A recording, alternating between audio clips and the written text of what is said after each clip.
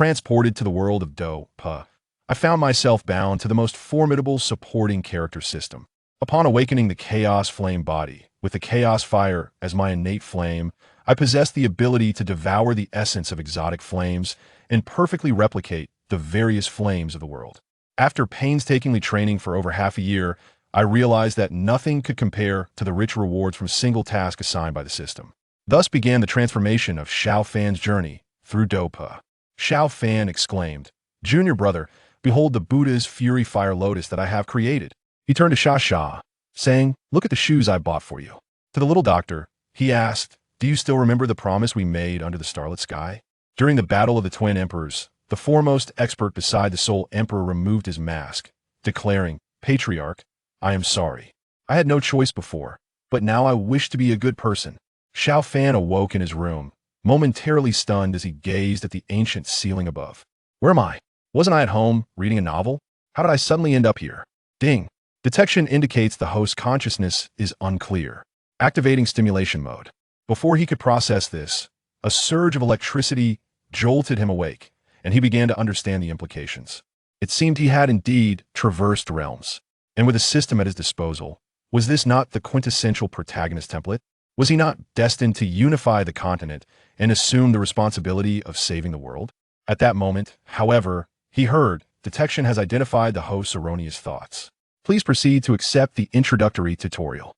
Upon hearing this, Xiao Fan hastily accepted the system's beginner package, only to find a simple explanation devoid of extensive rewards or legendary protagonist templates. The only thing presented was the system's name. The most powerful supporting character system. I aim to be the strongest supporting character across all realms. The most powerful supporting character system. Host, Xiao Fan. Level, 1100. Strength, Dou Qi 6 stages. Cultivation method, none. Dou techniques, none. Tasks, none. Xiao Fan was befuddled. The most powerful supporting character? Did this mean he could not become invincible? Had his dreams of being the protagonist been shattered? Yet, he quickly grasped that he had crossed into the world of Dou Po, which was not entirely unfortunate. In his previous life, he was an ardent fan of Dou Po, having read it no less than 20 times. Moreover, with Xiao Yan's loyalty and righteousness, as long as he clung to this powerful figure, he was certain to survive until the conclusion. Thankfully, this was not a world entangled with blue silver, or he might have found himself sold without even realizing it. With this thought, Xiao Fan adopted a mindset of acceptance and began to familiarize himself with his new identity in the system. System, what functions does the most powerful supporting character system possess? Detection indicates the host's current low level, therefore, subsequent functions cannot be activated. You may only accept mainline tasks to gain experience points. As it spoke, a task panel appeared. Task 1. Assist Xiao Yan in unifying the Dou Qi continent. Rewards. 1 million experience points, 10 heavenly level cultivation methods, 10 heavenly level Dou techniques. Task 2. Assist the Soul Emperor in unifying the Dou Qi continent. Rewards. 1 million experience points, 10 heavenly level cultivation methods, 10 heavenly level Dou techniques. Please select a mainline task. Upon seeing the 2 mainline tasks, Xiao Fan was momentarily dumbfounded. Could he really assist the Soul Emperor in unifying the Dou Qi continent? Without a second thought, he bypassed Task 2 and chose to accept Task 1. After all, he had no connection to the Soul Emperor. Even if he did, surely he would choose Xiao Yan. Trusting in Xiao Yan's character, he would not opt for a ruthless villain, as one could never predict how that might end. Ding! Detection indicates the host has accepted the mainline task. The system is now officially activated. You have a 10-year deadline. Failure to complete the task will result in obliteration. It is hoped that the host will assist Xiao Yan in unifying the Dou Qi continent at the earliest opportunity. As the system's voice faded, Xiao Fan's task panel transformed. The most powerful supporting character system. Host, Xiao Fan. Level, 1100. Strength, Dou Qi 6 stages. Cultivation method, none. Dou techniques, none. Mainline task. Xiao Yan has suffered a setback as the most powerful supporting character. You must seize the opportunity to encourage him and help him regain his spirits. Reward, 100 experience points, alchemist talent. Would you like to accept? Upon reading the last phrase, obliteration, Xiao Fan was rendered speechless. 10 years to assist a Xiao Yan with only 3 stages of Dou Qi in unifying the Dou Qi continent? He was utterly baffled, yet having already accepted, there was no turning back. As he observed the changes on his task panel, it became evident that the previous task of assisting Xiao Yan in unifying the Dou Qi continent was the ultimate task, thus it would not display now. The current focus was on completing mainline tasks to enhance Xiao Yan's favorability and level up. Accepting this reality, Xiao Fan began to survey his surroundings, noting the disarray within his room. It seemed he did not hold a core status within the Xiao clan. Through the system, Xiao Fan understood that he had arrived at the very beginning of Dou Po, coinciding with Xiao Yan's three-stage Dou Qi assessment. He made his way to the testing ground for clan disciples, just in time to hear the classic proclamation, Dou Power, 3 stages. As he listened to the announcement, Xiao Fan turned his gaze to the youth on stage undergoing the assessment. The boy displayed a stoic expression, his tightly clenched fists suggesting he was gripping them so hard that his nails nearly pierced the flesh. Surrounding him, laughter erupted in derision aimed at Xiao Yan. 3 stages? As expected, this so-called genius is stagnant once again this year. This waste is truly bringing shame to our Xiao clan.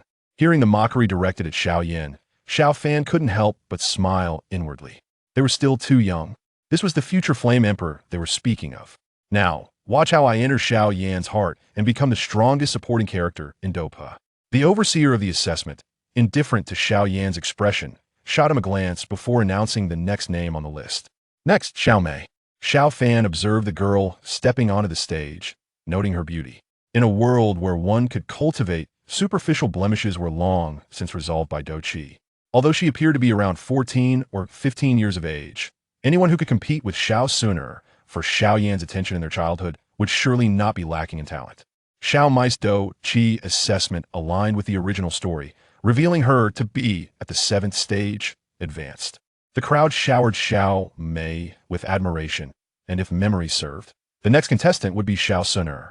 If Xiao Mei's 7th stage Dou Qi elicited envy, then Xiao Suner's 9th stage prowess would render the crowd speechless.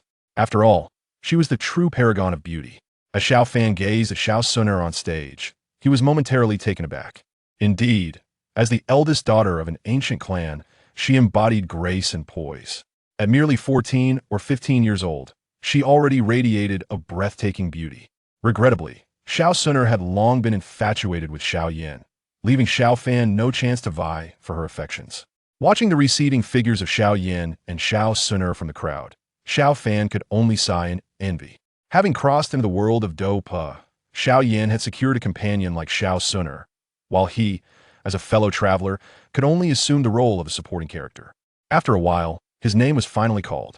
This assessment was mandatory for all clan disciples, and he was no exception. Next, Xiao Fan. Xiao Fan approached the testing stone tablet, curiosity etched on his face. After all, just yesterday he had been a modern individual in the 21st century, and now he stood before this world governed by Dou Qi. It was impossible not to feel intrigued. He slowly placed his hand upon the stone tablet, sensing a peculiar energy coursing through his palm and into his body, circulating before flowing back out. Just then, he heard the voice of the testing overseer. Xiao Fan, Dou Qi, 6 stages. Level, intermediate. A 6-stage Dou Qi may not have classified him as an extraordinary genius within the clan, yet it positioned him above average. The overseer offered Xiao Fan a satisfied nod as he stepped down. After leaving the courtyard, Xiao Fan returned to his room to rest for a while, contemplating his future plans. Assisting Xiao Yan in unifying the Dou Qi continent over 10 years would undoubtedly prove challenging, especially since Xiao Yan was currently only at the 3-stage level. As dusk descended, he made his way to the back mountain, for by now, Xiao Yan should be there, wallowing in self-pity. He needed to go and comfort Xiao Yan, thereby fulfilling his system task. Chapter 2, Waste Material. No, you are a genius. As Xiao Fan traversed the path of this foreign realm, he gazed at the unfamiliar yet strangely familiar architecture, feeling a profound sense of dissonance. Just a day prior, he had been surrounded by towering skyscrapers and bustling streets. Now, he found himself amidst ancient structures and the palpable energy of combat. Upon reaching the back mountain, Xiao Fan's eyes fell upon Xiao Yan, who lay on the grass. Xiao Yan, hearing the footsteps, turned curiously, for this place was seldom visited. Upon seeing Xiao Fan, Xiao Yan was momentarily taken aback. Xiao Fan had lost both parents during a mission, yet he managed to preserve the crucial medicinal herbs of the Xiao clan. Furthermore, given Xiao Fan's moderate talent, his life within the clan was relatively comfortable. However, regardless of past glories or present misfortunes, their interactions had been scant. This thought stirred a sense of restlessness within Xiao Yan. Noticing Xiao Yan's gaze, Xiao Fan feigned casualness and inquired, "I hope I am not disturbing you." Xiao Yan was momentarily stunned by Xiao Fan's words. For within the clan, he was often met with mockery. This was the first time someone had spoken to him so amiably. Feeling a warmth in his heart, he replied, "This place does not belong solely to me." There is no question of disturbance. Xiao Fan settled beside Xiao Yan, lifting his gaze to the vast and profound starry expanse above, and asked, "What do you think lies beyond this starry sky?" Xiao Yan, caught off guard by the question, reminisced about his past life and replied, "Perhaps there are other continents, where people also cultivate combat energy, or maybe it is a world devoid of such energy, where people live in peace, free from turmoil and magical beasts." As he spoke, nostalgia for that peaceful world enveloped him, but alas, he could never return. Xiao Fan responded to Xiao Yan's words with a simple, "Perhaps that I would very much like to see the world you describe, one without combat energy." Xiao Yan found Xiao Fan's reaction peculiar. "Though you not find my words rather ethereal, I had expected your usual scorn. Your attitude towards me is quite unique." Xiao Fan glanced at Xiao Yan, a faint smile gracing his lips. "Scorn you? To call you merely a fallen genius?" Xiao Yan chuckled heartily at Xiao Fan's remark. "I am no longer the genius of the Xiao clan. Why would you seek to draw closer to me?" Xiao Fan replied with a smile. "Why must I seek to draw closer? Just as I did not need to curry favor with you during your illustrious days. I have no reason to disdain you now that you have fallen, for we hail from the same clan." Extending his hand toward the starry sky, as though wishing to grasp something, he proclaimed, "We share the same bloodline. If we only engage in internal strife and mock one another, our clan will surely not endure. Moreover, have you truly resigned yourself to fate, as they say, living as a waste? Too afraid to strive once more, burdened by a title of failure?" As he spoke, Xiao Fan's emotions surged, and he stepped forward, grasping Xiao Yan's collar. Upon hearing Xiao Fan's words, Xiao Yan suddenly realized that the person before him was the confidant he had long sought. In a world that revered strength and adhered to the survival of the fittest, he felt himself gravitating toward this harsh reality. Yet, as Xiao Fan's fervor crescendoed, Xiao Yan's heart sank back into silence as he averted his gaze and said, "What can I do? I do not even know why my combat energy has vanished.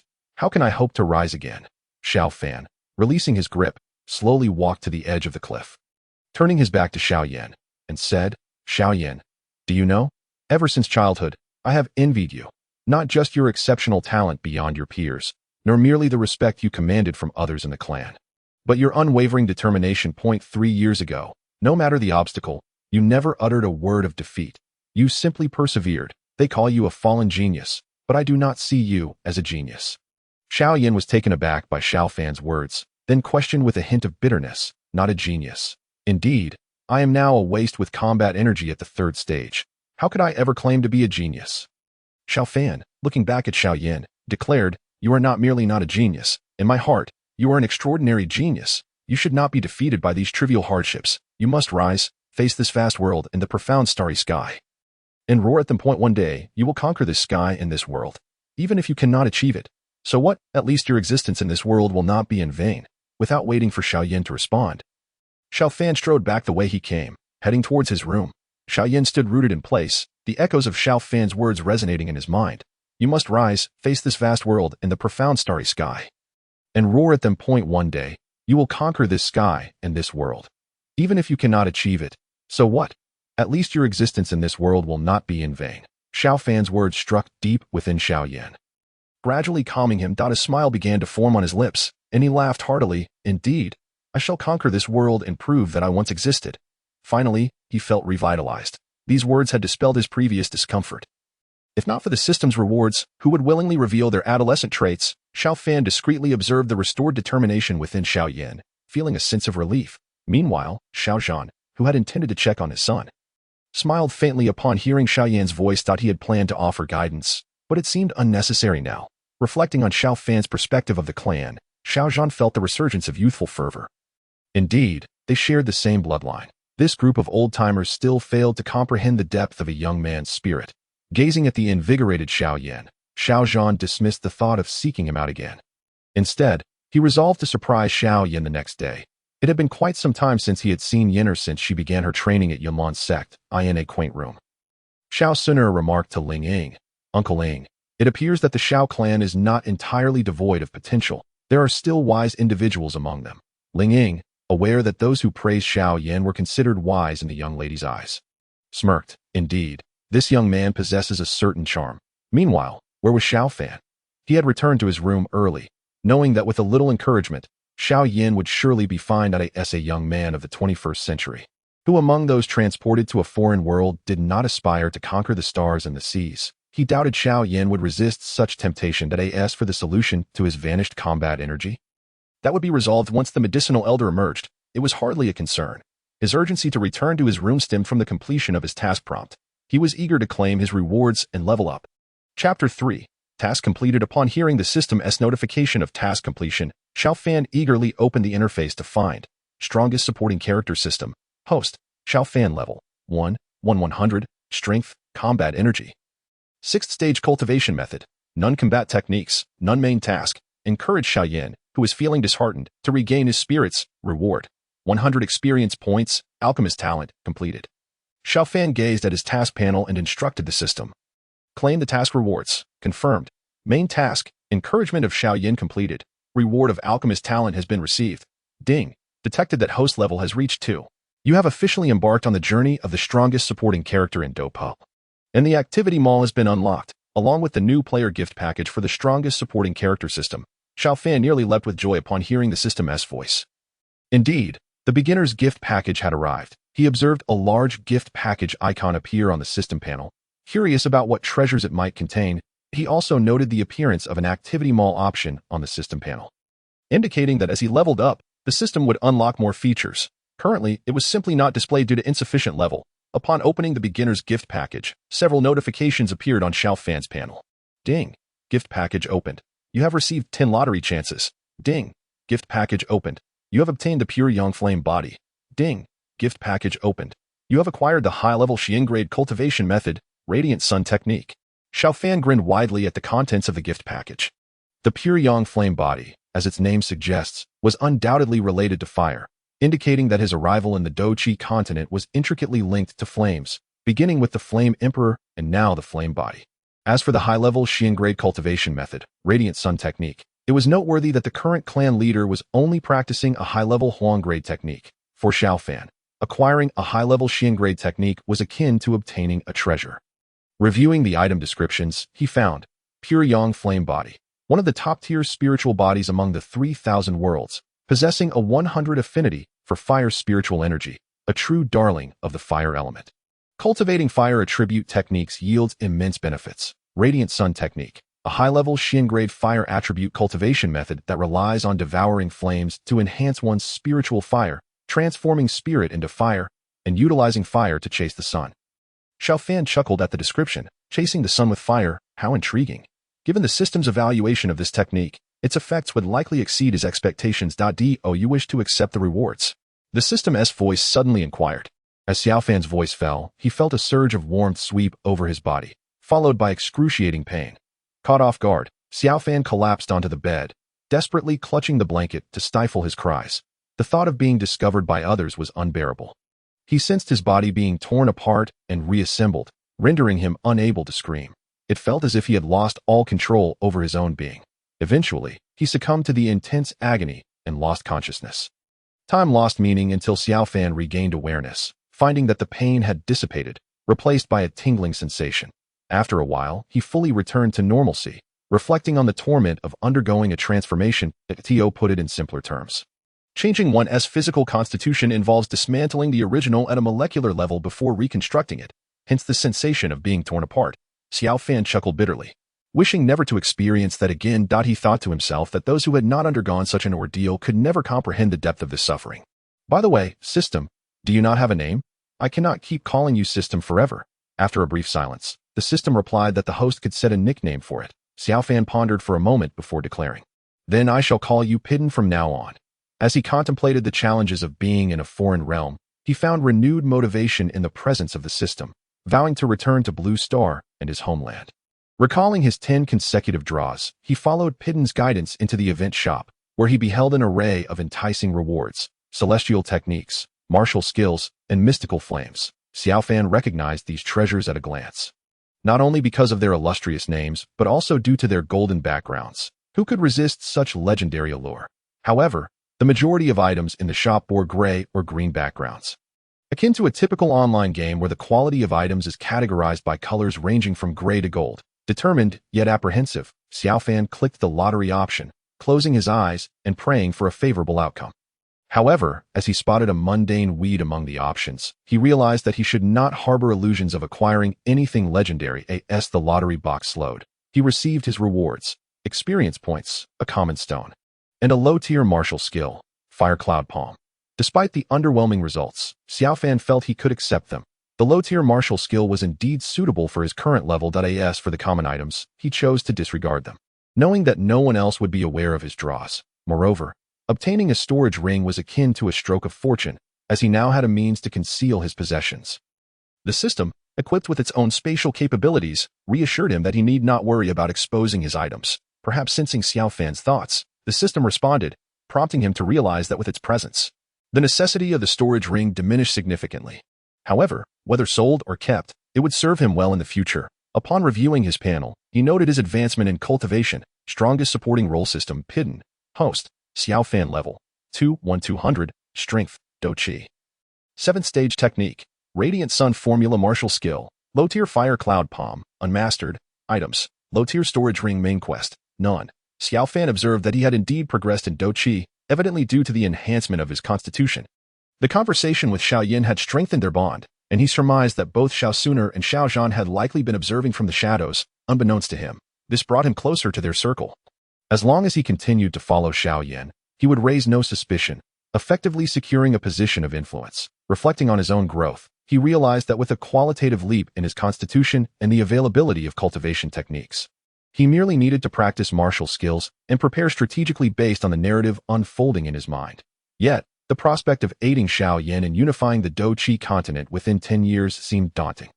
If the original plot unfolded as expected, he feared he might not survive to see the end, prompting him to actively alter the course of events to mitigate uncertainties. As a transmigrator with a system, he could not tarnish the reputation of fellow travelers. Moreover, tomorrow marked a significant climax in the story.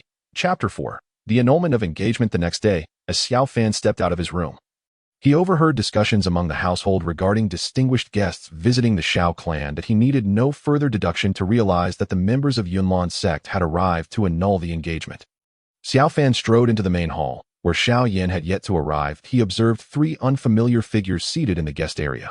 Among them was an elderly man clad in a moon-white robe, his face beaming with joy, his small eyes sparkling with intelligence. Adorning his robe was a pale silver crescent moon, surrounded by 7 glimmering golden stars. This must be Gu Yi from Yunlan's sect, the mastermind behind the annulment, alongside Nailin Yanran and Yun Yun. Beside Gu Yi sat the young lady, Nailin Yanran, the focal point of the annulment.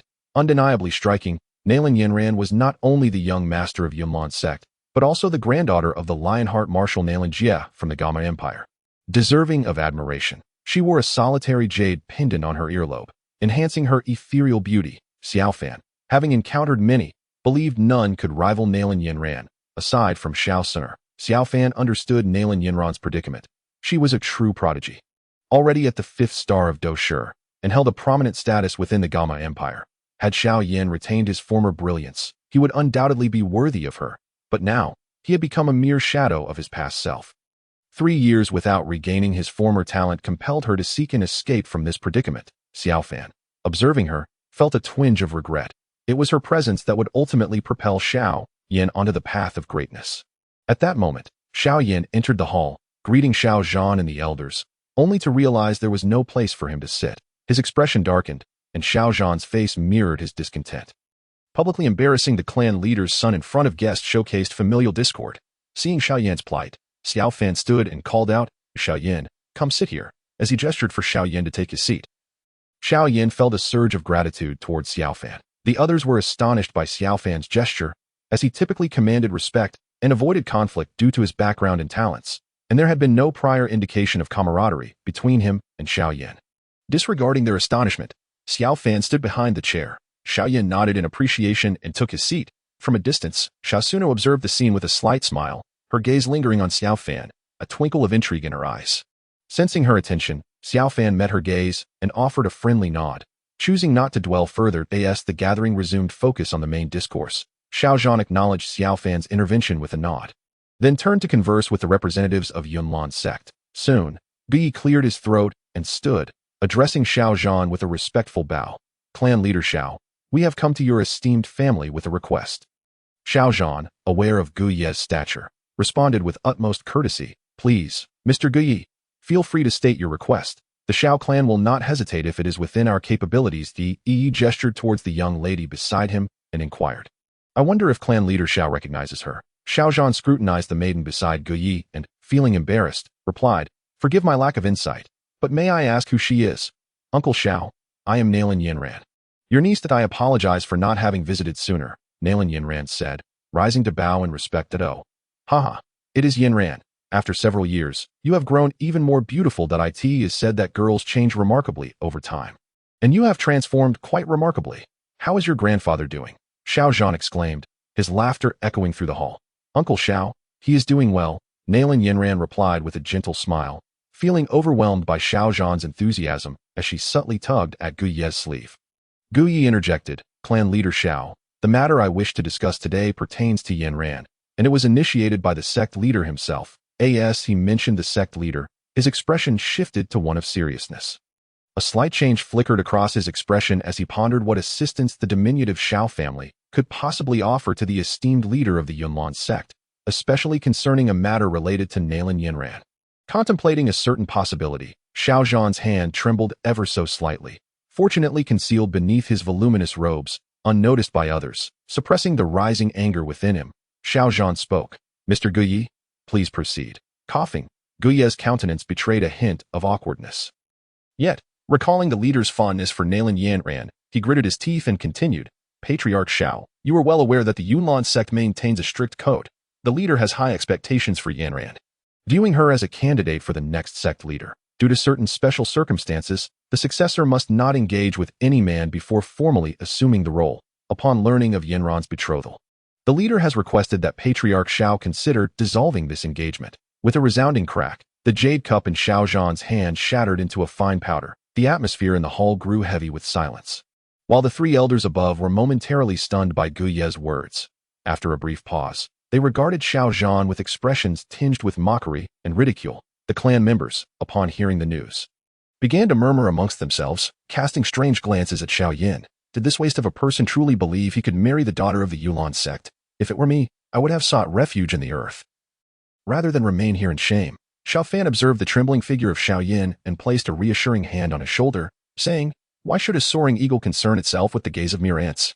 Hearing Xiao Fan's words, Xiao Yan clenched his fists and gradually regained his composure, his gaze sharpening as it turned toward the members of the Yunlan sect. In the center of the hall, Xiao Zhan faced off against Guyi, channeling the Xiao family's mid-level mystic technique. The wrath of the rampaging lion. A massive illusory lion's head materialized behind him. Yi also activated the Yunlan sect's technique, positioning himself protectively in front of Nailin Yinran.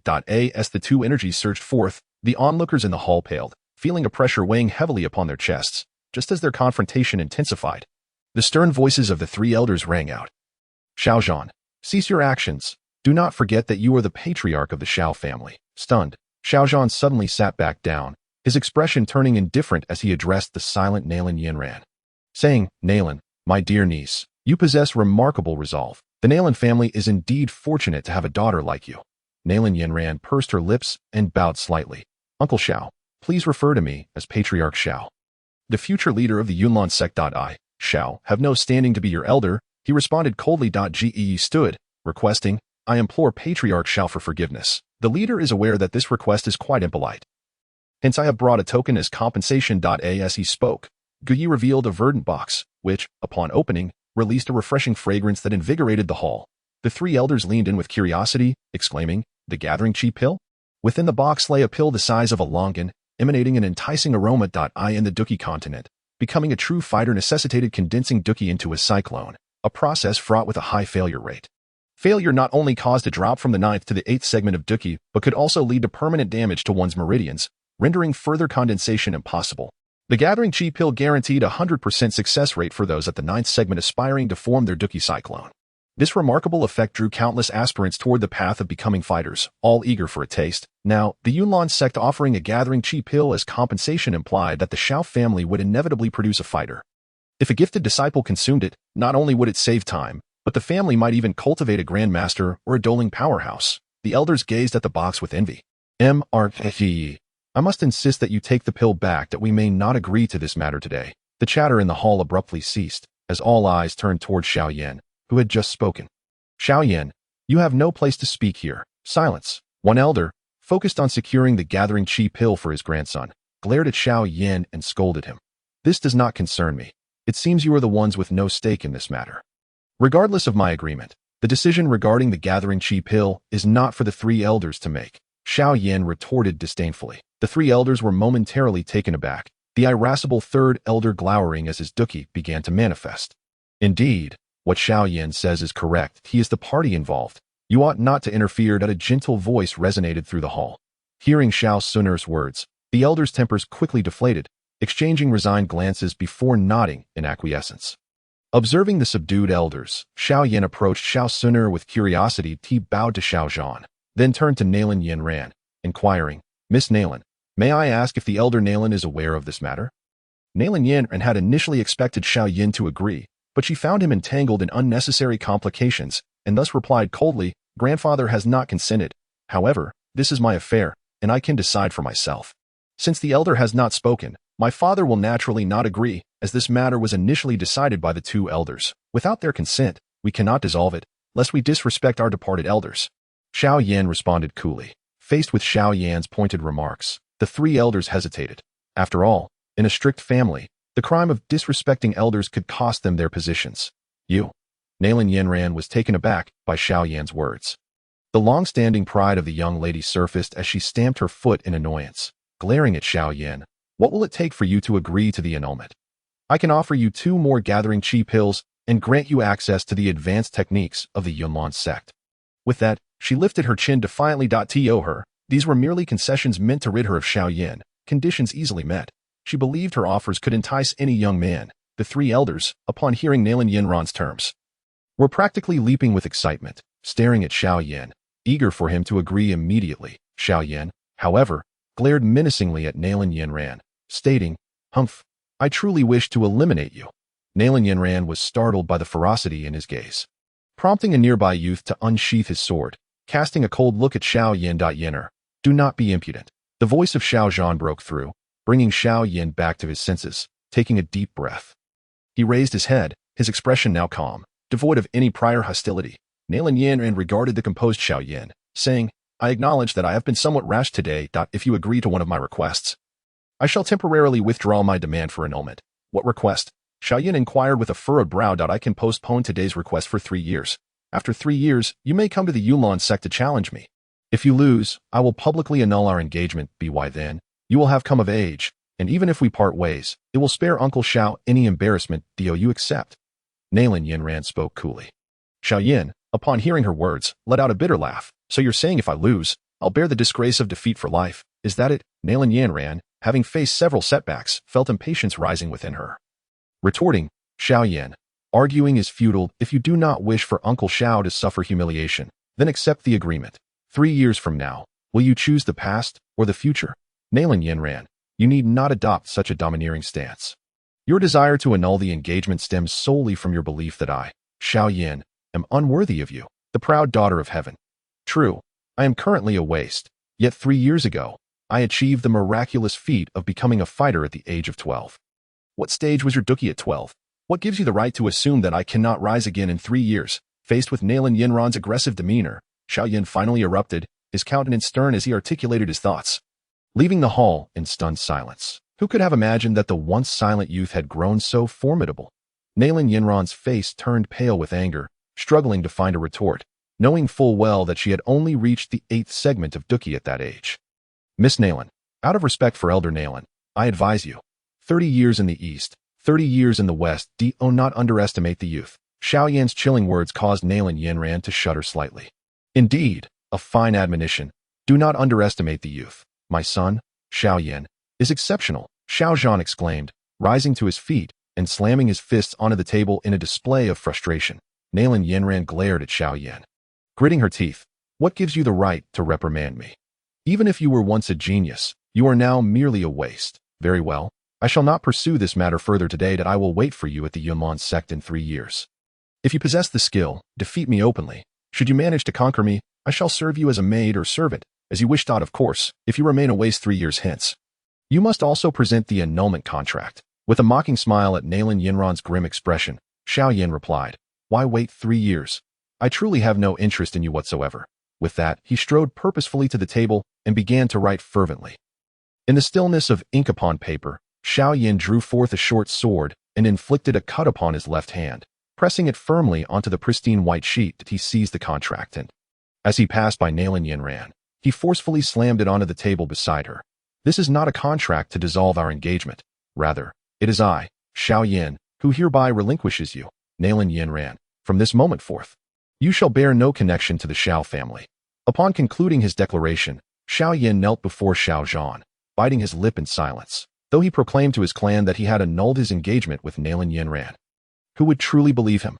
Ultimately, it would be his father who would suffer the consequences. Xiao Yan rose and, as he reached the door, turned to Nalan Yinran and said, "Nalan Yinran, 3 years hence, I shall seek you out."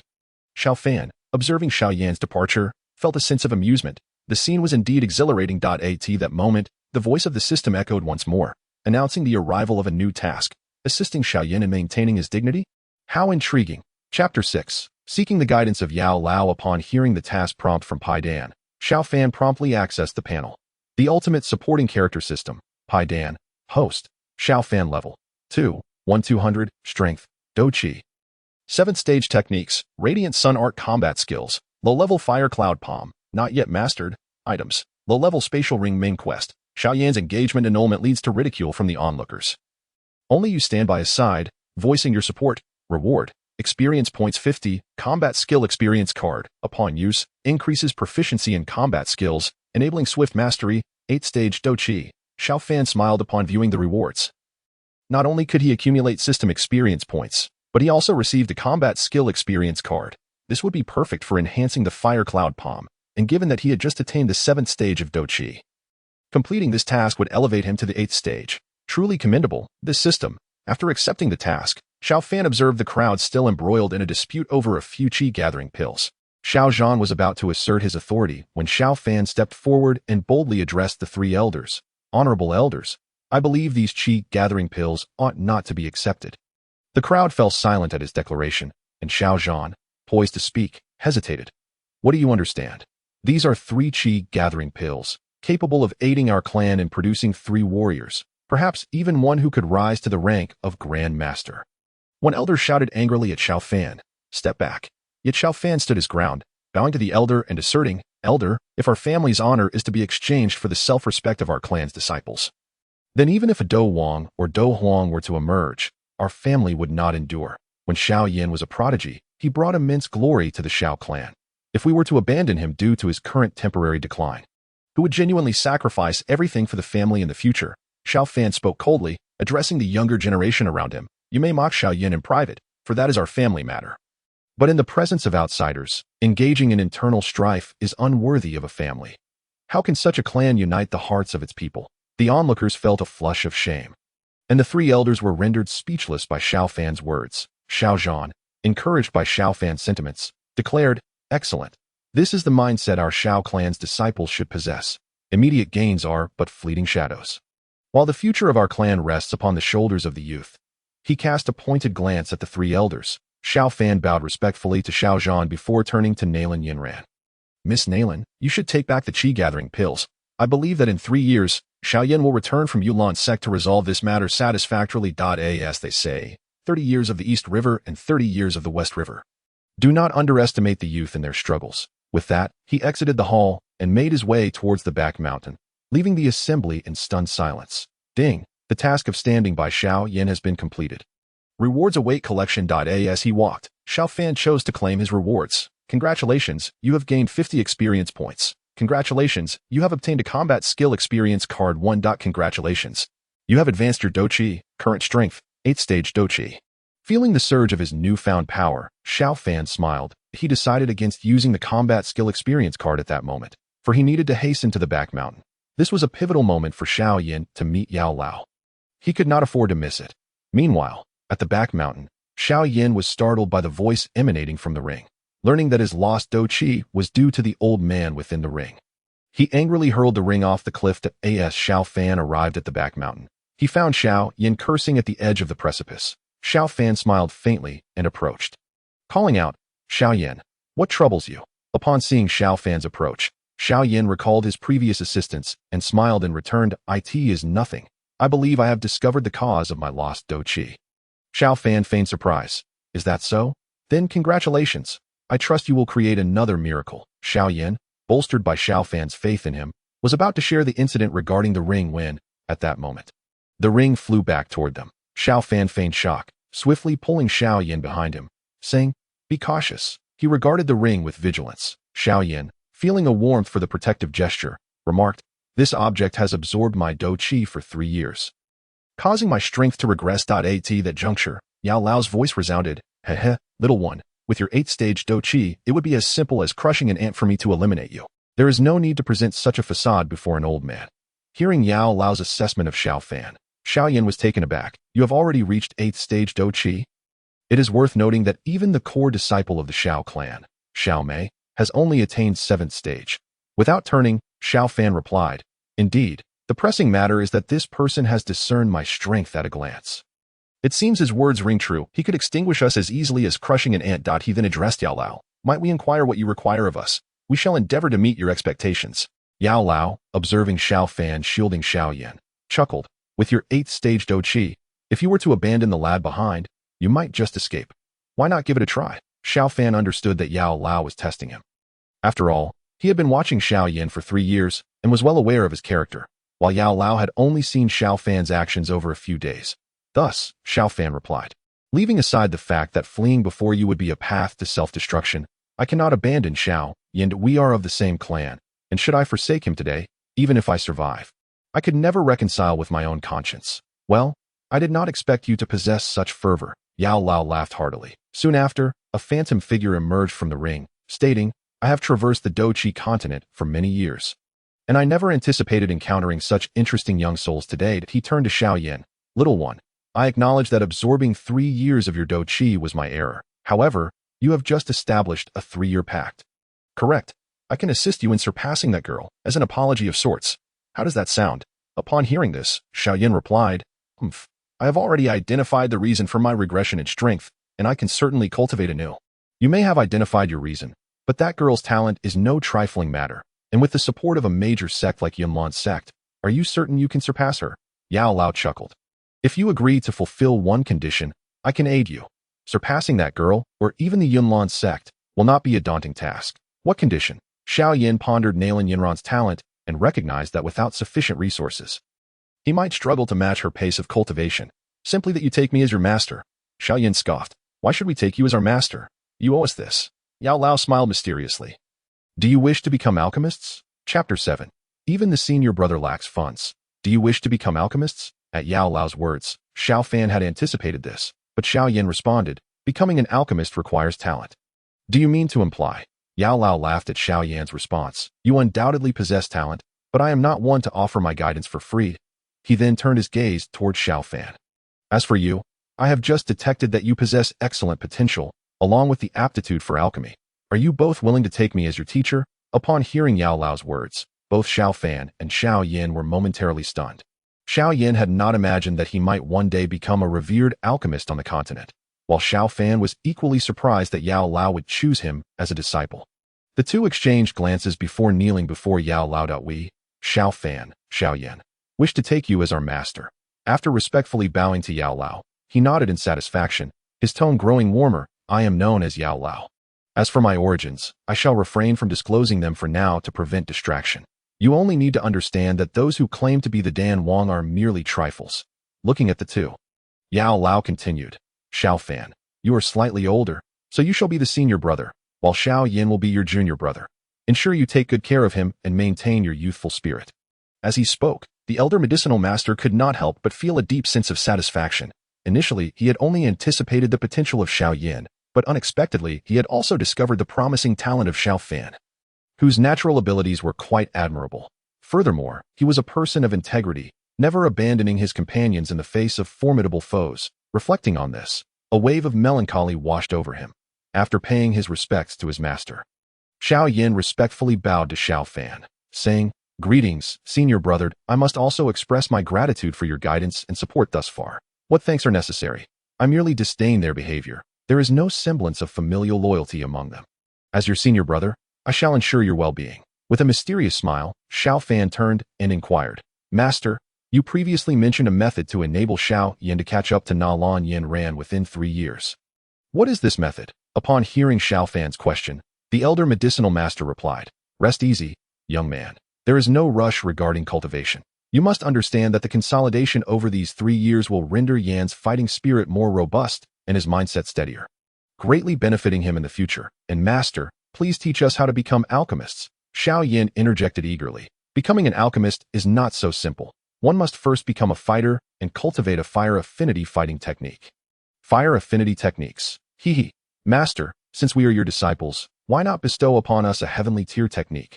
Xiao Yan exclaimed with a grin, extending his hand in request. Ridiculous. Do you think heavenly tier techniques are as common as cabbages?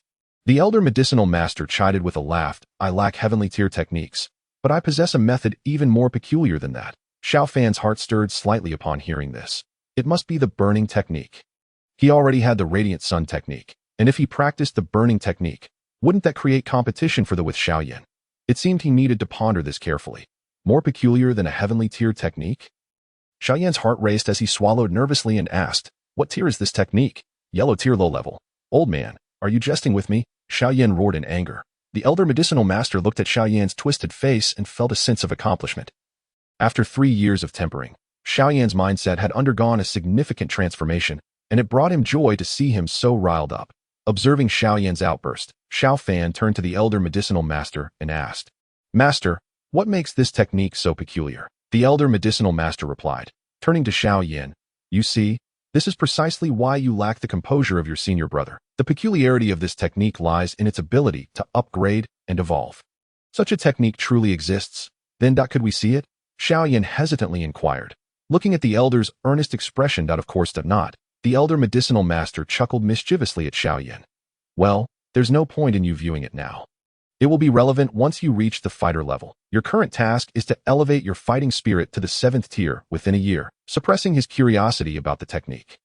Xiao Yan gritted his teeth and asked, "Do you have a method for the initial stages of fighting spirit? The purpose is to strengthen the body's meridians and prepare for future advancement as a fighter." Xiao Fan, you are already at the 8th tier, and after 3 years of tempering, Xiao Yan can skip this step and use external substances for stimulation. The elder medicinal master regarded them seriously. "Even the most basic gathering chi powder would be beyond your capacity to endure, while Xiao Fan could withstand it. Yet those potions would contribute little to your strength enhancement. Then, do you have a solution?" Xiao Yan inhaled deeply, frowning as he spoke softly. The elder medicinal master smiled slightly. "Prepare 3 complete purple leaf orchid grasses for tomorrow. The older, the better.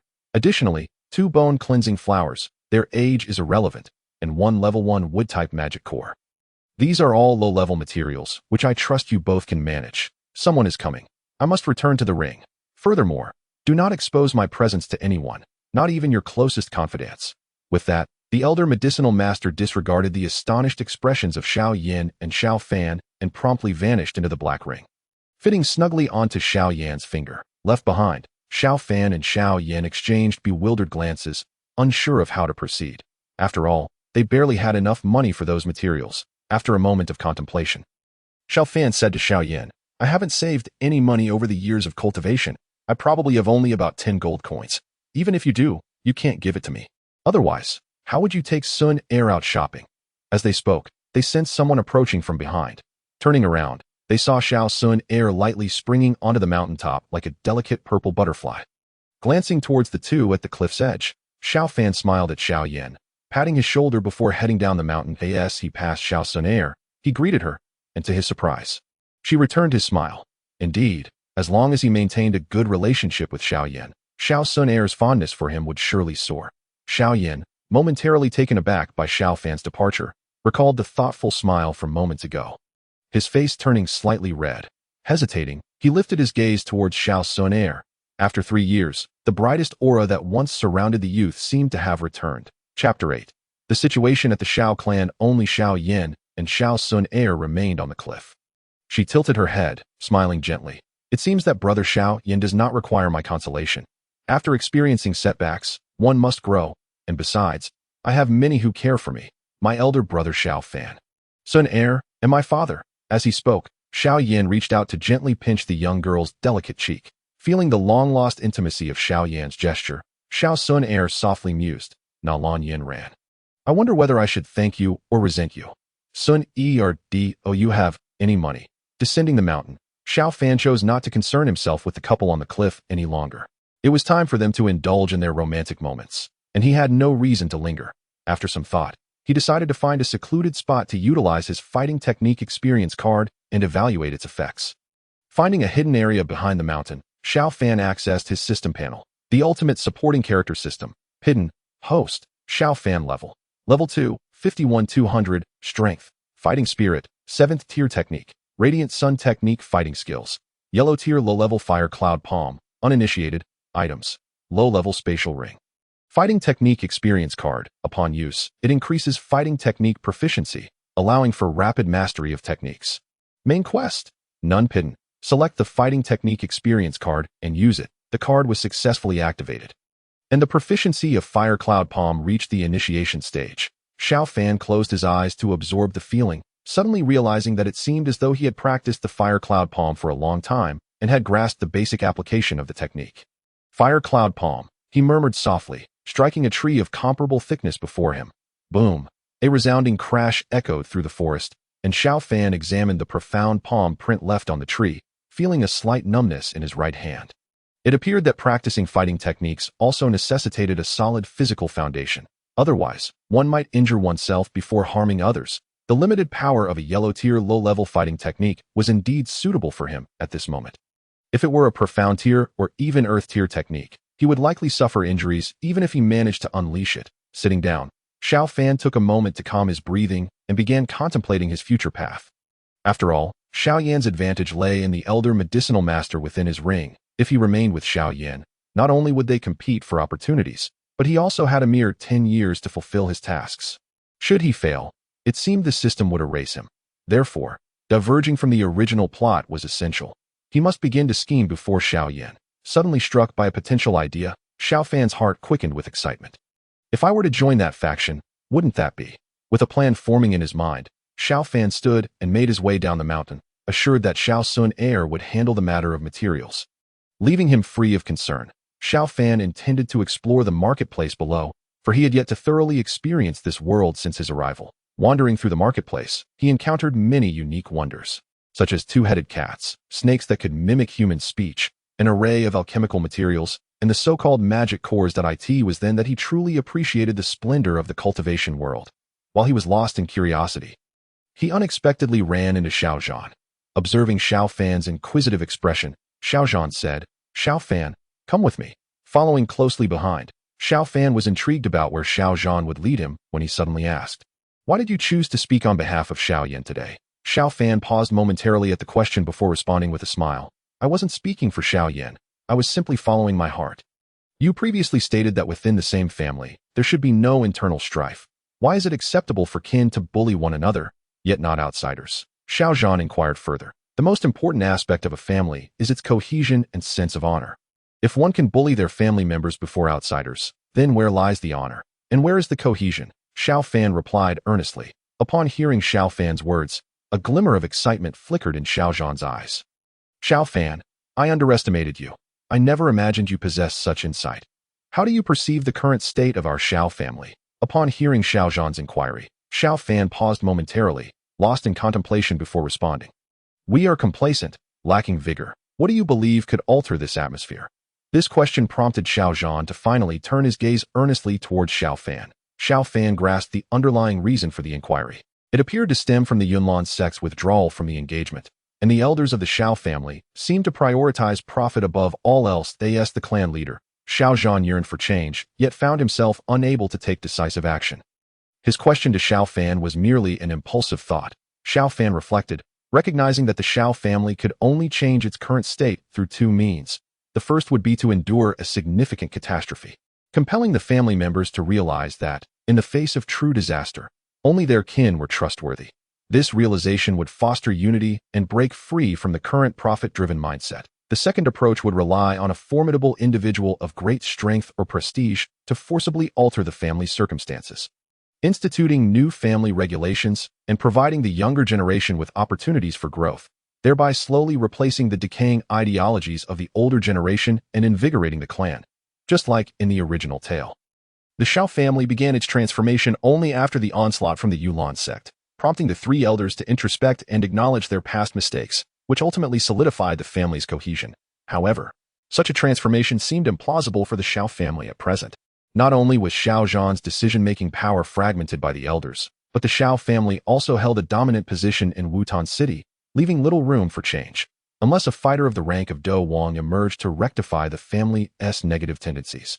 It would remain a waiting game until Xiao Yan either provoked the Yunlan sect or rose again. Xiao Zhan nodded at Xiao Fan's insights. Aware of the situation himself, he allowed Xiao Fan to depart, partly to observe this young man who had previously offered guidance to his son, and partly because he sought someone to converse with, though he had not anticipated Xiao Fan's clarity regarding the family's predicament. As Xiao Fan walked back to his room, the conversation with Xiao Zhan clarified his own thoughts. The once mighty Xiao clan had fallen to such a state of disarray, and Xiao Zhan, as the clan leader, was undoubtedly aware of their former glory. It seemed that the world of Dou Qi was not as straightforward as depicted in the original narrative, and Xiao Fan understood that he must tread cautiously.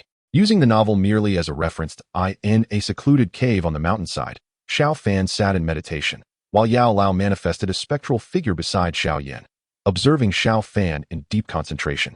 Yao Lao remarked to Xiao Yan, "Yenner, I did not anticipate your senior's talent to surpass my expectations. In less than a year, he is on the cusp of becoming a fighter, consuming the gathering Qi elixir. Breaking through to the rank of fighter will be a mere formality." Xiao Yan, envious of his senior's progress, replied, "Indeed, I am still at the 7th stage of Dou Qi, while my senior has already broken through. Do not despair. Your potential is accumulating, and you will soon catch up," Yao Lao encouraged with a smile. As their conversation unfolded, Xiao Fan's breath gradually stabilized, and he excitedly opened his eyes. "Master, I have broken through to the rank of fighter." "Congratulations, senior brother," Xiao Yan exclaimed, his joy palpable.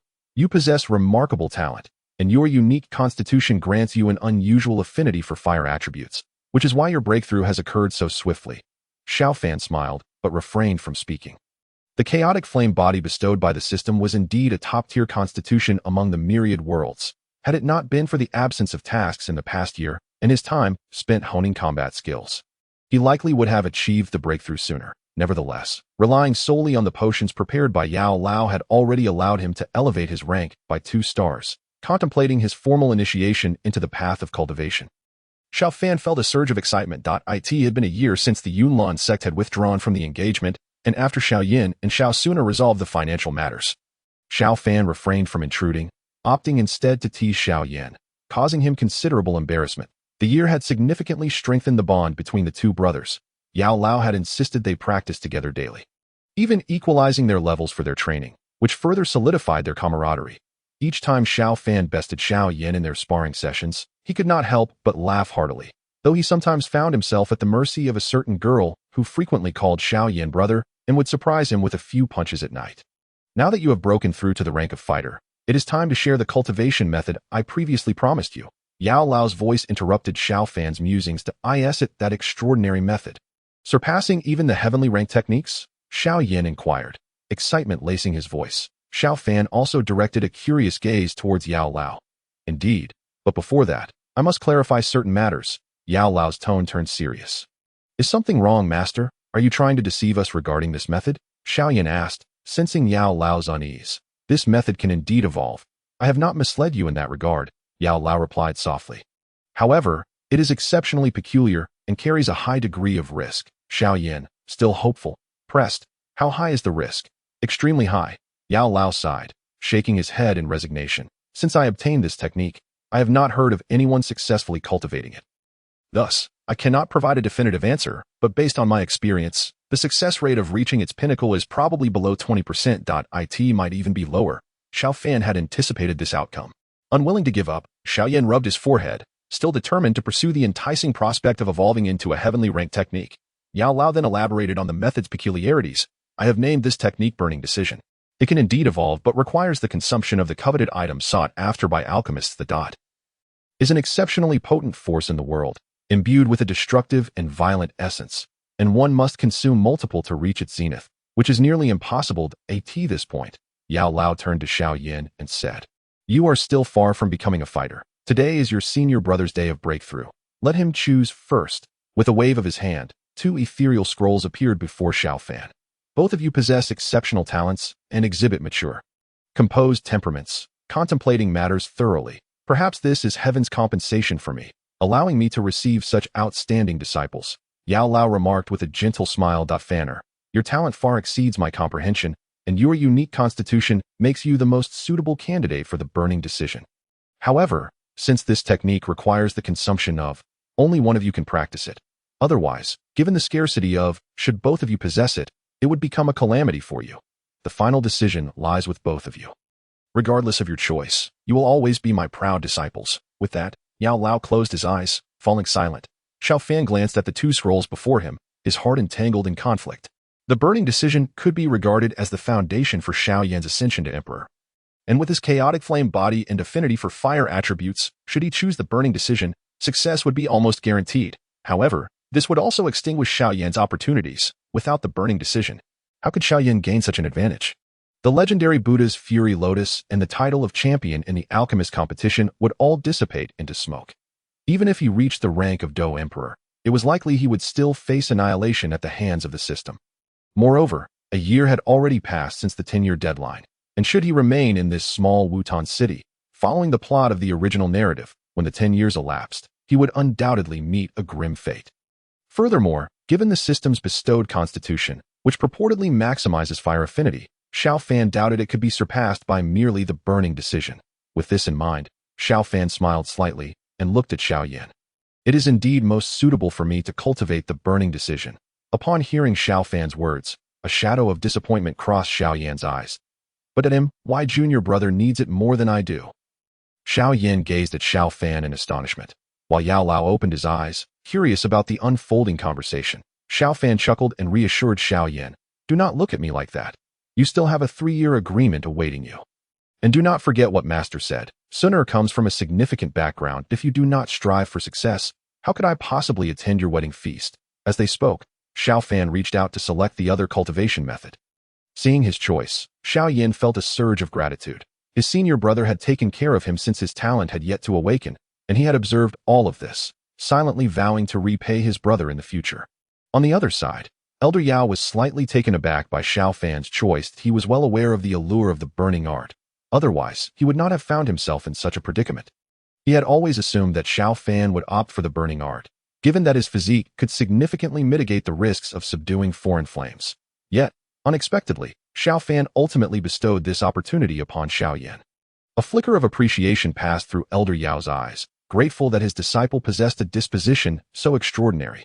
Meanwhile, Xiao Fan chose the earth-level technique provided by Elder Yao, yet he practiced the radiant sun technique produced by the system. Over the course of a year, the mutual honing with Xiao Yan had inevitably refreshed some tasks that AS for the radiant sun technique included in the novice gift pack, despite being merely a high-tier mysterious level skill. Xiao Fan learned from the system that it was merely the foundational version. With the system's support for subsequent techniques, he felt no anxiety. Chapter 10, The Generous System after breaking through to the fighter stage. Everyone was qualified to cultivate techniques, and the Radiant Sun technique, which he had kept in reserve, could finally be fully realized. Opening his system panel, Xiao Fan began to examine his status, the strongest supporting character system. Host, Xiao Fan level 3, 181-400, power, 1-star fighter technique. Radiant Sun technique combat skills, low-tier yellow level fire cloud palm, mastered. Low-tier mysterious level absorption palm, proficient. High-tier mysterious level 8 extremes collapse, proficient. Low-tier mysterious level dragon step, great achievement. Items, low-tier storage ring, first-grade blood refinement pill. Third tier would elemental core main quest. None the cultivation of combat skills is divided into 4 stages. Entry, proficiency, great achievement, and mastery. Over the past year, the tasks triggered by the system had been few and far between, and their presence was minimal. Most of his combat skills were still learned alongside Xiao Yan from Elder Yao. Fortunately, the regular sparring sessions with Xiao Yan had also contributed to his combat skill proficiency. Otherwise, he might not have attained his current level of mastery. Ding! It has been detected that the host has successfully advanced to the fighter stage. Triggering a new main quest. Xiao Yan's talent has returned, And this detection will undoubtedly astonish the Xiao family that a new main storyline is about to unfold. Xiao Fan felt a surge of excitement upon hearing the system's voice. It seemed that his advancement to the fighter stage would herald a significant transformation in the system. After contemplating briefly, Xiao Fan exited the system panel and informed Elder Yao and the others that he had successfully broken through to the fighter stage. Demonstrating his newfound prowess, once he returned to his room, he reopened the system to check his status. The strongest supporting character system, host, Xiao Fan level 3, 181 400, power, 1-star fighter, 1000, technique, radiant sun technique combat skills, low-tier yellow level fire cloud palm, mastered. Low-tier mysterious level absorption palm, proficient. High-tier mysterious level 8 extremes collapse, proficient. Low-tier mysterious level dragon step, great achievement. Items, low-tier storage ring, first grade blood refinement pill. Third tier wood elemental core main quest, as a supporting character. You should clear all obstacles for Xiao Yan in advance. Leave Wutan City. This small town is your constraint. Level up gift pack, pending collection. Upon seeing the level up gift pack, Xiao Fan immediately opted to claim it. Ding! You have obtained the map for the Earth Heart Fire. Ding! You have received an admission invitation to the Jian Nan Academy. Ding! You have acquired the Shadowless Mask. Once worn, no one can discern your origins. Ding! You have obtained the weapon, the Thousand Flames Spear. Ding! You have gained 100 Battle Chi. The series of notifications left Xiao Fan momentarily stunned. Since the system had appeared, it had never granted him such generous rewards before. Moreover, regarding this main quest, while he acknowledged his role as a supporting character, was it truly necessary for the system to pressure him like this? Clearing obstacles for Xiao Yan in advance was rather excessive. Even a production team's donkey would not be subjected to such demands. Despite his grumbling, the rewards were indeed quite substantial, surpassing the fruits of his past year of arduous cultivation. Furthermore, it appeared that his strength had been quantified.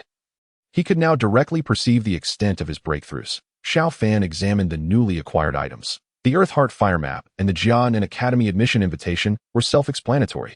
However, he was curious as to why he had received the map for the Earth Heart Fire when he had not cultivated the burning art.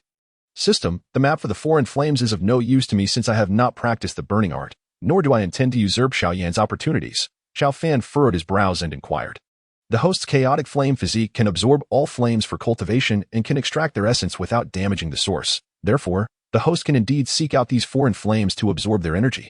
Upon hearing the system's response, Xiao Fan was astonished. Are you implying that I can absorb the energy of foreign flames, weakening them without hindering their growth? The foreign flames will continue to exist, and I can simultaneously enhance my own strength. Indeed, the host's chaotic flame physique is a favored vessel of fire attributes. Foreign flames serve as the finest nourishment for you. The system's confirmation validated Xiao Fan's thoughts. If that were the case, could he not preemptively consume those known foreign flames and convert them into his own cultivation? Furthermore, when Xiao Yan later subdued those foreign flames, it would be considerably less arduous for him. And Xiao Fan could utilize the foreign flames for his own training. With this realization, Xiao Fan understood why he was labeled a supporting character. His physique effectively served as a peril filter for Xiao Yan. It was a bittersweet reflection. However, he dismissed the notion of his role as a filter. After all, Xiao Yan was quite an upright individual. Once he unified the Dou Qi continent, Xiao Fan, as a senior, would undoubtedly enjoy a life of ease and adventure. With that thought, Xiao Fan felt less disheartened. He resumed his examination of the other items. Shadowless Mask, formless and faceless, it allows the wearer to conceal their identity and strength. Thousand Flame Spear, as swift as a rainbow and indestructible, it enhances the user's fire attribute damage by 10%. Upon reviewing the attributes of these two items, Xiao Fan began to contemplate his future adventures. Wearing the mask, who could possibly recognize him? After studying the newly acquired items from the system, Xiao Fan started to consider how he would proceed. The system's message was clear. It encouraged him to leave Xiao Yan and embark on his own journey. However, having just taken Elder Yao as his master, he had yet to formally study alchemy. How could he leave? System, can you help me become an alchemist? The system was designed to make the host the strongest supporting character across the realms. Becoming an alchemist was hardly a challenge. Xiao Fan suddenly realized that the system's usual low profile had prevented him from recognizing this golden opportunity. Now, it was clear that the system was his greatest asset for growth. With the system's assistance, if he could lay the groundwork for Xiao Yan, he was confident that he could help him unify the Dou Qi continent. If all else failed, he could become a Dou Emperor and obliterate the Soul Palace, bringing Xiao Yan in as an ally. Surely, that would also count as aiding Xiao Yan in unifying the Dou Qi continent, right? Since the system could assist him in becoming an alchemist, and given that his techniques and combat skills were all system-produced. He could indeed venture out and train independently, provided he found a suitable reason. Tomorrow would mark the clan's test for the 16-year-old disciples. Once the test concluded, he could use that as an excuse to leave. With thoughts of the upcoming tests swirling in his mind, Xiao Fan entered a state of cultivation with a smile.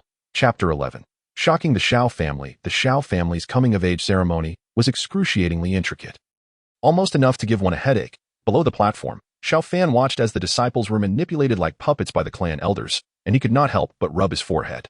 The tedious procedures rivaled those of lengthy speeches from leaders in his past life, filled with superfluous words. Sitting alongside Xiao Yan, Xiao Suner joined them. After a year of familiarity, Xiao Fan found Xiao Suner to be quite amiable, provided one did not provoke Xiao Yan. Not far from the trio, Xiao Ning and Xiao Yu were staring at them, likely due to Xiao Yan's frequent training with Xiao Fan, which had now attracted more hostility towards Xiao Fan from Xiao Yu. Fool, Xiao Yan glanced at Xiao Yu and uttered slowly. Afterward, he disregarded their dark expressions and turned back to converse with Xiao Suner and the others. Upon hearing Xiao Yan's words, Xiao Suner could not help but rub her forehead. Whenever Xiao Yan encountered Xiao Yu, he shed his usual indifference and adopted a more reckless demeanor, which was indeed somewhat infuriating. Xiao Fan could not comprehend why, although it was Xiao Yu who sought trouble with Xiao Yan this time. It had ultimately devolved into a situation where Xiao Yan merely clapped from the sidelines while Xiao Fan engaged in a brawl with Xiao Yu. Consequently, the animosity that Xiao Yu had harbored had now shifted towards him. As the trio exchanged light-hearted banter, the adult ceremony continued, and it was finally Xiao Yan's turn. Xiao Yan, the testing steward, called out Xiao Yan's name with a complex expression beneath the black stone tablet. Despite the Xiao family being largely aware of the two youths who frequently trained in the back mountain, returning each time with bruises, they did not expect significant progress, setting aside whether Xiao Yan had regained his former talent. Even if he had, advancing 4 stages of Dou Qi within a year was something no one would believe, even for the once-renowned genius of Wutan City. Raising his head slightly, Xiao Yan surveyed the training ground, and the malicious gazes directed at him elicited a faint, cold smile. Nodding at Xiao Fan and Xiao Suner, Xiao Yan strode confidently towards the platform. With teachers and seniors present, he felt there was nothing he could not achieve. Under the watchful gaze of the entire assembly, Xiao Yan's chest rose and fell slowly as he extended his palm, gently resting it upon the frigid black stone tablet. All eyes were fixed unwaveringly upon the stone, fully aware that this test could relegate the once promising genius of the Xiao family to a lifetime of servitude in a remote region. Perhaps, this was to be his final day within the main family. The stone tablet remained still for a moment, but then, a blinding light erupted. The enormous golden characters inscribed upon the tablet caused every heart to momentarily cease its beating. Dou Qi, 7th stage. An extended silence enveloped the arena. A stillness akin to death. All present were astonished by the strength displayed by the youth. Crack. The esteemed Xiaozhan, seated in the main position, was so overcome with emotion that he crushed the cup in his hand, scalding tea cascading down his fingers, yet he remained oblivious. 7th stage. Yenner, you truly have achieved it. His eyes moistening as he gazed at the young man beneath the black stone tablet, the foundational spirit liquid purchased by the clan leader. It truly is potent. The second elder beside him offered a dry chuckle, feigning nonchalance. The crowd ignored his remarks. They understood that most of the spirit liquid that had suddenly appeared in Wutan City over the past year had been gifted to Xiao Yan by Xiaozhan. Yet none could dismiss the tangible results. Were it truly so miraculous, Wutan City would have already been transformed. Those who had awaited Xiao Yan's humiliation were profoundly shaken by the outcome. With a complex mix of emotions, Xiao Mei observed the youth on stage, a flicker of regret crossing her mind. His once astonishing cultivation talent seemed to have returned. Xiao Ning, who had been prepared to revel in Xiao Yan's folly from the sidelines, also found the result hard to accept. Staring dumbfounded at the immense characters upon the stone tablet, he muttered, "How is this possible?" Sensing the gazes directed at him, Xiao Yan exhaled softly. 3 years prior, he would have reveled in their admiration. Now, he felt impervious to their influence. As his mentor had said, the 3 years of introspection had rendered his temperament more composed, and in comparison to his own talent, his senior brother was the true prodigy. Casting a deep glance at the stone tablet that had determined his fate, Xiao Yan exchanged a knowing smile with Xiao Fan before returning to his seat. "Congratulations, brother Xiao Yan. Those who once looked down upon you have been thoroughly silenced." Xiao Suner beamed at him, her eyes narrowing in delight. Hearing her words, Xiao Yan smiled lightly. "Compared to my senior brother, my achievements are hardly noteworthy." Over the course of a year, their identities as brothers had inadvertently slipped during moments alone with Suner. Xiao Suner was only aware that a mysterious figure was teaching them cultivation in the back mountains.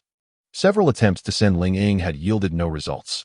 Ultimately, that individual had revealed goodwill toward her, and as long as it did not harm brother Xiao Yan, she was indifferent to the rest. Next, Xiao Suner. Having intended to say something, Xiao Suner turned back upon hearing her name, smiling at Xiao Yan. Brother Xiao Yan, do not be too astonished. Hearing her words, Xiao Yan smiled faintly, recognizing that Suner had likely surpassed the doja level. However, as this thought crossed his mind, he glanced at Xiao Fan. Undoubtedly, the one-star doja status of Xiao Suner elicited gasps of astonishment from the crowd. Her talent was evident, yet achieving one-star doja strength at such an early stage incited envy towards the Xiao family's prodigies. However, with Xiao Yan's recent ascent to the 4th stage of Do Qi, the crowd found it somewhat easier to accept Suner's advancement. Next, Xiao Fan. At last hearing his name, Xiao Fan flashed a grin at Xiao Yan before striding confidently toward the stage. Upon returning to his spot, he noticed the admiration in Xiao Yan's eyes and blinked, addressing him. Is Xiao Fan truly so impressive in brother Xiao Yan's eyes? Indeed, you will soon discover, Xiao Yan replied with a smile. Everyone believes my talent is unparalleled, but in front of my senior brother, my accomplishments pale in comparison. As Xiao Fan stepped onto the platform, he placed his hand upon the testing stone. Moments later, the characters on the tablet plunged the previously lively training ground into a profound silence. Xiao Fan, 1-star doja, Chapter 12. Proof. The TO say that the crowd was astonished by Xiao Yan's restored talent. Impressed by Xiao Suner's recognition of her abilities, and utterly incredulous toward Xiao Fan would be an understatement. In the eyes of the public, Xiao Fan was merely an ordinary disciple of the Xiao family.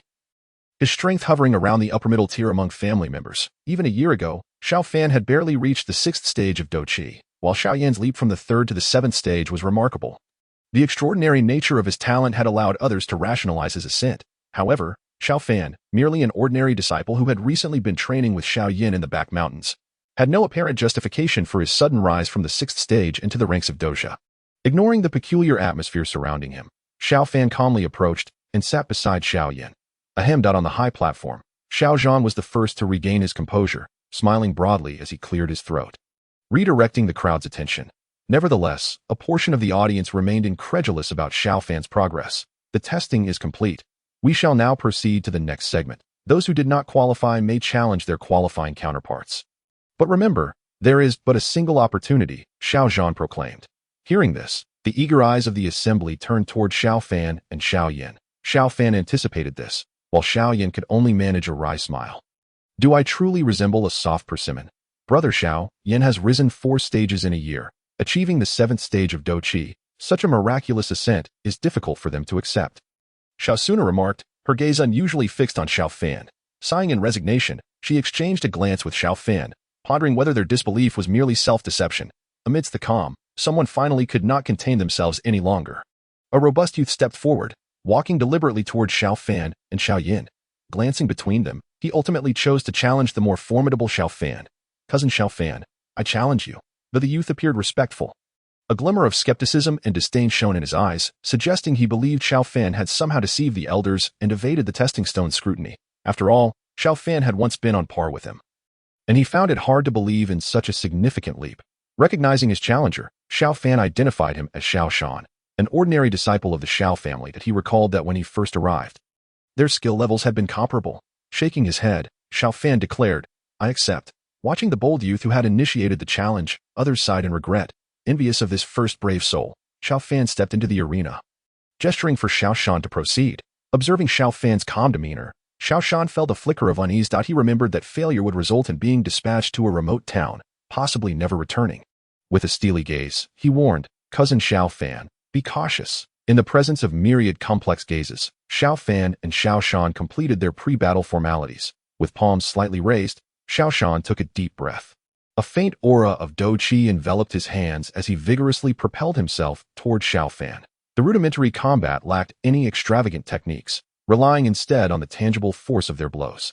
Mountain Splitter Palm. As he neared Xiao Fan, Xiao Shan concentrated his Do Qi into his right hand and struck fiercely toward Xiao Fan's chest. The Mountain Splitter Palm, a mid-level yellow tier technique, was reserved for disciples of the Xiao family at the 5th stage of Do Qi or higher. Xiao Fan regarded the incoming attack with disinterest, thanks to the guidance of Yao Lao and the enhancements from the system. Along with a year of sparring with Xiao Yan, his combat experience was remarkably robust. Not to mention, the efficacy of techniques does not solely depend on their rank but rather on the user's familiarity with them. Mastering a low-level technique can surpass an unfamiliar high-level technique. At this moment, Xiao Shan was mistakenly attempting to leverage the highest-level technique he had access to, believing it would maximize his strength. However, he was gravely mistaken. He would have been better off dedicating that time to thoroughly mastering a lower-level technique, which might yield superior results. As Xiao Shan's palm drew closer, Xiao Fan took a step back with his left foot, effortlessly deflecting Xiao Shan's attack with a gentle motion of his left hand. Grasping Xiao Shan's waist with his right hand, he tossed him aside with ease, having neutralized the strike without even employing a technique. Observing Xiao Fan's response, Xiao Zhan's eyes flickered with surprise. He recognized that Xiao Fan's ability to effortlessly counter Xiao Shan's attack was not solely due to the latter's inexperience with techniques but also a testament to Xiao Fan's ample combat experience. The ability to devise a strategy in such a short span, using force against force and dispatching Xiao Shan without the use of Dou Qi, suggested that Xiao Fan's battle prowess likely surpassed that of many family guards who had participated in missions. A profound silence enveloped the arena, and Xiao Shan's defeat effectively validated the crowd's speculations. As they gazed at the nonchalant Xiao Fan standing in the arena, the crowd collectively inhaled sharply. Defeating Xiao Shan, who was at the 6th stage of Dou Qi, with such ease and without the use of Dou Qi himself, undoubtedly indicated that Xiao Fan's prowess lay above the 7th stage of Dou Qi. It seemed apparent that his strength as a one-star dojo was indeed genuine.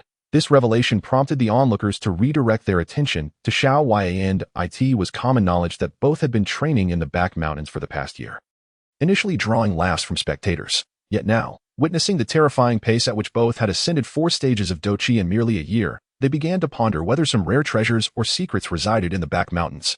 On the high platform, Xiao Zhan observed the two youths exchanging glances below, reminiscing about the grievances his son had endured over the past 3 years, and could not help but burst into hearty laughter. The 3 elders exchanged knowing sighs at Xiao Zhan's mirth but refrained from intervening. It appeared that Xiao Fan and Xiao Yan had indeed soared to great heights, leaving their own grandson forever chasing them. The astonishing advancement of 4 stages in just 1 year was enough to leave anyone astounded. Casually scanning the surrounding disciples, Xiao Fan slowly inquired, "Is there anyone else who wishes to challenge me?" Noticing the innocent expressions of the youthful challengers, he shrugged and returned to Xiao Yan's side. "Brother, congratulations on your magnificent performance," Xiao Yan sincerely commended. Xiao Fan chuckled, patting Xiao Yan's shoulder. 3 years ago, these very individuals looked at you with such admiration. But after 3 years, will you still feel pride from their gazes? Xiao Fan smiled widely. Although he had lost some things over the past 3 years, they paled in comparison to his gains.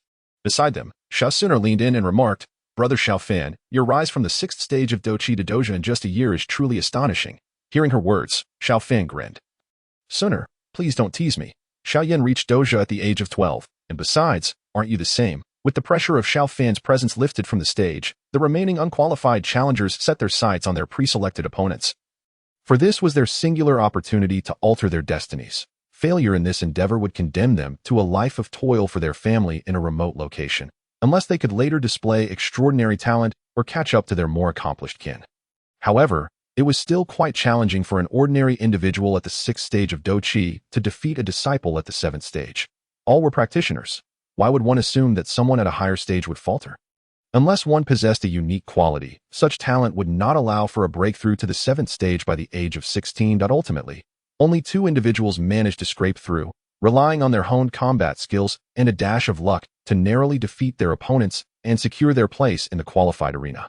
Thus, under Xiao Zhan's resounding announcement, the coming-of-age ceremony for this generation of Xiao disciples drew to a close. Later that night, Xiao Fan and Xiao Yan sat in the training grounds of the back mountains. Bare-chested and covered in bruises, Yao Lao hovered nearby, observing the two as they practiced, a flicker of satisfaction in his eyes that it seemed a divine recompense for him to have such talented and virtuous disciples in his twilight years. Slowly opening his eyes, Xiao Fan regarded the floating figure of Yao Lao and smiled. "Master." Yao Lao nodded, acknowledging Xiao Fan's presence, and praised, "Fanner, your talent surpasses Yinner by a considerable margin, and your physical recovery ability is astonishing." He continued, "Though both of you had reached your limits just moments ago, you managed to recover in such a short span of time.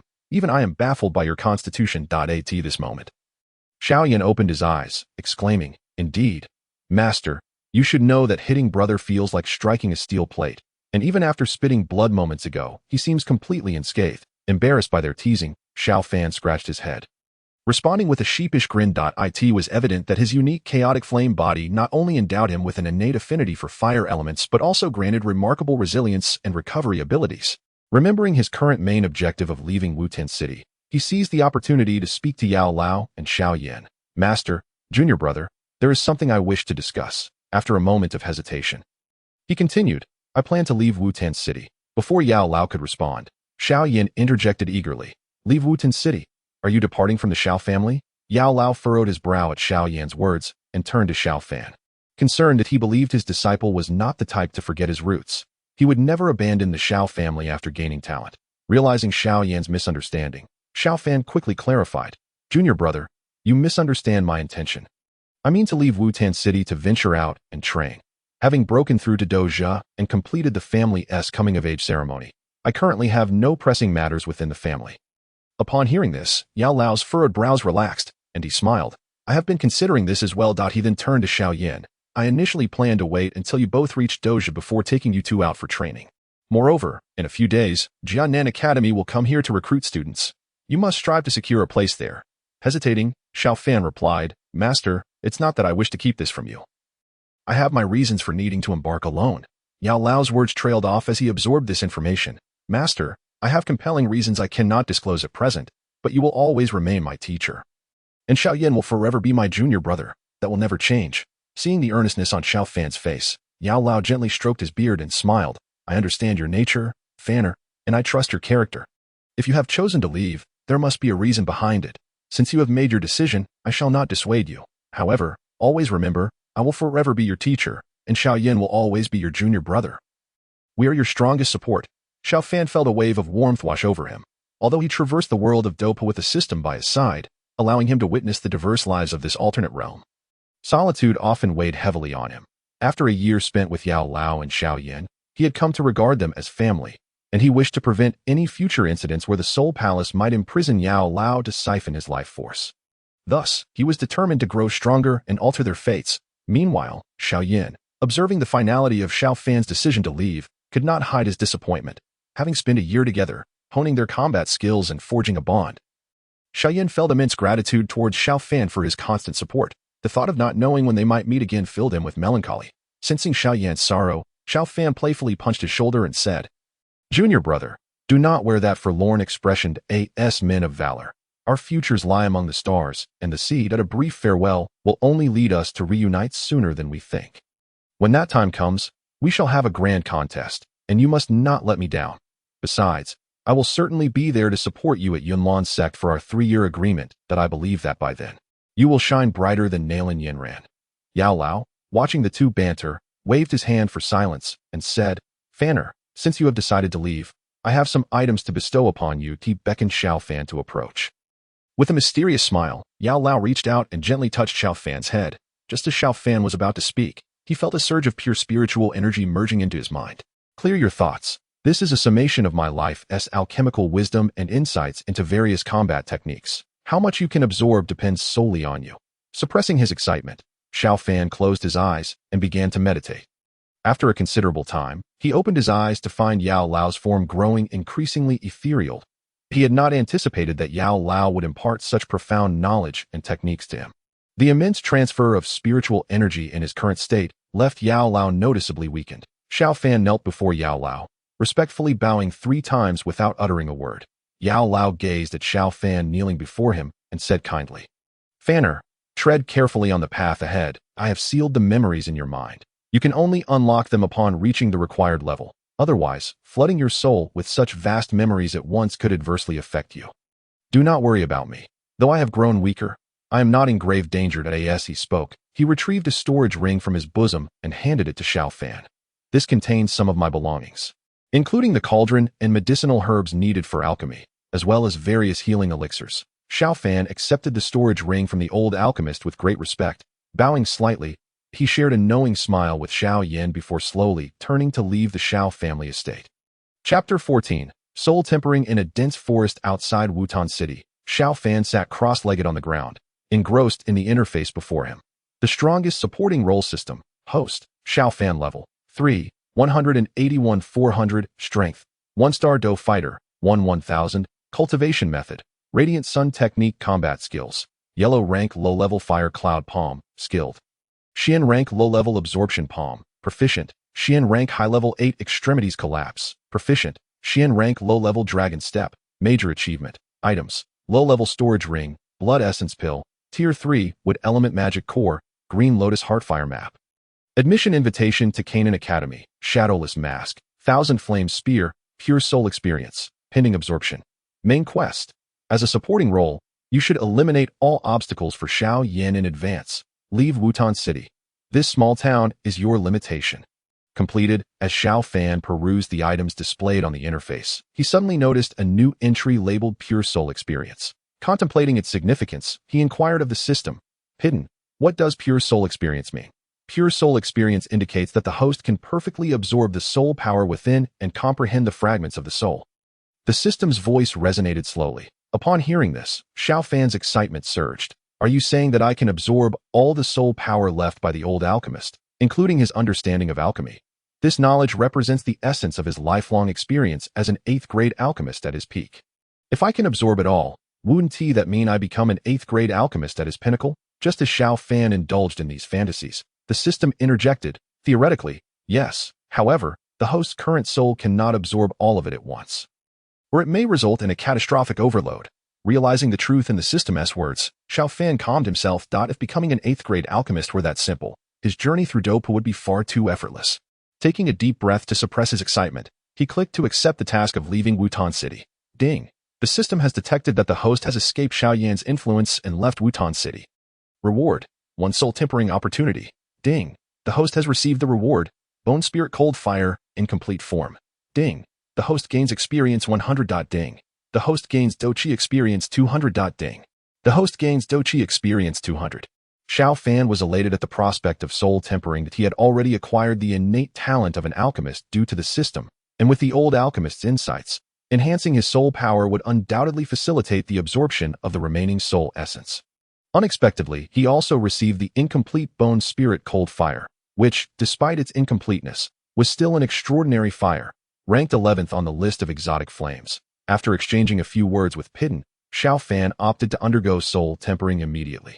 Before he could fully comprehend the decision, a wave of pure soul power surged into his mind. This pure soul energy elevated Xiao Fan's soul. The rewards from the system simultaneously enhanced his physical form. His strength as a 1-star Dou fighter began to grow at an astonishing rate. Before long, the aura emanating from Xiao Fan gradually settled. Opening his eyes, a glimmer of brilliance flickered within them. He surveyed his body, feeling the abundant Dou Qi coursing through him, and could not contain his excitement. While others may take an eternity to break through a stage, his journey, aided by the system, promised effortless advancements with each task completed, inspiring confidence in his 10-year timeline. Recalling the newly acquired incomplete Bone Spirit Cold Fire, Xiao Fan hastily retrieved it from the system. A cold, white flame materialized before him. The moment it was conjured, he felt the temperature around him plummet. The fire pit he had kindled began to extinguish, gradually succumbing to a layer of frost. Calmly, Xiao Fan extended his hand towards the flame's core. Upon contact, he sensed a warm essence flowing within, and the cold white flame began to spread along his outstretched hand into his body. Within moments, he was enveloped by the cold white flame, appearing as a white silhouette from a distance. Despite being surrounded by the Bone Spirit Cold Fire, Xiao Fan felt no malice. Instead, it manifested like a playful child, dancing around him in joyous abandon. With the chaotic flame body, the system had assured him of his affinity for fire, instilling in Xiao Fan the courage to touch it. As he engaged with the flame, he felt the Bone Spirit Cold Fire seep into his pores, converging deep within his being while simultaneously incinerating impurities within. The flames that enveloped him began to dissipate as he absorbed them. Unperturbed, Xiao Fan extended his palm, and to his astonishment, a ball of white flame reappeared. Indeed, the Bone Spirit Cold Fire. Observing its essence, he noted that it was significantly weaker than when the old alchemist had used it to concoct elixirs. Nevertheless, as an exotic flame, it still surpassed ordinary beast flames and Dou Qi manifestations, serving as a formidable asset. After calming himself and storing the exotic fire, Xiao Fan reopened his interface to review his progress.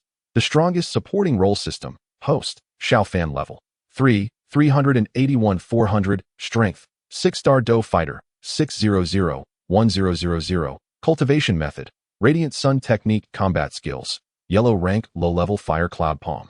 Skilled, Xian rank low-level absorption palm, proficient, Xian rank high-level 8 extremities collapse, proficient, Xian rank low-level dragon step, major achievement, items, low-level storage ring, Blood Essence Pill, Tier 3, Wood Element Magic Core, Green Lotus Heartfire Map. Admission Invitation to Canaan Academy, Shadowless Mask, Thousand Flame Spear, Pure Soul Experience, Pending Absorption. Main Quest, none. Gazing at the interface, Xiao Fan noted that his system level was just over 300 experience points. Only a breath away from breaking into level 4. He pondered whether new functions would be unlocked upon the system's next upgrade. Astonishingly, his strength had surged from a 1-star Dou fighter to a 6-star Dou fighter following the soul tempering and absorption of the exotic fire. The speed of his advancement was indeed terrifying, surpassing even that of Xiao Yan, now possessing the strength of a 6-star Dou fighter. As long as he refrained from provoking formidable Dou masters, he believed he could retreat unscathed, relying on his hidden cards. Moreover, the absorption of the old alchemist's soul essence in his mind was an unexpected boon. Although he could not absorb all of it at once, the insights gained from the soul tempering had enriched his knowledge of alchemy and combat skills more than any exotic fire could at this stage. As he gazed up at the unfamiliar starry sky, Xiao Fan took a moment to appreciate its beauty, wondering if among the bright stars, one might represent his homeland. Chapter 15. Meeting the little medical sage under the blazing sun. A caravan was steadily making its way forward. Let us take a brief rest here. We aim to reach Qingshan town before sunset. A burly man with a thick beard announced loudly, sensing the fatigue of those in the mercenary group. Once we arrive in Qingshan town, we will replenish our supplies and rest for the night before entering the monster beast mountain range tomorrow. Listening to the bearded man's words, the young mercenaries around him displayed expressions of longing, while the more seasoned mercenaries became alert, imparting their experiences of adventure to the younger ones. However, the ambitious young mercenaries paid little heed to the warnings of their elders, perceiving them merely as cowards frightened by the perils of adventure. Observing the dynamics within the mercenary group, Xiao Fan approached the bearded leader. He had encountered this mercenary group, called Fire Wolf, on his journey and, upon learning of their destination, had requested to accompany them to Qingshan town. Xiao Fan was eager to see the little medical sage, a character from his past life that had captivated him. He felt compelled to catch a glimpse of her, recalling how kind the little medical sage had been at the beginning of the story. Only to later transform into a feared poison master due to her cursed body, Xiao Fan wished to offer assistance to the unfortunate girl if possible. Firewolf, Xiao Fan said softly as he approached the bearded leader. The journey to Qingshan town is not too far. I appreciate your guidance along the way. I shall not disturb you any further. Firewolf regarded the departing Xiao Fan with a hint of regret.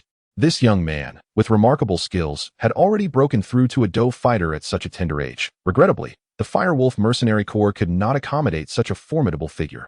Firewolf clasped his fists and smiled at Xiao Fan, saying, "Brother Xiao, you are too polite. My assistance along the way was merely a small convenience. It hardly qualifies as care. Your strength is formidable, and even without us, it was only a matter of time before you reached Qingshan town. I wish you a smooth path in your martial journey. We shall part ways here." Inquiring about the direction from Firewolf, Xiao Fan set forth towards Qingshan town, hastening while the others made camp to rest. Before long, as the number of passing travelers and mercenaries increased, the town of Qingshan came into viewpoint, one must say. As the last small town before entering the monster beast mountain range, Qingshan town's prosperity surpassed that of other towns, rivaling even some smaller cities. Countless mercenaries traversed its streets. Some mercenary groups wore smiles, clearly having returned from the monster beast mountain range with bountiful spoils, while many others bore the grim countenance of carrying injured comrades. Trudging wearily towards the town's outskirts, many mercenaries dreamt of fortune, easily forming teams to head into the monster beast mountain range. Only those who truly witnessed its horrors regretted their naivety. However, by that point, those fortunate enough to escape with their lives were few, as many met their demise at the jaws of the beasts. Xiao Fan paid little heed to these matters, his purpose clear as he made his way to the Wan Yao pharmacy deep within the town. From a distance, he could see numerous injured mercenaries queuing outside, at the front of the line. A young girl clad in a pale white dress was tending to the wounded, despite the presence of so many rugged men. She displayed no disdain, her gentle smile emanating a refreshing and ethereal aura that significantly enhanced her charm. The other mercenaries stood quietly in line, as if afraid to disturb the celestial-like figure attending to the injured. Any boisterous youths newly arrived in Qingshan town who dared to utter flirtatious remarks would quickly find themselves subdued by their comrades. The flicker of astonishment crossed Xiao Fan's eyes, although he had anticipated this moment. The reality surpassed the vivid descriptions found in books that it was only upon witnessing the little medical fairy in person that one could truly appreciate the pure aura she exuded in a world where strength reigned supreme. Her willingness to selflessly heal the bloodied mercenaries was a rare sight, explaining her popularity in Qingshan town, since Xiao Fan's arrival in this realm, while he found Xiao Sun'er's quirky charm endearing. It was the little medical fairy's elegant demeanor that captivated him even more than a selfless healer who, after enduring the torment of a cursed body, ultimately became a feared poison master. No wonder the little medical fairy's temperament became so unpredictable in later stages. Finding an inn not far from Wanyao Pharmacy, Xiao Fan awaited the moment the little medical fairy would secretly venture to the cave rumored to house a hidden treasure. Nightfall soon enveloped the town. And under the cover of darkness, a petite figure stealthily emerged from the Wanyao Pharmacy. After cautiously surveying her surroundings, she slipped into a little-known alley leading out of Qishan town. Unbeknownst to her, Xiao Fan had been observing from the shadows, quietly trailing her through the night until they reached a precipice. The pure moonlight illuminated the figure at the cliff's edge, casting a soft glow upon her delicate features. It was none other than the little medical fairy, who peered over the edge as if searching for a mark. Subsequently, she produced a length of rope from behind, securing it to a tree at the cliff's edge, her silhouette gradually fading from view. After a few moments, Xiao Fan approached the cliff's edge, quietly assessing the little medical fairy as she clambered down. To his dismay, he noticed a rock snake lurking nearby, its forked tongue flicking menacingly. The little medical fairy, suspended in midair, spotted the serpentine creature coiled in the shadows, its triangular head emanating a sinister, bloody light, seemingly poised to strike in a moment of fear. She reached for a pouch of medicinal powder at her waist. Realizing too late that the presence of the rock snake was unexpected, the creature let out a piercing hiss as it lunged towards her. In that instant, Xiao Fan, at the edge of the cliff, swiftly scooped up some earth and dusted it on his clothes before descending rapidly along the rope, with one hand gripping the rope she had lowered and the other retrieving the Qianyan spear from his pack.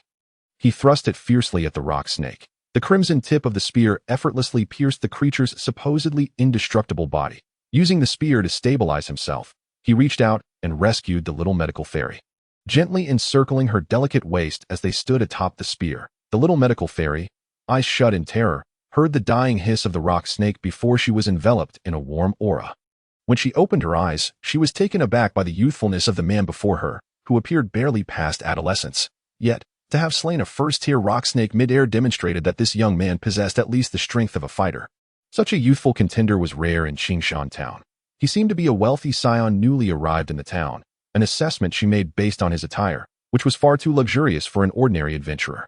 "Thank you for saving my life, kind sir," she feigned composure, grasping his robe with both hands and offering a simple nod. Xiao Fan, noticing her delicate demeanor, smiled heartily and replied, "I happened to be nearby gathering herbs and heard your cry for help. Fortunately, I arrived just in time." Seeing his dusty attire, the little medical fairy believed his words and, once she processed the situation, exclaimed in surprise, "Gathering herbs? Are you an alchemist?" Meeting her gaze, Xiao Fan smiled. "Indeed, fortune has favored me with a small talent." Upon hearing his affirmation, the little medical fairy concealed her envy. Noticing a flicker of melancholy in her eyes, Xiao Fan turned his attention to the hidden cave below, shifting the topic. "Have you discovered a relic?" Realizing that any attempt to conceal the truth would be futile, she sighed and replied, "Yes, but I am still unaware of your name, kind sir."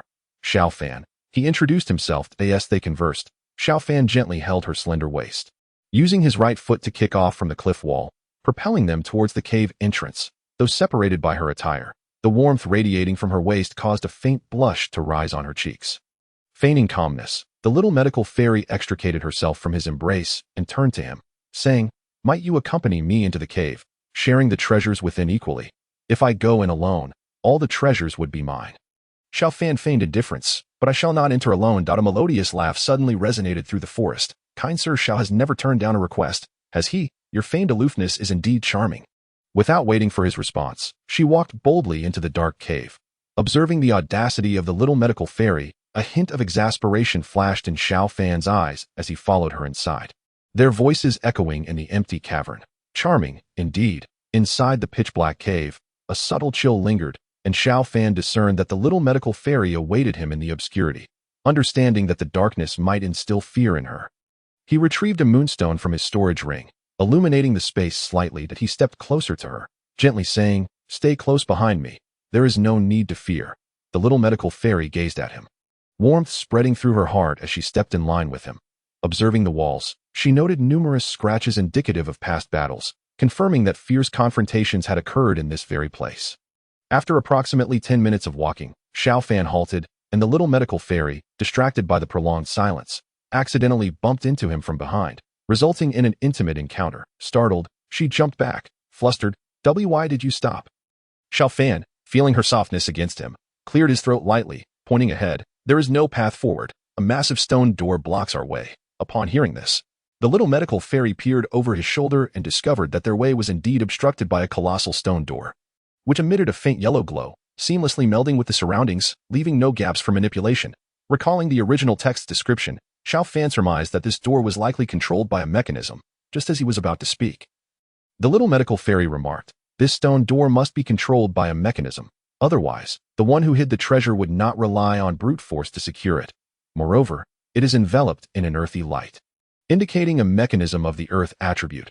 Forcefully breaking through would likely trigger it." Xiao Fan was taken aback by her knowledge and had not anticipated her proficiency in mechanisms. He had assumed her expertise lay solely in medicine. Watching her meticulously examine the stone door, he joined her, scrutinizing the surrounding area in the dim light. While the original narrative describes mechanisms controlling this place, Xiao Fan is unable to precisely locate them, as his understanding is fundamentally derived from the system, which has not provided him with knowledge regarding such mechanisms. That I found it. Soon after, Xiao Fan hears the joyful voice of the little medical fairy. Turning his head, he sees her crouched beside the stone door, pressing down on an inconspicuous protrusion. With a creaking sound, the stone door that had barred their way slowly opens, observing the revealed entrance. Xiao Fan gives a thumbs up to the little medical fairy, who, beaming with pride, lifts her delicate head, her snowy neck illuminated by the faint light. Xiao Fan approaches her and softly beckons her to follow, casually tossing a stone into the open doorway to ensure it is safe before entering with her. Although he is fairly certain that there are no mechanisms inside, caution prevails in this unfamiliar realm. For his life hangs in the balance should anything go awry. Upon stepping inside, their vision expands dramatically. The spacious stone chamber is adorned with moonlight stones embedded in the walls for illumination, while the floor is strewn with heaps of gold and silver treasures, numbering in the hundreds of thousands. At the center of the chamber sits a chair, upon which a skeleton rests, its skull having succumbed to the ravages of time. Now lying on the cold stone floor beside its pale thigh bone, exuding a slightly chilling atmosphere within the eerie silence, in front of the chair lies a large azure stone platform, upon which 3 locked stone boxes are positioned. In another corner, a small flower bed constructed from earth flourishes with an array of exotic herbs, releasing a faint fragrance that permeates the chamber. The little medical fairy gazes in delight at the modest flower bed, naming each rare ingredient with enthusiasm. At the center of the flower bed is the ice flame spirit grass, its white leaves shimmering with faint ice crystals, while red sap flows from the other half, resembling flames dancing atop its blossoms. Xiao Fan feels a twinge of indecision. While he possesses a fire affinity to the fullest extent, the ice flame spirit grass is invaluable for subduing foreign flames, and thus he resolves to procure it for himself, along with some of the limited resources left by Yao Lao. Contemplating this, Xiao Fan turns to the little medical fairy and states, "I shall take only 1 ice flame spirit grass. The rest shall belong to you, if that pleases you." Hearing his intention to claim the most precious herb, the little medical fairy initially wishes to protest, but swallows her words upon hearing the latter part of his statement. She softly replies, "All right," and with a radiant smile, begins to gather the herbs. Xiao Fan delicately extracts the ice flame spirit grass from the surrounding soil. He notices that the little medical fairy is still busy collecting other herbs. He strides over to the azure stone platform to examine the 3 locked boxes. The boxes are affixed to the platform, making it impossible to remove them without unlocking them first. Approaching the skeleton seated in the chair, he retrieves the key from its bony hand, seizing the opportunity to extract the embedded map of the pure Lotus demon fire from its skeletal fingers. With the key in hand, he returns to the azure stone platform just as the little medical fairy finishes collecting her herbs and approaches him. Xiao Fan glances at her before unlocking the first stone box. Inside, he discovers the 7-colored poison manual. The little medical fairy, unable to become an alchemist, shows great interest in the manual. He allows her to take it. The second box contains a flying combat technique, which the little medical fairy graciously hands over to Xiao Fan since she has her own pets, and this technique does not significantly enhance her abilities. Each takes what they need, a poison manual for her and a flying technique for him, a fair exchange. The third box holds an advanced combat technique named Phoenix Soaring Steps, Xiao Fan. Already possessing a movement technique and having recently acquired a flying technique, finds little use for it. Considering that the little medical fairy, being a woman, may require some means of self-defense, he decides to give it to her. The little medical fairy beams as she accepts the final technique, saying to Xiao Fan, "You are so generous. It makes me seem stingy. You should take all the gold coins and treasures from this cave. I do not require anything else." Xiao Fan refrains from revealing that the map of the pure Lotus demon fire is his greatest gain from this venture, instead waving his hand to gather the scattered treasures into his storage ring. After inspecting the stone chamber to ensure nothing is left behind, they plan to stealthily return to Qingshan town under the cover of night. However, just as they step out of the stone chamber, the system's voice suddenly resonates. Ding! Task triggered. Task 1. Kidnap the little medical fairy and submit the acquired treasures to Mu Li to join the Wolf Head Mercenary Corps. Task 2. Assist the little medical fairy in escaping the pursuit of the Wolf Head Mercenary Corps. Task 3. Uphold justice and eradicate the Wolf Head Mercenary Corps. Note: the final rewards will vary based on the chosen task. Please select a task to accept. Xiao Fan is momentarily taken aback by the system's triggered tasks. Logically, since he and the little medical fairy had secured the treasure ahead of time, they should not encounter the Wolf Head Mercenary Corps. It seems that his intervention has indeed altered certain circumstances, compelling him to exercise greater caution moving forward. Xiao Fan observes that since leaving Xiao Yan, the system's tasks have gradually become more humane, allowing him some room for choice, albeit limited.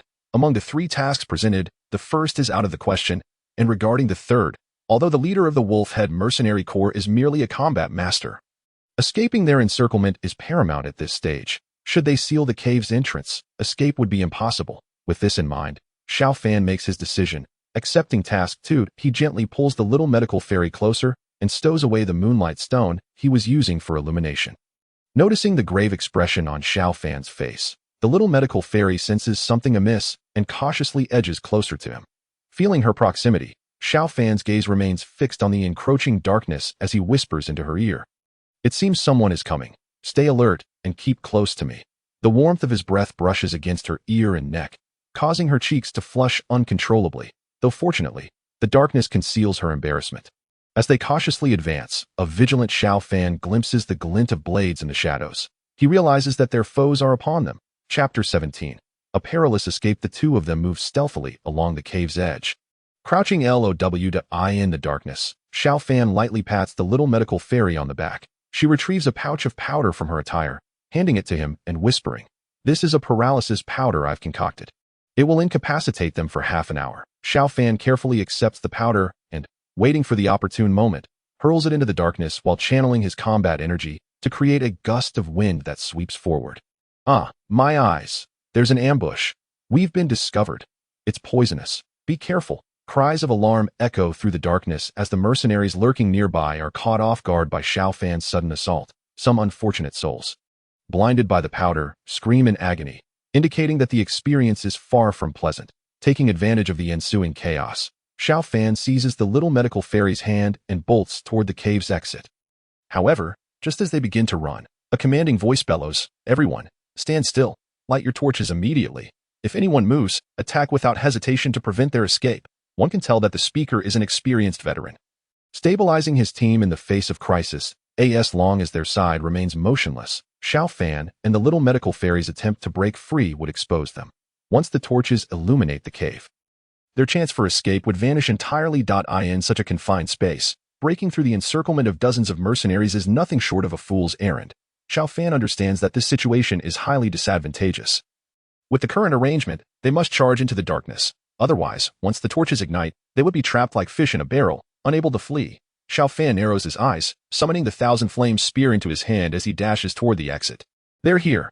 As they make their move, the surrounding mercenaries immediately react, brandishing their weapons and charging at Xiao Fan and the little medical fairy. Xiao Fan parries several attacks with the spear, countering by hurling them against the stone wall or pushing them toward the exit to incite further chaos.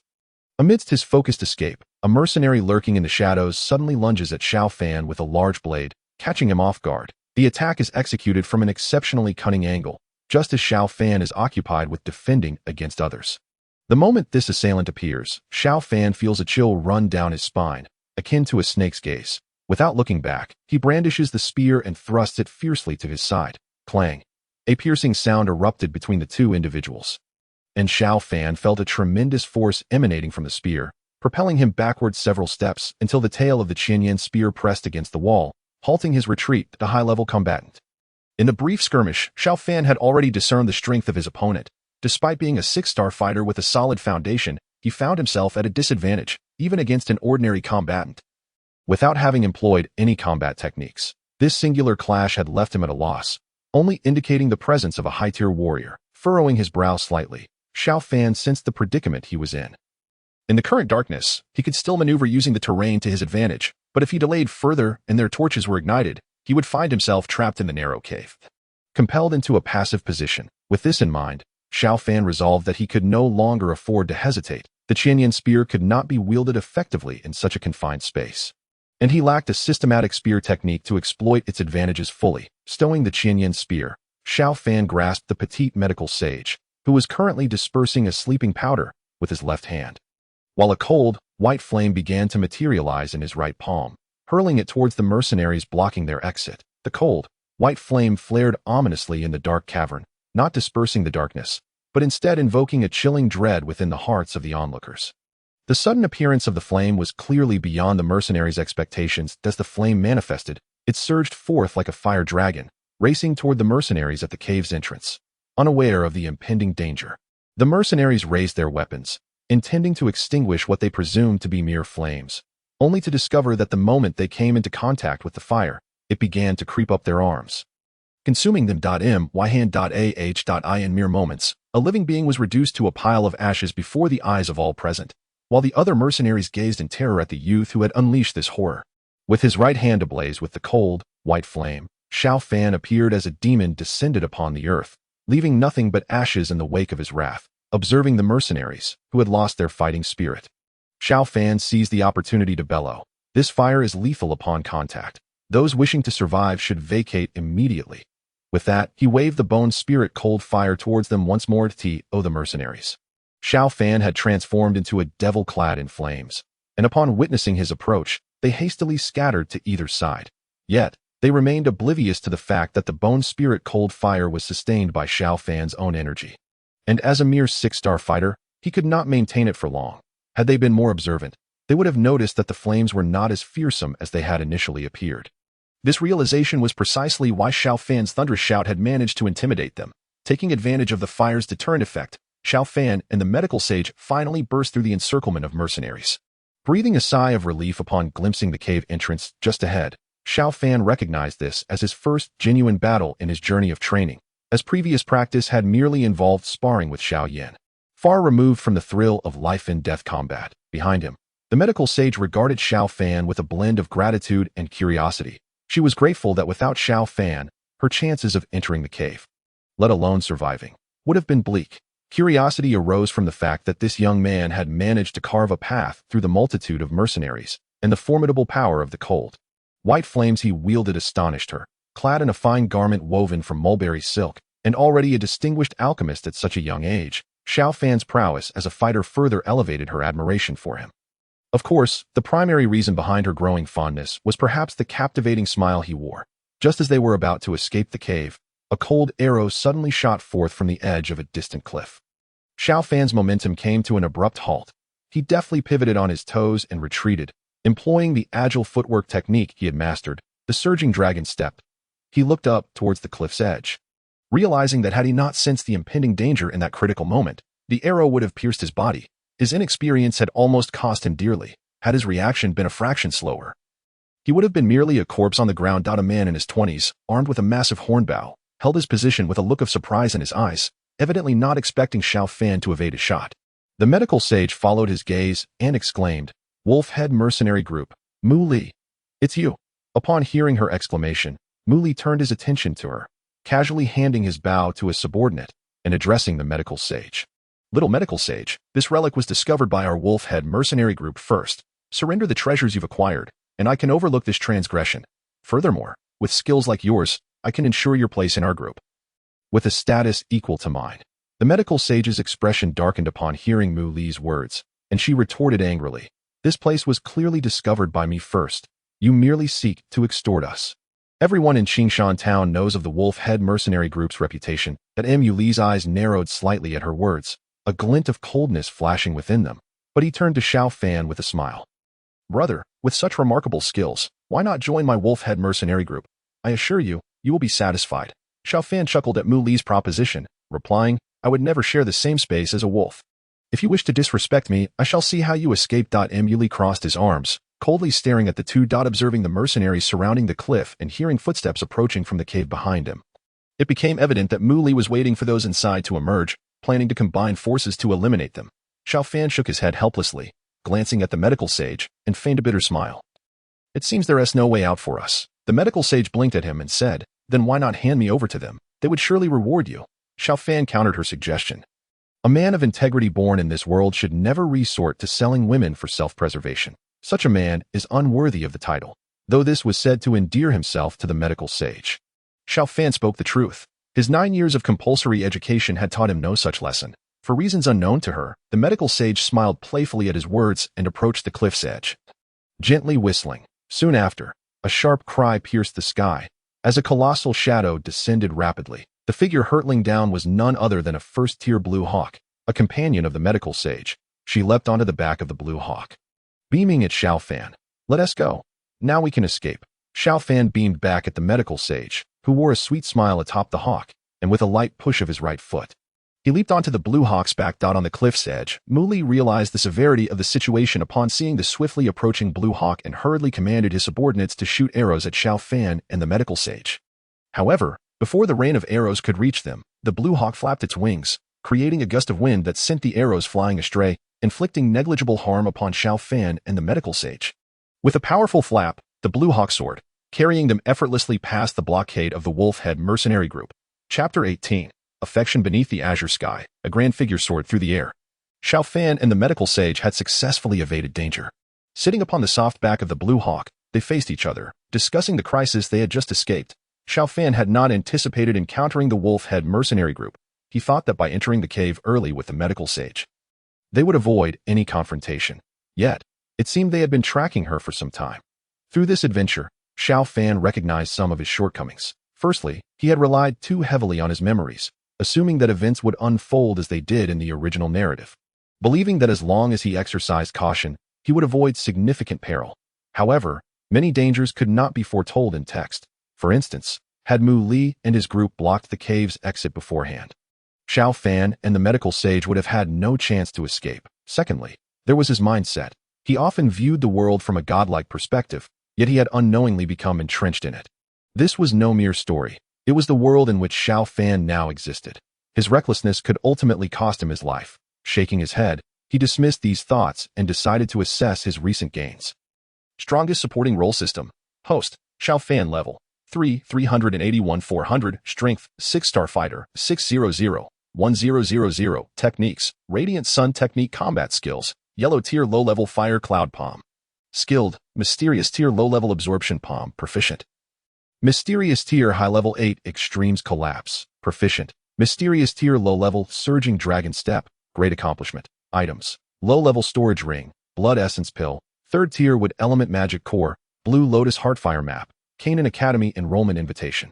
Shadowless mask, Qinyan spear, pure soul experience, awaiting absorption. Main quest, assist the medical sage in escaping the pursuit of the wolf-head mercenary group.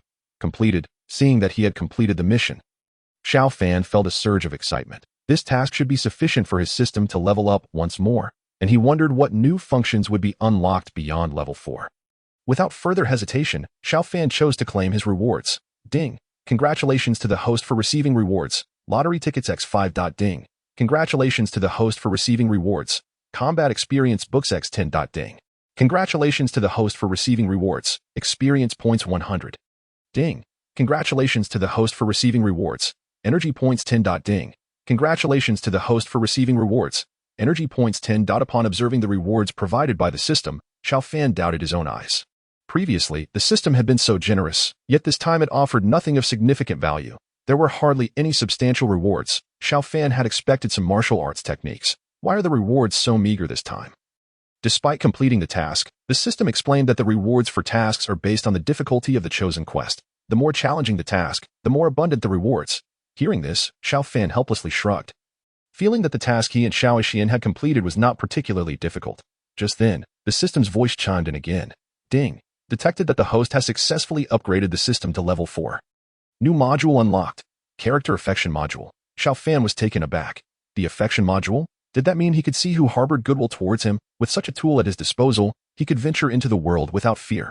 Upon opening the system to view the latest affection module, he discovered that only a select few individuals were displayed. The others, perhaps due to their limited impact on the storyline or unfamiliarity, were not shown. Xiao Fan, affection level, 85. Pharmacist, affection level, 83. Xiao Suner, affection level, 66. Xiao Yan, affection level, 70. Affection level rules, 0 to 30. Unending animosity, 30-40. Dislike, 40-50. Mild aversion, 50-60. Stranger, 60-70. Slight affinity, 70-80. Trust, 80 to 90. Reliance, 90-100. Life and death companions.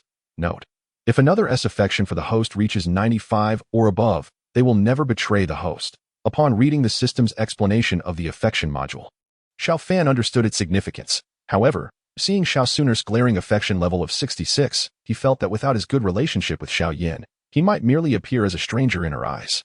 Observing the recently acquainted Xiao Yan, he realized her kind-hearted nature as a healer. After enduring life and death experiences together, her affection had soared to 70, placing her at the boundary between slight affection and trust. Xiao Fan was satisfied with the affection levels from the pharmacist, and Xiao Yan.it was unrealistic to expect someone to have a level of 90 affection upon first meeting. In this world, one reaps what they sow. Given that the pharmacist had been betrayed by his own favored disciple, Xiao Fan was pleasantly surprised by the pharmacist's high level of affection towards him after merely a year of acquaintance. Acclimating to the new system module, Xiao Fan absorbed the energy provided by the system that he decided to keep the 5 lottery tickets for now, as his recent luck had been poor. After absorbing the energy, he found that he had reached the rank of 7-star fighter. He had to admit, the system's capabilities were impressive. Experience points accumulated rapidly. As long as he clung to the system and completed tasks daily, traversing the Duki continent would be a trivial matter. After a brief moment of meditation, Xiao Fan opened his eyes to find Xiao Yan resting her chin on her hands, gazing at him intently. Caught in the act of staring, her cheeks flushed unexpectedly, as she had not anticipated him to open his eyes so soon. The awkwardness of being caught staring was palpable. Are you injured? Xiao Yan stammered, awkwardly lowering her hands from her chin and nervously fiddling with her clothing. Xiao Fan, initially feeling somewhat embarrassed, found her demeanor endearing instead. I'm fine, just a bit drained, he replied with a smile, turning to observe the sun rising in the distance. He asked her, what about you? Now that we've escaped the encirclement of the wolf-head mercenary group, they surely won't let us off easily. Xiao Yan tilted her head thoughtfully before responding. I think I'll return to Qing Shantown. I'm quite popular there, so they wouldn't dare to harm me. Xiao Fan furrowed his brow slightly at her words, wanting to caution her but unsure how to express it. He finally said, just be careful, and don't place too much trust in the Wan Yao Zhai. Xiao Yan flashed him a sweet smile. Don't worry, I know what I'm doing. With her reassurance, Xiao Fan decided not to press further, as his objectives in Qing Shantown extended beyond just Xiao Yan. On a peak within the mountain range, he watched as she departed on the Azure Eagle, before gradually making his way deeper into the monster beast mountain range. In the depths of the mountains, Xiao Fan remained vigilant, fixated on a first-tier magic wolf. The true danger posed by magic wolves lies not in their speed or sharp claws and teeth, but in their tendency to operate in packs. Xiao Fan was currently lying in wait for such a creature. The magic wolf, sensing danger, paced restlessly while occasionally baring its teeth at the surrounding bushes. Yet, Xiao Fan patiently awaited the perfect moment to strike. The prolonged vigilance caused the magic wolf to question its instincts, leading it towards a prepared trap, the carcass of a first-tier elk. Just as the wolf let its guard down, Xiao Fan seized the opportunity to strike. With a swift motion, he emerged from concealment. Whoosh! The rapid movement was so sudden that the surrounding flora barely had time to react. His spear pierced the wolf's skull with precision, and before it could react, the creature convulsed twice before collapsing to the ground. It had been 2 days since parting with Xiao Yan. During this time, the wolf-head mercenary group had been issuing bounties for him, claiming he had stolen their secrets. He was unable to return to Qing Shantown to replenish supplies, experiencing treatment akin to that of Xiao Yan. Blocked in the monster beast mountain range, fortunately, his 7-star fighter strength allowed him to navigate the area with ease, provided he avoided their encirclement. Xiao Fan intended to use the wolf-head mercenary group to hone his skills. Extracting the magic core from the wolf's skull and taking some edible parts from its body, he departed the scene.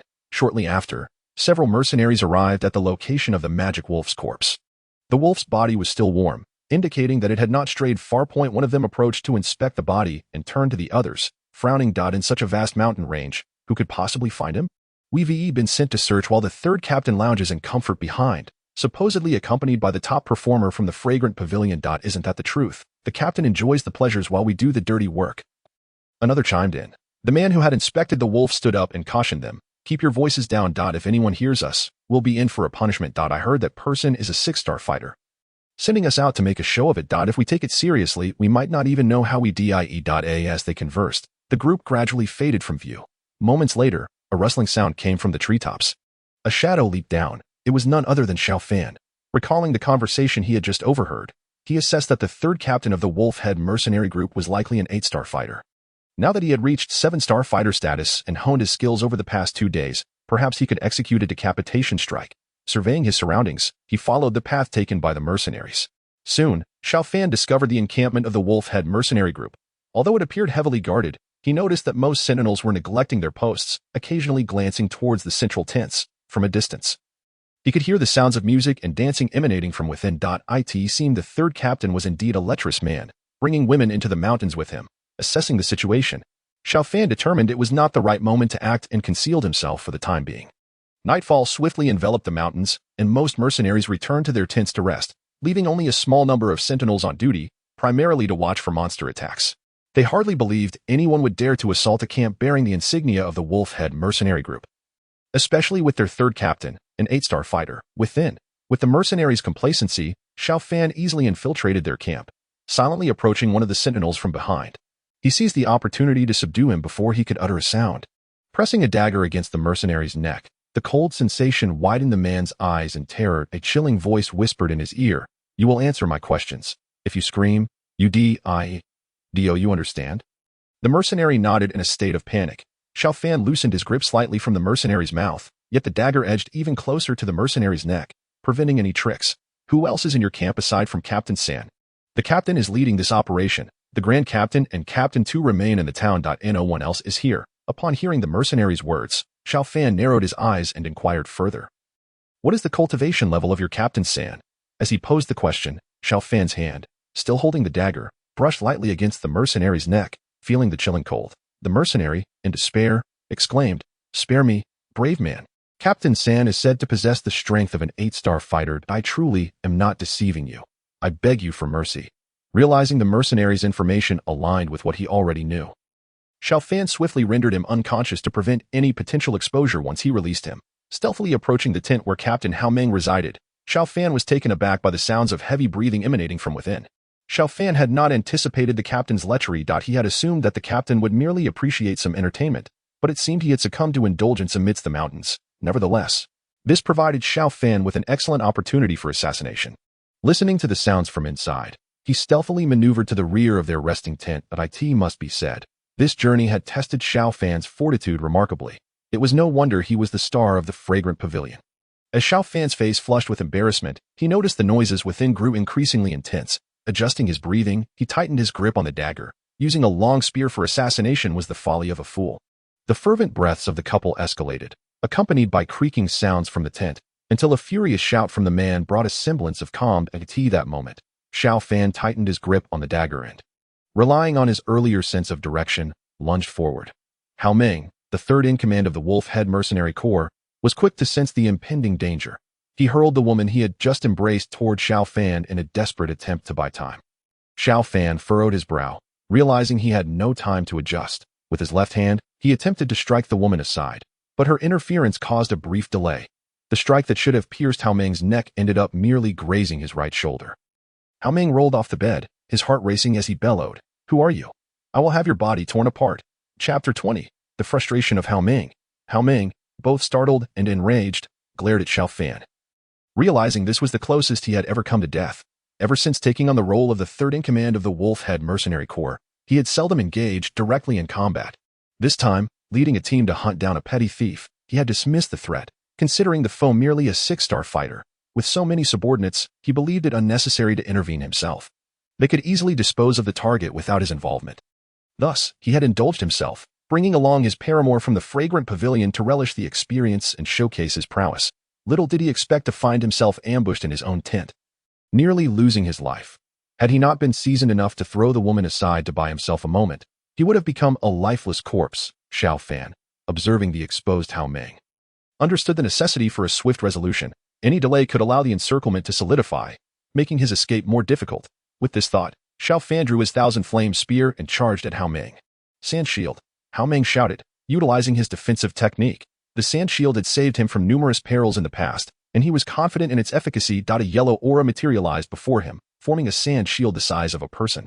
With this protection, Hao Meng felt emboldened and taunted Xiao Fan, "You dare intrude upon my camp. Even if the King of Heaven himself were to appear today, he could not save you." With a sinister laugh, Hao Meng believed Xiao Fan, merely a 6-star fighter, posed no real threat to him. An 8-star warrior. He saw the earlier attack as a mere ambush, convinced that if he took the fight seriously, defeating Xiao Fan would be a trivial matter. Moreover, with so many subordinates outside, even if he faltered, they could easily encircle Xiao Fan, rendering him a lamb to the slaughter. As he envisioned Xiao Fan begging for mercy, the latter's spear struck against the very shield Hao Meng prided himself on. To his disbelief, the supposedly impenetrable barrier began to fracture upon contact with Xiao Fan's spear. Impossible.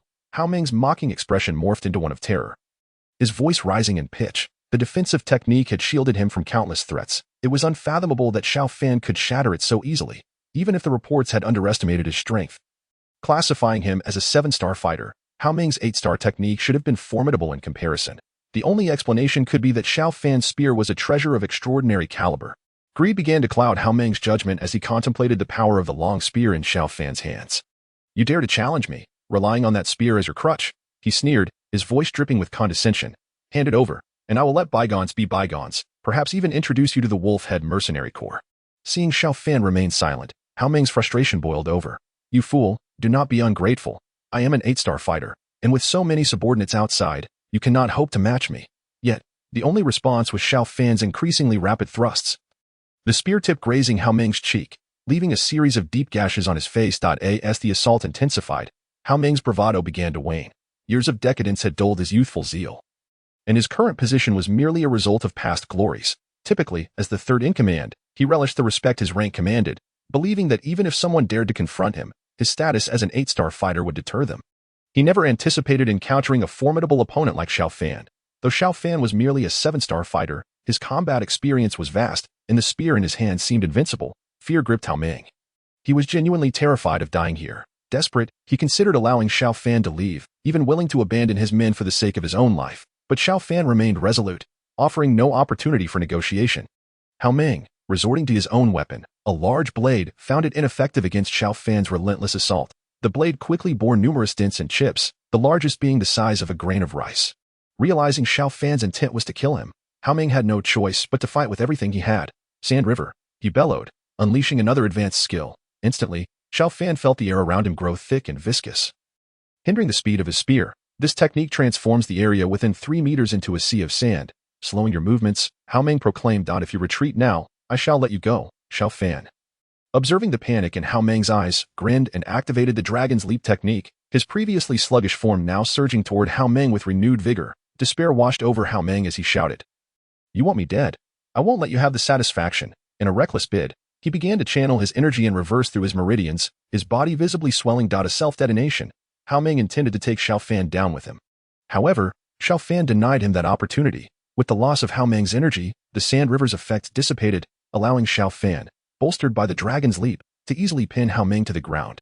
The spear pierced through Hao Meng's chest, blood and wounds marring his body. As Hao Meng gazed at Xiao Fan, his eyes burned with resentment. He despised Xiao Fan's assassination, his silent demeanor throughout their encounter, enduring mockery and taunts like a fool, leaving Hao Meng feeling humiliated. He also loathed his inept mercenaries outside, who had failed to arrive for support during such a critical moment.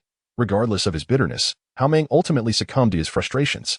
Xiao Fan exhaled softly, not out of a desire to appear cold, but rather because this was his first assassination, and he had felt a twinge of nervousness, understanding that villains often fall victim to their own verbosity. He sought to conclude the conflict swiftly. Although he did not deliver a single lethal blow, he was fortunate to have claimed Hao Meng's life. Xiao Fan inscribed a few large characters beside the corpse before charging outward. Without their leader, the mercenaries lacked the resolve to impede him. With ease, Xiao Fan departed, his figure gradually fading into the distance. Chapter 21. Delving into the Beast Mountain Range, at the encampment of the Wolf Head Mercenary Corps. At this moment, the camp was completely surrounded by members of the Wolf Head Mercenary Corps, with all previous mercenaries gathered together. Beside the corpse of Hao Meng, two middle-aged men glared at the body with ashen faces, their eyes drawn to several glaring words inscribed nearby. "Want to play? I shall accompany you to the end." Muli turned to the middle-aged man beside him, saying, "Father, this must be the brat who took the secret treasure." As he spoke, he recalled how he had set an ambush but had allowed the boy to slip through his fingers, tightening his fists in frustration. The two men standing before him were the leaders of the Wolf Head Mercenary Corps, Mushi and Ganmu. They were both astonished and enraged by the death of their third leader. For many years, the Wolf Head Mercenary Corps had dominated Qingshan Town, and now a mere outsider had slain the third leader and challenged the entire mercenary group. Igniting a hatred that was irreconcilable for those who danced on the edge of death, with fury blazing in his eyes, Mushi fixed his gaze on Hao Meng's lifeless form and commanded, "Spread the word. The Wolf Head Mercenary Corps is offering a bounty for Xiao Fan. A reward of 100,000 gold coins will be given for any credible information. And those who bring in Xiao Fan's head will receive an advanced martial arts technique and immediate membership as an elite of the Wolf Head Mercenary Corps. If we remain silent, people will think the Wolf Head Mercenary Corps is merely prey for any who dare." Before long, the bounty from the Wolf Head Mercenary Corps reverberated throughout the streets and alleys of Qingshan Town, igniting envy among the mercenaries who arrived. Whether it was the advanced martial arts technique or the allure of becoming an elite member of the Wolf Head Mercenary Corps, they flocked to the opportunity. In the Wanyaozhai, the little medical sage listened to the chatter of mercenaries outside, nervously twisting the hem of her clothing. However, noticing the watchful gaze of her colleagues, she could only shake her head with a wry smile and murmur, "I hope you can escape this calamity." Strongest supporting role system. Host, Xiao Fan level 4, 481 600, strength, 7-star fighter, 701, 1000, techniques, radiant sun art martial skills. Low-level yellow grade fire cloud palm mastered. Low-level Xian grade absorption palm proficient. High-level Xian grade 8 extremes burst proficient. Low-level Xian grade surging dragon step major achievement. Items, low-level storage ring, blood refining pill, 3rd grade wood elemental magic core. Green Lotus Earth Fire Map. Canaan Academy Admission Invitation, Shadowless Mask, 1000 Flame Spear, Pure Soul Experience, Pinning Absorption, Main Quest, None. Relationships, Xiao Fan, Affection Level 85, Trust. Yao Lao, Affection Level 83, Trust. Xiao Sooner. Affection Level 66, Slight Affection, Little Medical Sage, Affection Level 70. Trust. Mushi, Affection Level 30, Irreconcilable. Ganmu, Affection Level 30, Disdain. In a secluded forest of the Monster Beast Mountain Range, Xiao Fan observed the changes on his panel, naturally. He was aware of the Wolf Head Mercenary Corps movements. But after retrieving Hao Meng's storage ring and utilizing the Bone Spirit Cold Fire, he easily incinerated the ring, discovering it contained ample supplies. He realized he could temporarily avoid returning to Qingshan Town, lest he be encircled by the mercenaries. Today, he noticed that the Wolf Head Mercenary Corps had dispatched numerous personnel into the Monster Beast Mountain Range, and the number of mercenaries eager to kill him was staggering. It seemed that the death of third leader Hao Meng had compelled the Wolf Head Mercenary Corps to take him seriously. However, noticing that both Mushi and Ganmu held an affection level of 30 towards him, one marked by an irreconcilable attitude and the other by disdain, Xiao Fan realized the system's affection levels had subtle distinctions. When affection hovered near critical thresholds, their attitudes towards him could still shift. Nevertheless, the immediate priority was to cultivate himself discreetly before returning to confront the formidable Wolf Head Mercenary Corps. So he smiled at the mercenaries scouring the forest behind him and gradually ventured deeper into the Monster Beast Mountain Range. With the system in place and having absorbed some of Yao Lao's experience, Xiao Fan felt that as long as he remained cautious, the Monster Beast Mountain Range posed no significant danger. His motivation for continuing deeper into the wilderness was, of course, the system's ongoing tasks. Without them, he would not dare to risk his life. With his strength as a 7-star fighter, any attempt to gain benefits in this perilous environment would be exceedingly challenging, if not impossible. The 4th and 5th tier beasts could easily dispatch him with a single swipe. The system had issued the following task. Main quest. Assist Yun Yun in obtaining the purple spirit crystal from the purple crystal winged lion king. Task reward. Low-level earth grade martial skill. Crane shadow in the clouds, spear technique. Earth grade martial skills. This was precisely what Xiao Fan lacked at present. Clearly, the system was compelling him to proceed. Therefore, he had no choice but to venture deeper into the Monster Beast Mountain Range. The purple crystal winged lion king was a 6th tier beast, equivalent to a human Do Huang powerhouse. As a mere 7-star fighter, Xiao Fan hesitated to involve himself in such matters without the system's influence. Although he could navigate the monster beast mountain range with caution and avoid significant dangers, the vicinity of the purple crystal-winged Lion King was another story entirely. Moreover, he was unaware of the exact territory of the beast, so he pressed on into the depths. As he traversed, Xiao Fan cautiously moved through the territories of numerous beasts. Eventually, he reached a marshland where a beast known as the Earth Dragon Rhinoceros resided. This creature was native to the marshlands, encased in heavy scales that provided remarkable defense. With a sharp horn protruding from its forehead that resembled a rhinoceros from his past life, albeit larger, measuring nearly 5 meters in length. Had it not been for the shadowless mask provided by the system, Xiao Fan would have been discovered long ago. Even so, he was splattered with muck from the marsh and dared not move, resulting in him being enveloped in the foul-smelling sludge.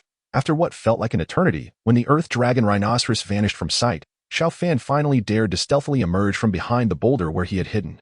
Pinching his nose, he seized the opportunity to distance himself from that loathsome place. Upon reaching the riverbank, he surveyed the tranquil surroundings, noting the absence of dangerous beasts, and decided to wash up and rest there. After all, being surrounded by such a stench was unbearable for anyone. He cleansed himself in the river. A sense of relief washed over him.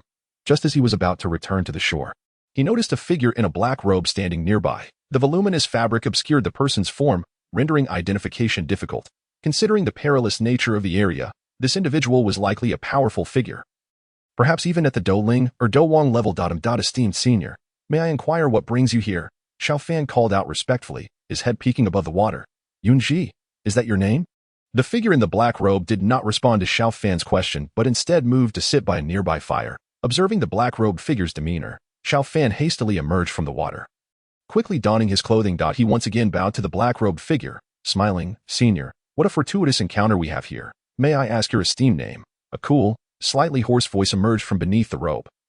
What brings a mere fighter like you to the perilous monster beast mountain range? Upon hearing this question, Xiao Fan hesitated, not wanting to reveal his true identity. After all, he feared that any misstep might provoke trouble, endangering his family. Thus, he feigned a tragic tale. Esteemed senior, you may not know, but I am the legitimate son of my family. Unfortunately, my mother passed away during childbirth, and my father sought solace in another. Enduring the torment of a malicious stepmother, even after awakening my talents, she viewed me as a thorn in her side, constantly plotting my demise to secure the family fortune for her own offspring. Left with no choice, I could not bear to witness my family torn apart over mere wealth, so I fled, only to encounter numerous hardships along the way, ultimately finding myself in this place by sheer coincidence. System. Black-robed figure. Do you think I am easily deceived? The black-robed figure's indifferent voice echoed in Xiao Fan's ears. Xiao Fan awkwardly chuckled. Haha, I was merely jesting with you, senior. With that, he moved to sit beside the black-robed figure, roasting some monster meat he had stored in his backpack. By the way, senior, you must have some important business that brought you deep into the monster beast mountain range, right? After all, he was merely a lowly fighter. If the black-robed figure intended to harm him, in this land teeming with beasts, escaping would be impossible. Thus, he relaxed completely. The black-robed figure paused, then replied, Yes, I have come to retrieve something. Xiao Fan, hearing this, could not help but admire the power of the black-robed figure. In the treacherous monster beast mountain range, others merely sought to gather items, coming and going as they pleased. He wondered when he might reach such heights. I see you are still young, yet already a high-tier fighter. With such talent, why venture alone into the perilous monster beast mountain range? As Xiao Fan cooked the meat, the black-robed figure's voice resounded once more. Xiao Fan hesitated. He could initially brush it off as a joke, but now that the figure inquired again, he feared that any careless words might be taken as mockery. If the figure were displeased and struck him down, even Yao Lao could not save him. After all, he could not vanish into a storage ring for decades like Yao Lao. Thus, Xiao Fan could only reply, The younger generation is named Xiao Fan, and I am pursued by mercenaries, forced to take refuge in the monster beast mountain range. He believed his words were reasonable and well-founded. In a desperate bid for survival, the protagonist, Xiao Fan, found himself fleeing from relentless pursuers and taking refuge in the lair of ferocious beasts known for their insatiable hunger. He refrained from using an alias, primarily due to the recent bounty on him in Qingshan Town. Should this mysterious elder be from that vicinity, his deception would surely be unveiled. The thought of incurring the elder's wrath was daunting, as a mere flick of the wrist could render him helpless. The figure in the black robe listened to Xiao Fan's words in silence, leaving him uncertain whether the elder believed him or not. Adhering to the principle of minimizing speech to avoid mistakes, Xiao Fan focused instead on grilling the meat in his hands. After a considerable time, an enticing aroma wafted through the air as he sprinkled some seasoning from his storage ring onto the skewers. He then offered a portion to the elder, saying softly, Esteemed elder, please, To dispel any suspicions of foul play, he took a bite himself to demonstrate his sincerity. During the cooking process, Xiao Fan had contemplated using the system's affinity feature to ascertain the identity of the enigmatic figure. However, the result only revealed black robe figure, affinity 55, unknown. Inquiring further, he learned that the system withheld identities that had not been recognized, offering names only upon clear identification. Thus, Xiao Fan abandoned the notion of relying on the system to uncover the elder's identity. Though it was evident that the black-robed figure harbored no ill intentions toward him, the elder accepted the grilled meat and began to eat it with apparent enjoyment. His flowing robe obscured his features. And despite the act of eating, Xiao Fan still could not discern his appearance, only noting that the manner in which he consumed his food seemed rather delicate. Perhaps this was merely a personal quirk. Xiao Fan preferred to eat heartily, relishing the comfort and ease of it, rather than imposing arbitrary restrictions upon himself. After a while, as they neared satiation, the black-robed figure suddenly addressed Xiao Fan. "Do you know where this place is?" Curiously, Xiao Fan replied, "Where is this?" The elder, observing Xiao Fan's ignorance, chuckled, "You truly fear not for your life, wandering aimlessly without knowledge of your surroundings. This is the territory of the amethyst-winged Lion King, a formidable sixth-tier beast." The mention of the amethyst-winged Lion King startled Xiao Fan, who unexpectedly displayed a gleam of excitement rather than fear. "Are you not afraid?" he inquired, "for the amethyst-winged Lion King is a sixth-tier beast, comparable to a human emperor." Xiao Fan blinked, cleared his throat, and responded, "I beg your pardon, esteemed elder. It is merely my curiosity. I wonder if you have noticed any recent battles in the vicinity." Though the elder did not verbally respond, Xiao Fan sensed a trace of confusion emanating from him. After another cough, he pressed further, "Have you encountered anyone seeking trouble with the amethyst-winged Lion King?" The black-robed figure narrowed his eyes slightly and queried, "What do you mean by that? Is someone indeed seeking trouble with the amethyst-winged Lion King? Is someone—" Xiao Fan stumbled over the words, momentarily caught off guard. After a moment's contemplation, he cautiously asked, "I still do not know your esteemed name." After a brief hesitation, the elder slowly revealed, "Yunji." Xiao Fan's surprise was palpable, causing him to leap in astonishment. "Yunji? Your name is Yunji?" At that moment, it dawned upon him that he had been inquiring about the whereabouts of Yun Yun in the presence of Yunji.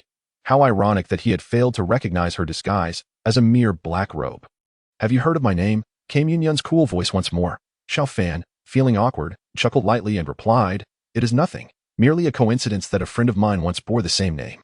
Chapter 23. Waiting for Yunji to engage in battle, Xiao Fan was uncertain whether Yun Yun believed his words, but he lamented his own oversight. In the Monster Mountain range, within the territory of the amethyst-winged Lion King, he had encountered a formidable stranger, yet he had failed to connect the obvious dots linking her to Yun Yun. The ample black robe concealed her form, and her voice had been deliberately altered to mask her identity. "What was that you mentioned about a battle involving a powerful being?" As Xiao Fan pondered this, Yunji's voice interrupted his thoughts. He cursed himself inwardly for the predicament he had created and wondered how to navigate back to safety.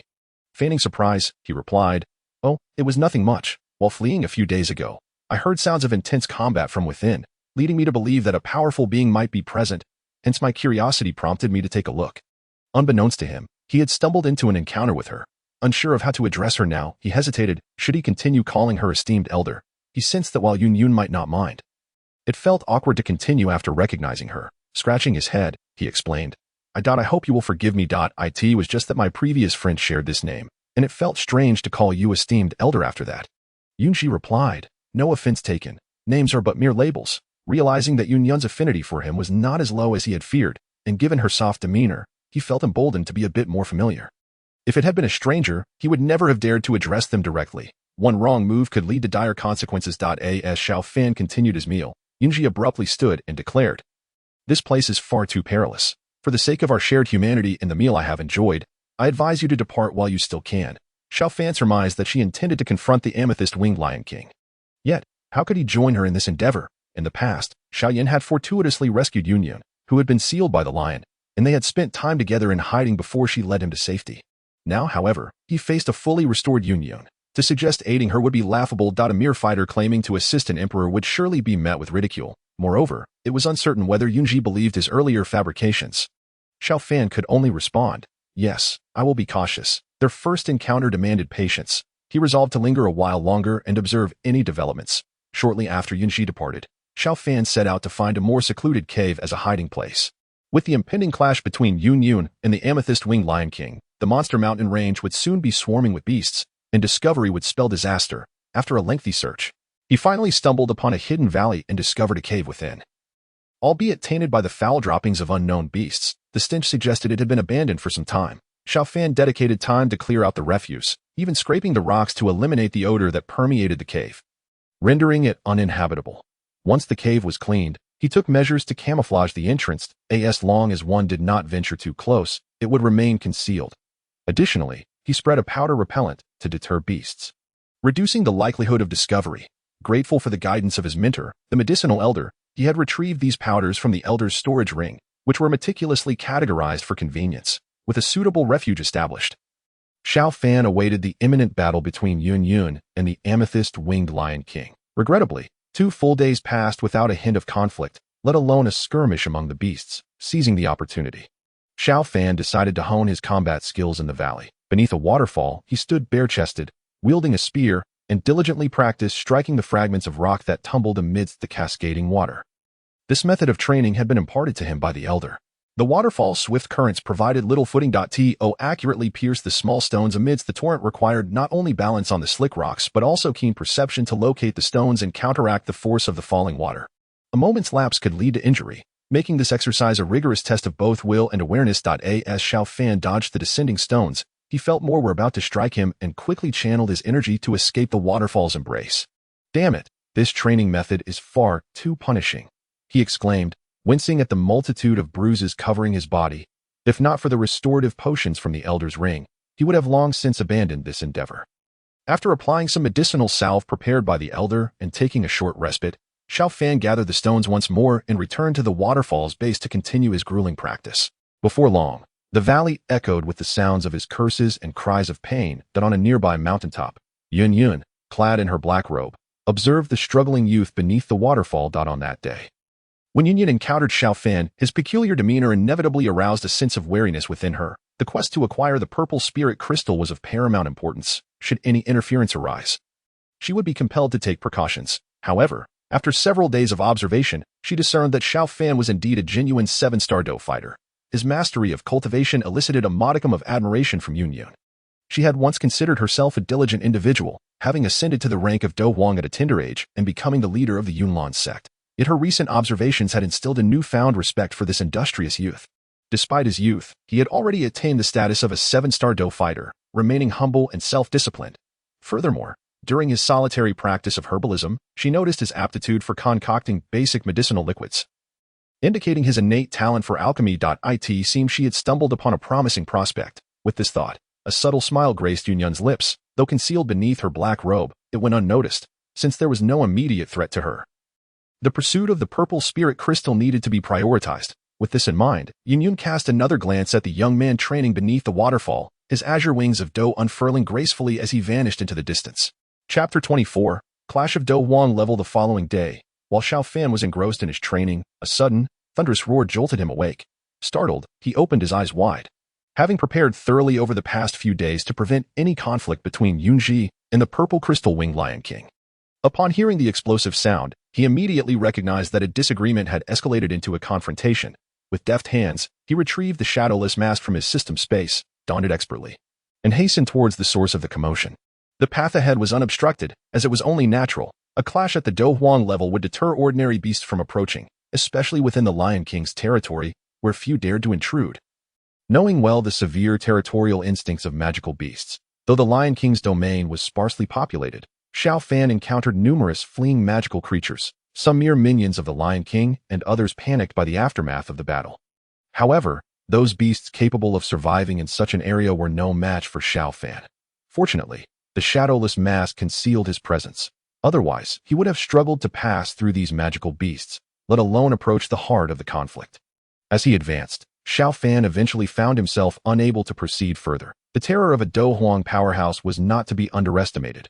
Were it not for the formidable physique granted by the system and the mask's concealment, he would have had no choice but to flee at the sight of such a battle. Climbing to the top of a towering tree, he concealed himself among the lush branches, peering through the gaps to observe the fierce clash between the two Dou Huang fighters. The black-robed Yunji revealed her exquisite visage, her lithe figure flickering in and out during the fray. Regrettably, Xiao Fan's vision could not keep pace with their rapid movements, allowing him only fleeting glimpses of their exchanges. Devoid of the opportunity for thorough appreciation as he contemplated drawing nearer, he suddenly realized that the tumult of their battle had already driven away the lower-tier magical beasts within the vicinity. Only 3 formidable 5th-tier beasts remained, equivalent to the strength of 3 human Dou kings. That a cold sweat broke out upon Xiao Fan, in his eagerness to observe the prowess of the strong. He had nearly forgotten that the Lion King's retinue was not comprised solely of low-tier beasts. It appeared that these 3 5th-tier beasts were the true enforcers of the Lion King. Faced with such formidable opponents, Xiao Fan abandoned any thoughts of intervening. Even without Yunji's distractions, he could hardly contend with any one of them. Thus, he remained hidden in the tree, hoping for a miracle to unfold. As time passed, the 2 combatants clashed from midday until sunset. Xiao Fan noted that the flames enveloping the purple crystal-winged Lion King had diminished in intensity, confirming the truth of the rumors that it drew strength from the sun through the crystal embedded within its body. Suddenly, the Lion King's roar echoed through the sky. "Human woman, you have worn away my dwindling patience."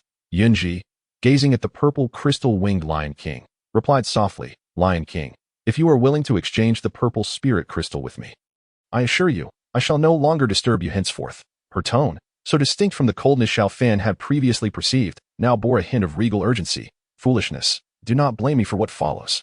The Lion King's voice, infused with rage, resonated with such ferocity that it sent ripples through the air. The purple light behind him surged, and moments later, a brilliant violet radiance eclipsed the setting sun. Xiao Fan, recognizing the Lion King's escalating power, surmised that the battle was nearing its climax. The nearby magical beasts, initially observing, scattered in fear of the impending devastation. Yunji too sensed the abrupt shift in the Lion King's aura.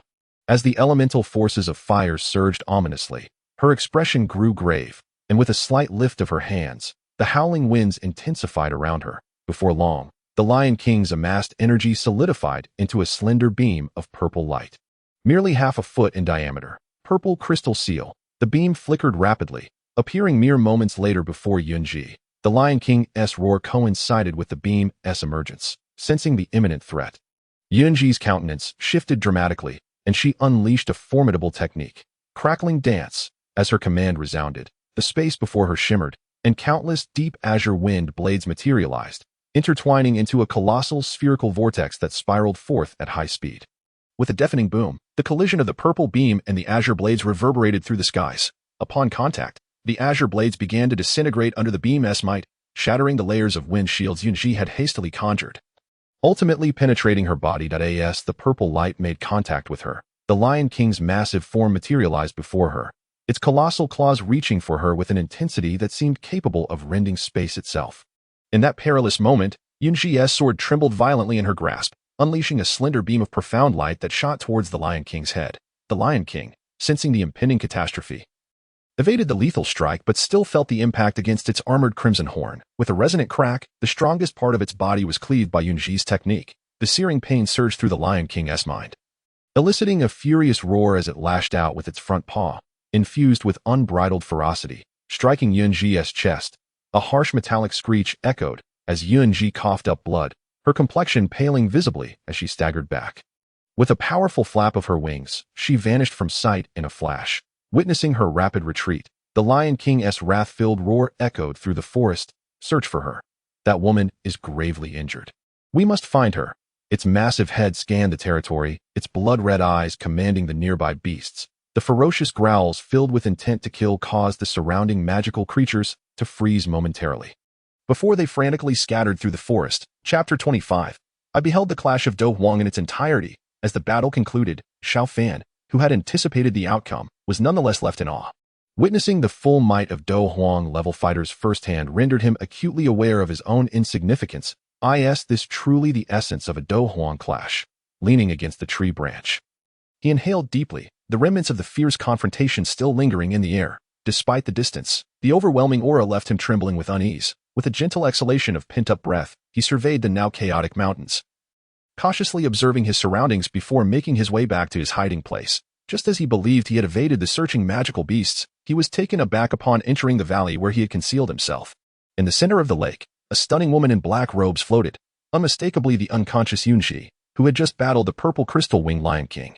Xiao Fan, gazing at Yunji lying in the lake, furrowed his brow and questioned the system. "Am I Xiao Fan or Xiao Yan?" Why do I feel as if my experiences mirror those of Xiao Yan? Coincidence, mere coincidence. The host must believe in the randomness of fate. With skepticism, Xiao Fan scrutinized his seemingly non-existent form, and given the system's response, he could only accept this as a coincidence. As the roars of magical beasts echoed throughout the mountains, Xiao Fan carefully transported Yunji to his hiding cave for safety. Scattering a bit of medicinal powder around the perimeter as a precaution, upon returning to the cave, he found Yunji, who had previously lain on the bed, now moaning in unconscious pain. The truth was that she had been caught off guard by the Lion King's attack. Not anticipating its sealing abilities, which had resulted in her severe injuries. During her few days observing Xiao Fan in the mountains, she noted that this place, due to Xiao Fan's influence, had seen few magical beasts. In a moment of desperation, she decided to heal her wounds here. However, as she flew over the lake, she unexpectedly lost consciousness. At this moment, Xiao Fan turned his gaze upon Yunji's visage. Her noble and exquisite beauty drew one in. While her pallor from injury evoked a sense of pity, her lips, unconsciously biting down in pain, revealed a hint of her pearly teeth. Xiao Fan was momentarily entranced, forgetting that Yunji was gravely injured. It was only when he heard her faint groan that he snapped back to reality, gazing at her pale face and lamenting inwardly. Oh, what a pity. Master Yun, should I proceed or refrain? Initially intending to tend to her wounds, he suddenly recalled the possibility that she might strike him with a sword. Such an event was not beyond the realm of possibility. After all, Xiao Yan had been fortunate before, but this time his life was at stake. And he dared not take the risk. Yunji? Yunji? Xiao Fan cautiously nudged her and softly called her name. Noticing her lack of response, he hesitated, contemplating her pale countenance. Ultimately, he resolved to act, albeit with caution. After a brief moment of thought, he retrieved a stone from the ring given by the medicinal elder, known as the Shadow Stone, which could simply record some images. Channeling his fighting spirit, Xiao Fan addressed the Shadow Stone. Yunji, I harbor no ill intentions towards you. My sole purpose is to heal your wounds. You may verify this. As he spoke, he swept the stone over her, revealing the telltale claw marks left by the amethyst-winged Lion King. With evidence in hand, Xiao Fan commenced the treatment. However, he soon found himself stymied. The injury was located at her chest. Thus, he delicately cut away Yunji's clothing. To claim that his mind was devoid of impure thoughts would be disingenuous. How could one remain indifferent when tending to the wounds of an enchanting beauty? Especially one who lay unconscious. Just as he had cleared the debris from her chest, he suddenly felt a chill rise behind him. Upon turning, he met Yunji's fierce gaze. I am merely attempting to heal you. Xiao Fan stammered, raising the vial in his hand, attempting to feign bravado. Observing Yunji's displeased expression, he noted that she recognized he had not acted improperly and that he genuinely wished to aid her. Moreover, she had intruded upon his sanctuary. With her position already tenuous, Yunji found no words to counter him, but she could not allow him to continue his ministrations unchallenged. I shall handle it myself, she replied coldly. Xiao Fan regarded the obstinate Yunji, smirking slightly as he stepped back, crossing his arms and watching her struggle on the stone bed. Yet, as she attempted to move, a sharp pain shot through her chest.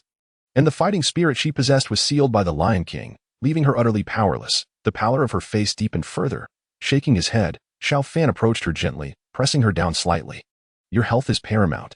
Do not overexert yourself. Allow me to apply the medicine first. After speaking, he locked eyes with her. Realizing his firm demeanor, Yunji understood the urgency of her healing and reluctantly gritted her teeth. Lowering her gaze in silence, seeing her tacit acceptance, Xiao Fan prepared to administer the medicine, only to discover that her protective armor remained intact. With no significant wounds visible, it appeared that the Sea Heart armor had saved her life. After observing for a moment, Xiao Fan hesitated but ultimately addressed her. About your armor.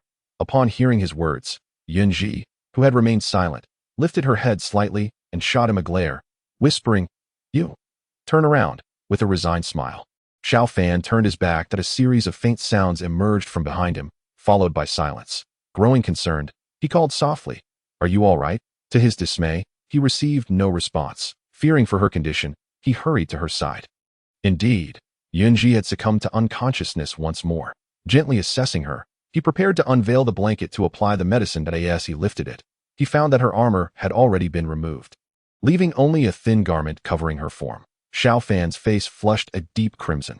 Clearing his throat awkwardly, he glanced at Yunji's face, then closed his eyes and took a deep breath to focus on the severe wound on her chest.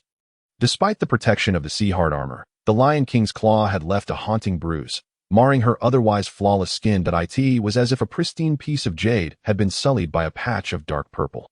The sight of those bruises stirred a profound sympathy within him. Gently, he sprinkled some medicinal powder around the wound. Though he endeavored to maintain control, he inadvertently brushed against her softness. After painstakingly completing the treatment, he pulled the blanket over her and promptly exited the cave, leaping into the lake nestled within the valley to cool the fervor within him. Unbeknownst to him, as he dashed out of the cave, Yunji's eyes fluttered open, watching him depart with a glimmer of complex emotion. Xiao Fan had contemplated the possibility of establishing a harem in this world of Dou Po, much like the fantasies of his past life, or perhaps directly claiming the female protagonists upon encountering them. Alas, the 9 years of compulsory education and ingrained values had compelled him to abandon such thoughts when faced with reality. After all, having just arrived in a foreign world without acquaintances or experiences, he retained the mindset of his previous life, though he anticipated that some transformations would inevitably occur with time. As night fell, the clamor within the magical beast mountains did not subside. With the Lion King's orders spreading, the beast roamed in search of Yunji. Seizing the opportunity, Xiao Fan ventured out to scout the area. A few waves of magical beasts nearly veered towards the valley, but he deftly led them astray. With provisions in hand, Xiao Fan returned to the cave, only to find that Yunji had regained consciousness and was lying on the stone bed. Observing him, noting her lack of accusations, they tacitly chose to ignore the prior incident involving the medicine. Gently waving the magical beast meat in his hand, he remarked, "You are still weak. You cannot consume this. I will prepare some millet porridge for you, with a bit of meat added." Without waiting for her response, he began his preparations. Due to her chest injury, Yunji could only slightly turn her head. Earlier, out of embarrassment, she had forced herself to remove the sea-hard armor, which impeded her blood circulation and led to her fainting. With her fighting spirit sealed by the Lion King, her internal flow was sluggish, resembling that of a snail. The only action she could perform was to watch as Xiao Fan prepared the porridge, a dignified Dou Huang-level powerhouse. Lying there while a mere doja prepared millet porridge was both amusing and absurd.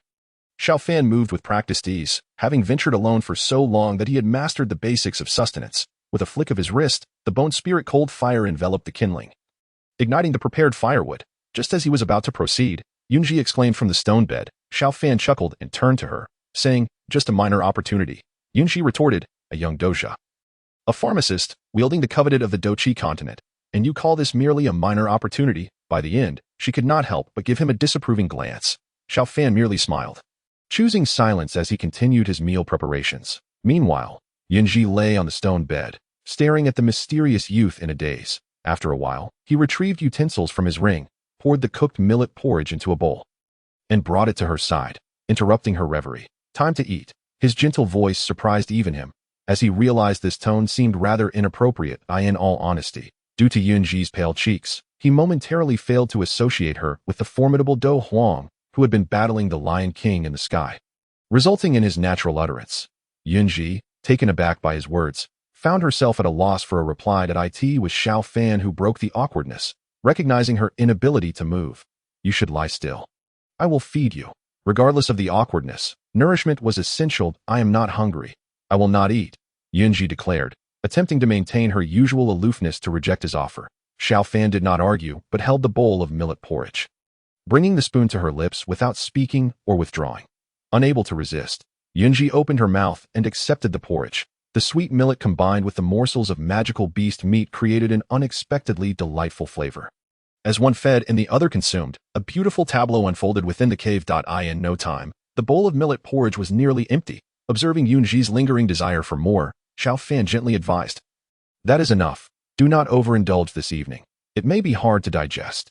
Yunji shot him a fierce glare, turning her head defiantly to the side, refusing to speak further. Xiao Fan chuckled softly, gathering the bowls and chopsticks. The beast meat on the fire was now perfectly roasted to a golden crisp.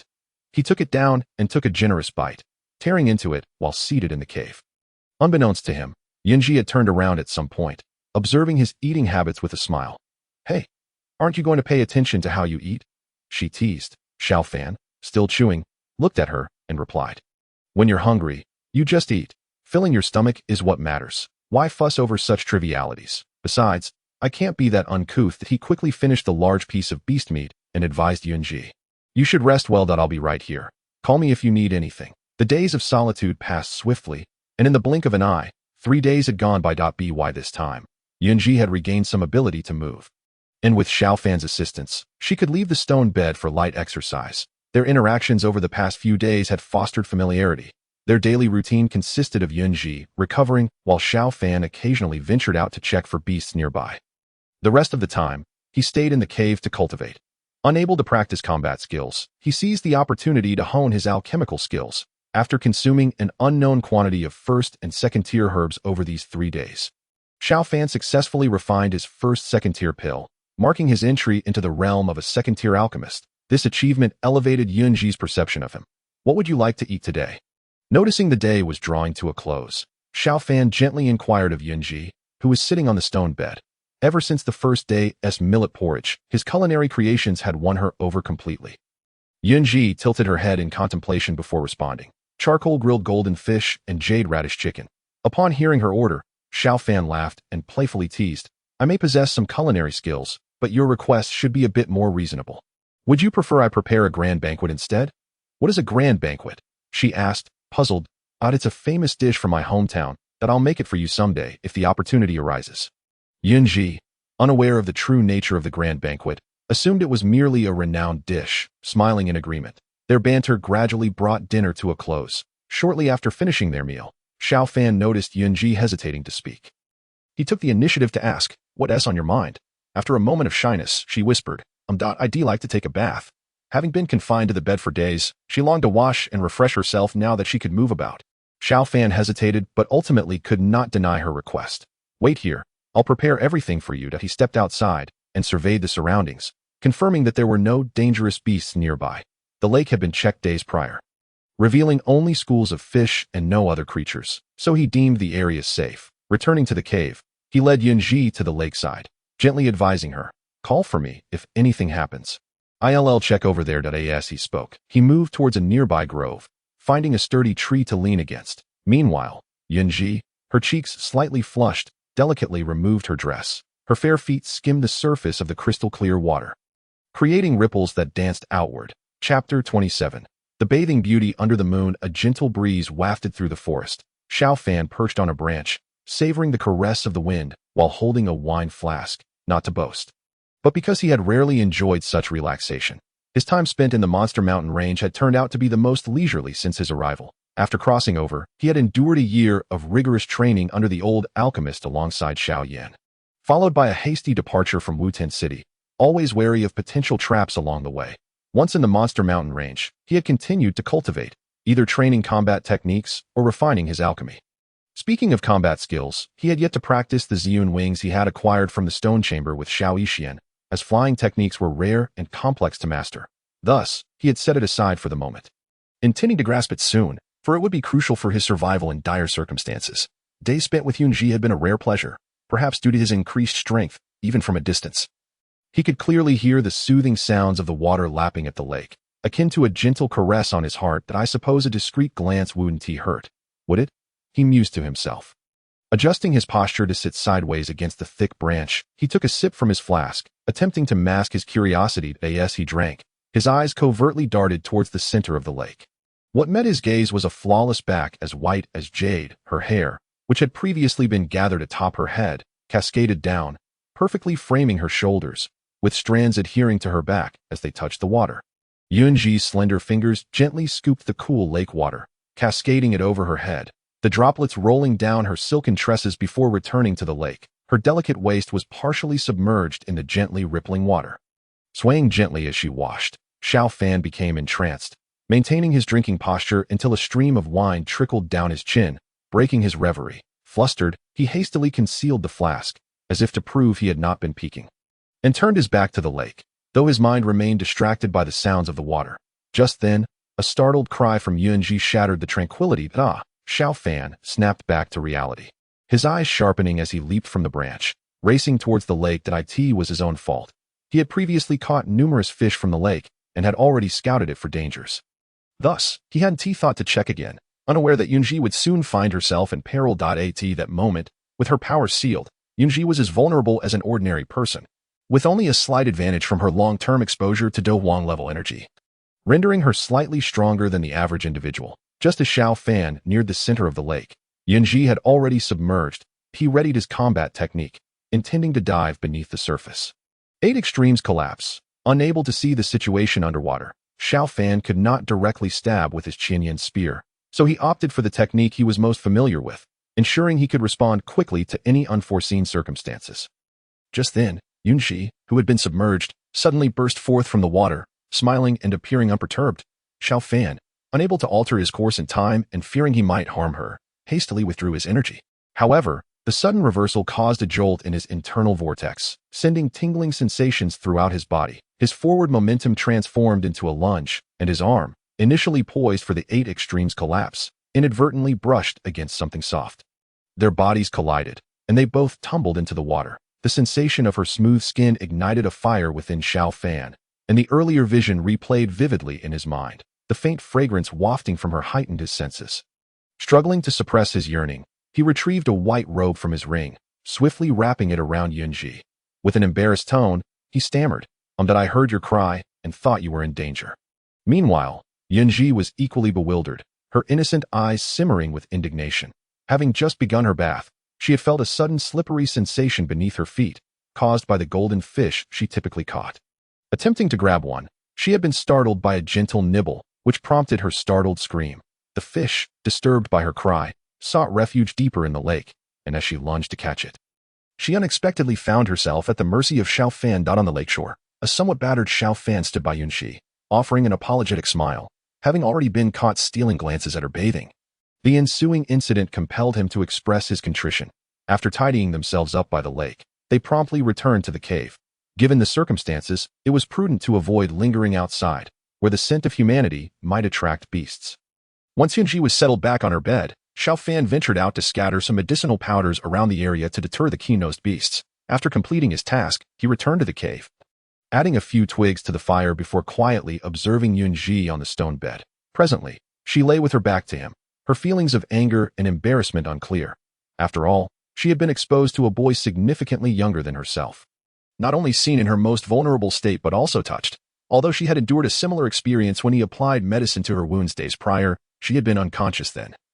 And that timely fainting had alleviated their awkwardness. The night passed in silence, as the two endured a long and restless evening. Xiao Fan, having glimpsed Yunji's form and fueled by youthful vigor, found sleep elusive. Meanwhile, Yunji, perhaps due to Xiao Fan's impetuousness, was lost in thought until her weakened body finally succumbed to slumber. The next morning, as dawn broke, Yunji awoke to find Xiao Fan had already prepared their breakfast.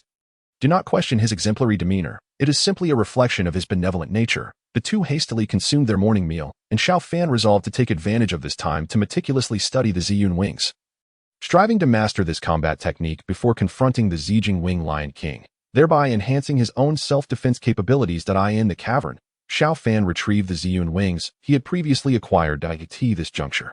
The wings remained unactivated, measuring merely the size of a palm. 2 miniature purple wings lying in the palm of Xiao Fan's hand. Is that a flying combat technique? Yunji inquired curiously, glancing at the Ziyun wings in Xiao Fan's grasp. It is well known that flying combat techniques are exceedingly rare. Even within the esteemed Yunlan sect, one of the foremost sects in the Gamma Empire, such techniques are scarce. This scarcity arises not only from the complexity of their crafting, but also from the rarity of the necessary materials and proper methods. While some sects may attempt to replicate flying techniques, these imitations are mere facades, easily discerned by discerning eyes and typically used to deceive novices. It was an accidental find, Xiao Fan replied, somewhat sheepishly. Yet, upon observing Xiao Fan's earnest intent to train, Yunji refrained from further teasing him and instead chose to assist him. As Xiao Fan scrutinized the Ziyun wings intently, Yunji remarked, merely gazing at it will yield no results. When crafting a flying combat technique, residual will from the magical beasts must be preserved to ensure its vitality. To truly master such a technique, one must first activate it and subsequently suppress the lingering will of the beast within. Xiao Fan, taken aback by this revelation, asked, "Is there such a process? What must I do?" Upon addressing the matter at hand, Yunji's expression turned serious, exuding an air of authority. "This space is too confined for practicing a flying combat technique. We should proceed to the valley outside." Hesitant at first, Xiao Fan furrowed his brow, but, after contemplating the absence of magical beasts in the vicinity, ultimately consented. Mastering the flying combat technique was of utmost importance. Without it, he would find it exceedingly difficult to make a significant impact in future battles. Once they arrived in the valley, Yunji settled upon a stone, ready to guide Xiao Fan through his training. Nodding in acknowledgement, Xiao Fan retrieved the Ziyun wings from his storage space. Begin by circulating your fighting energy and attune yourself to its resonance. Yunji instructed in a calm voice. Xiao Fan activated the fighting energy within him, which swiftly flowed from his energy vortex, establishing a connection with the flying technique he held. Suddenly, an unruly aura emanated from the Ziyun wings, which seemed to come alive, struggling violently, as if to break free from Xiao Fan's grasp. Calm your mind.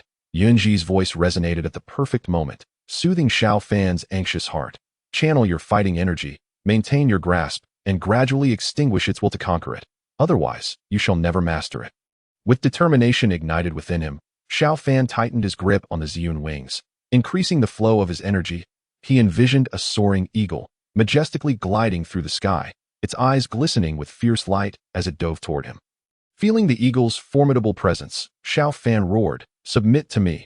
As his battle cry echoed, the atmosphere within him surged to its zenith, even momentarily stunning the eagle. Seize the moment. Imbue your soul's power into the flying technique. Yunji encouraged, her excitement palpable as she witnessed Xiao Fan overcoming the technique's residual consciousness. Responding to her words, Xiao Fan directed his soul's energy into the Ziyun wings. He infused the wings with his essence. Their struggle gradually subsided. Ultimately, he sensed the lingering consciousness within the wings dwindling to a mere wisp. With a surge of his soul's power, he eradicated the remaining will until his essence fully occupied the Ziyun wings. The wings vanished from his hand, merging seamlessly into his being. Suddenly, a pair of majestic purple wings unfurled from Xiao Fan's back. Observing his success, Yunji beamed with delight. Xiao Fan, exhilarated, opened his eyes to behold the colossal wings behind him. As he circulated his fighting energy, the wings began to spread slowly. Wobbling slightly, he felt his feet lift off the ground for the first time, defying gravity and soaring freely through the sky. Overwhelmed with joy, after a brief flight, Xiao Fan spotted Yunji below and, filled with enthusiasm, dove toward her. As he approached, he effortlessly lifted her, akin to a dragonfly skimming the water, and soared back into the sky. Yunji, caught off guard by his actions, exclaimed, "Put me down."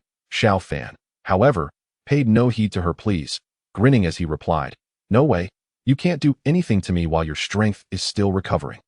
With Yunji in his embrace, he ascended higher into the heavens. Moments later, the entire valley spread beneath them, surrounded by wisps of mist, gazing at the mountains bathed in the hues of the setting sun. Xiao Fan murmured, "This world is truly beautiful." Yunji, nestled in his arms, suddenly realized the breathtaking scenery from such heights, a faint smile gracing her lips. Another fortnight passed in the magical Beast Mountains, perhaps due to the Lion King's recuperation. The magical beasts had not been pressing, and despite their continued search for Yunji, their presence was less frequent on the rare occasions when beasts neared the valley. Xiao Fan skillfully diverted them. After weeks of healing, Yunji's injuries had nearly mended, and today she planned to break the Lion King's seal to ensure safety. Xiao Fan ventured near the valley to scout for magical beasts once more.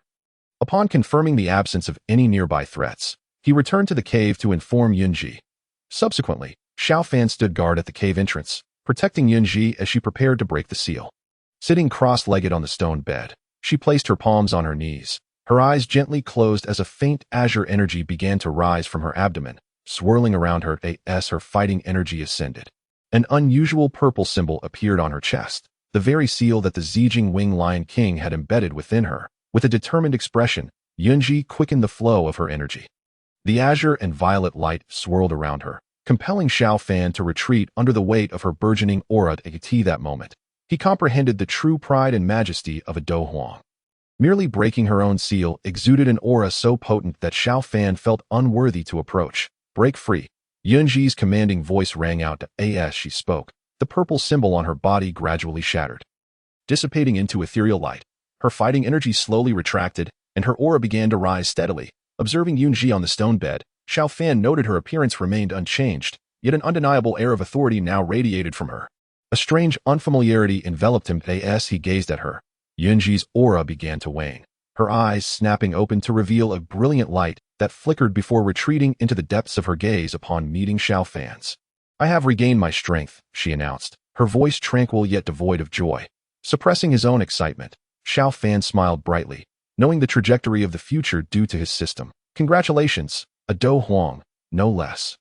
Taken aback by his reaction, Yunji sensed a peculiar feeling arise within her, one that transcended mere joy at the restoration of her power. Recently, you have certainly tested my patience, she scolded, her fists clenched in mock menace as she scrutinized him. Contemplating her next move, that a chill ran down Xiao Fan's spine. He had not anticipated this side of her. Just as he contemplated fleeing the cave, a wall of wind materialized before him, forcing him to pivot quickly. Yet, in an instant, he felt himself lifted by his neck, akin to a small dog being hoisted up. You, young man, are woefully ignorant of a Dou Huang's power, Yunji declared, having seized Xiao Fan and swiftly sealing his fighting energy. She unleashed a flurry of punches upon him. I will not allow you to escape, that I will not permit you to mock me, I will not tolerate your antics, I will not forgive you for spying on me while bathing. Recalling their shared moments, Yunji's fists rained down mercilessly upon Xiao Fan, who could only shield his head and endure the playful onslaught. However, it seemed that Yunji had become addicted to the fight. Growing more spirited as the skirmish progressed, Xiao Fan observed that Yunji was only using her fists, devoid of any fighting spirit, and contemplated retaliating. With the foundation from his prior training, he felt undaunted in facing Yunji. Even without employing his own energy, upon noticing Xiao Fan's intent to resist, Yunji scoffed, thinking, as a Dou Huang-level powerhouse, how could she possibly be outmatched by a mere 8-star Dou Shi? Indeed, over the past month, despite lacking missions, Xiao Fan had successfully advanced to the 8-star level, relying solely on his innate talent. Both approached the confrontation with the mindset of besting the other, leading to a spirited tussle within the confines of the small cave. Initially, they were evenly matched. However, as Xiao Fan hesitated to target many vulnerable areas on Yunji's body, he gradually found himself at a disadvantage, constrained by the multitude of weaknesses he could not exploit. Just then, Yunji delivered a kick that sent him crashing against the stone bed, that he quickly yielded, exclaiming, I was wrong. I was wrong. No more fighting. Hearing his capitulation, Yunji contemplated delivering another kick, but as she swung her leg toward him, Xiao Fan instinctively leaned back, catching her foot in midair. Seizing the moment, he executed the stunning dragon step, pinning her onto the stone bed with a simple hold, perched on her back as he remarked, I told you I was wrong, and yet you still want to fight. Feeling the intense energy emanating from behind her, Yunji twisted her shoulders uncomfortably and shouted, Let me go. Not a chance. I want to release you, Xiao Fan retorted arrogantly. After declaring this, he casually slapped her, only to realize with a start the nature of the area he had struck. Oh no, my mistake. I didn't mean to. Glancing at Yunji, he saw her eyes ablaze with fury. With her fighting spirit activated, she sent Xiao Fan flying, and while he was still airborne, she pummeled him mercilessly. After a lengthy interval, Yunji composed herself elegantly on one side, while Xiao Fan, bruised and battered, sat nearby applying medicine to his wounds, creating a stark contrast between them. As their playful brawl came to a close, they resumed discussing serious matters regarding the acquisition of the purple crystal-winged Lion King's purple spirit crystal. No way, you're only an 8-star Dou Shi. That Lion King could kill you with a mere puff. Hey, how can you say that? What do you mean it could kill me with a puff? Their heated argument echoed through the cave, stemming from Xiao Fan's desire to accompany Yunji into battle, intending to stealthily retrieve the purple spirit crystal while she engaged the Lion King. Naturally, Yunji vehemently opposed the idea, deeming Xiao Fan's strength far too insufficient for such a perilous venture, insisting that he remain behind while she faced the danger alone. Their dispute persisted until Xiao Fan declared, Even if you don't take me with you, I will sneak in regardless. Before their departure, at the cave's entrance, Yunji turned to Xiao Fan and said, I possess a secret technique that can temporarily elevate you to the Dome Master realm. Additionally, due to my wind attribute, it will significantly enhance your speed. Come here. All right. Upon Xiao Fan's agreement, Yunji extended her delicate hand. Placing a fingertip on his forehead, a surge of potent energy flowed from her fingertip, quickly permeating his meridians. Xiao Fan's aura gradually intensified with the infusion of Yunji's energy, soon surpassing the limits of a Dou Shi and stepping into the realm of Dome Master. Once the transference of her fighting spirit concluded, Xiao Fan clenched his fists, marveling at the abundant energy within him, exclaiming, Is this the power of a Dome Master? He felt as though he could effortlessly overpower his former self. Astonished by the immense leap in his capabilities, this power will only last for 2 hours, so you must exercise caution, Yunji cautioned, observing Xiao Fan's exuberance and emphasizing the duration of the technique to prevent any mishaps. Understood. Let us set off. With that, Xiao Fan wrapped his arms around Yunji's waist. She abruptly halted her ascent, nearly disrupting the flow of her fighting spirit, and turned to him, seething. Where do you find the audacity? Xiao Fan feigned a pitiful demeanor. I'm not as fast as you, so of course, I need you to carry me. If I were to go alone, I might encounter a few tier 4 or 5 magical beasts along the way and meet my end. Yunji shot him a fierce glare, swatting his hands away before seizing him by the neck. With a gentle flap of her wings, they soared towards the Lion King's territory. All that remained was Xiao Fan's desperate cries fading into the distance. They landed on a small mountain not far from the Lion King's domain, and upon touching down, Yunji emphasized, "Remember, if the situation becomes dire, prioritize your safety above all." With disheveled hair, Xiao Fan gazed at Yunji with a hint of melancholy. "Rest assured, I understand the importance of my life. You must also be cautious in holding off the Lion King." Yunji feigned indifference, glancing back at him before soaring towards the Lion King's location. "Lion King, come forth and fight." As her voice resonated, an enraged roar erupted from the mountain where the purple crystal-winged Lion King resided. "Roar. Human, you dare return." Yunji's eyes narrowed, her calm voice cutting through the tension. "If you hand over what I desire, I will leave immediately, as promised." "Humph, you overestimate yourself, human. This time, I shall not allow you to escape." In a flash, the massive form of the purple crystal-winged Lion King materialized in the sky. Its eyes ablaze with a chilling fury and hatred. A month prior, although it had evaded a critical blow from Yunji, it had lost one of its horns, and despite a month of recuperation, it showed no signs of recovery. When Dragon Flash, Yunji, eyeing the now visible Lion King, launched an attack, hoping to divert its attention. Boom! Her assault was effortlessly thwarted by the Lion King, who pursued her into the sky, leaving behind a furious roar. "Human, this time you shall not be as fortunate as last month. I will tear you apart with my own hands." Soon, the distant skies reverberated with violent clashes. Clearly, the Lion King and Yunji were engaged in fierce combat. Concealed in the shadows, Xiao Fan strained to hear the intense battle above, suppressing his rising anxiety as he murmured, "Be careful." Then he shifted his gaze towards the mountain where the Lion King resided. The colossal peak loomed ominously, a place even the Lion King's subordinates dared not approach. Cautiously surveying his surroundings, Xiao Fan retrieved the shadowless mask from his spatial ring, gently affixing it to his face. With the Dou master-level combat prowess bestowed by Yunji, his presence swiftly dissipated from the area. He navigated carefully, avoiding the now agitated magical beasts, inching closer to the Lion King's lair, surrounding the mountain. There had once been many of the Lion King's subordinates, but due to Yunji's interference, they had scattered. Few magical beasts remained, primarily lower-tier creatures. The Tier 5 beasts had vanished when Yunji and the Lion King ascended into the sky. This moment marked an opportune time to infiltrate the purple crystal-winged Lion King's habitat.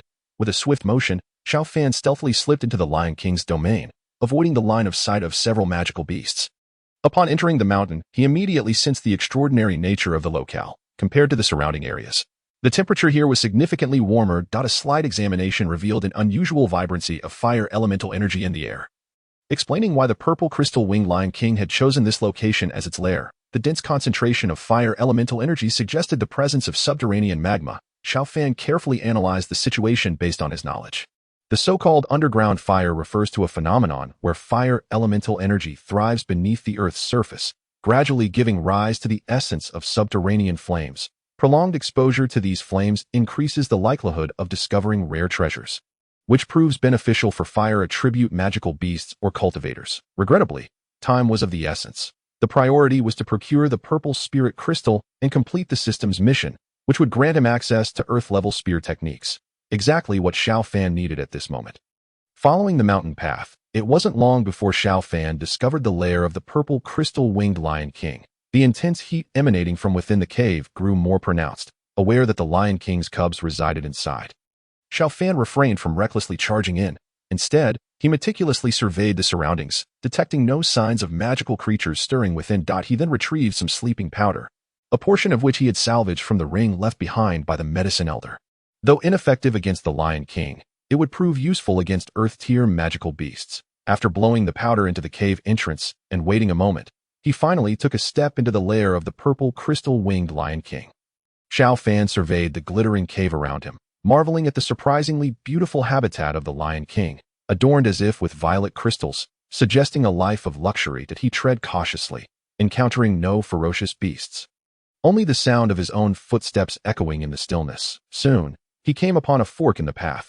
Recalling the descriptions of the area, he recognized that the left path led to the accompanying purple crystal source. Yet he found himself unable to access it. This source, when consumed by the young purple crystal-winged Lion King upon its ascension to the 4th tier, would directly elevate it to the 5th tier, a splendid boon for one practicing fire attributes. However, it lay ensconced within a massive purple sphere that absorbed all attacks save for the purple spirit crystal. Thus, to obtain the accompanying purple crystal source, he first needed to secure the purple spirit crystal. Narrowing his eyes, Xiao Fan resolved to seize this rare treasure that he cautiously ventured down the right path, holding his breath in anticipation, until he reached the end of the passage, peering around the corner. He beheld a vast chamber where a young purple crystal-winged Lion King lay. This must be the offspring of the Lion King. Xiao Fan frowned. The original text described the young purple crystal-winged Lion King as a third-tier beast, akin to a formidable fighter. Even with Yunji's enhancement, he was merely at the fighter level. Unable to rely on brute strength, he would have to employ strategy, recalling Xiao Yan's tactics in this very place. A wry smile crept across his face. He retreated into the tunnel and retrieved a collection of items from his ring. Appetite-suppressing flowers and violet smoke fruits, delicacies favored by fire attribute beasts. Next, he extracted some potent laxatives he had concocted and infused them into the two types of fruit, quickly completing the task. Holding the fruits filled with laxatives, he chuckled softly. Fortunately, these beasts are fastidious. Otherwise, even laxatives would be futile.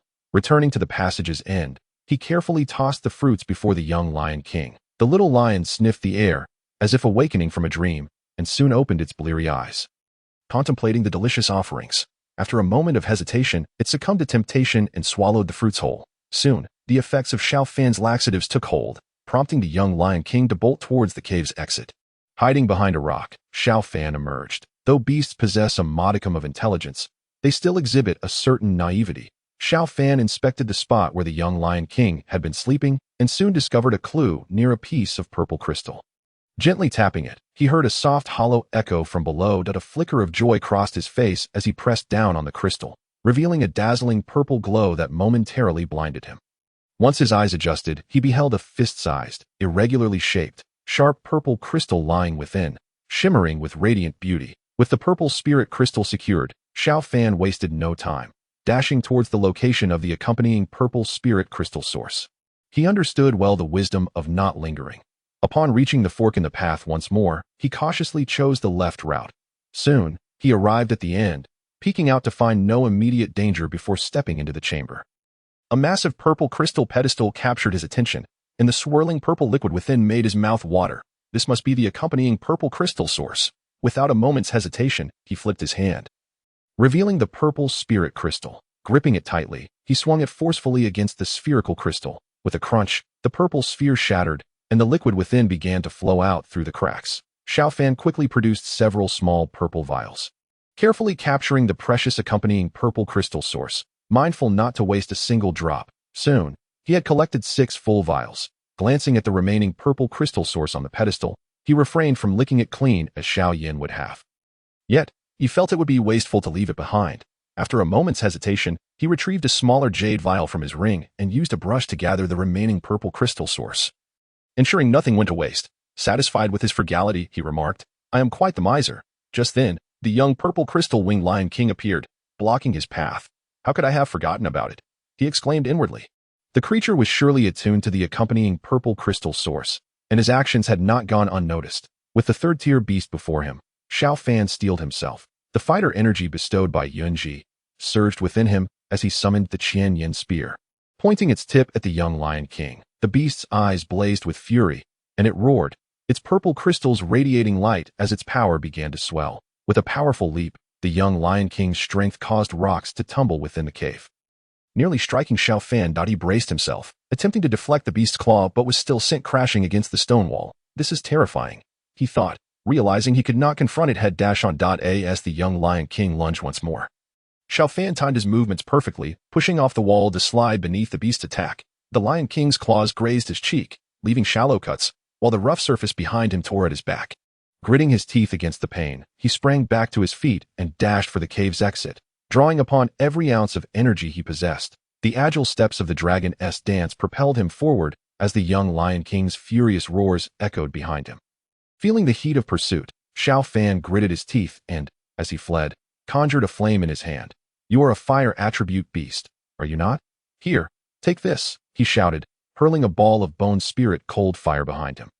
The young Lion King, sensing the impending threat, veered away, widening the gap between them. In the distance, the light of the cave's entrance beckoned, and just as Xiao Fan felt a surge of relief, he sensed an intense heat approaching from behind. A glance over his shoulder revealed the young Lion King unleashing a torrent of purple fire. Is this really necessary?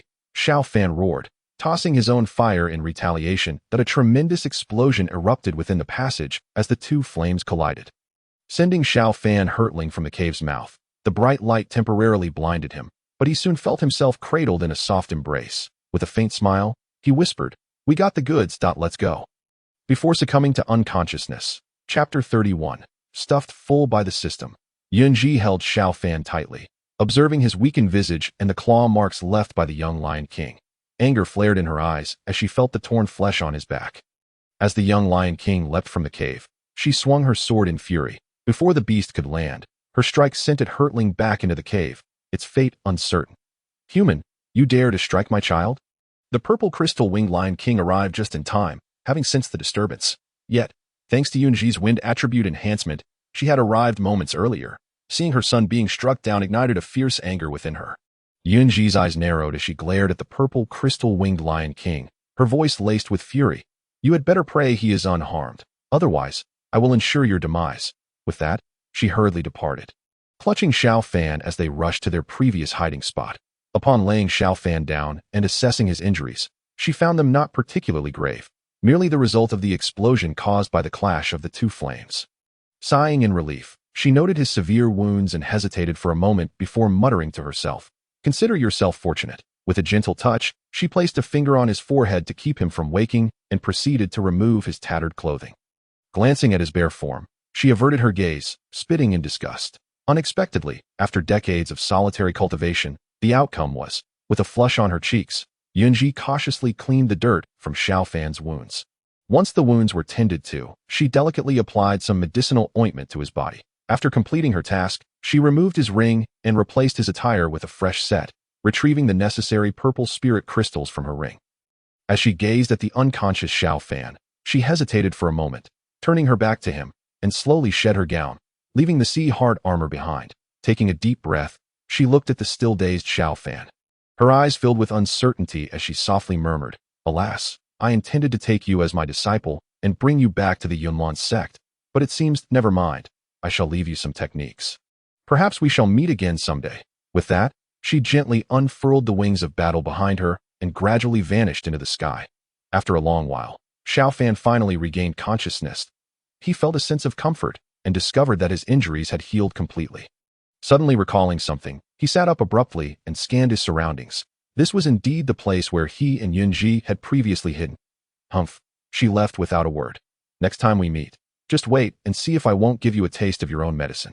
On a high peak, a figure trembled slightly, nearly unable to resist the urge to descend and teach him a lesson. Then, glancing at the sea-hard armor and several techniques beside him, Xiao Fan stored the techniques away and held the sea-hard armor in his hands, which still seemed to bear her scent. Carefully donning the armor, he accessed the system to check his tasks. As expected, he had completed them perfectly. The strongest supporting character system. Host. Xiao Fan level. For 481 600, strength. 8-star fighter. 851-1000. Techniques. Radiant Sun Technique Fighting Skills. Low-level Yellow Rank Fire Cloud Palm. Mastered. Low-level Xian Rank Absorbing Palm. Mastered. High-level Xian Rank 8 Extremes Collapse. Mastered. Low-level Xian Rank Surging Dragon Step. Well practiced. Items. Low-level Spatial Ring. Blood Essence Pill. Tier 3 Wood Element Magic Core. Green Lotus Earth Fire Map.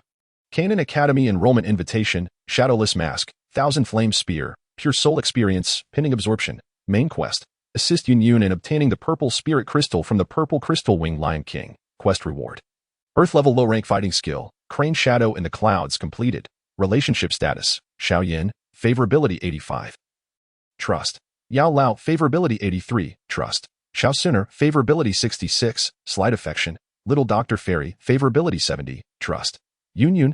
Favorability 75. Trust. Mushi. Favorability 30. Lifelong Rivals. Gonmu. Favorability 30. Disgust. Favorability Rules. 0 to 30 Lifelong Rivals. 30-40 Disgust. 40-50 Slight Aversion. 50-60 Stranger. 60 to 70 Slight Affection. 70-80 Trust. 80-90 Reliance. 90-100 Life and Death Companions. Note: when another's favorability towards the host exceeds 90, they will never betray the host. Xiao Fan discovered that he had completed his quest. And surprisingly, Yunyun's favorability had reached 75, slightly surpassing that of the little Dr. Fairy. It seemed that the past month of interaction had not been in vain. System, claim the quest experience, with familiarity. Xiao Fan summoned the system to receive the rewards for completing the quest. The Earth-level fighting skill was indeed a timely boon. Ding, rewards dispensed. Congratulations, host, you have obtained the Earth-level fighting skill, Crane Shadow in the Clouds. Ding, congratulations, host, you've gained 150 experience points. Ding, congratulations, host, you've gained 10 fighting energy. Ding, congratulations, host, you've gained 10 fighting energy. A series of rewards prompted Xiao Fan to choose absorption immediately. After a month of arduous cultivation, although there had been no system tasks, his physique, enhanced by the system, was exceptional. Xiao Fan had already reached the mid-stage of 8-star fighter, and with the rewards from the quest, his aura surged, quickly elevating him to the level of 9-star fighter. Just as he finished absorbing the energy, another system notification chimed. Ding! System level has reached level 5. The lottery section has been upgraded to the summoning module. Reward, 100 fighting energy. Before Xiao Fan could inquire about the summoning module, he felt an immense surge of fighting energy within him and continued to absorb it. Having just broken through to 9-star fighter, he continued to ascend rapidly. Soon, he reached the pinnacle of 9-star fighter. Yet a substantial amount of fighting energy remained unprocessed. Could I possibly break through to fighter with this? Xiao Fan couldn't help but think. With that thought, a fire ignited within him. Without hesitation, he resumed absorbing the excess fighting energy. His aura gradually broke through 9-star fighter, inching closer to the threshold of fighter. As he meticulously refined the fighting energy within, the cyclone of fighting energy reached its zenith. After approximately half an hour, Xiao Fan finally finished absorbing the fighting energy, and his realm had just reached the level of fighter. Ding! Host detected as reaching the fighter level. Reward, 1 soul refinement. Having just broken through to fighter, Xiao Fan barely had time to react before he was once again overwhelmed by the system's relentless onslaught. What on earth, system, are you trying to make me burst? He then began to endure the system's merciless trials. The soul refinement was originally the soul power left behind by Yao Lao, yet each time he broke through a major realm, the system would selectively impart Yao Lao's insights to him. Having just broken through to fighter, he had no time to grasp the distinction between fighter and fighter, as he was inundated with the soul refinement bestowed by the system. Chapter 32, and uncertain how much time had passed. Xiao Fan finally emerged from his state of cultivation, his strength having reached a formidable 2-star fighter. In less than a day, he had ascended from the strength of an 8-star fighter to a 2-star fighter. A feat that left even him in disbelief. Feeling the ample fighting energy within him, Xiao Fan cautiously inquired of the system, have I truly become a fighter? System, is there any impact from such a drastic leap in rank? System, rest assured, host. Our products are of premium quality, and your cultivation enhancement poses no issues. Relieved by the system's assurance, Xiao Fan began to understand that the primary difference between fighter and fighter was the ability to unleash one's fighting energy into a fighting energy garment, which could enhance specific capabilities. Channeling his fighting energy, he manifested his fighting energy garment, a pale red aura enveloping his body, solidifying into a delicate veil. This added a touch of gallantry to Xiao Fan's already handsome appearance. Testing the garment, he struck forward with a punch. It appears this garment enhances my attack power. Realizing the difference after summoning his fighting energy garment, Xiao Fan noted that his attacks had indeed gained strength. Given his innate affinity for fire, his attacks were further amplified, making it so even a 4-star fighter could not disregard them. Taking a moment to assess his newfound strength, Xiao Fan turned his attention to his current possessions. Firstly, the quest rewards included the Earth-level fighting skill, and secondly, the system had upgraded to level 5. The original lottery had transformed into a summoning module. Summoning module? System, what does this new summoning module entail? The system explained, the summoning module allows the host to expend source currency to perform summons, which can yield various items, ranging from levels to characters and skills. Xiao Fan's eyes sparkled at the system's explanation. If I were to summon a fighting emperor skill, wouldn't I be able to dominate the fighting energy continent? System, the items you summon depend on your own level. Exceeding too many realms carries a risk of overwhelming yourself. Understanding the system's clarification, Xiao Fan realized it was an opportunity to draw external aid, albeit not excessively extreme. And what exactly is this source currency? The system clarified.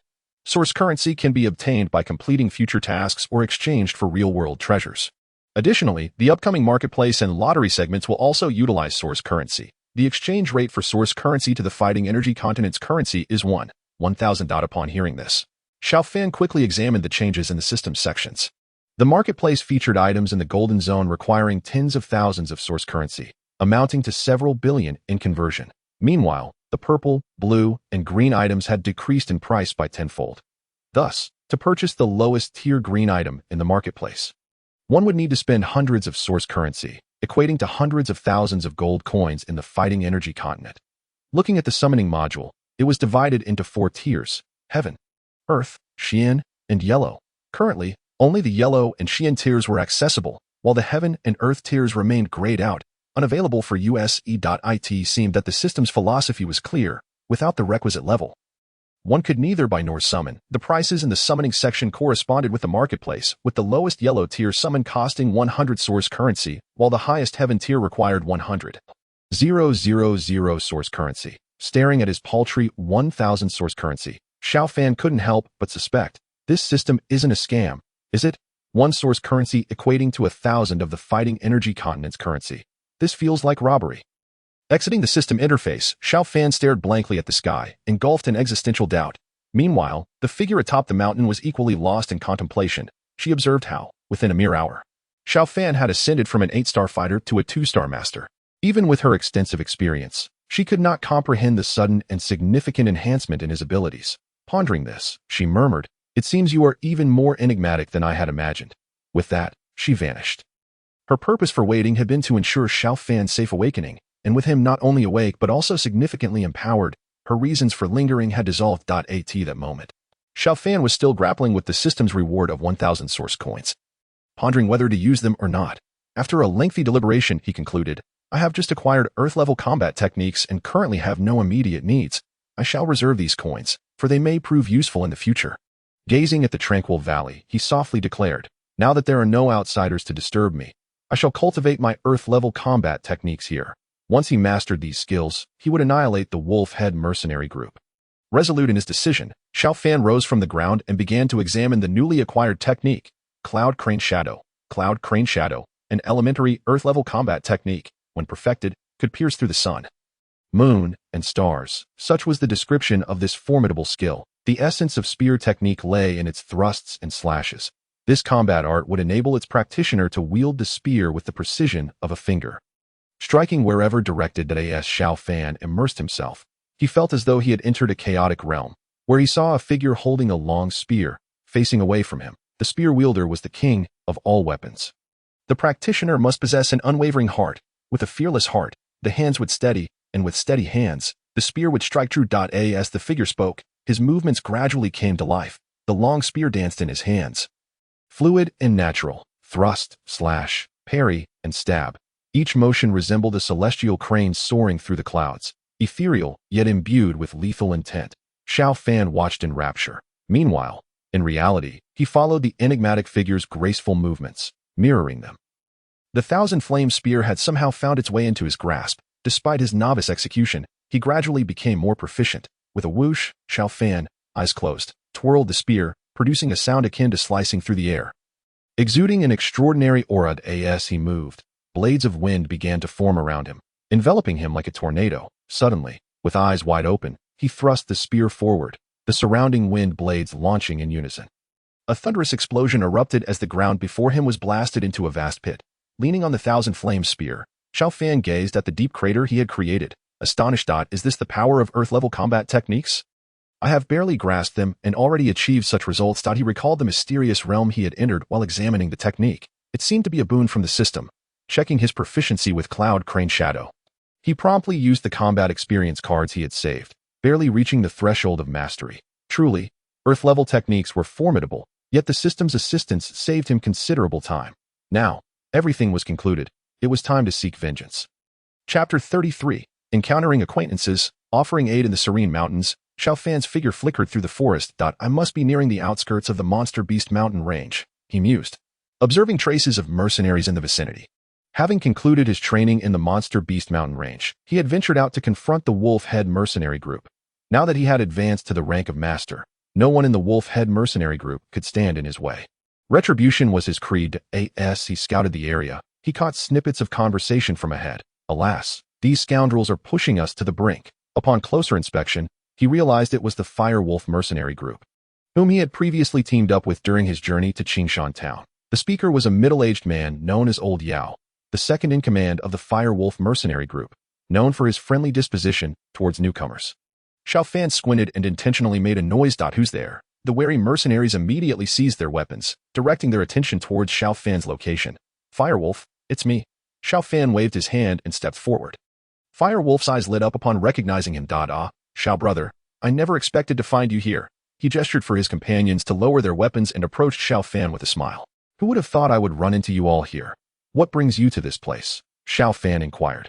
However, upon hearing his words, Firewolf's expression darkened, and with a sigh, he replied, Xiao brother, you may not know. When we arrived in Qingshan Town recently, we encountered the third-in-command of the Wolf-Head mercenary group. He has taken a liking to one of our members. He pointed to a beautiful young girl named Xian, whom they had rescued from a monster attack after parting ways with Xiao Fan. Having lost her family to the onslaught, she possessed some knowledge of pharmacology, which prompted Firewolf to allow her to join the Firewolf mercenary group. Naturally, the young men welcomed her presence, and she gradually integrated into their ranks. However, upon reaching Qingshan Town, she caught the eye of the Wolf-Head mercenary group. Being a small mercenary group, they had no means to oppose such a dominant force. They had hoped to remain hidden, but the man who coveted Xian was the nephew of the second captain of the Wolf-Head mercenary group, Gone Mood.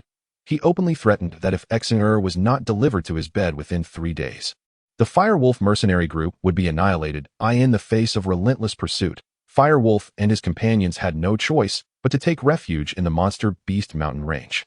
During this time, some of their members had fallen victim to the Wolf-Head mercenary group scouts. After listening to Firewolf's account, Xiao Fan scrutinized Xian, with her hair tied back and a demeanor more serene than that of typical mercenaries.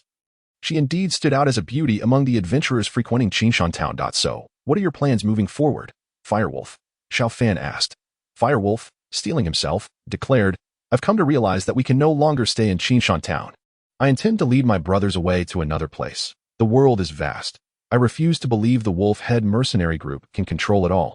Just then, a chilling voice echoed from behind them. Unfortunately, you won't be going anywhere. A group of mercenaries from the Wolf-Head mercenary group emerged, surrounding Firewolf and his companions. It's the Wolf-Head mercenary group. Panic ensued among the members of the Firewolf mercenary group as they realized they had been found despite their retreat to the Monster Beast mountain range. Firewolf, equally astonished, questioned, How did you find us? The cold man grinned, hands on his hips. You think a small mercenary group like yours could evade my notice? You should have known better than to keep that woman hidden. He then leered at Xian, licking his lips as he added, Little beauty, if you come over and serve me well, perhaps I might spare them. Xian, witnessing the dire situation, displayed a look of despair. Firewolf stepped in front of her, shielding her with his body. Shirwan, you can forget about making the Wolf-Head mercenary group surrender. Shirwan merely laughed mockingly. Firewolf, do you think everyone is as fearless as you? Just then, Old Yao, standing behind Firewolf, suddenly turned his weapon against him. In an instant, Xiao Fan dashed forward, positioning himself between the two and effortlessly disarming Old Yao. He struck Old Yao's chest, sending him staggering back. The confrontation unfolded in an instant, and Firewolf, still in shock, turned to Old Yao, incredulously asking, Old Yao, what are you doing?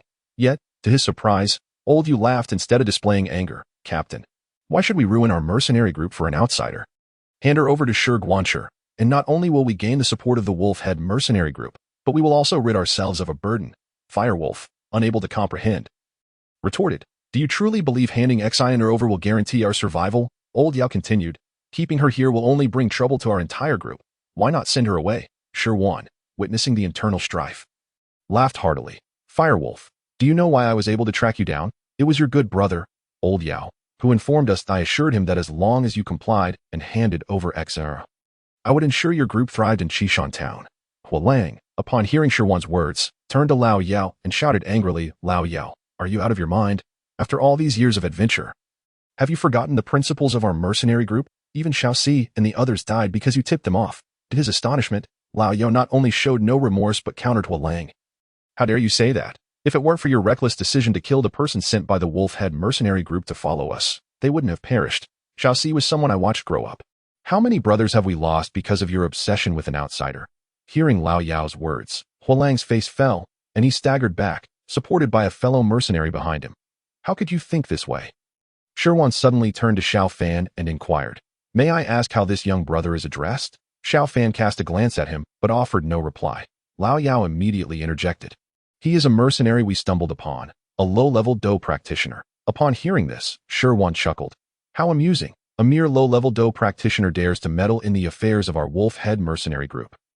Had Xiao Fan not thwarted Lao Yao's sneak attack, Hua Lang, the strongest of the wolf-head mercenary group, would have already fallen victim to Lao Yao. Without Hua Lang, Shi Wan would not have been this courteous.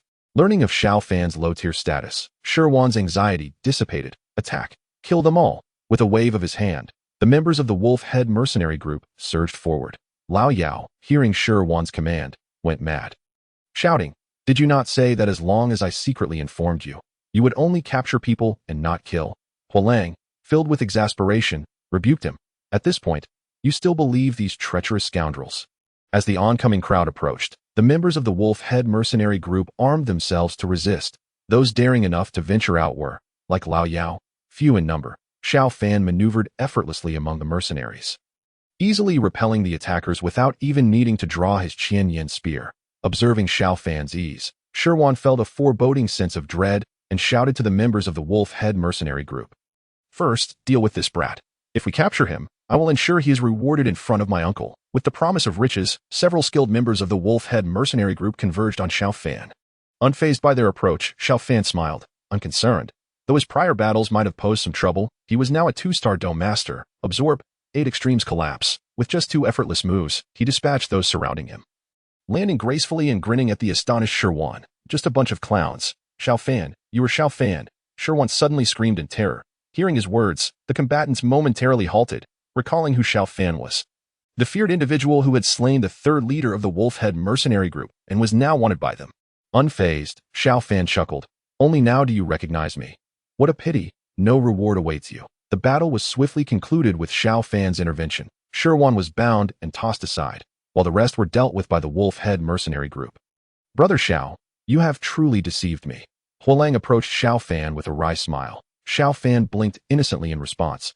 But Brother Hua, you didn't even ask. Hua Lang shook his head, astonished that the young man he once traveled with was now the legendary hero of Qingshan Town. Initially, he thought Xiao Fan was merely a wealthy scion on an outing, but now it appeared he was a young prodigy honing his skills. Surrounding mercenaries gathered around the two, having recently suffered at the hands of the wolf-head mercenary group. They held great admiration for the one who had slain their 3rd leader. Young adventurers eagerly sought to converse with Xiao Fan, a phenomenon akin to celebrity worship. After a long while, the crowd's excitement began to subside. Hua Lang approached Lao Yao and quietly said, Lao Yao, we have shared a friendship for years. I shall not speak of the rules within the group. You may handle this yourself. With that, he tossed a knife before Lao Yao. As Lao Yao gazed at the cheering crowd, a flicker of desolation and disbelief crossed his eyes that he shouted at Hua Lang. You will regret this. The leader of the wolf-head mercenary group is a Dou master. Subsequently, he took his own life right there. Hua Lang hesitated for a moment, saying nothing. Observing the somber atmosphere, Xiao Fan smiled at Hua Lang. Brother Hua, do not worry. In a few days, the wolf-head mercenary group will be no more. Hua Lang looked at Xiao Fan with disbelief at his words. Meanwhile, while Xiao Fan was mingling with the members of the wolf-head mercenary group, Xiao Yan and Yao Lao had appeared at an inn in Qingshan Town. Master, it has been a month without any news of my senior brother, Xiao Yan said, frowning with concern as he lay on the humble bed. The two had arrived in Qingshan Town half a month earlier and immediately heard about the wolf-head mercenary group's pursuit of Xiao Fan. Initially, they thought it was merely coincidental, but upon investigation, they confirmed that the individual being hunted was indeed Xiao Fan. Although they were somewhat curious about Xiao Fan's act of killing the 3rd leader of the wolf-head mercenary group, they also trusted his character. After hearing that Xiao Fan had been forced to hide in the Monster Beast Mountain range, they decided to wait in Qingshan Town for his return, intending to assist him against the wolf-head mercenary group. However, this wait extended to half a month without any news of Xiao Fan. The Monster Beast Mountain range was inherently perilous, teeming with ferocious beasts and the unknown motives of humanity. Hence, they could no longer afford to wait. Pack your things. We shall enter the Monster Beast Mountain range tonight. Yao Lao, equally concerned, appeared more composed than Xiao Yan. He reassured. Do not worry. Your senior brother is clever. If he dares to enter the Monster Beast Mountain range, he must have his own means of safety. In a secluded meadow within the Monster Beast Mountain range, Xiao Fan dragged Shi Wan to this place. Tossing Shi Wan onto the ground, he kicked him disdainfully, saying, Stop pretending to be dead. Keep it up, and you might actually die. Hearing Xiao Fan's words, Shi Wan opened his eyes, a glint of malice flashing within as he gazed at Xiao Yan. then suddenly knelt in terror. Pleading for mercy, "Hero, spare me, let me go, and I will give you anything." Xiao Fan interrupted Shi Wan's pleas, watching him with interest and sneering, "I have no interest in your pleas for mercy. Give me a reason not to kill you." Shi Wan's expression brightened at Xiao Fan's words. "I have money, a lot of money. My uncle is the second leader of the Wolf Head mercenary group. I can buy my life with money." "Oh, how much do you have?" The recent introduction of source currency had strained Xiao Fan's already limited finances, making him quite fixated on wealth. Seeing Xiao Fan's reaction, Shi Wan believed he had found a path to survival and said, This is my money, all I have." While speaking, Shi Wan retrieved a storage ring from his person and handed it to Xiao Fan. Xiao Fan accepted the ring and, upon inspecting its contents, found only a little over 100,000 gold coins. Frowning, he contemptuously remarked, as the nephew of the second leader of the Wolf Head mercenary group, "You possess so little?" Hearing Xiao Fan's words, Shi Wan felt as if he could spit blood. Was 100,000 gold coins not substantial? He had accumulated this wealth over many years, thanks to his uncle's influence. 1 gold coin could sustain a low-income family for an entire year. Thus, the amount he carried was significant, especially since a portion was meant for upcoming purchases. Delayed due to the Wolf Head mercenary group's interference, if he managed to escape, he would still need to find a way to recover this financial loss. Yet, gazing at Xiao Fan's fierce countenance, Shi Wan cried out, I also know where my uncle hides his money. If you spare me, I can tell you." Upon hearing this, Xiao Fan raised an eyebrow with interest. "You know where your uncle hides his money? How can you be sure he would tell you where his wealth is concealed?" Seeing Xiao Fan intrigued, Shi Wan hastily explained, "I discovered it by chance. He always goes quietly when he hides his money. It's in a secluded courtyard in Qingshan town, within a dry well." Xiao Fan extracted the precise location of Gan Mu's hidden wealth from Shi Wan.as for whether this information was true. He intended to verify it later. For him, it was a matter of fortune or peril. Xiao Fan had no desire to endanger himself for mere riches. He accepted Shi Wan's storage ring and then said, "Tell me about the Wolf Head mercenary group, and I may consider sparing your life." Shi Wan's face lit up with joy at Xiao Fan's words, and without hesitation, he divulged the current state of the Wolf Head mercenary group. Due to Xiao Fan's act of killing their third leader, Mushi had already issued orders to hunt down Xiao Fan for revenge, serving as a warning to other mercenary groups in Qingshan town that not everyone could provoke the Wolf Head mercenary group. The Wolf Head mercenary corps, being one of the 3 major mercenary groups in Qingshan town, does not hold absolute dominance. The signs of weakening power may incite unwarranted ambitions among other mercenary groups. As the leader of a large mercenary faction, Mushi is well aware of this reality. Therefore, it is imperative for the Wolf Head mercenary corps to eliminate Xiao Fan, and it must be done in front of all the townsfolk as a warning. In Qingshan town, the Wolf Head mercenary corps remains a formidable force. However, due to the inability to locate Xiao Fan, Mushi devised a plan to leverage the presence of the little healer who had entered the cave with him. By spreading rumors that the little healer had obtained a profound level technique, even if she is well liked in Qingshan town, it would inevitably attract the greedy. The actions of the Wanyao Zhai serve as a prime example of this. The little healer currently cannot even freely enter or exit Wanyao Zhai. The establishment has deployed numerous personnel around her, ostensibly for protection, but their true intent lies in the coveted profound level technique she possesses. This has rendered her life in Qingshan town quite miserable. Furthermore, the Wolf Head mercenary corps has resolved to take action tomorrow, pressuring Wanyao Zhai to surrender the little healer, claiming that the ruins are the burial grounds of their ancestors.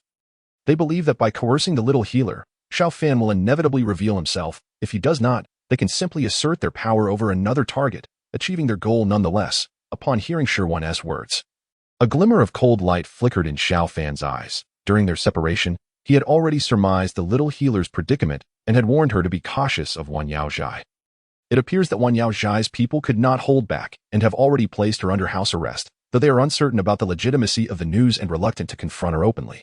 "Tell me, are there any high-ranking members of the Wolf Head mercenary corps outside?" Xiao Fan asked fiercely. No, Shi Wan stammered. Due to the imminent operation, most of the higher-ups have returned to Qingshan town. "What about Mushi and Gan Mu?" Xiao Fan continued. Undeterred. My uncle and the leader are both in Qingshan town, stationed at the headquarters. Not receiving the answer he desired, Xiao Fan furrowed his brow. He had intended to strike individually when Mushi and Gan Mu were separated, but it seems that opportunity has vanished. As Shi Wan knelt on the ground, he observed Xiao Fan lost in thought. A flicker of cold light flashed in his eyes as he stealthily drew a dagger from his sleeve, lunging towards Xiao Fan's face. Die. Seeing the murderous intent in Shi Wan's eyes, Xiao Fan's expression morphed into one of amusement. With a light flick of his right hand, he sent Shi Wan's dagger flying, then seized his neck, smiling as he said, "I was going to spare your life without waiting for Shi Wan to react." He kicked him towards the depths of the forest, where a sharp branch pierced through him. After dealing with Xiao Yan, Xiao Fan contemplated as he made his way to Qingshan town, now a 2-star Dou master. He felt confident in a confrontation with Mu Shi. However, the presence of the 9-star Dou master Gan Mu posed a potential risk. Lacking the opportunity to confront them separately, he resolved to prepare himself upon entering the city. As he approached the city gate, Xiao Fan suddenly sensed a surge of excitement emanating from his bone spirit cold fire. Noticing the anomaly, he quickly concealed his aura. To ensure safety, he donned the shadowless mask, rendering his presence utterly undetectable, as if he had never existed. Nearby, in the shadows at the city gate, Xiao Yan observed with surprise, "Master, what is happening?" Yao Lao frowned, puzzled. Just now, upon arriving here, the bone spirit cold fire exhibited an uncontrollable fluctuation. An anomaly from the... Xiao Yan exclaimed in astonishment. Seizing the moment, Yao Lao elaborated. Generally speaking, there is not just one type of in the world. When comes too close to one another, they tend to attract and compete. So, there exists nearby. Xiao Fan inquired eagerly. I fear not. Yao Lao shook his head. We have been in Qingshan town for half a month. If there were nearby, we would have sensed it by now. Moreover, the conditions for the birth of do not exist here. It is likely that a powerful individual carrying passed by. Hearing Yao Lao's words, Xiao Fan drooped his head. All right, I thought I might encounter so soon. Yao Lao chuckled. Each type of is a heavenly treasure. They are not easily found. The Taggart Desert we are heading to should have some, according to information I received a few years ago. Revived by Yao Lao's reassurance, Xiao Yan nodded. Yes, master, you are right. Even if we were to encounter now, we wouldn't have complete confidence in subduing it. Let us proceed. Our priority is to investigate news about your senior brother in the Monster Beast Mountain Range. And you should also take some time to cultivate there. Xiao Fan waited for a considerable time, yet he did not sense any further fluctuations from the... Furrowing his brow in thought, he pondered the situation. What could be the cause? Unable to comprehend, he decided not to dwell on it any longer. The bone spirit cold fire was a product of the system's refinement, and it was normal for there to be some drawbacks. However, Xiao Fan continued to wear the shadowless mask, concealing his aura as he stealthily entered Qingshan town. Recalling the location of Wan Yao Zhai, he cautiously approached. Along the way, he discovered numerous spies lurking around Wan Yao Zhai, both overt and covert. Utilizing the shadowless mask to mask his presence, coupled with his 2-star Dou master strength, he finally managed to enter Wan Yao Zhai without incident. Chapter 35. An evening with the little healer. Having entered Wan Yao Zhai without incident, Xiao Fan recognized that he had located the little healer by observing a heavily guarded courtyard. At such a time, a heavily fortified area would undoubtedly be where the little healer resided. Concealed in the shadows, Xiao Fan scrutinized the layout of the courtyard. It was a simple quadrangle, now surrounded by hidden sentinels. However, most of the guards appeared relaxed, seemingly not taking their duties seriously. This was understandable, as the little healer, being a living person, was confined within the room, making it impossible for her to escape unnoticed. Thus, a certain level of complacency was to be expected. This provided Xiao Fan with the perfect opportunity to infiltrate. Stealthily, he climbed onto the roof of a nearby building. Hanging beneath the protruding eaves, and under the cover of night, he easily slipped into the little healer's courtyard. Noticing the lit window of the little healer, he swiftly entered. Upon stepping into the room, Xiao Fan was enveloped by a mist of steam and a faint, enchanting fragrance wafted through the air. While he was still in awe, he suddenly heard the sound of water coming from behind the screen. At that moment, it dawned on him that it was the little healer's washing time. What poor timing to intrude. If she discovers me. With this thought, Xiao Fan considered retreating, yet he felt a momentary delay in the circulation of his dou qi. At that moment, the bone spirit cold fire surged forth, and the anomaly within his meridians vanished without a trace. That a glint of curiosity shone in Xiao Fan's eyes. He had only just entered the room, and had already been caught off guard. Had it not been for the presence of his, it seemed even a Dou master could fall victim upon entering the little healer's chamber unawares. It appears that the 7-colored poison scripture has greatly enhanced the little healer's capabilities.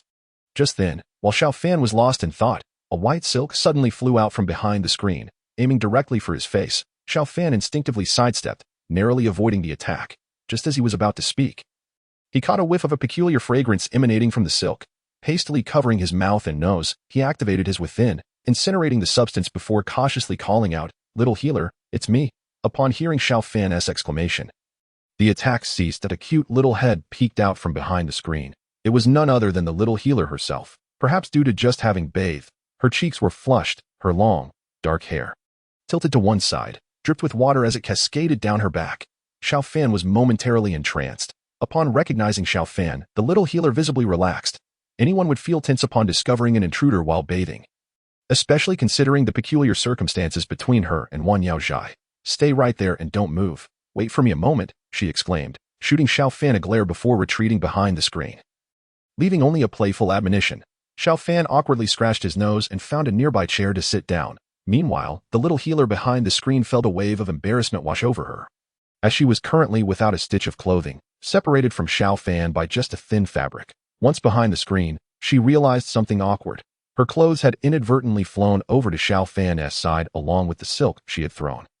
Since she kept her poisons closely guarded, she had been unable to retrieve her vials in time when she discovered an intruder during her bath, opting instead to scatter the poison within her garments for an element of surprise. Poison. Oh no. The little healer suddenly recalled that the poison she had just deployed was lethal. As the thought of potentially poisoning Xiao Fan crossed her mind, her eyes began to well with tears. And she hurriedly dashed toward him. Seated in a chair, Xiao Fan lowered his head and caught sight of the white silk that had just flown out, intertwined with the delicate garments of a young girl.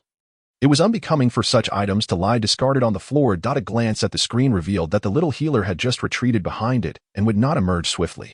He decided to collect her belongings and place them on the table. Thus, he reached out and picked up the little healer's garments. However, just as he held them, the little healer rushed out with a troubled expression, her face etched with indignation. Xiao Fan instinctively thought something was amiss behind the screen and, with a swift motion, caught the little healer as she dashed towards him, shielding her behind him. As the little healer beheld the dress in Xiao Fan's hands, she hastily extended her hand, wishing to retrieve the antidote she had crafted to alleviate the poison's effects. Unbeknownst to her, Xiao Fan had already embraced her protectively, thinking her safety was at stake. A warmth spread through her heart, and she softly murmured, "No, there is no one here. I've poisoned this room to find the antidote for you." Upon hearing her words, Xiao Fan relaxed his guard. Turning to face her, the little healer remained unaware of his ability to evaporate toxins with his unique fire. He intended to make a jest, but was rendered speechless when he turned back to find her standing before him, unclad. Earlier, in his concern for her safety, he had shielded her, and now they were intimately close. Gazing at the alluring little healer, Xiao Fan felt a surge of heat within him, sensing his fervent gaze. The little healer was at a loss for how to respond, stammering, "The poison, it's poisonous." Unable to contain his escalating desire, Xiao Fan enveloped the little healer in his arms and pressed his lips gently against hers. They stood entwined in the disheveled room, lost in a moment of passion. After a prolonged embrace, as Xiao Fan sought to deepen their connection, the little healer regained a semblance of clarity and abruptly pushed him away. Cradling her pale form with her arms, realizing his own clarity had returned, Xiao Fan quickly gathered the fallen garments and draped them over her, staring at the little healer, who stood frozen in place. He felt utterly at a loss. "You turn around," she said in a soft, melodious voice. Coming back to his senses, Xiao Fan turned his back to her, stuttering, "Please put your clothes on first," with his back turned. Embarrassment flooded his face. He raised his hands, unsure whether to scratch his head or where to place them. The little healer, witnessing his flustered demeanor, stifled a laugh, though no sound escaped her lips. Her cheeks flushed as she hurriedly changed behind him. Before long, she was fully dressed but still felt the lingering sensation of his kiss, a subtle thrill coursing through her. Casting a resentful glance at Xiao Fan, who stood in the same position, she mused that he showed no signs of having been poisoned. Perhaps her worries were unfounded. Yet, the poison she had concocted was derived from the records of the seven-colored poison manual, and even a Dou master would struggle to evade it. Xiao Fan's immunity to her poison piqued her curiosity further. Clearing her throat, the little healer awkwardly broke the silence. I don't know what to say." Hearing her cough, Xiao Fan turned to face her. His own embarrassment palpable. As a former recluse, he had never even held a girl's hand, making this day an unprecedented experience for him. Unsure how to approach the little healer, he found himself drawn to her lips once more. Noticing his gaze, she shot him an indignant look, feigning composure as she asked, "What brings you to my room at this hour?" At that moment, her irritation was evident. Who would intrude upon a girl's chamber at night but a rogue? If not for her own stealthy entry, none of this would have transpired. Faced with her fierce glare, Xiao Fan hesitated to discuss their plans for the following day, contemplating whether to apologize for what had just occurred. He began, but before he could finish, the little healer interrupted, her voice a mix of embarrassment and anger. "Nothing happened, understand?" With a warning glance, she seemed to convey that if he dared speak of it, he would face dire consequences. Although Xiao Fan was no fool, he understood that it was best to let the matter slide for now, merely nodding in agreement, while a flicker of disappointment crossed his mind. He then shifted the conversation to more pressing matters, sharing the information he had received from Sure One with the little healer. Upon hearing his news, her brows furrowed in concern, but she quickly questioned. Knowing the danger, why did you return? Looking into her eyes, Xiao Fan earnestly replied, I cannot abandon you. This response warmed the little healer's heart, a subtle smile gracing her lips. What do you plan to do? She inquired, her tone unconsciously softening. Xiao Fan narrowed his eyes, contemplating, and declared, we will leave them all behind. The discussion turned serious as the two spent the night devising their strategy for the following day. After finalizing their plans, Xiao Fan cautiously exited through the back window of the little healer's room, seamlessly merging into the shadows amidst the watchful eyes. Upon his departure, he had acquired more than he had come with. The little healer, left in her disordered chamber, fell into deep contemplation, alternating between light laughter and furrowed brows. Chapter 36. Reactions from all sides. Having left the little healer's courtyard, Xiao Fan concealed himself in the shadows. Observing the surrounding watchers, endure just a little longer, he thought. Tomorrow, everything will be resolved. With a swift turn, he vanished into the night. Beneath the inky sky, a silhouette moved stealthily around the hidden corners of Wan Yaozhai, placing various items in concealed spots, stacks of firewood, water barrels, and even beneath the floorboards. Indeed, this figure was Xiao Fan. His visit to the little healer was not solely for a brief exchange or to ensure her safety, but rather to obtain the 7-colored poison manual, which contained numerous poison recipes. His primary objective. Together, they had prepared several toxins based on the manual's records, which would serve as a surprise for the wolf-head mercenary group the next day. However, should Wan Yaozhai act unwisely, Xiao Fan would not hesitate to teach them a lesson, simultaneously avenging the little healer. Once he had completed his preparations, he surveyed his handiwork, now waiting for the wolf-head mercenary group. Meanwhile, within the ranks of the wolf-head mercenary group, an emergency meeting was convened due to the impending mission. What is happening? In a spacious room at the mercenary group's headquarters, Mu Shi, the leader of the wolf-head mercenary group, surveyed the disarrayed assembly with a furrowed brow, his voice cold and commanding. As one of the 3 major mercenary groups in Qingshan town, Mu Shi felt a deep disappointment towards his subordinates. An inexperienced youth had not only killed the group's third-in-command, but, a month later, still had not captured the culprit. Each time he ventured out, he felt as though he were being slapped in the face. As his frustration mounted, he noticed that even the basic order within the group was failing to be maintained on the eve of their operation. Seated below him, a young man stood up, approached a mercenary for clarification, and then reported to Mu Shi, Father, it appears to involve the second captain. This individual was none other than Mu Li, who had previously plotted against the little healer and Xiao Fan. However, Mu Li now lacked the confidence he once held as the young captain, having suffered a significant setback that indirectly led to the death of the third captain, Hao Meng, resulting in a further decline in his standing within the group.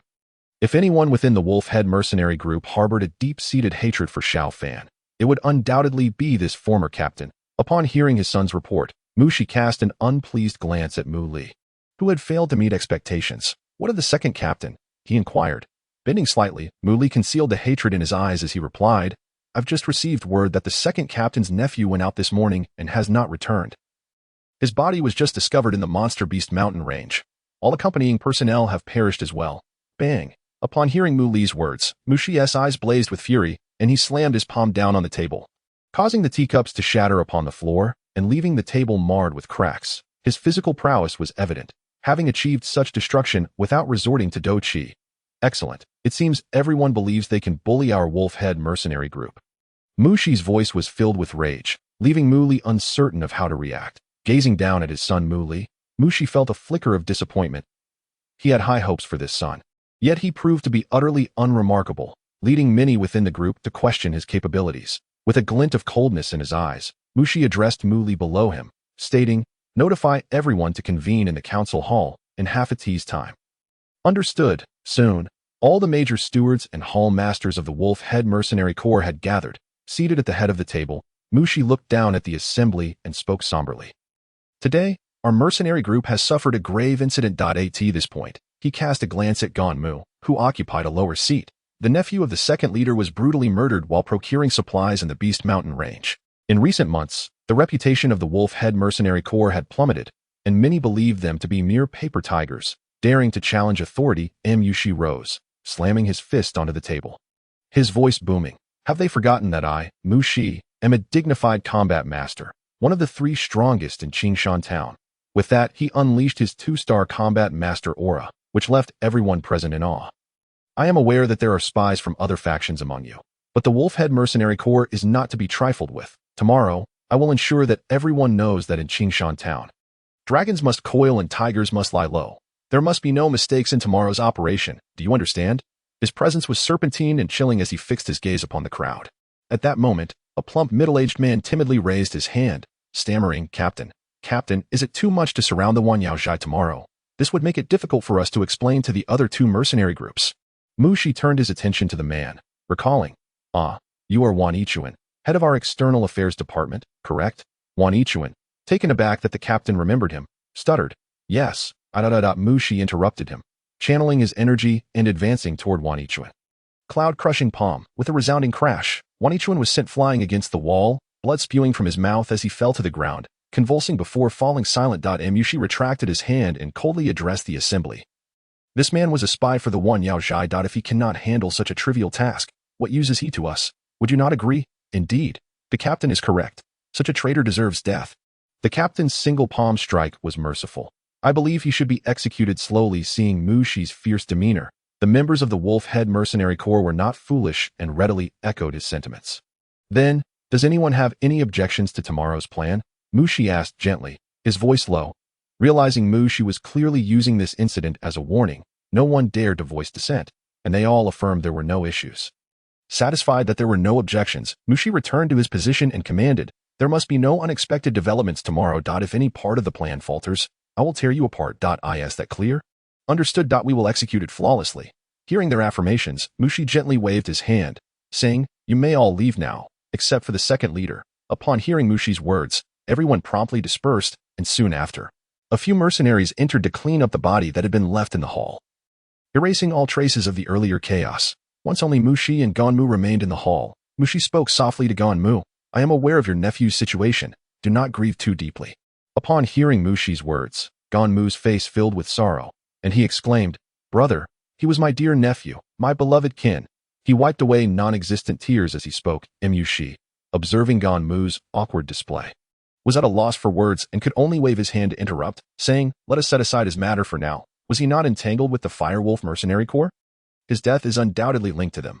After we conclude matters with the Wanyaozhai, we shall deal with those miscreants. Curious, Ganmu inquired, brother, do you mean to say that Shirwan's death was orchestrated by the Firewolf Mercenary Corps? They wouldn't dare, but they are certainly involved. A mere mercenary group should not take us lightly. Mu Shi scoffed, then added, it appears Qingshan Town is rife with chaotic forces. Some factions need to be purged. Upon hearing Mu Shi's words, a glint of darkness flashed in Ganmu's eyes, and he assured Mu Shi, brother, rest assured, tomorrow's operation will be foolproof. Mu Shi, hearing Ganmu's confidence, smiled and patted his shoulder. Ha, good brother, it is individuals like you who will ensure our mercenary group thrives. Meanwhile, within the Wanyaozhai, discussions were also underway regarding the situation. Master, regarding the little medicine immortal. In a secluded room, a shifty-eyed servant was inquiring of a middle-aged man. The middle-aged man, with a square face, although not as imposing as Mu Shi, possessed an aura that commanded respect. Our informants within the Wolfhead Mercenary Corps have reported that they are likely to make a move against the little medicine immortal soon. What? The servant gasped in shock. Are they truly prepared to confront us openly? The head of Wanyaozhai sneered. They wouldn't dare confront us directly. But their pressure on the little medicine immortal indicates that the rumors surrounding her possession of a mysterious technique are not unfounded. He lightly stroked his non-existent beard and continued with a dark smile. Thus, tomorrow, I will personally seek out the little medicine immortal to clarify the situation regarding the technique. If it is true, we can spare her life. If not, then I shall show no mercy. Upon hearing the head's words, the servant bowed his head, eagerly affirming, Master, your wisdom is unmatched. Wanyaozhai will surely rise under your leadership. Ha. Standing atop a hill, Xiao Fan observed the quiet town below, aware that as dawn broke, the peace that had lasted for decades would soon be shattered. Chapter 37. The emergence as dawn broke over the small town of Qishan. The ordinary mercenaries detected no anomalies. However, the larger factions remained unusually quiet, largely staying indoors. Fully aware that the rumors circulating in Qingshan for a month were about to culminate. In the early morning at the Wanyaozhai, the little medicine immortal went about her usual routine, rising and washing up. However, the maid who had previously attended to her was now absent. After all, she had divulged the secret of the cave's treasure to her maid. And since her return, she had not seen her again. She was not overly concerned, as she had taken to isolating herself within her room, for the Wanyaozhai had become a less than welcoming place for her. Only in this room, filled with her carefully arranged fragrances, did she feel a semblance of safety. Creak. The wooden door of her courtyard was gently pushed open, the jarring sound snapping the little medicine immortal from her thoughts. Upon opening the door, she found the guards of Wan Yaozhai surrounding her. A rotund figure stepped through the gate, revealing none other than the head of Wan Yaozhai from the previous night. Mr. Yao, to what do I owe the pleasure? The little medicine immortal feigned ignorance. Tilting her head curiously at the visitor, Mr. Yao feigned a gentle demeanor, gazing at the little medicine immortal and softly saying, "Little medicine immortal, it has been over a decade since we took you in, and how times have changed." He turned to her with a smile. "The Wan Yaozhai has treated you like family. Has it not?" The little medicine immortal curtsied gracefully. "Your kindness towards me is beyond words." Hearing her response, Mr. Yao smiled. "Excellent. Since Wan Yaozhai is your family, I wish to hear you confirm a rumor that has circulated in Qishan town. Have you indeed acquired a mysterious technique?" Looking intently at Mr. Yao, the little medicine immortal replied softly, "And what does the esteemed gentleman hope to ascertain? Whether this rumor is true or false?" Mr. Yao paced the courtyard, declaring, "I will not hide the truth from you. Our informants have revealed that the Wolf-Head Mercenary Corps is preparing to pressure you. If it is true, surrendering the technique will ensure your safety. If it is false, we will be powerless to protect you." Just as the little medicine immortal was about to respond, a voice from outside interrupted. "Hee, Mr. Yao, you will not be able to protect her." The deep voice from outside the courtyard cut through the conversation. "Who is it?" Mr. Yao's expression darkened as he turned to the entrance. "Can it be that my voice has become unrecognizable to you?" As the words fell, a sinister man stepped inside. It was Mu Shi. Upon seeing Mu Shi, Mr. Yao's countenance darkened. "I did not expect Commander Mu to visit my Wan Yaozhai. What brings you here?" he said with a forced chuckle. "Are you searching for that useless lot outside?" Mu Shi glanced at Mr. Yao with indifference, remarking, "What a pity. With such incompetence, how could they possibly withstand my Wolf-Head Mercenary Corps?" Ignoring Mr. Yao's dismal expression, Mu Shi waved his hand, and the small courtyard was swiftly taken over by the members of the Wolf-Head Mercenary Corps. Even some of the personnel from Wan Yaozhai had turned traitor. Mr. Yao's eyes widened in shock as he observed his subordinates treating the Wolf-Head Mercenary Corps with such deference. "Are you all spies for the Wolf-Head Mercenary Corps? Betraying your own—" "Wait a moment." Mu Shi shot Mr. Yao a cold glance, mocking him. "Mr. Yao, must you speak so harshly? What do you mean by betraying? They have always been part of my Wolf-Head Mercenary Corps. Do you truly believe that Wan Yaozhai has endured for so many years merely because of your medical skills? Don't be naive. Without us, your Wan Yaozhai would have long been wiped out. Out of respect, I call you Mr. Yao. Without it, what do you amount to?" Struck by Mu Shi's words, Mr. Yao's face darkened like a stormy sea. His teeth clenched as he glared at Mu Shi, yet he dared not utter a word. Though Mu Shi's words were harsh, they rang true, aside from the traitors who had defected to the Wolf-Head Mercenary Corps.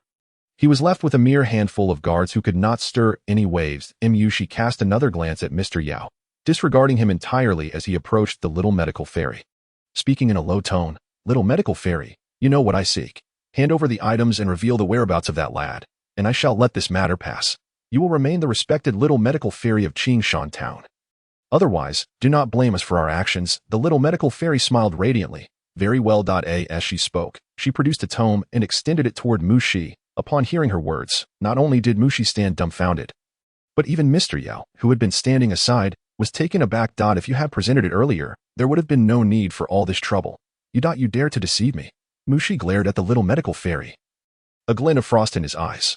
Unfazed, she met his gaze with a serene smile. "Commander Mu, with so many subordinates present, you cannot go back on your word, whether I deceive you or not. The tome is right here. As for the one you seek, Xiao Fan, we merely had a slight acquaintance. Knowing the bounty placed by the Wolf-Head Mercenary Corps, which adventurer would dare remain in Qingshan town awaiting Commander Mu's retribution?"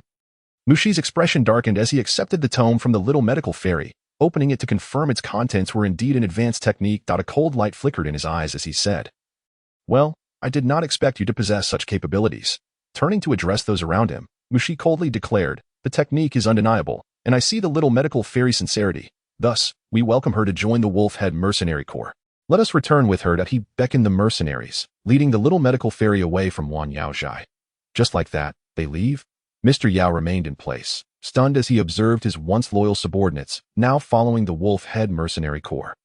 First, the majority of those he had recruited were actually members of the Wolf-Head Mercenary Corps. Secondly, the formidable Wolf-Head Mercenary Corps had departed so abruptly, this was all too dramatic for comprehension.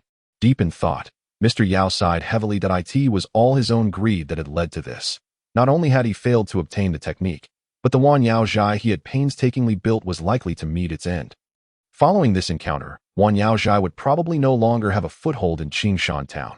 Yet, pondering the little medical fairy's strange demeanor, he found it all suspicious, having grown up in Wan Yao Zhai. Mr. Yao understood her character. She appeared delicate but was, in fact, resolute, and it was impossible for her to so easily relinquish such a precious tome. It matters not. Regardless of the outcome, it is no longer of my concern.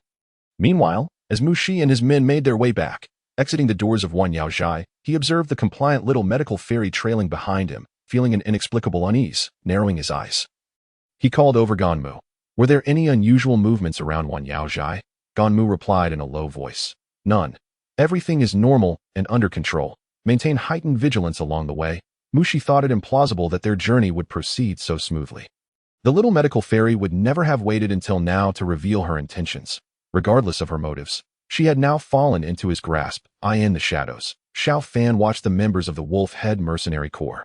Observing the little medical fairy ensconced within them, concealed beneath his ample robe, his expression brimmed with confidence. Everything was proceeding according to plan. Unbeknownst to everyone, a faint floral fragrance had enveloped the alley. The guards escorting the little medical fairy remained unaware, marching down the street, while those hidden in ambush had already collapsed silently to the ground. 13th, Xiao Fan carefully adjusted the body before him, gently lowering it, whispering as he counted. The toxin he had taken from the little medical fairy was no ordinary poison. It was a type of intoxicating fragrance recorded in the 7-colored poison manual, known as drunken dragon saliva, capable of inducing a deep slumber without the victim's awareness. However, administering such a drug in an open alley was no simple feat. Therefore, Xiao Fan had strategically placed catalysts around the alley, with the essence of the fragrance concealed within the little medical fairy sachet. Thus, as the Wolf-Head Mercenary Corps proceeded, they would gradually succumb to slumber. Yet, Mu Shi, a seasoned veteran, quickly sensed something amiss in the alley. Qingshan town was accustomed to mercenary activity, and this faint floral aroma was out of place. He immediately halted, whistling an alert as the whistle echoed. The hidden sentries emerged from the shadows. Mu Shi counted his men. Realizing that over 10 were missing, the aura of a combat master surged forth as he shouted, "Which rat dares to reveal itself?" The surrounding mercenaries were roused by Mu Shi's booming voice. Some sentries, glancing at their fallen comrades, exclaimed in horror, "There are dead bodies." Upon hearing the commotion, Mu Shi leaped onto a rooftop, scanning the vicinity but finding nothing. At that moment, a long spear emerged from the shadows, swiftly striking the mercenaries surrounding the little medical fairy. As the smoke dissipated, Xiao Fan, clad in a voluminous black robe, stood resolutely, the little medical fairy positioned behind him. "Who are you?" Mu Shi inquired, astonished at the figure wielding the spear. In Qingshan town, he was unaware of such a formidable presence. The aura emanating from Xiao Fan was already approaching that of a combat master. Xiao Fan laughed heartily at Mu Shi's question. "You have been hunting me for over a month, yet remain ignorant of my identity?" Mu Shi, regarding the arrogant Xiao Fan with a cold smile, replied, "So it is you that I did not anticipate you would willingly walk into the trap. In that case, do not think you can escape." With that, he commanded his mercenaries to encircle Xiao Fan and the little medical fairy. Chapter 38. The execution of Mu Shi. Mu Shi glared at the audacious Xiao Fan, commanding his men to surround him. "Today, let you two serve as examples to the people of Qingshan town. My Wolf-Head Mercenary Corps is not to be trifled with a single command." Mu Shi instructed those around him to aim their weapons at Xiao Fan, tauntingly saying, "You little wretch, do not expect any chivalry from me, since you dared to provoke the Wolf-Head Mercenary Corps. You will face not just one combat master, but our entire team." Despite being an adversary, Xiao Fan could not help but acknowledge the shrewdness of Mu Shi's approach. When dealing with enemies, one must employ every tactic to diminish their strength. With this thought, Xiao Fan chuckled. "How coincidental. You do not think this poison is so simple, do you?" In a sudden burst, the whistle in the little medical fairy's hand sounded, and the figures of blue eagles appeared around them. The bags clutched in their claws released a cascade of white powder from above. Xiao Fan's lips curled slightly as he exerted his energy, enveloping himself in a protective aura. Mu Shi, witnessing Xiao Fan's actions, urgently shouted, "Everyone retreat," but it was too late. The mercenaries encircling them quickly collapsed to the ground, succumbing to slumber under the influence of the white powder. The terror of drunken dragon saliva lay in its ability. Once poisoned, a mere catalyst could easily plunge the afflicted into unconsciousness. Without the catalyst, they would remain oblivious to their condition, even if examined by a skilled alchemist. As the white powder dissipated, most of the surrounding mercenaries fell providing the little medical fairy with the chance to climb onto the back of a blue eagle, soaring into the sky. Xiao Fan, advancing towards the rooftop where Mushi stood, softly mocked, "Commander Mu, do you like this gift?" As he approached the fallen mercenaries, Xiao Fan took a few steps forward, when suddenly, an unexpected turn of events occurred. A figure that had appeared to be groaning on the ground sprang up. Brandishing a dagger aimed at Xiao Fan's chest, the blade shimmered with a faint blue light, clearly coated with potent poison, striking from an insidious angle. Xiao Fan's countenance betrayed no panic or unexpected shock. With a sudden sweep of his Qianyan spear, he not only thwarted the assailant's surprise attack, but also redirected the momentum to strike at the mercenary's form. The clash resonated with a sharp sound as the blue glowing short blade collided with Xiao Fan's spear, producing a shower of sparks, yet leaving no mark on the crimson shaft. The attacker, realizing his strike had failed, swiftly sought to escape, leveraging the recoil from Xiao Fan's defense. Xiao Fan, however, was not inclined to grant him such an opportunity. He chuckled softly, "Now that you've made your move, there's no way you can flee." Detecting the assailant's intent to retreat, Xiao Fan lunged forward with his spear, piercing towards him with ferocity, sensing an attack from behind. The mercenary was forced to alter his course to block Xiao Fan's thrust. "It's you." Xiao Fan exclaimed in surprise as he recognized the assailant's face. It was Mu Li, the one who had ambushed him, and the little medicine fairy at the cave entrance. A cold smile crept across Xiao Fan's lips. What a coincidence indeed. Mu Li, startled by Xiao Fan's proximity, felt a moment of panic. He had feigned poisoning to deliver a fatal blow to Xiao Fan, yet now found himself ensnared in a perilous situation. A peak fighter. How is this possible? Lear, be careful. The sudden turn of events startled Mushi, who was atop the roof. He had hoped the mercenary would succeed in injuring Xiao Fan, but upon realizing it was his own son, he immediately urged Mu Li to retreat. Too late. Xiao Fan cast a cold glance at Mushi, then stomped his right foot down with a thunderous crash, propelling himself towards Mu Li in an instant. The spear in Xiao Fan's hand moved with the fluidity of an arm, and sensing the force emanating from the spear, Mu Li gasped in horror. A peak fighter? How could this be? Yet, all that greeted him was a mysterious smile from Xiao Fan. The spear easily disarmed the short blade in Mu Li's grasp, sending it flying. Xiao Fan directed his spear towards the airborne blade, which trembled in the air, magnetically attracting the short blade before slamming it towards Mu Li. Swish! The blue glowing blade hurtled towards Mu Li at an almost imperceptible speed. "Father, save me!" Realizing the imminent danger, Mu Li cried out in terror, praying for Mushi's intervention. However, the distance between them was insurmountable, leaving Mushi to rush towards Mu Li with all his might. Lear. Yet, it was still too late. The short blade pierced through Mu Li's chest, embedding itself deeply. The flesh around his wound began to rot visibly, and terror, pleading, and malice flickered in Mu Li's eyes. Ultimately, he coughed blood and collapsed to the ground. The tardy Mushi, witnessing his son's lifeless body, felt his heart shatter, cradling Mu Li's growing cold form with an impotent wail. "Excuse me, but that concealed weapon was prepared by your son himself." "I suppose this is poetic justice," Xiao Fan remarked nonchalantly, relishing the chaos. "You little brat, I will make you pay." Mushi, filled with rage at Xiao Fan's words, stood up and glared with seething resentment and hatred. Boom! The formidable aura of a fighter surged forth from Mushi as he glared at Xiao Fan, his fighting spirit manifesting in a shimmering garment that enveloped his body. The most discernible feature of a fighter was this very aura, enhancing speed, strength, and defense. It also allowed the user to draw energy from the environment more efficiently, bolstering their recovery abilities. Thus, every fighter would summon this aura before making their move. How could a peak fighter achieve such heights in just a month? But as long as you haven't reached the realm of a master, I can easily crush you. Mushi spat venomously at Xiao Fan. "I will make you experience the most brutal torture this world can offer. You will regret ever being alive." Xiao Fan, grinning at the fully unleashed Mushi, replied mockingly, "Oh dear, a master? I'm so very frightened. You seek death." Mushi, provoked to the brink of madness by Xiao Fan's taunt, seized a spear and charged furiously at him. Swift wind thrust. As Mushi unleashed his furious strike, Xiao Fan tightened his grip on the Qianyan spear, channeling his internal energy, and launched a fierce thrust towards Mushi. Seeing Xiao Fan's defiance, Mushi laughed maniacally. "You little beast. Today I will show you the difference between heaven and earth." As the two fighters prepared for their fierce clash, Xiao Fan's confidence only grew, and the air crackled with tension. Mushi's expression twisted with fury as the two weapons met with a resounding clash. Impossible. Mushi's triumphant demeanor shattered instantly, as he realized Xiao Fan was not merely a fighter, but a two-star master.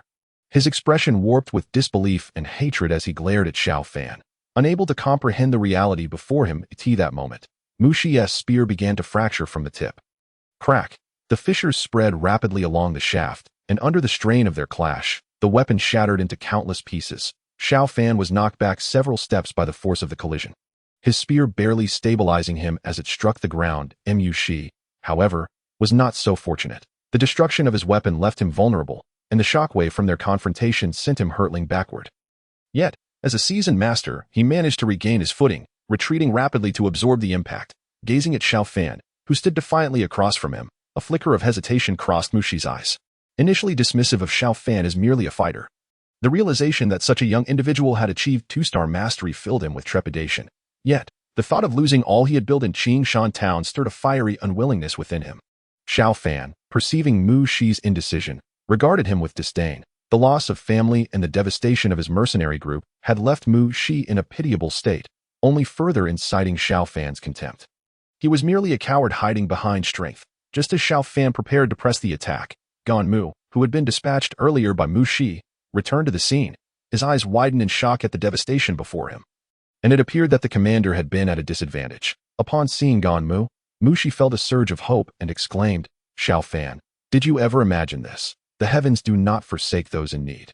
Today, no matter how strong you are, you shall perish here." He quickly rallied the surrounding mercenaries and joined Gan Mu in confronting Xiao Fan. Observing the gathering forces, Xiao Fan furrowed his brow. At a 2-star master like Mu, she was already a formidable opponent. Now, with the addition of the 9-star fighter Gan Mu and numerous mercenaries, Xiao Fan found himself in a precarious position.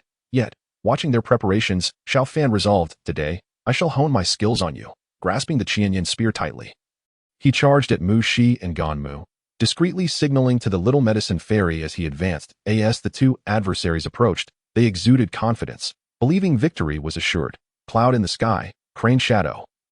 In the instant their distances closed, Xiao Fan consumed 2 capsules, unleashing a torrent of energy that surged into his spear. The Qianyan spear, infused with Xiao Fan's energy, began to radiate a vibrant crimson glow. Sensing the escalating intensity, Mu Shi and Gan Mu exchanged wary glances, summoning their own formidable techniques. Roar of the wild lion, breaking the river hand. In an instant, Xiao Fan's aura reached its zenith, causing the temperature in the narrow alley to spike dramatically. The red glow emanating from his spear reached its apex, and with a fierce downward slash, a crimson crane shadow erupted from the weapon, igniting the air as it carved a fiery path through the surroundings. The oppressive heat and pressure enveloped Mu Shi and Gan Mu, igniting a flicker of regret in their eyes. Boom!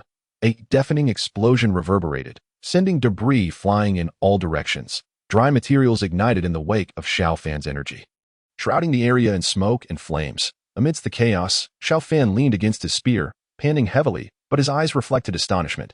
Was this the might of Earth-tier techniques? Gazing at the massive crater before him, he adjusted himself and leaped into the depths. Gan Mu's presence had vanished completely. He was dead beyond revival, while Mu Shi lay battered and broken, clearly gravely injured. Looking at Xiao Fan, desperation flickered in Mu Shi's eyes. "Let me go. I can offer you everything the Wolf Head mercenary group possesses. My life is yours." Xiao Fan regarded Mu Shi's show of cowardice with disdain. "That I prefer to eradicate the roots of my foes." With a gentle thrust, he drove the spear into Mu Shi's chest, extinguishing his life. Just as he was about to collect the belongings of Mu Shi and Gan Mu, a sudden notification from the system interrupted him. Ding! Detection of host annihilating the Wolf Head mercenary group, interfering with Xiao Yan's growth, imposing a penalty. Xiao Fan. But he had no time for such concerns, having just fought a fierce battle. He was not inclined to linger with the remnants of the Wolf Head mercenary group. With their leader dead, they were effectively rendered powerless. High above the ground, the little medical sage seized the moment, maneuvering the Blue Eagle into a dive, gracefully retrieving Xiao Fan and departing. Chapter 39. The system's punishment. The news of Mu Shi's demise swiftly spread throughout Qingshan Town. A mere youth had brought an end to the mercenary group that had terrorized the town for years, and the townsfolk were enveloped in a sense of dramatic irony. This boy, not yet 20, had slain all 3 leaders of the Wolf Head mercenary group, effectively obliterating any chance of their resurgence. The remaining 2 mercenary groups seized this opportunity to take control of the Wolf Head's territory. However, the protagonists, Xiao Fan and the little medical sage, had already vacated Qingshan Town. Just before delivering the final blow to Mu Shi and Gan Mu, Xiao Fan had discreetly communicated with the little medical sage. After vanquishing Mu Shi, she piloted the Blue Eagle downward, carrying Xiao Yan away from the scene. The pair ascended onto the Blue Eagle's back, circling the sky before, with a resounding cry, they spread their wings and soared into the azure expanse, disappearing in moments. Upon leaving Qingshan Town, Xiao Fan and his companion did not hasten to traverse the Beast Mountain range. Under the guidance of the little medical sage, they arrived at a serene valley. Shrouded in thick mist that obscured the surroundings, with no visible paths leading in, the only entrance was above, and the little medical sage boasted to Xiao Fan, "What do you think? This is my secret base. Shall we rest here for a while?" She tilted her head, inquiring with a playful tone. Even now, she could hardly fathom that the seemingly gentle Xiao Fan had managed to defeat Mu Shi, even killing him alongside Gong Mu. This only intensified her curiosity about him. It is often said that a woman's intrigue toward a man marks the beginning of her downfall. Whether that holds true, only time would tell. Very well, let us rest here for a while, as I too need to recuperate. Xiao Fan was not surprised by their arrival at this place. Observing the little medical sage's radiant smile warmed his heart. Yet, he pondered, was she truly destined to walk the path of the poisonous body? Shaking off these thoughts, he recognized that the immediate concern was to decipher the nature of the punishment mentioned by the system. After all, the system was the trump card enabling Xiao Fan to navigate the Duki continent, surpassing even the capabilities granted by the venerable Yao Lao. As he surveyed the tranquil valley, the faint fragrance of medicinal herbs wafted through the air. Unmarred by the presence of ferocious beasts, various herbs flourished, including some rare and elusive varieties, their aromas refreshing and invigorating. Upon hearing Xiao Fan's agreement to cultivate in this location, the little medical sage beamed with joy and led him toward a thatched cottage, proclaiming, "This is a place I stumbled upon with little Blue. It's secluded, so I transformed it into my medicinal garden, and that cottage was constructed by me." Xiao Fan, captivated by the little medical sage's contented demeanor, refrained from interrupting her. She then turned to him, saying, "I need to gather some necessary herbs. Feel free to explore on your own for a while." Xiao Fan nodded and chose a secluded spot to sit upon a rock, his mind once again delving into the system. System, what exactly is the punishment you mentioned earlier? Ding. Detection of host interference in Xiao Yan's growth and the obliteration of the Wolf Head mercenary group has resulted in a punishment. Xiao Fan's heart raced at the prospect of impending punishment. There had been no prior indication that annihilating the Wolf Head mercenary group would incur repercussions. Ding. Imposing punishment on the host. Error. Correction. Ding. Punishment imposed. Alchemy experience diminished. Anomaly. Alchemy experience increased. Duki value decreased. Anomaly. Increased by 100. Source currency deducted. Correction. Source currency increased by 1000. Ding. Malfunction. Anomaly. Self-check point 10.50.100. Self-check complete. Ding. System error. Correction. Punishing the host. And then, silence. Xiao Fan stood frozen, his mind racing with confusion. What in the world was happening? Had the system crashed? System, are you all right? He queried cautiously, dreading the prospect of losing his invaluable advantage. While other transmigrators wielded impressive systems, he was merely a supporting character. And now his system was malfunctioning? As he called out in vain, the system's voice echoed once more. Ding. Punishment complete. Xiao Fan quickly opened his panel to inspect it. Strongest supporting role system. Host. Xiao Fan level. 5631. 1000. Strength. 3-star Dome Master. 300. 1000. Third rank Alchemist. 300. 1000. Source currency. 2000. Cultivation technique. Radiant Sun technique. Do technique. Elementary Shin stage absorption palm. Proficient. Advanced Shin stage 8 extremes collapse. Proficient. Advanced Shin stage dragon step. Major completion. Items. Green Lotus Earth Heart Fire Map. Admissions invitation to Jialan Academy. Shadowless Mask. 1000 Flame Spear. Pure Soul Experience. Pending absorption. Main quest. None. Xiao Fan gazed at his panel, momentarily lost in thought. A third rank alchemist, a 3-star Dome Master, 2000 source currency. Was this the so-called punishment? His alchemy skills had always been bolstered by the system's rewards. And while he had barely managed to concoct second-rank pills while traversing the Beast Mountain range, he had now been rewarded with a significant advancement, not only in alchemy, but also in strength. He had ascended from a 2-star Dome Master to a 3-star Dome Master. Xiao Fan squinted and cautiously inquired of the system, is this truly correct? Warning, accept it and be grateful. Do not be so brazen. The voice that responded was not the usual mechanical tone of the system, sending a chill down Xiao Fan's spine. Who are you? The voice that had spoken was raspy and weary, akin to an old belt rubbing against itself. Startling Xiao Fan. Coupled with the system's earlier anomalies, his mind was in turmoil. Could it be that some ancient spirit intended to seize control of him? Little Fan, are you worried? He thought anxiously. In a realm of chaos. An entity bound by unknown rules roared in fury. Damn it, possess you. With your feeble frame, I would barely glance at you before you crumbled. Were it not for my current confinement, you would know why the flowers bloom so vividly. As the entity bellowed, chains of regulation coiled around its figure, obscuring its visage. Even its cries were stifled within the confines of this chaotic space. Xiao Fan waited in vain for any change. Finally muttering, "Let it be.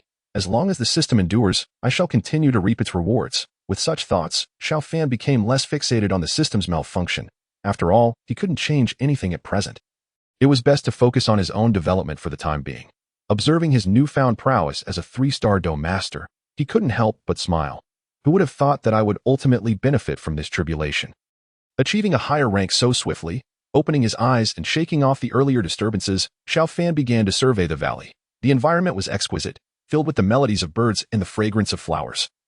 And it was remarkably tranquil, free from disturbances. Indeed, it was an ideal location for cultivation. However, he realized that his strength was primarily derived from the system, as long as the system remained intact. His path to empowerment would follow its lead. In the distance, Xiao Fan noticed the little medical sage diligently foraging for herbs in the medicinal field. Clad in a flowing white dress, she bent over, carefully searching for the plants she required. Nearby, the blue eagle rested on a patch of ground. Viewing this serene scene, Xiao Fan mused, "How delightful it would be to reside here in tranquility during my leisure time." Rising to his feet, Xiao Fan ventured deeper into the valley, intent on familiarizing himself with the surroundings. Since they were here, it was prudent to take refuge from the tumult and prepare for their next cultivation destination. Meanwhile, as Xiao Fan and the little medical sage sought refuge in the valley, in a secluded area of the Beast Mountain Range, Xiao Yan and Yao Lao were also engaged in their training near a tranquil waterfall. Flame-splitting wave cutter. With a fierce shout from Xiao Yan, a brilliant red light erupted from his heavy Xianzhong ruler, striking forcefully against the cascading waterfall. Boom! With the eruption of the earth-tier Dou technique. Even the water flow of the waterfall fractured under the pressure. The scorching aura overpowered the area's long-standing dampness, causing the surrounding vegetation to wither. Plop! Xiao Yan plunged into the pool beneath the waterfall. Emerging with his head above water, his face alight with excitement as he exclaimed to Yao Lao, "Teacher, I did it." Seeing Xiao Yan's exuberant expression, Yao Lao felt a swell of pride. In just a few short days, Xiao Yan had preliminarily mastered the earth-tier Dou technique, and the young man's intelligence filled Yao Lao with immense satisfaction. Observing the jubilant Xiao Yan, Yao Lao gently advised, "Now that you have a basic grasp of the flame-splitting wave cutter, you should realize that your physical condition is still lacking, and your cultivation technique has yet to upgrade, which will not support repeated use. Therefore, do not employ it lightly unless absolutely necessary." Upon hearing the words of the venerable medicine master, Xiao Fan nodded in agreement. After merely employing the flame-splitting wave-devouring ruler once, he could feel the intense tearing sensation coursing through his body. This was the consequence of forcibly wielding a ground-level combat technique, overwhelming his meridians with unbearable pressure. Furthermore, the internal energy he had summoned dissipated entirely with the execution of this technique. Indeed, unless absolutely necessary, it was unwise to resort to the flame-splitting wave-devouring ruler. Otherwise, the burden would be too great, leaving him utterly defenseless against his adversaries. With no news from his senior brother after several days in the Monster Beast Mountain Range, they resolved to delve deeper in search of him. In a secluded valley, Xiao Fan and the little medical sage busied themselves with their respective paths of cultivation. The little medical sage immersed herself in her studies of toxicology within a thatched cottage, while Xiao Fan wandered about outside the valley. His apparent lack of desire to train stemmed from a reliance on the system for his cultivation, and now, with the system exhibiting anomalies, a flicker of trepidation gripped his heart, rendering him hesitant to proceed. Thus, he found himself indulging in leisure within the valley, occasionally teasing Little Blue and tending to the flora, appearing carefree while grappling with internal uncertainty. Days passed, and Xiao Fan gradually cast aside the shadows of that fateful day.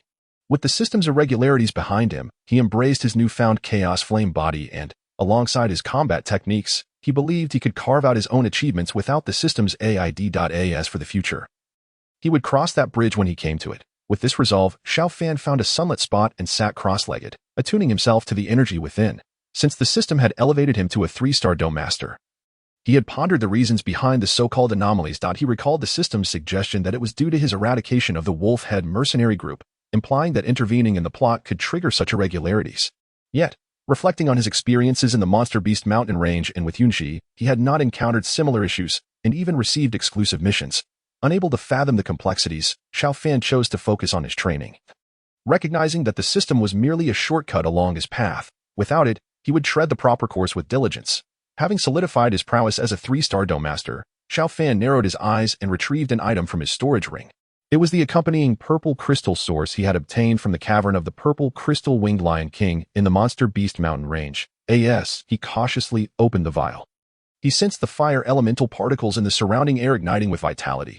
Observing the purple crystal source in his hand, Xiao Fan licked his lips, acknowledging its potency as a supreme fire attribute treasure. Capable of attracting numerous fire cultivators merely by its presence, acquiring a suitable cultivation ground is no small feat. And the mere presence of the purple crystal source invigorating the ambient fire energy equated to providing an ideal training environment for fire attribute cultivators. Without hesitation, Xiao Fan dipped a slender twig into the source and placed it in his mouth. Immediately, he felt a rich surge of fire energy emanating from his mouth, coursing down his throat and spreading throughout his limbs as he circulated his Dou Qi.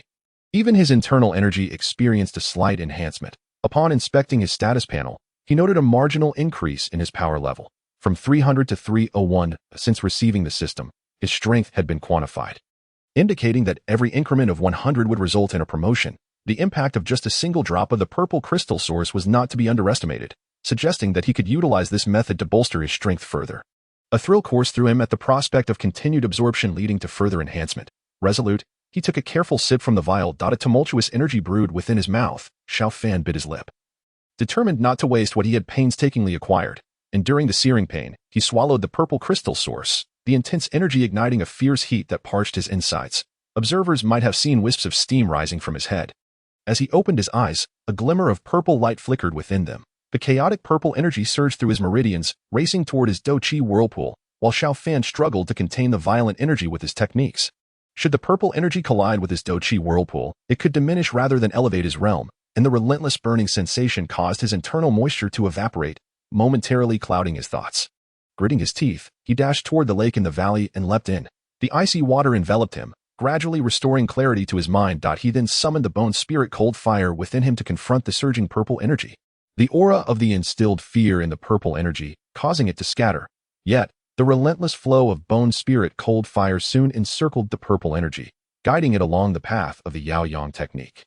As the purple energy diminished under Xiao Fan's technique, his aura steadily grew. In no time, he had completely refined the purple energy within him, elevating his strength to 330. A sense of apprehension flickered in Xiao Fan's eyes. He had underestimated the ferocity of the purple crystal source's energy, nearly inviting disaster. Fortunately, that had quelled the purple energy. However, the outcome was favorable. With determination, Xiao Fan grasped the nearly empty vial of purple crystal source, preparing to take another substantial sip. Having learned from his previous experience, he swiftly consumed the energy, depleting the vial. As he absorbed the energy of the purple energy, his aura approached the threshold of a 4-star dome master. Yet, upon finishing the entire vial, he found himself still at the 3-star level, with progress stalled at 398, just shy of the coveted 400 mark. It seemed that a portion of the energy remained unabsorbed. Frowning, Xiao Fan contemplated the energy he had assimilated. He knew that once the purple crystal winged lion king ascended to the 4th tier, achieving the Dou Ling realm, consuming the purple crystal source would enable an immediate breakthrough to the 5th tier.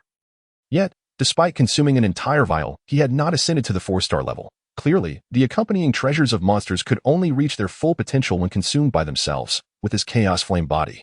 His affinity for fire attributes had reached its zenith. Thus, compared to ordinary individuals, his absorption and transformation rates were already quite high. Yet he had still squandered so much. It was no wonder that few humans utilized these heavenly materials for cultivation. They preferred to refine them into medicinal pills, which served as the optimal method for humans to absorb these natural treasures. The approach of indiscriminately consuming them was far too wasteful. Nevertheless, with only a step remaining, Xiao Fan was unwilling to yield, for he possessed 7 vials of the purple crystal source. Retrieving another vial, he refrained from wasting any of it. This time, he estimated the precise amount necessary for his breakthrough and stored the rest away. Upon consuming a mouthful of the purple crystal source, Xiao Fan's strength finally surged to the 4-star Dome Master level. Opening his eyes, a glimmer of joy filled them. He had achieved this advancement without relying on the system. His previous ascent to the 8-star Dome Master in the Monster Beast Mountain range was now complemented by this independent enhancement, instilling within him a sense of accomplishment. As his Dou Qi surged, it coalesced into a shimmering garment. Examining the garment, Xiao Fan noted a significant transformation. Previously red, it now displayed an interplay of red and purple hues, exuding an alluring charm, while subtle clusters of imperceptible purple flames danced upon the fabric. Spotting the purple flames, a spark of delight ignited within Xiao Fan. Purple flames. The flames of the purple crystal winged lion king. Could this be a result of absorbing the purple crystal source? Intrigued, he circulated his Dou Qi, confirming that his energy now contained a multitude of purple fire elemental particles, the very essence of the purple flames. Carefully examining his meridians, he concentrated all the purple fire particles, gradually coalescing them into a smooth orb. I shall name you the purple flame seed, he mused softly. Before placing the seed within his Dou Qi whirlpool, he circulated his energy through the seed.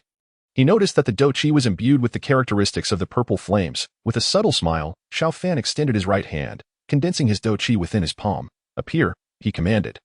And a slender wisp of purple flame flickered to life from his palm, swirling gracefully. Indeed, Xiao Fan successfully summoned the purple fire, and as he sensed the temperature radiating from it, his smile grew increasingly radiant. Observing the swirling flames in his palm, a surge of curiosity arose within him. In the original narrative, Xiao Yan's first flame was indeed the purple fire, which facilitated the first evolution of the burning art and provided him with significant advantages in alchemy. After all, to transform fighting spirit into flame, one needed to reach the Dou Wang level. Otherwise, it was a clear mark of a fourth-grade alchemist, a distinguishing feature in the realm of alchemy. Aside from reaching the fourth-grade alchemist status, one could only condense a clear flame through exotic fire or beast fire. Many alchemists on the Dou Qi continent pursued with fervor, yet the formidable nature of such flames often led to their demise. Now, having mastered the purple fire and possessing the bone spirit cold fire granted by the system, Xiao Fan suddenly recalled Xiao Yan's renowned technique, the Buddha's wrath fire Lotus. Could he, too, dare to attempt it? Once the thought crossed his mind, Xiao Fan could not suppress the flood of contemplation. It is well known that the Buddha's Wrathfire Lotus was a unique combat skill created by Xiao Yan, directly linked to the exotic fire he mastered, and its power bore a profound relation to the flames he fused. Should Xiao Fan succeed in mastering the Buddha's Wrathfire Lotus, he would wield a formidable weapon capable of surpassing his current limits, significantly enhancing his safety. Most importantly, Xiao Fan had long coveted this technique from the original tale, dreaming of unleashing a fire lotus to carve an invincible path. The fervor in his heart could no longer be contained, and his eyes gradually filled with zeal.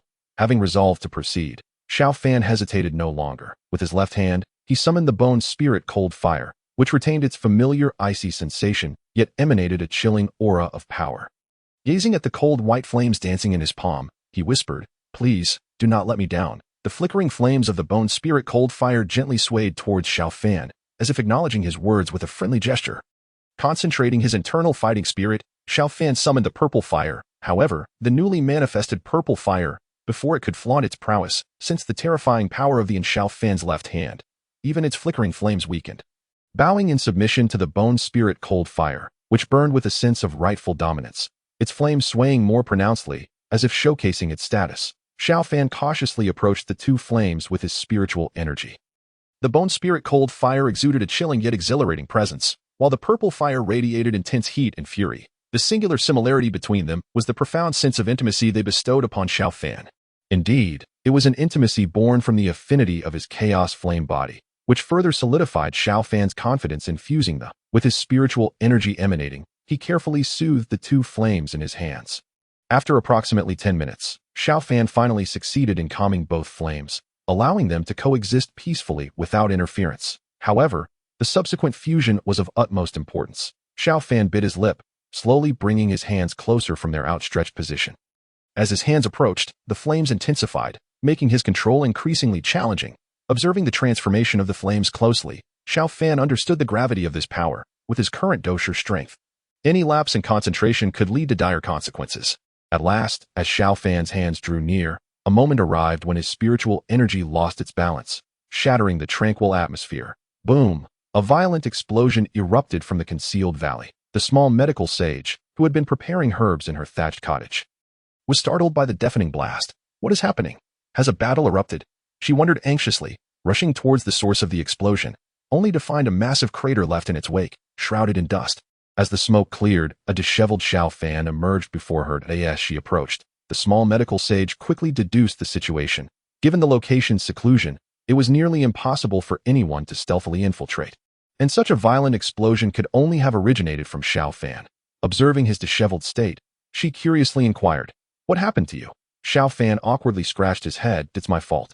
I was practicing a combat skill and accidentally caused an explosion. Simultaneously, he felt a wave of relief wash over him, grateful he had sensed the impending danger in time to hurl the away. Otherwise, he would have faced far worse than mere embarrassment, feeling embarrassed. He apologetically said to the small medical sage, "I'm sorry for disturbing you." "It's nothing. Just be careful," she replied. After she departed, Xiao Fan sought a flat area nearby, contemplating the mistakes he had just made. He recognized that he had not maintained balance with his spiritual energy on both sides. "If I try again, I will surely succeed," he resolved. Having understood his previous error, Xiao Fan promptly set to work. Attempting the fusion once more. Armed with the experience of his earlier failures, this attempt progressed swiftly. Observing the two flames drawing near, almost touching in his palms, Xiao Fan felt a shiver of trepidation. The true challenge would only arise when the flames finally made contact. Like two nations at war, Xiao Fan needed to pay attention to every detail, ensuring that the deployment of both armies was identical, with no room for even the slightest mistake. However, the battlefield was ever-changing. Achieving perfect control was no simple feat. Boom. As expected, the flames had barely begun to fuse when the force erupted, sending Xiao Fan flying. This explosion was far more potent than the last, as the previous flames had not yet merged, only suffering from an imbalance of energy. Now, with the fusion attempt failing, the resulting explosion was entirely different.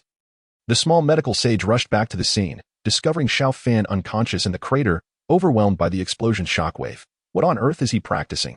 Is he willing to risk his life? She pondered, her brow furrowed in concern. Initially, she had thought Xiao Fan was merely a young master from a great clan, given his ability to defeat Mu Shi, but witnessing his reckless training dispelled that notion. Summoning Xiao Lan, she carefully dragged Xiao Fan back to her thatched cottage and administered some healing medicine she had just concocted. Watching him lie on the sickbed, she observed him for a moment. Seeing no signs of awakening, she resumed her work preparing the necessary potions. Gradually, Xiao Fan opened his eyes, realizing he was lying on a bed, still trying to comprehend what had transpired. It was evident that his attempt to fuse had failed, leaving him unconscious due to the explosion, ultimately rescued by the small medical sage. He watched her busily preparing medicine. A memory unexpectedly surfaced from that fateful night at the Wanyaozhai. "You're awake." Noticing the movement on the bed, the small medical sage turned and exclaimed with delight upon seeing Xiao Fan conscious. "Yes, thank you for saving my life once again," he replied gratefully. She smiled sweetly. "It's nothing, just a small effort. You risked yourself to confront the Wolfhead mercenary group to save me. After all," Xiao Fan smiled faintly, brushing off her concerned that moment. He was utterly consumed by the idea of creating the Buddha's wrath fire Lotus. Reflecting on his recent experiences, he couldn't help but feel a twinge of fear. Xiao Yan had truly been audacious. Only by experiencing it firsthand could he comprehend the dangers of fusing. Any slight misstep during the process could lead to catastrophic energy imbalances and uncontrollable explosions. Fortunately, thanks to the Haixin software left by Yunji and his timely realization of the impending danger, he had avoided severe injuries. Moreover, his chaos flame body granted him exceptional affinity for fire, allowing him to recover far beyond the capabilities of an ordinary person. Otherwise, Xiao Fan would never have dared to take such risks. After resting for a mere day, Xiao Fan's body had fully recovered. Owing both to his formidable physique and the attentive care of the small medical sage. As expected, in the days that followed, the once tranquil valley was frequently interrupted by the sound of violent explosions. After each explosion, a moment of silence would ensue, only to be followed by another blast as time passed. Approximately a month later, in the familiar valley, the scene had transformed dramatically. The area behind the thatched cottage was now riddled with deep craters, with hardly any intact ground remaining. 12th time, the small medical sage rested her chin on her hand, gazing at the young man mastering the two flames in the distance, her expression growing increasingly serious as his hands inched closer together. Over the course of a month, she had come to understand what Xiao Fan was attempting. She harbored deep envy for his possession of the rare and was bemused by his intent to fuse them. Initially, she thought this was merely a passing fancy of his, but witnessing his persistence through numerous failures, she developed a newfound respect for him. Each failure was a gamble with his life. Despite 12 unsuccessful attempts, Xiao Fan had absorbed invaluable experience, growing increasingly adept at fusing the in the distance. Xiao Fan sensed the gradual merging of the flames in his hand. He let out a quiet breath, calming his mind.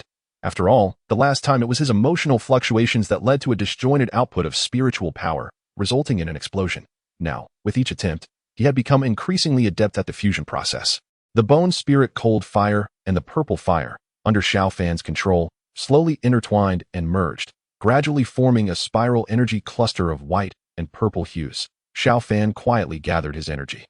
At this stage, he had essentially reached the final phase of the fusion as long as he maintained a steady output of soul power and did not encounter significant mishaps. Success was assured this time.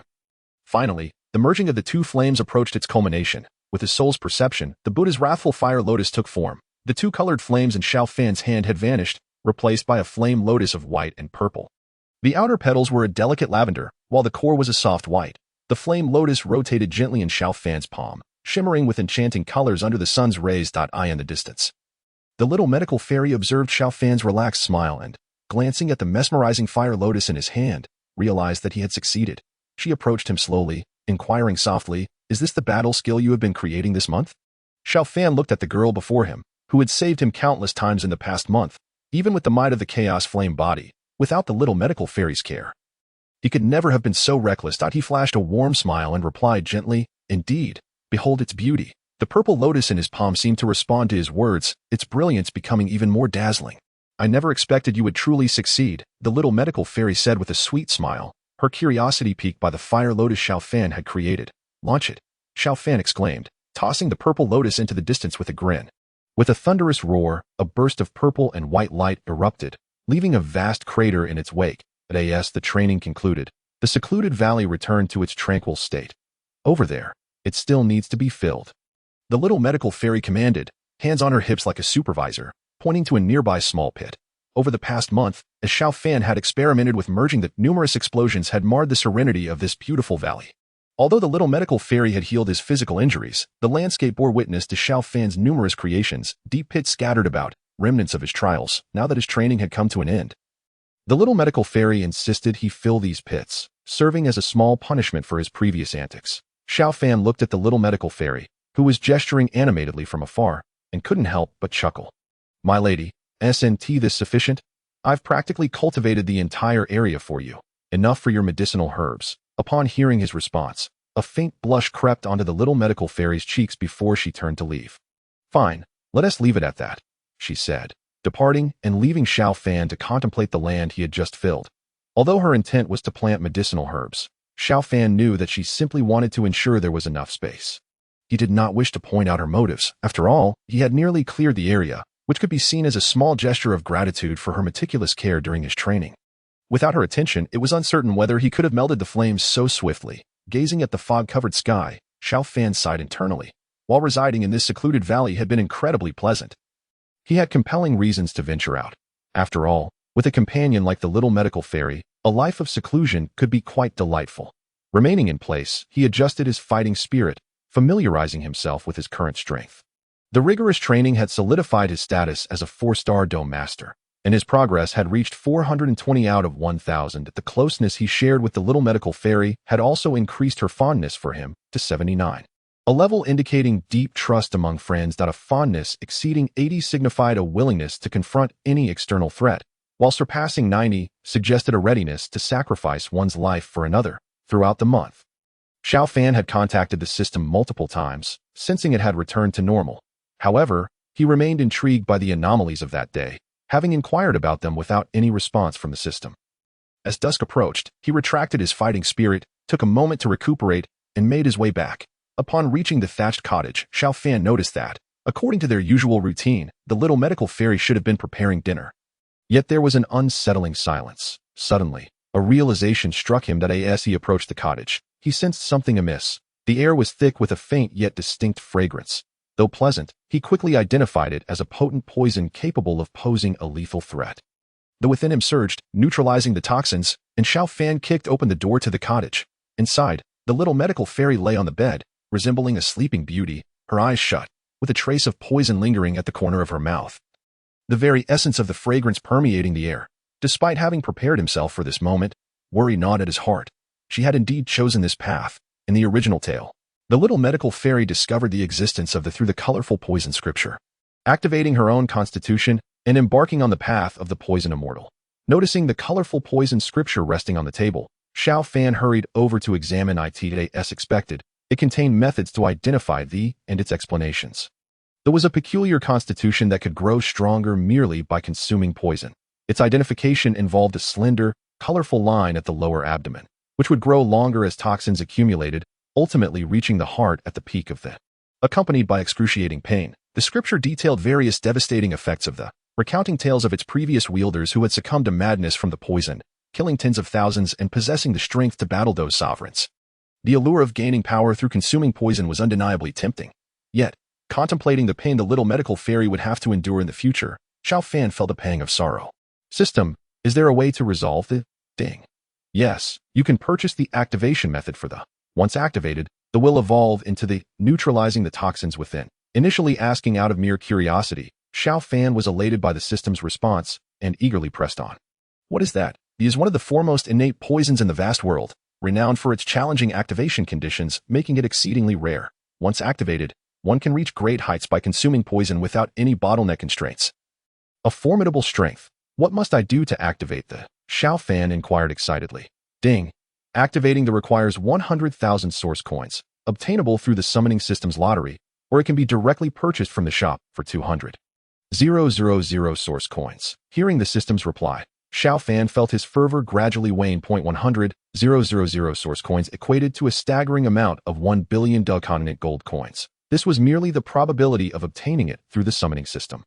While the direct purchase cost was double that, he shook his head with a wry smile. Not only did he lack such resources, but by the time he acquired them, he would likely be able to assist her in refining the toxins into medicinal pills, thus resolving the issue. Gently sitting beside the little medical fairy, Xiao Fan shook his head and quietly awaited her awakening. Before long, the sleeping little medical fairy stirred, her eyes fluttering open and darting around until they settled on Xiao Fan. Noticing his presence, her expression turned frantic as she scanned her surroundings. Feigning ignorance, Xiao Fan asked, "What's wrong?" The little medical fairy shook her head, then suddenly recalled something, asking, "You didn't touch me, did you?" Xiao Fan pretended to be offended. "What, do you think I would take advantage of you?" She hurriedly shook her head, clarifying, "That's not what I meant. I meant, you didn't touch my body, right?" Seeing Xiao Fan deny it, she let out a sigh of relief. Feigning nonchalance, Xiao Fan reassured her, "It's fine." "Huh? I mean, you shouldn't feel too much psychological pressure." After a moment's hesitation, Xiao Fan added, What are you saying?" The little medical fairy feigned ignorance. Xiao Fan raised the colorful poison scripture in his hand and said, "I know everything." Upon seeing the scripture, the little medical fairy bit her vibrant red lip, feeling despondent. "You don't know. Then, from now on, you will be afraid of me. Right? After all, I will no longer be the little medical fairy who saves people. Calling me a poison doctor would be more fitting." Upon observing the dispirited little medical fairy, Xiao Fan gently cupped her face in his hands. Gazing deeply into her expressive eyes and softly declared, "No matter how you may change in the future, you will always remain my friend, forever." As Xiao Fan lifted her chin, the color in little medical fairy's cheeks visibly deepened, her earlobes turning an alluring crimson. Stammering, she asked, "Will you still dare to eat the meals I prepare?" Xiao Fan smiled faintly. "Of course. Your cooking is so delectable that others wouldn't have the chance to savor it." As she gazed at Xiao Fan's kind visage, little medical fairy's anxious heart gradually found solace, and she silently vowed, "Xiao Fan, regardless of how I transform in the future, I will always be the little medical fairy in your heart. And you will eternally be my friend." At that moment, Xiao Fan sensed that the affection level towards him in his system had surpassed 79.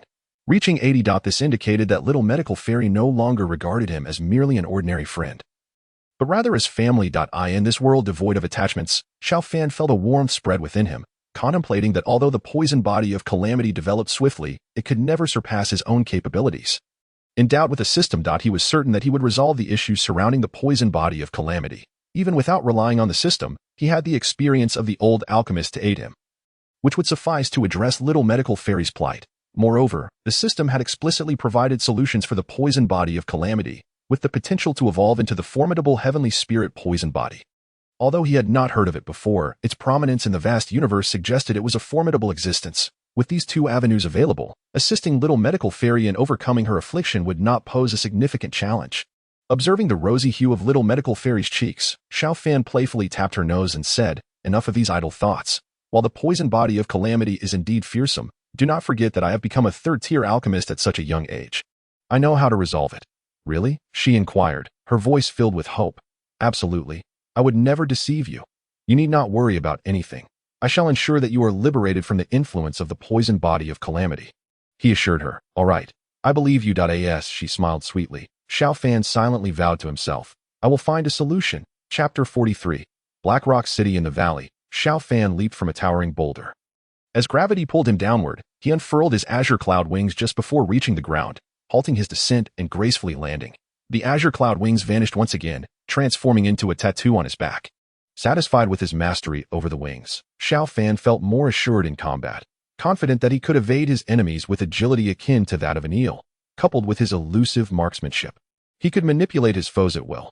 Approaching the thatched cottage, Xiao Fan was greeted by the enticing aroma of a meal. Clad in a flowing white dress, little medical fairy had set a table laden with sumptuous dishes. Awaiting his return like a devoted wife welcoming her husband home, that a warmth enveloped Xiao Fan's heart as he noticed a trace of black powder at the corner of her mouth. He gently approached and wiped away the toxin, saying, "I told you, while you rely on it for cultivation, you must also exercise restraint." Seeing the black powder on his finger, little medical fairy instinctively tasted it. Interrupting Xiao Fan's words that he had not anticipated such an intimate gesture from her. Realizing her actions, she quickly lowered her head, trying to conceal her embarrassment, though her flushed earlobes betrayed her shyness. Xiao Fan felt the softness of her lips and the delicate texture as they brushed against his fingers. With tenderness, he ruffled her hair, saying, "Let's eat first." Due to the earlier incident, their dinner was consumed with remarkable speed. As the sun dipped below the horizon, Xiao Fan sat on the steps of the thatched cottage, watching little medical fairy bustle about, and gently said, "I must depart." Startled, little medical fairy paused her chores and feigned nonchalance. "Where do you intend to go next?" Xiao Fan glanced at the last rays of sunlight, turning to her, and replied, "The Tagore Desert. I shall continue my training there. What about you?" Upon hearing his answer, little medical fairy's eyes dimmed slightly as she responded, "I may leave the Gamma Empire and return to the Outcloud Empire to cultivate." Having anticipated her answer, Xiao Fan continued, "Then we shall part ways tomorrow." Indeed, little medical fairy softly approached him and sat beside him on the steps, both gazing at the setting sun. Xiao Fan retrieved a spatial ring from his pocket and handed it to her. "Within, I have prepared some items for you to carry with ease during your travels." Little medical fairy accepted the ring with a gentle smile, conjuring a jade vial in her hand and asking, "What is this?" Scratching his head, Xiao Fan responded, "These are pills I concocted myself, capable of rapidly restoring fighting energy. They will be immensely beneficial to you." She poured a few round pills from the vial, their surface shimmering with a faint glow. "Is this truly a pill? It is indeed incomparable to the concoction of medicinal liquids I attempted." Little medical fairy's eyes sparkled as she gazed at the pills, expressing her disappointment in her lack of alchemical talent. While she excelled in pharmacology, she could not produce genuine pills. Xiao Fan observed her and chuckled, "Do not be so dismissive of yourself. Perhaps you could carve out a new path in the realm of poisons." Little medical fairy smiled faintly, but remained silent. She then produced a vial from her own belongings and handed it to Xiao Fan. "This is the strongest medicine I can currently formulate based on the 7-colored poison cannon. In the event you encounter formidable foes, this antidote may save your life. Be careful not to confuse it with the poison." Xiao Fan accepted the vial, exclaiming, "Do I seem like the type to flee in a panic? They should be the ones fleeing from me." Casually, he added, "In the future, should I seek you out, would you consider joining me?" "Joining you?" Little medical fairy asked, puzzled. Xiao Fan continued, "If I were to be despised by many in the future, would you still choose to stand by my side?" Upon hearing his words, little medical fairy chuckled. "If anyone were to be despised, it should be my existence as the poison body of calamity. With your extraordinary talent, how could you possibly meet such a fate?"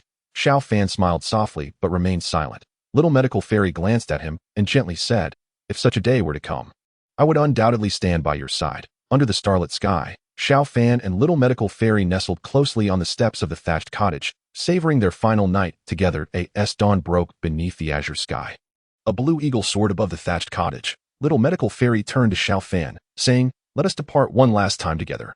Xiao Fan smiled serenely, wrapping his arms around her waist as they leaped onto the back of the blue eagle. "We shall meet again." The blue eagle ascended higher, the valley and thatched cottage below gradually shrinking until they faded into the mist. Passing a mountain peak, Xiao Fan turned to little medical fairy, saying, "This will do. The Outcloud Empire lies to the east, while the Tagore Desert is to the west. Take care on your journey." "Take care." Xiao Fan. A mischievous smile graced Xiao Fan's lips as he leaned closer to her before she could react. Gently pressing his lips against hers, just before she could speak, he activated his azure cloud wings and leaped from the eagle's back. "Little medical fairy, do not worry about the poison body of calamity. I shall resolve it for you." Watching Xiao Fan's figure gradually disappear, a subtle smile crept onto little medical fairy's lips. "I shall await your return." After parting from Little Medical Fairy, Xiao Fan oriented himself and activated his azure cloud wings, swiftly heading towards the direction of his destination while skirting the edges of the Beast Mountain Range. His goal was Black Rock City, the nearest major city in the Gamma Empire. After all, Xiao Fan did not wish to waste time flying directly to the Tagore Desert. It was not a prudent use of his time. Moreover, considering the timeline, Xiao Yan and the old alchemist should have already arrived at Qingshan Town for their training. If he did not act quickly, Xiao Yan might consume the Blue Lotus Earth Heart Fire, resulting in a significant loss for him. After all, Xiao Fan's ability to absorb foreign flames would not hinder Xiao Yan's advancement. While if Xiao Yan absorbed it first, he would leave no remnants for Xiao Fan at this moment. Xiao Fan was unaware that Xiao Yan and the old alchemist had already reached Qingshan Town long before he was wanted by the Wolf Head mercenary group. After searching for Xiao Fan in the Beast Mountain Range without success, they returned to Qingshan Town only to hear news of Xiao Fan's extermination of the Wolf Head mercenary group. Despite their curiosity about Xiao Fan's remarkable strength, they were not overly surprised, considering his astonishing talent and the mysterious farewell he had given them. In the present day, Xiao Yan and Yao Lao are journeying towards Black Rock City. Upon discovering a nearby small town, Xiao Yan expended 5 gold coins to hire the swiftest carriage available, embarking on a rapid journey to Black Rock City.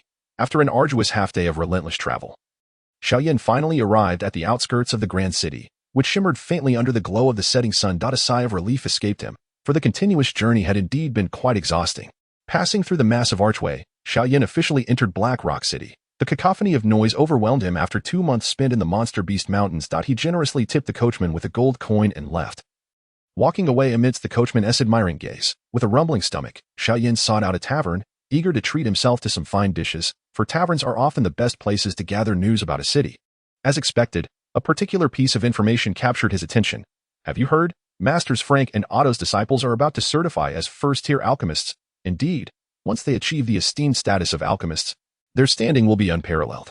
Oh please, with Masters Otto and Frank involved, their ascension as alchemists is a foregone conclusion. Listening to the discussions around him, Xiao Yan suddenly recalled that he had advanced to a third-tier alchemist, but had yet to undergo certification at the Alchemist Association. The status of an alchemist in the Duki continent is one of great prestige, offering numerous advantages, and Xiao Yan realized he could easily certify his alchemist status. With this thought in mind, he decided to rest for the night, and set off the next day to the Alchemist Association to authenticate his alchemist rank. Meanwhile, outside Black Rock City, a carriage approached, carrying none other than Xiao Yan and Yao Lao. After fruitlessly searching for Xiao Yan in Qingshan Town and learning of his triumph over the Wolf Head mercenary group, both felt relieved and continued along Xiao Yan's path of cultivation. Master, we have arrived at Black Rock City, Xiao Yan exclaimed, gazing at the towering city walls with excitement. After all, Wutan City pales in comparison to the splendor of Black Rock City, which ranks among the largest in the entire Jiama Empire, making it the only place with a civilian flying merchant association that traverses the Monster Beast Mountains towards the Tagore Desert. Observing Xiao Yan's eagerness, Yao Lao kindly suggested, while we are here, you should also take the opportunity to certify your alchemist rank. Xiao Yan, puzzled by Yao Lao's words, inquired, certifying as an alchemist? Wouldn't that expose my alchemist identity? Yao Lao chuckled, I never intended for you to hide your identity as an alchemist. It holds significant weight in the Duki continent. Thus, Yao Lao elaborated on the influence of alchemists in the Duki continent as the carriage slowly entered Black Rock City amidst their conversation. The following morning, Xiao Yan rose early, instructing a young lad to fetch water. After completing his morning routine, he intended to ask the innkeeper for directions to the Alchemist Association, just as he stepped out of his room. An unexpected voice caught his attention from the bustling hall below. Excuse me, could you tell me how to get to the Alchemist Association? Surprised by the familiar voice, Xiao Yan discreetly concealed himself behind a pillar on the second floor. Peering down the staircase, the individual inquiring about the Alchemist Association was none other than the long-missed Xiao Yan himself. Xiao Yan bore a large, heavy black measuring rod on his back, which nearly concealed his entire figure. Although only a silhouette, Xiao Yan recognized him immediately. After all, such a unique measuring rod was seldom seen, and it was likely that only Xiao Yan would be carrying one in the Duki continent. This was due to Yao Lao's insistence on using the measuring rod to mitigate the impact on his internal Duki's flow, and to endure the rigorous training it entailed. Xiao Yan hadn't anticipated encountering Xiao Yan and Yao Lao so soon in Black Rock City, a deviation from the original narrative. However, upon reflection, he realized that this was a consequence of his own actions. Starting from the Wolf Head mercenary group in Qingshan Town, the interactions with Yunji in the Monster Beast Mountains and the resultant affection she harbored had all shifted to Xiao Yan. While he was curious about Xiao Yan's journey, now was not the time for him to reveal himself. Since deciding to part ways with Xiao Yan, he had charted his own path. Relying on his innate abilities to gather rare materials ahead of Xiao Yan and enhance his own skills, remaining by Xiao Yan's side would only hinder his progress, as evidenced by the tasks assigned by the system. Speaking of tasks, it had been quite a while since he had heard from the system, and he found himself missing it. He retrieved the shadowless mask and donned it, feeling his appearance transform entirely. For precaution, he resolved to use this guise while traveling. Once he felt secure in his new identity, Xiao Yan waited for a moment before Xiao Yan and Yao Lao moved on, then proceeded towards the Alchemist Association. After navigating through several streets, a grand building loomed before him, designed in the shape of an alchemical cauldron, with the fire outlets cleverly fashioned into doors and windows, resembling a colossal cauldron standing proudly. Xiao Yan approached the imposing entrance of the Alchemist Association, only to be halted by two fully armed guards. Observing Xiao Yan's youthful visage, one guard muttered, "Yet another young face. Surely, he doesn't have as well?" The other guard, casting a peculiar glance at Xiao Yan, stated, "Young sir, entry requires a letter of introduction." Understanding the situation, Xiao Yan realized that in the Jiama Empire's Alchemist Association, ordinary individuals needed a mentor's letter of introduction to verify their identity. Unless they held a remarkable status, without such a letter, entry was impossible. However, a slight smile graced Xiao Yan's lips as he extended his right hand. The guard's eyes widened with interest at his movement. Boom! Purple flames erupted unexpectedly from his palm. "Another real fire," the guard stammered. Xiao Yan smiled calmly at the guards. "I am here to certify my alchemist identity. May I enter?" The guards respectfully replied, "Why yes, of course." Xiao Yan stepped past them and took a few strides inside before turning back to ask, "What did you mean by another?" One guard explained, "Sir, a young man entered just before you, without a letter of introduction, and also displayed real fire, but his flames were white." Xiao Yan nodded, realizing Xiao Yan had already entered. However, due to the butterfly effect of his own actions, Xiao Yan had not acquired the purple fire and had instead revealed the existence of the bone spirit cold fire. Yet, the guards could only distinguish between fourth-tier alchemists and above to recognize real fire. Discerning between beast fire and would be too much to ask of them. Stepping into the Alchemist Association, Xiao Yan was greeted by the rich aroma of herbs that lifted his spirits. The hall was not overly crowded, and as he surveyed the area, a woman emerged from the back, approaching him. "Sir, it seems this is your first visit to our Alchemist Association in Blackrock City." Xiao Yan observed the spacious hall and then turned his gaze towards the woman, who wore a light blue gown. While not exceptionally stunning, her bright eyes and pleasant demeanor made her quite agreeable. "Indeed, I have come to certify my alchemist rank." Upon hearing his words, her eyes lit up, and she bowed slightly, saying, "You are also an alchemist. Please follow me for the necessary procedures." She led Xiao Yan to a counter. Retrieving a piece of parchment from behind the window, holding a pen, she respectfully addressed him, "Sir, I am Yasi. We need to register your name, age, and mentor's name." Xiao Yan had prepared for this and replied, "My name is Mo Shang. I am 19 years old, and my mentor resides in seclusion in the mountains and prefers not to be disturbed. I assume this will suffice for certification." Yasi collected her materials. Responding respectfully, "Yes, however, you will need to take an assessment to receive your alchemist badge." "Very well, I will participate in the assessment. By the way, sir, what tier of alchemist are you?" Suddenly, Yasi recalled the young man whom Yahan had just received and curiously inquired about him. With a slight smile gracing his lips, Xiao Fan replied, "Third grade." Yasi's beautiful eyes widened in disbelief as she covered her mouth with her hands. A 19-year-old third-grade alchemist implied that Xiao Fan's talent was sufficient to astonish the Jiamar Empire. Subsequently, under Yasi's guidance, Xiao Fan approached a grand door. He bowed respectfully to the leader at the entrance, and Yasi asked, "Uncle Taya, has the assessment begun yet?" The leader, known as Uncle Taya, smiled and replied, "Not yet. But it will soon." Just now, Yahan brought in another young M, and as he spoke, Taya cast a keen glance at Xiao Fan, feeling a slight tremor within. Here was yet another youth whose depths he could not discern. Having initially thought that the first young man was already exceptional, he was taken aback by the arrival of another. After reviewing Xiao Fan's information, Taya amiably patted Xiao Fan on the shoulder. "Little brother, all is well. You may enter," he said, handing Xiao Fan a token. "This is your examination number. Do not lose it." Yasi bowed deeply to Xiao Fan and whispered, "Wishing you a smooth assessment, my lord." Gazing at the large number 6 on his token, Xiao Fan pondered, "Is it a sign of good fortune?" He stepped forward confidently into the alchemist examination venue. Upon entering, he beheld a gathering of individuals standing in the hall. 2 fourth-grade alchemists, Otto and Frank from Haiyan City, were present, accompanied by their 2 young female disciples. Xiao Fan surveyed the hall, noticing that the crowd seemed to have just received some astonishing news. As the door creaked open, all eyes turned towards the entrance. Upon seeing Xiao Fan's face, Master Otto chuckled. "Just moments ago, We were remarking on the youth of brother Xiao Yan.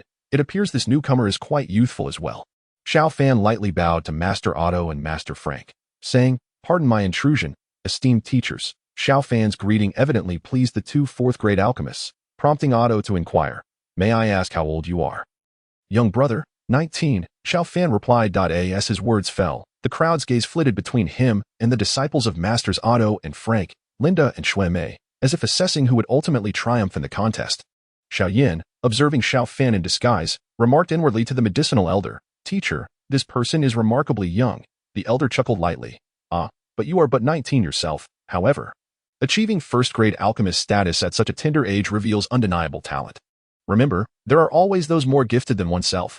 Shui Mei maintained her indifferent demeanor, seemingly unconcerned, while Linda's expression reflected a hint of discontent, particularly upon witnessing Shui Mei's haughty attitude. She believed her own alchemical prowess rivaled that of Shui Mei. In contrast, Linda considered Xiao Fan and Xiao Yan mere attention seekers, convinced that at 19, passing the first-grade alchemist assessment was beyond the reach of anyone who did not hail from a prominent family.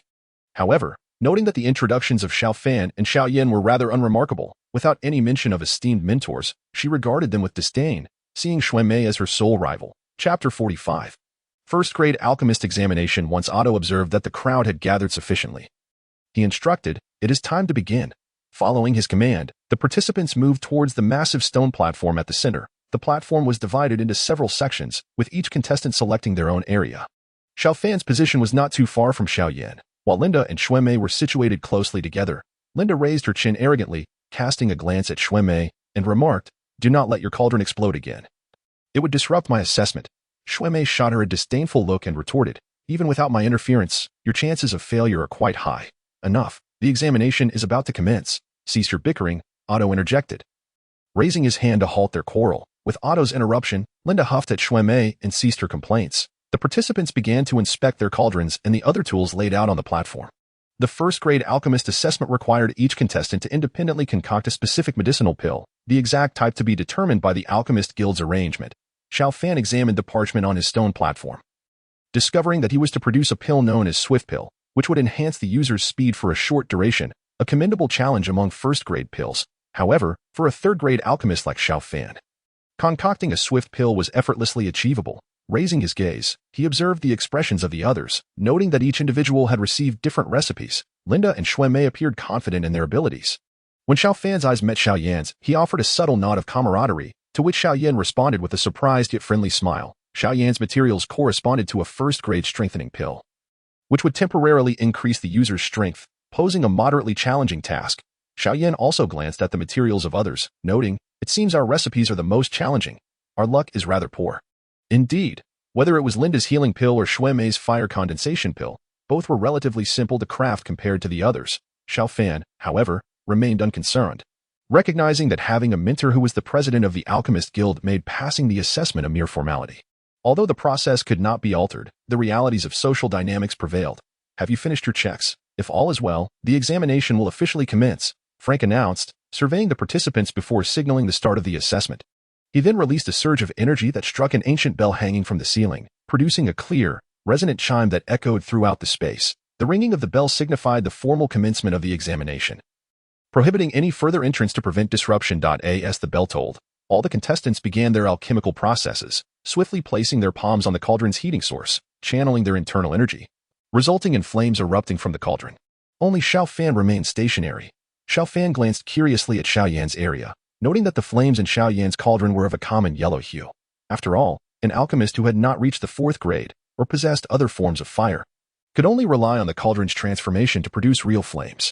Initially, Xiao Fan had assumed Xiao Yan would utilize Bone Spirit Cold Fire, but upon reflection, he understood that for a mere assessment, there was no need to summon it. Had Xiao Fan obtained the Purple Fire, he would have had no qualms about using it, as although Beast Fire was rare, it would not attract formidable foes. Unfortunately, owing to his circumstances, Xiao Yan lacked access to the Purple Fire and could only resort to standard means as an alchemist. As the others began their crafting, Xiao Fan remained still, inadvertently drawing the attention of Otto and Frank, who exchanged puzzled glances. "What is this little fellow doing? Why hasn't he started?"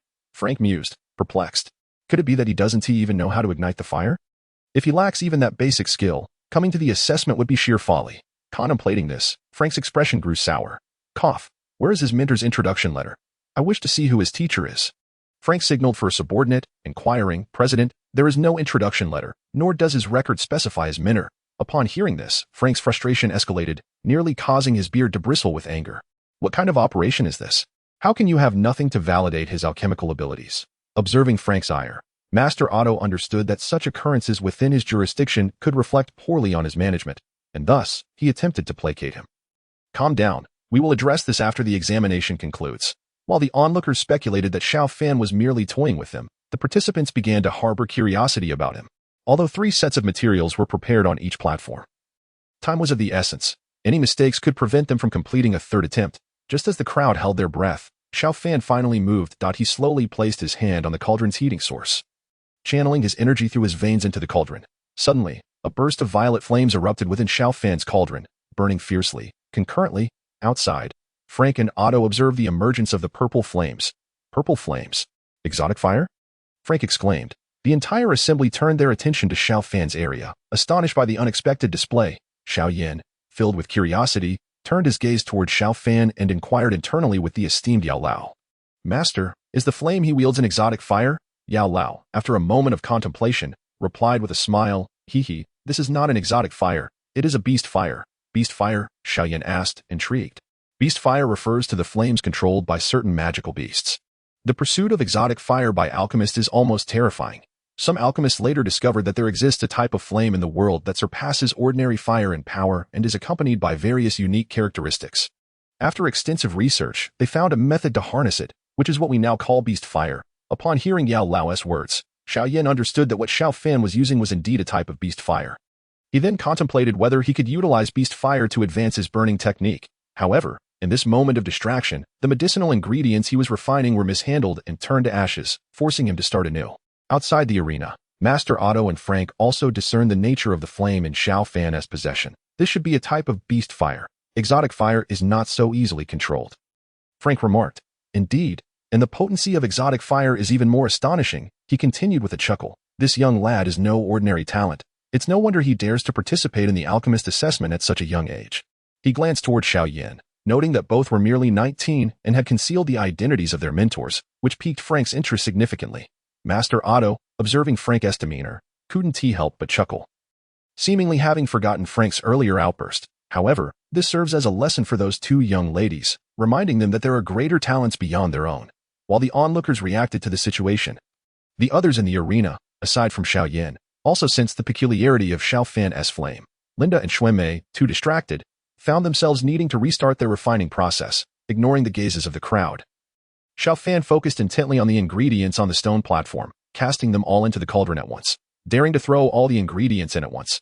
Everyone was taken aback by Xiao Fan's audacious action, as extracting the essence from each ingredient requires precise control of temperature and timing, with strict requirements.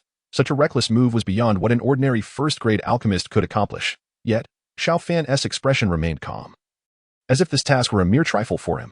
Linda and Xuemei exchanged glances, each recognizing a hint of defeat in the other's eyes. This young lad had finally managed to strike them down. Now, reflecting on their years of rivalry, it seemed childishly absurd.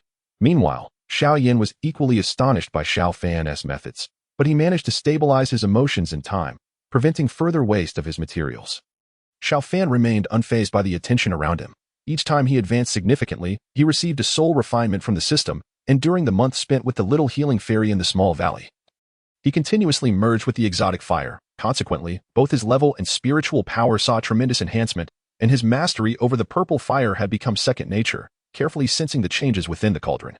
Xiao Fan meticulously controlled the fire's intensity. In alchemy, even the slightest error could lead to complete failure. He perfectly extracted the essence from the various ingredients, which now floated gracefully within the cauldron. Utilizing his soul power, Xiao Fan seamlessly blended the remaining essence together, gradually adjusting the temperature of the purple fire in accordance with the consolidation of the elixir. At last, under the gentle embrace of the purple fire, a saturated pale blue pill slowly took shape within Xiao Fan's cauldron.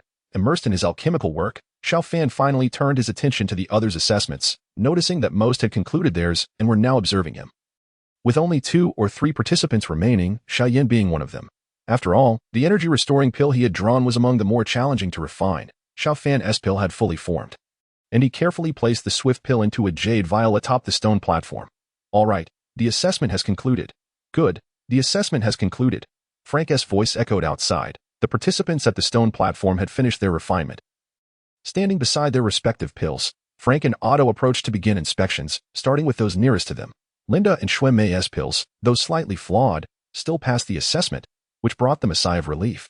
Aside from Xiao Yan and Xiao Fan, only 2 others among the remaining participants successfully passed the first-grade alchemist assessment. When Otto and Frank reached Xiao Yan, they paused in surprise at the sight of his formula. "So, you actually received the recipe for the energy-restoring pill," Frank remarked with a grin. Otto chimed in, "Truly impressive for someone so young." The expressions of the other participants shifted, relieved that they hadn't drawn such a formidable topic. After all, even some novice first-grade alchemists cannot guarantee success every time when attempting to refine an energy-restoring pill. For a participant in the first-grade alchemist assessment to successfully refine an energy-restoring pill at the age of 19 holds significant merit. Otto exclaimed as he picked up Xiao Yan's refined pill. "Damn one." Hearing Master Otto's words, Frank quickly leaned in for a closer look. Indeed, the pale blue pill was adorned with wave-like patterns that encircled it. It is worth noting that only when the pill reaches the pinnacle of color and luster can it exhibit such patterns. The appearance of these patterns signifies that the pill's medicinal properties are far superior to those of ordinary pills. Otto's gaze toward Xiao Yan was now filled with curiosity. "I am genuinely intrigued. What kind of alchemist could cultivate such a prodigious talent as you? Hee. My master has instructed me to keep his origins a secret." Xiao Fan scratched his head. Responding to Master Otto, "All right, we are not forcing you to reveal anything," Frank smiled, placing the pill back into the jade vial and giving Xiao Yan a reassuring pat on the shoulder. "Congratulations, Xiao Yan. You have passed the first-grade alchemist assessment." With that, they turned their attention back to Xiao Fan. All eyes in the arena followed Otto and Frank as they approached Xiao Fan, intrigued by the flames and techniques he had demonstrated during his refining process. As Otto and Frank stood before Xiao Fan, they chuckled and examined his recipe. "Swift pill." Raising an eyebrow, they shifted their gaze between Xiao Fan and Xiao Yan. "You both are remarkably fortunate." Upon hearing the name of Xiao Fan's recipe, the surrounding crowd grew increasingly curious about the outcome of his assessment. After all, only Xiao Fan and Xiao Yan had drawn such challenging topics. If these questions had been assigned to others, their chances of passing would have been uncertain. The other alchemists who had already passed silently expressed their relief. Frank extended his hand to Xiao Fan's jade vial, and a smooth, plump pale blue pill rolled into his palm. Another pill with patterns? Frank marveled at the pill resting in his hand, its rounded, lustrous surface, and the patterns indicative of peak refinement, eliciting an involuntary gasp. The attention of the entire assembly turned to Xiao Fan. Even Xiao Yan found himself astonished by Xiao Fan's remarkable achievement. It is vital to note that while he had produced an energy-restoring pill with patterns, it was under Yao Lao's guidance, and he had meticulously refined each ingredient one at a time. In contrast, Xiao Fan had boldly thrown all the ingredients into the cauldron simultaneously, a feat that posed an immense test of mental fortitude for an alchemist. "Master, this individual's refining technique may surpass my own," Xiao Yan murmured to Yao Lao, unable to conceal his astonishment. "Indeed, his talent is extraordinary," Yao Lao replied calmly. "But do not be disheartened. Your own talent is not inferior." As Yao Lao regarded Xiao Yan, he aimed to instill in him the understanding that there are always greater talents, yet he wished not to overly discourage him. Meanwhile, Otto and Frank, having inspected Xiao Fan's pill and found no errors, smiled as they announced the results. Just as everyone assumed the event had concluded, Xiao Fan's soft voice echoed. I would like to continue on to the second-grade alchemist assessment." The sound of Xiao Fan's declaration. Otto and Frank's pupils widened in disbelief, their smiles frozen in place. "You say you wish to participate in the second-grade alchemist assessment?" Otto inquired uncertainly. Becoming a first-grade alchemist at the age of 19 is already a feat of exceptional talent. A second-grade alchemist at such an age was, at least for Otto, unheard of. In the hall, the gazes of all present fell into a stunned silence. Beside him, Xiao Yan, observing the astonishment of those around him, hesitated and asked Yao Lao, "Then master, should I also continue with the assessment?" Yao Lao, sensing the determination and excitement in Xiao Yan's voice, chuckled in response. "Yener. The Duki continent is vast. It is rare to encounter a truly worthy opponent. Will you choose to retreat?" Retreat. Since the cancellation of his engagement with Nailin Yanran, Xiao Yan had forgotten the meaning of retreat. What could he possibly fear? With a calm smile, he declared, "Master Otto, I too wish to participate in the second-grade alchemist assessment." The individuals surrounding were yet to fully digest Xiao Fan's words when they were taken aback by Xiao Yan's remarks, plunging the scene into a profound silence once more. Frank, as the president of the Alchemist Guild, managed to regain his composure before the others. "You must understand, to attain the rank of a second-tier alchemist, one must independently concoct a second-tier elixir. To accomplish this, one's strength must reach the level of a Dou master. You are still young. Before Master Otto could finish his statement, he was met with the sight of Xiao Fan's slowly coalescing Dou Qi garment and the imposing aura emanating from Xiao Yan, who had already achieved Dou Master status. Ha ha ha. Frank, observing Xiao Fan and Xiao Yan, recognized the rarity of this moment and waved his hand. Well then, today we shall see if Black Rock City can produce an alchemical genius that stirs the empire. He promptly instructed the preparations for the second-tier alchemist assessment. Xiao Fan and Xiao Yan followed Frank into the designated area marked for the second-tier alchemist examination. Upon entering, aside from Otto, Frank, and the two young men, no one else was permitted entry. Frank advised them, "All right, the specific alchemical process remains the same as before. Now, let us witness your performance." Xiao Fan and Xiao Yan exchanged glances. Excitement sparkled in Xiao Yan's eyes, while Xiao Fan feigned an expression of ecstatic joy. "Cousin Xiao Yan, I possess a system. What do you have to compete with me?" Xiao Fan mused inwardly, acknowledging that although his system occasionally seemed less than intelligent, it was still a system capable of enhancing his talents, ensuring his dominance without question. Xiao Fan glanced at his formula. It was for concocting the second-tier elixir, the Pulse Protection Pill. This elixir served to safeguard one's meridians from harm, typically utilized during breakthroughs or when absorbing materials containing toxins or other attributes. Its difficulty was moderate amongst second-tier elixirs, not particularly challenging to concoct. Observing the materials on Xiao Yan's table, frost flower and a second-tier water magic core, it appeared he intended to concoct the Ice Heart Pill, which helped maintain a clear state of consciousness, akin to the Pulse Protection Pill, often used during breakthroughs or healing. It is worth noting that resources for second-tier alchemists are inherently more precious than those for first-tier, leading to the examination allowing only one set of materials. This meant that failure would necessitate waiting for the next assessment to try again, with no historical instances of consecutive attempts yielding success. Xiao Fan proceeded with the alchemical steps, reigniting the violet flames within the cauldron, and, following the same method as for first-tier elixirs, effortlessly produced the Pulse Protection Pill. Seeing Xiao Fan's actions, Otto and Frank exchanged astonished glances. Unable to conceal their shock, many second-tier alchemists could not achieve this feat, as it relied not only on the strength of one's soul but also on the alchemist's familiarity with the materials. After Xiao Fan completed his concoction, he observed Xiao Yan diligently working. Although not as swift, his pace was nonetheless impressive. Otto, watching Xiao Yan's adept techniques, couldn't help but nod in approval, marveling at the arrival of such exceptional talents in Black Rock City's alchemist assessment. Xiao Yan's materials in the cauldron gradually refined under the flames, crystallizing into a light blue pill as he infused it with his soul power. When Otto and Frank saw that Xiao Yan had also completed his concoction, they proceeded with the necessary evaluations. Amidst their astonishment, they discovered that Xiao Fan's Pulse Protection Pill bore intricate pill patterns. This revelation piqued their curiosity about Xiao Fan's mentor, while Xiao Yan felt a twinge of disappointment upon seeing Xiao Fan's pill, yet quickly regained his composure, earning further approval from his mentor, Yao Lao. "Only my senior brother could possibly overshadow this remarkable talent," Xiao Yan sighed inwardly. "What, you wish to participate in the third-tier alchemist assessment?" Frank's exclamation jolted Xiao Yan from his thoughts. Upon grasping the content, his pupils dilated in surprise. Throughout his journey, Xiao Yan had come to understand the arduous path of an alchemist. His rapid ascent was largely due to his mentor's guidance, which was evident in the impressive capabilities he displayed. After a brief discussion between Otto and Frank, they decided to allow Xiao Fan, with the pill patterns on his Pulse Protection Pill, to advance to the third-tier assessment. While Otto requested Xiao Yan to remain behind, not long after, Xiao Yan witnessed Xiao Fan emerge, flanked by Frank and Otto. The astonishment etched on Otto's face spoke volumes about the outcome of Xiao Fan's assessment.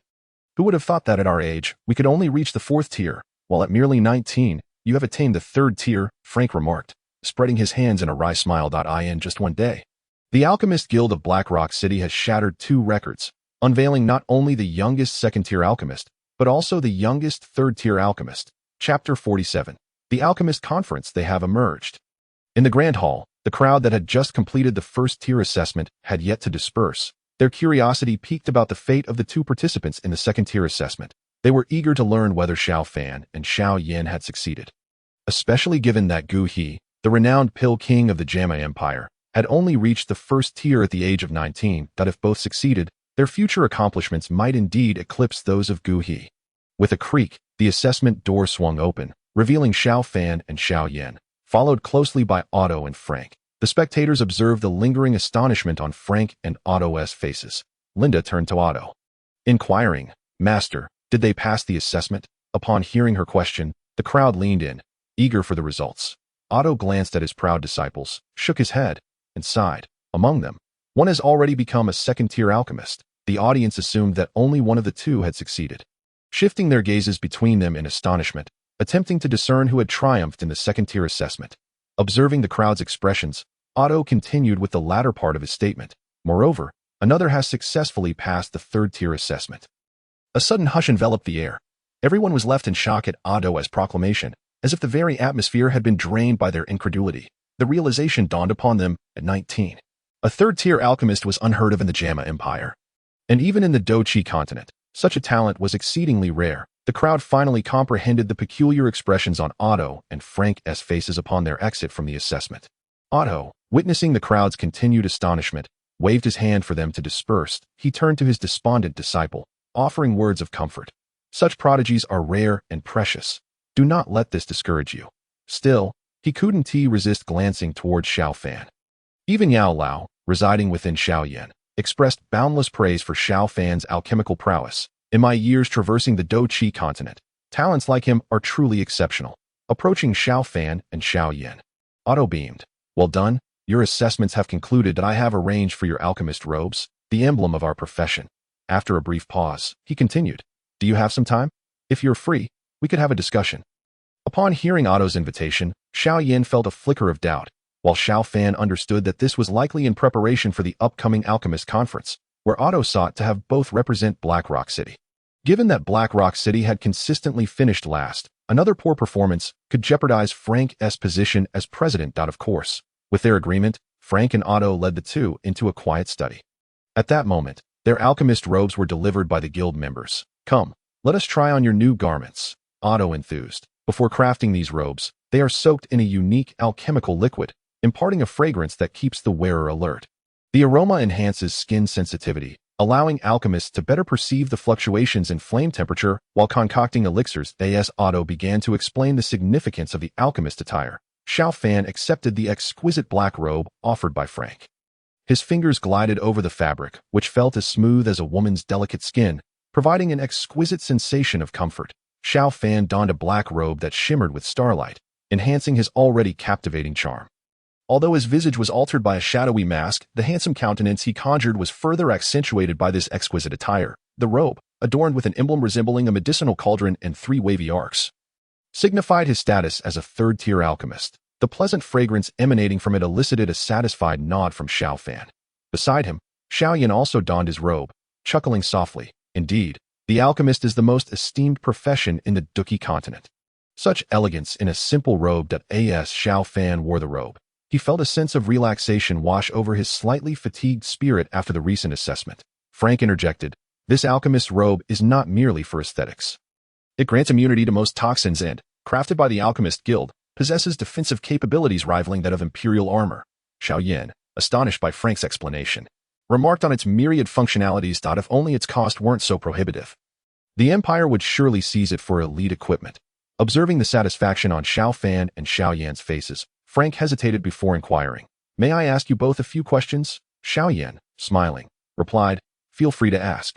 As long as you don't cross my boundaries. The two men couldn't help but admire Xiao Yan's cleverness and turned their attention to Xiao Fan. Ask away, Xiao Fan said with a hint of resignation. Master Otto, curious, questioned, Mo Shang. May I inquire about the purple flame you used during your assessment? Xiao Fan casually responded. It was a fiery breath from the amethyst-winged Lion King. After healing, I felt the purple fire within me and learned to control it. Amethyst-winged Lion King? Master Otto exclaimed. And oh wonder your purple fire harbors such ferocity. The amethyst-winged Lion King is a 6th-tier magical beast. Encountering it may have been a blessing in disguise. Frank chimed in, affirming Xiao Fan's words. Otto then probed about their master, but Xiao Yan deflected, claiming his master disliked interruptions. When it was Xiao Fan's turn, he mentioned he had been training in the mountains under his master's guidance and had only recently been permitted to venture out, piquing the curiosity of those around him. After a light-hearted exchange, Otto posed a question. Mo Shang, Xiao Yan, will you be traveling to the capital of the Gamma Empire in 6 months? At the mention of the Gamma Empire's capital, Xiao Yan's eyes narrowed. The Yulan sect was located just outside the city, and he would certainly go. I'll likely visit if time permits, Xiao Fan added. Excellent, Otto exclaimed. You may not realize, but in 6 months, the Alchemist Conference will be held in the capital. Attending would be greatly beneficial for you, and alchemists from other empires might also join. marking a grand event for the alchemist community that I will certainly attend if I have the opportunity. Xiao Fan affirmed. Yes, I shall also be there if time allows. Otto smiled at Xiao Fan, declaring, if you participate, Mo Shang, the championship may already be yours. Xiao Fan merely chuckled in response. Soon after, Xiao Fan bid farewell to Otto and Frank before departing. He was taken aback when Xiao Yan challenged him to a rematch at the upcoming Alchemist Conference. Xiao Yan stayed behind to search for herbs, continuing his conversation with Otto, while Xiao Fan stepped out of the Alchemist Guild's door. Upon exiting, Xiao Fan resolved to head straight to the Tagore Desert, as he had come to Black Rock City solely because it was home to the only civil flight crew heading to the western region of the Monster Mountain. During his journey, he began to grasp the significant advantages conferred by his identity as an alchemist. When he inquired about the location of the flight crew, a shopkeeper immediately sent an assistant to escort him there. Along the way, passers-by greeted Xiao Fan warmly, evoking memories of his former life as a beloved teacher. After traversing 2 streets, the assistant pointed out a vast area, indicating they had arrived. Xiao Fan expressed his gratitude by offering 2 gold coins, which the assistant gratefully accepted before departing with a bow. Observing the long queue ahead, Xiao Fan frowned slightly when a woman approached him, asking, Sir, do you intend to ride the flying magical beast? Upon nodding, the woman exclaimed, Sir, the Empire provides benefits for alchemists. We have a dedicated flight crew for alchemists, allowing you to bypass the line. May I ask your destination? Imo City. After hearing Xiao Fan's response, the woman guided him to a line of thick-winged birds and said, Sir, this is the crew heading to Imo City. Xiao Fan nodded and hurried to his compartment, while the woman walked ahead. Swaying enticingly, though Xiao Fan had no interest in such distractions. Thick-winged birds were the most common flying magical beasts in the Duki continent, favored for their large size, gentle temperament, and ease of taming. The birds bore wooden compartments on their backs, providing privacy for the alchemists. Shortly thereafter, with a loud cry from the thick-winged bird, Xiao Fan ascended gently into the sky. Chapter 48. Profound level summoning on the back of the thick-winged bird. Xiao Fan encountered no unexpected events, as the passengers were all alchemists, and without the energy fluctuations typical of a 5th-tier pill's aura like Xiao Yan's, no conflicts arose. After half a day's flight, Xiao Fan finally arrived at the outskirts of Stone Desert City. The vicinity was close to the desert, and he could sense the air was thick with fire and earth elemental energies. Is this the Tagore Desert? Xiao Fan mused, gazing at the towering city walls before him. Mo City was the largest urban center adjacent to the Tagore Desert, abundant with mercenaries who thrived on gathering resources from the desert. Although Xiao Fan possessed a map to the Blue Lotus Hearthfire, he was aware that it had long been claimed by the Medusa Queen of the Serpent People, leaving only the Lotus Seat and some Lotus Seeds behind. Nevertheless, these remnants could greatly aid fire attribute cultivators, and Xiao Fan was determined not to miss this opportunity. Before embarking on his exploration, Xiao Fan needed to familiarize himself with the surrounding environment, as he could not rely solely on the simplistic descriptions found in the original text. Upon entering Imo City, he gathered information about the local factions. Spending 2 gold coins, he learned from a resident mercenary that there were 2 primary forces in the city. The first was the long-established Iron Rider mercenary group, led by a 4-star dome master named Hanju, whose mercenaries were reputed for their invincibility in the flat terrain of the Tagore Desert. They were nearly unstoppable. The second faction was the Flame mercenary group, helmed by a 5-star dome master who practiced fire attribute techniques. Although slightly stronger than Hanju, he refrained from direct conflict due to concerns about the Iron Riders. Having gleaned valuable insights, Xiao Fan found the expenditure worthwhile. The original text only mentioned the reclusive Ice Emperor Hebedong, with no details regarding other factions. Strolling through the bustling streets of Mo City, he decided to purchase a local map to cross-reference with his Blue Lotus Hearthfire map, intending to locate the Hearthfire first. Further inquiries led him to discover that the best map shop in Mo City was called Ancient Maps. A smile crept across Xiao Fan's face. Ancient Maps, indeed, was the very place where Hebedong resided. Since being sealed by the Medusa Queen, Hebedong's strength had diminished from the Dou Emperor level, now barely reaching the Dou Spirit rank. Before long, Xiao Fan arrived at the entrance to Ancient Maps, noting the shop's quiet atmosphere. Though he had anticipated this, he was still surprised to find one of the 10 strongest individuals in the Gamma Empire concealed within such a modest establishment. As he stepped through the door, the layout of the main hall came into full view. The hall was surrounded by cabinets, which enclosed the space, filled with various pictures of all sizes. Only behind the counter on the left side of the entrance was an elderly man with graying hair, bent over, sketching on a piece of parchment. If all went as expected, this would be the so-called Ice Emperor. Xiao Fan had no intention of exposing the Ice Emperor just yet. After all, his current strength was merely that of a 4-star Dome Master. Should the Ice Emperor unleash his might, there would be no room for resistance. Boss, Do you have a map of the Tagore Desert? Xiao Fan turned to him and inquired softly, without lifting his head. Hai Buodong replied. The map of the Tagore Desert is on the cabinet to your right. Help yourself. Approaching the right cabinet, Xiao Fan discovered numerous sheepskin maps. He casually pulled one from the pile, unfurling it to reveal a depiction of the area surrounding Mo City, clearly marking the routes commonly taken by mercenaries and the locations of surrounding magical creatures, even noting the positions of nearby oases. Satisfied, Xiao Fan nodded. After all, what was most scarce in the desert? Water. In the desert, when faced with a dire lack of water, one would choose a bowl of water over a bowl of gold without hesitation.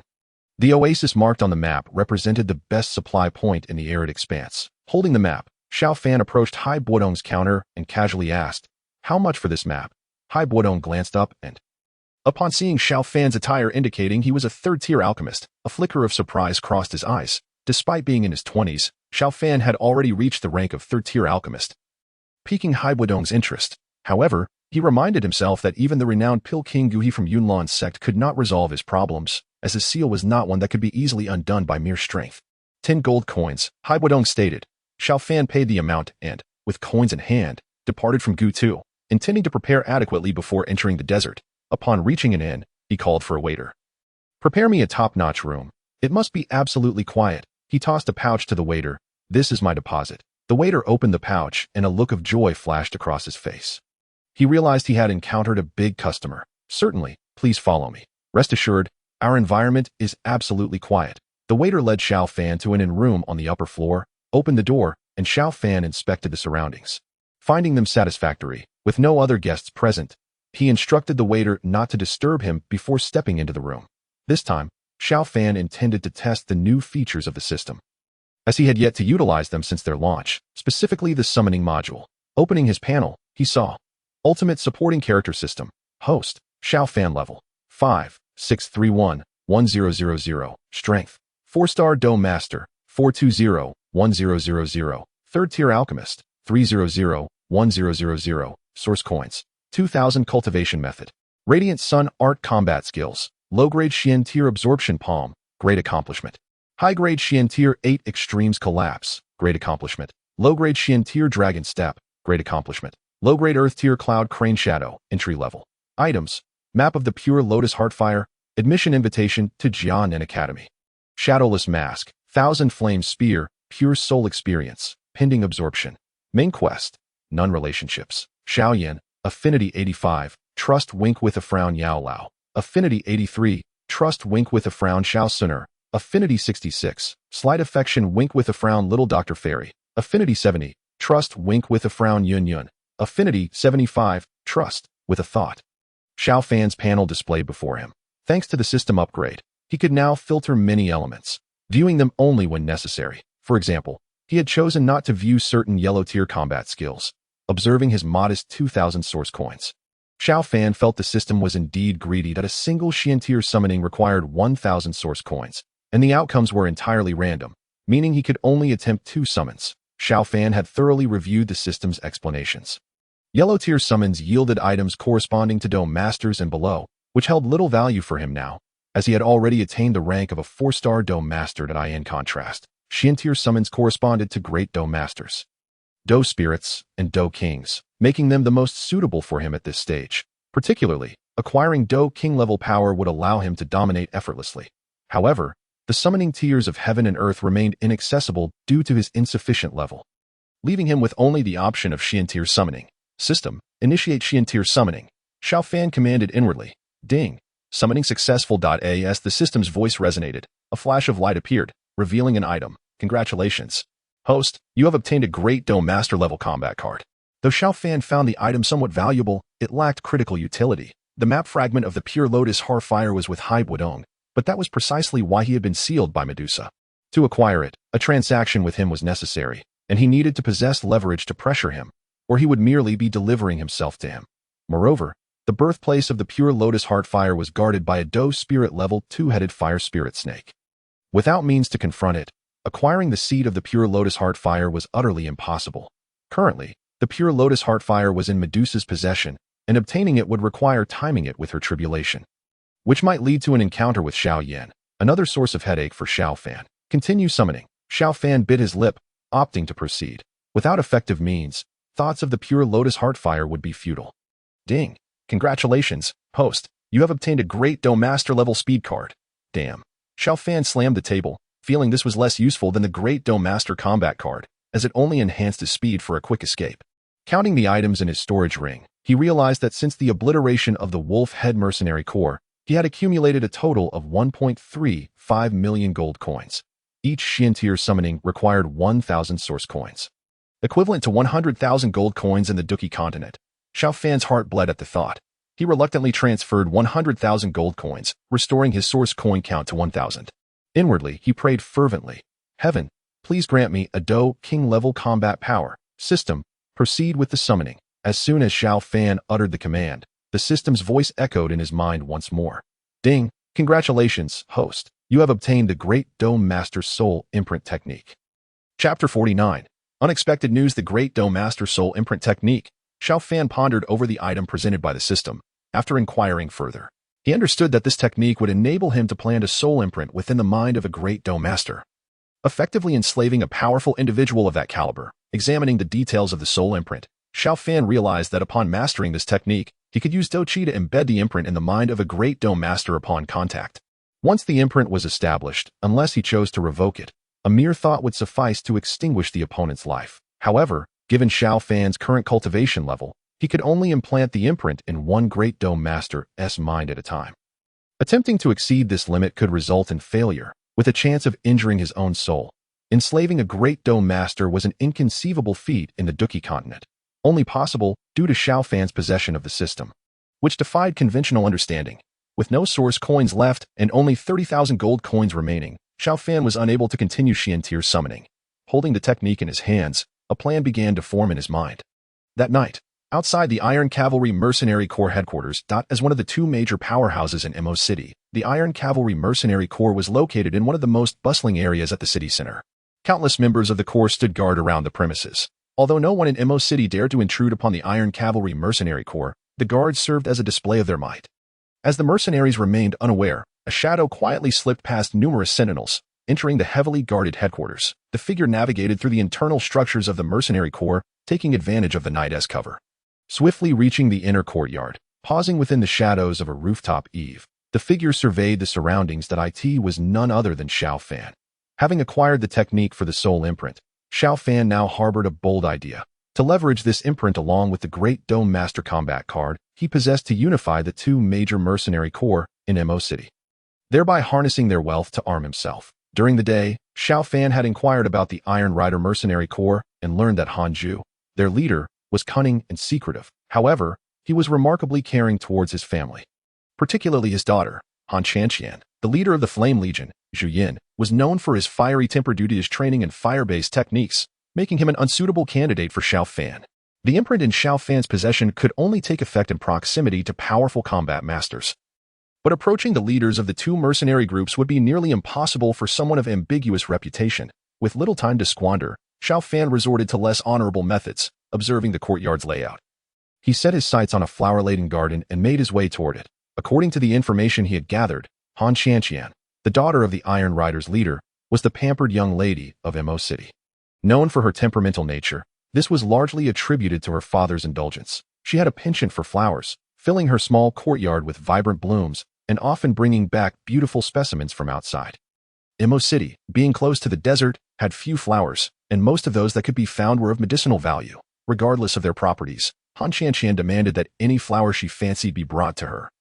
Displaying a domineering attitude, Xiao Fan contemplated the information he had gathered. He devised a plan. If he were to abduct Han Qian and inform Hanju, given his temperament, he would surely return to rescue her. Even knowing it was a trap, for she was his most cherished daughter. The small courtyard surrounding Han Qian was largely deserted, save for her maid, being the private quarters of the Iron Rider Mercenary Corps. It primarily housed women, making it impractical to station mercenaries there. This eased Xiao Fan's task considerably. He noted that only one maid was present, tending to the flowers, while the rest of the household seemed to have retired for the night. Observing that it was already midnight, Xiao Fan couldn't help but marvel at Han Qian's arrogance in keeping her maid outside to care for her flowers. Finding a place to rest, Xiao Fan cautiously climbed through a window. However, he was surprised to find Han Qian absent from her room at that moment. He heard footsteps approaching and quickly concealed himself. The footsteps stopped at the courtyard entrance, followed by a clear voice. "All right, Father. I'm going to rest now. Don't worry. I'm taking good care of those rare medicinal herbs." Then, a deep, slightly magnetic voice responded. "Ha, my dear daughter, you've worked hard. It's a pity that the world misunderstands you." Han Xianxian, with a haughty expression, retorted, "Father, you must keep your promise." "All right, my good daughter. I assure you we will visit your brother Mu this year." Afterward, she summoned her maid to assist her with her evening routine. Listening to the exchange, Xiao Fan realized that the relationship between the Han father and daughter was far more complex than what outsiders perceived. From their brief conversation, it appeared Han Xianxian's affection for flowers was part of a larger scheme. A flicker of surprise crossed Xiao Fan's eyes as he quietly waited for her return. Before long, Han Xianxian entered her room, instructing her maid to leave. As she approached her bed, she noticed a shadow seated at her desk. Sipping tea and gazing at her with a sly smile. "Miss Han, please refrain from making a sound. Otherwise, you may not see tomorrow's sun." The devilish grin sent a chill down her spine, and though her mouth moved, no sound escaped. Xiao Fan's tone was icy, devoid of pretense. Summoning her courage, Han Xianxian stammered, "Who are you?" "I am the young lady of the Iron Rider Mercenary Corps." "Haha," Xiao Fan chuckled. "It is precisely because of your status that I have come to find you." He gestured for her to sit, dismissing the pill in her hand. "You may as well discard that. Poison has no effect on me." In defiance, Han Xianxian hurled the pill at him, given to her by Hanju for self-defense. It was effective enough to incapacitate even a typical combat master temporarily. Yet, seeing Xiao Fan calmly drink tea amidst the toxic fumes, she resigned herself to defeat, observing the girl slumped on the floor. Xiao Fan remarked with curiosity, "I did not expect the notoriously arrogant Han Xianxian to conspire so quietly with her father." Fuming, she retorted, "Humph, even if you kill me, you will not obtain the 6th-tier herb." Swallowing hundreds of herbs. Upon hearing this, Xiao Fan's mind connected the dots. His initial intention to deceive Han Xianxian had inadvertently revealed a significant matter. He quickly understood why she feigned a fondness for flowers. It was a ruse to acquire the necessary resources to cultivate that herb. The 6th-tier herb, swallowing hundreds of herbs, was a prized specimen believed to thrive only in the aftermath of a 6th-tier magical beast's demise. Once discovered, it had to be harvested within 3 days or it would wither. Moreover, it could not be consumed immediately. It required specific nurturing to mature. Once fully developed, it could enhance the strength of a Dou Emperor by 2 stars. And for those below that rank, it could elevate them to Dou Wang status, significantly increasing their chances of becoming a Dou Emperor. Xiao Fan had not anticipated this unexpected twist, realizing the gravity of the situation. Han Xianxian recognized she had made a grave mistake. Xiao Fan was clearly unaware of the herb's existence, and she silently regretted her disclosure. If news of the swallowing hundreds of herbs were to leak, it would not only attract the forces within Mo City, but also the powerful factions of the Jiaomai Empire. After all, the leader of the Yunlan sect, the empire's dominant force, was merely a Dou Emperor. Casting a glance at Han Xianxian, Xiao Fan unleashed a surge of Dou Qi, rendering her unconscious. Initially, he had intended to abduct her solely to draw out Hanju and seize control of the Iron Rider Mercenary Corps.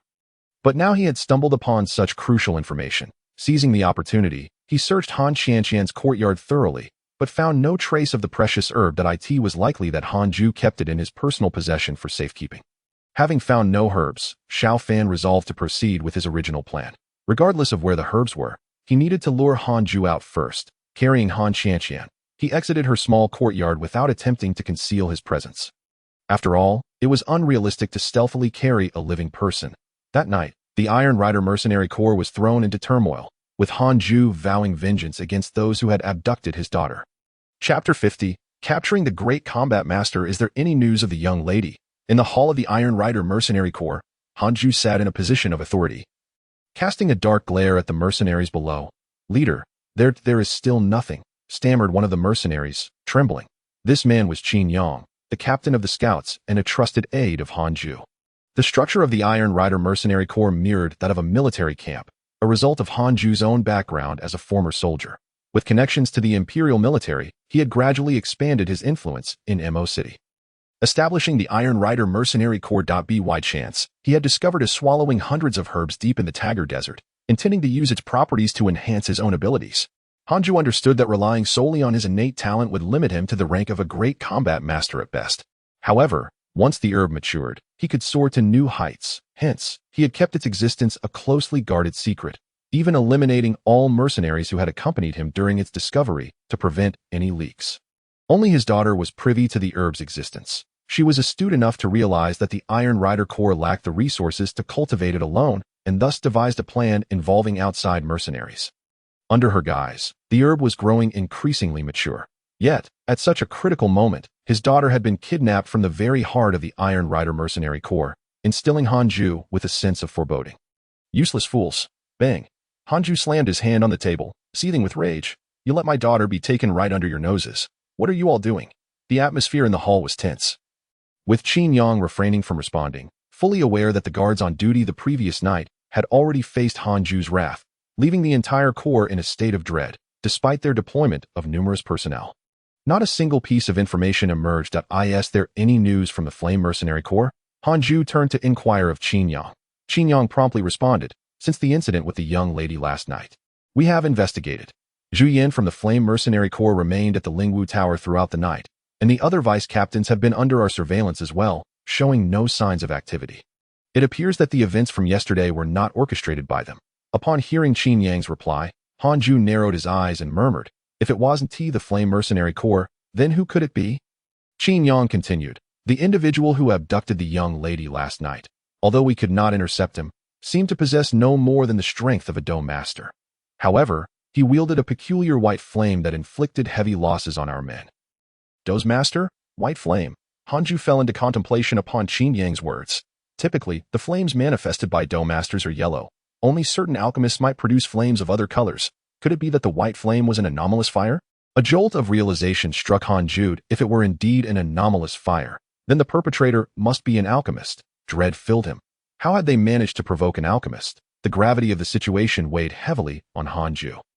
The true terror of alchemists did not lie in their strength, but rather in their influence. Once they called upon their acquaintances, even Hanju, with his considerable prowess as a Dou master, would be unable to contend. As he pondered, hurried footsteps sounded from outside, and a mercenary entered, addressing Hanju, Captain, this was just shot with an arrow to our front gate. The individual claimed it bears the location of the young lady. At these words, Hanju's head jerked up, akin to an enraged lion. Concealing the murderous intent in his eyes, he took the letter from the mercenary's hand. Glancing at the contents, he erupted in a furious laugh. Ah, splendid. I shall see who dares to challenge me. The letter revealed that the sender was aware of the details regarding the swallowing 100 herbs and demanded that Hanju alone bring it for an exchange. Hanju resolved that, regardless of whether the sender was an alchemist, he would never relinquish the swallowing 100 herbs. Moreover, their solitary venture last night indicated they were alone, if Hanju could eliminate him swiftly. Even if reinforcements arrived, he could deny any wrongdoing, for he himself had backing. After reading the letter, Hanju commanded, withdraw all our men outside, and prepare for battle. Get the horses ready, upon seeing my signal. Everyone must rush to my aid at the fastest speed. Understood. Qin Yang responded, his eyes gleaming with fervor as he observed Hanju. Soon, Hanju mounted a swift steed and galloped toward a secluded area outside the desert city. On the city walls, Xiao Fan watched Hanju depart, and smiled slightly, satisfied that everything unfolded according to his plan. Under the blazing sun, a robust chestnut horse raced through the sands, carrying Hanju toward the designated location. Along the way, he remained vigilant, cautious of potential ambushes. Although he possessed the strength of a Dou master, Hanju's inherent wariness led him to prepare his mercenaries beforehand. Should he perceive any signs of danger, he would immediately send a distress signal, allowing the Iron Rider Mercenary Corps to arrive swiftly. With his Dou master prowess, he believed he could endure until reinforcements arrived. Suddenly, a loud crack echoed as the chestnut horse's hooves crushed a sand crab emerging from the dunes, a low-tier magical beast that typically ambushed passing prey. Unfortunately for this crab, its life was abruptly ended. Whoosh! A sharp arrow shot toward Hanju from behind the sands. Remaining unperturbed, Hanju fixed his gaze on the incoming projectile and gritted his teeth. You finally couldn't hold back. Anticipating an ambush at the trading post, he had prepared accordingly. With his left hand braced against the saddle, he focused on the arrow's trajectory, using the leverage to pivot on the horse's back. His Dou Qi armor swiftly enveloped him, and with his right hand infused with Dou Qi, he reached out to seize the incoming arrow. Utilizing the momentum from his spin, he hurled the arrow back toward the sands. The force of a Dou master launching an arrow matched, if not exceeded, that of a crossbow, as the arrow, imbued with Dou Qi, soared through the air, capable of easily piercing armor. Missed? Hanju muttered. The arrow did not elicit the anticipated cries of pain.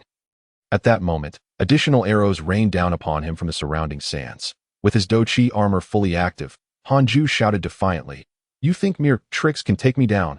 Effortlessly, he unleashed his Dou Qi, shredding the incoming hail of arrows to pieces. Yet the barrage continued, relentless in its assault. Hanju scrutinized his surroundings, but discerned no sign of his assailants. He understood this to be merely a trap laid by his adversaries.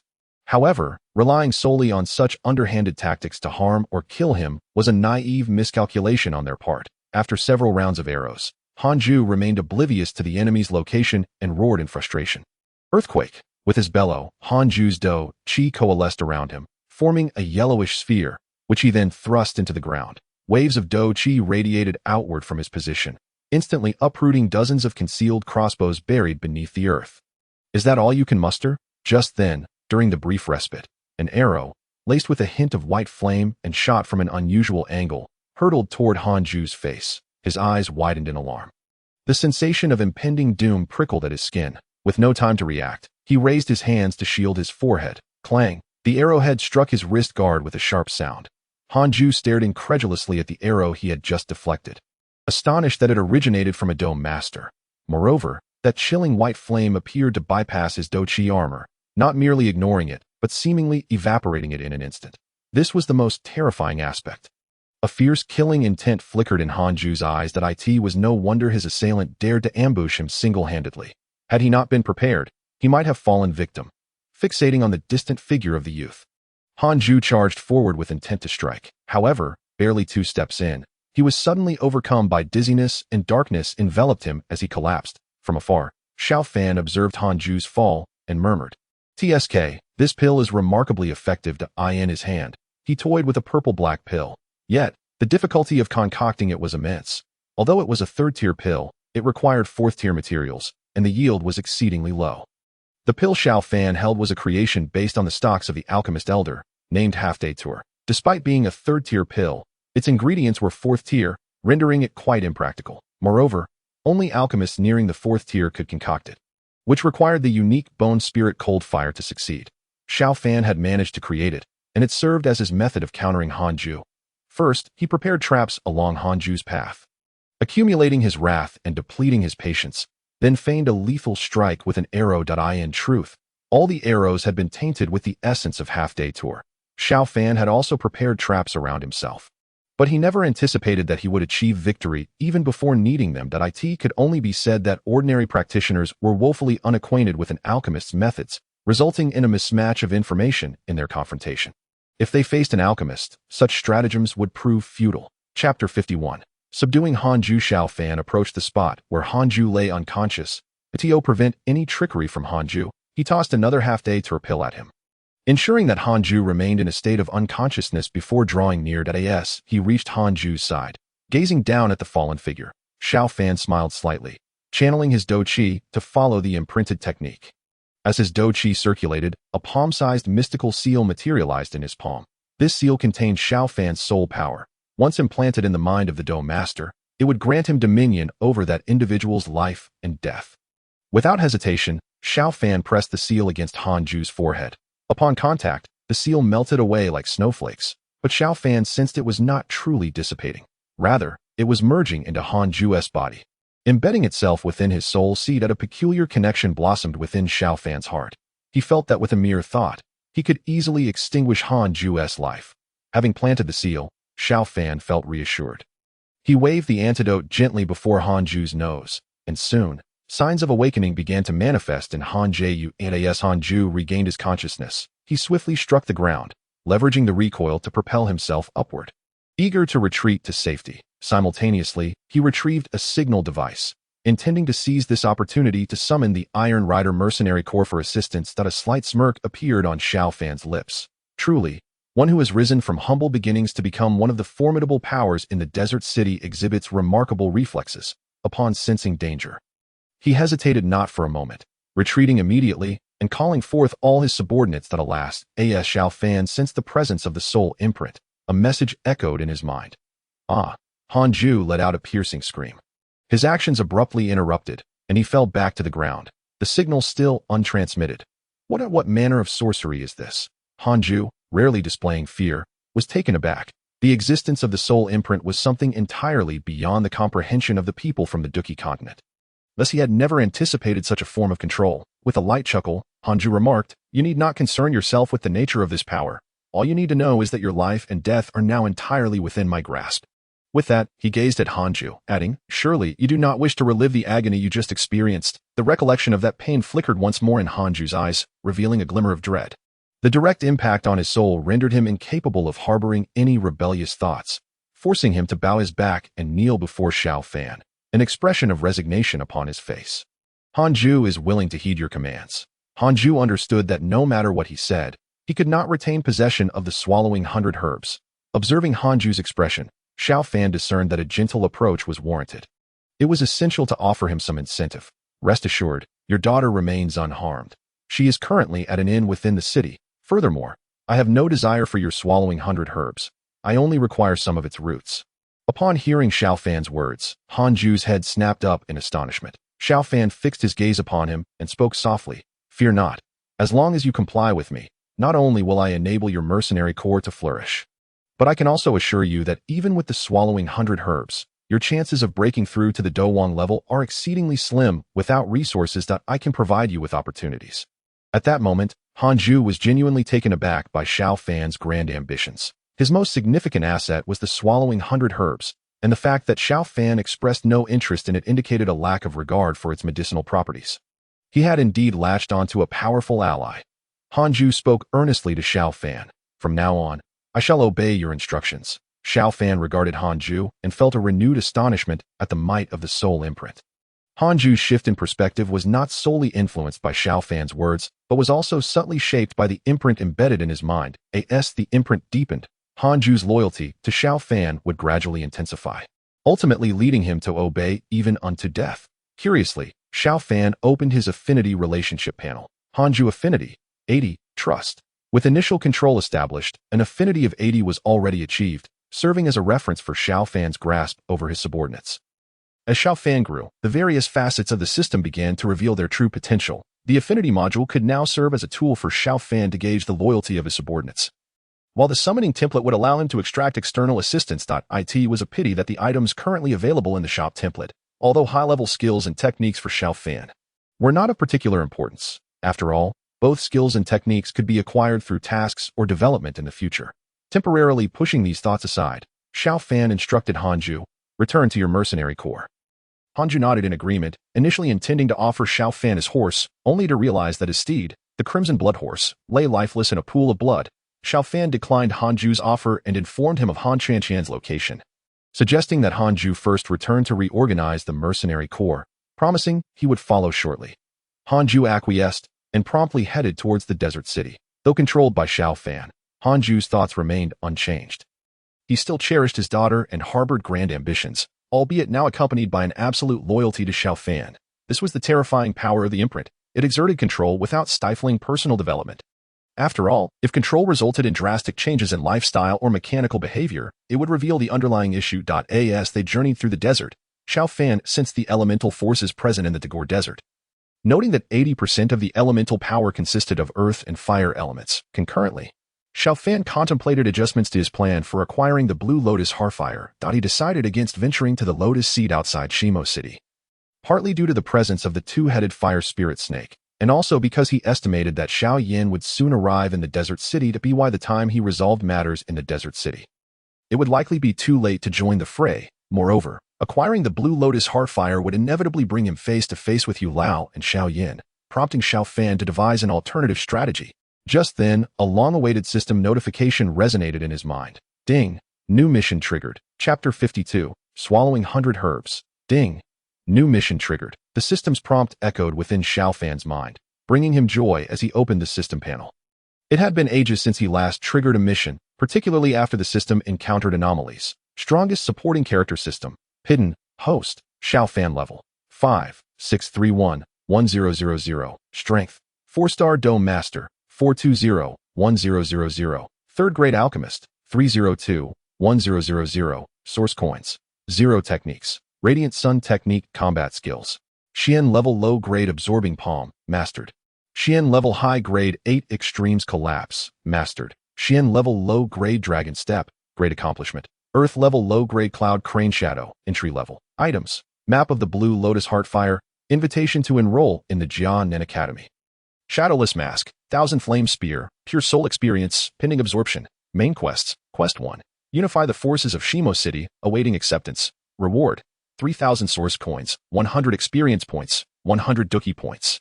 Quest 2. Acquire the Blue Lotus Heartfire, awaiting acceptance. Reward. 5,000 source coins, 200 experience points, 300 Dookie points. Upon seeing the system's tasks, Xiao Fan felt as though a windfall had struck him. Both quests aligned perfectly with his forthcoming plans. Initially, Xiao Fan had intended to unify the mercenary corps of Shimo City using the control of the imprint and the battle card of a Grand Dome Master, subsequently leveraging the wealth of the corps to further arm himself.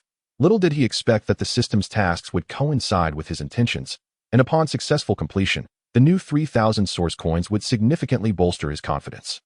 Furthermore, the quest for the Blue Lotus Heartfire was essential, given his unique constitution, allowing him to absorb it.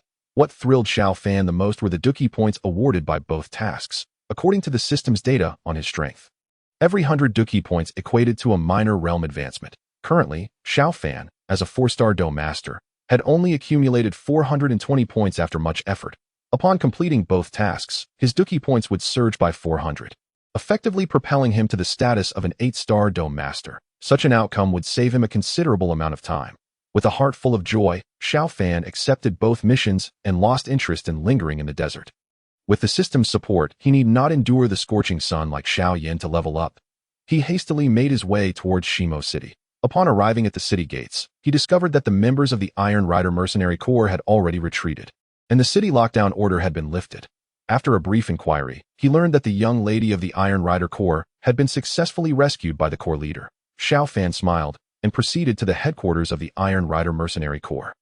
Inside the headquarters, Hanju addressed the assembled mercenaries with a brief directive, assuring them that there was no immediate cause for concern and instructing them to return to their duties. The others assumed the leader wished to spend time with Han Qianqian after her rescue, and they withdrew, leaving the father and daughter alone.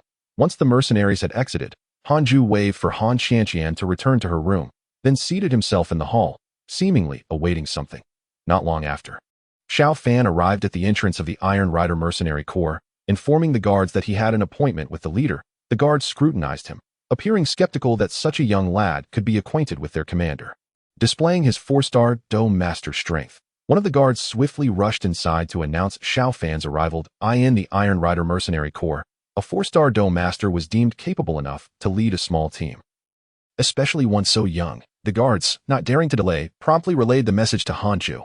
Upon receiving the news, Hanju immediately recognized that it was Xiao Fan arriving. He contemplated stepping out to greet him but hesitated, fearing it might draw too much attention, so he instructed his guards to invite Xiao Fan in. Xiao Fan followed the guards through the terrain of the Iron Horse Mercenary Corps, swiftly arriving at the hall where Hanju was located. Standing in the center of the Grand Chamber, Hanju immediately waved his hand to dismiss the surrounding mercenaries upon spotting Xiao Fan, leaving just the two of them within the hall. "I hope you can forgive me, young master. I feared that my presence outside would attract undue attention, which is why I did not come to greet you," Hanju said, as Xiao Fan helped him to his feet with a gentle smile. "There is no need for reproach. I commend your astuteness instead. From now on, simply refer to me as young master." "Yes, young master," Hanju replied. Xiao Fan regarded Hanju thoughtfully before speaking. "There is no time to lose. Please take me to see the condition of the swallowing herb." Hanju nodded in agreement and led Xiao Fan to the inner courtyard.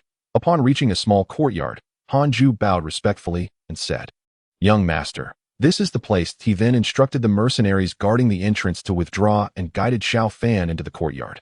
The guards, who were all trusted confidants of Hanju, exchanged astonished glances, having never witnessed such deference from him towards another. Once inside the courtyard, Hanju explained, "Due to the significance of the swallowing herb, even the mercenaries stationed around here are unaware of the precise details. This is where I usually rest." He then led Xiao Fan into a side room. "For concealment, I have set up a hidden chamber within this room, where the swallowing herb is kept." He spoke. Hanju pressed on a decorative feature on the wall, revealing a staircase that descended into the ground. Xiao Fan was taken aback by Hanju's meticulous care. "Without your guidance, others would undoubtedly find it impossible to locate." Hanju smiled in response. "Young master, you jest. We mere mortals can only rely on our wits." Descending the staircase, They were met with flickering candlelight dispelling the surrounding darkness. At the bottom, a spacious underground hall came into view. Dominated by a solitary herb planted in the center, the earth surrounding it was barren of any other plants, and the air was thick with the rich aroma of medicinal herbs. The plant exuded a pale blue hue, adorned with delicate yellow buds, its roots emanating a faint red glow. Most of the roots glimmered crimson, save for a small section near the flower's core, which remained dull. Xiao Fan gazed at the herb with delight, exclaiming, "Indeed, it is the swallowing herb, and its bloodline is nearly perfected. The swallowing herb's maturation requires the essence of other herbs as nourishment, needing neither sunlight nor other conditions, which is why Hanju had concealed it underground. By extracting the essence from other herbs and embedding it at the root of the swallowing herb, its bloodline would rise, causing the flower to bloom when the bloodline reached the bud, thus rendering the herb ready for harvest. Once the flower bloomed, consuming its core would enhance the consumer's aptitude, potentially elevating them to the level of a Dou Wang, provided the resources were sufficient. However, due to the challenging conditions for obtaining the swallowing herb and the lack of guaranteed success, mass production was not feasible. Otherwise, it would be the ultimate elixir for cultivating disciples. Today, I shall lend you my aid." Xiao Fan said with a gentle smile as he observed the nearly blooming bud. He began withdrawing herbs from his storage ring, refining them with the bone spirit cold fire into their essence and infusing it into the roots of the swallowing herb. The bloodline within the herb gradually ascended with Xiao Fan's nurturing, and the yellow flower began to unfurl. Chapter 53. The plan as the swallowing herb finally blossomed, Xiao Fan felt a wave of relief. Beside him, Hanju marveled at Xiao Fan's fluid motions, one hand handling the herbs while the other directed the exotic fire for refining. "Your alchemical skills are truly remarkable, young master," Hanju exclaimed. Xiao Fan smiled in acknowledgement but said nothing.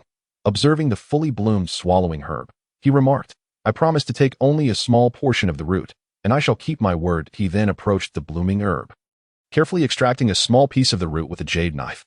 Turning to Hanju, he instructed, "Now, sit cross-legged. I can extract the essence for you, allowing for a quicker absorption of its potency." Though the swallowing herb could be consumed directly once it bloomed, the efficacy was markedly enhanced with the assistance of an alchemist, a fact Hanju understood well. Filled with excitement, Hanju bowed to Xiao Fan and settled onto the ground. Nodding in acknowledgement, Xiao Fan summoned the bone spirit cold fire into his palm and began refining the swallowing herb. Though Xiao Fan still required a cauldron for crafting pills, he could extract the essence from herbs using his exotic fire with ease. The process of refining was considerably simpler than that of pill making, which involved blending various essences and required precise control, aided by a cauldron. Gradually, the swallowing herb melted under the embrace of the exotic fire, transforming into a pool of pale red liquid. After adjusting the intensity of the fire, Xiao Fan continued to heat the concoction, and after approximately 10 minutes, the liquid turned a light yellow. He then extinguished the fire and instructed Hanju. "Open your mouth." Hanju complied, and Xiao Fan poured the essence of the swallowing herb into his mouth. A warm, smooth liquid flowed down Hanju's throat, igniting a soothing warmth within him. As the liquid settled, it began to take effect. Hanju utilized his Dou Qi to envelop the energy, distributing it throughout his limbs and torso. He felt old injuries within his body mending and improving steadily. As the medicinal liquid coursed through his meridians, they expanded. Where once there had been a narrow stream, they now resembled a flowing river, markedly enhancing both the speed and volume of his Dou Qi. As Hanju absorbed the liquid, his previously stagnant cultivation began to ascend, gradually approaching the realm of a 5-star Great Dou Master. Xiao Fan sensed every shift within Hanju, but felt no regret. His own physique, having been refined by the system, was devoid of impurities and hidden injuries. The allure of the swallowing herb was diminished for him. It'd be why allowing Hanju to consume it, Xiao Fan could cultivate his own elite, facilitating his future endeavors. After approximately half an hour, Hanju fully absorbed the medicinal energy, elevating his strength to that of a 5-star Great Dou Master. With astonishment, he opened his eyes and gazed at Xiao Fan, expressing his gratitude. "Thank you, young master, for your assistance." Xiao Fan waved his hand dismissively. "There is no need for thanks. The potency has already been refined within you. Your aptitude has seen a significant enhancement. With diligence, you should have no trouble advancing to Dou Wang." Hanju composed himself, responding softly, "Understood." Xiao Fan was pleasantly surprised by how quickly Hanju regained his composure, yet considering his ability to manage a mercenary group effectively, it was not unexpected. "Now that you have reached 5-star Great Dou Master, do you wish to take control of Emo City?" Xiao Fan inquired. "Take control of Emo City?"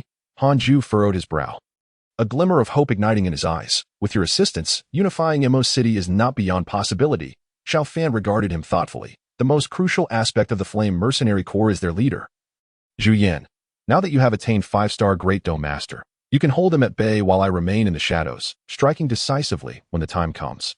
Once Zhu Yan is eliminated, the remaining forces will lack the will to resist. Han Zhu felt a surge of excitement at Xiao Fan's assertion of being able to deliver a lethal blow to Zhu Yan. Although he had ascended to 5-star Great Dou Master, Zhu Yan, as a fire attribute Great Dou Master, was exceedingly formidable. Thus, Han Zhu had lacked confidence in defeating him.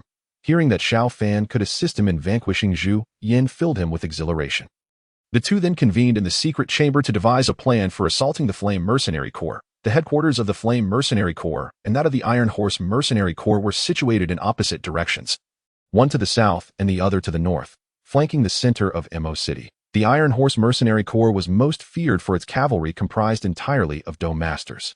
Known for their strict discipline and formidable presence, posing a significant challenge for the Flame Mercenary Corps. For the Iron Horse Mercenary Corps to capitalize on their cavalry, they would require ample space for a charge, rendering urban combat less advantageous for them. However, should Zhu Yan falter, the Flame Mercenary Corps would be theirs for the taking, thus making a decapitation strategy the most prudent course of action, having battled in Mo City for many years. Both sides were well versed in each other's strengths and weaknesses, with minimal disparity among their upper echelons. Once Zhu Yan fell, Han Zhu and Xiao Fan could maneuver freely on the battlefield, easily absorbing the Flame Mercenary Corps into their ranks. With the plan established, the two exited the secret chamber. Upon entering the hall, Han Zhu promptly dispatched his subordinates to summon all the senior members for a crucial discussion. The upper echelons of the Iron Cavalry Mercenary Corps, aside from Han Zhu, included a 1-star great fighter named Dou Po, who was Han Zhu's sworn brother. Dou Po was known for his honest and earnest demeanor, and his unwavering loyalty to Han Zhu was a significant reason why the management of the Iron Cavalry Mercenary Corps was so orderly. Free from dissent among the leaders, apart from Han Zhu and Dou Po, there were no other great fighters in the Iron Cavalry Mercenary Corps, though they did boast 8 fighters, whose overall combat strength was comparable to that of the Flame Mercenary Corps. When the enigmatic young master Mo Shang emerged, although curiosity stirred among the members, they accepted his presence due to Han Zhu's authority, albeit with lingering questions about Xiao Fan's identity. Following the news of Han Zhu's promotion to a 5-star great fighter, joy swept through the assembly. With Dou Po's backing, the others endorsed Han Zhu's decision to unify Mo City, and thus, the Iron Cavalry Mercenary Corps dedicated themselves to refining the plan amidst their deliberations. After over an hour of discussion, they finalized the implementation process of their strategy, and subsequently, the senior members departed the headquarters as an unseen war quietly erupted. Chapter 54. The battle concludes the following day. While most still slumbered, many took advantage of the night as cover to stealthily advance towards the headquarters of the Flame Mercenary Corps. These were members of the Iron Cavalry Mercenary Corps, who had resolved to launch a surprise attack under the cloak of darkness, exploiting the enemy's moment of least vigilance. The Flame Mercenary Corps was acutely aware that cavalry was the Iron Cavalry's trump card, which rendered any stealth attack improbable due to the considerable noise generated by cavalry movements, especially within the city, where their deterrent effect was significantly diminished. Thus, it was ingrained in the Flame Mercenary Corps that the Iron Cavalry would never abandon their strength to launch a surprise assault. Once the battle commenced, with Xiao Fan and Han Zhu coordinating to eliminate Zhu Yan, the Flame Mercenary Corps would find themselves at the mercy of their adversaries. However, the mercenaries of the Flame Corps were not to be underestimated. Just over 100 paces from their headquarters, a vigilant mercenary stationed above detected the imminent ambush by the Iron Cavalry. Rubbing his eyes in disbelief, he struggled to accept the reality of their attack. Enemy attack. His panicked cries echoed through the night, sending a chilling message far and wide.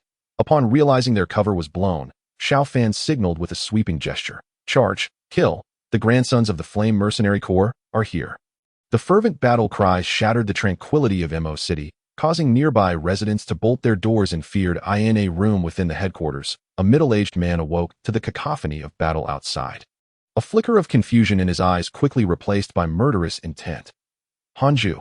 This man was Zhu Yan, the leader of the Flame Mercenary Corps, short and stout, with fiery red hair and small, furious eyes. His long-term practice of fire-based techniques had rendered him exceedingly cruel and unpredictable. He had never anticipated that Han Zhu would dare to provoke his Flame Mercenary Corps. In a flash, Zhu Yan appeared on the rooftop, where the two factions had fully engaged in combat. The sounds of clashing swords and anguished cries filled the air.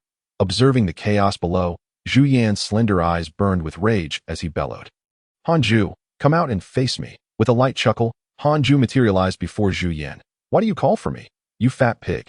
Zhu Yan's face contorted in fury, his anger boiling over. Enough with the words. Today, I shall make you regret this decision. The term fat pig struck a nerve with Zhu Yan, igniting his wrath even further as Hanju openly humiliated him in front of so many mercenaries. Boom! The two clashed violently, the sound of their confrontation echoing through the battlefield. So you have advanced to a 5-star great fighter, and no wonder you dare to wreak havoc in my flame mercenary corps. Zhu Yan taunted amidst the fray. But do not think that your new rank will allow you to defeat me. With that, Zhu Yan amplified the flames in his palms, prompting Hanju to regard him with a hint of caution and retreat momentarily. The other great fighters and fighters from both sides engaged fiercely, the battlefield enveloped in the thunderous roars of combat techniques. With ease, Xiao Fan repelled a fighter from the flame mercenary corps, causing the opponent to hesitate and shift his focus away from Xiao Fan battle. It was foolish to recklessly charge into confrontation when defeat was evident. Such recklessness was a disservice to one's own life. Xiao Fan, however, was focused on seizing the opportunity presented by the duel between Hanju and Zhu Yan to incapacitate Zhu Yan, or at the very least, to severely wound him as long as Zhu Yan remained. The Flame Mercenary Corps could always regroup. Amidst the chaos, Xiao Fan stealthily maneuvered closer to the battleground where Hanju and Zhu Yan clashed. Dou Po and other fighters from the Iron Cavalry Mercenary Corps inadvertently drew the attention of the Flame Mercenary Corps away from the two combatants. Although they were unable to intervene in the fight between the great fighters, the members of the Flame Mercenary Corps failed to notice that Zhu Yan was now isolated, with only Hanju to contend with. Seeing that the moment was ripe, Xiao Fan discreetly retrieved his previously acquired Great Fighter Power card and prepared to use it. This card would elevate his standing, the extent of which depended solely on Xiao Fan's capacity to absorb the power. 5-star Great Fighter, 6-star Great Fighter, 1-star Great Fighter, 2-star Great Fighter, 3-star Great Fighter, 5-star Great Fighter. Upon reaching the threshold of a 5-star Great Fighter, Xiao Fan felt he could barely contain the surge of power. Pushing further seemed unnecessary, and he opted to accept the enhancement. Buzz! Xiao Fan suddenly sensed that his rank had ascended to a new level of Great Fighter, 5-star Great Fighter. His fighting spirit surged within him. Stronger than ever before, the emergence of Xiao Fan's aura startled Zhu Yan. Another 5-star Great Fighter, Zhu Yan exclaimed in astonishment. Then, Zhu Yan realized that the combatants surrounding him had been lured away by the Iron Cavalry Mercenary Corps. Faced with the prospect of battling two great fighters of equal rank, Zhu Yan's confidence wavered, and he began contemplating an escape. Hanju, however, was no novice. He quickly perceived Zhu Yan's diminished momentum and intensified his offensive. Today he was determined to keep Zhu Yan here as Xiao Fan acclimated to his newfound power. He summoned the 1,000-flame spear and charged toward Zhu Yan. Zhu Yan, who had relied on his mastery of techniques using his palms in combat, found the balance of power shifting with Xiao Fan's involvement and the presence of the spear, leading him to hesitate. Now, sandwiched between Hanju and Xiao Fan, Zhu Yan realized that escape was no longer an option. A flicker of madness crossed his eyes as he recognized the dire nature of his situation. If his fighting spirit were to deplete, it would spell his end. You have forced my hand, he bellowed, unleashing his ultimate technique, Fire Dragon Whirl. As Zhu Yan screamed, his fighting spirit surged uncontrollably, a potent aura enveloping him. Hanju seized the opportunity to inform Xiao Fan. This is his ultimate move. A high-grade Xian-level combat technique. He is desperate. Hanju too unleashed his secret weapon, a high-grade Xian-level gold attribute technique. 10,000 swords returned to origin. Golden energy surged around Hanju, with countless blades swirling in his vicinity.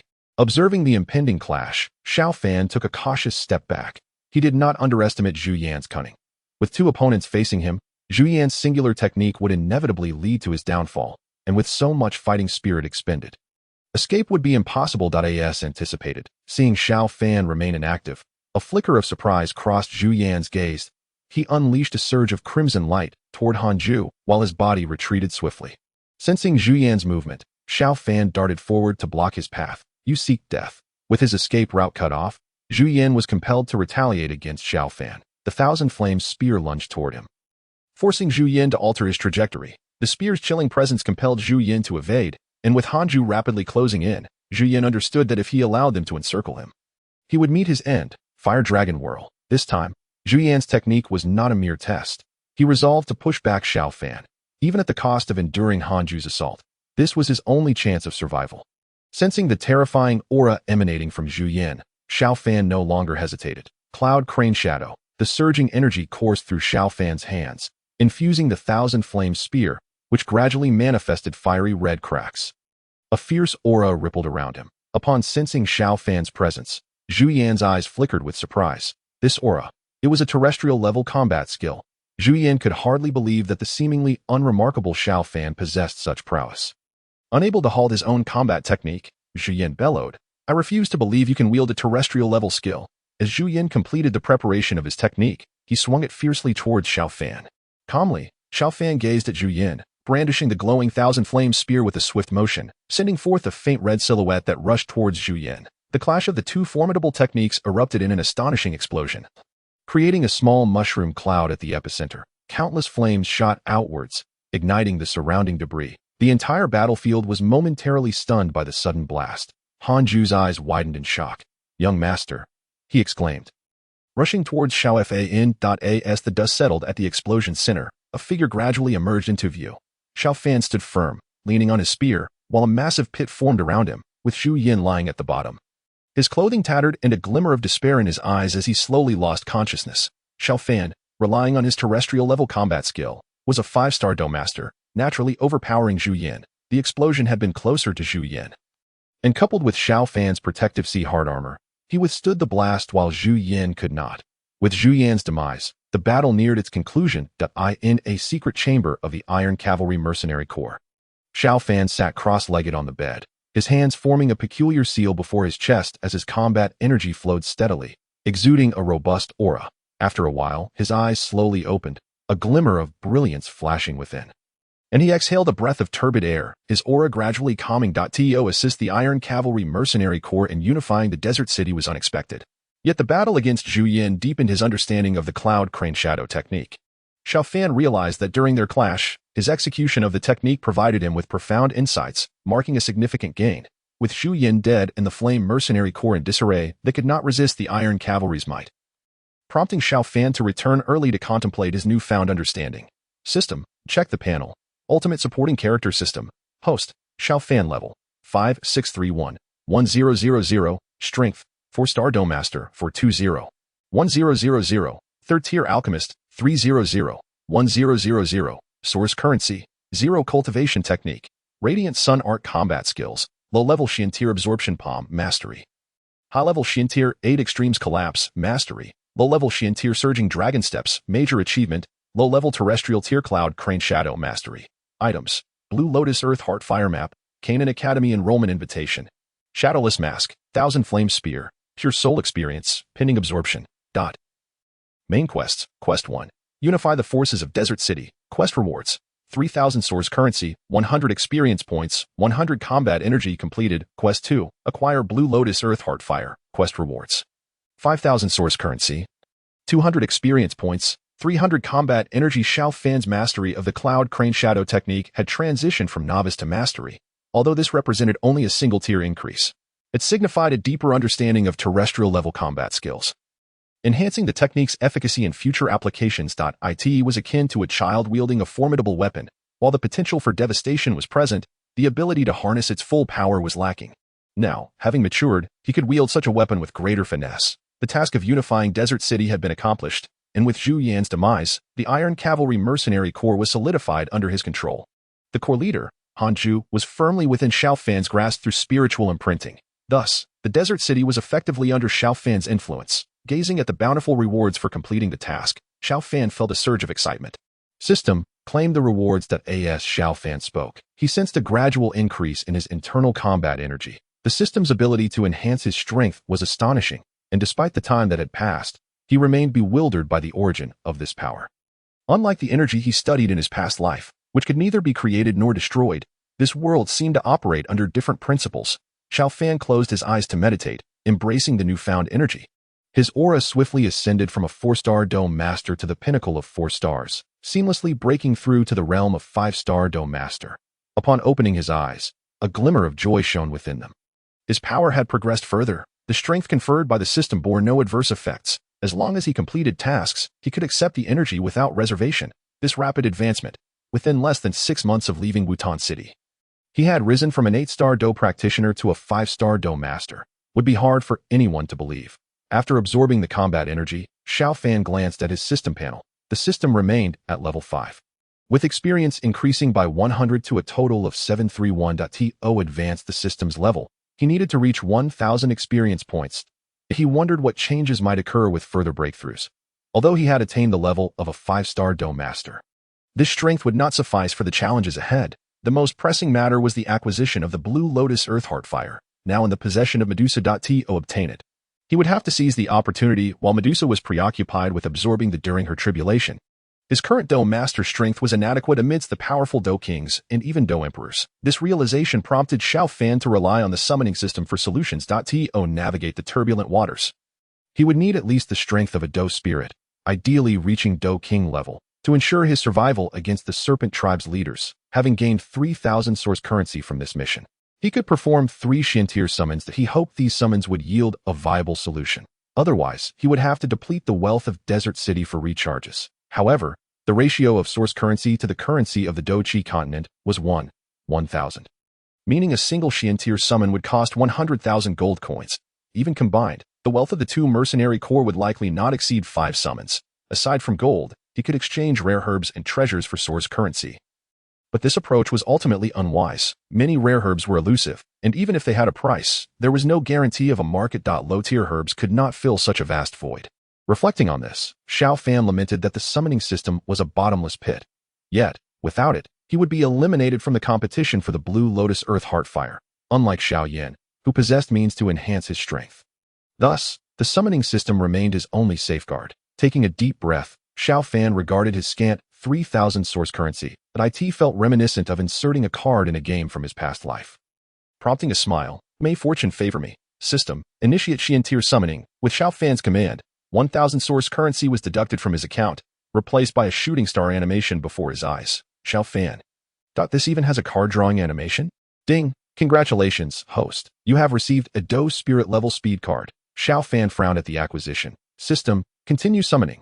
Ding! Congratulations, host. You have obtained the power of a single strike from a Dou King level powerhouse. Upon seeing this, Xiao Fan murmured. A single strike from a Dou King level? How insufficient. Shaking his head in resignation, he noted that the Serpent Tribe was divided into 8 clans and a central holy city, with each clan leader being at least a Dou King level. Particularly in the final battle against the forces of the Gamma Empire, a mere single strike would be inadequate. With only 1,000 source currency remaining, determination flashed in Xiao Fan's eyes. If he could not draw a Dou King level strength, all would be for naught. System, continue. Ding! Congratulations, host. You have received a great Dou Master level power card. As he reviewed the drawn item, disappointment crossed Xiao Fan's face. Still not enough. With his source currency depleted, he let out a resigned sigh. Who can claim to be perpetually successful? As he approached the threshold of his dwelling, the chaos outside in the city of Mo had subsided. With the demise of Zhu Yan, the Iron Cavalry Mercenary Corps easily took control of Mo City. Xiao Fan summoned a mercenary to fetch Hanju. His gold coins had nearly run dry. He had left with only over 300,000 after the last transaction. To assist Hanju in unifying Mo City, he would need to scavenge a bit more from this location. Upon learning of Xiao Fan's need for funds, Hanju promptly presented him with a spatial ring. Young master, this is the gain from our recent purge of the Flame Mercenary Corps. Everything is contained within. Xiao Fan's initial intent in aiding Hanju was merely to amass gold for himself, and now, he felt no hesitation in accepting. Nodding, he scanned the contents of the ring with his consciousness. Discovering over 3 million gold coins along with a plethora of herbs, that he contacted the system and exchanged 3 million coins, thereby augmenting his account by 3,000. Returning to his chamber, Xiao Fan sat cross-legged, rubbing his temples. System, initiate the summoning. Ding! Congratulations, host. You have acquired a Dou Wang level battle card. Ding! Congratulations, host. You have obtained a Dou Shi level puppet. Ding! Congratulations, host. You have procured a 5th-tier herb, Celestial Wolf Grass. Xiao Fan surveyed his recent acquisitions, a flicker of joy igniting in his eyes that he murmured, "Is this what they call the turning of fortunes?" The Dou Wang level battle card was precisely what Xiao Fan had long sought. Possessing this card would grant him a fighting chance amidst the fractious Serpent Clan. Furthermore, the Dou Shi level puppet required merely a soul imprint from Xiao Fan for basic manipulation, though it was a lifeless entity, necessitating a portion of his mental energy for control. As for the 5th-tier Celestial Wolf Grass, it was merely an ordinary herb, valued in the market at around 100,000, with the possibility of reaching several 100,000. drawing it from the mysterious summoning could be considered a loss. However, having successfully drawn the coveted battle card, Xiao Fan was in high spirits and dismissed any minor losses. Chapter 56. You should thank your senior brother. The unrest in Mo City soon settled, and Xiao Fan remained with the Iron Cavalry Mercenary Corps.as for Shimo City. I see no need to return, he mused softly within his room. Just then, footsteps echoed in the corridor outside. Knock, knock, a voice called out. Young master, we have news from the places you instructed us to monitor. Xiao Fan replied, pleasantly surprised. With the Iron Cavalry Mercenary Corps in control of Mo City, gathering intelligence was effortless. He had long instructed them to keep a discreet watch on Gu Tu, the hideaway of Hai Bo Dong. Calculating the time, Xiao Fan deduced that Xiao Yan should have already arrived in Mo City. If activity at Gu Tu commenced, it would indicate Xiao Yan's presence. Upon receiving Xiao Fan's permission, the mercenary entered and reported, Young master, this afternoon, our men outside Gu Tu observed a figure in black robes enter, after which the doors were shut. Shortly thereafter, they reopened for business. Xiao Fan was not surprised by the news. Hai Bo Dong's current strength was Do Ling, and it was not difficult for him to conceal the fluctuations of battle. It seemed Xiao Yan had indeed made contact with Hai Bo Dong. To secure the remnants of the pure Lotus demon fire, he would surely agree to venture into the Serpent Clan's territory to seek the Sand Mandala, a necessary item for Hai Bo Dong's seal. However, due to Medusa's seal, he could only linger on the periphery of the desert. Subsequently, Xiao Yan would likely train while making his way to Shimo City. Xiao Fan retrieved an item from his ring, the map of the Green Lotus Earth Fire awarded by the system. He had cross-referenced it with the map of the Tagore Desert and discovered that the location of the Green Lotus Earth Fire was not far from Shimo City. However, since it had already fallen into Medusa's hands, there was little point in pursuing it. Instead, he might as well pass it on to Xiao Yan to expedite his development, especially since his own system still had the ultimate task of aiding Xiao Yan in unifying the Doqi continent. Handing the map to the mercenary, who was trusted by Han Ju and possessed a sharp wit, Xiao Fan instructed, find an opportunity to deliver this map to the man in black robes. Before doing so, inquire if he possesses knowledge of white flames. Once confirmed, inform him that this is from Fan. The mercenary carefully accepted the map, replying respectfully, understood. Initially, many high-ranking members of the Mercenary Corps held reservations about the young master who had vanquished Xu Yan with a single blow. However, witnessing Xiao Fan's might during that battle, coupled with Han Ju's unwavering support, silenced their dissent. The younger mercenaries now regarded Xiao Fan as an idol. Yuan 1, 2, was delighted at being assigned to attend to the young master's needs. Eager to fulfill his duties, the entire Mo City was under the Iron Cavalry Mercenary Corps control, making the search for Xiao Yan's whereabouts a simple task, especially since Xiao Yan remained blissfully unaware of the surveillance he was under. Within an inn in Mo City, Xiao Yan was animatedly conversing with Yao Lao in his room. Master, is that fragment of the map truly for the? Yao Lao chuckled. Indubitably, the aura emanating from that map, if I am not mistaken, corresponds to the third-rank demon fire, the pure Lotus demon fire. The pure Lotus demon fire, indeed. My bone spirit cold fire ranks merely 11th on the. This list is compiled by alchemists of the Doqi continent based on the potency of these mystical flames. You will come to understand this in due time. Xiao Yan listened, his face alight with longing, unable to suppress the fervor within. Third on the. Yao Lao observed Xiao Yan's expression and continued, for now, you should not entertain thoughts of the pure Lotus demon fire. Not only do we lack the map, but even were we to possess it, your current strength is insufficient to subdue the pure Lotus demon fire. In its prime, it was wielded by the pure Lotus demon sage, a formidable figure among the Do saints. Xiao Yan gasped at the mention of Do saints. Yao Lao chuckled, setting aside the pure Lotus demon fire for the moment. Our immediate concern is the discovered from that ice monarch. We must compare our maps and investigate in all 4 directions. Xiao Yan had no objections to Yao Lao's plan. I will heed your guidance. Master, however, he added, before we proceed, I can't shake the feeling that we are being watched here in Mo City. Furrowing his brow, Yao Lao asked curiously, oh, you noticed? Rolling his eyes, Xiao Yan replied, Master, am I not your student? These mercenary surveillance tactics are rather rudimentary. Yao Lao chuckled at this, expressing his appreciation. Regardless of their intentions, we shall rest tonight and set off tomorrow. This opportunity allows you to train diligently in the desert. So take this evening to rest well. It may be your last comfortable night. Xiao Yan shrugged nonchalantly. You know me, Master. I have never been one to seek pleasure. As their conversation continued, another knock echoed at the door. Xiao Yan and Yao Lao exchanged curious glances. It was unusual for someone to visit at such a late hour, and their demeanor did not suggest hostility. After a moment of contemplation, Xiao Yan called out softly. Who is it? A clear voice replied from outside. Might the young master open the door for a discussion? Seeing Yao Lao nod silently, Xiao Yan approached and opened the door. Standing before him was a young man whose strength, as assessed by Yao Lao, was that of a 9-star Dou Po. Although not particularly handsome, the young man's sun-kissed skin from prolonged exposure to the desert lent him a rugged charm. His first impression was favorable, as Xiao Yan felt no aversion towards him. This young man was Yuan, sent by Xiao Fan. Yuan, noticing the youthfulness of the person who had opened the door, felt a twinge of curiosity. However, recalling Xiao Fan's instructions, he bowed slightly and said, I am Yuan, and I apologize for the intrusion. Young hero. I come on behalf of another, and I wonder if I might enter for a conversation?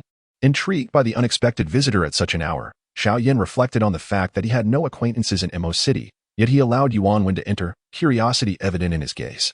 Upon entering, Yuan offered a slight bow to Xiao Yan and softly said, I have been entrusted to deliver an item to you, young master. However, before proceeding, I must confirm your identity, and I apologize for any offense.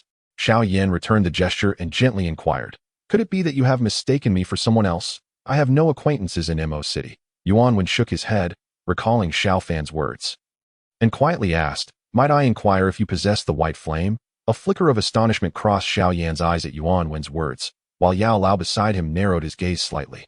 The white flame? Could it be?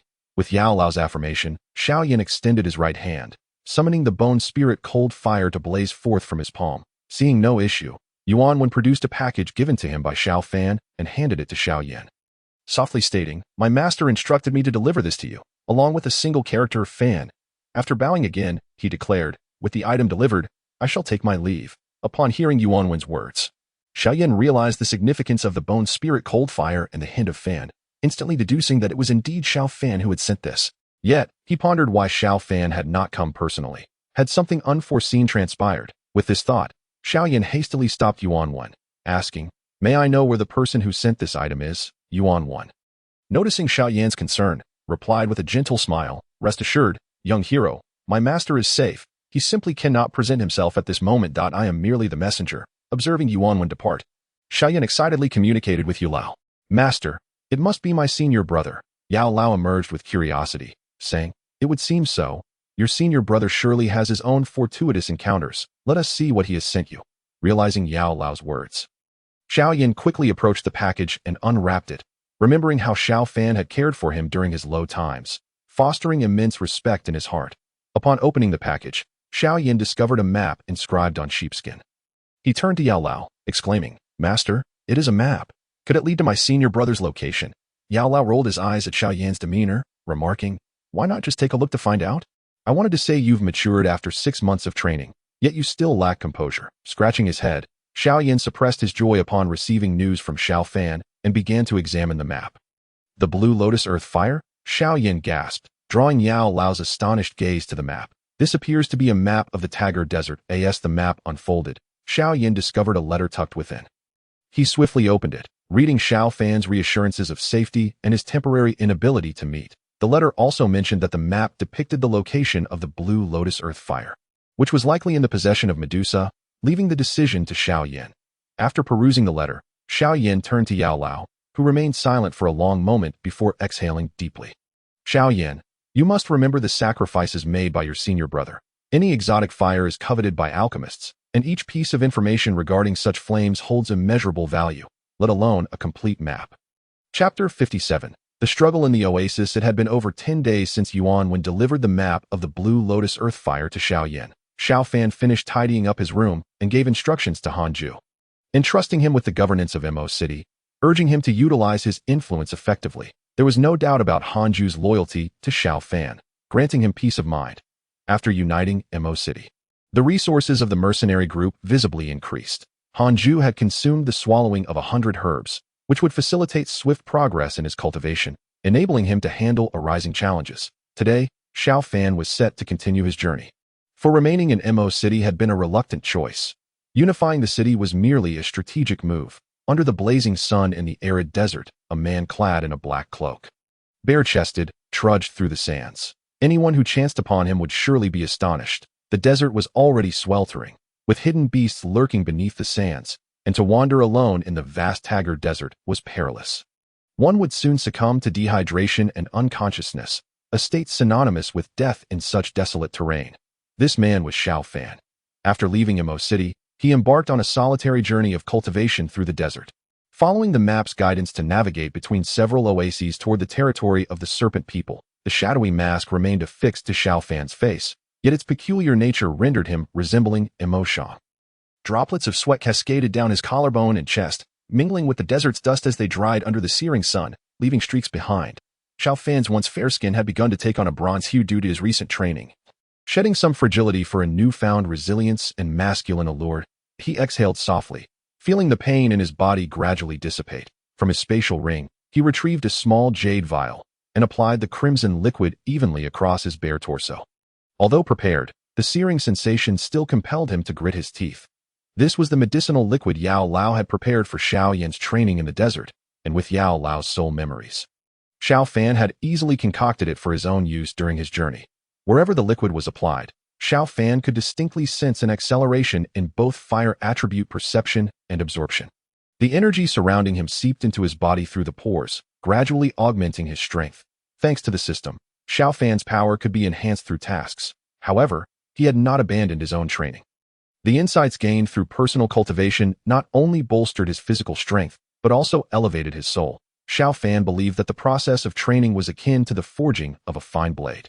Without enduring personal trials, one could not fully harness the advantages of their cultivation. Moreover, Xiao Fan found enjoyment in this journey of self-improvement, as he was devoid of Yao Lao's companionship, leaving him without conversation or distraction.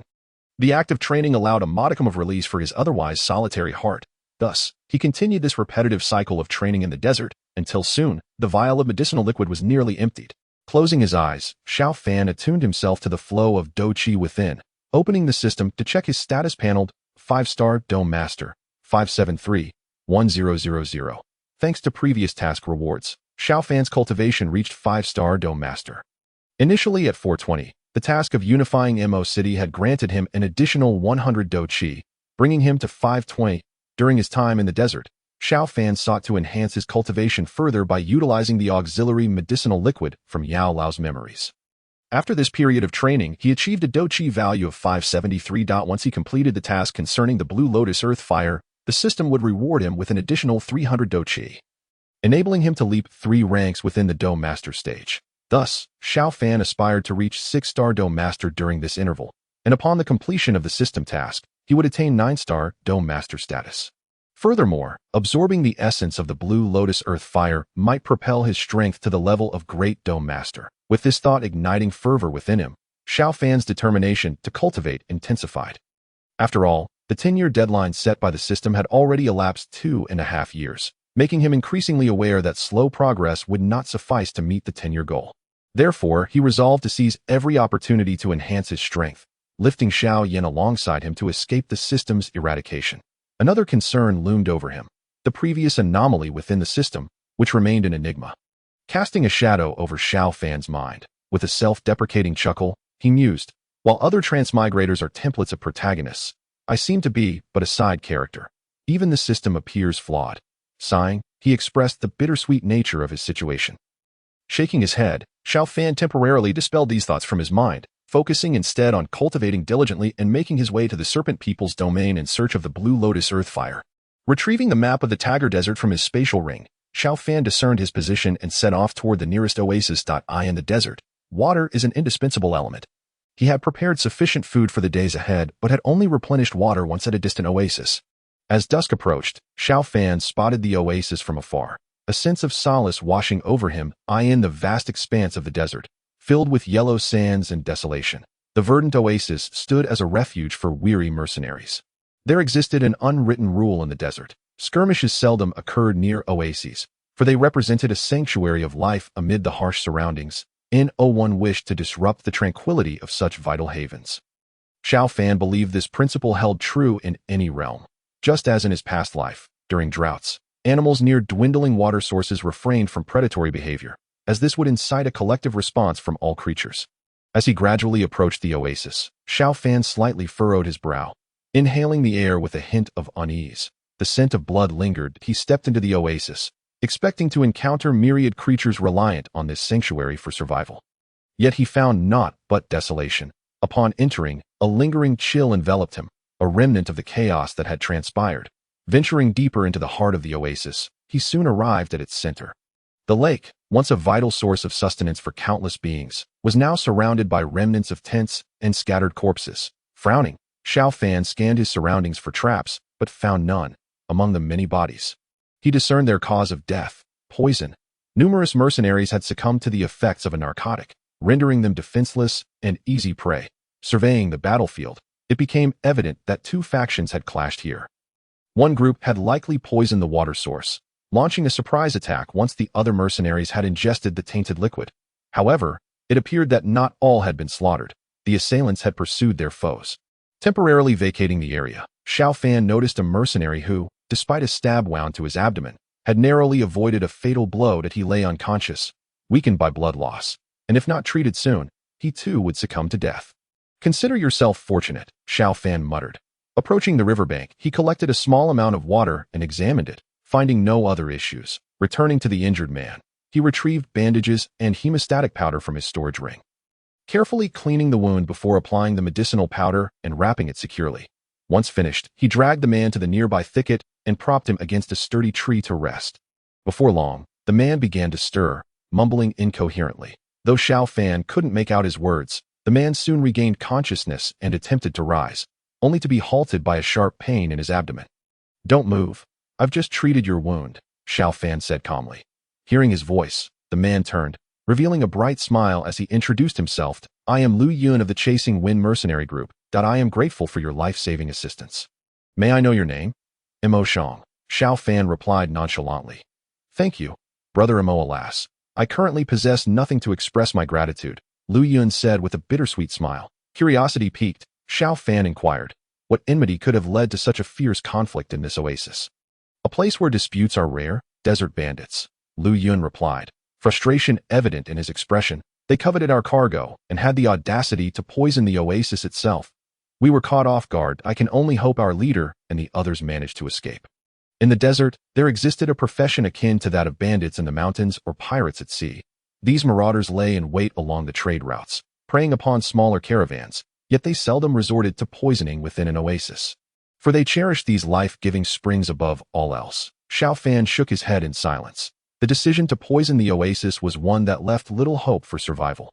While they conversed, the sound of bells reached Xiao Fan's ears from beyond the oasis. Hearing the approaching hoofbeats, Xiao Fan and Lu Yun exchanged wary glances, cautiously hiding within the thickets. Given the uncertainty of whether the newcomers were friend or foe, it would have been wise to leave immediately after the rescue. However, Lu Yun's injuries rendered him incapable of moving, forcing them to remain. The cacophony of hoofbeats soon ceased, followed by the arrival of numerous mercenaries. Peering through the foliage, Xiao Fan observed their attire. They did not resemble the desert marauders. Lu Yun, unable to move due to his abdominal wound, could only rely on Xiao Fan's vigilance. Their uniforms were remarkably uniform, and their disciplined demeanor suggested they were not mere bandits. As the figures came into full view, Lu Yun struggled to speak. "I wonder if our leader has returned, or if those are the desert thieves." Xiao Fan scrutinized the group, noting a brawny man leading them, wielding a hefty blade. His imposing stature towered over the others, his muscles straining against his clothing, projecting an aura of authority. Upon surveying the corpses, his face contorted with sorrow and rage as he commanded the surrounding mercenaries, "Everyone, check for any surviving brothers." The crowd began to search through the remnants, and a sharp-faced mercenary approached the muscular man. "Reporting, Captain, there is no sign of fourth brother. At that moment, Lu Yun turned to Xiao Fan, excitement evident in his voice. "It's confirmed. It must be our leader. Brother Mo, could you call out?" Responding to Lu Yun's request, Xiao Fan deliberately created a commotion. "Who goes there?" The mercenaries, still combing the area around the lake, turned their attention toward the sound, weapons drawn. Some vanished into the underbrush, arrows knocked and ready. Seeing their serious demeanor, Xiao Fan stood up from the thicket and gestured to his side, stating, "Your fourth brother is here." Lu Yun chimed in weakly, "Big brother, this young man saved me." Upon hearing Lu Yun's words, the muscular man's stern expression softened as he exchanged glances with his comrades. Most continued their search for any lingering bandits, while he and a few others moved toward Xiao Fan's position to facilitate their view. Xiao Fan kicked aside the foliage obstructing their line of sight. The muscular man relaxed, noticing Lu Yun on the ground. He gestured for a medic among the group to examine Lu Yun's wound, then turned to Xiao Fan, clasping his hands in gratitude. I am Sun Wu, captain of the Chasing Wind mercenary group. Thank you for saving my fourth brother. May I know your name? Xiao Fan returned the gesture, smiling gently. I am Mo Shang. I merely happened upon the situation and offered assistance. Lu Yun, still on the ground, gazed up at Sun Wu, saying, Brother, without Mo, I would surely have perished. The medic, finishing his examination, stood and bowed to Xiao Fan. I am Ho San, often referred to as third brother. I am also a medic within the Chasing Wind mercenary group. Thank you for your timely intervention. Turning back to Sun Wu, he added, Brother Mo treated fourth brother's wounds promptly. Without him, we might have lost him. Sun Wu, hearing their praises, settled beside Lu Yun, expressing his gratitude once more. Brother Mo, you saved my brother's life. Regrettably, we currently possess nothing to repay your kindness. Our cargo is all entrusted to us. Should you require anything in the future, simply send word to the Chasing Wind mercenary group in Sand City, and I shall do my utmost to assist you. Understanding the Chasing Wind mercenary group's background, Xiao Fan learned that Sand City was a significant urban center around the Tagore Desert, once rivaling the nearby Mo City in prominence. However, for reasons unknown, Sand City's influence had waned, allowing Mo City to ascend as the leading city in the region.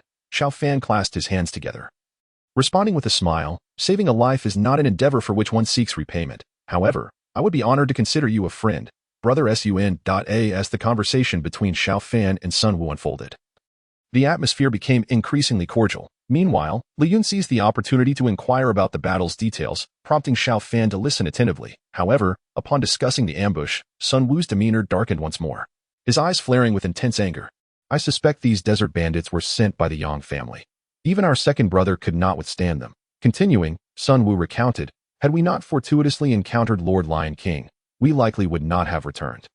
At this revelation, Lu Yun clenched his fist against the ground, while Xiao Fan, intrigued, turned to Sun Wu. You mentioned the Lion King? Xiao Fan recalled that the Lion King, Yan Shi, made only a few appearances in fights break sphere. Notably during the assault on the Serpent People and later in his battle with Mu Chun, Sun Wu, displaying a smile of relief, addressed Xiao Fan, saying, Indeed, the Lion King is regarded as one of the top 10 powerhouses of the Jaimar Empire. Those sand bandits had laid an excellent ambush, and we barely escaped this green expanse. Not long after we fled into the desert, they caught up to us. I had thought we were doomed.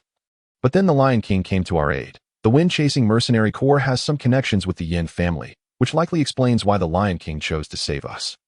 Xiao Fan nodded in agreement with Sun Wu, a look of envy crossing his face as he remarked, I wonder when I will reach such heights. He then subtly inquired if the Lion King had entered Tagore alone.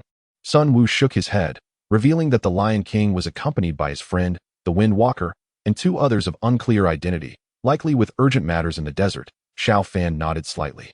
Refraining from further questions, he had already gleaned the information he sought. It appeared that Sun Wu and his companions had encountered the Lion King while being surrounded by the sand bandits. The other two must be Dan Wang Guhi and Yun Ji, or rather, Yun Yun. Sighing with relief, Xiao Fan noted that it was not too late. After all, the oasis they occupied was already close to the heart of the Tagore Desert, and venturing further would lead directly into Serpent People territory. The group soon kindled a campfire, resting in place.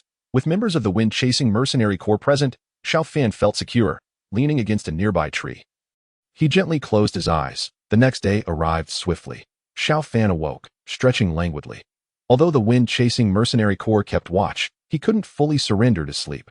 Nevertheless, compared to his solitary days of cultivation in the desert, this was indeed a rare moment of respite. Observing the mercenary group as they organized their belongings, Xiao Fan exchanged greetings with Sun Wu. Sun Wu instructed his men to clear a vacant wagon, and they carefully lifted Lu Yun and several other injured members onto it. He clasped his hands towards Xiao Fan, saying, Then, Brother Mo, it is time to part ways. Should you need anything upon reaching Sand City, do not hesitate to seek us out. Xiao Fan returned the gesture with a smile, replying, Brother Sun, I entered the desert for training, and now I must continue my cultivation. Otherwise, I would gladly accompany you to witness more. After bidding farewell, Xiao Fan checked his supplies and water, sufficient to last until the next oasis. He then retrieved the map from Haiba Dong, meticulously discerning his direction before stepping once more into the desert. Though the map was costly, it marked certain oases unknown to ordinary folk, including those within the territory of the Serpent People, which common mercenaries could hardly explore. After 2 days of travel, he arrived at another oasis, now quite near the holy city of the Serpent People, where Medusa would face her tribulation. Estimating his pace, he anticipated reaching the location by sunset the following day. Approaching the oasis, Xiao Fan sensed unmistakable signs of battle. Could it be? He murmured, his expression reflecting concern. Analyzing the signs of conflict, he surmised that it must be the work of powerful serpent people. Recalling the events surrounding Medusa's tribulation, he suddenly had a realization. Could it be that Xiao Yan has encountered Yume? If that were the case, it would certainly be intriguing, especially since Xiao Yan had previously fallen into Yume's hands, concealing his presence. Xiao Fan scrutinized the traces left in the underbrush. Soon, he located the site where the battle had erupted, the chilling aura of bone spirit cold fire confirming his suspicions. Indeed, it appeared that Xiao Yan had confronted Yume in the oasis. A scenario he recalled where Xiao Yan was caught peeping at Yume while she bathed, leading to the current confrontation. However, since Yume had pursued Xiao Yan, this oasis was temporarily safe. Xiao Fan took a moment to recuperate, opting not to rest within the oasis itself. After all, there was always the risk of Yume returning. Chapter 59. Arrival at the holy city of the serpent people. Xiao Fan stealthily followed the traces left in the desert. Masking his presence, being a Dou Po level fighter, the signs of high-speed flight were apparent, allowing Xiao Fan to navigate without much effort, following the tracks for about an hour and a half. He noticed they abruptly ceased, replaced instead by numerous pits in the sand. The faint remnants of fighting energies lingered in the air, indicating a fierce battle had transpired. Observing the holes scattered across the desert and the familiar wind attribute Dou Qi, Xiao Fan deduced that Xiao Yan must have encountered Gu He and his companions upon entering the desert. Naturally, upon spotting the serpent people's stronghold, Gu He and his group would intervene to assist Xiao Yan, as it presented an opportunity to engage with the serpent people. Consulting his map, Xiao Fan realized that this location was not far from one of the serpent people's tribes, the Charm Snake tribe. Yume, the leader of this tribe, was indeed a Dou Po level powerhouse. The territory of the serpent people centered around the holy city of Medusa, surrounded by various tribes, with the 8 major tribes housing the strongest Dou Po level fighters encircling the land. To reach the holy city, one must navigate not only the outer 8 tribes, but also the many smaller tribes within, which could relocate due to various circumstances. Hence, Xiao Fan needed to tread carefully to avoid drawing attention, lest he face a coordinated attack from the surrounding tribes. It seemed he was approaching the Charm Snake tribe. Xiao Fan discerned a building with protruding corners in the distance, transforming his purple cloud wings into a tattoo on his back. He kept low to the ground, swiftly maneuvering around the tribe. With proximity to the serpent people's domain, flying would render him a target. Upon nearing the Charm Snake tribe, Xiao Fan observed that part of the original city wall had collapsed, with many serpent people inside crying out in distress. Most of the patrolling serpent people had gone to assist their injured kin. Seeing this scene, Xiao Fan felt a flicker of doubt. Could this have been their doing? His assumption was correct. After injuring Yume, Gu He and his companions had pressed onward toward the holy city. Even if Yume were still within the territory, Gu He's group possessed the strength to breach a small tribe like the Charm Snake tribe with ease. Seizing this fortuitous opportunity, Xiao Fan would not let it slip away. Exploiting the internal chaos of the serpent tribe, he deftly avoided the patrolling groups, skillfully slipping past the defenses of the Charm Snake tribe. Glancing back at the tribe he had left behind, he grinned. Farewell. However, just as he felt triumphant, he failed to notice a squad of serpent people soldiers lurking behind a sand dune, who promptly spotted him. Damn it! I can't let them alert more serpent people. Xiao Fan grimaced, realizing his oversight that he knew he must first deal with these soldiers. Otherwise, if the Charm Snake tribe became aware, reinforcements could arrive, making his escape perilous. Resolutely, he quickened his pace toward the small squad of serpent people. Damn it! Form a defensive formation, the leader of the squad commanded. Recognizing Xiao Fan's intentions, he understood that once combat commenced, the nearby Charm Snake tribe would surely notice, and reinforcements would soon follow, making it difficult for the human fighter to escape. Ironically, the squad was unfortunate. They belonged to a small tribe nearby. Hearing of the attack on the Charm Snake tribe by a human fighter, they intended to curry favor with the tribe, sending their second strongest fighter to offer support, hoping to align themselves with the Charm Snake tribe. In order to prevent their forces from perishing here, they deliberately chose to wait until the battle was nearly over before making their appearance. However, they still encountered formidable human warriors. Upon sensing Xiao Fan's mere aura of a Dou Master, the leader of the Serpent clan desired to capture him. If they could present this human as a trophy to the Charm Serpent tribe, their own clan would undoubtedly receive the tribe's protection. After directing the surrounding soldiers, the leader of the Serpent clan brandished his weapon and made the decision to engage in combat with Xiao Fan. Observing their actions, Xiao Fan noted that the strongest among the serpent clan was merely a 3-star Dou master, while the rest were just Dou practitioners. The sense of relief washed over him. With a flick of his wrist, the 1,000-flame spear materialized in his hand. Harnessing his swift momentum, Xiao Fan infused his Dou Qi into the spear and thrust it towards the leader. The leader of the serpent clan, witnessing Xiao Fan's movement, felt elated. With so many on his side, he was not concerned about Xiao Fan retreating, but feared he might feign an attack and escape. Serpent Shield, he commanded, utilizing the defensive Dou technique of their tribe, bolstered by their formation, that a pale yellow shield quietly enveloped the outer perimeter of the serpent clan's squad, resembling an inverted jade bowl that encased them. Boom! The 1,000-flame spear collided with the shield, pushing it inward by the length of the spearhead but failing to shatter it. Using the recoil, Xiao Fan flipped in midair and landed steadily on the ground. Although the residual force compelled him to take a few steps back, such formidable defense, even with Xiao Fan's current strength at 5-star Dou master, nearing 6-star Dou master, combined with the enhancement of the 1,000-flame spear, he still could not breach their shield. It was undeniable that the defensive prowess of this technique was exceptional. Seeing Xiao Fan rebound from their shield, the leader of the serpent clan mocked. "Human, do not think you can pass through here." Xiao Fan remained silent, slightly charging his spear, which began to emit a faint red glow, and once again lunged fiercely at their shield as Xiao Fan approached. The leader instructed the surrounding serpent clan members, "Put in more strength and push him back." "Huh, my great serpent tribe's shield is invincible." Xiao Fan smirked at their shield, just as his figure neared the shield. His purple wings erupted from behind him, allowing him to dart over the shield, taunting the serpent clan below. "Who wants to fight you? You can't even catch up to me." The leader of the serpent clan gaped in astonishment at Xiao Fan's wings. He had not anticipated that Xiao Fan could fly with the strength of a Dou master. Otherwise, he would not have solely relied on defense. His intention was to trap Xiao Fan, believing him to be a turtle in a jar. But unexpectedly, the turtle flew away. As Xiao Fan evaded this squad of serpent soldiers, he remained vigilant, skillfully dodging numerous search parties until he finally approached the sacred city of the serpent clan.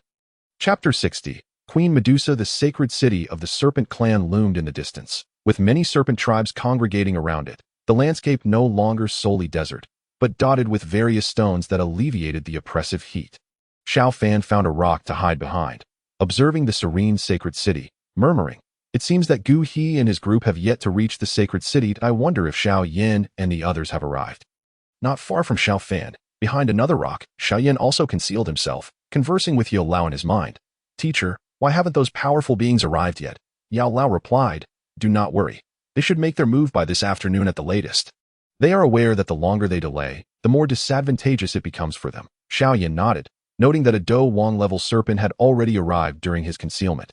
Meanwhile, within the opulent hall of the serpent clan's sacred city, 2 formidable serpent warriors emanated a powerful aura, both being Dou Wang level. Seated in the grand hall was a graceful female serpent, her long hair cascading elegantly over her voluptuous form, leaning languidly against her chair. Her eyes occasionally flicked to the purple crystal throne above, revealing a hint of helplessness. Standing nearby was a robust male serpent, draped in a simple garment that exposed his skin adorned with strange black tattoos, which culminated in menacing black serpent heads, their tongues flickering as if poised to strike. "Yume, where is Her Majesty the Queen? What has transpired to warrant 3 consecutive summons?" the male serpent inquired with a deep, gravelly voice. Yume shifted in her seat, glancing at the male serpent of comparable status, and wearily replied, "Human warriors have invaded. That I clashed with them last night, and Her Majesty has not even seen me."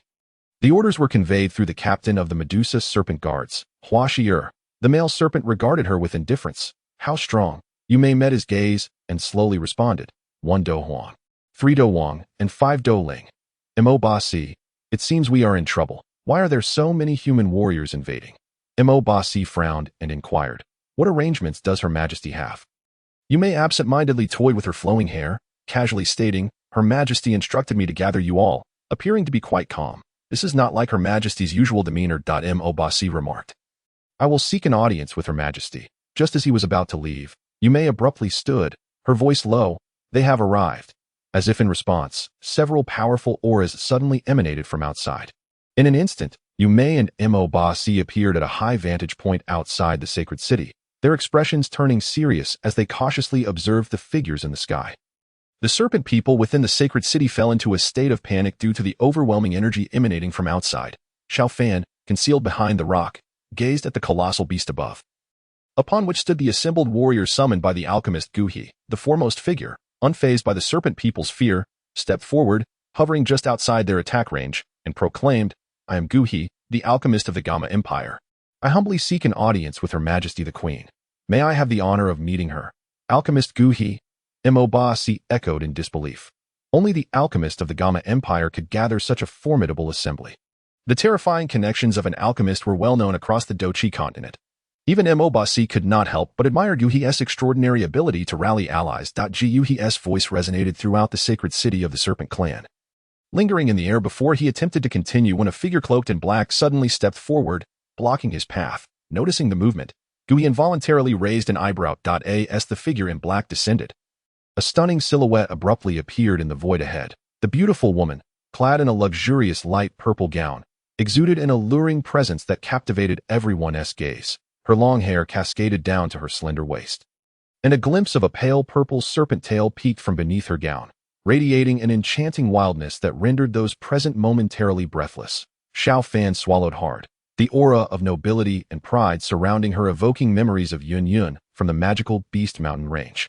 His eyes darted between Medusa and the still-cloaked Yun as he closed his eyes to adjust his breath. So, this is Medusa?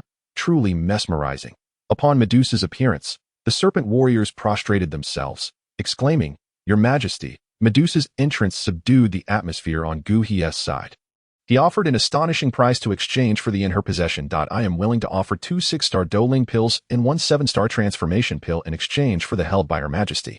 Even though he had anticipated this, the magnitude of Gu He's offer still astonished everyone present. The 6-star Doling pill could elevate a Do Wang's strength by 1 tier within just a few days, though one could only consume it once in a lifetime. The transformation pill, however, was a coveted item among magical beasts. Once consumed, a magical beast could transform into human form, gaining human talents and the longevity of a beast, thus allowing the potential to pursue Do Zong or even Do Sheng. The items offered by alchemist Gu He were so precious that even he felt a pang of regret behind the stone.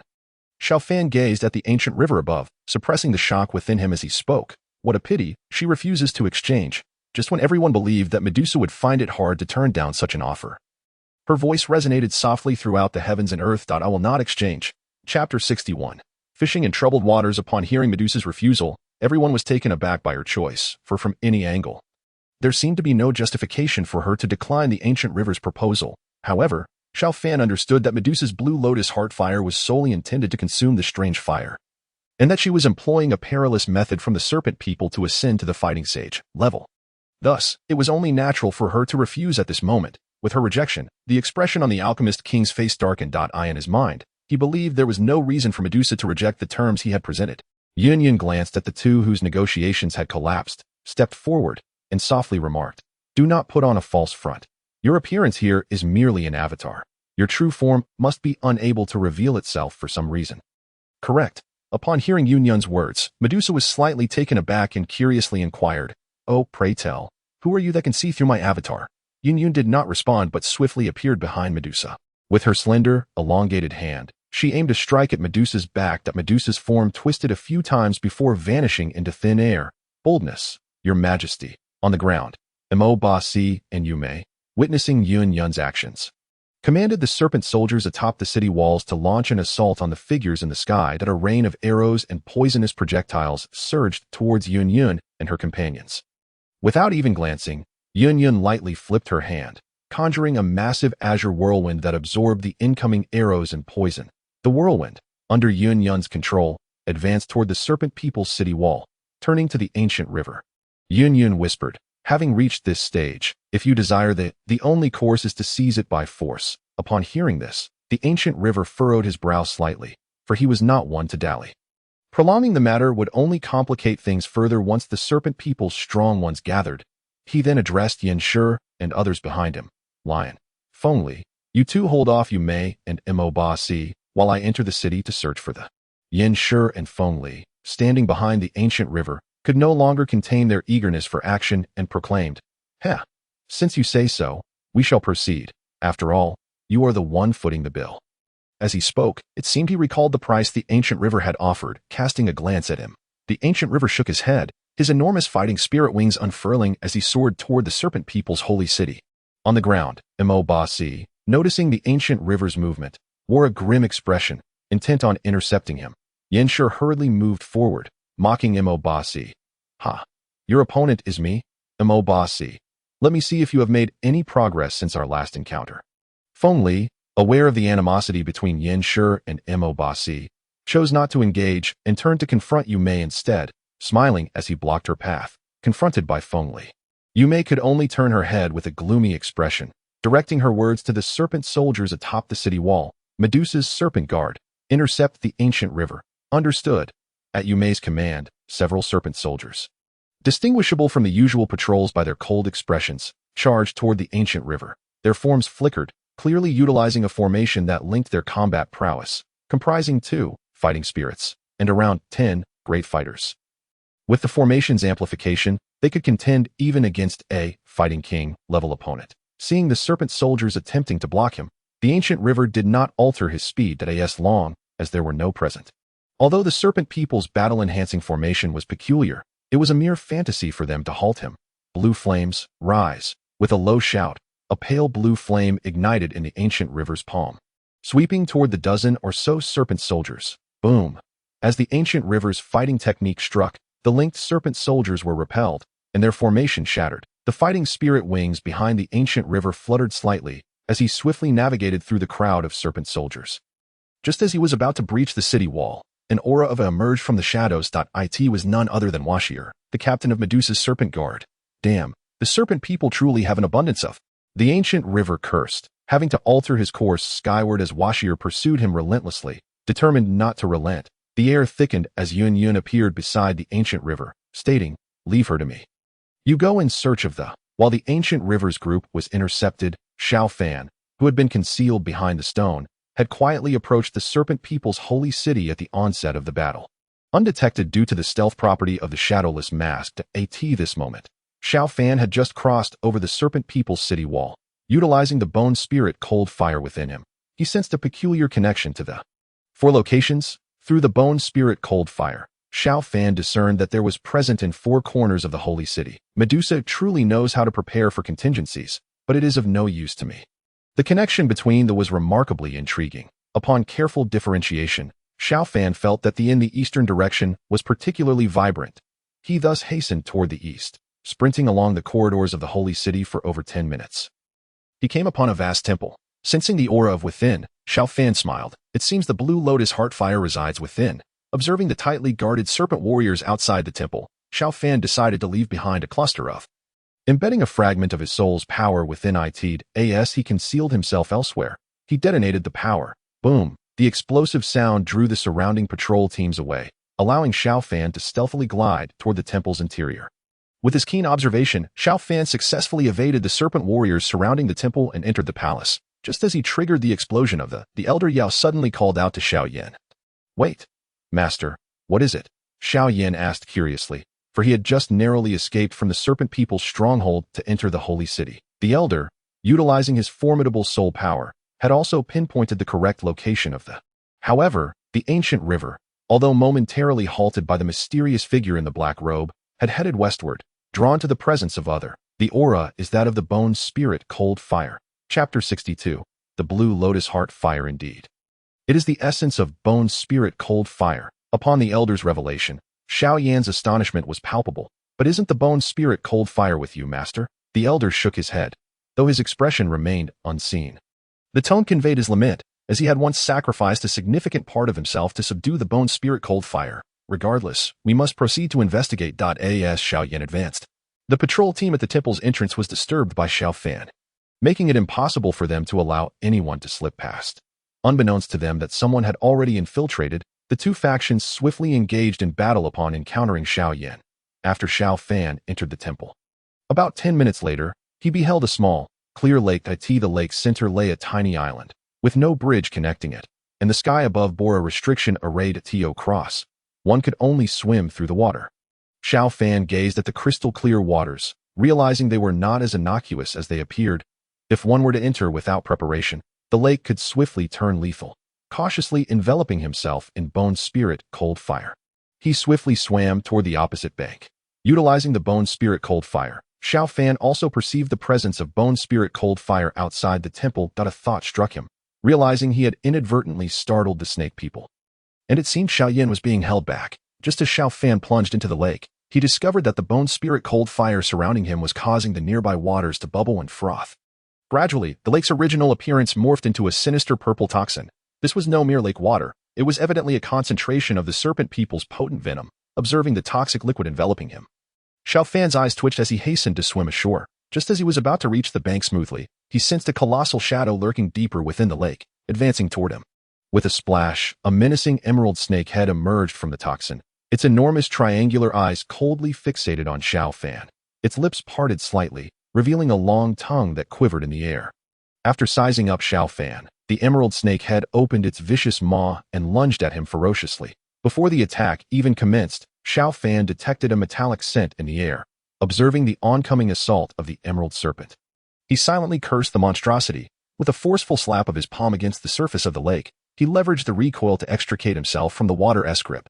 Just as he broke the surface, the serpent's head plunged into the lake at the very spot where he had been moments before. In midair, Xiao Fan deftly struck the serpent's exposed midsection, using the momentum to arc gracefully and land at the edge of a small island. The sound of splashing water echoed as the serpent submerged, followed by the whoosh of its massive tail sweeping towards him, creating a gale. Even before the attack landed, Xiao Fan sensed the fierce wind approaching. His pupils constricted, and with no time to evade, he activated the formidable warrior card he had drawn earlier, summoning a suit of battle armor and raising his arms to shield his head. In an instant, the serpent's tail crashed down upon his arms, forcing him into the ground of the island. The serpent retracted its tail into the lake, and for reasons unknown, it flicked its tongue at Xiao Fan. Seemingly intimidated, before vanishing beneath the water-esque surface, with only his head and hands protruding from the earth, Xiao Fan suppressed his pain from the impact and exhaled a breath tinged with the metallic taste of blood. Thankfully, he had promptly utilized the warrior card. Otherwise, the consequences would have been far more severe. Had he not reacted swiftly, a blow of that magnitude would likely have left him gravely injured, if not worse. After digging himself out of the soil, Xiao Fan began to survey the island. Though not particularly large, it was adorned with lush bamboo groves and vibrant flora, including some rare herbs, creating a scene of breathtaking beauty. However, Xiao Fan was not in a position to appreciate these treasures that up close. He could feel the violent aura of the earth heart fire emanating from the azure flames. The spiritual flames on his body gradually dissipated. Xiao Fan's aura faded into obscurity. Moments later, he commenced a cautious advance along a narrow path through the forest. Following the scent of the extraordinary fire, he soon slipped into the underbrush at the path's end. Before him lay a circular clearing, where the surrounding bamboo and trees had been felled, replaced by a ring of pebbles. At the center rested a basin of crystalline liquid, from which a faint chill emanated. Even from a distance, the ice spirit springed. At the heart of the spring floated a crystal lotus seat, upon which danced a blue flame. The flames surged within the crystal, morphing between the shape of a blue lotus and a small azure serpent. Yet each time it grazed the edges of the lotus, a delicate barrier repelled it back to the center. Surely, this is the earth heart fire. Xiao Fan licked his lips, murmuring softly. His gaze swept the area once more. And across the pool, he spotted a mesmerizing figure. The otherworldly beauty caused Xiao Fan's breath to hitch, and despite knowing the shadow mask could conceal his presence, he instinctively stilled his breathing in the presence of a formidable opponent.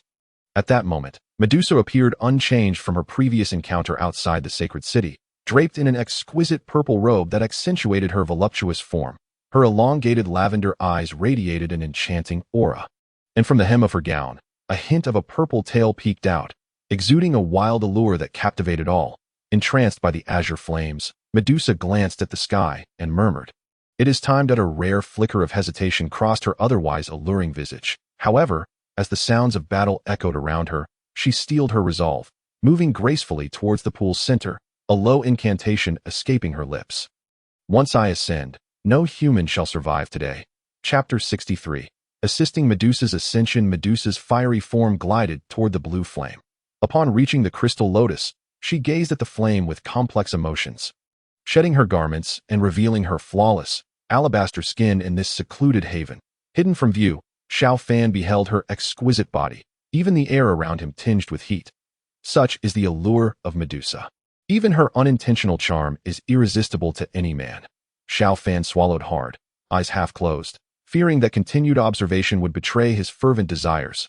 Once she had disrobed, Medusa formed a peculiar seal with her hands, causing the protective barrier above the lotus to gradually dissipate. With the barrier gone, the wild essence of the earth heart fire surged forth, causing the temperature in the vicinity to spike dramatically. The ice spirit spring began to evaporate visibly, and the surrounding vegetation withered under the onslaught of the extraordinary flames. Medusa paid no heed to the changes around her. Her hands continued to weave intricate seals as her body became enveloped in a blinding radiance. Is she transforming now? Observing the luminous spectacle, Xiao Fan squinted, murmuring under his breath. When the light subsided, Medusa's form was replaced by a colossal entity, a massive purple serpent, towering and poised, with diamond-shaped eyes fixed on the azure flame. Emitting a piercing roared at that moment. Yun at the edge of the sacred city seemed to sense something, glancing toward Medusa's direction and murmuring, "Is the evolution about to commence?" The beleaguered flower serpent turned to the cloaked figure before her, seething with fury. "Once Her Majesty evolves successfully, none of you shall escape." Yun waved dismissively. "That remains to be seen. She must first succeed in her evolution. Moreover, your evolution is entirely unpredictable." The flower serpent bristled at this, retorting, "Her Majesty shall undoubtedly succeed." Xiao Fan, witnessing the massive creature before him, wisely chose to wait. Medusa, now a gigantic purple serpent, wasted no time diving into the azure flames that as she entered, a chilling scream echoed, startling Xiao Fan. Suddenly, a notification from his system pierced through his thoughts. Ding! New quest. Assist Medusa in achieving successful evolution. Reward: Medusa's favor. Xiao Fan's eyes brightened at the mention of the quest. System: can Medusa not succeed on her own? The system replied, "In the original narrative, Medusa's successful evolution was a mere stroke of luck. With your assistance, success is guaranteed." A furrow formed on Xiao Fan's brow, an ominous premonition creeping in. "How do I assist her?" "Your chaos flame body has a maximum affinity for fire. If Medusa has your blood, her chances of success will significantly increase." Panic surged within Xiao Fan. He feared that should he reveal himself, Medusa might devour him. The system hesitated. Medusa's agonizing cries intensified within the flames, prompting the system to issue a time-sensitive ultimatum. "This is a limited-time quest. Will you accept?" After a moment's hesitation, Xiao Fan recalled Medusa's smooth form, which had lingered in his mind. "I accept." With the quest accepted, Xiao Fan leaped from his hiding place in the underbrush, transforming back into his original visage. As Medusa endured the torment of the earth heart fire, feeling her energy wane and consciousness blur, even she could not suppress a cry of despair. "So, I have failed." As her awareness began to fade, Medusa sensed the presence of a formidable human nearby, a mixture of fury and powerlessness flooding her heart. How dare this mere warrior, a mere insect, covet my serpent kin? Yet, under the burning flames, she lacked the strength to vanquish him. Xiao Fan, noting the once vibrant purple serpent now dulled by the flames, gritted his teeth and bellowed, "Medusa, remember this name." "Xiao Fan, you owe me your life." Xiao Fan sliced his wrist, allowing crimson blood to cascade down. He enveloped the blood with his fighting spirit, attempting to offer it to Medusa. However, Xiao Fan's strength was insufficient to penetrate the barrier of a type of unique fire. Watching his blood slowly evaporate in the flames, he gritted his teeth and cursed, "Damn it." He then shouted towards Medusa, "Medusa, my blood can aid you in advancing." Despite hearing his words, Medusa, engulfed in flames, dismissed them. After all, he was merely a great fighter, not even close to comprehending the terror of her peak Dou Emperor status. Seeing Medusa glance at him with only mild interest, Xiao Fan understood the incredibility of his claims. But if he wished to deliver his blood to her, she must cooperate. Only then could his blood traverse the... One might wonder why Xiao Fan didn't use the bone spirit cold fire to assist. Alas, the collision of two would likely obliterate both Medusa and himself. A perilous gamble. Observing Medusa's indifference, Xiao Fan pondered and silently prayed. "Medusa, I do this solely to save you. You mustn't blame me." He then mustered his fighting spirit and shouted towards her, "Medusa, your skin is so fair and tender. Medusa, the serpentine mark on your chest is exquisite. Medusa, I am yearning for your form." Initially, Xiao Fan intended to provoke Medusa, but as he continued shouting, his true feelings inadvertently spilled forth. As his words fell, he sensed a pair of eyes fixated on him from the, sending chills down his spine. That he weakly offered, Perhaps you could pretend you didn't hear that." In response, Medusa, with an unexpected surge of strength, inhaled sharply towards Xiao Fan's direction. Although she never consumed humans, the offense taken from his words ignited her wrath, compelling her to teach him the meaning of a queen's authority. Seeing Medusa open her mouth wide, Xiao Fan's heart leaped with joy as he hurled his blood, coated in fighting spirit, towards her. Even while enduring the pain from the blue lotus earth heart fire, Medusa desired to crush this audacious human. Just as her mouth opened, Xiao Fan's blood, though mostly evaporated by this, still managed to land in her mouth. Sensing the sweet, metallic taste, Medusa mistook it for provocation, intensifying her fury. Her beautiful diamond-shaped eyes radiated a chilling aura. Meanwhile, Xiao Fan, startled by her gaze, thought, "What kind of look is that? I am trying to save you." As his blood coursed through her, Medusa was astonished to feel a warm current flowing within her. Contrasting sharply with the external burning sensation, Dai seemed even this torment lessened somewhat. Reflecting on Xiao Fan's earlier words, she realized he intended to help her through this tribulation. Yet, the memory of his earlier affront made it difficult for her to ask anything of him. Observing Xiao Fan's pale complexion after he had given her a portion of his blood, she revealed a rare moment of softness. With Medusa's cooperation, Xiao Fan's vital essence entered her body with minimal resistance.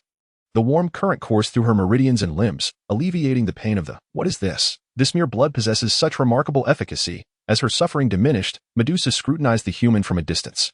Though he was among the more distinguished of his kind, he was still merely a great fighter. Shaking her massive serpent head, Medusa felt perplexed. However, with Xiao Fan's blood aiding her, her chances of overcoming this trial increased significantly. Thus, Xiao Fan continued to supply his blood to Medusa, fearing he might faint from blood loss. He also took a nourishing herb from his storage ring, consuming it hastily. Once more, Xiao Fan formed his blood into a sphere, cloaked it with fighting spirit, and tossed it towards Medusa, declaring, "With this, you should be able to weather this trial." Medusa swallowed the blood, glancing at the pale-faced man not far away, her eyes betraying a complex mix of emotions. With the help of Xiao Fan's blood, she had every opportunity to escape this grip. However, contemplating the man's previous offense, she found it hard to approach him for assistance. Instead, she turned her gaze towards the blue lotus earth heart fire, her massive tongue flicking out as she lunged once more. This time, with the protection of Xiao Fan's blood, the no longer seemed as fearsome, and as Medusa consumed it, the previously clear skies became shrouded in dark clouds. "Oh no, the tribulation is coming," Xiao Fan shouted, sprinting towards the edge of the island. Aware of the immense power of the impending lightning tribulation, he had done all he could to assist Medusa. And now he needed to consider the imminent struggle for the blue lotus earth heart fire. If he succumbed to blood loss, he would not only forfeit the fire, but might also be torn apart by the enraged serpent people. The heavens roared with thunder, halting the battles outside the sacred city, as everyone gathered outside the temple. Within the temple, a faint purple light enveloped it, preventing anyone from entering in a secluded corner. Xiao Yan watched the thunder above, nervously swallowing and stammering. "Teacher, what is that?" Yao Lao glanced at the thunderous sky, astonished, and replied, "I once read an ancient text that described how powerful magical beasts undergo tribulations when they evolve, and should they survive, their strength would receive tremendous enhancement that I never expected to witness this firsthand." Amidst the flashes of lightning and the blue flames of a colossal purple serpent loomed in the sky, struck repeatedly by bolts of lightning. Its beautiful scales torn and scattered, as Medusa's cries diminished. Her charred body fell motionless to the island's center, and the storm clouds above swiftly dissipated. "Failed?" Gu muttered, glancing at Medusa's vanishing form, seeking clarification from Yun. Something felt amiss, as Yun voiced her concerns. A terrifying aura erupted from the island, swiftly enveloping the entire sacred city. Has Her Majesty succeeded? The serpent people, sensing the familiar, overwhelming energy, erupted in joyous tears, directing their vengeful gazes towards Gu and his companions. To them, with their queen's successful advancement, none of the intruders would escape. They were all destined to be buried here, pushed back hundreds of meters by Medusa's immense aura. Gu turned to Yun, regretfully stating, "She has evolved successfully. We must leave at once." However, Yun shook her head, calmly insisting, "Not yet. Something is still off." As her words fell, Medusa's ethereal and powerful aura abruptly vanished, leaving the serpent people in bewilderment. Outside the temple, everyone exchanged puzzled glances, while Xiao Fan remained focused. The moment the lightning tribulation dissipated, the system's voice echoed in his ear. "Ding. Mission accomplished. Reward." Medusa's favorability increased. Hearing the system prompt, Xiao Fan chose not to check it immediately, for there were many eyes watching him. His primary goal remained the blue lotus earth heart fire. Xiao Fan hurriedly followed the narrow path towards the location of the blue lotus earth fire. The once vibrant bamboo forest around him had been reduced to charred earth under the ravages of thunder. After a relentless rush, he finally reached the center of the small island. The pebble-formed lake had vanished, replaced by a vast pit, within which lay the scorched body of Medusa. Approaching the edge of the pit, Xiao Fan paused and cautiously called out, "Your Majesty," gazing at the lifeless form of Medusa. He was about to step closer when her massive body suddenly exploded into a cloud of dust. From the remnants emerged a small purple snake, approximately 2 centimeters in length, floating in midair. Xiao Fan, intrigued, watched the tiny creature intently. Just as their eyes met, the snake vanished, only to reappear on his shoulder without him noticing that a chill ran down his spine. It had seemingly materialized out of thin air. Turning to observe the small serpent up close, he noticed its body was adorned with tiny, iridescent purple scales, and its light purple eyes glinted with an otherworldly glow. The scent emanating from it was faintly alluring. Sensing no malice in its gaze, Xiao Fan surmised that it might retain some fondness for him due to his earlier assistance to Medusa. Filled with excitement, he retrieved a jade vial from his space ring. Containing the native purple crystal essence he had obtained in the Beast Mountain range, he had long anticipated the opportunity to connect with the newly evolved snake. After all, who wouldn't desire a charming and powerful companion? Upon seeing the jade bottle, the little snake darted forward, burying its head into the vial and greedily drinking its contents. After consuming nearly half of it, the creature lifted its head, contentedly letting out a small, fragrant belch. Tentatively extending his hand, the snake coiled around his arm and settled down peacefully. Having tamed the little serpent, Xiao Fan descended into the pit, observing the ethereal blue lotus earth fire burning before him. With a satisfied nod, he murmured, "At last, I have found you."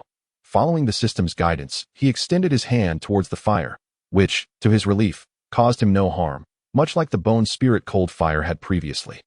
As his palm made contact with the blue lotus earth fire, it began to envelop him, gradually extending to cover his entire body. As he absorbed the fire, Xiao Fan felt a strange energy manifesting within him. The essence of the blue lotus earth fire forming inside. In no time, the fire's source was imprinted in his body, allowing him to harness its power much like he did with the bone spirit cold fire. As he collected the fire, he noticed his energy levels rising, swiftly surpassing the previous value of 573 to reach 690, indicating an elevation in his cultivation level. Ding! Task completed. Rewards: 5,000 source coins, 200 experience points, 300 fighting spirit points.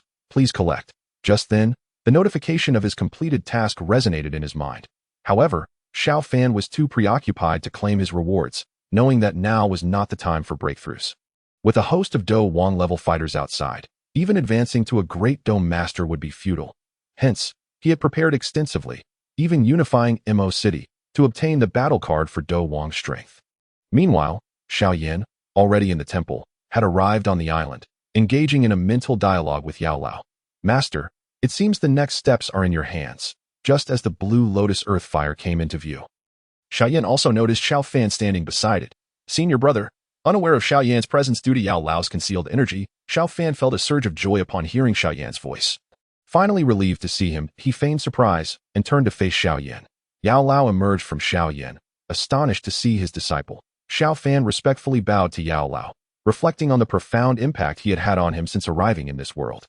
The initial feelings of despair and unease had been alleviated through Yao Lao's guidance, solidifying his role as Xiao Fan's true mentor. Gazing at Xiao Yan, Xiao Fan interrupted his thoughts, stating, "Master, junior brother, now is not the time for reminiscing. We must prioritize collecting the blue lotus earth fire. Right?" Upon hearing this, Xiao Yan recalled the urgency of their mission. He glanced helplessly at Yao Lao, realizing he lacked the knowledge to collect the fire. Observing Xiao Yan's expression, Xiao Fan teased, "Did I not inform you about the origin of the blue lotus earth fire? You brought the lotus seed, did you not?" Yao Lao interjected, "Indeed, Yenner, if you retrieve the lotus seed, it is the most natural and effective tool for collecting. As Xiao Yan placed the blue lotus earth fire back onto the lotus seed, Xiao Fan exhaled in relief. The protective barrier surrounding the temple had yet to dissipate, leaving the three of them to wait until it faded before making their exit. Just as their conversation began, Yao Lao's expression shifted abruptly as he announced, "The barrier is about to shatter." Xiao Fan and Xiao Yan exchanged glances and nodded. Yao Lao re-entered Xiao Yan's body, while Xiao Fan, without hesitation, activated a Dou Wang level battle card. His aura surged from a 6-star Dou master to a 6-star Dou Wang. Although Xiao Fan had previously mentioned his capabilities, seeing him reach Dou Wang level left Xiao Yan in awe. "Wow, senior brother, that's just too incredible." Xiao Fan chuckled and replied, And what of your current strength?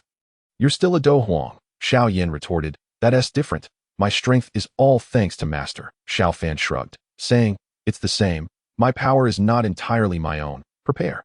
At that moment, Yao Lao's voice resonated in their minds.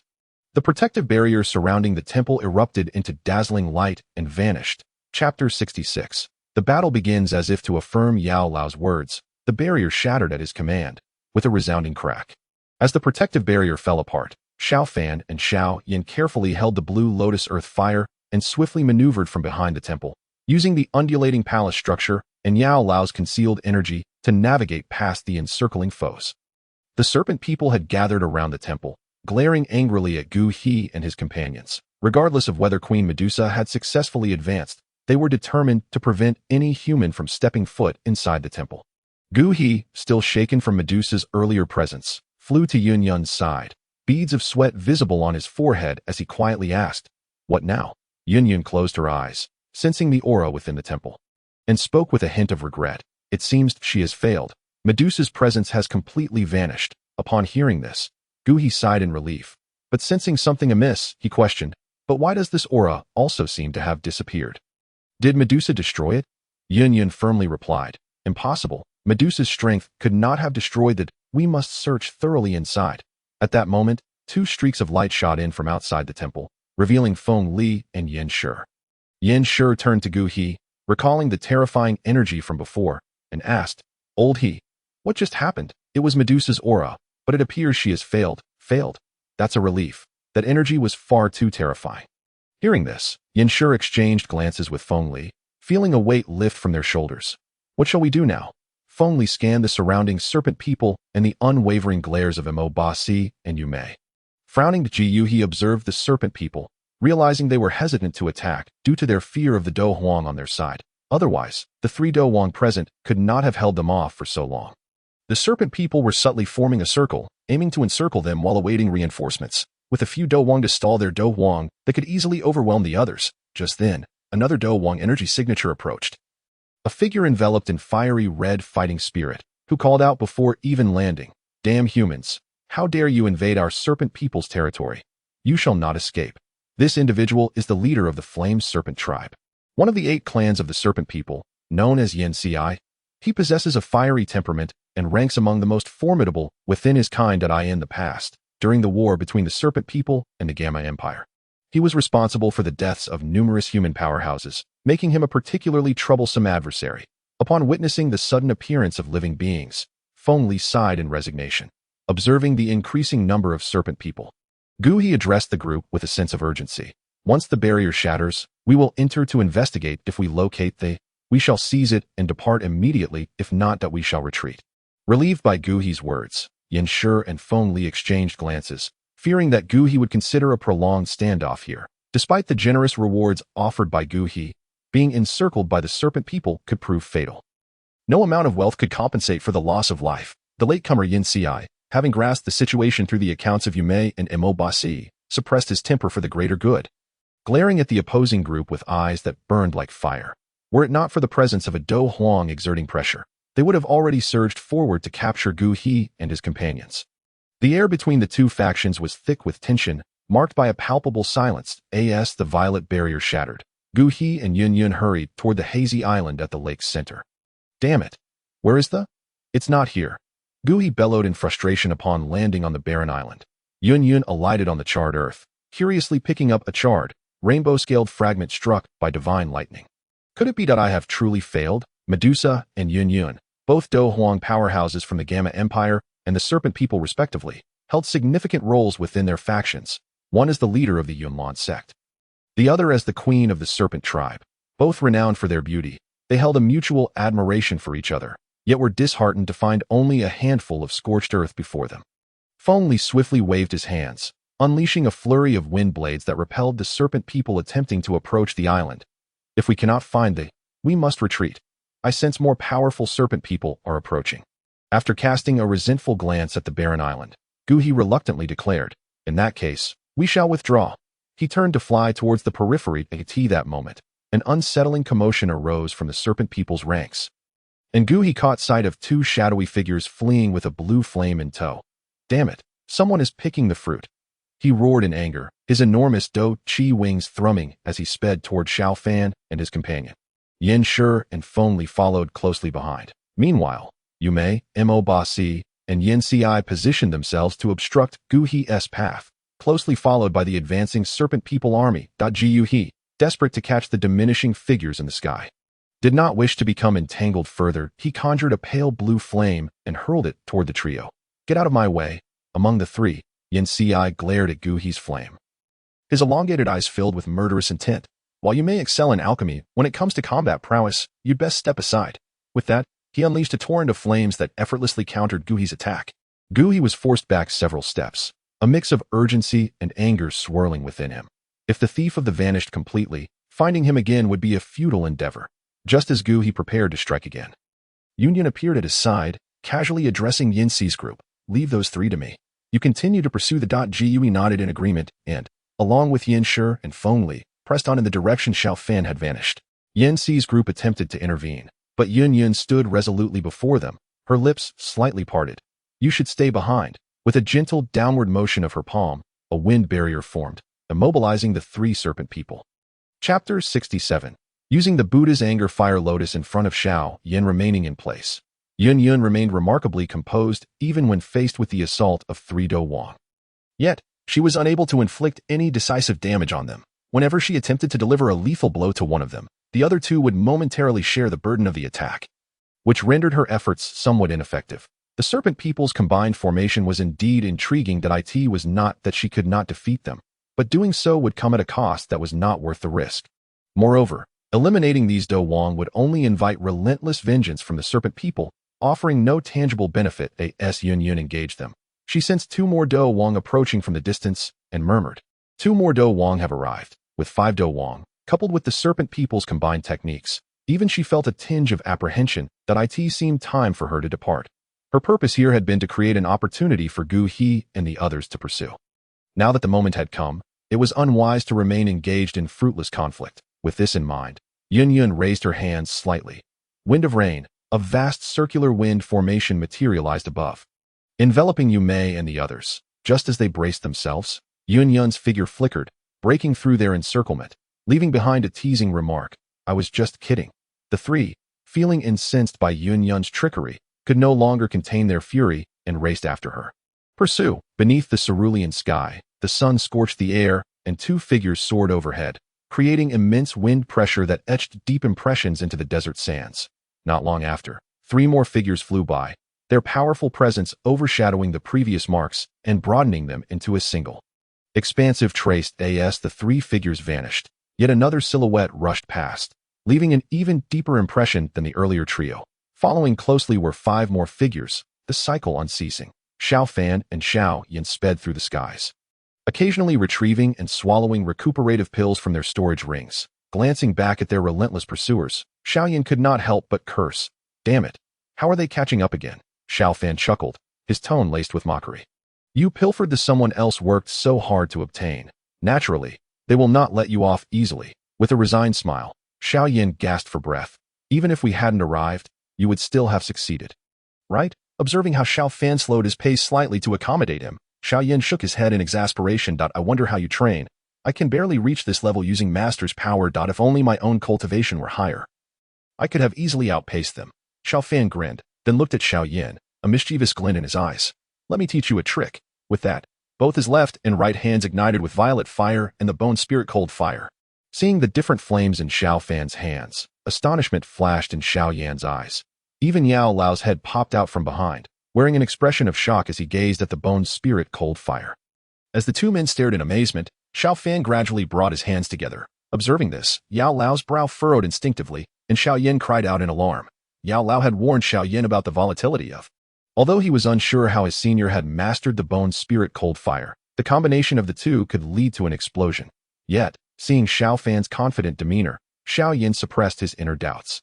Yao Lao also prepared to intervene, poised to rescue his reckless disciple should the situation turn dire. As their astonished gazes met, the violet and bone spirit cold fire in Xiao Fan's hands began to melt, the resulting aura shifting Xiao Yan's shock into admiration. That he murmured, "So, this is how it can be utilized." As Xiao Fan's fusion progressed, A purple-white lotus flower emerged before Yao Lao and Xiao Yan, exuding a terrifying presence that compelled Yao Lao to consider prying open his disciple's mind to understand the extraordinary tactics he had devised. Go, Buddha's anger fire lotus, with a resounding shout from Xiao Fan. The fire lotus he held surged towards the three figures behind him, radiant with lethal brilliance. Be careful. Sensing the deadly lotus approaching, Gu He and his companions felt a surge of alarm and collectively unleashed their defensive Dou Qi. Boom! The ensuing explosion birthed a mushroom cloud behind Xiao Fan and his companion, startling even Xiao Fan himself. After all, this was his first time unleashing such a formidable Buddha's anger fire lotus with the power of a Dou Wang. As the dust settled, the stunned expressions on Gu He and his companions' faces revealed their shock. Their pace slowed as they continued to pursue Xiao Fan and his companion, wary of the possibility that another lotus might be hurled their way. Good grief, that power is astounding, Xiao Fan exclaimed incredulously as he soared through the air. Turning his head, Xiao Yan and Yao Lao regarded Xiao Fan as though he were a monstrous being. As Gu He and his companions continued their pursuit, the light dimmed. Yun had arrived by their side and spoke. Let's split up. Behind us, there are powerful members of the Serpent Clan, already gathering 5 Dou Wang level fighters. They can fly swiftly across the desert. He hesitated for a moment, then said, I'll chase after the one ahead. You all split up and regroup once we're out of the desert. All right, we'll meet at Yin City after leaving Tagore Desert. The three of them exchanged glances, then parted ways, hastening towards the desert's edge. Just as they vanished from sight, 5 streaks of light swiftly arrived, marking the arrival of the pursuing Dou Wang from the Serpent Clan. You may observe the departing footprints in the sand, and, after a brief moment of sensing, turned to the others and asked, What should we do? I will continue to pursue the Dou Huang ahead with Yin Ci, while Mo Ba Si and the others will chase the remaining fleeing Dou Wang. A gray-robed Serpent Clan member, his face shadowed with age and lined with wrinkles, spoke gloomily. Despite his explosive temper, Yin Ci did not refute his words. Yin Lao, you and Yin Ci are no match for that Dou Wang. Mo Ba Si hesitated in response to Yin Lao's arrangement. Do not worry. We will not confront him head-on, but we will leave markers along the way, and when the others from the Southern Serpent arrive, we will regroup. Even if he is a Dou Huang, he will not have an easy time. Yin Lao's voice was somewhat hoarse. Very well. Yu Mei and another Serpent Clan warrior nodded, then set off in pursuit of Gu He and the others. Meanwhile, Yin Lao and Yin Ci exchanged a glance before heading in the direction of Yun. Let us go, Yin Ci, that I have fought against 3 Dou Huang from the Jaimar Empire before. Once we engage, I will be able to ascertain his identity. Even if he escapes, we will have the opportunity to reclaim our honor from his faction in the future. Chapter 68. Most fond of Yunji after Xiao Fan's Buddha's Fury Lotus had successfully shaken off the 3 Dou Wang pursuing him. Xiao Yan had scarcely relished his triumph before he sensed an approaching aura from behind. Damn it, that Dou Huang has caught up. Taking advantage of a moment in flight, Xiao Yan glanced backward, spotting a figure cloaked in black robes, and cursed under his breath as they drew nearer. Xiao Fan also turned to look, his gaze landing on Yun concealed within the black cloak. A flicker of longing passed through his eyes, and a smile involuntarily graced his lips. Not yet the time for nostalgia. 2 more Dou Wang from the Serpent Clan were still on their tails. We must fly a bit further to distance ourselves, Xiao Fan thought. He understood that shaking off the Serpent Clan's Dou Wang was nearly impossible. The desert was their domain, and they were far more familiar with it. After exchanging a word with Xiao Yan, Yao Lao took over Xiao Yan's body, significantly enhancing their speed. Yun, observing the sudden acceleration of the 2 ahead, couldn't help but be astonished. Their speed rivals that of some Dou Huang. She mused in response. Her figure also surged forward, swiftly soaring through the as she moved. She left behind fleeting shadows, giving the illusion that she remained in place. The multiple afterimages lingered for mere moments before vanishing into the air.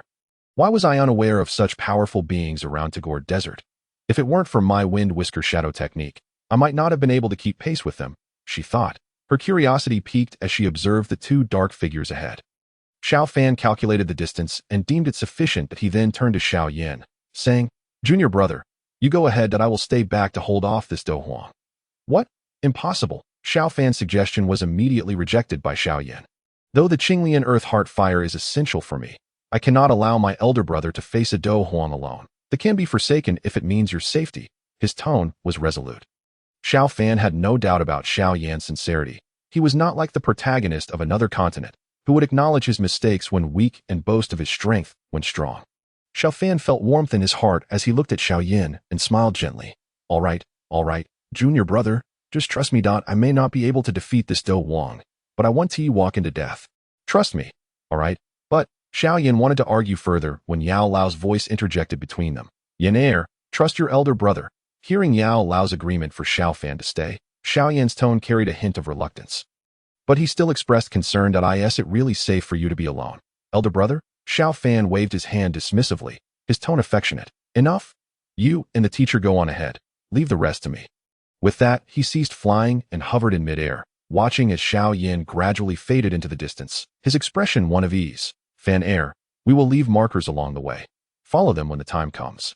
Xiao Fan nodded at the retreating figure of Xiao Yan, indicating he understood their words. Feeling the pressure from behind, he turned around, only to find Yun pursuing him closely. Dou Wang, I wonder how long you can delay.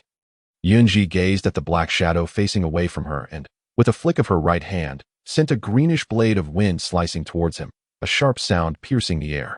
With his back to Yun, Xiao Fan had initially intended to turn around dramatically, hoping to charm her with his visage, but before he could, he felt a chilling sensation.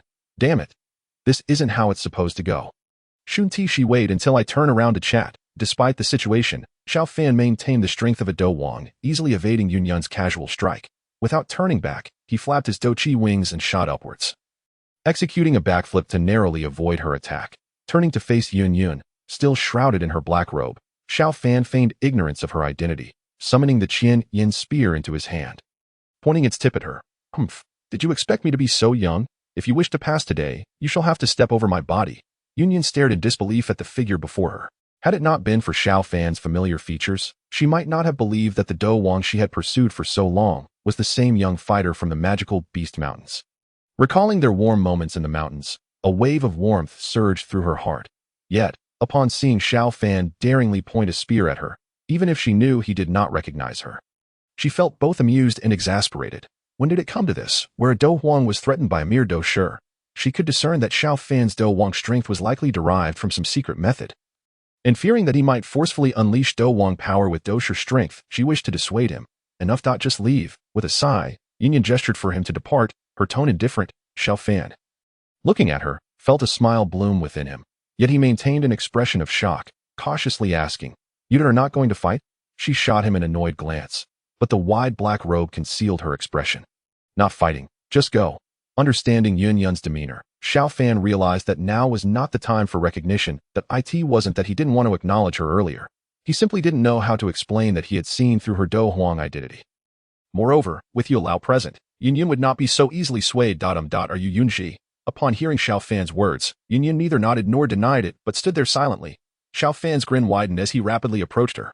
Expecting him to halt before her, he instead lunged forward, wrapping his arms around her. Yun shivered slightly, taken aback by his audacity. She contemplated pushing him away, but, seeing his lack of Dou Qi defense, worried about hurting him, she ultimately held back. Xiao Fan lifted the brim of her hood, gazing at her delicate face, pressing forward to kiss her softly, murmuring, I like Yunji the most. Whoosh, the slender sword that Yun had held slipped from her grasp and stabbed into the sandy ground below them. Chapter 69.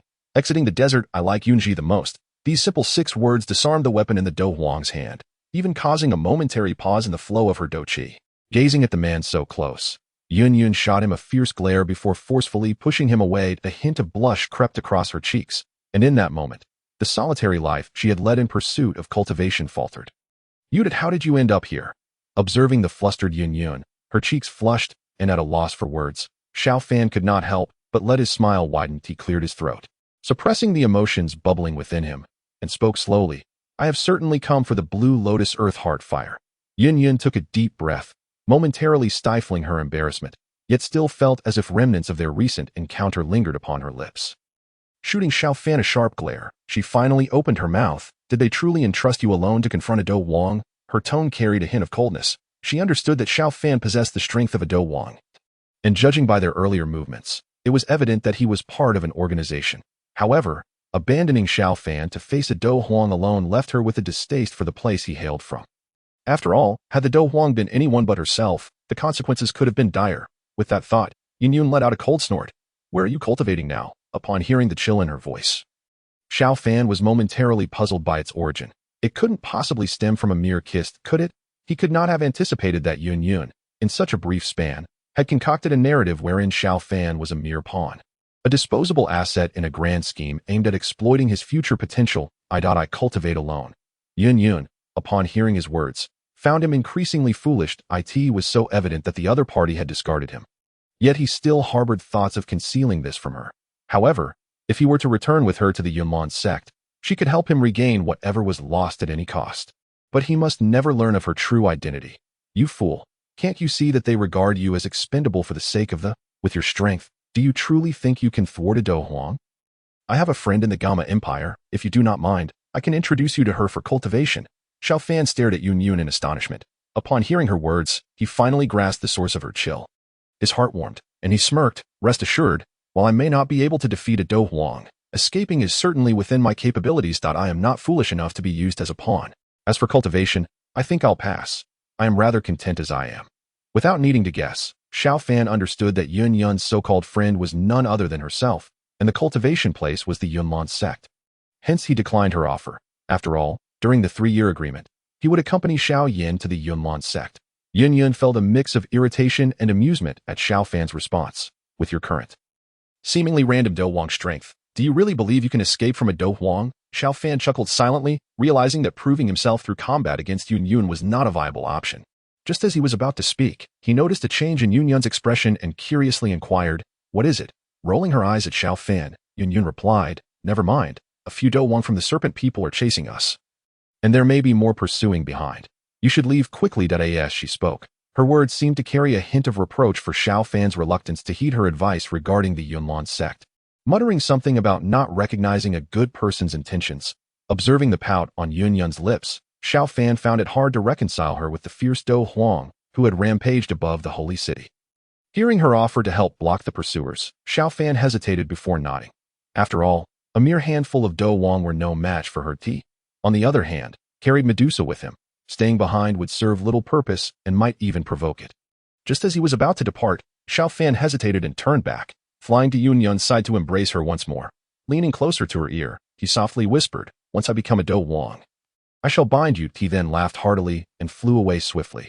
Watching Xiao Fan disappear into the distance, a smile crept onto Yun's lips, and a barely audible voice echoed around her. "Once you become a Dou Huang, is it? Soon." Sensing the approaching Dou Huang of the serpent people behind her, she retracted her smile, her aura growing increasingly cold and dignified, transforming her once again into the formidable Dou Huang. Not far from Yun, Xiao Fan felt the surge of battle erupt behind him. With a newfound respect for Yun's power, he did not turn back, gazing at the swirling winds of the heavens. He slowly extended his hand, allowing the breeze to pass through his fingertips. The first embrace with Yun had caught her off guard. If she wished to refuse the second, how could he ever draw near again? Following the trail left by Yao Lao and the others, Xiao Fan flew for a short while before hearing Xiao Yan's voice call out, "Senior brother, over here." Turning his head, he spotted Xiao Yan peeking from behind a small hill in the desert. Flying to Xiao Yan's side, Xiao Fan smiled and said, "You haven't left. We couldn't possibly leave you behind without seeing you return." Xiao Yan replied. "Teacher." Just before he could finish, Yao Lao playfully tapped Xiao Fan on the head. Chuckling and choosing to remain silent, Xiao Fan smiled and then addressed Yao Lao, "By the way, the Dou Huang of the serpent people behind us is currently engaged in battle with that Dou Huang. Effectively stalled that we should take this opportunity to leave. Excellent opportunity. Let us depart quickly." Xiao Yan chimed in. Yao Lao nodded, gazing at the two with a kind expression. The three then consulted their map, making their way toward a more secluded area as they hurried toward the desert's edge. It must be noted that after 2 hours, Xiao Fan's Dou Huang level power vanished, and his strength reverted to that of a 6-star Dou Shi. Ultimately, it was Yao Lao's infusion of power that enabled the trio to swiftly make their way toward the desert's fringe, cautiously evading numerous serpent people along the way. After a full day of flight, they finally spotted a green horizon emerging in the distance. We have finally arrived, after navigating through the oppressive desert for an entire day. The sense of confinement was indeed overwhelming. Entering the verdant mountains ahead, Xiao Fan found a cave halfway up a peak. He and Xiao Yan entered the cave and retrieved a large stone slab to shield the entrance. In the spacious cave, Xiao Fan and Xiao Yan sat on the ground as Yao Lao's figure emerged from the ring, floating in midair. Xiao Yan's gaze was fervent as he fixated on the blue lotus earth heart fire at the center. Excitement coursing through him. After a moment's hesitation, he looked toward Xiao Fan. Sensing Xiao Yan's gaze, Xiao Fan smiled gently. Why are you looking at me? Afraid I might seize your... No, Xiao Yan stammered, seemingly wanting to say more, but interrupted by Xiao Fan. Xiao Fan waved his hand, cutting off Xiao Yan's words, and then addressed Yao Lao and Xiao Yan. Teacher, junior brother, allow me to show you something. With a mysterious smile, he closed his eyes and began to channel the essence imprinted within him. Suddenly, a pure white flame ignited from Xiao Fan's right hand, drawing the attention of Yao Lao and Xiao Yan. This is the bone spirit cold fire, he declared. At this revelation, Yao Lao and Xiao Yan exchanged glances. So that was the aura they had sensed in the desert. Just as Xiao Yan and Yao Lao were absorbing the shock of this discovery, a blue flame erupted from Xiao Fan's left hand, dancing and swirling, mirroring the blue lotus earth heart fire in the center. This is... Even Yao Lao could not maintain his composure, staring in astonishment at Xiao Fan. Blue lotus earth heart fire, in an effort to determine its authenticity. Yao Lao's spiritual form hovered beside Xiao Fan's hand, scrutinizing the flame with a grave expression, comparing it meticulously to the blue lotus earth heart fire present. There are still subtle differences. Yao Lao, being the foremost alchemist in the continent, was astute enough to detect these nuances. As the flame in Xiao Fan's palm extinguished, he realized that having rushed from the desert, he relied on the recovery pill to restore his Dou Qi. Supporting the combustion of Tu was a significant drain on his Dou Qi, and even at the current 6-star Doshir level, sustaining it for too long was a challenge. Opening his eyes to look at Yao Lao, he softly inquired, Teacher, did you notice any differences? Yao Lao gazed at Xiao Fan with a complicated expression. The bone spirit cold fire in your hand, while similar to, I sensed some distinctions upon closer inspection. This fire, which I painstakingly subdued, nearly cost me my life. Yet since its subjugation, I have mastered its application to the point where it feels like a part of me. Over the years, it has become akin to my own arm. However, I can also sense a certain vitality within. Yes, vitality. Seeming at a loss for words, Yao Lao paused before continuing, though I can still perceive its inherent characteristics, such as its coldness and the unique ferocity of. It feels as lifeless as a stagnant pool. If I were to describe it, it would be as if it possesses no soul. Perhaps it is due to the profound bond one share with the bone spirit cold fire that I am able to discern such subtleties. For instance, the blue lotus heart fire in your hand eluded my recognition. I merely sensed a hint of peculiarity. Initially, I attributed this oddity to the unique characteristics of foreign flames. However, now that the true blue lotus heart fire is present, I can finally distinguish it. The foreign flames in your grasp, while possessing the traits and power of otherworldly fires, are akin to soulless marionettes. How did you acquire them? Although the foreign flames in his possession lack a soul, Master Yao is well aware that countless alchemists have perished in their quest to subdue such flames, turning to ashes in the process. Yet, the foreign flames wielded by my disciple bear none of these risks, which could unleash unimaginable calamities, a truth Master Yao understands all too well. To be honest, I am uncertain myself. Perhaps it is a matter of my constitution. Xiao Fan still refrained from revealing the whole truth to Master Yao, attributing it instead to his own physical attributes. After parting ways with my teacher, I began to notice gradual changes within myself, leading to the emergence of the bone spirit cold fire, which I have been able to wield ever since. Eventually, I encountered the existence of beast fire. Suddenly, another flame manifested from Xiao Fan's hand. This was the purple fire he had previously showcased to Master Yu and Xiao Yan in the desert. 3 distinct flames. Xiao Yan stood beside him, utterly astonished, feeling somewhat breathless from the overwhelming display. Ignoring Xiao Yan, Xiao Fan continued. Later, I suspected it might be something you had overlooked, related to my constitution. Subsequently, I learned of the existence of the blue lotus heart fire in the Tagore desert and sought opportunities to make contact with it. As he spoke, Xiao Fan slowly extended his hand toward the blue lotus heart fire resting on the lotus pedestal. Senior brother, at this moment, Xiao Fan displayed no protective measures, directly thrusting his hand into the blue lotus heart fire, leaving Xiao Yan in a state of shock. Even Master Yao, though prepared, could not comprehend the scene unfolding before him. The blue lotus heart fire burned through Xiao Fan's arm, extending towards his body. In a state of astonishment, Xiao Fan gradually transformed into a blazing figure. Goodness, senior brother, are you all right? Xiao Yan trembled as he gazed at the fireman before him, unsure of what to say. Master Yao's eyes were filled with disbelief, questioning the breadth of his own knowledge amassed over the years. Curious to ascertain whether this was indeed the blue lotus heart fire, Xiao Yan hesitated, but upon sensing a sudden change, he withdrew his hand in trepidation. Xiao Fan then returned the blue lotus heart fire to its pedestal and turned to Master Yao, shrugging his shoulders. And just like that, I discovered I could wield the blue Lotus heart fire. Master Yao's gaze shifted from shock to astonishment, then to confusion, ultimately culminating in a frenzied state. Despite his extensive experience navigating the Duki continent, he had never encountered a situation quite like Xiao Fan's. Taking a deep breath, Master Yao suppressed his tumultuous emotions, looking at Xiao Fan with a complex expression. Regardless, remember this, Fanner, never disclose the nature of your constitution to another soul. Chapter 71. Xiao Yan absorbs foreign flames. Yes, I understand, Master. Besides you, no one else is aware. Master Yao cast another glance at Xiao Fan, tempering his emotions before continuing. Your constitution is unlike anything I have ever encountered. However, as long as it poses no detriment to you, that is sufficient. Moreover, it suggests that your chances of subduing foreign flames are virtually guaranteed. Upon hearing Master Yao's words, Xiao Fan responded, "TSK, Master, you must have faith in your junior brother. I can do it." He nodded at Xiao Yan, who was still reeling from the earlier revelations. Xiao Fan then addressed both of them. Now, the most crucial matter is not my situation, but rather yours, junior brother. Have you forgotten your purpose? At this, Xiao Yan regained his focus, glanced at the blue Lotus heart fire in the Lotus pedestal, inhaled deeply, then sat cross-legged on the ground to recover his strength. Xiao Fan followed suit, also adopting a meditative position to recuperate from the exertion of their recent desert journey. Master Yao hovered in the cave, observing his two disciples in a state of astonishment, still grappling with the earlier revelations. Due to his unique constitution, Xiao Fan quickly returned to peak condition.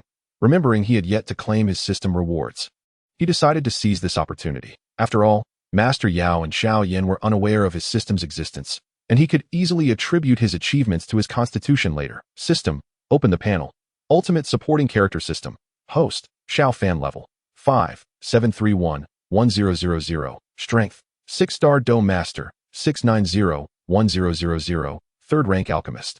300, 1000. Source coins. 0 Cultivation method. Radiant Sun technique, Dou technique. Low-level profound stage absorption technique, mastered. High-level profound stage 8 extremes collapse, mastered. Low-level profound stage dragon step, major achievement. Low-level earth stage crane shadow, mastered. Items, Canaan Academy enrollment invitation, shadowless mask, 1000 flame spear, pure soul experience, pinning absorption, Dou master level speed card. Dou King level power strike, Dou spirit level speed card. Main quest, obtain the blue Lotus heart fire, quest reward. 5,000 source coins, 200 experience points, 300 Dou Chi completed. Upon viewing his completed quest, Xiao Fan chose to claim the reward. As he did so, he felt the Dou Chi within him begin to rise gradually. Outside, a massive funnel began to form around him, drawing in the elemental particles from the air. Filling him from above, he remained entirely unaware of these developments. In the external world, Xiao Yan, having restored most of his energy, opened his eyes, curious about the spectacle unfolding before him, and inquired of Master Yao. "Master, what is senior brother doing?" Master Yao's lips twitched. Who could say what was happening with his disciple? He must be breaking through. Xiao Yan sensed Xiao Fan's aura intensifying, ascending from 6-star Dou Master to 7-star. Then mid 7-star, peak 7-star to 8-star Dou Master. Turning to Master Yao, he asked, "Is he breaking through?" Master Yao turned to Xiao Yan, and they exchanged incredulous glances. Then, he delivered a sharp smack to Xiao Yan's head. "Can't you see your senior brother is breaking through? Keep it down." Each of the last few words punctuated with a slap to Xiao Yan's head. Xiao Fan's aura continued to rise until it reached the pinnacle of 9-star Dou Master, where it finally ceased. Why were they so calm, you ask? Because they had become numb to the spectacle. Xiao Fan, feeling the surge of Dou Chi within him, sighed in disappointment. If only I had 10 more Dou Chi points, I would break through to Dou Master. Currently, with the system's reward of 300 Dou Chi, his strength surged from 690 to 990. Upon reaching 1000, he would achieve the title of Dou Master. Additionally, the system had just rewarded him with 200 experience points, bringing his total experience to 931, tantalizingly close to a breakthrough. Coupled with the 5,000 source coins he had just acquired and the blue Lotus heart fire he had obtained, Xiao Fan felt elated. Upon opening his eyes, he was met with the sight of Master Yu and Xiao Yan, both hovering in front of him, staring in disbelief. Master, what's wrong with you both? Nothing much, but you just reached 9-star Dou Master. Hearing Master Yao's words, Xiao Fan sighed. Yeah, just a bit shy of Dou Master, alas. Master Yao, but Xiao Yan. They exchanged glances, choosing to ignore Xiao Yan. With Master Yao's guidance, Xiao Yan had toiled tirelessly outside. Yet he had barely reached 2-star Dome Master. Meanwhile, Xiao Fan had effortlessly leaped from 6-star Dome Master to 9-star. Even on the verge of breaking through to Dome Master, it was no wonder Xiao Yan felt disheartened. Rubbing his nose, Xiao Fan sheepishly scratched his head, aware of his unique situation and choosing not to provoke them further. He then regarded them, saying, "Well, my circumstances are different from yours. But you, junior brother, have you forgotten what you need to do?" With the mention of business, Xiao Yan snapped to attention, rising to face the blue lotus heart fire in the cave. He licked his lips and turned to Master Yao, asking, "Master, what should I do?" Master Yao shook his head, pushing aside thoughts of Xiao Fan's constitution. Neither of his disciples made things easy for him. Looking at Xiao Yan, he spoke solemnly. Every type of foreign flame contains a source seed within its essence. Once you are truly prepared, consume the elixir we prepared earlier. Afterward, you must seize the opportunity to extract the source seed and swallow it to refine within you.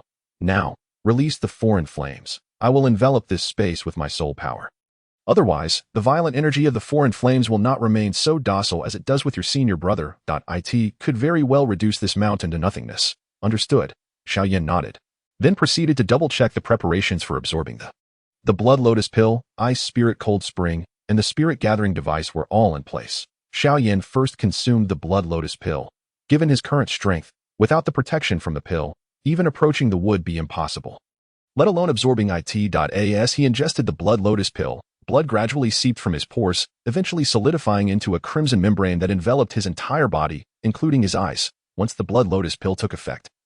The spirit energy of the medicine elder enveloped the entire cave, officially commencing the plan to absorb the freed from suppression. The surged violently, rapidly occupying most of the cave and casting a green hue throughout.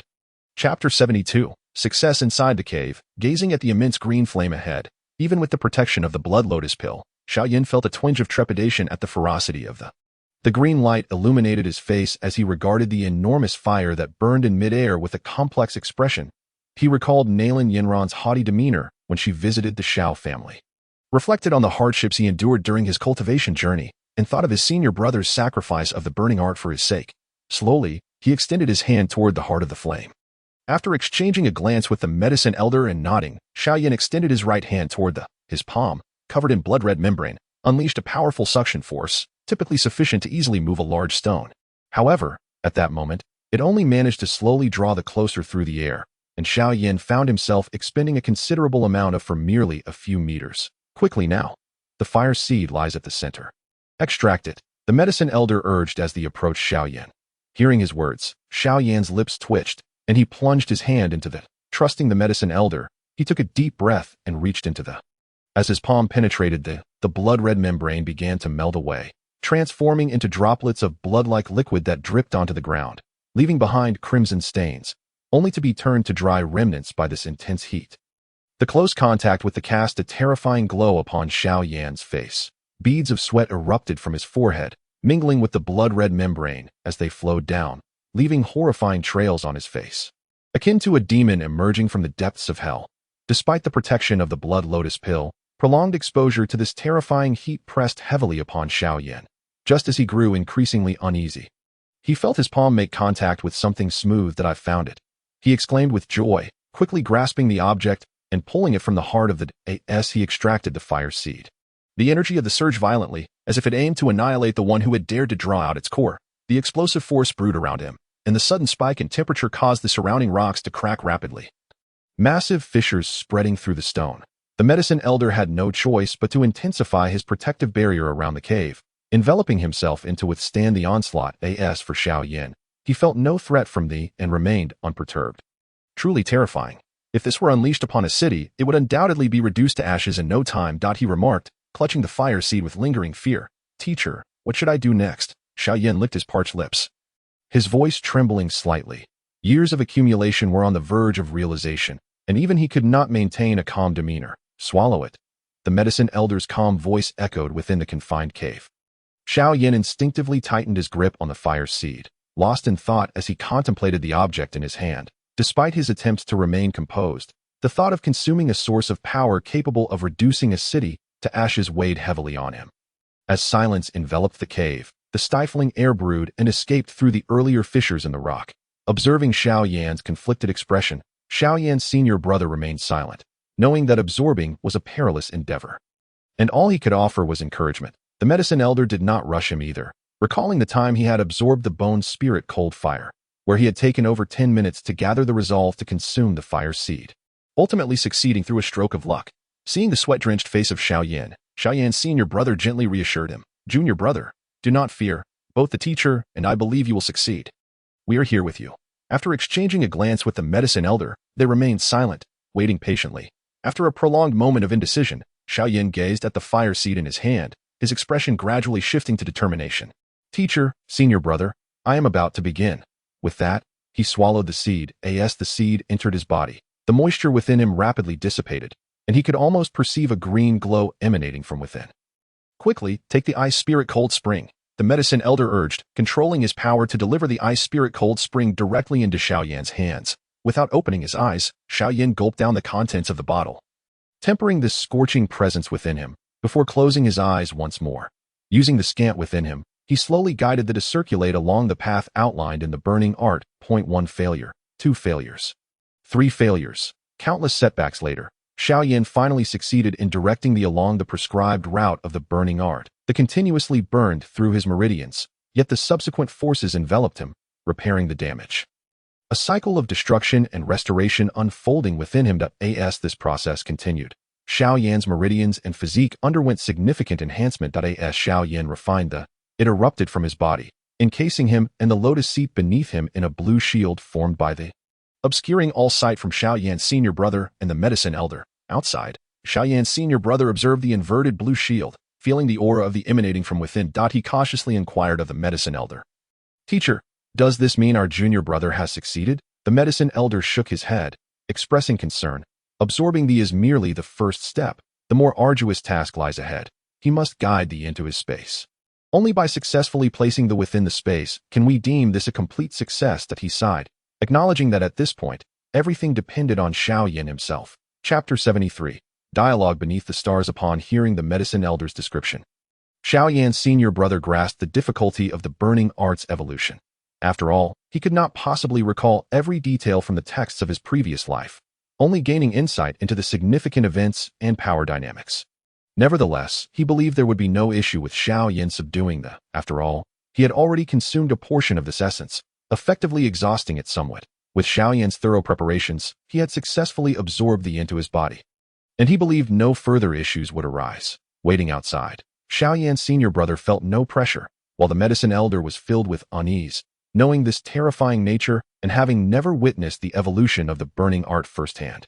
Though Xiao Yan's senior brother held confidence, he did not wish to voice it, opting instead to maintain a facade of concern as they waited in silence. Before long, after approximately half an hour, the inverted shield began to weaken, ultimately revealing its contents. Xiao Yan, bare-skinned and seated atop remained with his eyes closed, his aura turbulent, yet indicating he was not in a dire state at that moment. He had fully absorbed the into his body. Upon opening his eyes, Xiao Yan was greeted by the concerned gazes of the medicine elder and his senior brother, unable to contain his joy. He rose from the lotus seat, his face alight with excitement. Seeing Xiao Yan's exuberance, the medicine elder's anxieties finally abated. With a smirk, he pointed at Xiao Yan's bare body, teasingly inquiring, "Are you planning to speak to us while completely unclothed?" Xiao Yan. Only then did Xiao Yan realize the chill against his skin. Looking down, he hastily jumped back, fumbling through his spatial ring to retrieve clothing and hurriedly donning it. Ha! The laughter of the medicine elder and Xiao Yan's senior brother echoed in the cave at Xiao Yan's expense. Junior brother, how did it go? What about the? Xiao Yan's senior brother asked eagerly. With a smile, Xiao Yan stepped forward, extending his right hand and proclaiming loudly, "Manifest." With a cold shout from Xiao Yan, a blue flame emerged from his palm. Quietly burning in the air, the green glow illuminated the faces of the 3 individuals, revealing an indescribable joy on Xiao Yan's face, while the expression on Yao Lao's face was one of deep satisfaction. This disciple of his had endured countless hardships, and now he finally reaped the rewards. Observing Xiao Yan's childlike smile, Yao Lao felt a sense of contentment, but he was also reminded of Xiao Fan's formidable physique. Both of his disciples were certainly not to be underestimated. As Yao Lao watched Xiao Yan playfully manipulate the blue lotus heart fire, he coughed lightly to draw Xiao Yan's attention back before speaking. Otherwise, Yao Lao had no doubt, that even if he allowed Xiao Yan to play with the strange fire all night, he would not grow weary. He resembled a child who had just acquired a cherished toy. Have you attempted to evolve the burning technique using the blue lotus heart fire? Yao Lao inquired. His voice tinged with a slight tremor. After all, this technique was fundamental for reconstructing his body in the future and served as the foundation for Xiao Yan's future cultivation. Although the origins of the burning technique were profound, no one had witnessed it firsthand, making it difficult for even Yao Lao to conceal his excitement at this moment. Upon hearing Yao Lao's words, Xiao Yan smiled broadly. Master, I succeeded. It has been proven that the burning technique can indeed evolve. As he spoke, Xiao Yan began circulating his fighting spirit. Moreover, my strength has surged from a 2-star Dome Master to a 4-star Dome Master. Upon hearing Xiao Yan's declaration, Yao Lao observed the circulation of his fighting spirit while expressing his curiosity. 4-star Dome Master? I have not heard that the burning technique possesses an ability to aid in advancement. While the burning technique was indeed extraordinary, the benefits it provided were subtle and would only manifest through future cultivation. There was no sudden enhancement that could facilitate progress, which puzzled Yao Lao. From the speed at which your fighting spirit circulates now, it seems that the level of your technique has risen to the low tier of the mysterious stage. Low tier of the mysterious stage? Xiao Yan nodded in satisfaction. The low tier of the mysterious stage was entirely sufficient to accommodate his current cultivation speed that in future battles, he would no longer have to meticulously ration every ounce of fighting spirit as he had done before. Everything was developing in the direction he had hoped for.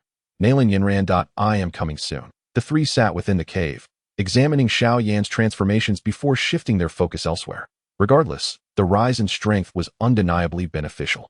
Xiao Yan then inquired about Xiao Fan's recent cultivation progress, to which Xiao Fan shared some inconsequential details, such as his training in the Monster Beast Mountains. He learned that during their time in Qingshan Town, Xiao Yan and Yao Lao had crossed paths with him, and he recalled the peculiar incidents involving strange fire, likely triggered by their encounter. Xiao Fan also mentioned Mo City, which was now firmly under the control of the Iron Cavalry Mercenary Corps. If any issues arose, one could seek Hanju in Mo City. After a long separation, the two brothers were delighted to reunite and planned to enjoy themselves thoroughly. Under Yao Lao's watchful eye, they, reminiscent of their days behind the Xiao family mountain, retracted their fighting spirit and engaged in a fierce spar, relishing the sensation of flesh meeting flesh. Although Xiao Yan's body had significantly improved after undergoing training with the strange fire, it still paled in comparison to Xiao Fan's chaotic flame physique. After enduring countless rounds of blows, Xiao Yan ultimately succumbed, collapsing to the ground and gazing up at the night sky. Yao Lao, observing from the sidelines, refrained from interrupting them. Xiao Yan's arduous training had long been a burden on his spirit, and while he understood the importance of guidance in preventing missteps, the prolonged suppression of emotions was inherently detrimental to his well-being. Xiao Fan, though not training alongside him, had demonstrated sincere respect for Yao Lao, who recognized that their sparring was merely a means for them to vent their pent-up frustrations. Xiao Yan stared at the stars above. He softly asked Xiao Fan, "Brother, will you leave us again to continue your training?" Xiao Fan sighed lightly, extending his hand toward the sky as if trying to grasp something. Do not worry. During the 3-year agreement, I will certainly be there to support you at Yulan's sect. Chapter 74. Fusion of the origin of strange fire on the edge of the Tagore Desert in an unnamed mountain range. Xiao Fan stored away the accompanying purple crystal source file and gently tapped the colorful little snake before him with his index finger. 3 days had passed since parting ways with Yao Lao and the others. They had exited Tagore in haste to evade the powerful serpent race, with Xiao Yan and Yao Lao returning to Stone Desert City, while Xiao Fan chose not to accompany them. After all, the 3-year agreement was not far off, and they would meet again in the imperial capital. Xiao Yan and the others said nothing, for this brother of his had always been enigmatic. After their separation, Xiao Fan made his way toward Mo City, knowing it would be convenient to depart for the imperial capital from there.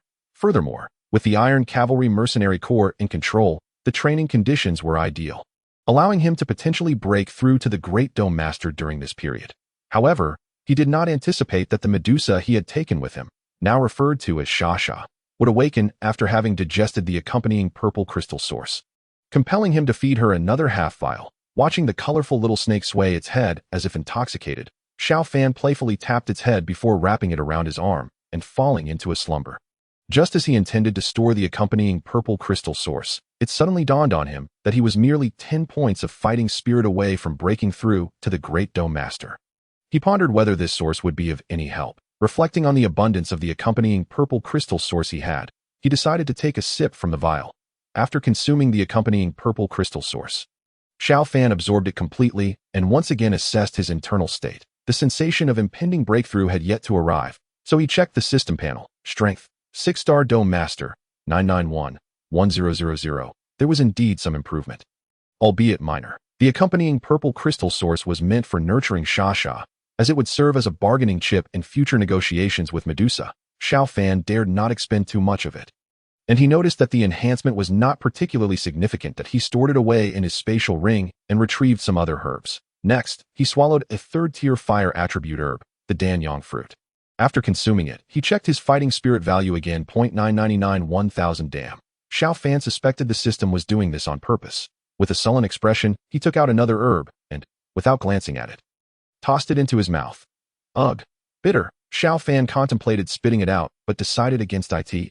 As long as I can break through to Great Dome Master, I can endure it. Checking the progress once more, it remained at 999-1000. System. Why is it that after reaching 999, my fighting spirit value does not increase even after consuming another herb? Ding. Detected that the host has ingested poison. The system has absorbed it. No need for thanks. Damn, stupid system. Not only am I not the protagonist, but you even absorb my herbs. Ding. Detected that the host meets the conditions for advancement to Great Dome Master. Would you like to advance? System Daddy, I love you. Yes, advance. As Xiao Fan confirmed his choice, his strength gradually increased from the pinnacle of 9-star Dome Master to the threshold of Great Dome Master. When he initially broke through to Dome Master, the fighting spirit within his cyclone had begun to condense into liquid form. Breaking through to Great Dome Master required transforming this liquid fighting spirit into a unique energy source for Great Dome Masters, Dou Crystal. In the eyes of true powerhouses, only those possessing a Dou Crystal could be considered to have truly entered the realm of cultivation. With the presence of the system, the liquid fighting spirit within Xiao Fan's cyclone effortlessly accumulated and compressed, ultimately forming a solid diamond-like crystal. This was the source of fighting spirit for Great Dome Masters, the Dou Crystal. Ordinary individuals faced immense challenges during their breakthrough, needing vast amounts of fighting spirit to crash against the barriers of Great Dome Master, while also requiring their spiritual strength to compress and solidify their liquid fighting spirit. Only with the formation of the Dou Crystal could they withstand the tidal forces generated by energy flow, signifying a true breakthrough to Great Dome Master. Countless cultivators had perished in this process. Yet Xiao Fan bypassed all these steps, showcasing the extraordinary nature of the system's data-driven capabilities. Strength, 1-star Great Dome Master, 100-1000. Upon reviewing his panel, Xiao Fan found his strength firmly established at the 1-star Great Dome Master level. Exiting the system, he circulated his fighting spirit, and a suit of fighting spirit armor began to materialize around his body. The once ethereal fighting spirit garment had transformed into tangible fighting spirit armor, providing a completely different experience in terms of power enhancement. Ding. Detected that the host has advanced to Great Dome Master. Initiating soul tempering. The system's voice echoed. The familiar sensation of pain flooded Xiao Fan's mind once more. With each elevation of his profound realm, the soul power left behind by the venerable Yao Lao would be enhanced by the system, enriching his knowledge reservoir and augmenting the intensity of his soul strength. Despite having experienced this before, Xiao Fan found the agonizing pain inflicted upon his soul to be excruciatingly unbearable. His hand gripped the ground, veins bulging, his entire frame stooping low, convulsing incessantly. That it felt as if a century had passed before the torment in his mind subsided. Coming to his senses, he lay on the ground, gasping for breath. System, is this pain unavoidable? Ding. Indeed, it is an inescapable aspect of enhancing soul power, as it directly strikes at the essence of the host's soul. Ding. Detection indicates that the host has ascended to the great fighter level, merging with the origin of them. Just as Xiao Fan regained his composure, the system's voice pulled him back to reality. The fusion with the origin, as the voice resonated, he perceived himself as an observer, watching his own body from an external perspective. Within his veins and bones, myriad luminous specks emerged, white, purple, and azure, scattered throughout his being. Is this bone spirit cold fire, purple fire, and Qinglian earth fire? Recognizing the familiar aura, Xiao Fan exclaimed in astonishment, "Is this the origin residing within me?" As his gaze swept across, he noticed the luminous dots gradually converging towards his dantian, coalescing into a larger form before continuing their journey. Once all the dots reached his dantian, they transformed into a black flame, seemingly ablaze. In the next moment, Xiao Fan's vision returned to normal, and he hastily inspected the changes within his body. Chapter 75. The Soul Hall's Strongman. Flee. Xiao Fan's first instinct was to examine the black flame in his dantian system. What is this? This is the companion seed of the chaotic flame body. Awakening only after the host reaches the great fighter level, known as the chaotic fire. Chaotic fire? Is it formidable? The chaotic fire is the very first flame born between heaven and earth, capable of incinerating all things. Serving as the origin of all fires, known to subjugate all flames beneath chaos. Subjugate all flames beneath chaos. It sounds quite impressive. Chaotic fire, manifest. With a mere thought, the inky flame appeared in the palm of Xiao Fan's hand. Is this the chaotic fire that commands all flames? As he examined the flame, he realized it was purely black, seemingly unremarkable. Tossing it into the shadows rendered it invisible, devoid of any intimidating presence. Staring at the burning black flame in his palm, Xiao Fan pondered to test its capabilities. He directed a wisp of his consciousness to manipulate a flicker of flame, sending it towards a large tree not far ahead. Contrary to his expectations, there was no earth-shattering explosion or even a ripple. Had he not launched it himself, he might not have sensed any energy fluctuations. Before him, the massive tree embraced by two people gradually vanished under the burning black flame. All in silence, without a trace of energy change, astonished, he gazed at the flame in his hand. Is this the chaotic fire? A lethal weapon indeed. If I were to become an assassin, would I not be invincible? Ding! Detection indicates that the host has ascended to the great fighter level, granting a gift package. High-grade profound technique, flame manipulation technique. Well, a moderately sized gift package, a high-grade fire technique is quite acceptable for me. As Xiao Fan reveled in his gains, the system's voice echoed in his mind, sending a chill down his spine. Ding! A new task has been triggered. Survive the pursuit of a Soul Hall strongman. Task reward: 5,000 source coins. Dou Po 100. The sudden system notification plunged Xiao Fan into despair. System, what do you mean by a Soul Hall strongman? He gazed fearfully around, but aside from the tranquil mountains, he found no traces of danger. Just then, he spotted a distant ethereal figure rushing toward him. Having encountered Yao Lao before, Xiao Fan immediately recognized it as a pure soul entity, and he could even see the terror etched upon its face. His back prickled with fear. Upon seeing this soul entity, he understood the gravity of the situation. Clearly, a Soul Hall strongman was in pursuit, and he happened to be caught in its path. Previously, in his quest to draw out a Dou Wang level battle force, he had retained a Dou Ling level speed card and a Great Fighter level speed card. Without hesitation, upon seeing the soul entity, Xiao Fan activated the Dou Ling level speed card, not even glancing back at the soul entity's pursuer. Buzz! The purple cloud wings unfurled behind him, unleashing an instantaneous burst of Dou Ling level speed, leaving the soul entity bewildered that it had not anticipated encountering a great fighter during its flight. The moment it saw Xiao Fan, it had hoped to utilize him to momentarily obstruct the terrifying presence behind. However, before it could even speak, Xiao Fan had already surged forth with astonishing speed that a flicker of determination crossed the soul entity's eyes. Realizing it had no other choice, it continued to race like a headless fly. Knowing that the horror behind would soon catch up, it felt like a cat toying with a mouse, waiting for the moment of exhaustion to strike. The figure ahead might be its only chance for survival, so it accelerated towards the direction Xiao Fan had fled. Damn it! How did I end up encountering a Soul Hall strongman here? Xiao Fan flew forward with all his might. Cautiously glancing back, he noticed the soul entity pursuing him relentlessly. Understanding its intent, he could only press on, hoping to evade the impending danger. In a flash, a bottle of chi replenishing pills appeared in his hand, and he hastily consumed a handful, feeling his energy surge as the purple cloud wings flapped vigorously, propelling him forward. He contemplated using a technique to slow down his pursuer, but dismissed the idea. His current Dou Chi was still adequate, and any technique he deployed would either be ineffective or deplete his energy further. A strategic loss. Damn, damn, damn. How is this fellow flying so swiftly? The soul entity could almost hear the chilling laughter and the unsettling sound of chains clashing behind it. Fear flashing in its eyes, flames ignited around it, boosting its speed further. Whiz! Xiao Fan soared towards the territory of the magical beasts, inciting their wrath. However, before they could react, he had already crossed into the domain of another beast. He hoped that the magical beasts of the mountain would delay the pursuer. Once the soul entity was captured by the Soul Hall strongman, it would have no reason to trouble a mere great fighter like him. Roar! Excellent! A purple-backed green-eyed wolf. Xiao Fan spotted the beast ahead, Praying that this Wolf King could deter the impending threat, he soared over the Wolf King, a fourth-tier creature that had yet to reach the Dou Po level. Unable to fly, caught off guard, it could only watch as Xiao Fan flew overhead, but upon sensing another entity approaching, it angrily snapped at the shadow above. Crack! With a failed bite, it was once again surpassed by the soul entity. In its rage, a black chain pierced through its skull, silencing its cries and scattering the fleeing wolf pack. Cackling. Chapter 76. The strongman of the Soul Hall. A swift figure darted across the sky, Xiao Fan. Fleeing with all his strength. That I can't continue like this. Running indefinitely. 1T shake off the soul entity. The speed card has a time limit, and my Dou Qi will deplete if this continues. Xiao Fan assessed his condition, his expression grim. Glancing back at the relentless soul entity, he steeled his gaze. Since you insist on pursuing me, I'm afraid it's time to fight back. He swallowed 2 chi-replenishing pills, waiting for their effects to take hold.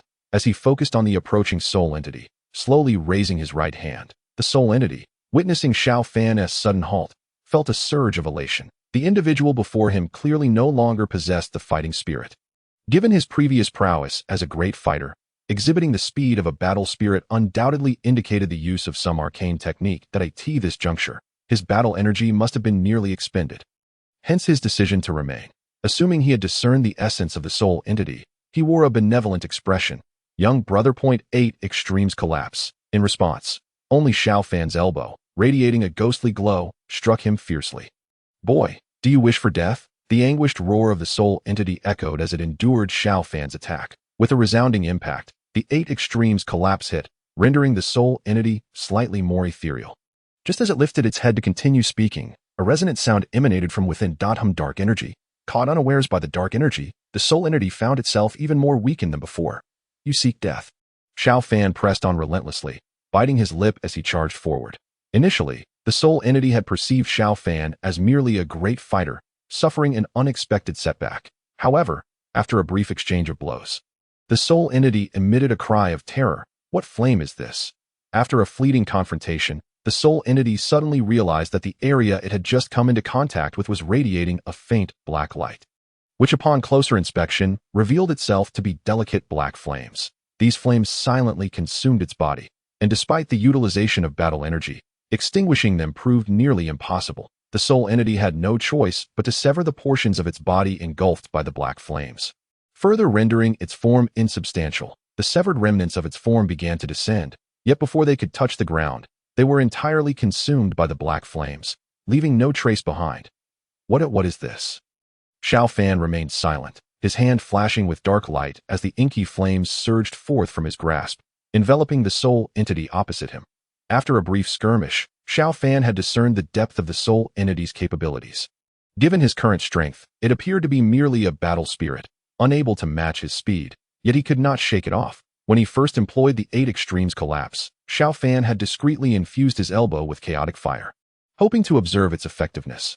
Unexpectedly, the results exceeded his expectations. The soul entity, having been singed by the chaotic fire, now sought to evade Xiao Fan's flames, oblivious to the limitations of his power. Although the chaotic fire appeared formidable, Xiao Fan's manipulation of it into a series of flames diminished its potency. If the soul entity were to retaliate at this moment, it could easily dispel the flames. Amidst the void, the dark flames danced in the sky, while the ethereal figure of the soul entity maneuvered, evading, its roars resonating as the flames enveloped it. The soul entity found its avenues for escape dwindling, ultimately becoming encased within the dark flames, rendering it immobile. Xiao Fan cautiously maintained control of the sphere engulfed in black flames, capable of intimidating the soul entity while ensuring its safety. After all, this was a task entrusted to him by another. If he were to destroy it, he might find himself held accountable. Xiao Fan was left with no choice but to make this decision. Should he delay further, his speed would falter, and his battle energy would be entirely depleted, leading to inevitable demise. Thus, he resolved to subdue the soul entity, hoping to barter for his own life. Quietly swallowing a recovery pill, Xiao Fan bowed respectfully towards the mountain range from whence he had come. The younger generation merely obstructed the path of the esteemed elder. This individual, pursued by the elder, must bear grave sins that I assist in subduing him, and I hope the elder will grant me mercy.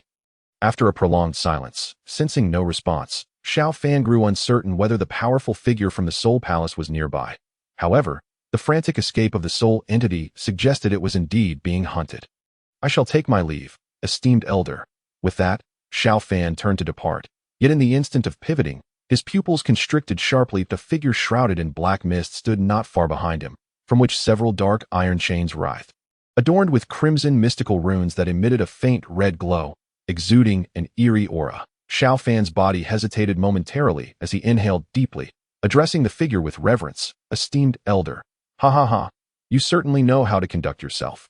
Came a shrill voice, akin to nails scraping across glass, sending beads of cold sweat cascading down Xiao Fan's spine. Seizing the opportunity amidst his bow, he discreetly assessed the Soul Palace's formidable presence before him. Though suspended in midair, he could still discern the subtle flutter of battle energy wings emerging from the black mist. Battle Emperor. As anticipated, a battle spirit-level soul entity likely possessed the might of a battle king in life, leading Xiao Fan to conjecture that this Soul Palace figure was at the Battle Emperor stage, though uncertain of the precise star rank. You jest, esteemed elder. This individual bears grave sins. I merely acted opportunistically. Please proceed to apprehend him. I shall take my leave. Wait. Without an inspection, how can I ascertain that he has not been damaged by you? The scraping sound echoed once more in Xiao Fan's ears. Compelled to remain rooted in place, he watched as the figure glided past him towards the location of the soul entity. With a hiss, the iron chains emerged from the black mist, akin to a sinuous serpent. Lunging towards the massive sphere enveloped in chaotic fire, swish, the feeble layer of flames was pierced effortlessly by the dark chains. Buzz, boom. Although the soul entity was encased in chaotic fire, it had been gathering strength for a counterattack. Upon sensing the onslaught of the dark chains, it was forced to retaliate, resulting in a violent clash accompanied by a thunderous roar. Boy, join in. Otherwise, once I am dealt with, he will turn his attention to you. The voice of the soul entity echoed in Xiao Fan's ears that a flicker of determination crossed Xiao Fan's gaze as he recalled a powerful strike from the Battle King level that he had yet to unleash. Quietly infusing it into his being, life Lotus, the voice of the soul entity resonated, unleashing a tremendous force towards the figure from the Soul Palace. Observing the back of the Soul Palace figure turned against him, Xiao Fan summoned forth the Thousand Flame Spear in an instant, unleashing the full might of his Battle King strength. Cloud Crane Shadow, Chapter 77. Blackhorn Domain Life Lotus. Cloud Crane Shadow, the combined might of Xiao Fan and the soul entity, surged forth.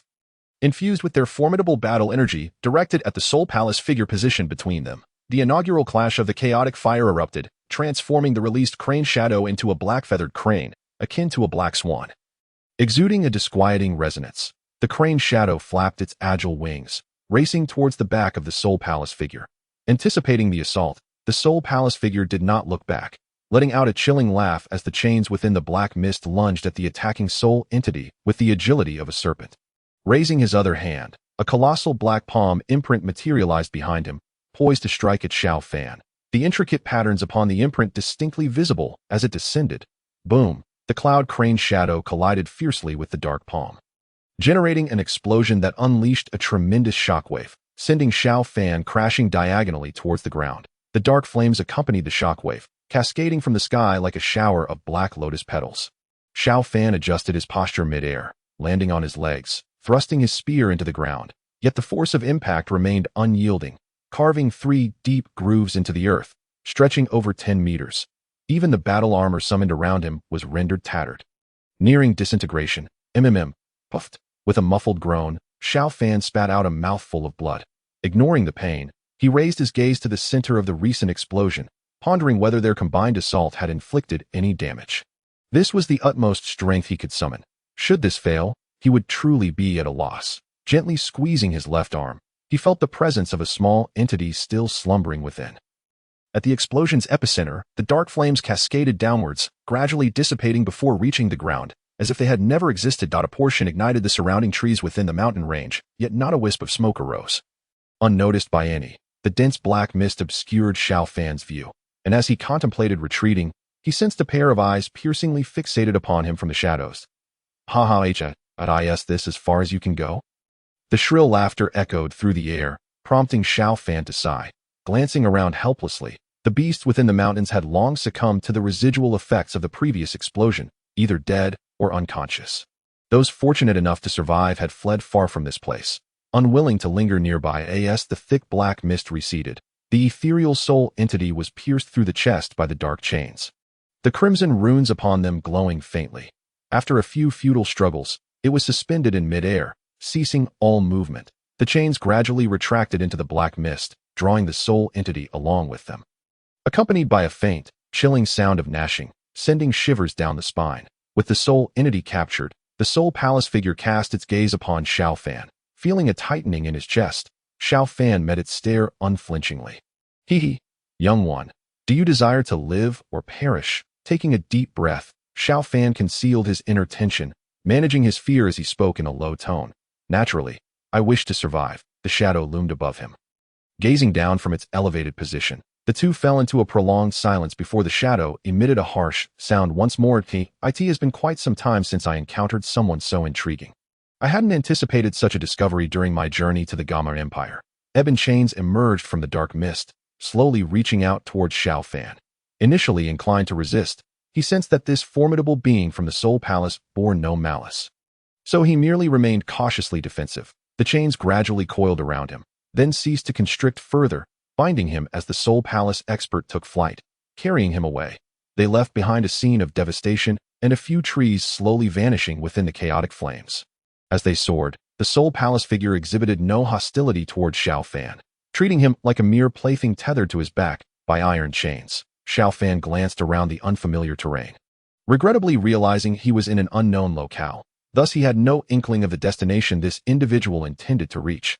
Not knowing how to address his elder, he hesitated and finally inquired, "May I know your name?" After flying for a while, Xiao Fan's injuries had nearly healed that he hesitantly asked, sensing the gaze from the dark mist, and noticed a fleeting moment of surprise emanating from the figure. "Oh, your wounds have healed rather rapidly. Your physique is quite peculiar if you were to encounter them. TSK, TSK, TSK. You may call me the Eagle Guardian." "The Eagle Guardian, you say?" Xiao Fan murmured the name, considering the mention of them. It seemed to refer to other powerful beings within the Soul Palace. From his words, it could be inferred that there were others who studied such bodies. This thought stirred a wave of unease within Xiao Fan. "Rest assured, since I, the Guardian, have brought you along, I shall not allow you to perish so swiftly." Hee. Another harsh laugh echoed at this moment. Xiao Fan sincerely hoped to encounter other Dou kings from the Gamma Empire or some formidable soul entities, as this would provide him a chance to escape amidst their battle. Gradually, Xiao Fan's initial wariness faded under the Soul Palace expert's coercion. This relaxation was not due to any lack of hostility, but rather a contemplation of the purpose behind his abduction. After all, as a mere great Dou master, it would be effortless for this being to eliminate him. There was no need to carry him as a burden, flying aimlessly today as he had stated, since he was taken along. It implied that his life was not at immediate risk. Xiao Fan could only silently accumulate his strength, and the urgent task of survival under the Soul Palace's grasp remained unfulfilled, indicating he was still in peril. Thus, adrift without a sense of direction, he followed the Eagle Guardian for over 10 days. Along the way, the Eagle Guardian sensed several soul fluctuations and captured them effortlessly, even ensnaring one with the strength of a Dou Wang, whose head was pierced by the chains and dragged into the dark mist. After about 10 days, they arrived at an unfamiliar place. Xiao Fan realized they were no longer within the Gamma Empire. Gazing at the vast black plains ahead, a sense of familiarity washed over him. "Hee, little one, welcome to hell, or as you may call it, the Black Corner Domain." Chapter 78. The black-hearted elder, though informed by the Eagle Guardian that they had arrived in the Black Corner Domain, Xiao Fan found it hard to fathom. This was entirely contrary to his plans. The 3-year appointment with Xiao Yan was fast approaching, and he needed to assist him at the Yunlan sect. At the very least, to dissociate Xiao Zhan's disappearance from the sect. After all, Xiao Yan believed Xiao Zhan had been captured by Yunlan, which led to the deadly feud between the Xiao family and Yunlan sect. Had it not been for his encounter with Yunji, Xiao Fan would not have hesitated to confront the Yunlan sect. However, now that he aimed to win over Yun, he could not afford to create tension between the two parties. Otherwise, should the Yunlan sect be annihilated, given Yun's nature, she would likely hide as she did in the original tale. Glancing at the dark chains at his waist, Xiao Fan shook his head in resignation. Encountering a formidable being from the Soul Palace was unexpected, and escaping was utterly out of the question. He could only ponder the intentions behind this individual's actions, since he had gone to such lengths to transport him from the Gamma Empire to the Black Corner Domain. It suggested that he would not kill him easily, indicating a temporary safety. He could only wait to see what this entity intended for him upon landing in the Black Corner Domain. Whether by good fortune or due to the Eagle Guardian's prowess, Xiao Fan did not encounter the legendary black storms of the Black Domain, nor any reckless beings seeking to provoke this individual. Although the Eagle Guardian did not openly display it, even Xiao Fan could sense that his aura was far less domineering here than it had been in the Gamma Empire, while not overly cautious. He refrained from recklessly antagonizing powerful foes. The Eagle Guardian continued to lead Xiao Fan, flying for 2 days across the Black Corner Domain, eventually halting in a dark mountain range. In midair, Xiao Fan gazed at the distant, pitch-black mountains, a wave of unease swelling within him. The once verdant forests, for some inexplicable reason, appeared dim and lifeless, as if shrouded by a layer of eerie light that enveloped the entire mountain range. Emanating a sinister aura, after staring for a while, realization struck him. Vitality. This mountain range was devoid of life. Forests are typically teeming with creatures, yet this area was hauntingly silent, devoid of even the smallest of beasts or birds. Xiao Fan even suspected that beneath the soil, the most common life forms, like earthworms, might not exist, as if this layer of eerie light had banished all semblance of life. While Xiao Fan scrutinized the mountains below, a figure abruptly appeared in the void, not far from the Soul Palace expert. Black-hearted elder, I've come again. The individual referred to as the Black-hearted elder by the Eagle Guardian donned a pitch-black robe, his countenance resembling that of a corpse, pale and lifeless, with eyes emitting a strange ghostly light, swirling like a vortex. Staring for too long could easily draw one in, Xiao Fan observed, and then, with clarity returning to his mind, he was startled to look at the elder across from him. Eagle Guardian, this one is rather interesting. He managed to break free from my soul absorption. Is he a new specimen for research? The black-hearted elder extended his withered arm, pointing at Xiao Fan, inquiring curiously with a hint of excitement in his tone. This one is not merely for your amusement. He may prove quite useful. So do not spoil him. The raspy voice of the Eagle Guardian interrupted the black-hearted elder's words. Enough talk. Let us proceed inside. My journey has been fruitful, he chuckled. Subsequently, the black-hearted elder and the Eagle Guardian led Xiao Fan into the dark mountains below. Upon entering the mountains, Xiao Fan felt the temperature plummet significantly, and he sensed no living presence around. The entire mountain range resembled a desolate realm. Before long, a massive fissure appeared on the ground before the Eagle Guardian and the black-hearted elder. Deep and ominous, Xiao Fan's gaze was irresistibly drawn to it. Realizing this was the territory of the black-hearted elder, the enormous crack, akin to a wound torn open by an earthquake, spanned dozens of meters in width. The deeper one ventured, the more extensive the space became. Xiao Fan even noticed some low-ranking cultivators present, most donned black clothing, their faces pale, likely from prolonged exposure to darkness. Upon seeing the black-hearted elder, they stood respectfully, bowing in deference. The black mist surrounding the Eagle Guardian had dissipated, yet he faced away from Xiao Fan, making it impossible for him to discern his true appearance. Amusingly, after being captured for over 10 days, it seemed to be the first time Xiao Fan had glimpsed the Eagle Guardian's true form. Following the Eagle Guardian, Xiao Fan advanced, observing the disciples around him, realizing this must be a subordinate sect of the Soul Palace within the Black Corner Domain. From the black-hearted elder's initial remarks, it appeared the Soul Palace was conducting inhumane experiments here, regularly capturing new specimens for research, leading the black-hearted elder to regard Xiao Fan as a potential subject. After traversing further underground for what felt like an eternity, Xiao Fan estimated they had descended at least 100 meters. It was hard to fathom that this sect thrived in the Black Corner Domain to such an extent. Yet, reflecting on the Soul Palace's strength, it seemed feasible for them to establish a sect in this remote area of Duki continent. As one descends further, the number of people surrounding diminishes, while their strength increasingly grows formidable. At the summit, Xiao Fan perceives that the disciples' power merely reaches the level of Dou Zhe and Dou Shi. However, as he delves deeper, he encounters a portion of Dou Shi and Dou Ling. Until he reaches this location, where even those of Dou Ling's strength have vanished, it is only natural that powerful beings cannot remain exposed at all times.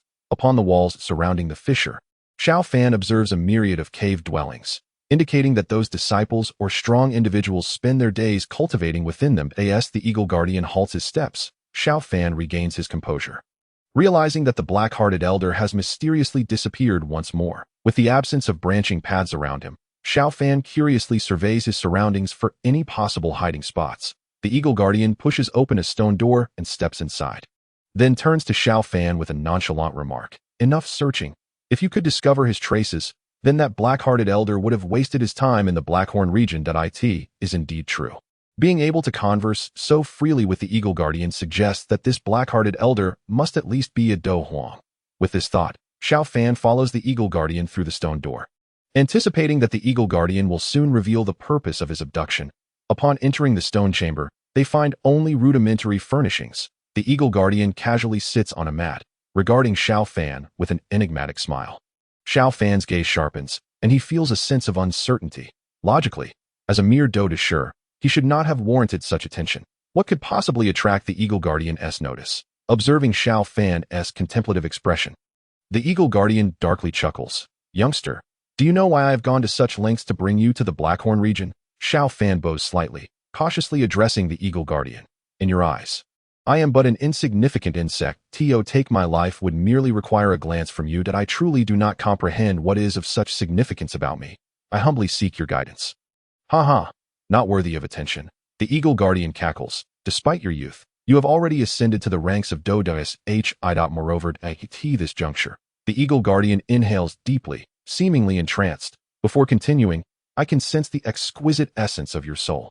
Akin to that of a master alchemist, your soul is purer and more refined than theirs. A mere Dou Dashur. Your condensed soul power nearly rivals that of a Dou Ling. And then there is your peculiar black flame, silent yet powerful. Tell me, which of these facets is not worthy of my regard? Hearing the Eagle Guardian's words, Xiao Fan's heart sinks. Indeed, Xiao Yan, under the tutelage of Yao Lao, has only recently achieved the rank of a 4-star Dou Dashur, while he himself has already reached Dou Dashur. Furthermore, his alchemical skills have not waned, and he possesses the rare black fire. With a soul refined by the system twice, these are all aspects coveted by the Soul Palace. Noticing Xiao Fan's pensive demeanor, the Eagle Guardian refrains from pressuring him further, approaching Xiao Fan and smugly stating, should you share with me your methods of soul power cultivation and the nature of the flame within you, I shall spare your life and recommend you for membership in the continent's foremost sect. What say you? As he speaks, he appears almost frenzied. Continuing, you witnessed that black-hearted elder, a 4-star Dou Huang, merely a pawn in the grand scheme of our affairs on this Dou Qi continent. Understand, upon joining us, even Dou Zun or Dou Sheng would not be beyond your reach. Your humble Jiama empire pales in comparison to our might. Xiao Fan listens, feeling a sense of helplessness. His soul is a reward from the system's upgrades, as well as a legacy of Yao Lao's soul refinement, rendering him far beyond his current realm. However, he cannot simply present this to the Eagle Guardian in exchange for his life, for the chaotic fire. It is intrinsically tied to his unique constitution, making it impossible to relinquish. After thoughtful consideration, Xiao Fan bows respectfully. Eagle Guardian, it is not that I wish to withhold information. Rather, I too am perplexed by the nature of my strength. Ever since I became self-aware, I have drifted within the Jiama Empire, and later inexplicably acquired this flame. An my constitution is also extraordinary. Regardless of the severity of my injuries, my recovery is remarkably swift. Even I cannot fully comprehend it. You dare deceive me, the Eagle Guardian retorts, disbelief etched across his features. He seizes Xiao Fan's arms, his fingers digging painfully into the muscles. Damn it all, you are all doomed to suffer for being relegated to this desolate place.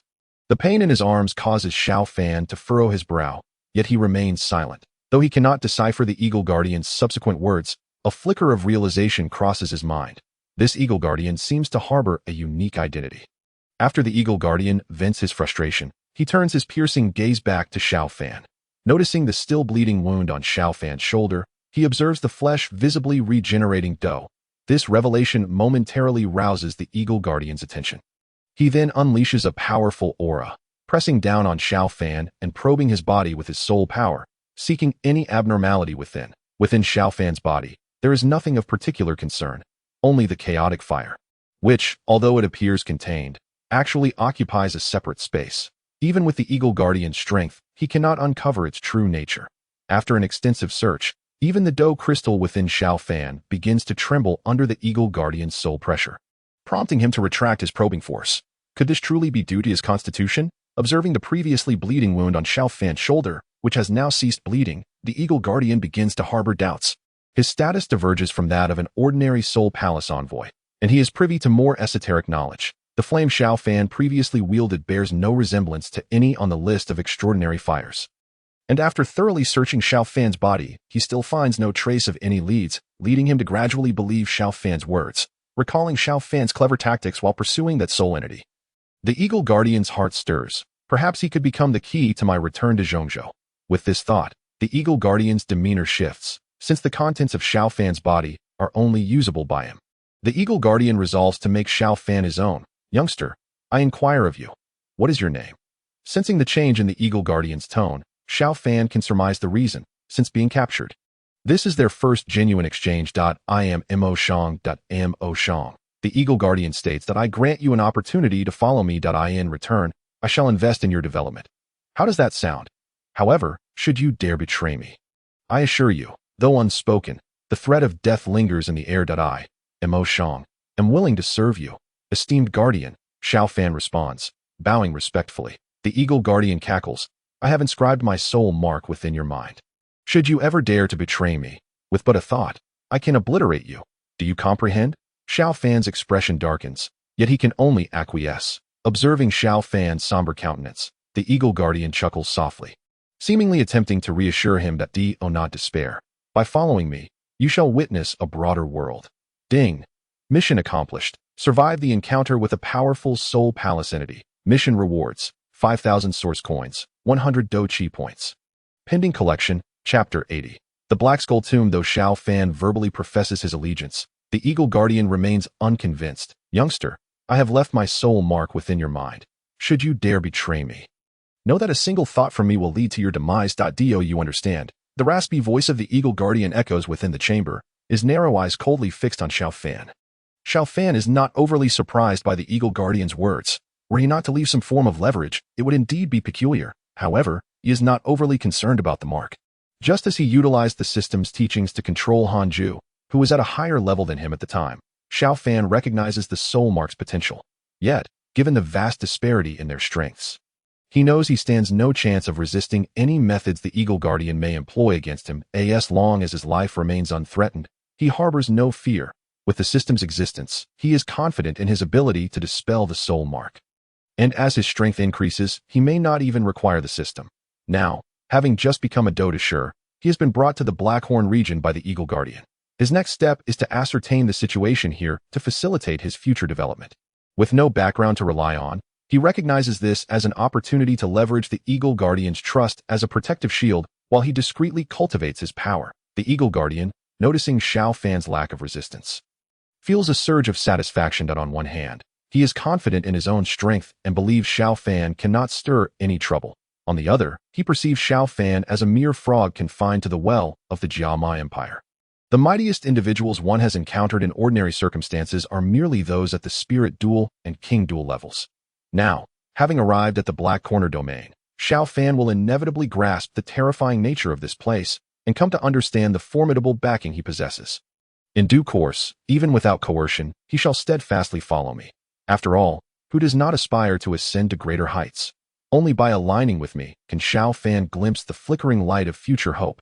Duke of Duel, Sovereign of Duel, or even the revered Emperor of Duel are all within reach. At that time, I shall lead him back to confront those who once oppressed him, and they shall rue their actions. Senior, might I inquire about our current location? Observing the Eagle Guardian lost in his reverie, Xiao Fan interrupted his contemplation, acutely aware that he was oblivious to his surroundings and needed to ascertain his situation. The Eagle Guardian snapped back to attention, producing a pitch-black iron token from his robe and tossing it to Xiao Fan. As Xiao Fan caught it, he noted its weight. Upon squeezing it, the token remained unyielded. Its material a mystery that it felt slightly cold to the touch. This is your identity token.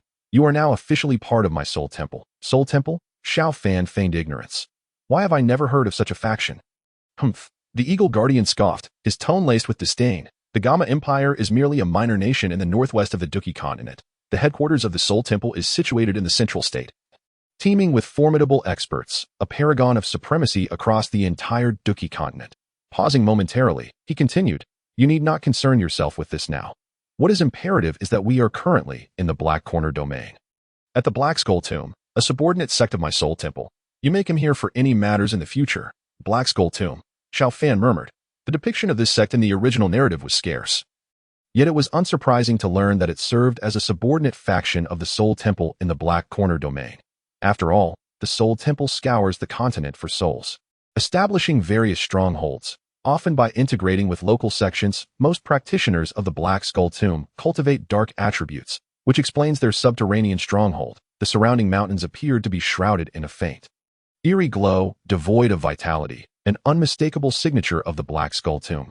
Gazing at Xiao Fan, the Eagle Guardian elaborated, "The Black Skull Tomb operates discreetly within the Black Corner domain. You may stay here to continue your cultivation.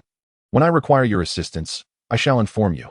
Moreover, the Black Corner domain is far from the regulated Gamma Empire. Here, strength reigns supreme. Without power, should you fall victim to murder, no recourse exists. This is a realm of chaos. So I advise you to elevate your prowess swiftly." Understood. Xiao Fan bowed slightly, and the Eagle Guardian permitted him to depart, assigning a disciple to guide him in search of an unoccupied cave for his cultivation. In the Black Skull Tomb, the strongest disciples occupy the lower ranks. Presently, Xiao Fan had just attained the level of Grand Master of Duel, so he was positioned at a considerable distance from the Eagle Guardian's lair and had to ascend several levels along a winding path, placing him roughly in the midsection of the sect. Upon finding an uninhabited cave, he marked the entrance with his name, signifying occupancy. He expressed his gratitude to the disciple and entered the cave prepared for him by the Black Skull Tomb. The Black Corner Domain, the Black Skull Tomb. Throughout his journey, Xiao Fan pondered any memories he could exploit. After considerable reflection, his knowledge of the Black Skull Tomb's strength was limited to its leader, the Black-Hearted Elder, who ranked among the top 10 on the black list of the Black Corner Domain. He contemplated inquiring about other disciples, but ultimately dismissed the idea, as he was still new to this place. Inside the cave, the furnishings were quite rudimentary. A simple stone table, 2 chairs, a bed, and a meditation mat. Nothing more. Xiao Fan settled into the mat and claimed his uncollected task rewards. Ding, source currency 5,000. Dookie value 100 to current strength. 2-star Grand Master, 200-1000. With this, Xiao Fan's prowess seamlessly ascended to 2-star Grand Master. Fortunately, during his time in the Gamma Empire, he had cultivated the ability to alter his appearance. When he was pursued by the Eagle Guardian, he had already transformed his visage into that of Mo Shang, which might prove advantageous in the future. The effect of the shadowless mask exceeded Xiao Fan's expectations. Even the Eagle Guardian remained oblivious to any changes in his countenance. Setting aside his thoughts, Xiao Fan focused on his cultivation, determined to establish a firm foundation here before considering his next steps. He still possessed the enrollment invitation from the Canaan Academy, which he would need to leverage his identity as Xiao Fan to gain entry. Chapter 81. All set under the pitch-black night sky. A shadow flickered through the mountains. That a sudden, enormous fissure appeared in the ground, and the figure leaped into the crevice, vanishing in the blink of an eye. This individual was none other than Xiao Fan, who presented his token at a designated window. Moments later, the token was returned, now adorned with a small twinkling star. Upon closer inspection, the spirit token was embellished with numerous such points. Another task completed. Xiao Fan returned to his room, gazing at the token in hand. This was the disciple token of the Black Skull Tomb. The disciples, primarily trained in dark attributes, often functioned as assassins in the Black Corner Domain. The Black Skull Tomb accepts various commissions, evaluating them before selectively assigning them based on the disciple's strength. Successful completion of tasks earns them contributions, which serve as their income beyond the monthly stipend. For each task completed, additional records are inscribed upon the disciple's token, which can be exchanged within the sect for desired techniques and skills to demonstrate his integration into the sect and to facilitate information gathering. Xiao Fan maintained a facade of normalcy over the past month, primarily engaging in task acquisition, completion, and subsequent cultivation. In the Black Skull Tomb, interactions among disciples were minimal. Through diligent inquiries over the past month, Xiao Fan gleaned a clearer understanding of the Black Skull Tomb's strength. The leader, the Black-Hearted Elder whom he had encountered, was a 5-star Duke of Duel, ranking 4th on the blacklist of the Black Corner Domain. He was a renowned figure within the entire region. Due to the Black-Hearted Elder's influence, the Black Skull Tomb was not a faction to be trifled with, even among other sects within the Black Corner Domain. Furthermore, the Black Skull Tomb's reputation for discretion and integrity in handling commissions had fostered connections with various other factions, as they often preferred to employ the tomb for tasks unsuitable for their own hands, ensuring anonymity while troubling their adversaries. Over the course of the month, Xiao Fan undertook numerous tasks, though most involved the assassination of inconsequential figures, common vendettas among the unremarkable. During his assignments, he thoroughly explored the surrounding terrain. The Black Skull Tomb was situated in a remote mountain range far from Heian City. Having transformed the entire area to facilitate cultivation, rendering the woods lifeless and devoid of magical beasts, a veritable desolation. The mountain range had implicitly become the territory of the Black Skull Tomb, and outsiders seldom ventured here to avoid unnecessary conflict. Besides the black-hearted elder, there were 2 deputy sect masters, of whom Xiao Fan was aware but knew little about their names or strengths. However, it was reasonable to assume that those who held the position of deputy sect master possessed considerable power, likely being 2 dukes of Dou. This realization elevated Xiao Fan's assessment of the Black Skull Tomb's capabilities. Much like the Blood Sect, which only revealed its leader as a Duke of Dou, the Black Skull Tomb's strength was greater than anticipated, especially with the Soul Temple's covert backing, a fact that elicited no particular surprise from Xiao Fan. Although he had undertaken several tasks in the past month, Xiao Fan sensed that the Eagle Guardian was subtly monitoring his progress. Upon witnessing his diligent efforts to earn contributions, the Guardian seemed satisfied and ceased his scrutiny. The Eagle Guardian intended to bind Xiao Fan to the Black Skull Tomb, believing that Xiao Fan had begun to appreciate the broader world, hence his eagerness to engage in tasks and integrate himself. Yet, unbeknownst to the Eagle Guardian, all of Xiao Fan's actions were mere performances. As long as the Eagle Guardian remained present, Xiao Fan had no opportunity to infiltrate the Canaan Academy. The lingering soul imprint of the Eagle Guardian in his mind could not be eradicated at present. Not only had he yet to find a solution, but removing it prematurely would alert the Eagle Guardian to its disappearance, ensuring Xiao Fan's continued pursuit. Now, after a month of display, it seemed that the Eagle Guardian had put aside his reservations. Mo Shang, I have a new task and must take my leave for the time being. You shall remain here in the chamber of the Eagle Guardian. A look of satisfaction adorned his countenance as he regarded Xiao Fan. His voice resonating softly in the space around them, that a flicker of joy danced in Xiao Fan's eyes, which he swiftly suppressed, furrowing his brow as he inquired softly, "How long will it take?" He portrayed a visage of concern, as if fearing the imminent departure of his support. Observing Xiao Fan's worried demeanor, the Eagle Guardian understood that Xiao Fan was not apprehensive about his own safety, but rather about the potential threats he might face in the Black Skull Tomb upon the Guardian's departure. This realization further indicated that Xiao Fan was gradually integrating into their world. The Eagle Guardian paced contentedly within the room.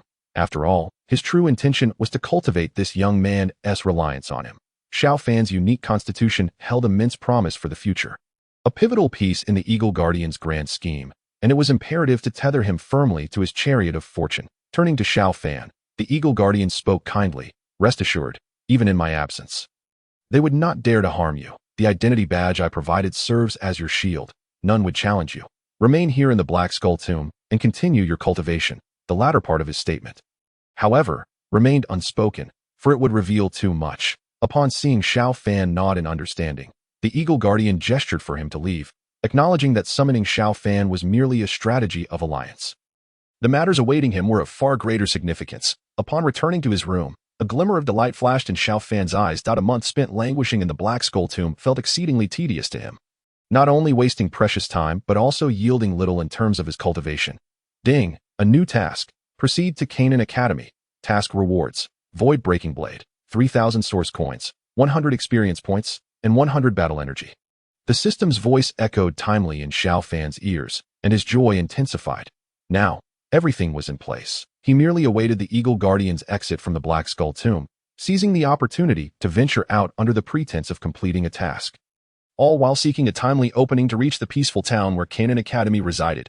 Chapter 82. The Alchemist Conference Competition on the continent of Dou Po, within the capital of the Jama Empire. As Xiao Fan awaited an opportunity to depart from the Black Skull Tomb, only a month remained until the 3-year rendezvous between Xiao Yan and Nailin Yinran. The Jama Empire was poised to host a grand event, the Alchemist Conference. The Alchemist Competition Square was abuzz with anticipation, thronged by spectators seated around the periphery, their gazes fixed upon the immense stairway erected at the center.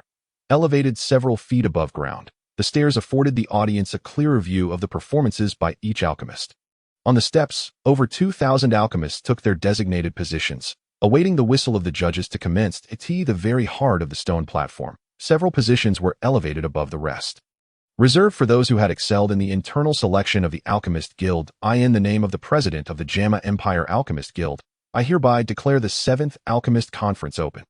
The voice of Fama, the guild president, resonated effortlessly across the bustling venue, reaching the ears of every spectator. A roar of excitement erupted, reverberating throughout the capital. the first round of the Alchemist Conference officially commenced.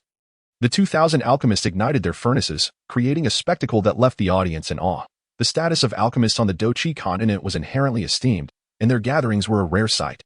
The vibrant flames danced in unison, filling the air with a potent fragrance of herbs, leaving the spectators feeling their attendance was worthwhile. Beside the square stood a colossal hourglass. The first round required participants to successfully deduce the formula for the bone growth pill from a fragmented recipe provided by the Alchemist Guild before the hourglass ran out. Each contestant was allotted only 2 portions of materials. Failure to succeed meant elimination as the last grains of sand fell. 1/3 of the alchemists failed to concoct the correct bone growth pill.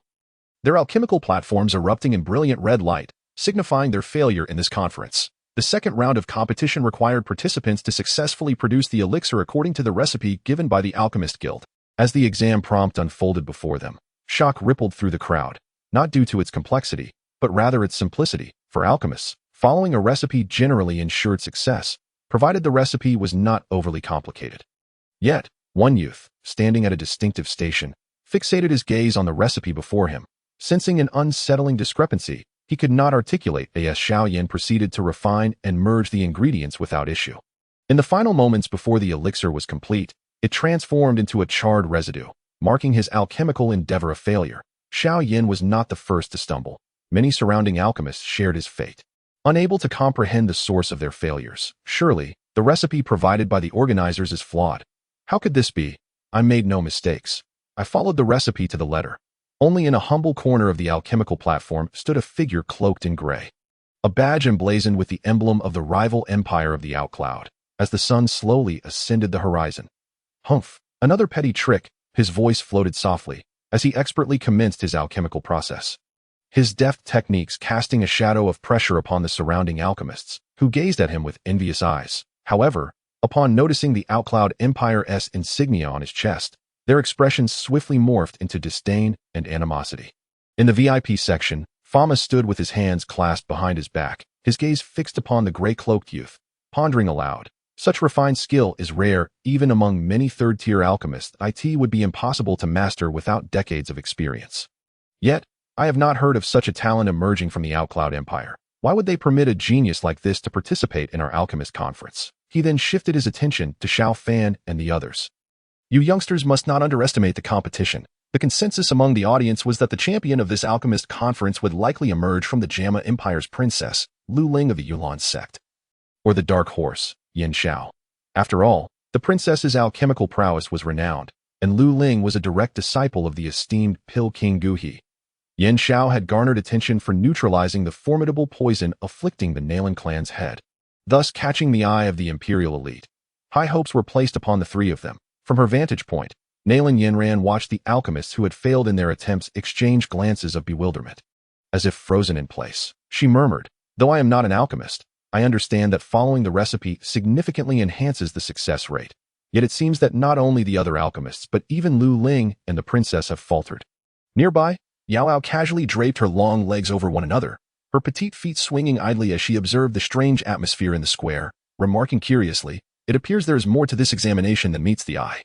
Returning to his refining station, Xiao Yan scrutinized the ashes within his cauldron, reflecting on the process he had undertaken. While chemical techniques were sound, the only issue lies with the recipe. As he meticulously contemplated the recipe provided by the conference, he quickly identified the conflicting properties of the ingredients. That's how it is. A dark horse in the alchemist conference. Xiao Yan had garnered considerable attention, and his failure drew the gazes of the surrounding alchemists.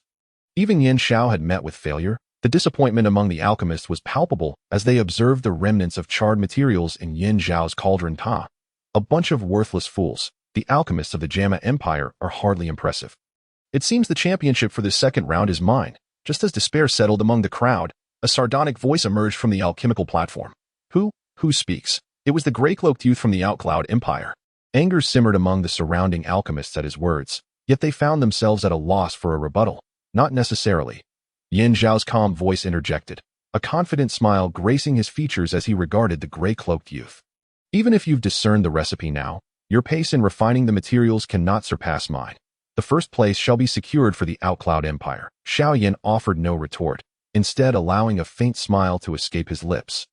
As a surge of azure flames ignited in his palm, What? Azure flames. With the emergence of the azure fire, the flames in the cauldrons of the surrounding alchemists bent slightly toward Xiao Yan's flame, as if in reverence, eliciting gasps of astonishment from both the alchemists and the audience. What is happening? The flames that are bowing. Do flames possess life? In the VIP section, Fama gazed at the azure flames in Xiao Yan's grasp, murmuring, extraordinary fire. It was indeed true. Xiao Yan's sudden use of astonished Lu Ling and the little princess nearby. Was this not a glimpse of his full strength during the internal assessment, with the emergence of Xiao Yan's? The speed of refining medicinal materials surged significantly. The surrounding alchemists ceased their movements, realizing that continuing without understanding the cause would lead to failure. It was better to observe the fierce competition between the two. All eyes at the conference were captivated by the alchemical duel between Xiao Yan and the young alchemist in the gray robe from the Outcloud Empire. The latter's technique was remarkably adept, wasting not a moment, and although they had the advantage of, it had fallen behind at the outset and might still not catch up. Ma watched the two skillfully extracting medicinal materials and remarked softly, even with being behind is of no consequence. The gray-robed youth sneered, continuing his refining steps, confident that as long as he persisted, even with this, he would remain ahead, ultimately overpowering the alchemists from the Jaimar Empire. The two cauldrons, one burning with azure flames and the other with yellow, awaited the moment of pill formation, drawing the attention of all. As time passed, a faint medicinal fragrance wafted from the cauldrons. This pill was nearing completion. The Jaimar Empire's alchemist was quicker. No, at this rate, it would not be able to catch up. Xiao Yan glanced at the gray-robed youth's furnace, his eyes narrowing, then decisively struck his cauldron. The still-forming pill burst forth in azure flames, breaking free from the furnace. Impulsive! Ma exclaimed, striking the table in excitement.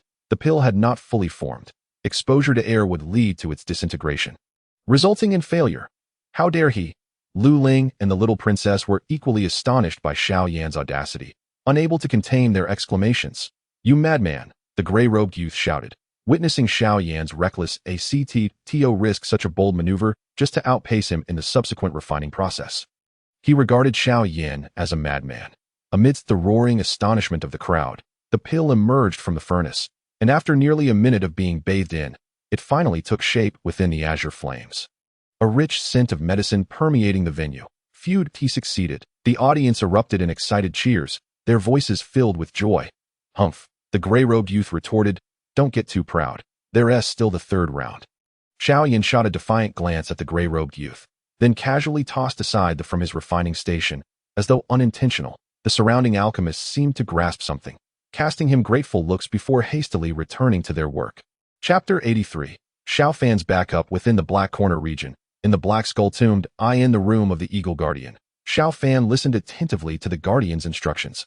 All right, kid, I've said enough.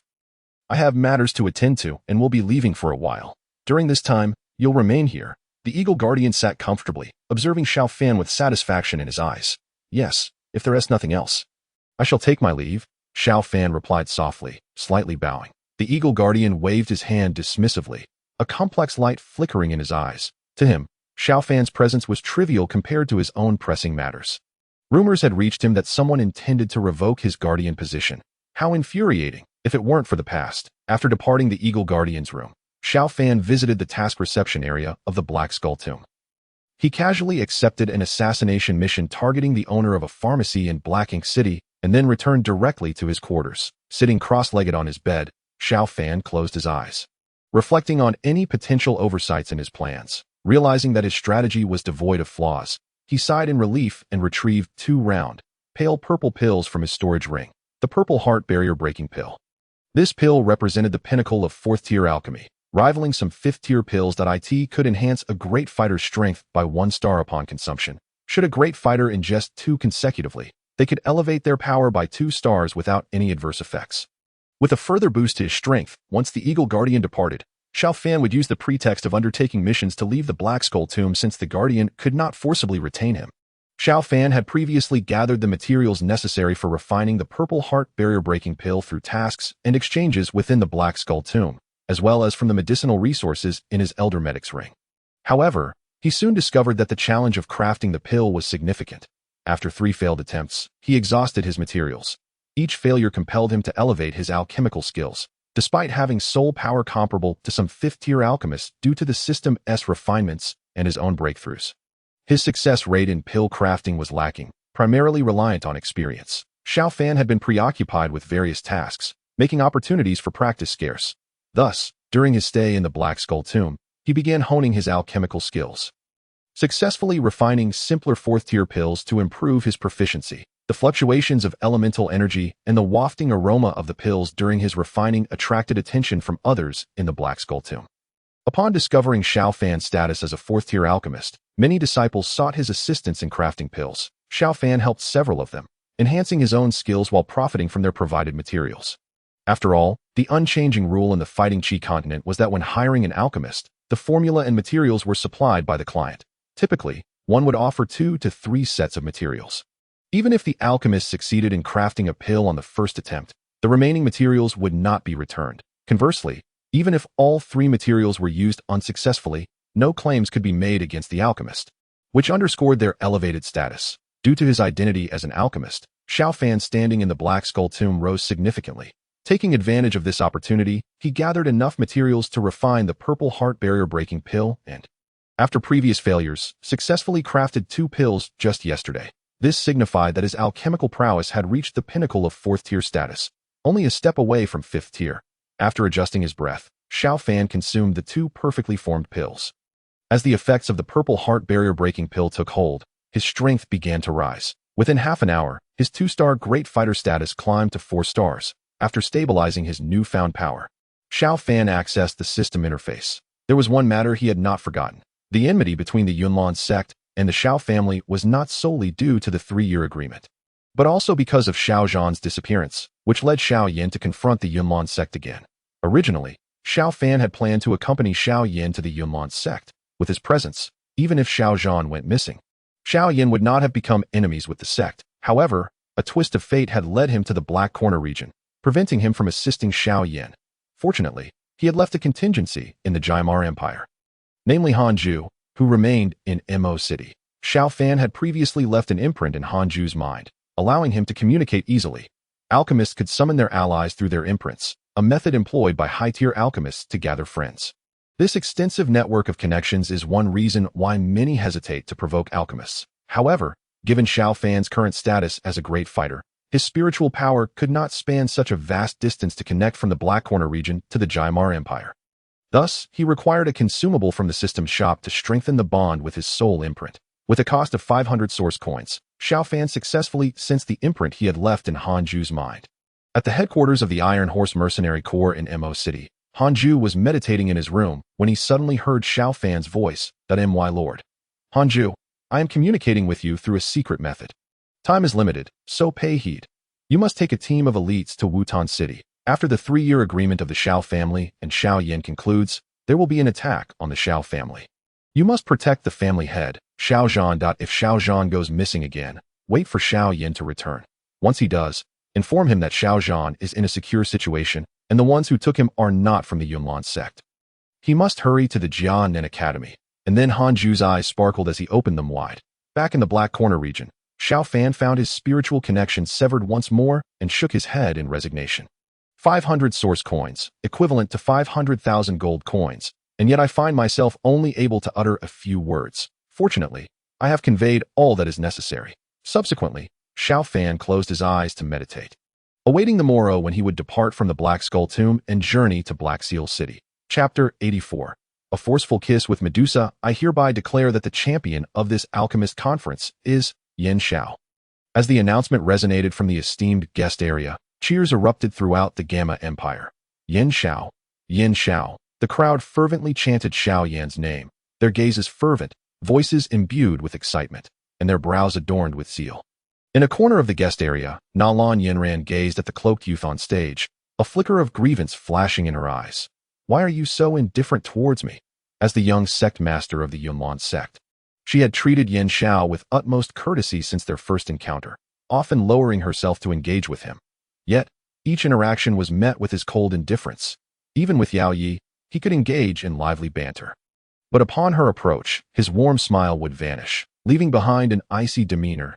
"If there is a misunderstanding between us, it would be sufficient to voice it." In Lan Yinran's gaze remained fixated on the champion of the alchemical competition, softly murmuring words that only she could hear. Unbeknownst to her, The man she had grown fond of was the very one she had personally turned away to tea that moment. A disciple clad in the garb of the Yunlong sect approached Na Lan Yanran respectfully, saying, "Young sect master, the grand elders request your swift return to the Yunlong sect." Understood. With a slight parting of her lips, Na Lan Yanran resumed her usual composure, as if her earlier demeanor had never belonged to her. Meanwhile, within the Black Corner domain, Xiao Fan had already departed from the Black Skull Tomb, arriving at Black Seal City. Before even entering the city, he encountered several pairs engaged in combat, but he was hardly surprised. This was the rule of the Black Corner domain. Strength. If one possessed sufficient power, they could carve out their own path, but lacking strength necessitated cleverness. Otherwise, those devoid of both would most likely meet their demise. Just as Xiao Fan observed a young great fighter, perhaps here for the first time, who arrogantly insulted a passerby fighter, believing himself to be formidable, the fighter, however, humbly apologized, only to swiftly cut the young great fighter's throat when he least expected it. Such occurrences elicited no astonishment from the onlookers. After all, a foolish great fighter would unlikely survive the challenges of Black Seal City. Should I perhaps explore for an auction? Xiao Fan stroked his chin, contemplating the bustling Black Seal City. After all, this city was under the domain of the Eight Gates, and its auction houses frequently showcased rare techniques or precious materials. Even Earth-tier techniques occasionally surfaced here. As many illicit goods passed through the Black Corner domain, with a desire to leisurely explore the Black Corner domain, Xiao Fan wandered through Black Seal City, intending to visit the Black Seal auction house to see if any auctions were forthcoming. After approximately half an hour of strolling, he finally arrived at the location of the Black Seal auction house. Upon inquiring with the responsible party, he discovered that the next auction would commence the following day. So he decided to attend with the mindset of curiosity. With no further matters to attend to, Xiao Fan found an inn not far from the auction house, rented a room, and prepared to rest. Just as he settled in, he noticed the small serpent coiled around his left shoulder becoming restless, assuming it was Shasha yearning for the source of the accompanying purple crystal, as it had woken several times recently and consumed quite a bit. Xiao Fan felt a growing dependence from it. Cradling Shasha in his palm, he observed that it had grown slightly since their first encounter, though it remained relatively small, extracting the accompanying purple crystal source. It eagerly drank from the jade vial, having abandoned the need for Xiao Fan to feed it. Raising its head, two glimmers of purple crystal source rested on the small serpent's delicate chin. Xiao Fan playfully lifted them with his finger, and the rainbow-hued serpent swiftly consumed them. As Xiao Fan delighted in the adorable antics of the serpent, it gradually transformed before his astonished eyes into a stunningly enchanting woman, with Xiao Fan's fingers still caught in her bite. What the? The sudden transformation took Xiao Fan by surprise. The rarity of the serpent's awakening, coupled with the need to train under the watchful eyes of the Soul Palace's strong, had caused him to forget that this was Medusa's true form. Medusa's elongated eyes scrutinized Xiao Fan closely, and he could perceive the alluring fragrance emanating from her as her lips parted slightly. He could even glimpse her pristine white teeth and a hint of soft pink. Hello there, at that moment, Xiao Fan found himself pinned to the ground, Medusa's hold on his right hand firm. With his left hand propping him up to avoid lying flat, he awkwardly smiled, attempting to convey a friendly demeanor. Medusa's eyes burned with fury, and Xiao Fan could feel his own fighting spirit being drawn into her grasp. An involuntary transfer he could not halt. Let go. Realizing the peculiar sensation within him, Xiao Fan attempted to withdraw his finger, only to be met with painful resistance from Medusa's bite. In his agitation, he reached out with his left hand to intervene, but as soon as he did, Medusa seized it, causing him to topple over. Their position shifted, transforming into Medusa straddling Xiao Fan, the thin fabric of her attire unable to conceal the heat radiating between them. Her cheeks flushed with a rosy hue. Xiao Fan was momentarily captivated by Medusa's beauty, lost in admiration. However, sensing the rapid depletion of his fighting spirit, he panicked. Withdrawing his bitten finger, he grasped Medusa's face, playfully squeezing her cheeks to puff her lips. Noticing his actions, Medusa's fury intensified. Suddenly recalling the system's previous reward of Medusa's favor, Xiao Fan hurriedly checked his status panel. Medusa, favorability, 40, disdain. What the? System, did you not reward me with favor? Why is it still disdain? Though he lamented the situation, Xiao Fan understood that without the system's boost in favor, had he dared to act this way, Medusa would have likely killed him upon awakening. After all, without Yao Lao by his side, he had no opportunity to negotiate with her. You can't repay kindness with enmity, Xiao Fan shouted in desperation. Medusa appeared to recall something, and a flicker of struggle crossed her beautiful eyes before she slowly parted her lips. After a prolonged moment of connection, a delicate thread of essence lingered between them as they separated, exuding a faint, enchanting fragrance. You. Words caught in his throat. Xiao Fan was momentarily transfixed by the sight. Recalling the tales of Medusa's grace from his previous life, in a moment of impulsive fervor, he pressed his right hand against the back of Medusa's head and leaned in for a kiss. Chapter 85. The transaction with Medusa. Boom. A resounding explosion drew the attention of most pedestrians around the inn. What on earth happened? Such a formidable aura. I have encountered the leader of the 8 gates. Yet this presence seems to surpass even his. The innkeeper, trembling, rushed to Xiao Fan's door, eager to inquire about the commotion, only to hear a muffled voice from within. My apologies, I will compensate for any damages. It's nothing, you see. Dear innkeeper. The innkeeper wiped the cold sweat from his brow, reluctant to offend any of the individuals involved. Though he had the backing of the 8 gates, the aura emanating from within suggested that even the leader would likely overlook any grievances. Oh, it's nothing, just a momentary lapse. You may retire for now and avoid disturbance. The calm voice resonated from inside the room, prompting the innkeeper to scamper away. Meanwhile, within Xiao Fan's room, a sizable hole had been smashed into the previously pristine wall, revealing a stunning night sky. Though it was still evening, and the stars had yet to appear, Xiao Fan lay sprawled on the floor, having evidently crashed into the wall and subsequently fallen, burying his head in the ground. Cold sweat dripped down his forehead as he pondered how he had momentarily lost his senses. What was I thinking? I just kissed her. Now she probably wants to kill me. Feigning death, he lay flat on the ground, too afraid to raise his head. Had he not feared the innkeeper's entry, he would have remained silent. But now that the pretense was futile, he cautiously lifted his head, squinting at Medusa. That moment, Medusa sat leisurely on his bed, appearing unbothered, as if she had not just sent Xiao Fan flying and shattered the ceiling. Upon noticing Xiao Fan's gaze, her voice rang out coolly. Still not getting up? Do you intend to remain on the ground for eternity? A chill ran down Xiao Fan's back as he reluctantly rose to his feet, only to be met with Medusa's radiant smile revealing her pearly white teeth. Greetings, your majesty. When shall you return to your former self? Medusa reclined languidly on Xiao Fan's bed, pondering why she had not killed him. Any man who dared to touch her would have perished countless times already. Yet she had refrained from slaying the audacious figure before her, save for that fleeting moment of lost control. After a moment of contemplation, she attributed her restraint to the newly awakened soul within her mind. Enough of these fanciful thoughts. With graceful strides, Medusa approached Xiao Fan, her bare, delicate feet unshod, her toes exposed to the cool air. Looking down at him, she said nonchalantly, "Now tell me, where is this place? Otherwise, I wouldn't hesitate to bury you here." Xiao Fan instinctively shrank back, licking his lips, still tasting a lingering fragrance. Noticing his actions, Medusa narrowed her eyes, her slender fingers curling into a fist, though she refrained from striking him. All right, we are currently in the Black Corner region. The Black Corner region? Medusa's tone carried an undertone of surprise. A top-tier Dou emperor. No, now a Dou zone. She was well aware of the Black Corner region, but had not anticipated that Xiao Fan would arrive here during her slumber. Sensing her expression, Xiao Fan hesitated before speaking. Your Majesty, do you wish to revert to your original form? If you break through now with the newly formed soul of the sky devouring python within you, it will hinder your capabilities. Medusa's captivating eyes narrowed as she inquired with curiosity. What is the deal? I possess a formula for the spirit fusion pill, which can aid you in absorbing the soul's power within you. What do you think? Xiao Fan winked at her. Dou, Medusa replied, her tone teasing. And what are your terms? Xiao Fan pondered briefly. He was on the verge of heading to the Canaan Academy, and there was little he desired in terms of safety. If only he had awakened earlier, he wouldn't have been brought to the Black Corner region by the Eagle Guardian. However, with his identity as a member of the Soul Palace, he could only accept his fate. How about you owe me a favor? Considering I assisted you during your tribulation, that seems fair.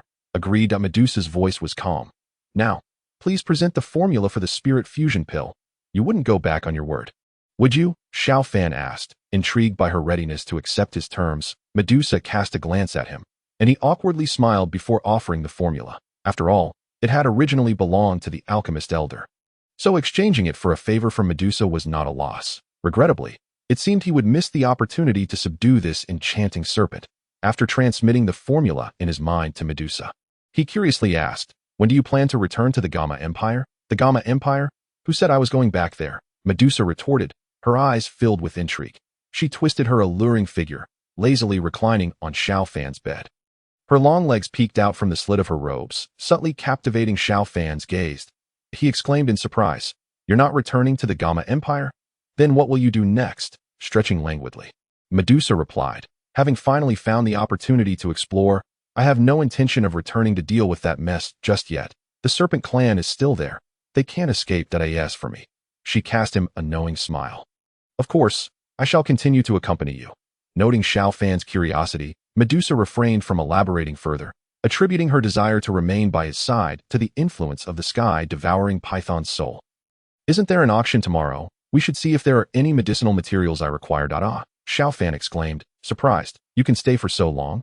Realizing his slip of the tongue, he scratched his head and cautiously asked, "Should I find the innkeeper for another room?" Medusa intercepted him, her sultry voice whispering in his ear, "No need. Do you not wish to share a room with me?" Xiao Fan waved his hand dismissively, opting not to seek the innkeeper. Instead, he grabbed 2 wooden boards to cover the large hole in the wall, then sat cross-legged at the opposite end from Medusa. With her presence, he could focus on his cultivation with peace of mind.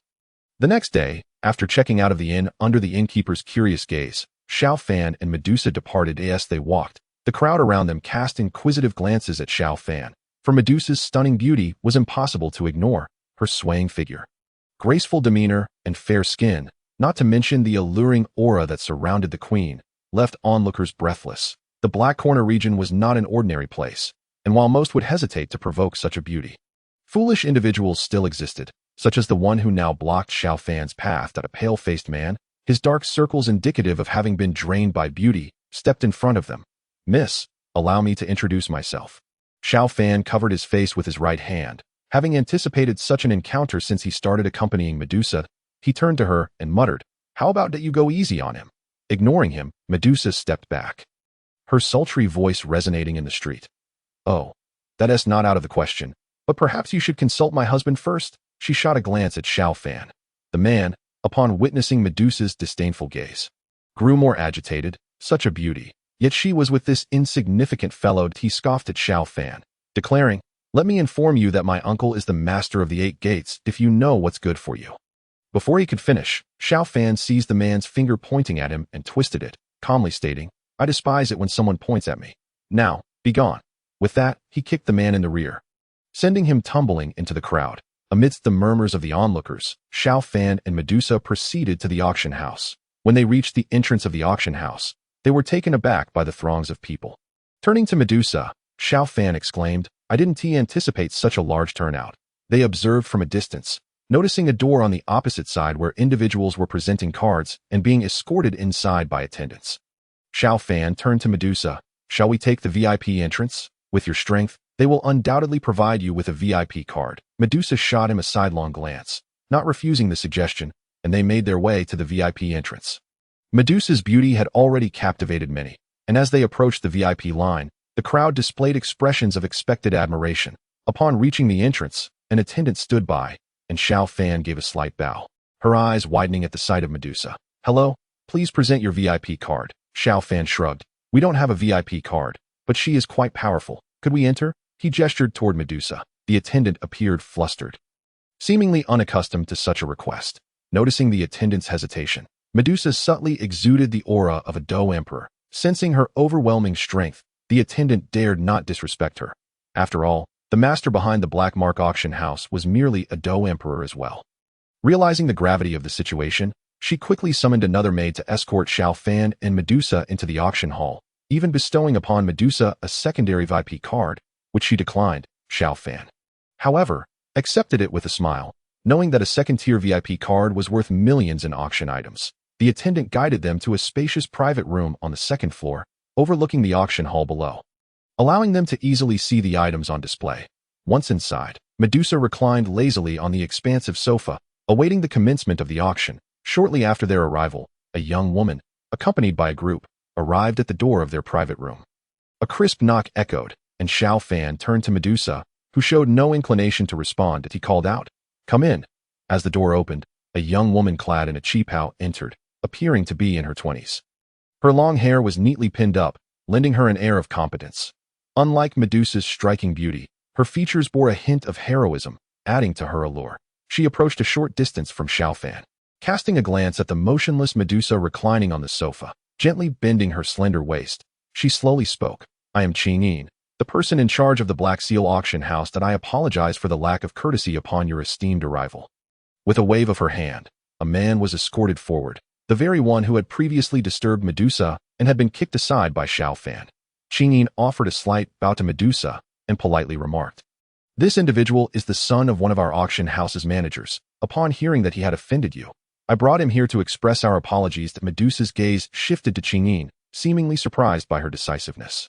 "No need for that. Take him away. His presence is bothersome." Upon hearing Medusa's words, Qingyin instructed the guards to remove the man and then produced a black card. Seemingly noticing Medusa's languor, she extended it towards Xiao Fan. "This is a small token of my appreciation, containing 500,000 gold coins as a form of compensation, that I wish both of you an enjoyable time at the auction. Should you have any needs, feel free to communicate with us at any time." After a moment's hesitation and glancing at Medusa, Xiao Fan accepted the black card from Qingyin. As their fingers brushed briefly, he felt the softness of her touch, yet was unaware that Medusa's smooth brow had slightly furrowed at that instant. Seeing Xiao Fan accept the black card, Qingyin felt a sense of relief that a stranger of the Dou Huang level attending the auction prompted her to inquire. And upon learning that her idol's son had offended them, she immediately commanded his presence to offer apologies. Fortunately, the Dou Huang did not seem to harbor any resentment, and she was curious about the identity of the man who inspired such trust. In the private room, Xiao Fan glanced at the black card in his hand and smiled at Medusa, saying, "Well, this saves us the expense for purchasing medicinal materials." Receiving no response from Medusa, he noticed her gaze was fixed on the hall, prompting him to remain silent. Before long, with the sound of a gong echoing through the hall, the Black Seal auction commenced.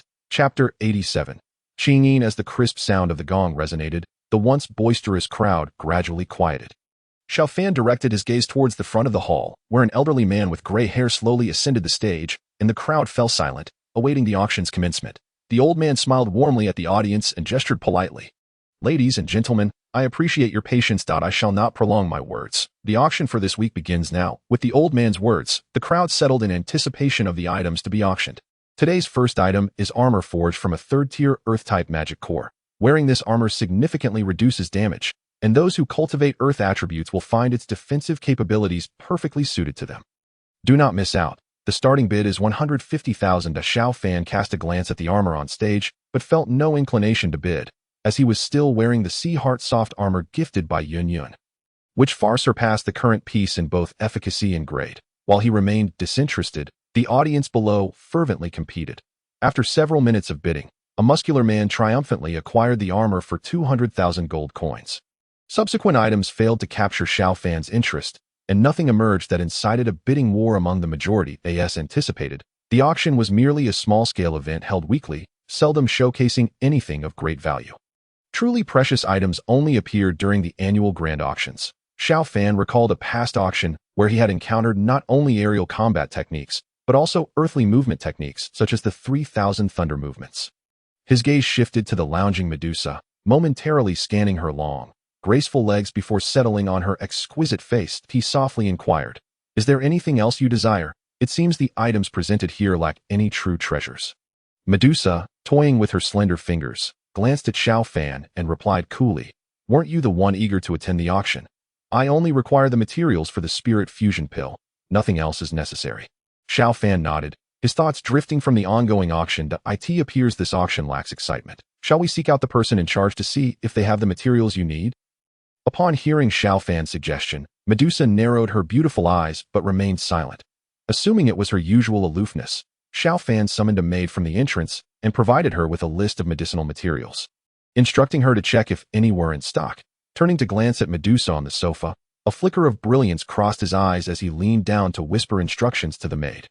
The maid, aware of the esteemed guests within the private room, did not dare to neglect her duties. Following Xiao Fan's instructions, she hurried to inform Qingyin in the back, returning to his previous seat. Xiao Fan observed the languid beauty beside him, who stretched elegantly, her proud figure becoming even more pronounced. Shifting his gaze, he resumed watching the uneventful auction. The next item was a mid-tier mysterious combat technique known as the Void Blade, which, when utilized, could unleash ethereal blades that sever upon contact. For those who wielded a blade, this represented an excellent opportunity to enhance their abilities. With a starting bid of 200,000, the item captured Xiao Fan's attention. He recalled that upon reaching the Xiao Yan Academy, he would receive a new reward, the Breaking Void Blade. Now, given his identity, the elders were aware of his possession of the heavenly flame and bone spirit cold fire. Yet they remained oblivious to the fact that the strange fire within him had transformed into chaotic fire. As chaotic fire is the source of all flames, it can revert to its original forms.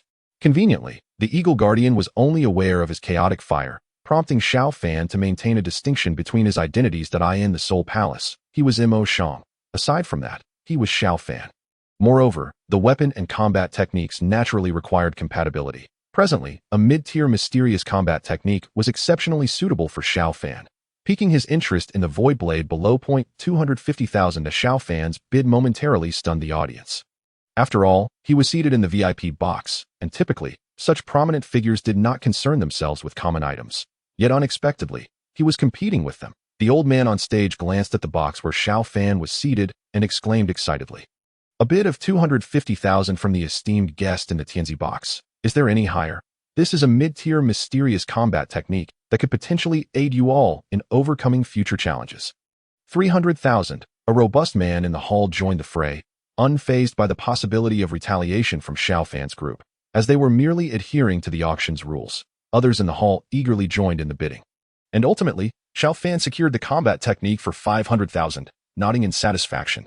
Medusa, observing Xiao Fan's competitive spirit, curiously remarked, "I recall you wielding a spear, did I not? After all, you demonstrated your skills in the Devour desert." Chuckling, Xiao Fan refrained from elaborating. Medusa shot him a glance, noticing his evasive smile, and rolled her eyes, choosing to remain silent. That moment, a knock sounded at the door of the private room. Xiao Fan knew it must be the maid returning. And upon opening the door, he was surprised to find Qingyin herself. "I did not expect to trouble you," Xiao Fan jested.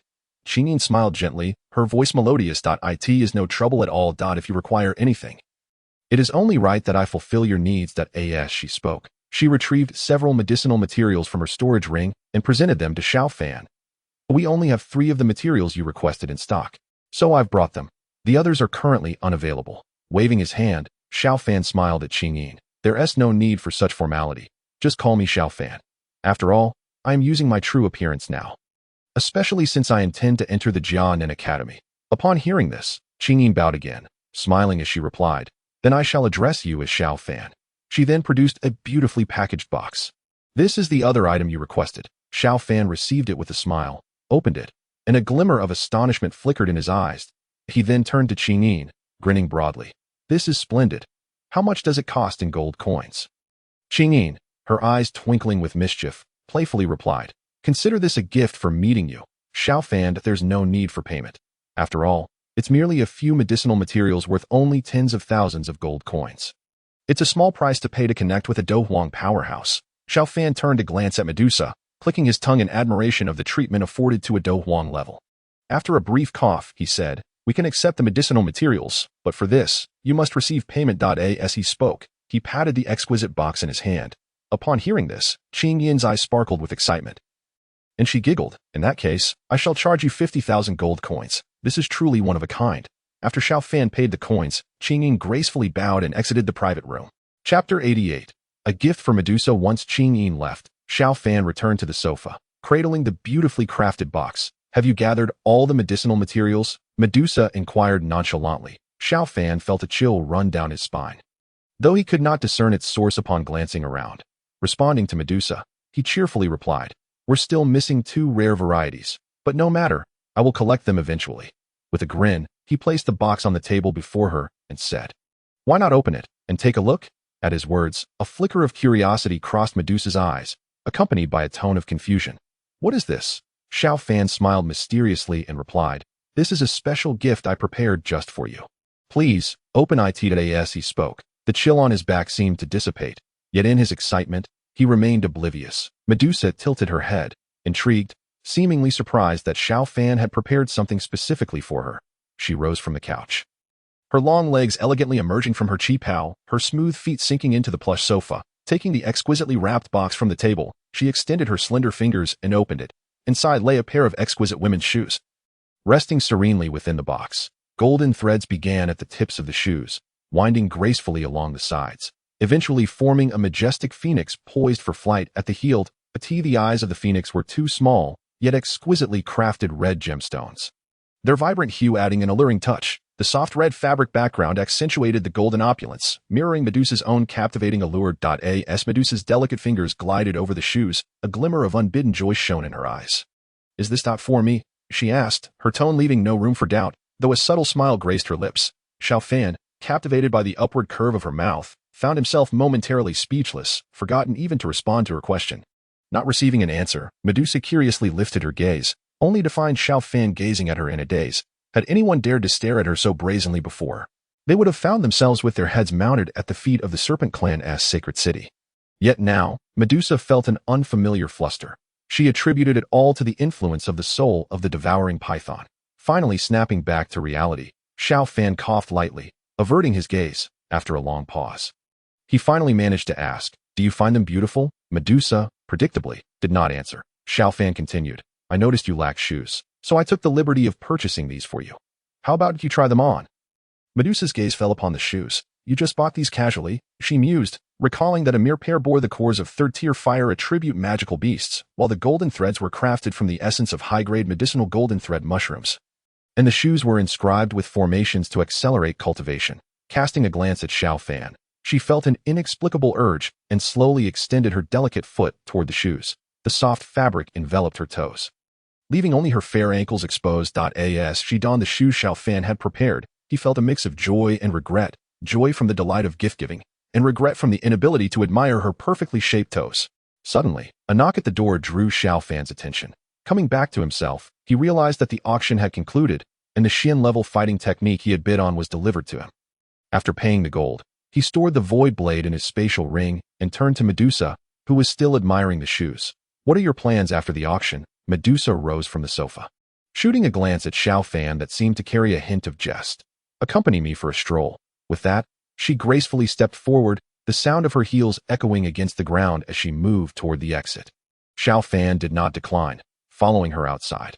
Leaving the Black Seal auction house, they wandered aimlessly through the streets of Black Seal City. In this tumultuous Black Corner region, there were indeed many who lacked discernment. Just the day before, someone had attempted to harass Medusa, and now, two figures, a stout man and a lean one, were bickering ahead of them. Their struggle appeared fierce, yet Xiao Fan easily saw through their clumsy act. Noting how they occasionally glanced in his and Medusa's direction, their altercation edging closer to them. Just as Xiao Fan contemplated intervening, Medusa had already extended her long fingers. The two men had no time to plead for mercy. With a sickening crack, their heads twisted back, collapsing lifelessly to the ground, blood streaming from their necks and staining the earth. What a disappointment! Medusa frowned at the bloodied scene, hesitating before turning in another direction. Though she walked as if treading upon solid ground, a Dozong expert could stand upon the void.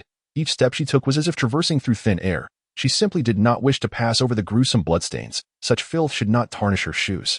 Xiao Fan shrugged, observing the lifeless bodies while surveying the mixed gazes of onlookers. In the Black Corner region, beautiful women were a rare commodity, and Medusa's striking beauty attracted many covetous eyes. I suppose this serves as a lesson for them. However, the disturbance had dampened Medusa's spirit for shopping. After a short while, she turned to Xiao Fan. "Forget it. It's lost its charm. I wish to return." Xiao Fan was taken aback as he watched Medusa's form gradually shrink. Just as she was about to transform into her colorful serpent form, he exclaimed, "When you next emerge, I shall marry you." Uncertain if it was merely a trick of the light, Xiao Fan thought he saw a subtle smile at the corner of Medusa's mouth as she vanished. With her departure, the vibrant little serpent appeared before Xiao Fan, affectionately nuzzling against his cheek. Its tongue flickered in the air, playfully tickling his face. Xiao Fan cradled it in his palm, teasing it for a moment before noticing its fatigue. After feeding it a few drops of the accompanying purple crystal essence, it curled back into his sleeve, succumbing to slumber. With no lingering thoughts of Black Seal City, Xiao Fan decided to set off for the Canaan Academy. Chapter 89. Peacetown. Xiao Fan retrieved the map of the Black Corner region he had prepared earlier. Canaan Academy lay to the north of Black Seal City, and at his current speed, it would take nearly 2 days to reach. Upon exiting Black Seal City, he found himself in a desolate area. Unfurling his purple cloud wings, he took to the skies, soaring northward, except for densely populated areas where he descended beforehand. He flew freely, gliding through the air. After 2 days of flight, Xiao Fan found himself nearing the location of Canaan Academy. Observing the map, he noted that he was not far from the academy and decided to land and continue on foot. After all, there were restrictions on flying within 100 miles of Canaan Academy, lest the enforcement team come to investigate. Amidst the mountains, he caught a glimpse of a faintly visible town nestled between two peaks, Peace Town. The only route to this town was a dusty yellow road, where the howling winds whipped up clouds of sand, obscuring the already indistinct town further. Scattered pedestrians traversed the road. Some appeared less than reputable. One man bore bloodstains on his clothing and a fresh scar across his brow, yet walked without a hint of menace, which seemed odd as if sensing Xiao Fan's gaze. He turned and glared at him before continuing toward Peace Town. If this were in the Black Corner region, he would have likely picked a fight with me, Xiao Fan mused, shaking his head. After a brief walk, he finally arrived at the entrance of Peace Town. A simple sign above the gate read Peace Town, devoid of any elaborate embellishments, yet none dared to underestimate it, nor offend it, for it was said to be inscribed by the Academy's headmaster himself. Not far to the left of the entrance stood a gnarled tree, its twisted branches laden with numerous corpses swaying grotesquely in the wind, casting eerie shadows in the setting sun that sent chills down one's spine. As the inhabitants of the Black Corner region made their way here, they stood trembling before the renowned dead tree of the continent. After all, it was said that even the formidable Dou Po level experts had met their demise for offending Canaan Academy. Their lifeless bodies discovered hanging from the branches of this very tree the following day. Swallowing hard, the onlookers gazed at the swaying corpses, the branches creaking ominously, evoking an overwhelming sense of dread. Just as the crowd fixated on the grim spectacle, a group of figures rushed toward the town's entrance. Leaping from the rooftops of the surrounding buildings, they swiftly arrived at the gates of the small town. Xiao Fan turned his attention to the leader of the group, a middle-aged man with a stern demeanor. Following him were several young men and women, around 22 or 23 years of age, all clad in light blue uniforms, each adorned with a cerulean badge. The badge depicted a dagger stained with a hint of crimson, representing the infamous law enforcement team of Canaan Academy, the organization most frequently engaged in battles within the Academy and responsible for maintaining order in the Black Corner region. Legend had it that a Dou Po expert who had provoked Canaan Academy was apprehended by this law enforcement team, and, within a mere day, his corpse was suspended from the dead tree's branches. The members of the law enforcement team regarded the crowd with an air of disdain, their expressions suggesting they were prepared to resort to violence at the slightest provocation. The middle-aged man addressed the people of the Black Corner region with measured words. Anyone wishing to enter Peace Town must disclose their identity, name, and origin. Failure to comply will result in expulsion. Observing the people from the Black Corner region, the man continued coldly, furthermore, after providing your names, you will be required to consume this elixir, with a casual wave. He produced a vial of pale red potion. Noticing the subtle unrest among the crowd, he added, rest assured, this elixir is a special concoction from the apothecary that it carries no adverse effects. However, should any malevolent intent arise within the confines of the town, it will emit a crimson glow. At that point, our law enforcement team will follow the light to your location, and I need not elaborate on the consequences of unruly behavior here, he continued. Additionally, when you intend to leave the town, you may collect the antidote at the center of the town. However, upon obtaining it, the Academy will dispatch law enforcement personnel to escort you until you exit the town. Upon hearing these words, the majority of the Black Corner region's inhabitants remained silent, likely already aware of the rules governing entry into Peace Town. Yet, for some who were visiting for the first time, hesitation flickered across their faces, despite the assurance of safety. Who would dare to consume a potion given by another, potentially surrendering their lives to a stranger's whims? As the crowd stirred, the more than 10 law enforcement officers behind the middle-aged man unsheathed their long swords in unison, pointing them menacingly at the people from the Black Corner region, their varied oars manifesting an intimidating presence. The rules of Peace Town have always been thus. If you wish not to enter, we do not compel you. Depart swiftly, or risk the fate of adding more corpses to the dead tree, the middle-aged man declared, his hands clasped behind his back, feeling the weight of the law enforcement's severity. The people from the Black Corner region formed an orderly line to consume the elixir before entering the town. A few individuals, reluctant to ingest the potion, ultimately acquiesced after much deliberation. After all, having journeyed from the Black Corner region to Peace Town, there must have been a compelling reason, and retreating at this juncture was not an option. They did not believe Canaan Academy would engage in actions that would tarnish its reputation. Xiao Fan observed the law enforcement team ahead and retrieved his admission invitation from Canaan Academy, smiling as he inquired, may students of our academy be exempt from consuming the elixir? At his words, the surrounding students turned their curious gazes toward him. The middle-aged man looked at Xiao Fan in astonishment, a note of intrigue in his voice. You are a student of our academy? Xiao Fan nodded, and handed over his invitation. The middle-aged man accepted it, seemingly struck by a realization, and raised his head in disbelief. You traversed the Black Corner region alone. Seeing Xiao Fan nod, the attention of the law enforcement officers behind the man shifted toward him.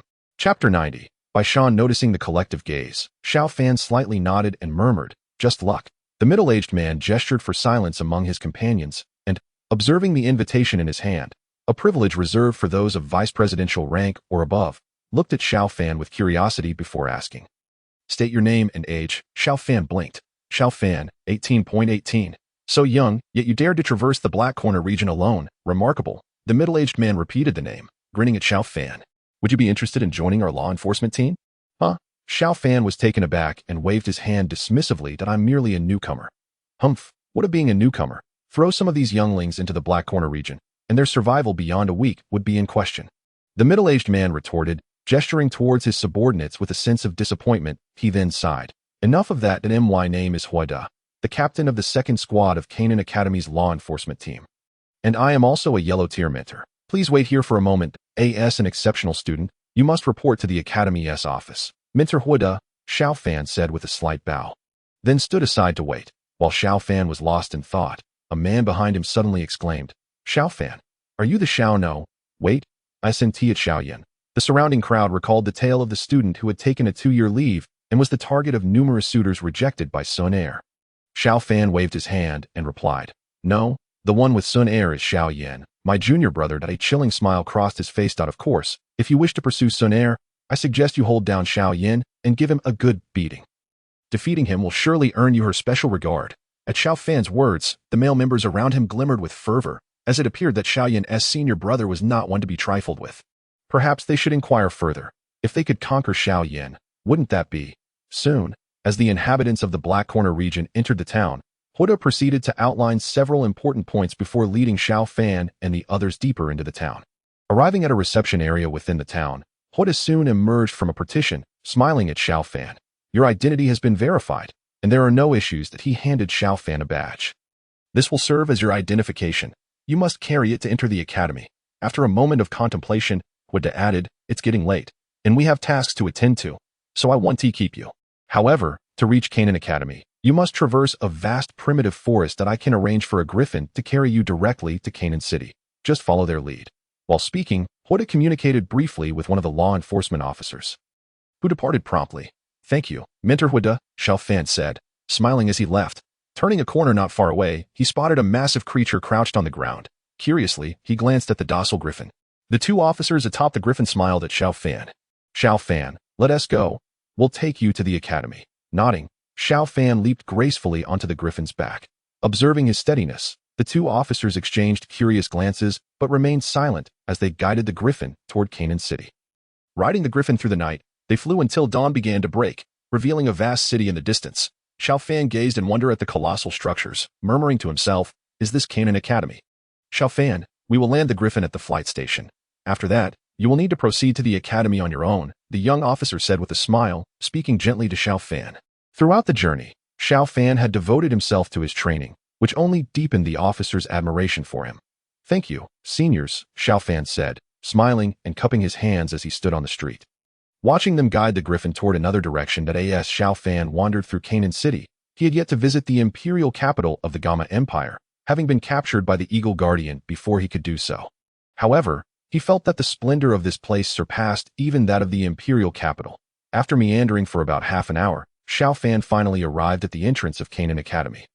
Gazing up at the grand archway, he officially stepped onto the campus grounds. After casually inquiring for directions, he made his way toward a secluded hill, but just as he was about to step forward, a faint voice called out from behind, "Who are you to dare come here?"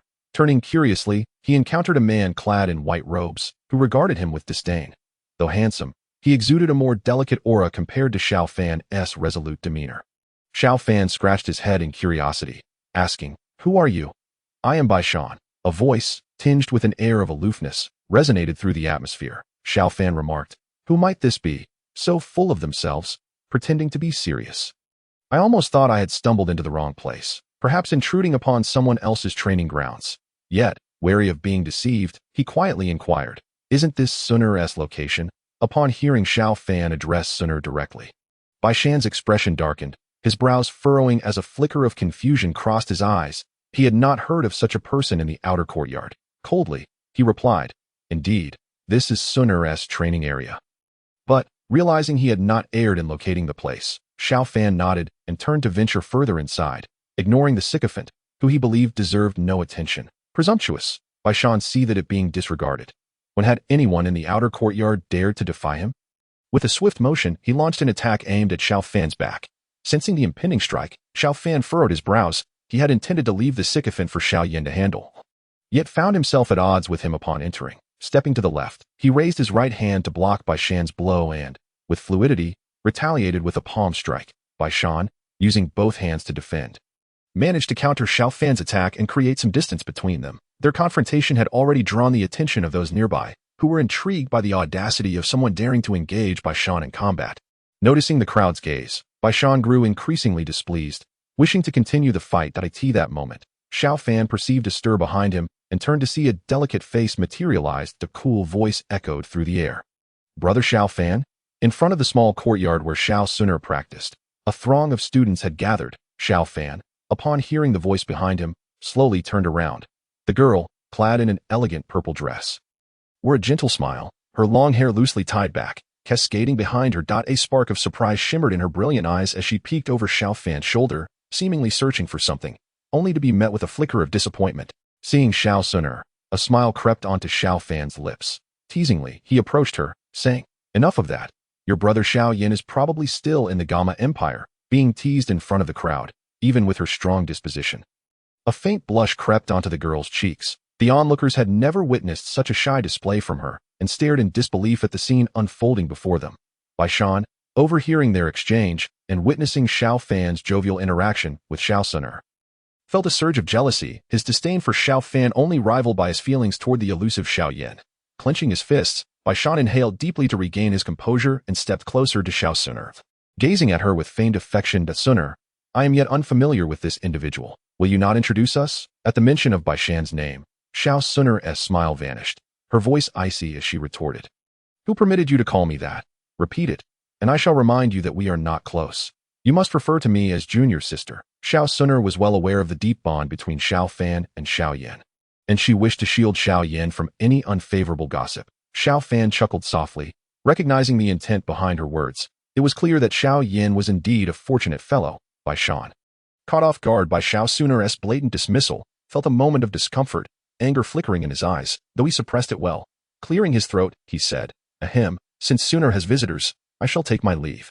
He then meandered away under the curious stares of the crowd. Observing Bai Shan's pretense of calm, Xiao Fan raised his voice in mockery. "Ah, no wonder you are the first in the outer courtyard. Such thick skin, even I must concede defeat." The crowd stifled laughter, anxious not to offend Bai Shan, while Xiao Suner couldn't help but smile at the light-hearted banter. Bai Shan paused momentarily, his fa cracking as he hastened his retreat. Casting a glance back at Xiao Fan, his eyes brimming with icy resentment, ignoring the unexpected confrontation, Xiao Fan turned to Xiao Suner. "Suner, I have just arrived at the academy, with the inner courtyard selection competition approaching in a month. I wish to register, but am unfamiliar with the process. Hence, I sought you out." A glimmer of surprise flashed in Xiao Suner's eyes. She hadn't realized her brother Xiao Fan had joined the Jialan Academy. She smiled and replied, "To register for the inner courtyard selection, one must seek out a mentor, who will compile the list of candidates." "Who is your mentor?" "Brother Xiao Fan." Xiao Fan shrugged. "I am a special invitee. Currently, I have no mentor. Special invitees are quite rare at Jialan Academy." A mischievous glint sparkled in Xiao Suner's eyes as she suggested, "In that case, why not accompany me to find Mentor Ruolin? I happen to be heading there to register myself." Mentor Ruolin. Xiao Fan paused, momentarily taken aback. Seeing him deep in thought, Xiao Suner assumed he was hesitating and urged, "Don't ponder too long. Let us go. You can share news of brother Xiao Yan along the way." With that, she grasped Xiao Fan's hand, leading him in a particular direction. Xiao Fan could only shake his head in resignation. It was indeed only news of Xiao Yan that could incite such a response from her. As they walked, Xiao Fan recounted his experiences with Xiao Yan, merely stating that his arrival at the Black Corner region was an accident. After a journey of over 10 minutes, Xiao Suner guided Xiao Fan to a section of buildings, the resting area for the Academy's mentors. Before they could step inside, a sharp voice rang out from behind them. "Xiao Fan." The voice sounded vaguely familiar, yet Xiao Fan could not immediately place it. Turning around, he was met with the sight of a long, smooth leg descending towards him. Reacting instinctively, he grabbed the ankle with his left hand. Following the leg's path up to a slender waist and a strikingly angry face, Xiao Yu, noting the discomfort etched on her features, Xiao Fan blinked, momentarily bewildered, forgetting that he still held her ankle. Frowning, he approached her, saying, Xiao Yu, I haven't done anything to you. It's not like I'm grabbing your leg. As he took a step forward, Xiao Yu lost her balance and began to fall backward. It dawned on Xiao Fan that he was still holding her ankle. Embarrassed, he reached out to steady her, but as she fell, she instinctively grasped for something, and upon touching Xiao Fan's hand, she yanked hard. With their balance compromised, they both tumbled to the ground. In that moment, Xiao Yu lay on the ground, one foot pinned beneath Xiao Fan, while the other was awkwardly resting on his shoulder, their bodies tangled together in an intimate manner. And Xiao Yu's face flushed a deep crimson as she shouted, You don't get off me. Xiao Fan felt a hint of awkwardness as he realized his hand was still caught in her grip. Sister, I would get up if you would allow me the chance. Please release my hand first. As they finally stood, Xiao Fan noticed Xiao Yu's intent to retaliate. He waved his hand dismissively, saying, It was Xiao Yan who grabbed your leg. Not me. Why do you keep taking your frustration out on me? Xiao Yu felt a tinge of embarrassment but, recalling Xiao Fan's sharp tongue, hesitated to retaliate, especially since they were in the mentor-esque training area. Having drawn attention from others due to their earlier commotion, she begrudgingly replied, I'll let you off this time. Then, her curiosity piqued. She inquired, What brings you here? I'm here with Suner to find Mentor Roland for registration. Xiao Fan replied. Upon hearing this, Xiao Yu's gaze shifted to Xiao Suner, who nodded in affirmation. Xiao Yu scoffed, I wonder which blind person allowed you into the academy. Then, her eyes gleamed mischievously as she commanded, Address me as senior sister. Xiao Fan chose to ignore the outburst, turning back to converse with Xiao Suner. He followed her towards Mentor Roland's training room, while Xiao Yu trailed behind, curious to see what would unfold next. Xiao Suner was acutely aware of her stance towards men. She would not hesitate to take action against anyone who dared to slander Xiao Yan, making it unthinkable for her to be intimate with another man. With a gentle smile directed at her mentor, Roland, she proceeded to explain Xiao Fan's situation. Upon learning that Xiao Fan was a specially recruited student, and after examining his identity badge, Roland nodded and led a few individuals to her office. Once they arrived at her workspace, Roland circled around Xiao Fan, her curiosity piqued. Aside from your handsome appearance, I fail to see the prowess befitting a special recruit, she remarked, with a playful glint in her eyes. She leaned closer and suggested, How about you spar with Suner to test your skills? Xiao Fan, slightly taken aback, felt an odd sense of disquiet regarding Roland's sudden proposal, sensing the absurdity of the situation. Roland inquired, The slots for the inner academy selection are limited. Do you have confidence? Xiao Fan nodded affirmatively and replied softly, Rest assured, Minner. Observing his self-assured demeanor, Roland agreed, Very well. I shall submit your name, from this moment forth. I will be your Minner. Ding. Congratulations to the host for completing the task and arriving at the Xiao Yan Academy. Task rewards. Weapon, Void Breaking Blade. 3,000 source coins, 100 experience points, 100 fighting spirit points. At that moment, as Roland gave her consent, a voice echoed in Xiao Fan's mind. He had previously wondered why he had not received the system's notification upon arriving at the academy. It turned out that he needed to find his mentor to truly enter Xiao Yan Academy. Xiao Fan accepted his rewards, excluding the fighting spirit points, as the discussion revolved around the inner academy selection, making it inconvenient for him to advance. Thank you, Minner. I look forward to your guidance, he said with a smile. Roland returned the gesture, adding, This year, I am applying for advancement to a mystic level mentored. If you succeed in the inner academy selection, it will be a favor you have done for me, and I should be the one thanking you. Xiao Suner, observing their conversation, leaned closer to Roland, playfully swaying her arm. Noticing her demeanor, Roland's expression shifted to one of caution as she distanced herself from Suner, as if faced with an impending threat. And inquired, Suner, what are you planning? With a blush, Xiao Suner timidly expressed, Mentor, I wish to register for the inner academy selection as well. Roland, maintaining her vigilance, nodded and assured her, I am aware. I will certainly submit your name. After a moment of hesitation, Suner added softly, and also, please include Xiao Yan's name. Upon hearing Xiao Yan's name from Suner, Roland's frustration boiled over. It was clear that Xiao Yan had taken a year-long leave of absence and had failed to show up, causing her considerable embarrassment. She had previously assisted Suner in registering him, only to be let down by his absence. This time, she was resolute in her refusal to aid him. Absolutely not, Roland declared, her expression darkening. Xiao Suner approached her mentor, looking up with a pout. Mentor, I promise Xiao Yan will definitely come this time. With her sparkling eyes locked onto Roland, she raised her hand and added earnestly, I swear. Relenting under Suner's earnest plea, Roland's expression softened as she playfully tapped Sooner on the forehead. You and your promises. Very well. I shall assist you this once. Upon hearing Roland agree, Xiao Sunner's face lit up with delight, and she embraced her mentor tightly. Thank you, mentor. Roland chuckled wryly. I can't fathom what kind of luck that rascal has to warrant your support. With flushed cheeks, Xiao Sunner remained silent. After agreeing to Sunner's request, Roland produced a form for Xiao Fan to fill out, assuring them, this will suffice. I will submit your application shortly. Then, recalling something, she turned to Xiao Fan that I intended to inquire about your strength earlier. But Sunner interrupted me. What is your current level? After a moment of contemplation, Xiao Fan replied, 5-star great fighter. He figured he could absorb the 100 fighting spirit points later, so stating he was a 5-star great fighter was not inaccurate.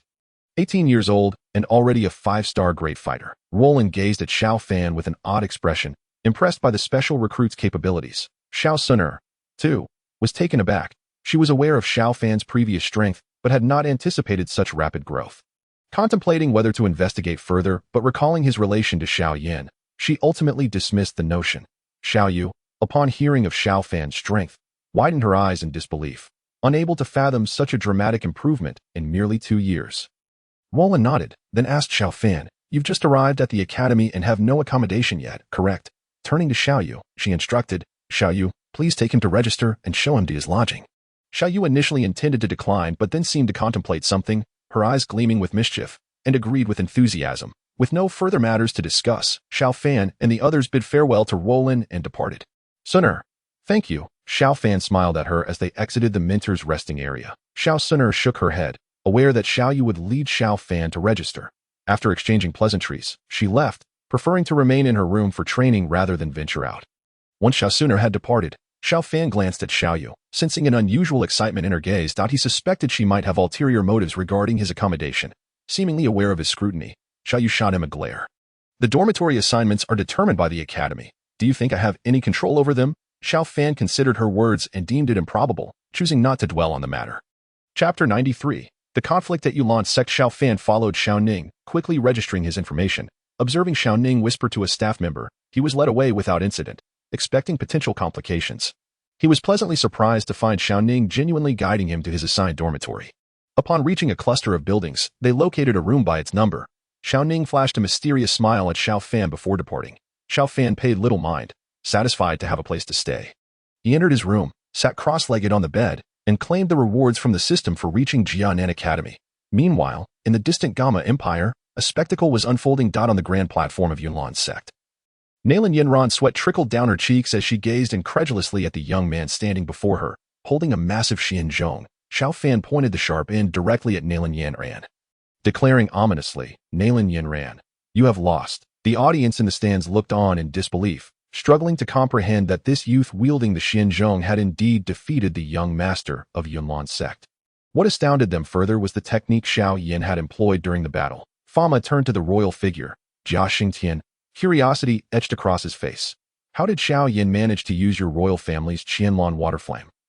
Nearby spectators strained to catch every word. Having witnessed Xiao Yan's remarkable combat skills, he had effortlessly manipulated azure exotic fire with one hand while commanding the royal family's Qianlan water flame with the other, culminating in the creation of an immensely powerful Lotus combat technique, the Qianlan water flame, a flame derived from the royal family's guardian beast, the storm dragon, raised suspicions about whether Xiao Yan had royal backing.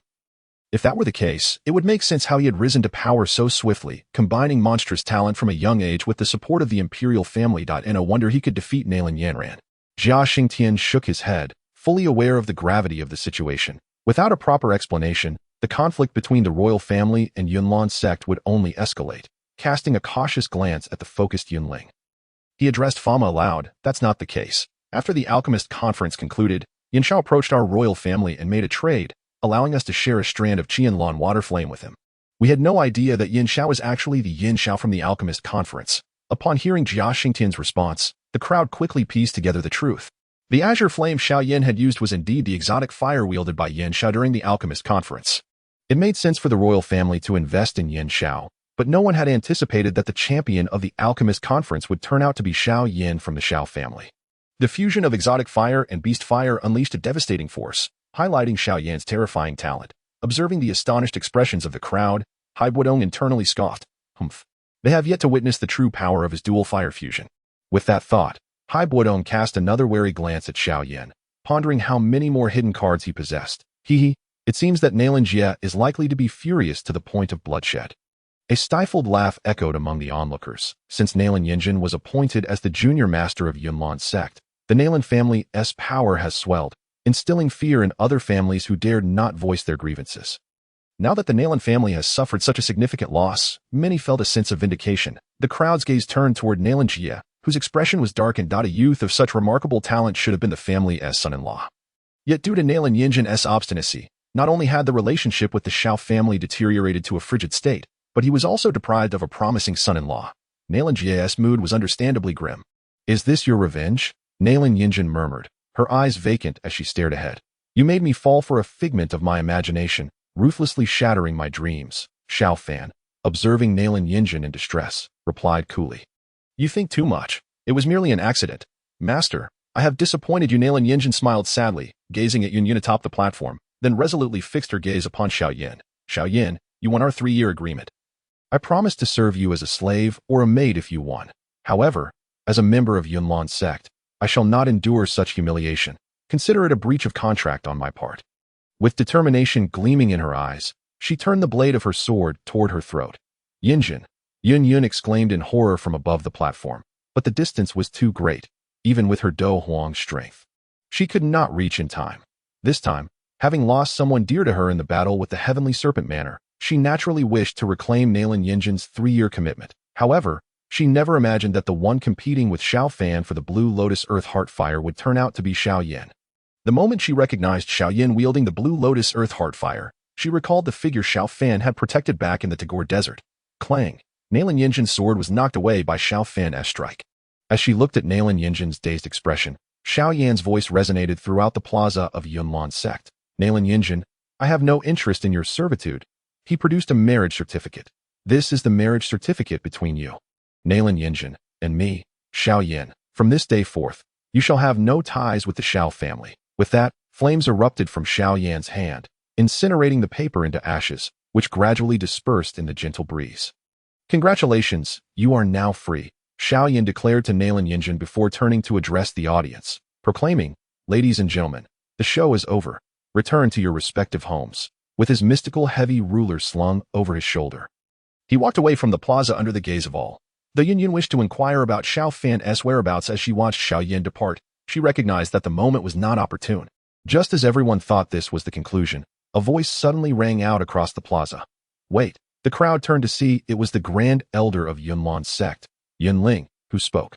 Jaxing Tian cast a glance at Yunling and curiously remarked, "Could it be that Yunling is furious over Xiao Yan's defeat of Nailan Yinjin and wishes to forcibly detain him here? Such an act would surely disgrace Yunlan's sect.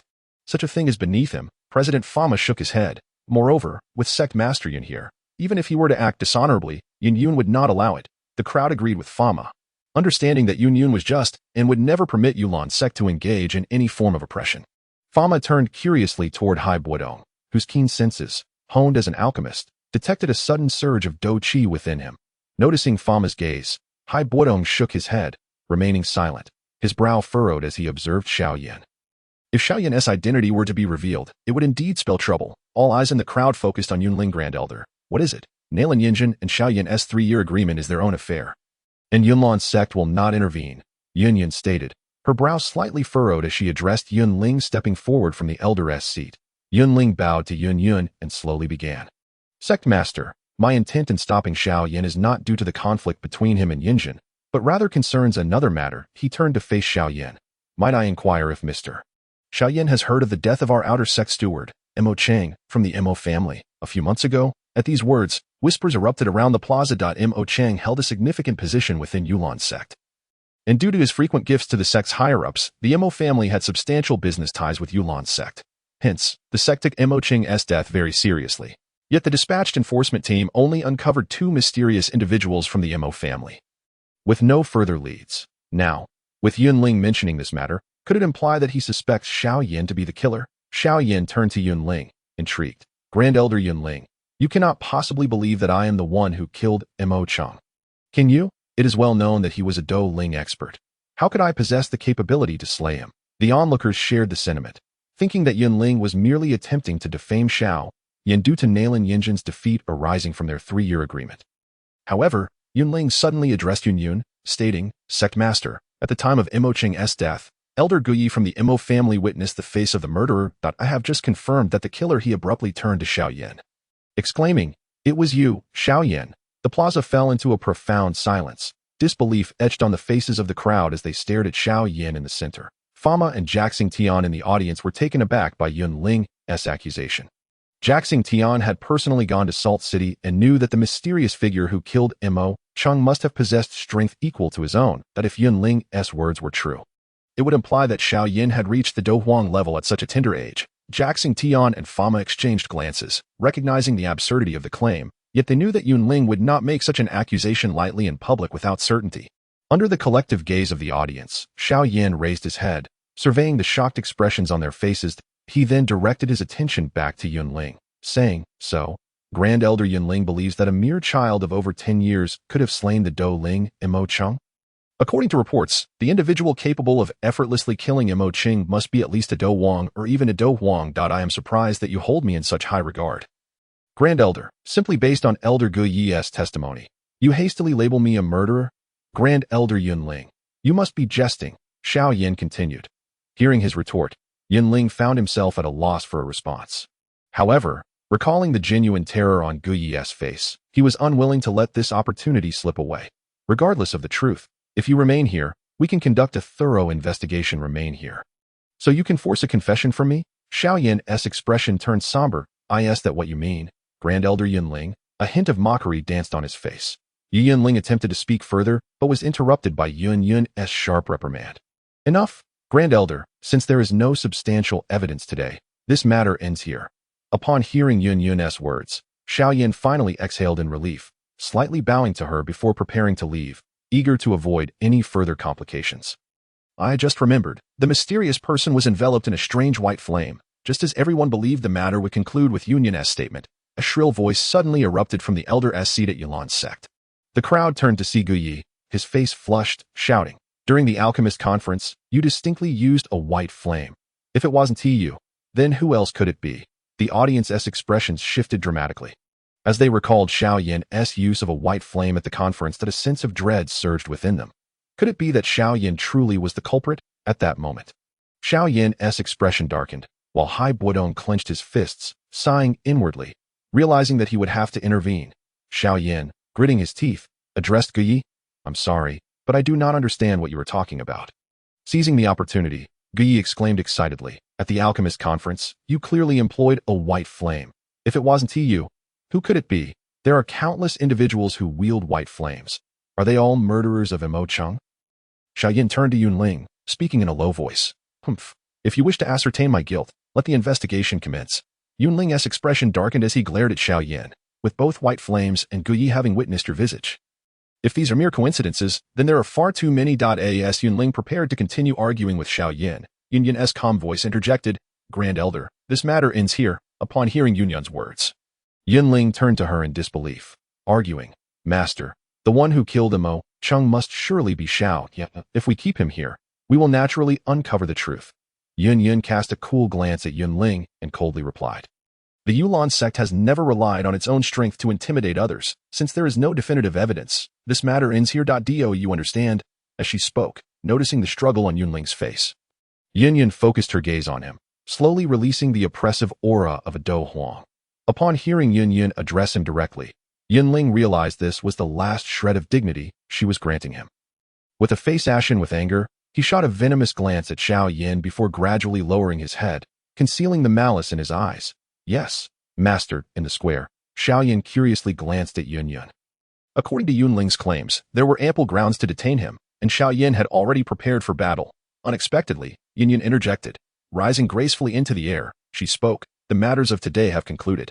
Everyone, please travel safely." With a flicker, she vanished from sight. In the audience, Fama and Xing Tian exchanged surprised glances, seemingly taken aback that Yun would speak in Xiao Yan's defense. They shared a faint smile before departing. Xiao Yan turned to leave the Yulan sect, curiosity deeply etched in his eyes, still mulling over Yunyan's words as she disappeared. "Tell Xiao Fan, I await him at the Yulan sect." Chapter 95. The void of memory inside his chamber. Xiao Fan received the system's rewards, successfully absorbing the Dou Qi, elevating his power to a 5-star Great Dou Master with a flick of his wrist.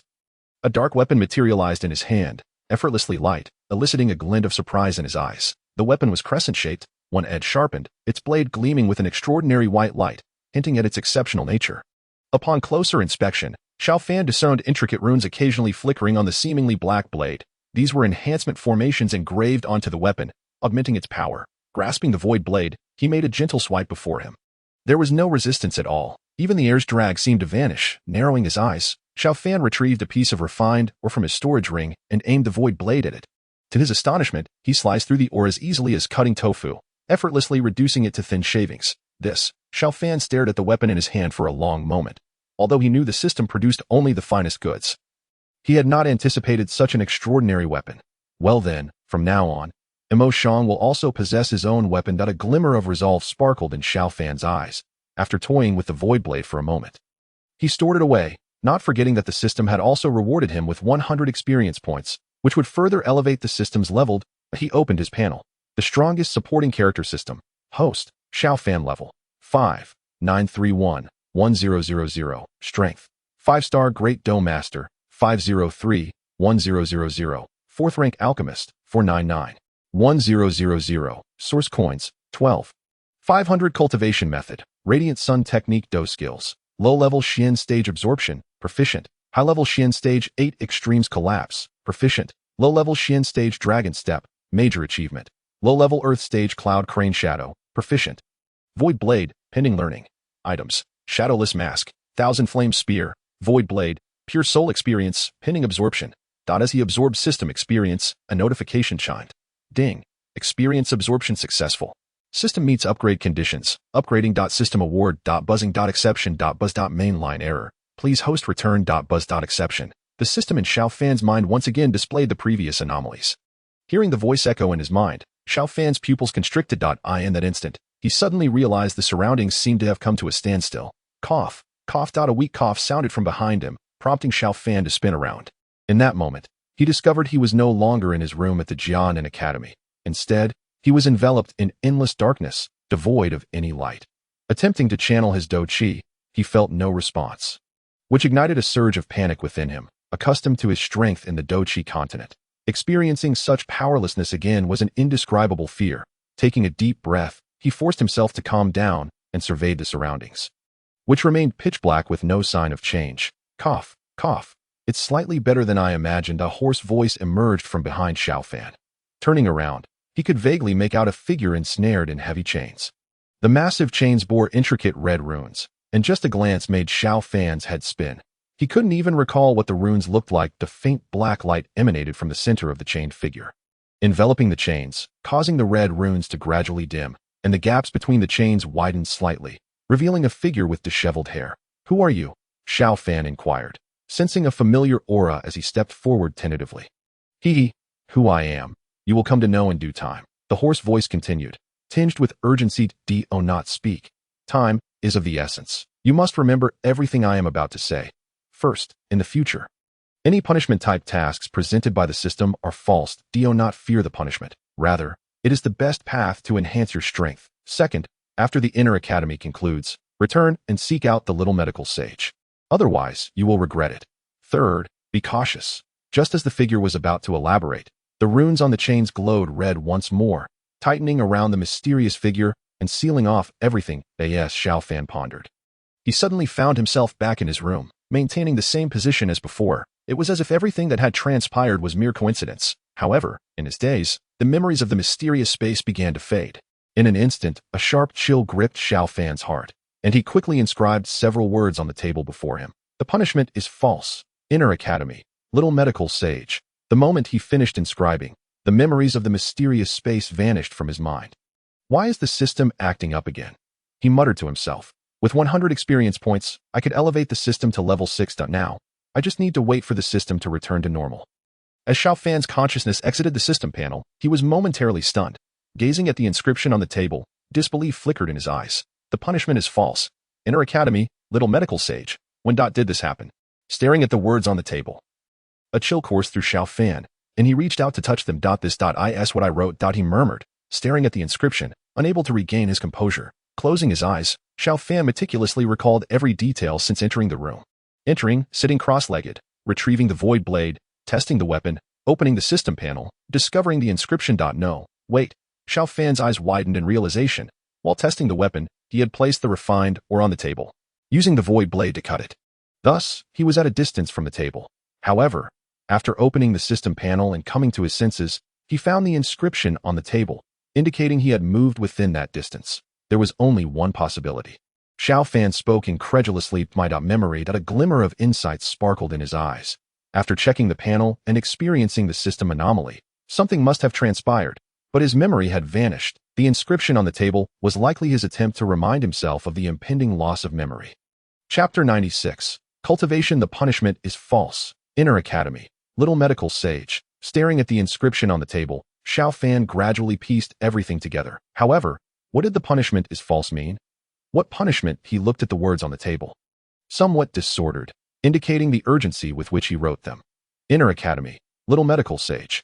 Xiao Fan's thoughts drifted back to the days in the magical Beast Mountain range, recalling the tender care of the little medical sage. So gentle and angelic, and their promise under the starry sky. Would the little medical sage appear in the Inner Academy? A flicker of confusion crossed Xiao Fan's mind.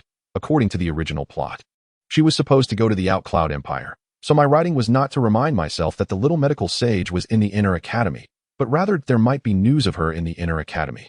Or perhaps I should handle matters there before seeking her out. It seems, for now, the little medical sage's situation should be safe. With his thoughts organized, Xiao Fan now faced the uncertainty of what this so-called punishment entailed. The table was kept within his spatial ring.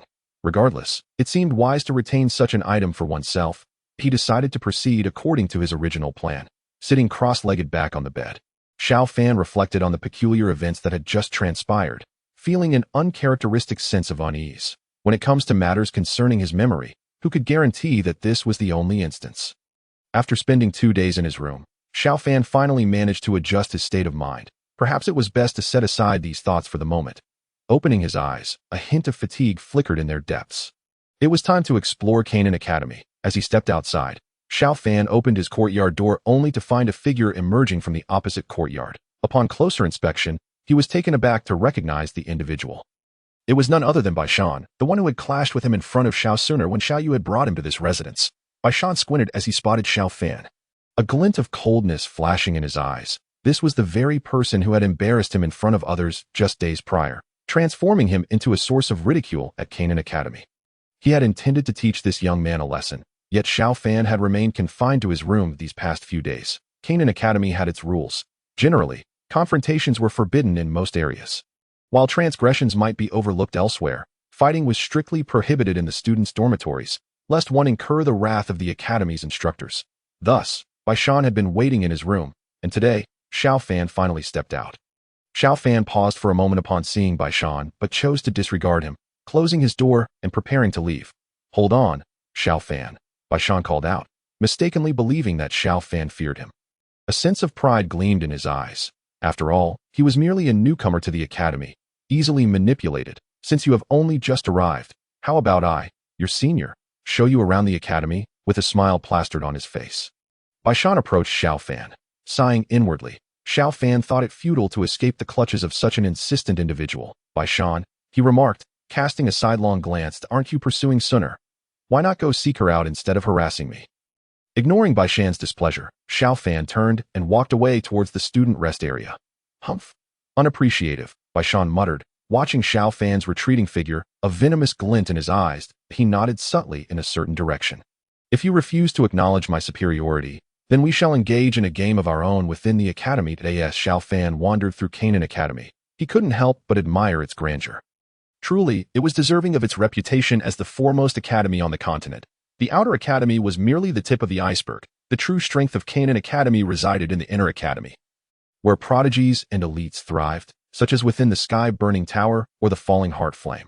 Most of the students in the Outer Academy were merely children receiving guidance from their mentors, laying the groundwork for their future. Consequently, the students spent the majority of their time attending classes, utilizing their free moments to enhance their skills. After all, only the brightest could gain admission to Canaan Academy. and the excellence of those around them left little room for complacency. As the saying goes, do not fear those who are smarter than you. Fear those who are smarter and work harder. This adage aptly encapsulated the academic atmosphere at Canaan Academy. Having discerned his direction, Xiao Fan made his way to the Combat Skill Pavilion. To learn combat skills at Canaan Academy required credits, which Xiao Fan, being a newcomer, naturally lacked. Thus, he could not access the Academy's techniques. It was rumored that the library housed even Earth-tier combat skills. Nevertheless, Xiao Fan was not there to seek techniques. Rather, he intended to study the Void Blade, which he had acquired in the Black Corner region but had yet to practice due to his hurried journey to Canaan Academy. The Combat Skill Pavilion provided a space for students to refine their techniques, allowing them to simulate desired opponents for practice, a most convenient arrangement. The pavilion was divided into numerous small compartments, each accessible to individuals without interconnection, thus safeguarding students' privacy. After registering at the entrance, Xiao Fan entered one of the vacant compartments. He meticulously studied the Void Blade technique he had obtained, channeling his internal energy along the described meridians. His physique was more than capable of handling this task. After familiarizing himself for over half an hour, he successfully cleared the necessary meridians. Without drawing the Void Blade, he casually selected a mundane weapon and closed his eyes, recalling the technique. Void Blade. Suddenly, his eyes snapped open as he swung the weapon forward, carving a crescent arc that struck the training dummy before him. Frowning, Xiao Fan felt dissatisfied with his attack. Although it appeared he had unleashed a powerful blow, in truth, it lacked any real strength. This was merely an external manifestation of his internal energy, failing to exhibit the true prowess of an advanced technique. Yet, Xiao Fan remained unperturbed. He had ample time to master it, with approximately a month until the Inter-Academy selection tournament. He planned to perfect the Void Blade during this period. Additionally, having reached the pinnacle of 4th-tier alchemy, he hoped to attain the status of a 5th-tier alchemist within the month. In the bustling Xiao family of Wutan City, the atmosphere was particularly lively today. The young genius Xiao Yan's 3-year agreement with Yunlan's sect was well known, and news had just arrived from their side that a gathering of elders sat in the council hall. Their expressions a mix of complexity as they regarded Xiao Zhan, who occupied the main seat. Even the usually irritable third elder could only watch Xiao Zhan with a begrudging expression, struggling to comprehend how Xiao Yan had indeed triumphed over Na Lan Yin ran from Yunlan's sect. If the news was accurate, Xiao Yan had already reached the rank of great fighter at the tender age of 18. This revelation left the entire Xiao family in shock. In contrast to the others, Xiao Zhan held the news in his hands, tears welling in his eyes and a grin stretching from ear to ear, his face frozen in a smile. This lad has not brought shame to the Xiao family, has he? He exclaimed, glancing sideways at the elder's Thinno clan leader. You jest, the first elder replied awkwardly. Second elder, this rascal's strength is commendable, is it not? Xiao Zhan teased, his eyebrows raised as he looked at the second elder. The second elder's face turned pale as he waved his hands in denial. Xiao Yan is a prodigious talent. Who could rival his strength? Third elder. Xiao Zhan turned to the third elder, who sat with a grim expression. Indeed, this lad has not disappointed the clan leader's expectations, the third elder commented solemnly. Xiao Zhan erupted into hearty laughter. Meanwhile, in a secluded courtyard not far from the Xiao family, a group of individuals was engaged in hushed discussions. This group comprised Han Ju and his elite members from the Iron Cavalry Mercenary Corps. After receiving word of Xiao Fan's circumstances, Han Ju had brought most of his elite forces to Wutan City, purchasing this courtyard under the guise of a wealthy merchant, conveniently located near the Xiao family. Should any unforeseen events arise, they would be poised to act, understanding the significance of the Xiao family to their young master. Han Ju had even stationed a member of the Iron Cavalry Mercenary Corps at the imperial capital of the Gamma Empire to ensure that news of the 3-year agreement would reach them promptly. Now, the news had arrived. Xiao Yan had defeated Na Lan Yin ran from Yunlan's sect. Han Ju surveyed the information in his hand and instructed his comrades, from now on, maintain vigilance around the Xiao family. Should any unexpected situations arise, we shall rush to their aid. Understood? Yes, Captain, the high-ranking members of the Iron Cavalry Mercenary Corps affirmed as they dispersed into teams, stealthily positioning themselves near the Xiao family. That evening, the Xiao family hosted a grand banquet filled with music and dance, a scene of unparalleled joy. Yet, as the festivities reached their peak, a chilling voice echoed from above. Well, you seem to be having quite the revelry. The cold voice resonated from the sky, causing Xiao Zhan to look up, his pupils constricting in alarm. A figure hovered in midair, with malevolent eyes fixated upon the gathered Xiao family members. Doubled energy wings? This is a Dou Wang. How could a Dou Wang appear here? Xiao Zhan bowed respectfully towards the mysterious figure in the sky, his tone grave. Might I inquire your identity? If there are any requests, please let me know, and the Xiao family will do their utmost to assist. Recognizing the disparity in power, Xiao Yan understood that a single Dou Wang could annihilate the Xiao family with ease. Thus, he humbled himself, discreetly signaling for the elders and remaining clansmen to retreat from the shadows. The mysterious figure chuckled coldly. You must be Xiao Yan's father. No wonder you could raise such a talent. When discussing geniuses, the mysterious figure spoke through clenched teeth, a palpable hatred emanating from him that was unmistakable. That it seemed he was an enemy of Yin heir. Xiao Yan contemplated briefly, and soon realized that the foe Xiao Yan had incurred was none other than the Yunlan sect. However, he did not anticipate that such a powerful force as the Yunlan sect would take action against the Xiao family due to a mere 3-year agreement. The mysterious figure fell silent and suddenly lunged at Xiao Yan. Knowing he was no match for the Dou Wang, Xiao Yan chose to flee towards the outskirts of the Xiao family estate, determined to buy time for the others, the moment the Dou Wang appeared at the Xiao residence.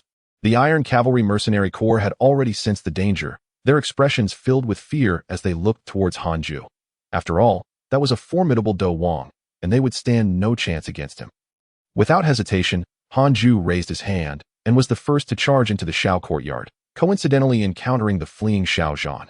Patriarch Xiao, someone has sent us to assist the Xiao family. We can discuss the details later, Hanju declared, brandishing his weapon and attacking the mysterious Dou Wang. Upon seeing Hanju, Xiao Yan's expression changed, mistaking him for a subordinate of the Dou Wang. He feared the Xiao family might face annihilation today, not realizing that Hanju was actually there to aid him. Seeing Hanju engage the mysterious Dou Wang, Xiao Yan felt uneasy about escaping alone and turned back to join the fight. Humph! The mysterious Dou Wang scoffed disdainfully. Mere to Dou Shi, utterly unaware of their impending doom. With a flick of his hand, he unleashed profound Dou techniques, summoning a fierce gale that effortlessly deflected the attacks from Hanju and Xiao Yan.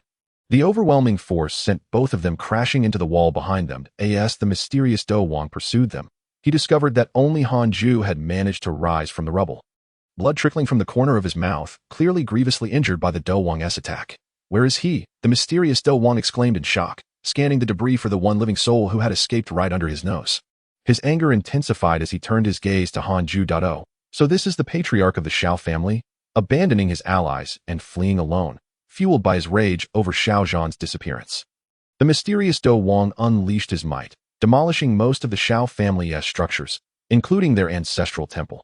After venting his fury, he surveyed the ruins, his anger subsiding somewhat as he glanced at the grieving members of the Xiao family.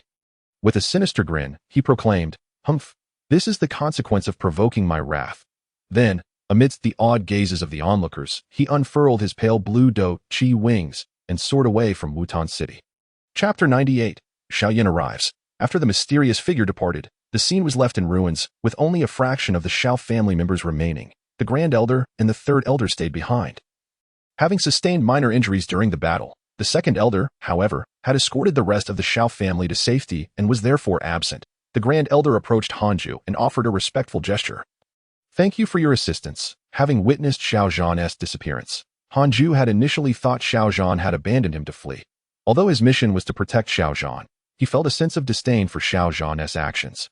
He replied with a hint of sarcasm, "No need to mention it. If the patriarch of the Xiao family can retreat unharmed, I assume the Xiao family would fare well even without our help."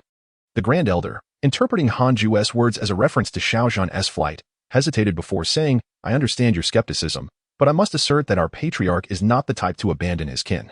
There must be circumstances we are unaware of." Upon hearing the Grand Elder's words, Hanju suddenly recalled his master's instructions. The assailants who captured Xiao Yan were not members of the Yunlan sect. His pupils constricted as he grasped the implication. If Xiao Yan had intended to flee, he would not have turned back when he first encountered Hanju.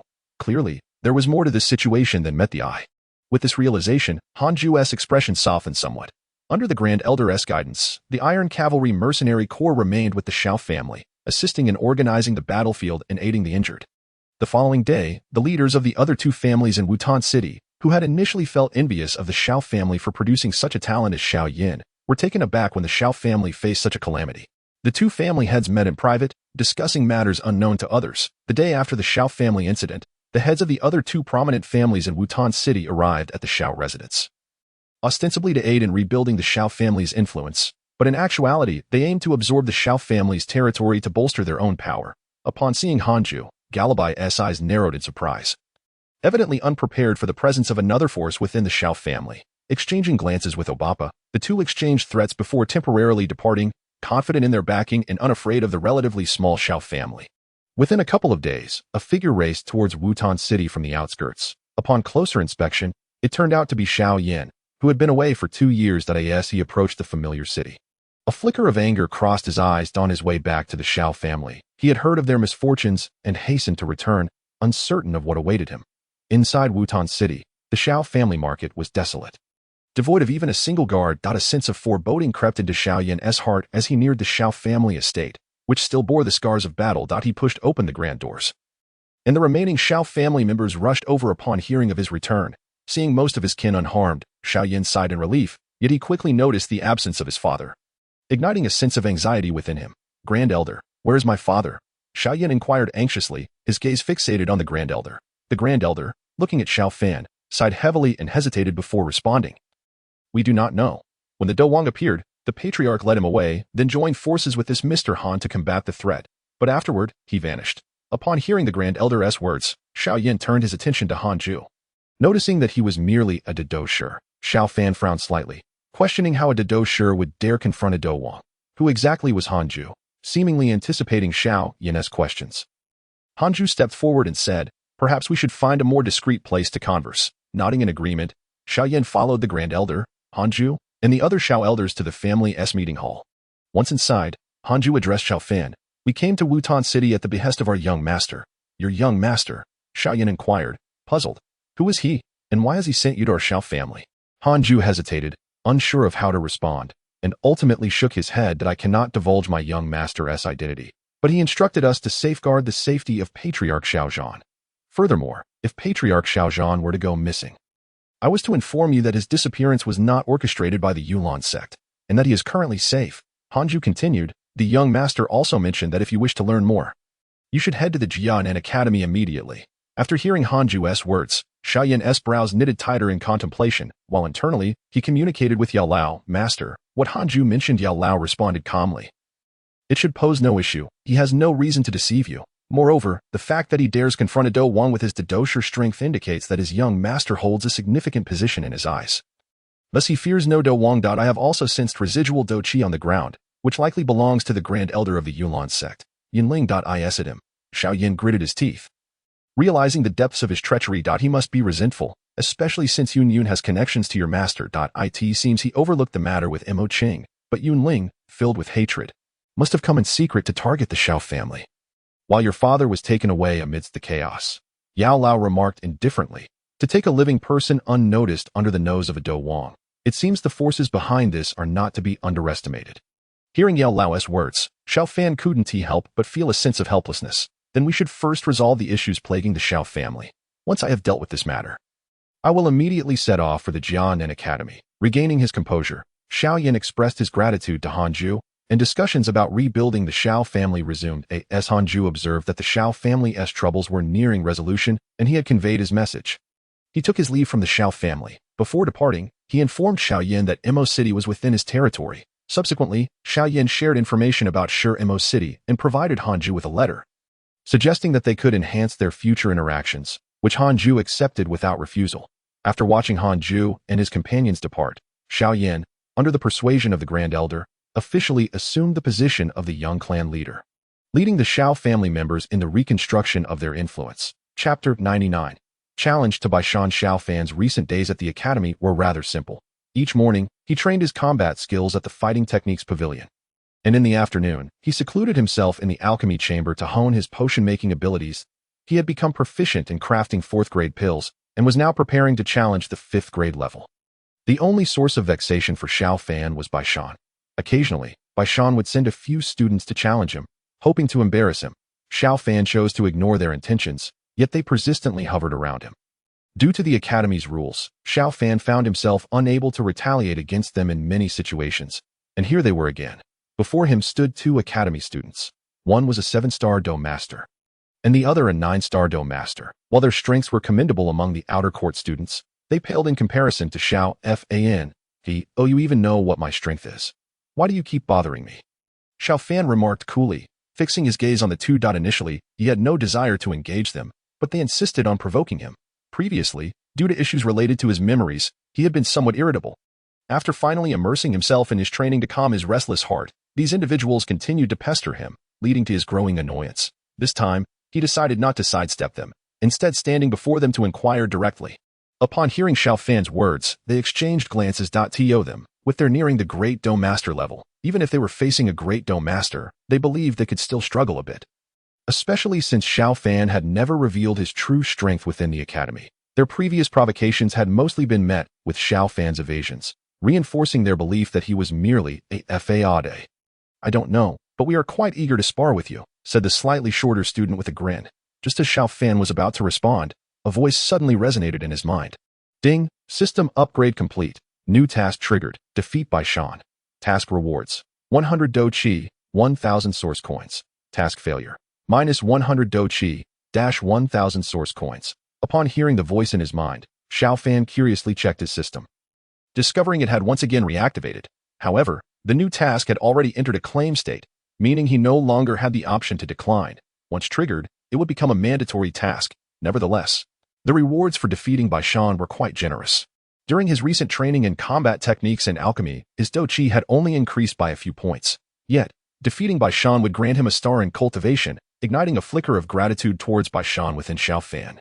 Putting away the interface, he looked at the two students before him. His desire to communicate with them significantly diminished. Now, his sole focus was on Bai Shan. The presence of a 5-star Great Dome Master emanated from him. Leaving the two students startled, Xiao Fan patted their shoulders and said, "I know Bai Shan sent you here. Go back and tell him I will be waiting for him at the training grounds this afternoon." Without acknowledging their shocked expressions, he strode directly into the Fighting Techniques Pavilion. With half a day remaining until the afternoon, Xiao Fan was determined not to squander this opportunity. Not long after Xiao Fan entered the pavilion, news of his challenge to Bai Shan spread throughout the outer court. Everyone was incredulous that this newcomer had the audacity to challenge Bai Shan. Wait, someone is challenging Bai Shan? Xiao Fan? ISNT that the incident that happened a couple of days ago with Suner. Never mind, I need to find Suner. In a secluded courtyard, a whimsical girl heard the news, her face lighting up with a mischievous smile as she left the courtyard. Oh, this afternoon, how interesting. Bai Shan, gazing at the two students who had been pestering Xiao Fan, waved them away with a flick of his hand. Once they had departed, the smile on Bai Shan's face vanished, replaced by a sinister expression. Many within the academy, having heard of the impending duel, planned to attend the training grounds, transforming the usually sparse area into a bustling crowd. Some instructors, intrigued by the buzz surrounding this special invited student of the Jianan Academy, also took notice. In a spacious office within the outer court's administrative building, an elderly man with graying hair examined a file in his hands. Xiao Fan, 18 years old, fire attribute cultivator, beneath Xiao Fan's photo. A red seal marked him as a special invited student of Jianan Academy. What began as an ordinary student rivalry had now drawn the attention of the entire academy.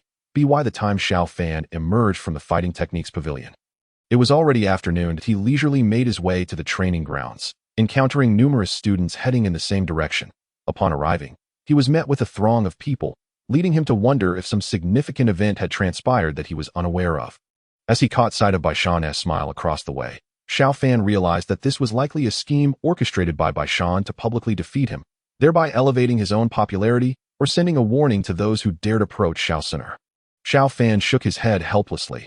He had not provoked anyone. Moreover, Suner favored Xiao Yan. Were it not for the system's rewards, he might have disregarded Bai Shan entirely. Upon Xiao Fan's arrival, several girls in the audience marveled at his appearance, exclaiming, "Xiao Fan, ah, how handsome. From today onward, I declare myself Xiao Fan's girlfriend. Who's with me?" Ascending the platform, Xiao Fan ignored the surrounding cheers and cast a calm gaze at Bai Shan. "Bai Shan, let us begin." Bai Shan, still wearing a smile, approached the platform. "Xiao Fan, I didn't expect you to challenge me. That we needn't settle this in such a manner." Xiao Fan was at a loss for words. He hadn't anticipated Bai Shan's ability to feign humility. "Fool," he muttered, observing Bai Shan's expression darken, which brought him a sense of satisfaction. Yes, that was much more pleasant. His insincere smile was quite off-putting. "Since you refuse my courtesy, don't blame me for being merciless," Bai Shan stated coldly, dropping the pretense. With the mask of civility stripped away, Xiao Fan chose not to respond to Bai Shan's taunts. Instead, opting to reply through action, that he beckoned with his index finger, casting a sidelong glance at Bai Shan, as if to say, "Come at me." Chapter 100, Defeating Bai Shan in a corner of the audience. A whimsical girl clung to Xiao Suner, her eyes sparkling with excitement at Suner. Who do you think will win? Suner glanced at the girl holding her arm, feeling a slight blush as their bodies brushed against each other. She shot her a glare, and upon seeing the girl relax a bit, she replied, Baishan cannot win. Although she had no evidence, she believed Xiao Fan would prevail. Dou, you think so highly of him? The girl mused, her eyes sparkling mischievously as she turned her attention to Xiao Fan, curious to discover what made him so remarkable. All eyes were fixed on Xiao Fan and Baishan as the instructors signaled the start of the duel. Baishan regarded Xiao Fan with a hint of menace in his voice. This time, I will make you regret it. Xiao Fan merely shot him a glance and remained silent, extending his hand to reveal the Qian Yin spear. Wow, Xiao Fan looks so cool wielding that spear. This is thrilling. Don't forget, Baishan also wields a spear. Baishan, taken aback by Xiao Fan's weapon, quickly regained his composure and sneered.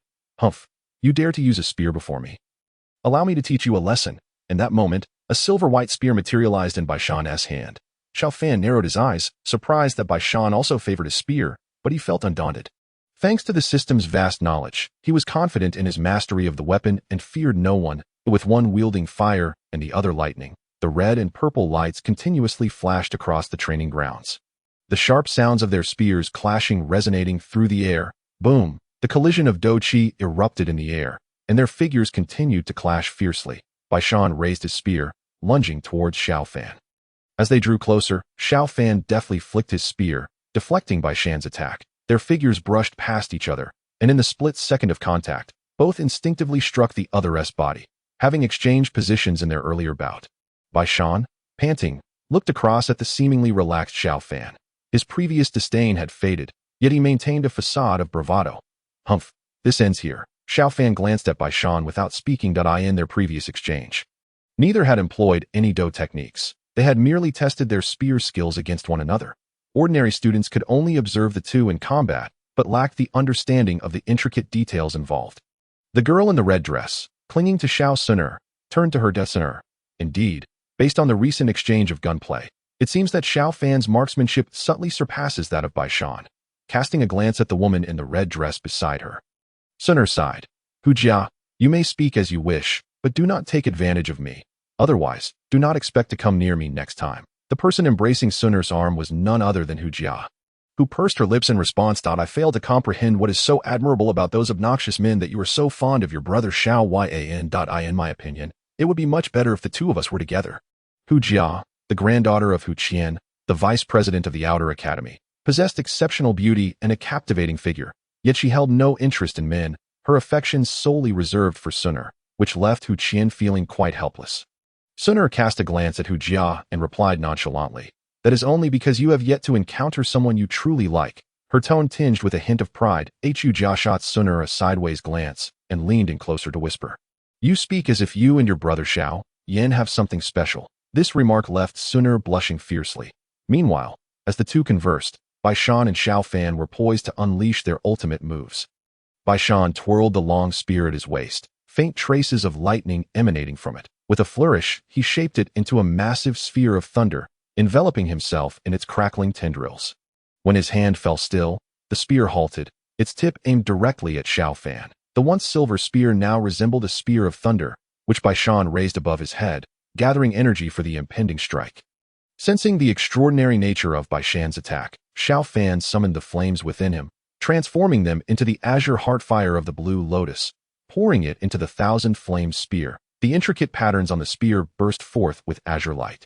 Exuding immense pressure, thunderclap arc, crane shadow in the clouds, with their battle cries, blinding white lightning erupted from Baishan's position, under the watchful gaze of countless spectators.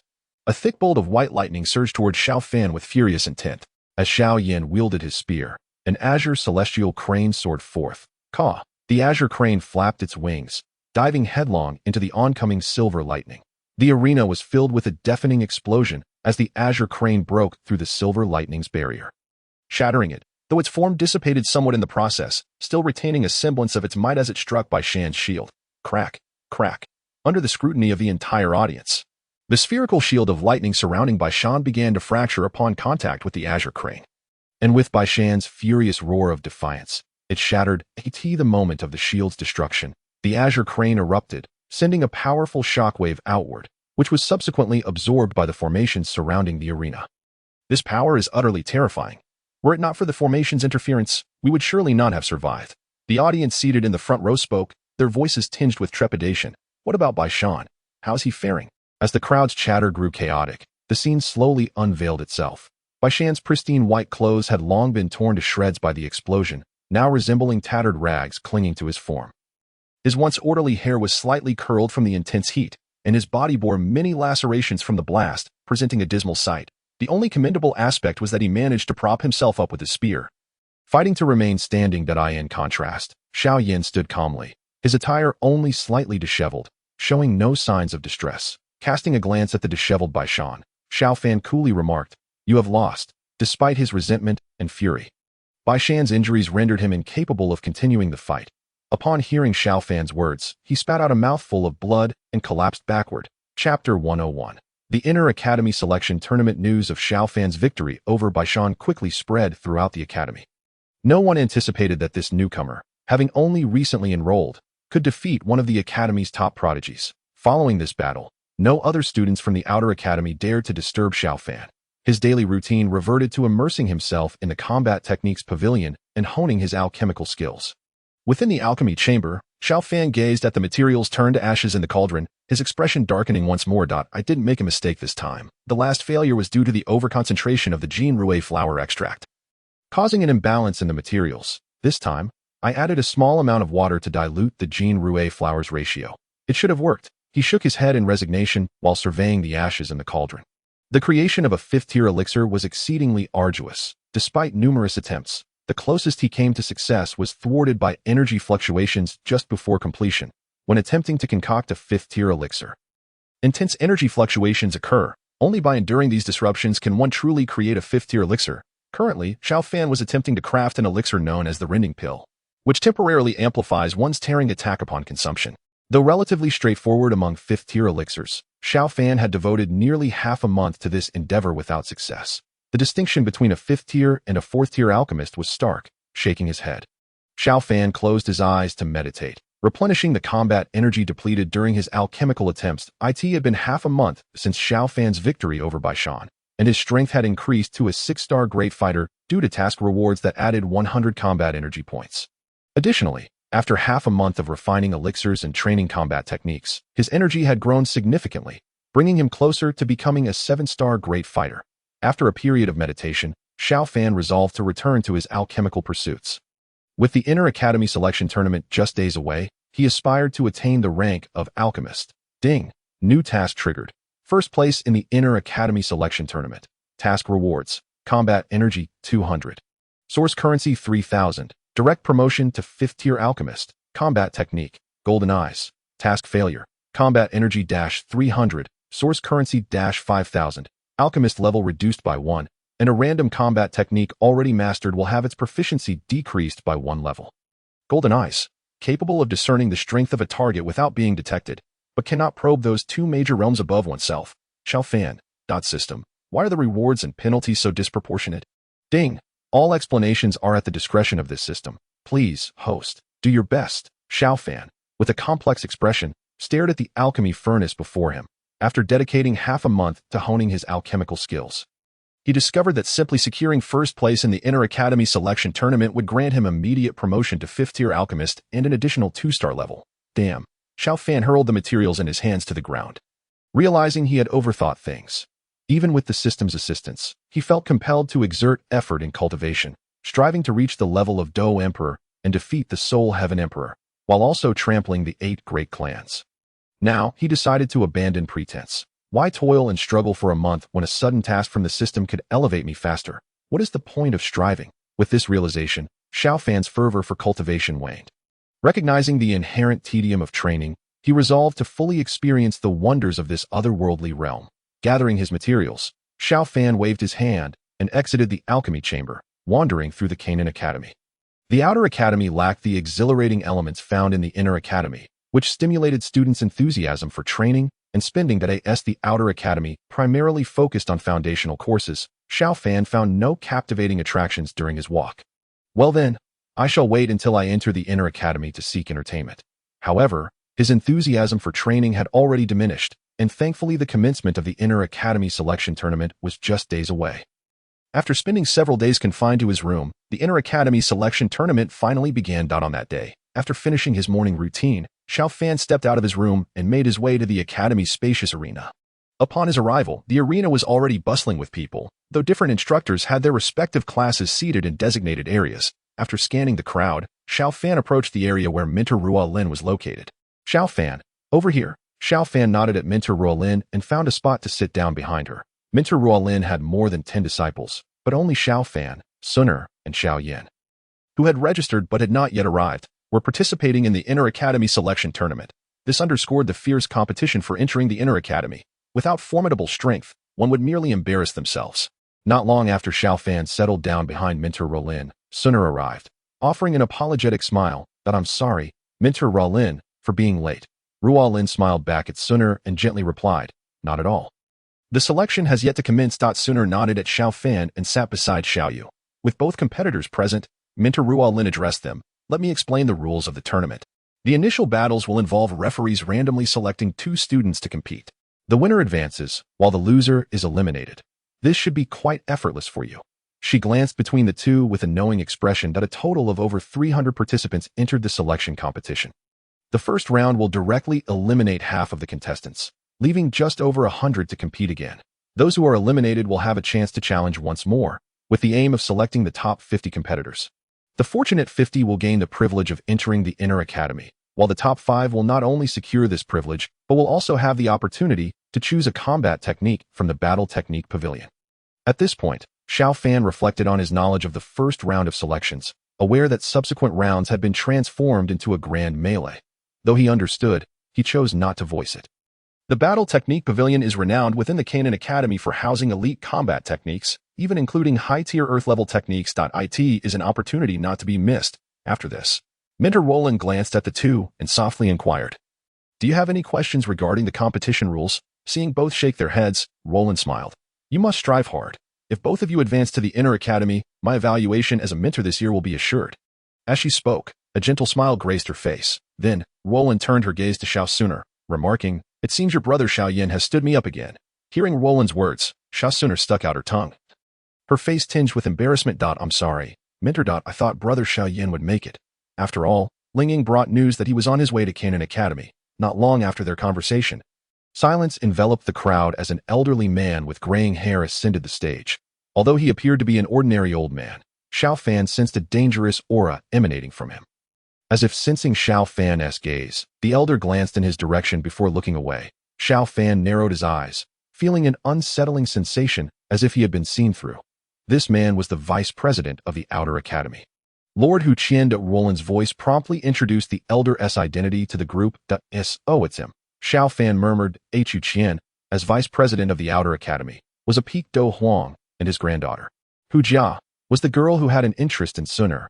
Although Xiao Fan had not yet met her. As Hu Qian announced the commencement of the selection competition, another mentor stepped forward to announce the names of the competing students. Class Xian second, Qin Yang against Class Xian first. Han Yu. As the mentor's words fell, the two students stepped out from their respective areas onto the vast platform below. At the mentor's signal, their battle commenced. Qin Yang, utilizing wind attribute techniques, darted around Han Yu, making it difficult for him to pinpoint his location while launching intermittent strikes. Who do you think will win? The audience, still buzzing with enthusiasm at the beginning of the selection competition, speculated on the outcome. Xiao Yu, seated not far from Xiao Fan, turned to him, asking, "Cousin Xiao Fan, who do you think will win?" Xiao Fan cast her a sidelong glance before returning his focus to the contest, stating, "Though it appears Qin Yang has the upper hand, his Do Qi is steadily depleting, whereas Han Yu remains composed, conserving his energy. If this continues, Qin Yang is bound to lose if to validate Xiao Fan's assessment." Qin Yang soon recognized his disadvantage and launched an aggressive attack toward Han Yu, who had been patiently waiting for an opening. After a brief exchange, Qin Yang's exhausted Do Qi forced him to concede. Throughout the subsequent matches, Xiao Yu continued to inquire about the outcomes, and Xiao Fan's predictions remained accurate, earning him the admiration of those around him. Even Mentor Ruolin regarded him with curiosity, for mere fighters do not constitute true genius. The ability to discern an opponent's strengths and weaknesses requires exceptional insight and broad knowledge. Next, Class Huang 3, Lu Ming will face Class Huang 2, Xiao Suner. As the announcement was made, Xiao Fan's gaze fell upon Xiao Suner as she stepped onto the platform. A male competitor from their area also advanced toward the stage. Hey, do you think Sinner will lose? Xiao Fan interrupted Xiao Yu's words. I didn't expect you to say that, Xiao Yu replied. Shaking her head in resignation, she then curiously asked, if you were to battle Sinner, who would win? A sly smile crept across her face. Xiao Fan, with a haughty demeanor, replied, I doubt I'm invincible among peers, seeing Xiao Fan's arrogant expression. Xiao Yu rolled her eyes in disdain before cheering for Xiao Sinner from her seat. The battle between Xiao Sinner and Lu Ming was swift. As the referee declared the start, they immediately engaged. Their movements a blur as they exchanged powerful strikes, eliciting gasps of awe from the audience. In a decisive moment, Sinner, with her golden-tinged palms, delivered a blow to Lu Ming's chest, pushing him back several steps. Thank you for the match, she said, bowing gracefully to her opponent, awaiting the referee's decision. Lu Ming offered a wry smile, acknowledging, indeed, I lost to you, Sinner. Xiao Sinner wins. The referee's proclamation echoed, and Sinner gracefully returned to her seat. Sinner, you were amazing, Xiao Yu exclaimed, embracing her in excitement. Next, Class Huang 2, Xiao Fan will battle Class Xian 2. As the referee's voice rang out, Xiao Yu turned to Xiao Fan, a peculiar smile crossing her lips. I've heard that Yu Yao is a great beauty, she remarked, winking at Xiao Fan. Xiao Fan shot her a glance before making his way to the stage. There stood a young woman in a light blue dress. Her hair a rare sky blue hue. She gracefully bowed to Xiao Fan, who returned the gesture. Hello, Junior. I am Yu Yao, she said, her voice melodic as she met Xiao Fan's gaze. Hello, I am Xiao Fan, he replied with a nod. As the battle commenced, Yu Yao calmly warned, be careful, Xiao Fan. With that, a soft blue dough chi emanated from her, creating rippling waves that soon enveloped the entire platform. A water attribute practitioner, I see. As the wave spread, Xiao Fan felt his movements hindered, realizing this was a technique designed to restrict opponents. A subtle smile formed on his lips as he replied, you should be careful as well. With that, azure flames surged from Xiao Fan's body, enveloping him and dispelling the water waves beneath him. Observers within the academy quickly recognized the flames, the Earth Heart Flame he possesses. Yu Yao, noting the flames surrounding Xiao Fan, narrowed her eyes, understanding that her strategy to limit him had failed. Junior, I will now employ my strongest technique. If you can withstand it, I will concede. Seeing Xiao Fan nod, Yu Yao raised her pristine hand, her azure hair flowing behind her. Ocean's hidden whale, a magnificent blue whale leaped into the air from behind her, its massive form arcing gracefully as it descended toward Xiao Fan. Narrowing his eyes, Xiao Fan summoned purple flames, wielding azure flames in one hand and purple flames in the other, merging them rapidly. Gasps erupted from the audience as they witnessed this extraordinary fusion. No, it's a beast flame. How remarkable. A devastating azure purple fire lotus materialized before Xiao Fan, which he hurled toward the whale's mouth. The once graceful creature erupted in cracks upon consuming the fire lotus, disintegrating in midair before it even hit the ground, sending sprays of water vapor into the air. Xiao Fan turned his gaze toward Yu Yao, softly stating, Sister, you have lost. Yu Yao maintained her elegant smile, returning Xiao Fan's gaze with a gentle smile before addressing the referee. Congratulations, Junior Xiao Fan. The referee declared Xiao Fan the victor. He nodded at Yu Yao and turned to leave, only to be suddenly called back by her. Junior Xiao Fan. Curiosity piqued, Xiao Fan turned to Yu Yao, who was blushing slightly. You are truly handsome, Xiao Fan, she said with a playful smile. Oh, you have a girlfriend? Caught off guard, Xiao Fan hesitated, feeling as if the embrace of Medusa coiling around his arm tightened slightly. He smiled at Yu Yao. There's a girl waiting for me. With that, he turned to leave. Yu Yao watched his departing figure, momentarily lost in thought before a smile graced her lips. Oh, he doesn't. Chapter 103. Timely arrival. When Xiao Fan returned to the viewing platform, Xiao Yu curiously nudged him, her eyes filled with gossip. What did Yu Yao want with you? Xiao Fan shot her a glare and replied curtly, nothing, she was just being polite.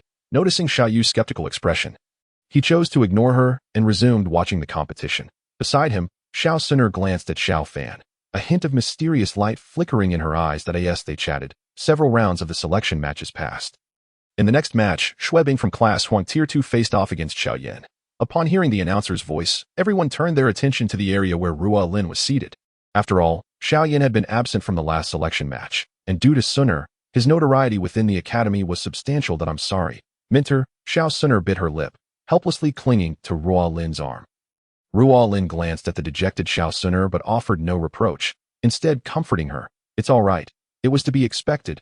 Yet, the bitterness on her face betrayed her true feelings. The young man had already stepped onto the stage. quietly awaiting the match to commence. The referee's gaze shifted back to the Huang Tier 2 area. Although it was known that Xiao Yan was not present at the academy, the formalities had to be observed.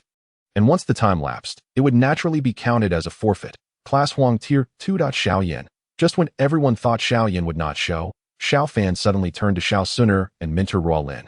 A mysterious smile gracing his lips. He has arrived. Minter Ruolin looked puzzled at Xiao Fan's words, and Xiao Suner initially seemed confused, but her face soon lit up with joy. Yes, he has come. The referee noted the time and reluctantly declared, Class Huang Tier 2 forfeits, the winner of this matches. Just then, a massive shadow flew in from outside the arena, interrupting the referee's announcement. The enormous figure crashed onto the ground of the arena, causing it to crack. Class Huang Tier 2, Xiao Yan. A calm voice echoed from the arena, drawing everyone's attention to the stage. A man in black robes stood beside an enormous black heavy ruler. His voice unmistakably his OW and an I in one corner. Bai Shan spotted Xiao Yan's arrival, his gaze fixed on him, a slight frown of curiosity crossing his face. So, this is Xiao Yan. He furrowed his brows, finding nothing remarkable about him. In another corner, a girl in a red dress, her lively eyes glancing at Xiao Yan, pouted and remarked, Is this the Xiao Yan that Suner can't forget? He doesn't even look as good as Xiao Fan. She then placed her hands on her hips, declaring, Once this is over, I'll go defeat him and keep him away from Suner. Hearing her words, Hu Qian, seated beside her, felt a vain throb on his forehead. He promptly delivered a sharp rap on her head and admonished, Put aside those unwarranted thoughts. Rubbing his temples, he added, I don't know why I raised you to be like this. On the competition stage. The referee cast a curious glance at Xiao Yan before announcing, Since Xiao Yan has arrived, the match officially begins. Xuebeng scrutinized Xiao Yan standing by the heavy ruler. Examining him closely, he concluded that Xiao Yan appeared to be an ordinary person and couldn't fathom what Suner saw in him. He coldly stated, You are Xiao Yan. You are unworthy of junior sister Suner. Xiao Yan shrugged nonchalantly at Xuebeng across from him. Perhaps, having prepared himself mentally before entering the academy, Xiao Yan was ready for any harsh words thrown his way.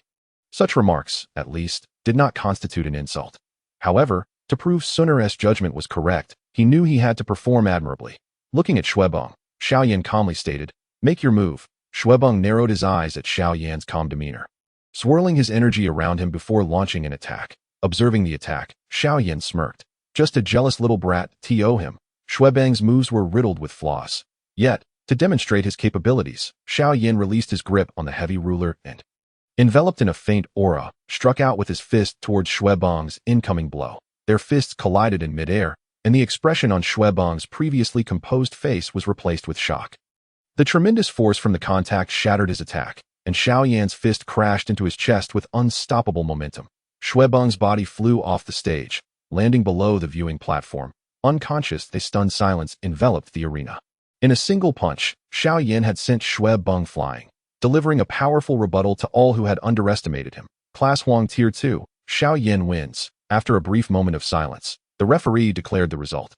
As the referee's voice echoed, the audience regained their senses. Xiao Yan paid no mind to the raucous crowd, his gaze fixed on a girl in a green dress at the corner of the platform.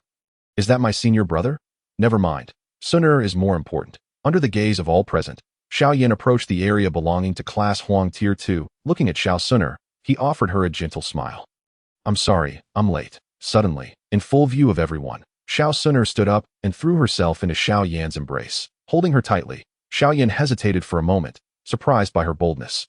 Noticing Xiao Fan's amused expression, he ultimately wrapped his arms around her slender waist, burying his head in her hair. Ah, my Suner. The girl in the red dress observed Xiao Suner nestled in Xiao Yan's arms, letting out a tragic wail. I don't understand what these stupid men have that's so appealing. They only think with their lower halves. They might as well be with me. Beside her, Hu Qian, incensed by Qiao Jia's words, glared at her, declaring, Once this match is over, you will be grounded for several days. After the selection, I'll be heading to the inner academy. Qiao Jia retorted nonchalantly, provoking Hu Qian's ire. Hey, are you two done with your display of affection? Xiao Yu remarked, observing the couple in the midst of their public display of affection. Her words broke their embrace, and Xiao Suner, regaining her composure, noticed everyone's gaze upon her. A blush crept onto her cheeks as she sat down beside Xiao Yu. Burying her face, Xiao Yan chuckled awkwardly, then turned to look at Xiao Fan, senior brother. Noticing Minter Ruolin casting a reproachful glance at him, Xiao Yan scratched his head in embarrassment. Sorry, Minter, I'm late. Mentor Ruolin gazed at Xiao Yan, her tone laced with disappointment. You know you're late, huh? If it weren't for sooner, I would have expelled you from the academy long ago. You should be grateful to her. Xiao Yan and Xiao Sooner exchanged glances, both smiling softly. I will. He then walked over to sit beside Xiao Fan, with Xiao Sooner nestled beside him. As the subsequent matches progressed, many eyes occasionally drifted toward Xiao Yan on the platform, while he remained unfazed, engaging in conversation with the girl beside him and exchanging thoughts with Xiao Fan. Chapter 104. Night conversations in the secluded courtyard. Xiao Fan and his companions gathered around a table. The selection matches had concluded for the day, and Mentor Ruolin informed them that it was time to rest and prepare for the next day's competition. Upon Xiao Yan's arrival at the academy, the group took the opportunity to convene in Xiao Fan's courtyard. Xiao Sooner had been inseparable from Xiao Yan, their closeness prompting Xiao Fan to roll his eyes, giving Xiao Yan a knowing glance. Xiao Fan led the way into the loft, followed closely by Xiao Yan. Xiao Sooner remained seated, occasionally chatting with Mentor Ruolin and Xiao Yu. She was aware that Xiao Fan and Xiao Yan had matters to discuss, especially given the recent upheaval in the Xiao family that had reached her ears. Concern filled her heart for Xiao Yan, as she knew well the weight Xiao Zhan held in his heart. If anything were to happen to Xiao Zhan, Xiao Yan would undoubtedly be affected deeply. Inside the loft, Xiao Fan turned to Xiao Yan, giving his shoulder a reassuring pat. Yao Lao emerged from the ring on Xiao Yan's hand. Master, Xiao Fan greeted with a smile. Senior brother, did you send Hanju to the Xiao family? With no one else around, Xiao Yan expressed his concern for his father's whereabouts, voicing his suspicions directly. Xiao Fan nodded gently. Yes, but do not fret. Let me explain. Upon hearing this, Xiao Yan calmed himself, eager to listen. Xiao Fan observed him, noting how quickly he regained his composure, and couldn't help but nod in approval. Xiao Yan was maturing. After we parted ways in the Tagore Desert, I intended to go to Mo City first, to cultivate there for a while before heading to the imperial capital that I hoped to assist you when you reached Yunlan sect. However, unforeseen circumstances arose along the way. He paused for a moment before continuing. As I traversed a mountainous region, I encountered a mysterious Dou Emperor pursuing a soul entity. At this juncture, Xiao Fan noticed the expressions of Yao Lao and Xiao Yan shift slightly. Without hesitation, Xiao Fan continued. During their pursuit, I was unwittingly drawn into this conflict. The mysterious Dou Emperor wielded dark chains, inflicting lethal damage upon the soul entity. Although this entity could exhibit powers at the Douling level, it was still unable to withstand the attacks of that Dou Emperor. Before long, it was captured. I had thought I would perish there, but to my surprise, the Dou Emperor spared my life and took me away from the Jiama Empire, eventually leading me to the Black Corner region. As he spoke, Xiao Fan revealed a look of lingering trepidation. Thus, I was forced to leave the Jiama Empire. Upon arriving in the Black Corner region, that Dou Emperor brought me to the territory of the Black Skull Tomb. The Black Skull Tomb? Xiao Yan exclaimed in confusion. Xiao Fan nodded affirmatively. I later discovered that the Black Skull Tomb was merely a subordinate faction of that power. Upon hearing this, Yao Lao swallowed hard. It turned out that the Black Skull Tomb was indeed affiliated with them. No wonder. Casting a glance at Xiao Fan, he urged, continue, Fanner. Later, the individual revealed his identity to me. He belonged to a faction known as the Soul Palace and referred to himself as the Eagle Guardian. The Soul Palace. Xiao Yan's pupils constricted sharply. Yao Lao's expression darkened, realizing that his misfortune was indeed a consequence of the Soul Palace. Do you know this faction, Master? Xiao Fan feigned ignorance, as he was supposed to be unaware of Yao Lao's identity. Hearing this, Yao Lao sighed helplessly and relayed the information he had shared with Xiao Yan to Xiao Fan. After listening, Xiao Fan assured Yao Lao that he would certainly assist Xiao Yan in reforging his body. Subsequently, at Yao Lao's prompting, Xiao Fan continued recounting his experiences, detailing how the Eagle Guardian coveted the flames within him but was unable to obtain them, subsequently coercing him to join the Soul Palace and leaving an imprint within his mind. Upon hearing this, Yao Lao furrowed his brow and looked at Xiao Fan. Xiao Fan smiled reassuringly at Yao Lao, saying, Rest assured, Master. It seems that the Eagle Guardian had urgent matters to attend to and left the Black Corner region. I seized this opportunity to enter the Jianan Academy. As for the imprint left in my mind, I have already refined most of it using the dot. I plan to keep it for now. It may prove useful in the future. Upon hearing Xiao Fan's plan, Yao Lao hesitated for a moment, but eventually nodded in agreement. For he had intended to assist Xiao Fan in removing the imprint himself. Xiao Fan then turned to Xiao Yan, stating, the Eagle Guardian's disappearance should be related to the Xiao family. Xiao Yan gasped. The Xiao family? How could they possibly provoke the Soul Palace? A mere fringe family of the Jiama Empire has no business entangling with the pinnacle of the Dochi continent.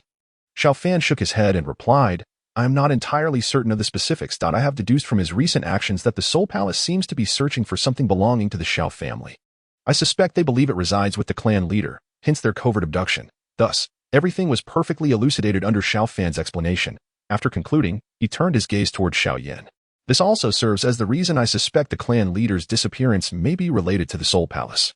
I contacted Han Ju after realizing he intended to act against the Xiao family, urging him to head to Wuten City, but unfortunately, I was unable to prevent it. Brother, it's all right. You have done your utmost. Xiao Yan consoled, noticing the self-reproach on Xiao Fan's face. He then produced a shard upon which a glimmering light flickered. This was conveyed to me by the Grand Elder. The light signifies that my father is still alive. It appears he has merely been captured by the Soul Palace. Upon hearing this, Xiao Fan nodded. In that case, you may find solace for the time being. Regardless, the most pressing matter now is to enhance our own strength. As they exited, they discovered that Minter Ruo Lin and Xiao Yu had already departed. Observing Xiao Suner, who appeared anxious, Xiao Fan smiled, clasped Xiao Yan's shoulder, and teasingly remarked, "All right, stop overthinking it. Go spend some time with Suner. I won't leave the door open for you tonight." Hearing Xiao Fan's jest, Xiao Suner blushed, yet did not flee. Xiao Fan scratched his head, and under his playful gaze, he followed Xiao Suner, intending to escort her back to her courtyard for a heartfelt exchange. After leaving, Xiao Yan suddenly recalled the message Yun Yun had asked him to convey to Xiao Fan, which he had forgotten, and he had not inquired about their relationship. He resolved to discuss this matter with his elder brother the following day. And thus, he took Xiao Suner's delicate hand and departed.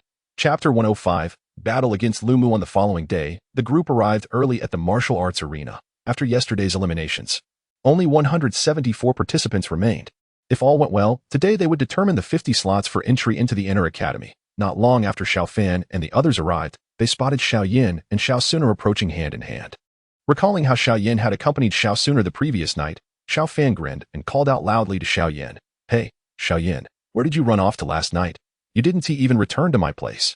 Nearby, Xiao Yu and the others turned their attention to Xiao Yan and Xiao Suner upon hearing Xiao Fan's words. No, it can't be. Suner, you too. Minter Ruo Lin's beautiful eyes locked onto them, astonished. Hearing this, Xiao Suner's cheeks visibly reddened, her delicate earlobes flushing crimson as she hurriedly waved her hands, exclaiming, "No, no." Internally, she felt embarrassed, recalling that if it weren't for Ling Ying's cough last night, things might have unfolded differently. Xiao Yan noticed Xiao Suner's shyness and squeezed her hand in comfort, addressing the crowd. "What are you talking about, brother? You're imagining things." Subsequently, under the odd gazes of the others, he sat down with Xiao Suner. The group occasionally teased the two, and soon it was time for the competition to commence. Once again, Vice Dean Hu Qian took to the stage to explain the rules, which were largely unchanged from yesterday. Two competitors would face off, ultimately determining the victors. With 174 participants, they would select 87 winners, who would then compete again through drawing lots and challenges to finalize the 50 slots. Xiao Fan's gaze swept across the stands, quickly noting 4 elderly figures seated in the most prominent position on the opposite side. Among them was the already familiar Hu Qian, while the other 3 were unknown to Xiao Fan. However, based on his knowledge, one of them should be the head of the alchemy department. Elder Huo.as Xiao Fan scrutinized them. The group seemed to sense his gaze, their eyes shifting towards him, causing a sudden pain in his own vision. Xiao Fan's pupils constricted, a flicker of flame igniting within his depths as he discreetly averted his gaze. Noticing Xiao Fan's reaction, the elders exchanged thoughts internally, with Hu Qian stating, "This is the special invited academy that recently joined us." One of the elderly figures remarked, "They seem promising. The dochi he exhibited moments ago appeared to contain a strong fire attribute. I wonder if he is an alchemist." Hu Qian chuckled at this, replying, "Yesterday he utilized the power of, judging by the flame's form, it likely ranks 19th on the list, Qing Lian Earth Heart Fire. Moreover, he has recently been using the academy's alchemy chamber, indicating his alchemical skills are quite advanced." He then addressed the elder on the far right, "Elder Hua, if you're interested, you might consider recruiting him into the alchemy department." The elder, referred to as Elder Hua, nodded and scrutinized Xiao Fan with keen interest. Achieving such accomplishments at 18 is commendable. If he is inclined to join the alchemy department, I would certainly welcome another exceptional disciple, besides Xiao Fan. Minter Ruo Lin seemed to sense his gaze and explained the identities of the 4 elders to him and Xiao Yan. "The alchemy department," Xiao Yan murmured, having recognized the esteemed status of alchemists. With the mention of the alchemy department at Jianan Academy, his curiosity was piqued. He turned to Xiao Fan, asking, "Brother, how is your alchemical proficiency these days?" Xiao Yan believed that Xiao Fan's strength surpassed his own, but with Yao Lao's guidance, he assumed Xiao Fan would likely outshine him in alchemy as well. Understanding Xiao Yan's thoughts from his expression, Xiao Fan responded with a mysterious smile. Alas, I can barely manage to concoct fifth-tier pills at the moment. Xiao Yan, not feeling the weight of Xiao Yan's hand on his shoulder increase, Xiao Fan chuckled. Oh, it's merely due to my unique constitution. You, brother, have already surpassed your peers by a significant margin. Upon hearing Xiao Fan's words, Xiao Yan contemplated and realized that, aside from Xiao Fan, he indeed outperformed his contemporaries. With this thought, his spirits lifted slightly. Amidst their banter, they soon heard Xiao Yan's name announced. Round 38, Class 2 of the Yellow Tier, Xiao Yan versus Alchemy Department's Lu Mu.A as the referee's voice echoed. The bustling square once again turned its attention to the impending entrance of Xiao Yan. After all, yesterday's Shuebeng was not considered strong within the ranks of the Jianan Academy. While Lu Mu was undoubtedly among the top 10 even among the outer court disciples. Come on, brother Xiao Yan. Sanair cheerfully encouraged him from the sidelines, while Xiao Yu added, you mischievous brat. Give that annoying fellow a good thrashing. I'll do my best, Xiao Yan replied with a faint smile, lightly stepping onto the competition stage. Following his ascent, a figure clad in blue leapt from the surrounding stands. Landing not far from Xiao Yan after a swift push against a pillar. You must be Xiao Yan, Yu Er's cousin? Lu Mu grinned, waving his large hand. Don't worry, I'll go easy on you. Otherwise, I might find myself in hot water with you. As Xiao Yan had anticipated. Due to Xiao Yu's involvement, their clash swiftly transformed into a demonstration of their control over flames. Xiao Yan showcased the blue Lotus Earth Heart flame, eliciting gasps of astonishment from the alchemy department. After all, they had just witnessed a rare fire the day before, and here it was again, displayed by another cultivator. Even the elderly fire enthusiast in the stands regarded Xiao Yan with keen interest. This Xiao Yan possesses a rare fire as well. While such flames were not unique, the simultaneous emergence of individuals wielding the same type was indeed a rarity. Ultimately, Xiao Yan triumphed over Lu Mu through his exquisite mastery of flames. Despite losing, Lu Mu remained cheerful, knowing he needed to cultivate a good rapport with those close to Xiao Yu, a fact that was hardly a secret. Their defeat only served to deepen their camaraderie. As both were intrigued by each other's flame control techniques, they even agreed to exchange insights on their methods after the competition concluded. Upon returning to the stands, Xiao Yan noticed a shift in the spectators' gazes. He had proven himself through strength, and no one dared to underestimate him any longer. Observing Sun Air waiting patiently for him, Xiao Yan approached and quietly took her hand, catching her off guard and causing her cheeks to flush. As she shifted her focus to the stands above, the subsequent rounds of competition unfolded seamlessly. Then, with the referee's voice resonating, the lively atmosphere abruptly fell silent, even capturing Xiao Yan's attention. In the first round, Yin Cheng faces the law enforcement team's Wu Hao. Wu Hao is a well-known figure in the outer court of Jianan Academy, notorious for his membership in the law enforcement team and his blood-red fighting spirit, which exuded an intimidating aura. Ordinary students felt uneasy even in his presence. It was hard to determine who among the outer court disciples was the strongest, but when it came to those who had experienced life and death battles, Wu Hao undoubtedly held the record. Having spent years enforcing laws alongside the team, his encounters with death far surpassed those of his peers, unlike the sheltered students who had yet to face such trials. As Wu Hao entered the arena, the audience's curiosity piqued. Although his reputation was formidable, few students had interacted with him due to his long absences on missions, leaving many eager to learn more about this legendary figure. Amidst the crowd, a nervous student ascended the stage, his apprehension evident as he glanced around, while Wu Hao suddenly appeared before him, enveloped in a crimson cloak that seemed to emanate the scent of blood. This fellow must have just returned from a mission, someone murmured, noting the palpable bloodlust surrounding Wu Hao. Impressive, Xiao Yan's eyes widened upon seeing Wu Hao. Recognizing him as a formidable opponent, he turned to Xiao Fan, who remained calm, making Xiao Yan admire his brother's composure even more. Even Bai Shan, usually unfazed, straightened up upon Wu Hao's arrival in the academy. Before Xiao Fan's emergence, his greatest rival had not been the feared little demoness, but this bloodthirsty man, with whom he had clashed numerous times without ever gaining the upper hand. Although Bai Shan had lost to Xiao Fan, he still believed it was merely a matter of underestimating his opponent. Convinced he could turn the tables if given another chance, such a thick aura of blood. Is Wu Tianlang trying to mold Wu Hao into a killing machine? An elder donned in yellow remarked, his brow furrowing at Wu Hao's appearance. Perhaps not. While Wu Tianlang is ruthless, he regards Wu Hao as his own. His decision to let him compete in the inner court selection suggests he wishes for him to refine his bloodlust. Another voice chimed in. With the referee's signal, both competitors remained motionless. Wu Hao's opponent hesitated, daunted by his fearsome reputation, while Wu Hao merely observed him coldly. The lack of initiative from the opponent indicated an inevitable outcome. Xiao Fan shook his head in disappointment. while Xiao Yan nodded in agreement, recognizing that without the desire to fight, victory was unattainable. Even if Wu Hao's reputation was indeed fearsome, if Yin Cheng had put forth his utmost effort, he could have at least caused Wu Hao some troubled as if to validate their sentiments. Yin Cheng fell under Wu Hao's assault that in just 2 moves, the blood-red sword was poised threateningly at Yin Cheng's neck. Realizing the gravity of the situation, he exclaimed, "I concede." Yin Cheng's swift defeat sent ripples of shock through the audience, while it was widely understood that he could not win. No one expected a 5-star fighter like him to falter so quickly against Wu Hao.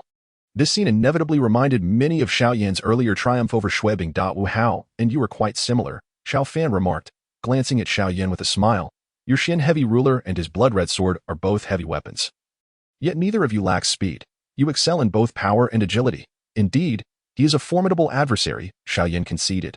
Had I not undergone rigorous training for the past 2 years, I doubt I would stand a chance against such exceptional talents. Reflecting on the past 2 years spent honing his skills in the Jiamai Empire, Xiao Yan felt a surge of ambition as he witnessed Wu Hao's prowess. Previously, he had mostly encountered older generation powerhouses, the only peer being Nailin Yanran of the Yunlan sect. However, with the conclusion of their 3-year agreement, Nailin Yanran no longer occupied his thoughts, stirring no lingering emotions as the referee announced Wu Hao's victory. He was quick to declare the result, fearing any delay could spell disaster for Yin Cheng. The oppressive aura emanating from Wu Hao was formidable. Even some mentors within the academy likely had fewer lives on their conscience than he did.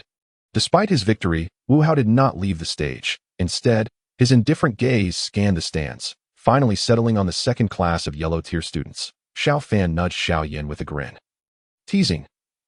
Your rival has arrived. He then cast a glance at Sun Er, seated beside Xiao Yan. Xiao Yan raised an eyebrow, a smile breaking across his face as he turned his attention to Wu Hao. I anticipated this. Wu Hao's gaze locked onto Xiao Yan and Sun Er, narrowing in on Xiao Fan. You are Xiao Fan, correct? Are you brave enough to face me? Xiao Fan's previously smug smile faltered, and he shot an incredulous glance at Xiao Yan. Pointing at himself, he asked, Me? Are you sure it's me? Wu Hao frowned. What is the matter? Are you afraid? Xiao Fan waved dismissively. It's not a question of courage. He then pointed at Xiao Yan. Shouldn't you be challenging Xiao Yan for Sun Er's sake? Why come after me? His words prompted eye rolls from both Xiao Yan and Sun Er. Wu Hao's tone remained unchanged, but the underlying arrogance was unmistakable. That I heard you defeated by Shan. I want to see just how skilled you are. By Shan, unexpectedly called out, clenched his teeth, but remained silent. Go ahead. I hope you both end up equally harmed. Xiao Fan shrugged, replying, I won't fight. Having realized the futility of his efforts, Xiao Fan had resolved to cease striving. After several months of arduous cultivation, he found that completing a single task assigned by the system outweighed all his previous endeavors. That it dawned on him that he had been narrowing his own path. After all, he had traversed into a world he adored. Why burden himself with relentless training when he could simply complete tasks and take it easy? Wu Hao, taken aback by Xiao Fan's unyielding rejection, momentarily faltered, his aura stalling as he was left in a daze. Very well, once the competition concludes, you may have other opportunities to challenge, urged the referee. Sensing the discord between the two, after casting a hesitant glance at Xiao Fan in the stands, Wu Hao stepped down. With Wu Hao's departure, the competition resumed its course. Mentor Xiao Yan expressed a keen interest in Xiao Fan's refusal of Wu Hao's challenge. Why did you decline his challenge? He inquired. Xiao Fan rolled his eyes, raising his hands in exasperation. What is the point of exhausting myself in a fight? It would merely serve to tire me. The spectators, expecting Xiao Fan's refusal to be a guise for concealing his strength for future rounds, were amused to discover his reasoning was so straightforward. In the subsequent matches, Xiao Fan and Xiao Suner took to the stage once more. Xiao Suner's opponent, a wind elementalist of the 7-star Dou Master rank, managed to withstand over 10 exchanges before Xiao Suner seized a flaw and decisively defeated him, revealing little of her true prowess. Conversely, Xiao Fan faced a 5-star Dou Master specializing in earth element techniques, who posed no challenge. Rather than dispatching him swiftly, Xiao Fan engaged in a back-and-forth exchange, allowing the opponent to showcase his abilities before ultimately claiming victory, which elicited gratitude from the defeated student. During the matches, Xiao Fan also witnessed Bai Shan's prowess as a 5-star Dou Master, who, upon entering the arena, swiftly dispatched his opponent with a single strike. Standing proudly as he noted that Xiao Suner's gaze did not linger upon him, resulting in a rather sour expression as he returned to his seat. One could not overlook the performance of Hu Jia. Little Demonis, observing her in action, elucidated the origin of her moniker. Her opponent, an 8-star Dou master specializing in wind techniques, lacked any desire to engage with Hu Jia, instead frantically employing evasive tactics. Eventually cornered, Hu Jia unleashed a flurry of punches, instilling fear in her adversary, who was left nearly in tears before she relinquished her hold and cheerfully bounded back to her position, after an entire day of competition. By evening of the next day, the 50 slots for entry into the Inner Academy were finally determined. Following this, Hu Qian, the deputy director of the Outer Academy, announced the dispersal of the crowd, instructing them to await the commencement of the next day's matches. That evening, Xiao Fan and his companions refrained from gathering, each retreating to their own quarters for cultivation, with the exception of Xiao Yan, who found his way to Xiao Suner's side. While their activities were restrained, they were not entirely devoid of interaction. The following morning, Xiao Fan and his group arrived at the viewing stands. Noting a palpable increase in enthusiasm among the audience compared to the previous day, it was understandable, given that the 50 contestants had been finalized for entry into the Inner Academy, and the contest today would determine the top 5 contenders eligible to enter the Dou Technique Pavilion. Xiao Fan had anticipated a chaotic melee with all 50 participants, believing that with Xiao Yan and Suner on his side, they would be nearly invincible. However, to his astonishment, the rules for this round had shifted. Standing at the center of the viewing platform, Hu Qian explained the new regulations. Today marks the final round of the Inner Academy selection. The top 5 will gain access to the Dou Technique Pavilion, where they may select a technique, including those of high earth rank. Your success depends entirely on your own strength, so give it your all. He proceeded to elaborate on the format of the competition, dividing the arena into 5 equal sections, each separated by a distance of approximately 10 meters. The 50 participants were also divided into 5 groups, with only one victor emerging from each. Xiao Fan sensed an ominous portent as Hu Qian's gaze seemed to linger on the section where he and his companions stood.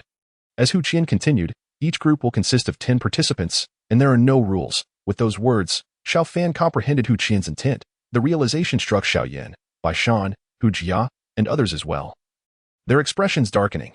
The audience erupted into an uproar as they grasped the implications of Hu Qian's announcement. The victors from each group would represent the top 5 slots, meaning an alliance would likely form to eliminate the most formidable threats first. Among the 50 participants, the most likely candidates for the top 5 slots were Bai Shan, Wu Hao, Xiao Suner, and Hu Jia, 4 out of 5 spots, excluding Xiao Fan and Xiao Yan. Only 2 of the remaining 40 contestants were Dou masters. 5 slots were to be contested among 8 Dou masters. Under normal circumstances, the top 5 would undoubtedly emerge from this group.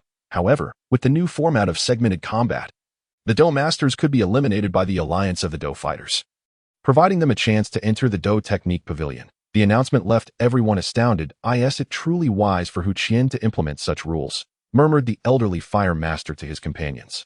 If the Dou fighters unite, the selection of the top 5 could become unpredictable. The elder clad in yellow chuckled softly in response. Let it be. The deputy director is in charge. We are merely here to observe. The fire master scoffed slightly, dismissing the authority of the deputy director, but found the unfolding drama rather intriguing. Upon hearing the new rules, Xiao Yan sighed in resignation. The Dou masters were now prominently exposed and would undoubtedly become targets. Xiao Fan too was taken aback by the sudden change in regulations, realizing it was likely a strategy aimed at countering his trio. After all, had the competition remained a chaotic free-for-all, they would have been virtually guaranteed victory. Now, let us announce the names of the 10 participants in each area. Please proceed to your designated sections as I call your names. Area 1, Xiao Fan, Yu Yao. Area 2, Xiao Yan, Bai Shan. Area 3, Xiao Suner, Wu Min. Area 4, Hu Jia, Cheng Yang. Area 5, Wu Hao, Du Feng. Upon hearing the group assignments, Xiao Fan wore an expression of expected resignation. Aside from his companions, the only other Dou masters among the remaining participants were Wu Min and Cheng Yang. While all other contestants were Dou fighters, the regions with Dou masters included Xiao Yan and Bai Shan in Area 2, Xiao Suner and Wu Min in Area 3, and Hu Jia and Cheng Yang in Area 4. Xiao Fan's opponents were all Dou fighters, as were Wu Hao's. In the arenas where Dou masters were present, they could initially collaborate against the Dou fighters before engaging in their own matchups, alleviating some pressure. However, Xiao Fan believed it was unlikely that Xiao Yan and Bai Shan would join forces. Xiao Fan and Wu Hao faced the daunting prospect of battling against 9 Dou fighters apiece. The Dou fighters of the Canaan Academy were not to be underestimated. Their resource-rich environment allowed for superior technique combinations and skill choices, rivaling even some scattered Dou masters. The only thing they lacked was experience in life-and-death combat. But such a competition required no such concern. Thus, the burden rested heavily upon Xiao Fan and Wu Hao. All right. Proceed to your respective stands and prepare for the commencement of the matches. Hu Qian instructed, prompting Xiao Fan and his companions to exchange glances before heading toward their designated areas. Be cautious, Suner, Xiao Yan advised, casting a concerned look at Xiao Suner. Xiao Suner smiled gently, waving her hand at Xiao Yan. Be careful, brother Xiao Yan. Xiao Fan, standing nearby, rolled his eyes at the two and exclaimed, what about me? Aren't you going to tell me to be careful? Xiao Yan gave Xiao Fan a light punch on the shoulder. Chuckling without replying, Xiao Suner smiled at Xiao Fan and mysteriously said, big brother Xiao Fan, do take it easy. Before Xiao Fan could comprehend her words, she had already departed. Everyone proceeded to their respective areas. Xiao Fan noticed that the students with the strength of Dou Masters had gathered together, undoubtedly planning to eliminate those with the strength of Grand Dou Masters first. Upon reaching his platform, Xiao Fan found Yu Yao standing not far from him. Upon seeing him arrive, Yu Yao clasped her hands behind her back and stepped closer to Xiao Fan, smiling softly. So, are you ready for a 1 versus 9 challenge? Xiao Fan felt a fondness for the elegant and unassuming girl and smiled back, waving his hand. What can I do? I still have to step onto the stage. The girl smiled brightly and said to Xiao Fan, TSK, I believe you'll be just fine. However, if you truly cannot manage, I can't assist you. She whispered the latter part, leaning closer to him. Xiao Fan looked at her with curiosity, assuming it was merely a jest, and grinned in response. Sure. In the second area, Xiao Fan and Bai Shan met with mutual disdain, each occupying their respective sides of the stone platform, showing no signs of an alliance. Meanwhile, in the third area, Xiao Suner and Wu Min had joined forces, effortlessly handling the 8 Dou Masters opposite them. In the fourth area, Hu Jia and Cheng Yang also teamed up against their adversaries. As for the spectator area where Wu Hao is situated, no one dared approach him, and they whispered among themselves, well, since everyone has arrived at their respective positions, let the competition begin. Hu Qian announced loudly as he observed that everyone was in place. With the commencement of the contest, vibrant hues of Dou Qi erupted from the 5 areas, and the audience in the stands erupted in excitement. Hu Qian's voice faded. Several Grand Dou Masters swiftly teamed up to attack the opposing side. They understood that they could not allow the Dou Masters to continue devising strategies, especially since some among them were well-versed in formations. Prolonging the confrontation could prove troublesome even for them. As Hu Qian's words echoed, the Qian Yan spear appeared in Xiao Fan's hand, enveloped in azure flames that clung to him like a suit of fiery armor, radiating a violent aura among the crowd opposite him. Yu Yao quietly remarked, everyone, my Dou technique can slightly slow down his speed. I will assist you. Subsequently, a gentle stream of water spread from beneath Yu Yao's feet, covering the platform. Although Xiao Fan was protected by his speed was still marginally reduced. Frowning slightly, Xiao Fan recalled that during their previous encounter, Yu Yao had understood that her Dou technique had limited effects on him. Why then was she expending her Dou Qi to cover him now? Without further contemplation, Xiao Fan approached his first adversary, a practitioner of earthen attributes. The opponent summoned his Dou Qi, forming a faint yellow shield around him, feeling the connection with the earth beneath his feet. Earth Qi, Xiao Fan furrowed his brow. Some advanced earth-based techniques allowed practitioners to draw energy from the ground. These earth practitioners typically possessed extraordinary defenses. Good eye, the youth opposite him remarked, unable to resist commenting as Xiao Fan discerned his weaknesses. But even if you see through it, you still can't do anything. Not necessarily, Xiao Fan replied with a slight smile, maneuvering his underground. The youth soon noticed something amiss beneath his feet, his expression shifting in alarm as he leapt backward. Although his shield appeared solid, his weakness lay just beneath it, only transferable through deeper cultivation. Standing on the ground, his vulnerability was ironically protected, and ordinary attacks would have little effect. However, Xiao Fan's was different. Once it struck, it would undoubtedly shatter his shield in an instant. The 2 other students behind him exchanged glances upon witnessing Xiao Fan breach the shield with such ease and charged towards him. One from the left and one from the right. They aimed to flank him. Xiao Fan deftly evaded the sword thrust from the student on the left, while his spear swept low towards the right student. Noticing his instinctive retreat, Xiao Fan smirked and swiftly countered with a backward thrust aimed at the left student, who was caught off guard and forced back. Seizing the opportunity, Xiao Fan delivered a sweeping strike to the waist of the right student. All this transpired in the blink of an eye. Both students were effortlessly repelled by Xiao Fan, which heightened the awe of the onlookers regarding his prowess. Yu Yao, who had been observing Xiao Fan, was momentarily taken aback. Unnoticed by others, the water ripples where the 2 students had stood threatened to freeze, then quietly dissipated into nothingness. As if Xiao Fan had sensed their presence, the Grand Dou Masters from various regions battled against the remaining Dou Master students. An unexpected turn of events unfolded in the second region. In Chapter 109, Backstab, Xiao Suner and Wu Min collaborated seamlessly in the third area, sharing the burden of the 8 Dou masters opposing them with ease. In the fourth area, although Hu Jia was known as a little demoness, she was far from foolish, recognizing that teaming up was the best strategy. Alongside Qingyang, they engaged the opposing Dou masters. Despite Wu Hao lacking allies, his fearsome reputation as Blood Azura kept other Dou masters cautious, making them reluctant to fully unleash their strength against him. However, in the second area, after the competition commenced, Xiao Yan and Baishan not only failed to ally against their opponents, but Baishan also made some promises to the surrounding Dou masters, initiating an attack on Xiao Yan across the stone platform. Foolish, Baishan's actions did not go unnoticed, and many in the second area of Dou masters were pleased to watch the 2 strong contenders exhaust their energy, secretly reveling in the spectacle. Xiao Yan, on his side, seemed equally surprised by Baishan's choice. "I didn't expect you to take this approach." Watching Baishan charge toward him, Xiao Yan could only smile wryly as he lifted the Xian Zhong in his hand to meet him. Baishan sneered at Xiao Yan.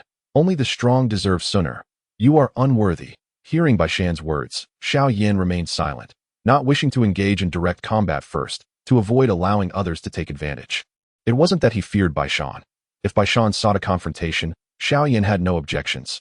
Baishan's spear crackled with faint white lightning as he struck fiercely at Xiao Yan. Xiao Yan raised his right hand, holding the Xian Zhong before him, sheltering himself behind the massive weapon. Baishan's spear collided violently with the, leaving no trace. "Is this all there is?" Xiao Yan scoffed. Not reaching for the, instead slipping out from behind it, his speed surged, and azure flames enveloped him as he thrust his elbow toward Baishan. 8 Extremes collapse. Baishan hurriedly crossed his spear before him to block Xiao Yan's strike. The impact sent Baishan staggering back a step. In what seemed a mocking echo of Xiao Yan's earlier words, Baishan's expression shifted as he felt a series of dull groans from within. His face paling. Retreating to the side of the, Xiao Yan casually rested his hand on it, smiling faintly. "Indeed, this is merely the extent of it." Baishan's countenance darkened as he glared at Xiao Yan. Filled with malice, he anticipated becoming a mere jester, humiliated by Xiao Yan. His momentary lapse in attention had allowed Xiao Yan to exploit the hidden force within his attack, leaving him at a disadvantage. And he now lacked the audacity to mock Xiao Yan again. With his spear swirling around him, Baishan unleashed his trump card, Thunderous Arc Explosion. Seeing Baishan's attack, Xiao Yan remained silent, but did not underestimate him. Grasping he began channeling his into it, an enigmatic aura enveloping him. Is this a ground-level Dou technique? He wondered. Strike swiftly. Mutual destruction would be ideal. The remaining Dou masters in the second area exchanged glances, sensing the excitement reflected in each other's eyes as they witnessed the 2 unleash their hidden powers. With Baishan and Xiao Yan both injured from their clash, the opportunity to seize victory in the second area appeared ripe. At that moment, they instinctively began to guard against one another. As the color of the Xian Zhong began to shift, Xiao Yan tightened his grip on the and swung it violently toward Baishan. Flame-devouring wave. Baishan's lightning surged forth simultaneously, and the collision of fire and thunder ignited a fierce explosion in the air. The resulting chaos from the blast sent a nearby Dou master flying who had ventured too close, leaving him severely injured as he tumbled off the stone platform. This scene jolted the surrounding Dou masters into action, hastily retreating from the residual shockwaves of the explosion. At this moment, they finally realized that the premise of seizing an opportunity was to ensure their own safety amidst the aftermath of the battle between Baishan and Xiao Yan. The trump cards they were revealing could pose a threat even to Dou Ling, and for a group of Dou Shi, merely surviving this tumultuous situation was already remarkable. The explosive shockwaves from the second arena not only captivated the audience in the stands, but also drew the attention of competitors from other regions. Their hearts racing with trepidation, Brother Xiao Yan Xiao Suner cast a glance at the stone platform engulfed in lightning and fire. Her eyes dimmed, but a glimmer of golden light flickered within them as she turned her gaze back to the opposing Dou Shi. Her grip tightening. The competition in the second arena is exhilarating. I wonder if Xiao Yan and Baishan can withstand such turbulent aftermath. Even if they manage to emerge unscathed, there remains a host of Dou Shi lurking around, and it is uncertain who will ultimately claim victory. Like their counterparts in the second arena, the Dou Shi from the other regions felt a sudden jolt in their hearts upon sensing the massive energy explosion. They pondered whether they would have the strength to compete after experiencing such a blast. After some contemplation, most of them helplessly shook their heads, realizing that had they been in the second arena, the explosion would likely have extinguished their will to continue. Xiao Yan was merely a newcomer who had not reported for 2 years, observing the formidable Dou in their respective stands. A wave of despair washed over them. These individuals were no pushovers. Could their group truly hope to secure a spot among the top 5? This thought led most of the Dou to feel a sense of relaxation, their grip on their weapons unwittingly weakening. Xiao Fan, in the first arena, immediately sensed this change. His gaze sharpened, and he channeled his Dou Qi into his spear. In an instant, a cyan crane silhouette soared towards the gathered Dou. Yin Zhong Hiying. Quick, stop him. The faces of the Dou turned pale. Feeling the might of Xiao Fan's attack, they hurriedly attempted to flee from the center of the stone platform. Yet, as they tried to disperse, they suddenly found that the water flow beneath them impeded their movements. Yu Yao, what are you doing? Yu Yao remained silent, manipulating the water to ensnare the feet of the Dou, preventing their escape. Boom! Following the explosion in the second arena, another eruption rocked the first arena. In that instant, a blue flame erupted from beneath Xiao Fan, swiftly penetrating the center of the explosion. The azure flames engulfed the stone platform, leaving the Dou of the first arena lying on the ground. This was merely a result of Xiao Fan intentionally holding back, for otherwise, the ground would be strewn with corpses. The sole exception was the barrier formed by the blue flames at the explosion's epicenter, behind which Yu Yao stood gracefully, gazing at Xiao Fan with a gentle smile. After escorting the injured Dou off the platform, Xiao Fan approached Yu Yao, retracting the blue flames, and looked at her quizzically. Why did you help me? Had Yu Yao not intervened at the last moment, Xiao Fan had expected this strike to incapacitate only about 3 Dou. However, with her unexpected assistance, the outcome was far more advantageous. Chapter 110, The Top 5. Oh my, look at the first arena. The victor has already been decided.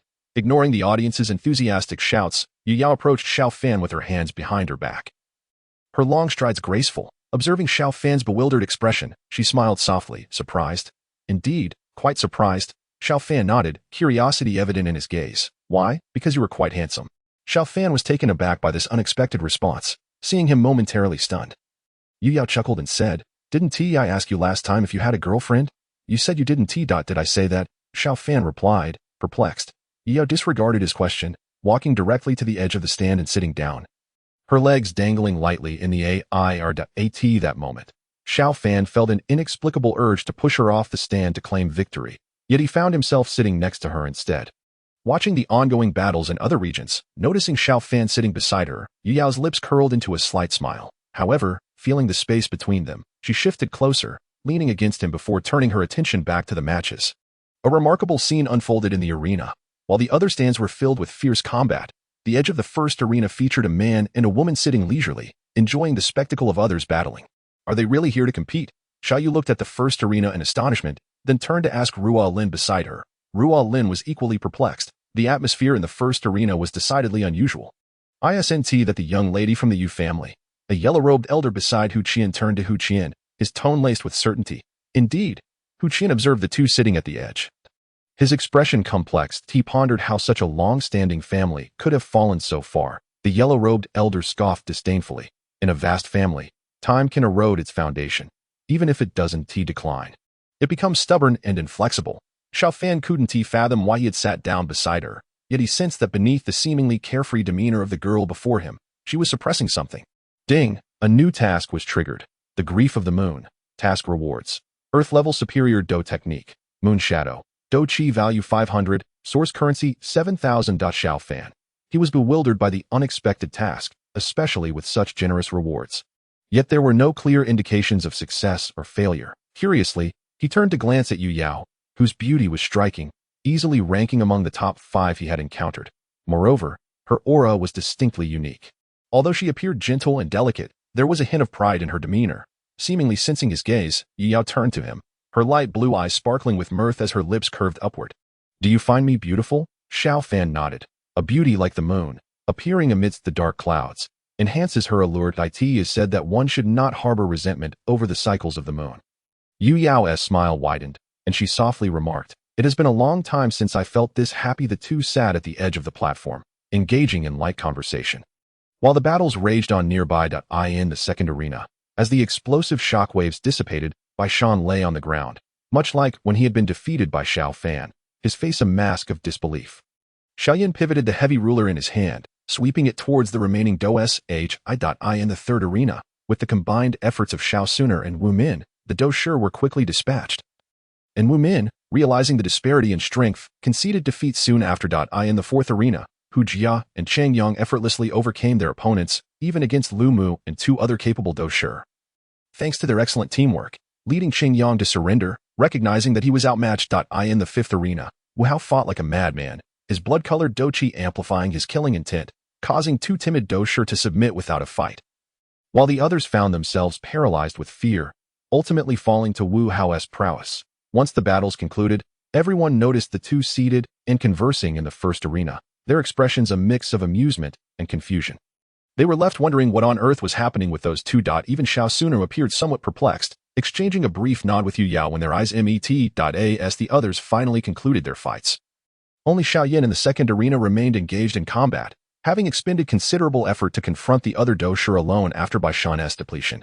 When everyone's gaze shifted back to Xiao Fan and Yu Yao, Xiao Fan suddenly realized they were the only pair yet to establish a victor. He turned to Yu Yao, but she merely shook her head, flashing him a gentle smile before hopping off the stone platform.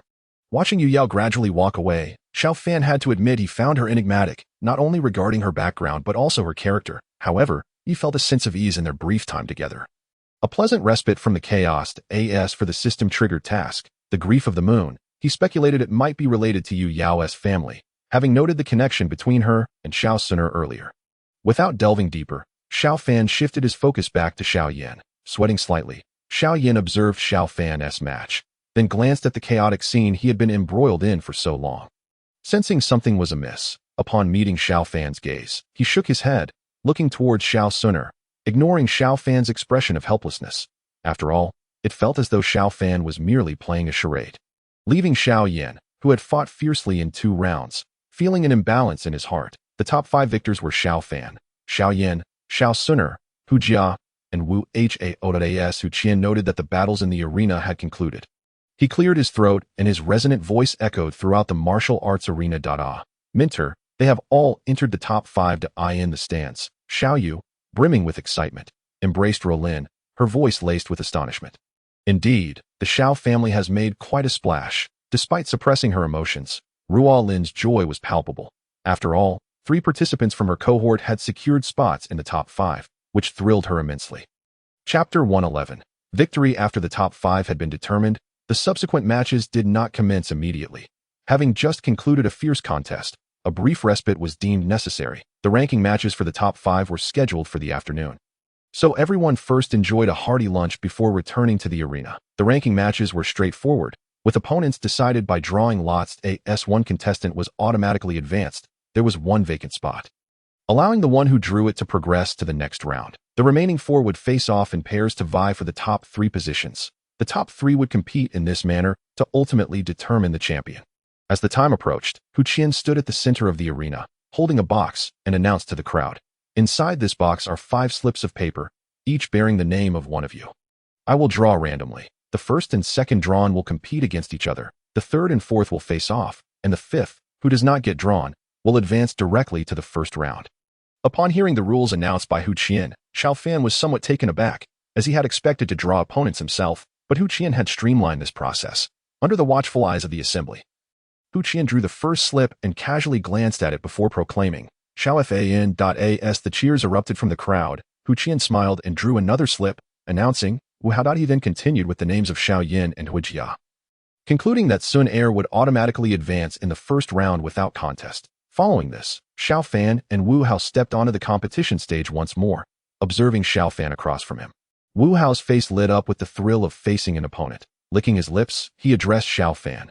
"Are you ready?" With a resigned shrug, Xiao Fan replied nonchalantly, "Bring it on." As Xiao Fan's words faded, Wu Hao's eyes narrowed, and he charged forward wielding his crimson greatsword, a blood-red aura swirling around him. Even from a distance, Xiao Fan could already perceive the intense scent of blood permeating the air. Furrowing his brow, Xiao Fan finally understood the origin of Wu Hao's moniker. The overwhelming stench of blood suggested that Wu Hao had claimed countless lives, and judging by his demeanor, he appeared to revel in it rather than feel discomfort. With a thrust of his spear towards Wu Hao, Xiao Fan sought to avoid the foul odor. On the competition stage, their weapons clashed repeatedly, the collision of their energies creating waves that thrilled the spectators. However, Xiao Fan felt the terrifying force behind every collision, while Wu Hao seemed to grow more formidable with each passing moment. Conversely, Wu Hao was alarmed, sensing that his every strike was effortlessly countered by Xiao Fan, as if he were merely toying with him, evoking a blend of frustration and exhilaration at encountering a worthy adversary. Realizing he could not delay any longer, Xiao Fan, feeling the escalating intensity of Wu Hao's attacks, skillfully created distance with a flick of his spear and leaped back, channeling his unique flame into the weapon. Noticing Xiao Fan's movements, Wu Hao similarly infused his crimson greatsword with his own energy. As his power surged, a terrifying crimson mist enveloped him, intensifying his presence. "Who do you think will win?" someone inquired. Xiao Fan, of course. He defeated Bai Shan, who is on par with Wu Hao, in a corner of the stands.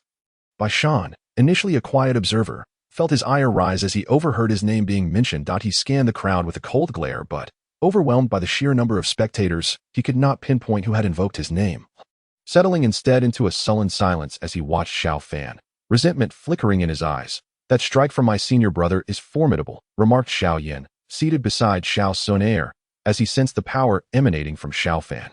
"He hasn't fully unleashed his strength yet. I believe he is holding back." Xiao Sun nodded in agreement. Xiao Fan had relied on this technique to defeat Bai Shan, and in the previous round as well. Yet each time, it seemed he was barely exerting himself. Xiao Yan then turned to the young girl beside him, a playful smile on his face. "And what about you?" Xiao Sun, with a mischievous glint in her eyes, replied, "I'm not skilled in fighting." "How would I know?" Xiao Fan shook his head, opting not to pursue the matter further, as he did not genuinely believe she lacked combat skills on the arena. Both competitors had nearly completed their preparations.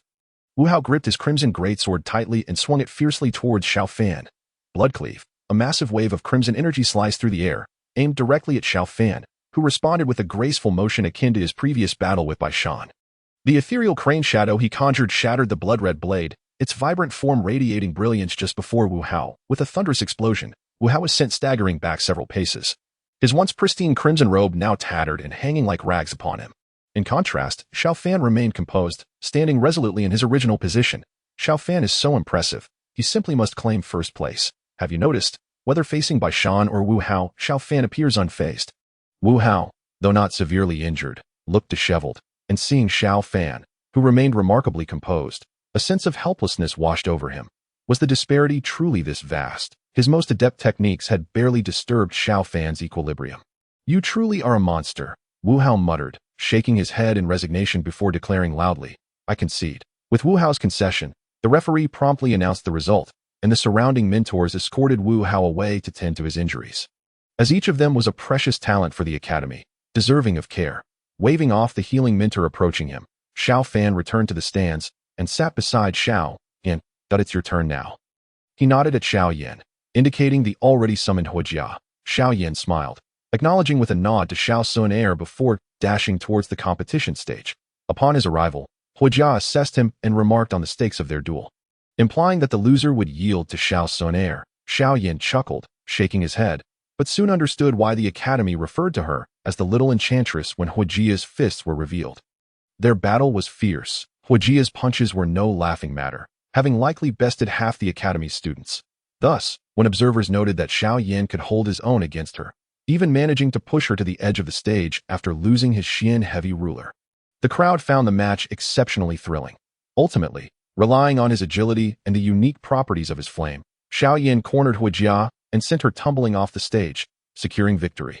Thus, the trio advancing to the top three consisted of Xiao Fan, Xiao Yan, and Xiao Sun. Chapter 112. The contest of the two Xiaos. The emergence of the top three ignited greater excitement among the crowd, as Xiao Sun's popularity in the academy was already high, and her potential to claim the championship sent male students, and even some females, into a frenzy, all while overlooking Xiao Yan's presence. Once more, Hu Qin emerged, holding a box as he approached the stands, delving into the wooden chest amid the eager gazes of the audience. Xiao Sun. Oh, what a pity.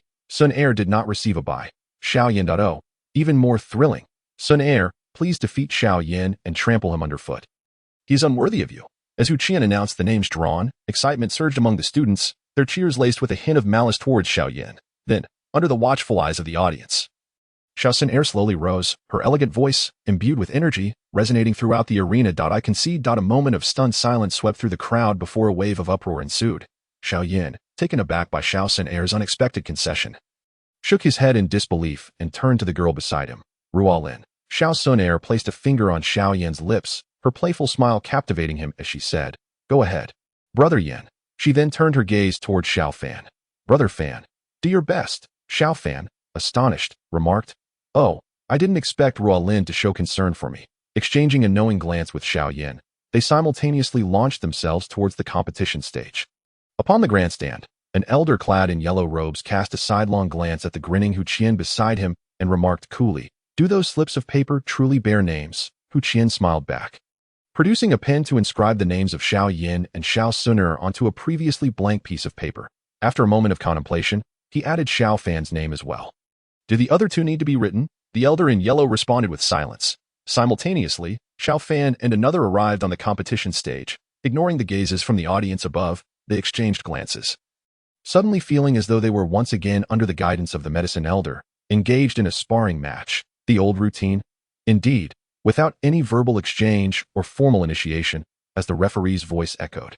Both figures vanished from their original spots. The dull thud resonated from the center where they converged, their forms intertwining. The surrounding students stared in astonishment as the two combatants engaged in a fierce brawl. Relying solely on their physical prowess without the use of any fighting spirit, fists, elbows, knees, legs, feet, and even heads transformed into their weapons, producing a series of muffled impacts that left many spectators struggling to follow their movements. What are they doing? This is a clash of raw power. How exhilarating. Below, Wu Hao, having received treatment from his mentor, sat upright in a corner of the stand, his gaze fixated on the two fighters. An intense fervor gradually emerged in his eyes. He was a true martial arts enthusiast. Witnessing the fierce struggle on stage, Wu Hao was profoundly moved, perceiving their conflict as a life-and-death struggle, utterly captivated. Even the elder in yellow beside Hu Qian appeared astonished, turning to the fire elder and inquiring, "Is this the combat level of all alchemists?" The fire elder, observing the fierce exchange, disregarded the elder's question. Even they could see that the combat skills displayed by the two were formidable. Such mastery could only be achieved through arduous trials of life and death. Their fighting styles were strikingly similar. The elder, who had remained silent until now, finally spoke. "According to my information, they seem to be brothers." That Hu Qian added, noting that Xiao Fan and the other had not deliberately concealed this fact, as their daily titles had already revealed it. As long as the existence of their mentor remained unknown to the outside world, it was sufficient. On the stage, after another punch collided, both fighters retreated slightly, their expressions reflecting a sense of unsated desire. After all, in their usual training, they rarely had a partner with whom they could unleash themselves so freely to in battles against foes. They often relied on techniques and fighting spirit, while now their adversaries had transformed into formidable opponents far beyond their previous experiences. They exchanged glances, the might of grand fighters unabashedly unleashed, standing like two sorrowful demons on the grandstand, locked in a standoff. With a flourish, the heavy Xinzhong and the crystalline Qian Yin spear appeared in their hands. After a tacit glance, they clashed once more. What an intimidating aura! In the alchemy zone, Lu Mu observed the two on stage, a flicker of astonishment crossing his face. So these are Xiao Yu's two cousins. The unrestrained burst of energy exuded by them weighed heavily upon me. Due to my background as an alchemist, I possess a distinct awareness of the hierarchy of strength. Even the Dou Ling experts I have encountered previously seem to pale in comparison to the pressure exerted by the two battling on stage. Could it be my imagination? Shaking his head, Lu Mu dismissed the thought, finding it implausible that the clash between two grand fighters could match the prowess of a Dou Ling. Meanwhile, Hu Jia had quietly approached Xiao Sun. Astonished by the energy resonating from the fighters' clashes, could it be that Xiao Yan concealed his strength during our earlier battle, having only just emerged from the shadow of her defeat against Xiao Yan? She now perceived that his combat prowess was evidently stronger than during their previous encounter. She cast a pitiful glance at the girl beside her. "Sun, I am heartbroken. You must compensate me." With each clash of weapons, energy surged, accompanied by the splatter of exotic flames, leaving dark pits on the surrounding stone platform. The audience had long since lost their words, silently gazing at the dazzling display of fighting spirit and the fierce contest between the Azure Crane and the Azure Serpent. Simultaneously, the Qing Lian Dxian fire morphed into various fire spirits under the wielder's control. The Azure Crane and Azure Serpent unleashed ferocious attacks upon one another, captivating the spectators entirely, with a sudden misstep from the Azure Serpent. The Azure Crane left a deep claw mark upon its head, momentarily displaying a human-like expression of mockery before being repelled by the serpent's sweeping tail. Chapter 113. A misstep, the energy fluctuations resulting from the fierce battle on the stage thrilled the audience, who erupted into cheers from the grandstand. Xiao Yan's eyes sparkled with fervor, reveling in a joy he had not felt in a long time. As the Xianzhong collided once more with Xiao Fan's spear, the shockwave forced both to stagger back a few steps. Planting the Xianzhong beside him, Xiao Yan gasped for breath. "Brother, let us proceed." A smile crept upon his lips, reminiscent of a child eager to showcase his toy to an adult. Xiao Fan's breath remained steady. Upon seeing Xiao Yan's expression, he grinned and nodded. "Brother, I wish to witness your strongest strike." A thought seemed to strike Xiao Yan, and he shouted to Xiao Fan, eager to gauge the extent of their disparity. Noticing the hesitation on Xiao Fan's face, Xiao Yan narrowed his eyes and declared loudly, "I am fine." Xiao Fan glanced at Hu Qian and the formidable individuals surrounding him. After some contemplation, he concluded that even if things spiraled out of control, having these four present should suffice. After a moment's hesitation, Xiao Fan nodded. "Very well, but after this move, I cannot guarantee your safety, so tread carefully." Upon hearing Xiao Fan's words, a glimmer of seriousness crossed Xiao Yan's eyes. He understood Xiao Fan's nature. The elder's words indicated genuine danger. However, after 2 years of honing his skills, Xiao Yan was no longer afraid, his respect for Xiao Fan unwavering. He simply wished to discern the magnitude of their gap. Whether it was the prior assistance that helped him rise from despair, or the subsequent journey where Xiao Fan arranged for someone to deliver the map of the Qing Liandi Exine Fire, or even after being abducted by the Soul Palace, Xiao Fan still sent someone to protect his father. These actions instilled profound respect within Xiao Yan. Yet, he also bore the spirit of youth. He understood the existing disparity between him and Xiao Fan, but yearned to comprehend just how vast it was. Not out of jealousy or resentment, but akin to pursuing a goal. One must know the distance to their target to maintain the motivation to continue.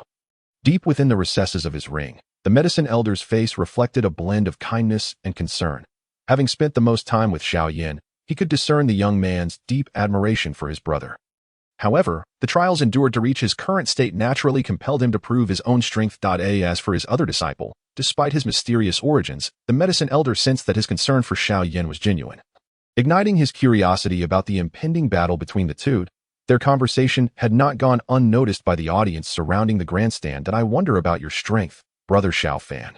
Dressed in azure, Xiao Suner gazed at the figures on stage, a glimmer of golden light flickering in her eyes as she whispered softly, "Such an intense battle, and this isn't even your strongest form." Hu Jia, entwined with Suner, expressed surprise upon hearing their exchange and closely observed the stage, eager not to miss any captivating moments on the grandstand. As the two locked eyes, the Xianzhong in Xiao Yan's hand radiated a blue light once more, an oppressive aura enveloping him, expanding outward.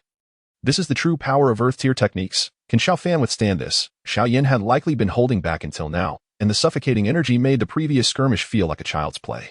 As the crowd discussed the aura emanating from Xiao Yan, Xiao Fan extended both hands. Azure flames ignited from his left hand, while an icy white flame suddenly manifested from his right palm. As the spectators gasped in astonishment, they noted the left side was dominated by the furious azure Liandi Exine fire, while the right hand commanded the chilling bone spirit cold fire. Upon witnessing Xiao Fan's actions, Xiao Yan felt a hint of foreboding. After all, Xiao Fan had previously demonstrated the fusion of the Qing Liandi Exine fire and purple fire in the desert. Had he now resolved to merge two types of exotic flames? The crowd in the stands was captivated by the two flames emanating from Xiao Fan, particularly the alchemy students who were in utter disbelief at the sight of someone possessing two types of unusual fire, a phenomenon they had never encountered before. What left them even more frenzied was the gradual fusion of these flames in Xiao Fan's hands, unfolding before the eyes of all. Had he lost his mind? Elder Hua, overwhelmed with excitement, rose from his seat and pointed at Xiao Fan, exclaiming that each type of extraordinary fire was an immensely powerful force in the world. Possessing even one was an extraordinary blessing. Yet here was Xiao Fan, daring to merge two of them. As his excitement mounted, he hastily grabbed the sleeve of Elder Hu Qian, urging him to stop the competition, fearing that if this continued, they would meet their doom. The explosion of unusual fire would be cataclysmic. Elder Hu Qian pulled Elder Hua back, gesturing that other students were starting to notice their commotion. He firmly pressed him back into his seat, maintaining a calm demeanor, and reassured him that with the four of them present, nothing unforeseen would occur. He was keen to witness the magnitude of the waves they could stir. After contemplating, Elder Hua acknowledged that, although Xiao Fan wielded formidable unusual fire, it was still finite. The four of them could indeed contain it. However, he cautioned that they must remain vigilant during the upcoming battle. If anything were to go awry, it would be a significant loss for the academy that Xiao Fan's hands came together. The green Lotus Heartfire and Bone Spirit Coldfire began to intertwine, releasing a chilling aura that sent shivers through the onlookers. Even Xiao Yan, facing him, felt a twinge of regret. Clenching his teeth, he realized that surrender was not an option. Yet the sight of his senior's dual flames ignited a fervor in his heart. Perhaps he could also achieve something similar as the flames intertwined. Xiao Fan's internal energy was rapidly depleting. Thankfully, his fighting spirit was robust. Otherwise, the mere act of merging these two types of unusual fire would have consumed a significant portion of it. The fusion of unusual fire was indeed perilous. He was only able to attempt such a feat due to his chaos flame body. He wondered how the original Xiao Yan had conceived this method. Any ordinary person attempting such a thing would likely be incinerated by their own unusual fire, and the explosion resulting from their contact could wreak havoc. Fortunately, his physique could suppress the aberrations of the unusual fire to some extent. Coupled with his prior experience, this made the fusion considerably easier. Visibly, the dual flames in Xiao Fan's hands began to coalesce into the nascent form of a lotus flower. Was this his ultimate weapon? At the edge of the stands, Wu Hao gazed at the forming lotus in Xiao Fan's hands, its vibrant colors radiating a deadly glow. He could sense the aura of desolation it emitted. Immersing himself in the moment, would he survive such a confrontation? After countless rehearsals in his mind, Wu Hao concluded that beneath this strike, he would be reduced to ashes. Even utilizing his costly blood escape technique might result in a regression in his realm, or even worse. With a bitter smile, he had to admit that regardless of whom they faced, it seemed impossible for him to defeat either of them. They truly were two monsters. Finally, under the watchful eyes of the crowd, the dual flames in Xiao Fan's chest fused completely, transforming into a blue-white destructive fire lotus that twirled before him, flames flickering within its heart. Junior brother, prepare yourself, with the attention of the entire arena upon him. Xiao Fan propelled the fire lotus towards Xiao Yan. Flame-severing wave. Xiao Yan gripped his heavy ruler tightly, striking it towards Xiao Fan with force, a brilliant light erupting from the tip and colliding with the fire lotus. In the stands, both Hua Qian and Elder Hua sensed something amiss the moment the fire lotus appeared. The aura of desolation suggested that even a Douling would find it challenging to confront. Even ordinary low star, Do Huang might encounter trouble resisting it. This left them incredulous that this was merely the contest between two Do masters. That in a flash, Hua Qian and the Elder in yellow robes vanished from their positions. Reappearing at the edge of the duel platform just as the two attacks clashed, a thunderous roar reverberating across the stone stage. Boom! A dense surge of fire energy erupted from the platform, washing over the audience in the stands with an overwhelming wave of heat, the sheer violent force leaving everyone in stunned silence. Xiao Suner clenched her hands tightly together. Had she not seen Hua Qian and another elder arrive at the edge of the platform, she would have rushed forward by now. At the center of the explosion, a small mushroom cloud ascended, surrounded by azure flames and the erupting violent fire energy. The stands were shrouded in the haze of energy released from the explosion, obscuring the events within. The audience fell into a deep silence. Despite the energy barrier, they still sensed the aura of destruction. Many instructors were engulfed in self-doubt, with Tutor Yulin being the most affected.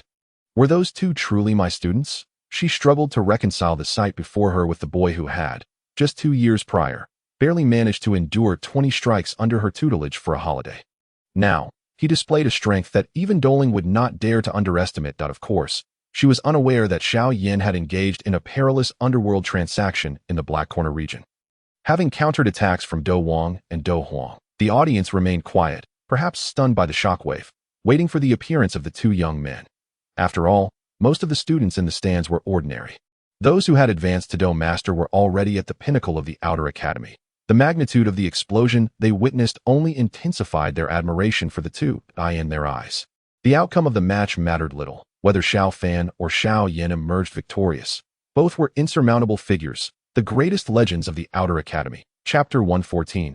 The Library, space lock. As the atmosphere settled into silence, it was soon shattered by the collective screams of the audience. The deafening cheers echoed throughout the martial arts arena, their faces glowing with fervor. The battle between Xiao Fan and Xiao Yan had indirectly ignited a fervent pursuit of strength among all the students, enhancing the learning environment in the Outer Academy. However, the subsequent inter-academy selection would not feature such monstrous duels again, but that was a matter for another time. For now, all eyes were fixed on the stands.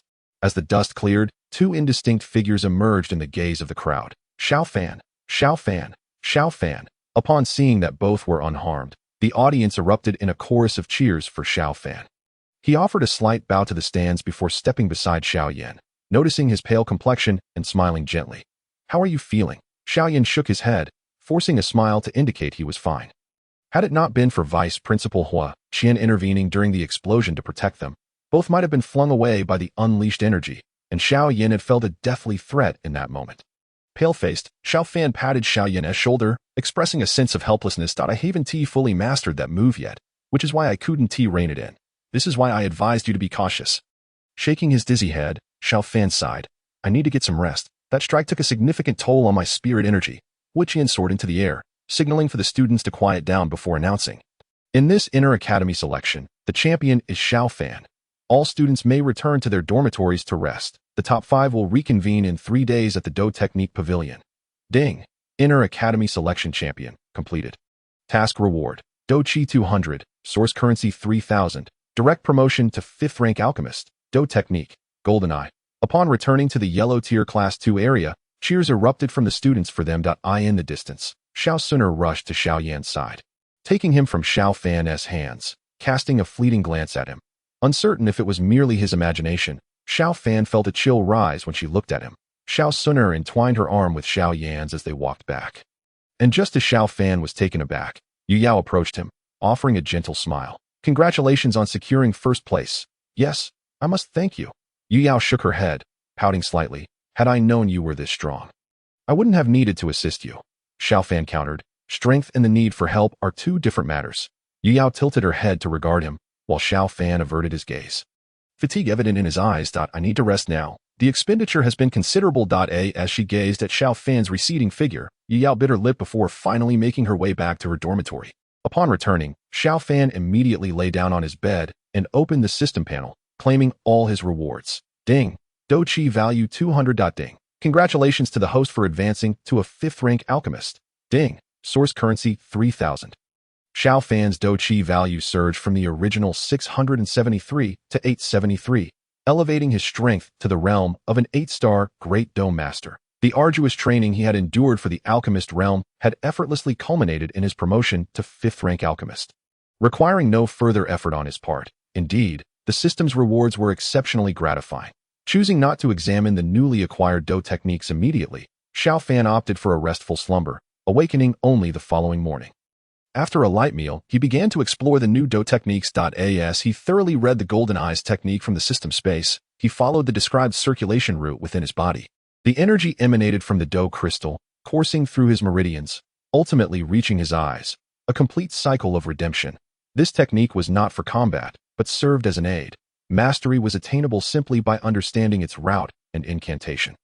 In just about half an hour, Xiao Fan had fully grasped the Golden Eyes technique. At that moment, a knock sounded at his door. It was a messenger sent by Mentor Ruolin, requesting his presence. Observing the newcomer, Xiao Fan activated his Dou Chi, a glimmer of gold flashing in his gaze, easily discerning the strength of the student. 3-star Dou Master, quite an impressive skill. Mentor Ruolin had summoned not only Xiao Fan, but also Xiao Yan and Sun Er, to brief them on the precautions for their visit to the Library of Techniques. After clarifying the rules, they were instructed to gather in the Vice Principal's office 3 days later. In a spacious room, Hu Qian sat in his chair, perusing a document, while Hu Jia and Wu Hao occupied chairs opposite him. Hu Jia swung his little feet, his gaze wandering around the office's bookshelves, while Wu Hao sat upright, his eyes fixed ahead, silent. The office was enveloped in quietude, punctuated only by the occasional rustle of pages, until the door creaked open. Principal, Xiao Fan and the others have arrived, a mentor announced as he entered. Good, let them come in, Hu Qian replied. Soon after the mentor exited, Xiao Fan, Xiao Yan, and Sun Er stepped through the door. Upon seeing Sun Er, Hu Jia leapt from his chair and dashed to her side, squeezing into the space beside Xiao Yan. After all, he had been defeated by Xiao Yan during the competition, and though he bore no ill will, he found it difficult to be cordial. What? Didn't we agree that the loser would leave Sun Er alone? The little enchantress remained oblivious to the earlier pact. Hu Qian cleared his throat, smiling at the 5 present. You are all the pride of the Academy's future. His gaze lingered on Xiao Fan and Xiao Yan for a moment before he continued. When I assisted you both in resisting the aftermath of the explosion on the competition stage, it was my first close encounter with you. Xiao Yan emanates resilience and tranquility, while Xiao Fan exudes an air of nonchalance. He chuckled to himself, bemused by the stark contrast between their wild combat personas and their current demeanors. He pondered how remarkable a teacher must be to cultivate such outstanding students. Both Xiao Fan and Xiao Yan were rare talents. Yet, without a diligent gardener, even the finest seedlings could falter. The admiration Hu Qian felt for their instructor was profound. To produce such remarkable students was no small feat, since you are all here. I shall not dawdle, Hu Qian said, rising from his chair to approach them with a smile. As the top 5 of this year's competition, you are now able to enter the library of techniques and select your Dou skills. Follow me. He moved to the wall behind him and casually tapped it several times. That a low rumble reverberated, and a dark passageway materialized before them. Follow me. He beckoned, leading the way into the passage. As everyone entered, another rumble echoed, restoring the office to silence as the passage concealed itself once more. Inside the passage, the walls were encrusted with large luminous pearls, illuminating the corridor brightly. The 5 followed Hu Qian in silence. The atmosphere somewhat somber. After approximately half an hour of walking, they finally reached the passage's end. Stepping out into blinding white light, they instinctively closed their eyes. Once accustomed, they opened them to reveal a vast valley. Its towering cliffs stretching endlessly. Before them lay a spacious battlefield, dominated by an ancient and grand pavilion. Xiao Fan's gaze swept over the structure, where an antiquated plaque bore 3 characters, weathered by time, Library of Techniques. The 5 were captivated by the pavilion's antiquity. As they approached within 20 meters, Hu Qian suddenly halted, bowing slightly towards the pavilion. The top 5 of this year's Inner Academy selection has arrived. I request the esteemed elders to open the door. His voice echoed through the valley. After his words faded, Xiao Fan's attention shifted to the 2 figures that had abruptly appeared before the library's entrance. Observing closely, he noted subtle differences in the space around the figures. Upon closer inspection, he discerned slight ripples in the space about half a meter in front of Hu Qian, which enveloped the entire library of techniques. Barring all from entry, this must be the space lock, he mused. Chapter 115. The Dou technique or the space lock was a barrier established by a Dou Zun-level expert, capable of safeguarding an entire area through spatial confinement. The library of techniques was currently protected by such a space lock, with only the 2 enigmatic figures clad in gray possessing the means to unlock it. Not even a Dou zone could pass without their permission. While they awaited a response from the gray-robed figures, the one on the left surveyed the group, his gaze eventually settling on Xiao Fan. Under the elder's scrutinizing eyes, Xiao Fan felt as though all his secrets were laid bare. An overwhelming pressure surging within him. Just as he gritted his teeth to endure, the elder shifted his gaze to Xiao Yan, and his raspy voice echoed through the valley, tinged with surprise. Might I inquire about the names of these 2 young friends? Upon hearing the gray-robed figure bypass Hu Qian to address Xiao Fan and Xiao Yan, the others in the group exchanged puzzled glances. Hu Jia and Wu Hao's eyes shimmered with envy, as conversing with such formidable beings signified their own exceptionalism. Only Sun Er remained composed, her gaze tranquil. I am Xiao Fan, paying my respects to the esteemed elders. I am Xiao Yan, also paying my respects to the esteemed elders. The 2 bowed respectfully, recognizing the gravity of the moment.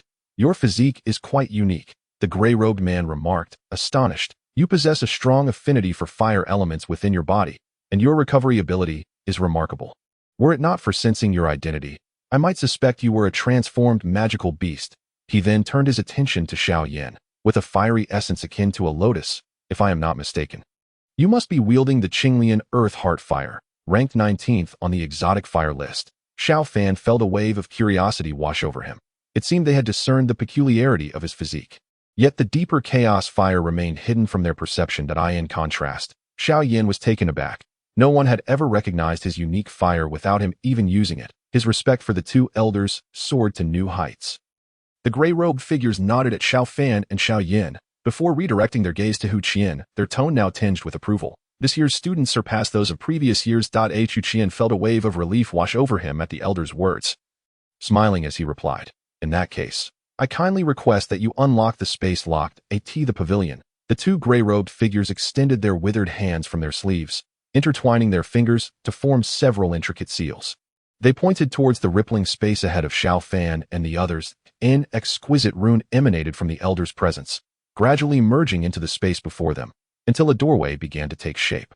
Slowly materializing from the folds of space, seeing the spatial doorway form, Hu Qian smiled and gestured to the students behind him. Let us proceed. Upon witnessing Hu Qian successfully traverse the portal, a multitude followed closely behind. Stepping into the ethereal space, Once inside, an even more archaic aura emanated from the loft, becoming increasingly palpable. I apologize for the trouble, esteemed elders, Hu Qian said, giving a slight bow to the two elderly figures before leading the group towards the entrance of the library. It is merely a task, remarked the figure in gray robes nonchalantly as the crowd passed by. His voice echoed in their ears once more. Everything within the library is dictated by chance. It is enveloped in a layer of energy. Should you manage to delve in and seize it, you may bring it forth. However, should you fail to grasp the skills within, even a forced attempt to breach the barrier would be futile. Every year, disciples arrive here and return empty-handed. Do not let it trouble you. Furthermore, I must remind you, irrespective of how many luminous orbs you capture, only one may be taken away in the end. Do not succumb to greed. The crowd nodded in understanding and followed Hu Qian as they ascended the library's stone steps. Upon reaching the grand entrance, Hu Qian halted, turning to the group and stating, "Very well, even I lack the privilege to enter here. Remember the words of the elders and proceed." The group nodded in agreement and stepped towards the grand door. As they approached, it swung open, revealing a pitch-black corridor. The five exchanged glances and nodded before stepping into the darkness. May they find their fortunes, Hu Qian mused, watching them enter the loft with a smile, then patiently awaiting their return not far from the entrance. Once inside the corridor, the five traversed the inky expanse for a moment until the space widened into a grand hall. Before them stood a colossal energy barrier, beyond which lay an abyss of darkness. Is this where the combat skills are stored? Hu Jia mused, tilting her head as she surveyed her surroundings. Yet, I see no skills. Just then, a surge of violet energy erupted from within the vast barrier. Hurtling towards them, Xiao Fan activated his battle chi, extending his right hand to firmly grasp it. Soon discovering that it enveloped a scroll as he withdrew it, he felt a faint energy shield akin to a membrane, which quickly dissipated, revealing a scroll in his grasp. Mystical rank, advanced thunder technique. These energy orbs are indeed the combat skills. Xiao Fan's words echoed. More energy orbs shot forth from the barrier. He glanced at Xiao Yan and Sun Er, urging the group, do not dawdle. Seize the moment. Upon hearing Xiao Fan's encouragement, the others sprang into action, lunging for the newly emerged energy orbs, while Xiao Fan himself dove into the fray. After a series of attempts, he only managed to procure a few yellow rank skills or some rare herbs. Furrowing his brow, Xiao Fan meticulously observed the energy orbs until a glimmer of realization struck him. Feel the energy within those orbs. The group, not lacking in intellect, understood that the rarer the skill, the more potent its aura. They began to focus on the more powerful luminous orbs. At that moment, a blue orb shot forth, its energy surpassing that of the advanced thunder technique Xiao Fan had just captured. His eyes sparkled with excitement. A ground rank skill. Chapter 116. The acquisition of combat skills. The instant Xiao Fan recognized the ground rank skill, he maximized his speed, aware that the space was limited and that failure to act swiftly would allow others to seize the opportunity. Hu Jia, noticing the orb, felt a surge of joy but then froze in place, praying that Xiao Fan would not be repelled by the orb. Nearby, Xiao Yan and the others were in pursuit of their desired skills. Keeping an eye on Xiao Fan's progress out of sheer curiosity, the orb in Xiao Fan's grasp pulsated violently, attempting to break free from his control. Without hesitation, he reached into the orb. Soon, he felt a repelling force that quickly vanished, revealing a pale blue technique in his hand. Intermediate ground rank, shadow prison technique. These energy orbs indeed contain the combat skills. With his declaration, even more energy orbs erupted from the barrier. Xiao Fan glanced at Xiao Yan and Sun Er, instructing, don't just stand there, hurry. Responding to Xiao Fan's command, the others quickly moved to capture the flying energy orbs, and Xiao Fan joined them in the pursuit. After several attempts, he only managed to obtain a few lower-tier techniques that were not particularly suitable for him. Disappointed, he continued to observe the energy orbs, and after a moment, his eyes brightened. Focus on the energy within those orbs. The group, recognizing the significance, began to hone in on the more potent spheres. Just then, a faint red orb shot forth, its energy surpassing what Xiao Fan had previously captured. A ground rank skill, Xiao Yan exclaimed, his excitement palpable. As the orb approached, Xiao Yan swiftly seized it. Lower ground rank. Ninefold Phoenix Fire Technique. The faint red orb revealed inscriptions as he grasped it, causing him to swallow hard. Any ground rank technique could incite chaos across the continent, and to have two appear in such a short span at the renowned academy was remarkable. With the orb in hand, Xiao Yan tightened his grip, forming his right hand into a claw. Probing into the orb's depths, he soon encountered a resistance that caused his expression to shift, accelerating his battle chi.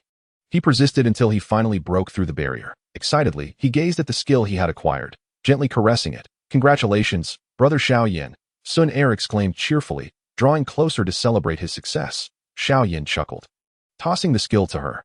This technique is of no use to me. If you desire it, consider it a gift. After all these years, I have yet to present you with anything. Taking the technique. Sun Er examined it and remarked, but your technique should still be mystical rank. This ground rank skill is perfect for you. Xiao Yan shook his head. For certain reasons, I cannot alter my cultivation method.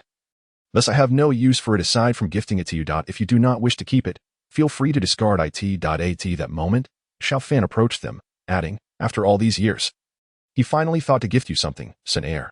You should accept it. As for his reasons, they are his own. Meanwhile, Hu Jia and Wu Hao observed Xiao Yan tossing the ground rank techniques back and forth, questioning whether they were witnessing an illusion. Was a ground rank skill truly so trivial? She almost wanted to rush over and claim them for herself. Upon hearing Xiao Fan, Sun Er nodded and smiled. Very well, I shall accept it. Junior brother, what skills do you seek? Xiao Fan asked, nodding at Xiao Yan. I can assist you in your search. I need a sound wave technique. Xiao Yan replied with a smile, not hesitating to share his requirements, given that he had consumed the Yin Yang Xin Long pill in the Black Horn region, necessitating a sound wave technique for proper cultivation. A sound wave technique? Sun Er frowned slightly. Most sound wave techniques are of lower rank. Finding a quality one is quite challenging. Xiao Yan nodded, acknowledging her point. This was indeed the source of his frustration. Suitable sound wave techniques were exceedingly scarce. He raised his gaze to the multitude of flying techniques within the chamber, feeling a wave of trepidation. No wonder this medicinal space was concealed. With so many techniques, if those desperate souls from the Blackhorn region were to discover it, chaos would surely ensue. After gifting the ground rank technique to Sun Er, the group re-engaged in their quest to assist Xiao Yan in locating a technique. During this time, Hu Jia and Wu Hao successfully acquired what they sought. Hu Jia retrieved a purple pill of uncertain purpose from a particularly dense energy orb, her face alight with surprise as she stored it away. Meanwhile, Wu Hao obtained a technique but refrained from disclosing its rank, leaving the others oblivious to its nature. As the hour mark approached, with only 10 minutes remaining, Xiao Yan's desired sound wave technique remained elusive despite Xiao Fan and Sun Er's efforts. Xiao Fan descended from above, raising his hand to reveal a defensive armor. This one is quite remarkable. If we cannot find anything else, you may want to consider this. In a radiant orb, Xiao Fan discovered a soft armor that surpassed even the exquisite Haixin armor gifted to him by Yun Yun. To ensure that Xiao Yan would not venture forth empty-handed, Xiao Fan decided to bring it along. Xiao Yan, with a resigned smile, felt a sense of disappointment as time passed. It seemed that the elusive sound wave combat technique was indeed beyond his grasp. At that moment, the enormous energy shield before them began to emit a pulling force, drawing the numerous energy orbs within the room towards it, a sign that time was running short. Disheartened at not obtaining the desired combat technique, Xiao Yan shook his head in resignation. Suddenly, Xiao Fan sensed a surge of energy emanating from the shield, rippling gently. Without the luxury of time to converse with Xiao Yan, he activated his speed to the utmost. And in the blink of an eye, Xiao Fan appeared beside the energy mass, his right hand charged with fighting spirit as he reached out to grasp it. Senior brother? Xiao Yan inquired, puzzled by Xiao Fan's actions. Gazing at the technique in his hand, Xiao Fan beamed at Xiao Yan, exclaiming, "Ha! You lucky rascal. This must be a scroll of sound wave combat technique." Hearing this, a glimmer of joy lit up Xiao Yan's face. "Wait here, I'll retrieve it." Xiao Fan confidently extended his right hand towards the scroll within the orb, only to be abruptly propelled away by the energy, flung backwards. What on earth? Xiao Fan was momentarily taken aback. Was this what they called a lack of fate? As the orb drifted towards the energy shield, Xiao Fan hurriedly called out to Xiao Yan, fully aware that his body still bore a slight numbness from the impact. "Junior brother," without needing Xiao Fan's warning, Xiao Yan dashed to the side of the energy orb the instant Xiao Fan was thrown back, securing the orb tightly. He then turned to Xiao Fan, asking, "Senior brother, are you all right?" "I'm fine," Xiao Fan replied, shaking his head. "I just feel a bit numb from being thrown back. You should try to reach for it." Nodding, Xiao Yan tightened his grip on the energy orb and reached inside with his left hand. Soon, he encountered a sense of resistance. Frowning, he accelerated the flow of fighting spirit in his palm, yet he too was repelled, though he managed to retain hold of the energy orb. "Sister, let me give it a try." After witnessing the earlier incident, Xiao Suner approached Xiao Yan and effortlessly reached into the orb, successfully retrieving the combat technique. By this time, Xiao Fan had also come to stand beside them, eyeing the technique in Suner's hand with a wry smile. "So this is what it means to be fated apart from me." Suner chuckled and handed the technique to Xiao Yan. The delicate script on the scroll read, Lion Tiger Fragment Gold Chant. Advanced Mysterious Level. Accepting the scroll from Sooner, Xiao Yan's face broke into a smile as he expressed gratitude to both of them. Thank you, senior brother, and thank you, Sooner. Xiao Fan waved his hand dismissively and declared, Since we've all found what we sought, let us depart. The group then made their way back through the passage they had come from, casting one last glance at the now dark room. Who could have imagined it housed such a wealth of combat techniques? Materials and Medicinal Pills. Chapter 117. Cultivation. As the group exited, the room once again descended into darkness, awaiting the next internal selection competition to welcome new students. Xiao Fan and the others traversed the passageway back to the attic door. With a creak, the door opened, and the gray-robed individuals seated on either side fixed their gazes upon them. Instantly, the group felt a vast, overwhelming energy sweep over them, seemingly scanning their forms, which dissipated after a brief 10 seconds. Time's up. You may leave, but remember, not a word of the library's secrets should be divulged. A raspy voice echoed in their ears. The group cupped their hands in acknowledgement and responded quietly. How was the harvest? Hu Qian, who had been waiting outside, greeted them with a cheerful smile. That I trust you did not return empty-handed. Nodding in agreement, the joy evident on their faces conveyed their fruitful gains. Hu Qian bowed to the two elders outside the attic, stating, Since you have all emerged, we shall not intrude any longer. The two gray-robed figures offered no reply, and Hu Qian paid them no mind as he led the group back to the portal through the spatial folds. Stay close to me, and do not touch these spatial folds. Otherwise, I cannot guarantee your safety. Following Hu Qian, they exited through the portal. As Xiao Fan looked back, the scene within began to blur through the spatial folds, revealing only the towering library still standing. Surely, what we just explored was merely the tip of the iceberg, he mused. After all, such a vast library could not be confined to just the room where they had selected combat techniques. Following Hu Qian, after about half an hour, they finally returned to his office. Hu Qian, seated in his chair, looked at them with a smile. All right, you have all acquired what you desired. You now have 2 days of rest. After that, you will officially head to the inner courtyard. Make the most of this time. As the group prepared to leave, Hu Qian suddenly called out, Oh, a word of caution. To avoid being bullied in the inner courtyard, you must be stronger than them. However, those who make it to the inner courtyard were all top-tier students in the outer courtyard, and the cultivation methods there differ significantly from those in the outer courtyard. After a year of training, they will become even more formidable, leaving you with slim odds of victory. Xiao Fan silently concurred with Hu Qian's words, recognizing that the existence of a cultivation accelerator in the inner courtyard would yield remarkable progress for anyone not lacking in intellect. Observing the unperturbed expressions on their faces, Hu Qian understood their mindset. After all, they had just made a name for themselves in the outer courtyard and considered themselves exceptional. Waving his hand, Hu Qian dismissed the 5 of them, allowing them to relish their last 2 days in the outer courtyard, whether through rest or training, before preparing to venture into the inner courtyard. Upon leaving Hu Qian's office, the group returned to their respective rooms. Eager to examine the techniques they had just acquired. In his chamber, Xiao Fan retrieved the combat technique he had obtained, Shadow Prison, Intermediate Earth-level technique. Upon reviewing the description, Xiao Fan's heart soared with delight. This was not merely an offensive technique but a functional one. It could create a specific domain around him, enhancing his speed, while simultaneously allowing him to conjure a prison at will within that domain, effectively ensnaring his opponent. Truly, as an intermediate Earth-level technique, its combination with the Void Blade he had learned previously would yield devastatingly unexpected attacks against his foes. In a lush forest, Xiao Fan and Xiao Yan were situated in a small valley beneath a cascading waterfall that tumbled from a peak, generating a mist that danced in the sunlight, displaying a myriad of colors. At the base of the waterfall, Xiao Yan emitted deep roars, akin to a lion's roar or a tiger's growl, reverberating through the valley and creating ripples upon the lake's surface. Not far from Xiao Yan, Xiao Fan sat cross-legged beneath a grand tree, a thin veil of black mist swirling around him, undulating with the breeze. Roar. Cough, cough. Xiao Yan, continuously roaring, felt his face flush and coughed several times after his latest bellow. Swallowing hard, he winced at the burning sensation in his throat and lamented, I can't shake the feeling that I'm still missing something in my resonance. A voice reached him from nearby. In just 1 day's time, you have managed to mimic the lion's roar and the tiger's growl quite impressively. Moreover, since you began using the Ice Spirit Throat Protection liquid yesterday, you are well on your way to forming the sound wave. Indeed, I owe it all to the elixir you prepared, Master.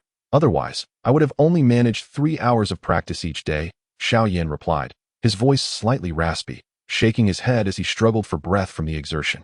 And as for senior brother, I find it even more astonishing that he could so easily replicate the Shadow Realm in just 2 days. Beside them, the old physician regarded Xiao Fan with a hint of admiration, acknowledging the rapid progress of his disciple in mastering an intermediate Earth-level technique with only a few pointers. Such talent was enviable, even for the old physician at that moment.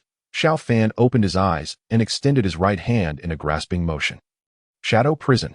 As he whispered, the black mist in front of him began to swirl and gradually coalesced into a dark cage about 10 meters ahead, only to collapse after a brief 3 seconds. Almost there, taking a deep breath, Xiao Fan suppressed the restless fighting spirit within him before glancing over at the boulder where Xiao Yan stood. Haha, master, junior brother. With a light leap, Xiao Fan floated over to their side.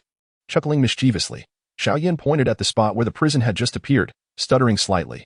Xiao Fan chuckled softly and replied nonchalantly, "It's a bit of a struggle, but I'm managing." Upon hearing Xiao Fan's affirmative response, Xiao Yan felt at a loss for words. After all, while he had yet to fully grasp the advanced techniques of the Xian level, Xiao Fan had already managed to apply the intermediate techniques of the D level. How long had it taken him to learn the flame division technique? Seeing Xiao Yan gaze at him as if he were a monster, Xiao Fan felt a twinge of embarrassment. With the aid of a system, he had learned techniques through the expenditure of source coins, making the process considerably easier, a fact he could not disclose to them. It was a pity for his source coins, as he had spent a full 5,000 to merely reach the basics of this D-level technique. At that moment, a figure draped in azure swept in from afar, landing on a pile of rubble not far from the two, while Yao Lao had already returned to Xiao Yan's ring. "Brother Xiao Yan, brother Xiao Fan, are you ready? It's time to head to the Inner Academy." Chapter 118. The Fire Energy Capture Competition. In front of the Academy's administrative building, dozens of students stood in neat rows. With Xiao Fan and his companions at the forefront, quietly waiting at the edge of the square, many other students gathered to watch, as each year saw numerous students entering the Inner Academy, making it a lively event as many would come to bid farewell to their friends and family. After about 10 minutes, a sound of footsteps approached, and Xiao Fan and the others turned to see Hu Qian and several elders emerging from the building. A glimmer of satisfaction flashed in Hu Qian's eyes as he looked at the orderly ranks of students. He stood on the steps of the building and addressed them. "Dear students, after the previous election, the moment has come for you to enter the Inner Academy. First, on behalf of the Academy, I would like to congratulate you on the rewards of your long-standing efforts. Secondly, I must remind you that the Inner Academy is a true gathering place for geniuses, where competition is fierce. You must support and assist one another. Every year, the progress you can achieve here will be significant." Upon hearing Hu Qian's words, excitement lit up the faces of the students in the square. After all, their goal was to enter the more mysterious Inner Academy, striving to gain even greater power. Entering the Inner Academy was the best path to enhancing their strength. Observing the enthusiasm of the crowd, Hu Qian cleared his throat and continued. "The Inner Academy involves the core of the Academy. Its location shrouded in secrecy. Many students and even mentors may not know its whereabouts, so we will transport you to a designated area." Curious, Xiao Yan turned to inquire of the nearby Qiao Jia. "You don't know the location of the Inner Academy either?" Qiao Jia shook his head and whispered, "The Inner Academy is highly secretive. Even my grandfather has never told me. However, each year, many seniors emerge from there, often transformed beyond recognition." As Hu Qian's words fell, 10 dark figures appeared in the sky, gradually materializing into 10 enormous griffin beasts, soaring over the heads of the crowd. The gusts of wind they created sent several students stumbling, and the beasts landed gracefully on an open space not far away, awaiting their passengers. "Griffin beasts." Hu Qian waved his hand and said, "All right, form groups of 5 and board." Upon hearing this, the students hurriedly sought out familiar peers, clamoring to ascend the broad backs of the griffin beasts. However, in their eagerness to show off, some slipped and fell, landing in disarray. To maintain your balance on a griffin beast, you need at least the strength of a grand fighter. Hu Qian laughed heartily. "You would do better to sit properly in your seats." He then turned to Xiao Fan and his companions, saying, "You 5 form a group. Quickly get on." Xiao Fan nodded at Hu Qian, then leaped onto the back of a griffin beast, stabilizing himself with ease. Xiao Yan and the others followed suit, landing smoothly on the beast's back, leaving the other students in awe of their prowess as the top 5 in the academy. Not far behind them, on another griffin, Bai Shan glowered at Xiao Fan and his companions. Once a contender for the top spot in the selection, he now found himself outside the top 5. Igniting a fierce anger within him, gazing at the laughing group, Bai Shan thought to himself, Humph. Enjoy your arrogance while you can. Once we're inside, I'll have my chance to deal with you. Once everyone was secured on the griffin beasts, Hu Qian waved his hand, and all the griffins flapped their wings, ascending into the sky. Hu Qian exchanged glances with several elders beside him, and in a flash, their dazzling wings of combat manifested. Soaring around the formation that we will protect you throughout this journey. Let us depart. The griffin procession soared into the skies, swiftly leaving the outer academy's bounds and entering the vast mountains. Oh, this is heading to the inner academy. Xiao Yan exclaimed with a hint of awe. Xiao Fan chuckled in response. What's the matter? Do you wish to linger in the outer academy a bit longer? Xiao Yan shook his head. His voice brimming with curiosity, he was intrigued about what the inner academy would be like. Riding atop the griffin beast, it was clear that the inner academy was not too close. Nodding, Xiao Fan gazed at the lush mountains around them and murmured. It will undoubtedly be spectacular. After all, it holds the fallen heart flame and various extraordinary fire energies. How could it not be fascinating? As they flew through the forest on the backs of the griffins, Hu Qian and the elders on the periphery dispatched any aggressive magical beasts, leaving the students envious of their prowess. Without the protection of the vice principal and the others, reaching the inner academy would be impossible. Xiao Yan remarked, licking his lips as he gazed at the fallen magical beasts from above. Just as they approached a ravine, the griffins suddenly halted in midair. Are we stopping for a break? Many students looked at Hu Qian and the others with puzzled expressions, but a glimmer of realization flickered in Xiao Fan's eyes. This must be the entrance to the inner academy. Sure enough. As Hu Qian formed a peculiar hand seal, the empty expanse of the mountains rippled like water, revealing a massive silver gate. Hu Qian turned to the astonished crowd, waving his hand with a smile. Come, step inside, we're almost there. As the group stepped through the silver gate, they felt a momentary disorientation, which quickly dissipated. When they opened their eyes again, they found themselves facing two elderly figures and several middle-aged mentors. Accompanied by about 20 young students, each adorned with a badge featuring a tower-like pattern. Haha, old Hu, always punctual. How are this year's newcomers? One of the elderly men approached, smiling as he patted Hu Qian on the back. This year's students will surely astonish you, Hu Qian replied with a grin. He gestured for Xiao Fan and his companions to come closer and pointed at the two elders, saying, These gentlemen are the academy's elders. This is Elder Su, and the other is Elder Qing. You may seek their assistance for any matters in the inner academy. The two elders smiled warmly at Xiao Fan and his companions.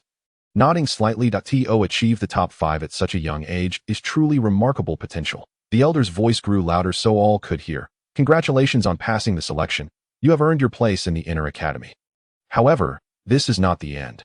Elder Su laughed, flipping his palm open to reveal a large stack of black crystals, which he tossed into the air. Each crystal seemed to come alive, landing before each student. As the students received the crystals, they felt a unique energy emanating from them. The black crystals bore a large red number. 5. What does this mean? Many students examined the crystals, puzzled, while the 20 or so inner academy students watched with envious eyes. To simplify it, the crystals you hold represent fire energy. Within the inner academy, all transactions for training or exchanges will be conducted using fire energy, which is precious and hard to come by. As newcomers, this is your initial allocation of fire energy, Elder Su explained, addressing the bewildered crowd. The inner academy lies just beyond this forest. Your task is to traverse through it and successfully reach the other side.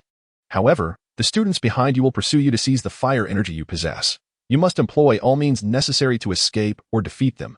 The sooner you reach the inner academy, the greater the rewards you will receive. Elder Su pointed dramatically towards the dark forest behind them, declaring, And this, we call the fire energy capture competition. Ding, triggering a new task. Task 1. The first to reach the inner courtyard will receive rewards of 100 battle energy and 1,000 source coins. Failure results in a deduction of 200 battle energy and 2,000 source coins. Task 2 involves acquiring as much fire energy as possible. The more fire energy collected by the end of the hunting competition, the richer the rewards. Chapter 119. Hunters and prey. Upon hearing Elder Su's words, a look of confusion washed over many of the new students, who had only just advanced to the inner courtyard. How could they possibly hope to defeat those who had been cultivating there for a year? Xiao Fan, however, paid little heed to their doubts and focused instead on the 2 tasks he had just activated. Acquire as much fire energy as possible. As he surveyed the agitated students around him, a glimmer of excitement flickered in his eyes. He beckoned Xiao Yan, Hu Jia, and others to gather close, forming a circle. Observing the puzzled expressions on their faces, he quietly inquired, Have you all understood the rules? Yes, Hu Jia nodded. What is up? Do you want to earn fire energy? Xiao Fan asked, noting their bewilderment. Elder Su just mentioned that fire energy is essential for cultivation in the inner courtyard. Judging by the expressions of those inner courtyard students, it must be quite scarce if they can seize it from us. Why can't we turn the tables? What do you mean? Confusion flashed across their faces. But being astute individuals, they quickly grasped Xiao Fan's intention. Exactly. We five can team up and reverse the situation to seize their fire energy, Hu Jia exclaimed, pumping his fist in excitement, after quickly devising a plan. They stealthily slipped into the dark depths of the forest. Meanwhile, Elder Su and others, having witnessed their departure, shared looks of astonishment. These youngsters are quite extraordinary, Elder Su remarked with a smile, glancing at Hu Qian. A group of formidable fighters was conspiring not far from them, and even unintentional eavesdropping would reveal their conversation. Initially, they were merely curious about what the group was plotting, but they hadn't anticipated that the newcomers intended to swap places with the hunters. Hu Qian chuckled, gazing in the direction the newcomers had gone. I tell you, you will be utterly astonished by what unfolds in the pitch-black forest. A disheveled newcomer sprinted, frequently glancing back as if a terrifying presence pursued him.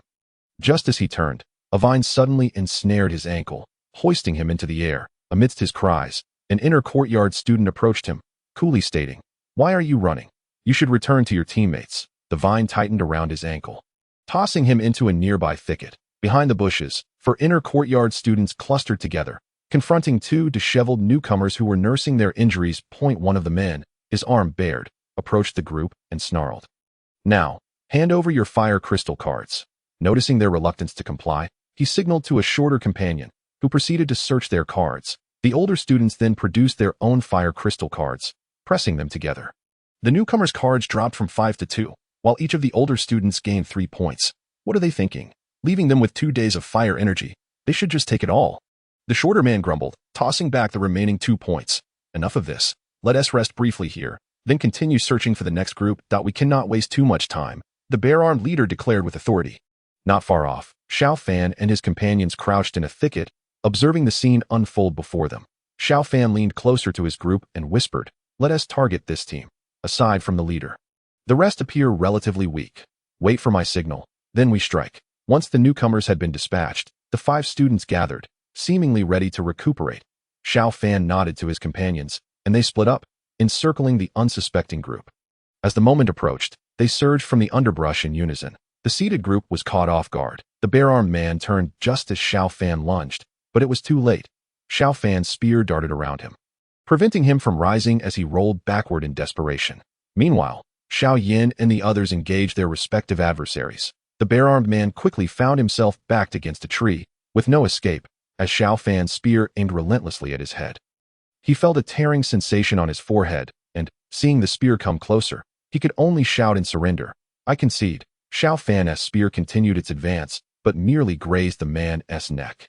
Embedding itself in the tree, the spear's sharp tip hovered close to his throat. "Robbery," Xiao Fan smirked, unfazed by the sweat beading on the man's brow. "Hand over your fire crystal card." The man, taken aback by the audacity of the robbery, looked at Xiao Fan with a grim expression. "Are you serious?" Xiao Fan furrowed his brow. "Who's joking here?" He prodded the spear forward, prompting the man to raise his hands and surrender his card. Upon inspecting the card, Xiao Fan noted it held 53 points. With a faint smile, he transferred 46 points to his own card, leaving the man with a meager 7. He tossed the card back and turned to Xiao Yan's group, declaring, "Let us each take one of them and inquire about the routes in this forest. If anyone lies, we'll leave them severely injured." "Good plan." Wu Hao's voice emerged from beneath his blood-red cloak. Xiao Fan dragged the man into the woods, calmly instructing, "You heard the instructions. Now, quickly produce the map." Reluctantly, the man retrieved a map from his spatial ring. He had spent an entire day's worth of fire energy to acquire it. And now, not only had he failed to recoup his losses, but he was also left with virtually nothing. Had it not been for the mandatory retention of 7 points of fire energy, he would have been completely depleted. It appeared that leaving behind 2 days' worth of fire energy was merely a way to ensure the newcomers had minimal resources for sustenance. Without even glancing at the map, Xiao Fan stored it in his spatial ring. Believing no one would dare to deceive him after what he had just said, he proceeded to ask the man for information regarding the inner courtyard. While he had some knowledge, it was prudent to feign ignorance, especially since elders might be observing the trial from the shadows. The information he gathered aligned with his understanding. Fire energy was vital for students in the heavenly burning Chi Tower. Consumed daily to the beginning of each month, 7 points were distributed, while all additional energy had to be earned through alchemy, trade, competitions, or duels. Being on the inner courtyard strong ranking also granted extra monthly allowances. Chapter 120. I truly envy you in the forest. Xiao Fan clapped his hands, surveying 5 inner courtyard students bound like dumplings that he nodded with satisfaction. Now, our movements will remain concealed for a while. Thank you, seniors, for your generous contribution to the junior students' fire energy. Noticing Xiao Yan and others still in shock, with Hu Jia even stifling a laugh, Xiao Fan pulled them closer and urged them to express their gratitude to the captured inner courtyard students. They then vanished into the depths of the dense woods, leaving the 5 students with complex expressions. Half an hour later, a group passed through the area, discovering the bound students, their faces betraying astonishment. There were signs of a previous presence here, Xiao Fan remarked, crouching before a small pit, examining subtle traces around him.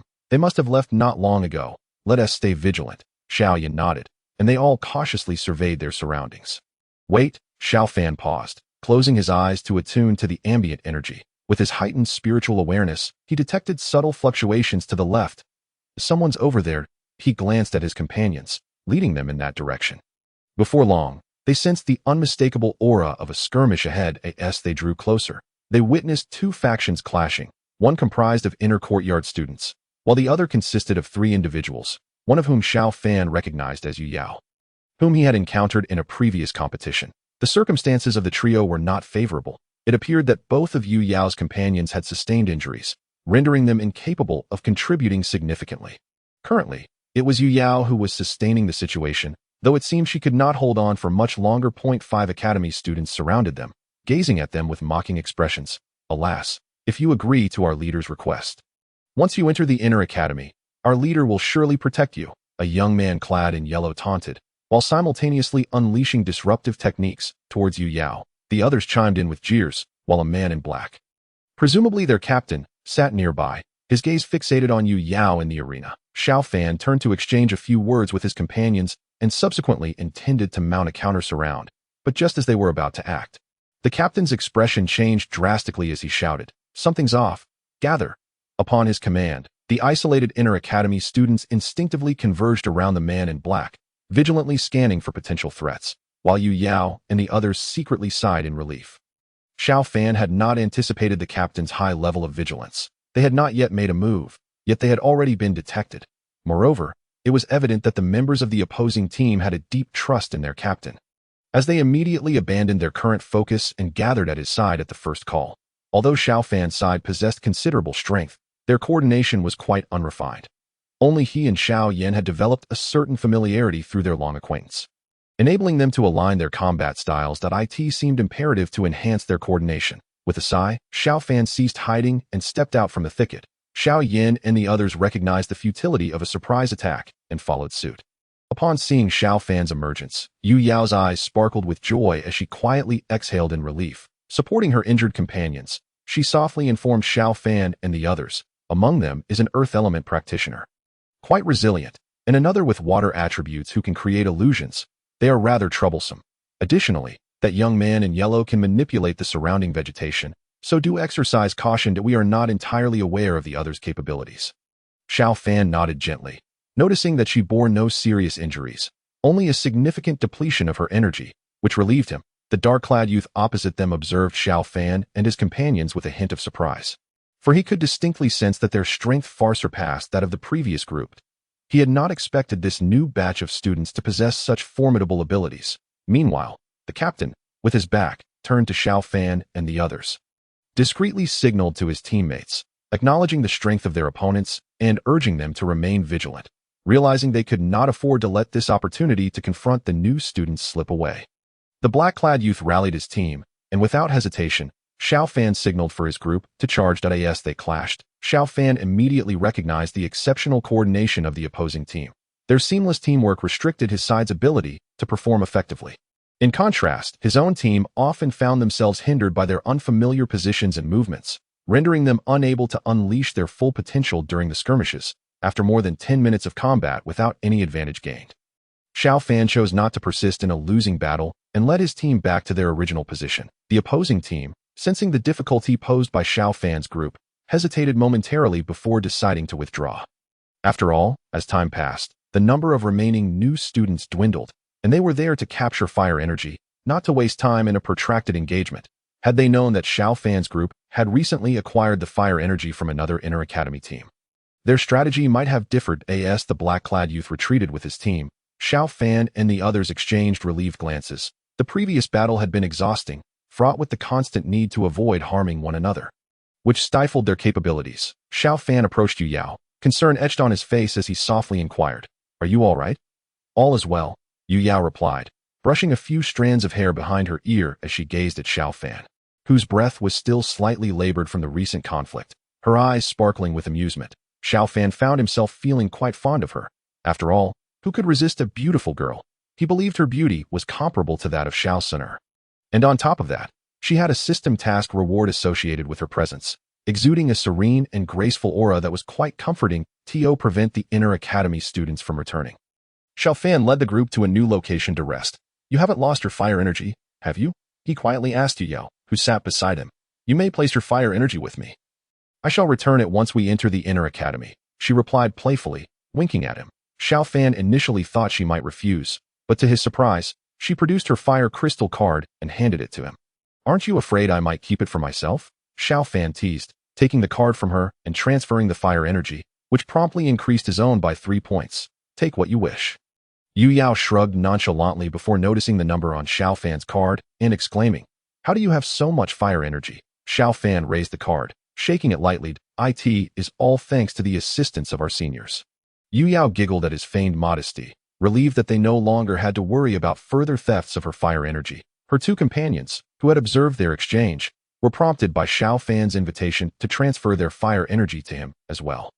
Recognizing that with just the three of them, they would stand no chance against the inter-academy students. After providing them with a map of the forest, Xiao Fan offered an apologetic smile to Yu Yao, who nodded in understanding, and then led the group deeper into the woods.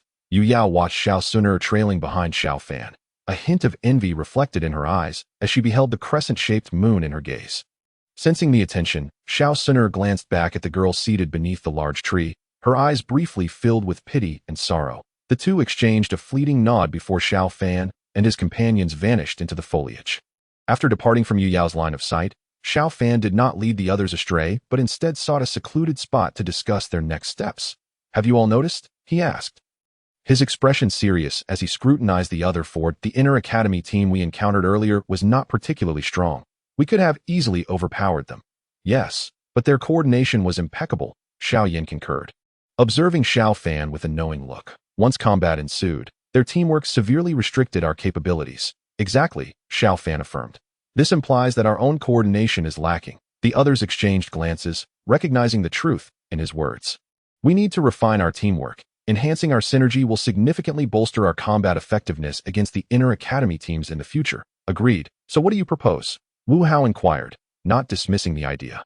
"Understanding the importance of improving their cooperation that I marked the last team we engaged with. Let us use this encounter as a sharpening stone to hone our skills," Xiao Fan suggested, a faint smile playing on his lips as he addressed the group. In the time that followed, they shadowed Xiao Fan, launching surprise attacks on the team they had previously encountered. During their second encounter, their coordination still showed deficiencies, and after roughly half an hour of combat, Xiao Fan once again signaled a retreat. After a brief discussion to address the issues that arose during the skirmish, they devised new tactical arrangements and attacked the same inter-academy team again in the afternoon. Thus, by alternating between combat and reflection, Xiao Fan and his companions faced off against the team several times, honing their coordination until it became second nature. In their final encounter, they moved fluidly, no longer constrained by hesitance or misalignment. In the depths of the forest, seizing the opportunity created by Xiao Yan's diversion, Xiao Fan executed a sweeping strike that forced an opponent back, then lunged at another's shoulder with his spear. Meanwhile, Wu Hao unleashed a crimson blade of energy, successfully neutralizing another adversary. With one opponent down, the already disadvantaged team had no chance against Xiao Fan and his allies, and it was not long before they were all subdued. "Who would have thought we would become your sharpening stone?" The man in black glared at the group, his expression grim as he gritted his teeth. After all, as a veteran of the inter-academy, it was hardly flattering to be used as a stepping stone by a bunch of newcomers. Yet, upon reflecting on the terrifying speed at which they had progressed, he could not deny their rapid advancement. Initially, their coordination had been clumsy, revealing their lack of experience. However, in such a brief time, they had managed to defeat his team. But do not celebrate too soon. The other teams we face are merely average. The real menace awaits you in the form of the fearsome black and white duo. Xiao Fan paid him no heed, absorbing the fire energy from the black-clad man's crystal card and returning it to them.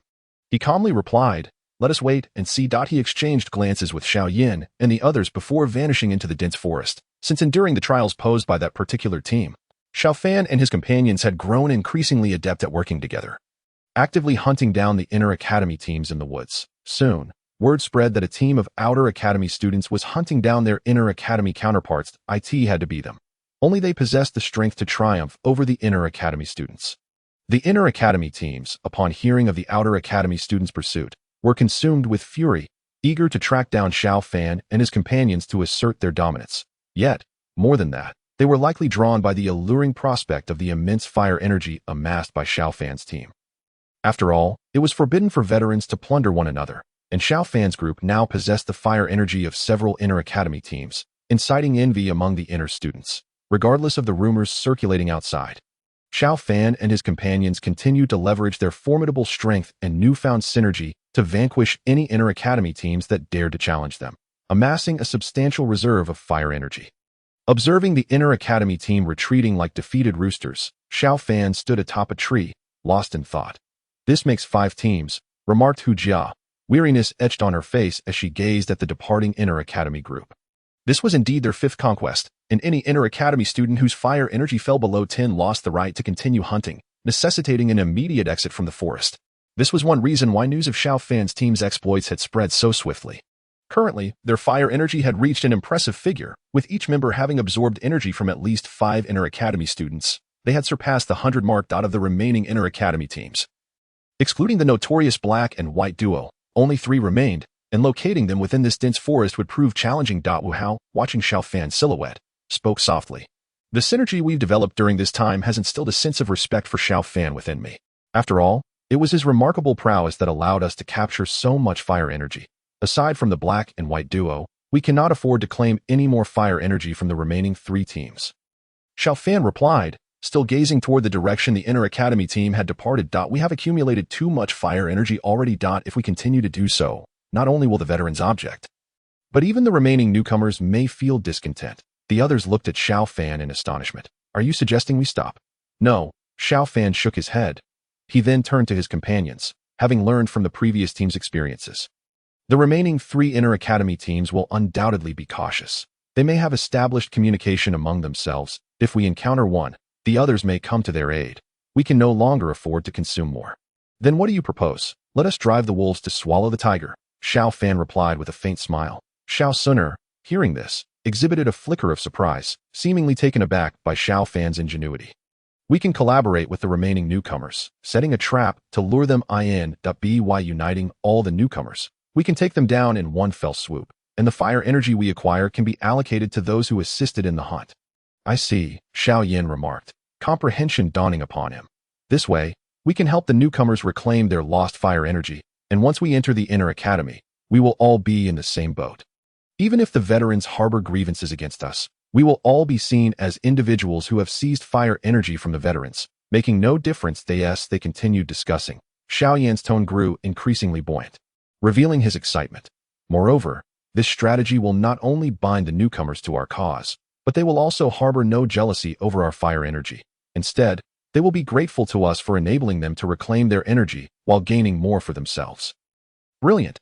Xiao Fan nodded in agreement. "Now, let us seek out those newcomers and unite to reclaim our rightful fire energy." At the pinnacle of the forest, 2 elderly men sat cross-legged on a tree trunk, their faces betraying their delight. Now we have a fine spectacle to witness." Chapter 122. The mutation in the inky blackness of the forest, a group of disheveled outer academy disciples ran desperately, appearing to flee without direction, yet their eyes concealed a glimmer of ruthlessness. Upon reaching a clearing, they seemed to have exhausted their fighting spirit, collapsing onto the ground in despair. "Keep running," came a taunting voice from behind. A dozen students adorned with inner academy insignias emerged from the shadows, their eyes gleaming with mockery as they gazed at the fallen outer disciples. The beleaguered outer disciples, however, seemed oblivious, lying on the ground and laughing at the approaching inner academy team. "What a problem!" exclaimed a man clad in a green robe, his face paling in shock. Clap, clap, clap. The sound of applause resonated through the forest. Truly remarkable. The alchemy students possess extraordinary perception. Xiao Fan emerged from the depths of the woods. Followed closely by Xiao Yan and the others that as they appeared, dozens of outer academy students closed in from all directions, encircling the inner academy team in an instant, faced with such a formidable gathering of outer academy students. The three inner academy teams exchanged alarmed glances. The three apparent leaders, youthful men, realized that only by joining forces could they hope to break free. They had not anticipated that Xiao Fan and his companions could unite all the outer academy students. Indeed, many had attempted such alliances in the past, but with the caliber of students admitted to the inner academy, it was nearly impossible to unite those with such prideful spirits, and no single individual possessed the strength to command them all. Unbeknownst to them, Xiao Fan and Xiao Yan's prowess had long since earned the respect of their peers, particularly after their astonishing performances on the competition stage. With their leadership, no one would dare refuse to join. One of the inner academy leaders, a young man with graying hair, smiled at his companions. Xiao Yan, it appears we must join forces. The man referred to as Su Xiao grinned, a small dagger appearing in his hand. Let us see just how formidable the top 5 newcomers truly are. With that, the 6 or 7-star fighter strength emanated from their bodies without hesitation. The rest of you, hinder the other newcomers while we take them on, he commanded. Seeing their movements, Xiao Fan understood their intentions and calmly addressed his companions that Sinner, Hu Jia, assist the other newcomers in fending off the remaining veterans. Wu Hao, you excel in strength and speed. Your opponent is Xiao Yan. Junior brother, you will take on Ling Bai, and I shall handle Su Xiao. Upon hearing his instructions, no one objected. They focused intently on their adversaries. Unbeknownst to them, they had already grown accustomed to Xiao Fan's directives. A testament to the subconscious influence he wielded. Charge, Xiao Fan called, brandishing his 1,000-flame spear as he surged towards Su Xiao. That Su Xiao wielded a dagger, and though the adage an inch longer, an inch stronger, an inch shorter, an inch more dangerous applied, his mastery of the dagger was formidable. Even against Xiao Fan's spear, he leveraged the advantages of his weapon, adeptly countering Xiao Fan's strikes. 8-star fighter. I truly wonder when the outer academy produced such a talent, Su Xiao mused, appearing composed while inwardly astonished. After all, an 8-star fighter was a formidable opponent even within the inner academy. To think such prowess resided in an outer academy newcomer left him questioning if he had missed some significant developments during his time away. Each clash between the dagger and the 1,000-flame spear rang with a sharp metallic sound, their fighting spirit colliding with a breathtaking force. The battles raged fiercely across the other arenas as well. With dozens of academy experts engaged in combat, a rare and spectacular sight. Many outer academy students watched in awe, some shouting excitedly as they joined the fray. Once again, in the midst of the clash, Xiao Fan leveraged the recoil from Su Xiao's strike to close in on Ling Bai, who was engaged in battle with Xiao Yan. After all, this was a skirmish, not merely a one-on-one contest. The ultimate aim was victory. At that moment, Ling Bai had his back to Xiao Fan and sensed the fierce attack approaching from behind, yet Xiao Yan provided him no opportunity to defend. On the other side, Su Xiao noticed something amiss as Xiao Fan approached Ling Bai, utilizing the recoil to gain ground. However, the tingling sensation in his hands compelled him to ponder whether this was a trap set by Xiao Fan. Before he could reach a conclusion, Xiao Fan and Xiao Yan had already joined forces against Ling Bai. Su Xiao, wishing to intervene, found his path obstructed by Sun Er, who had been aiding the newcomers against the inner academy students and had unknowingly drawn near. Recognizing Sun Er's aura, Su Xiao couldn't help but sigh internally, perplexed by the caliber of opponents in this cohort of the outer academy. With Sun Er blocking his advance, Xiao Fan and Xiao Yan swiftly subdued Ling Bai. With a sweeping strike, Xiao Fan sent him crashing into a nearby tree, rendering him unconscious. The two exchanged glances before Xiao Yan rejoined Wu Hao's fray, while Xiao Fan pivoted to confront Su Xiao. Upon seeing Xiao Fan's return, Sun Er wasted no time in abandoning Su Xiao and resumed her assault on other formidable inner academy opponents. You are truly devious, Su Xiao glared at Xiao Fan, his tone laced with reproach. After all, it was his failure to thwart his adversary that led to Ling Bai's downfall. Xiao Fan merely chuckled nonchalantly, remarking that even in a one-on-one scenario, defeat was inevitable. But they wished to conserve some energy for future encounters. With Ling Bai's defeat, the inner academy's numbers dwindled, and under the combined assault of Wu Hao and Xiao Yan, Xiao Yan soon found himself at a disadvantage. Let this be the end, Xiao Fan declared, eyeing Su Xiao intently. Seizing the moment, he thrust his spear against Su Xiao's dagger, closing the distance between them, and delivered an elbow strike to Su Xiao's chest. 8 extremes collapse. Su Xiao's right hand was elevated due to gripping the dagger, and the overwhelming force left him momentarily stunned. He could only raise his left arm in a futile attempt to shield his chest. Unable to withstand Xiao Fan's onslaught, unforeseen by him, the hidden energy of the 8 extremes collapse caused him to spit out blood. With a swift motion, Xiao Fan pivoted, gripping his spear, and aimed its tip directly at Su Xiao's throat. The chilling sensation of the spearhead sent beads of sweat cascading down Su Xiao's forehead. Su Xiao, Lung Bai, Xiao Yan have all fallen. Do you wish to continue? Xiao Fan's voice, imbued with fighting spirit, resonated across the battlefield. The sound of Xiao Fan's proclamation. A momentary silence enveloped everyone, witnessing the unconscious Lung Bai, the spear at Su Xiao's throat, and the defeated Xiao Yan under the hands of Xiao Yan and Wu Hao. The inner academy students were left in disbelief. Following this brief stillness, a voice imbued with fury erupted. Attack. Otherwise, a group of inner academy students defeated by the outer academy will return with no face to claim their identity. As the word settled, an inner academy grandmaster launched an assault on the newcomers. With his encouragement, the remaining inner academy students rallied themselves to fight once more, realizing they could not concede defeat. Otherwise, how would they face their peers upon returning? Xiao Fan sighed helplessly at the sight of the emboldened fighters. With a sweep of his spear, he knocked Su Xiao unconscious, ensuring he followed in Lung Bai's footsteps, and then rejoined the fray.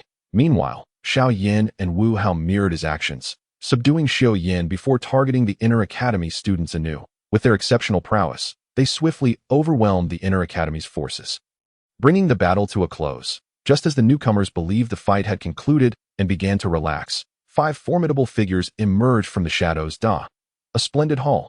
From atop a towering tree, 2 aged figures exchanged words. That Xiao Fan lad is quite impressive, skilled, strategic, and adept at dragging others down with him. Alas, look over there. Those 5 have arrived. True to their reputation in the arena, their instincts are sharp. It seems they will claim all the spoils for themselves. The voices echoed. The initially exhilarated newcomers felt their spirits plummet. The 3 teams of inner academy students had already been defeated, and they had anticipated seizing the fire energy. However, they had not expected the arrival of another group post-battle, and judging by their formidable presence, they far surpassed the previous 3 teams. In the ensuing silence, 5 figures emerged from the darkness, clad in pitch-black attire, resembling shadows in the gloom. Xiao Fan furrowed his brow, his eyes gleaming with insight as he discerned the strength of the 5 peaking grandmasters, with the leaders standing at the pinnacle of their power, while the others were 6 or 7-star grandmasters. Shatai, an inner academy student, gasped, recognizing the leader of the 5 black-clad figures. Shatai turned to the shocked inner academy students, incredulity etched across his face. Where is your captain? Without waiting for a response, he spotted Su Xiao and the others, still dazed and incapacitated, and a flicker of surprise crossed his features. Ha, Su Xiao, I never imagined you would fall to a bunch of outer academy students, and yet here you lie, unconscious. Shatai chuckled for a moment before his gaze shifted to Xiao Fan. I must say, this cohort of students is quite remarkable. You see, your exploits in capturing fire energy from the inner academy have spread far and wide. The outer academy is now teeming with inner academy students eager to witness whether you can successfully carry the fire energy away. Especially you, Xiao Fan. Your name is now infamous among the inner academy. Xiao Fan shrugged, unimpressed. And so, you should know that this fire energy capture event is traditionally an activity for the senior students to impart rules to the newcomers, aimed at defeating them and shattering their arrogance, so they may recognize their place upon entering the inner academy. Shatai's gaze darkened as he regarded Xiao Fan, an oppressive aura emanating from him. Now, allow me to teach you what it means to respect the rules. Just as tensions were about to escalate, a timid voice interjected. Shatai, brother. Everyone turned to see Bai Shan, who, upon noticing the collective gaze, appeared to relish the moment. Shatai, it's me, Bai Shan. We met last time you and my cousin Bai Feng came out. Bai Feng, a hint of wariness flickered in Shatai's eyes. He then addressed Bai Shan. Since you are Bai Feng's brother, you may leave. Before Bai Shan could respond, Shatai's tone grew colder. I am the leader of the Black Sha team. Allowing you to leave is already a concession to Bai Feng. I also have to consider my teammates. Hesitating, Bai Shan glanced at the disheveled group before heading towards the exit. Bai Shan, are you planning to betray us? Hu Jia, unable to contain his discontent, furrowed his brow and questioned him. Hearing Hu Jia's words, Bai Shan halted and turned to the outer academy students, noticing the subtle disdain etched on their faces. Anger surged within him as he retorted, betrayal, this is merely a transaction. Now, you can all remain here and await your demise. Disregarding the gazes of his peers, he strode away. The unexpected turn of events caught even Sha Tai off guard, who found the situation amusing. I never anticipated such an entertaining scene would unfold. He then turned to Xiao Fan, asking, aren't you enraged? Enraged, Xiao Fan replied, astonished that I knew what kind of person he was upon our first encounter. His actions were entirely predictable. Seemingly taken aback by Xiao Fan's response, Sha Tai surveyed the gathered students and replied coolly, what a pity if you were all at your peak. With so many of you, even we would have to tread carefully. However, after the earlier skirmish, most of you are not in optimal condition, which allows us to take advantage. Xiao Fan countered, that remains to be seen. Perhaps you have unwittingly walked into our trap for the fire energy? Let strength dictate the outcome. With that declaration, Xiao Fan and his comrades charged towards Sha Tai and his cohort. Sha Tai narrowed his eyes and waved his hand, signaling his group to engage the newcomers. Xiao Fan and Sha Tai clashed as Sha Tai attacked barehanded. Xiao Fan thrust his spear toward him, and Sha Tai dodged, attempting to seize the weapon. A subtle smile graced Xiao Fan's lips as a surge of azure flames ignited along the spear's shaft. What flame is this? In the eyes of Sha Tai, astonishment took hold as pain radiated from his right hand, compelling him to relinquish his grasp on the spear. Seizing the opportunity, Xiao Fan executed a fierce horizontal sweep aimed at Sha Tai's waist. Sensing Xiao Fan's imminent attack, Sha Tai swiftly retracted his right hand, positioning it defensively at his waist to deflect the spear's onslaught. The impact of the blow forced him to stagger leftward for several steps. Refusing to grant Sha Tai any chance to retaliate, Xiao Fan advanced a step, lifting his previously forward-extended right hand. The spear's tip flicked upward, with the butt end thrusting towards Sha Tai's abdomen. Aware of Xiao Fan's relentless assault, Sha Tai was compelled to evade, a predicament stemming from his earlier misstep in grasping the spear. In subsequent exchanges, whenever Sha Tai attempted to counterattack, Xiao Fan deftly employed his to thwart his efforts. Reduced to fighting barehanded, Sha Tai hesitated to force his way through the. Although his Duki armor provided some semblance of defense, he could sense that its resilience was rapidly diminishing beneath the oppressive flames. In this brief interlude, he realized it was utterly impossible to subdue the man before him. Chapter 124, Victory.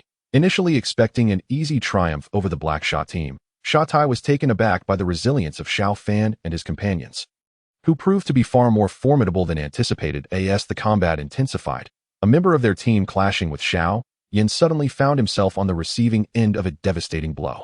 Spitting blood. What? How can Xiao Yan be so powerful? The surrounding veterans, witnessing the unfolding battle, belatedly recognized the terrifying prowess of Xiao Fan's group. Even without Xiao Fan, the sheer strength exhibited by Xiao Yan was alarming. Moments ago, they were skeptical. Now, it seemed that even a serious confrontation would yield similar results. At some point, Su Xiao, who had regained consciousness, cast a wry smile at the equally astonished Lung Bai. Upon hearing Su Xiao's words, Lung Bai remained silent, offering no rebuttal. Sometimes, silence speaks volumes, does it not? Despite the joy among the new students over Xiao Yan's victory, their expressions remained devoid of surprise. After all, when Xiao Fan and Xiao Yan faced off previously, the unleashed destructive energy had obliterated the very arena itself. In their eyes, no team could possibly withstand the combined might of Xiao Fan and Xiao Yan. This realization was precisely why they hastened to join forces with Xiao Fan upon hearing of his alliance with the new students. Ultimately, their confidence stemmed from the extraordinary strength of the two. As Sha Tai grappled with Xiao Fan, he belatedly recognized the defeat of his teammate. His dismay, despite being the most powerful among them. He had not only failed to overpower Xiao Fan, but had instead found himself thoroughly outmatched in combat. What was even more frustrating was that, although he had managed to restrain the most formidable new student, his comrades had still succumbed to Xiao Fan's forces. It was clear that the tide had turned against them. Xiao Fan, having gleaned sufficient insight into Sha Tai's capabilities from their earlier exchanges, pressed the advantage without hesitation. With each strike of his Qianyan spear, he targeted the weakest points in Sha Tai's defenses. Soon, Sha Tai was covered in a myriad of wounds. Were it not for the robust Duki armor he wore, he would have undoubtedly faced defeat. However, as the battle wore on, Sha Tai's counterattacks became more frequent, and Xiao Fan keenly observed the alterations in Sha Tai's offensive patterns. The frequency and strength of his assaults had significantly weakened since the onset of the confrontation. Eager to capitalize on this opportunity, Xiao Fan's eyes glimmered with determination. He tightened his grip on the spear, seizing the moment to dislodge Sha Tai's blocking arm and unleashing a powerful strike directly against Sha Tai's chest. The sudden impact sent Sha Tai hurtling backward, uncontrollably expelling a mouthful of blood, his vitality swiftly diminishing as he collided violently with a nearby tree trunk before sliding to the ground, blood lingering at the corner of his mouth as he leaned against the tree. Gazing in shock at Xiao Fan. After launching Sha Tai away, Xiao Fan turned his attention elsewhere, discreetly swallowing 2 energy recovery pills before charging toward the remaining 3 members of the Black Sha team. Given that his technique was only of a high-grade Xian level, and after the intense battles, especially against Sha Tai, where he had to manipulate the to obstruct his attacks, his Duki was nearly depleted. The Black Sha team members, already struggling to hold their ground due to Xiao Yan's involvement, found themselves further distressed as they witnessed their leader's defeat. Upon seeing Xiao Fan's approach, their anxiety deepened. We concede. Just as Xiao Fan prepared to strike, Sha Tai, leaning against the tree, suddenly called out. The Black Sha members exhaled in relief. The ferocity of Xiao Fan's attacks had been overwhelming, and it was evident that even if they did not concede, they could not hold out much longer against certain defeat. Seeing his teammates express relief at their concession, Sha Tai felt a pang of dissatisfaction, casting a disdainful glance at his unworthy comrades. He redirected his gaze to Xiao Fan.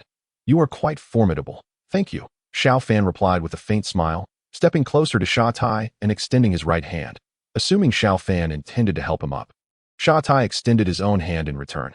However, in a surprising turn, Xiao Fan sharply slapped Sha Tai's hand away. Grinning, Fire Crystal card, reluctantly accepting the Fire Crystal card from Sha Tai's hand, the imposing number 73 came into view. Oh, quite a rewarding haul, Xiao Fan remarked, echoing the words spoken by the Black Sha team upon their entrance, smiling as he extended his hand once more, contemplating Xiao Fan's outstretched arm and his smiling visage. Sha Tai felt an urge to slap it away and retort, get lost. Yet, considering his injuries, he decided against it.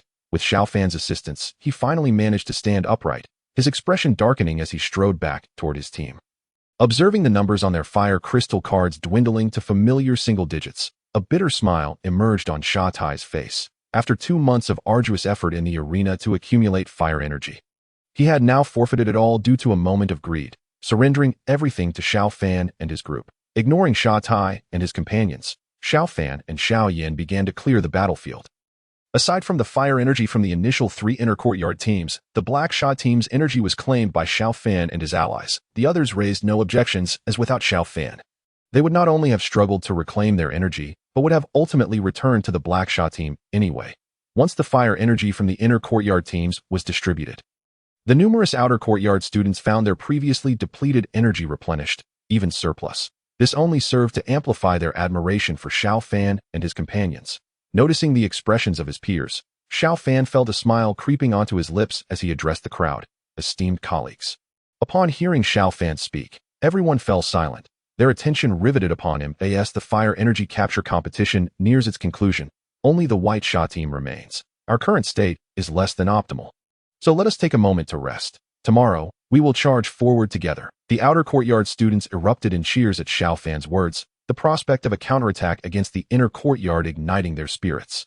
Gathering Xiao Yan and the others around him, Xiao Fan remarked seriously, the Black Sha team possesses considerable strength, yet I still perceive the White Sha team as formidable that I suspect they may have a doling among their ranks. Doling? The others exchanged glances, though slightly taken aback. They recalled Sha Tai's peak dome master prowess and deemed it plausible. After all, a team capable of intimidating even a peak dome master must have a doling at its helm. While the White Sha team's leader might be a doling, he likely wouldn't be exceedingly powerful. They resolved to devise a more concrete plan upon their next encounter, considering the multitude of students present. Even if the leader was a doling, he could hardly stand alone against them. In response to Xiao Fan's insights, the group nodded in agreement. The notion of an entire team of dolings was inconceivable. Even within the inner courtyard, such teams were rare, making participation in the fire energy capture competition improbable. Chapter 125. Battle with Luo Hao. The tranquil end of the forest, a nameless youth clad in white robes sat upon a massive stone, emanating an aura of chilling coldness. Even from a distance of over 10 meters, one could feel the bone-chilling frost radiating from him. Not far behind them stood the enormous silver gates leading to the inner courtyard, where a throng of inner courtyard disciples awaited. Gazing ahead at the 5 figures seated cross-legged upon the stone, They occasionally cast their eyes toward the distant forest. Sigh. I wonder if this batch of new students will manage to emerge with fire energy. It seems unlikely. This year, our teams include the Black Sha and White Sha teams. Currently, aside from the White Sha team, all 4 other squads have ventured into the forest to encircle them. Sha Tai from the Black Sha team is a peak Dou master. Those new students are likely doomed. Indeed, among the old students participating in the fire energy capture competition this year, the Black and White Sha teams are the strongest. There's no way they could break through the encirclement. As the crowd buzzed with animated discussions, a faint rustling emerged from the woods ahead. Lo and behold, it seemed a figure was emerging. Upon closer inspection, it appeared to be the team led by Sha Tai. Not only was the Black Shasa team present, but 3 additional teams from the Inner Academy, as well. It seemed the fire energy hunting competition had drawn to a close. Ha ha ha.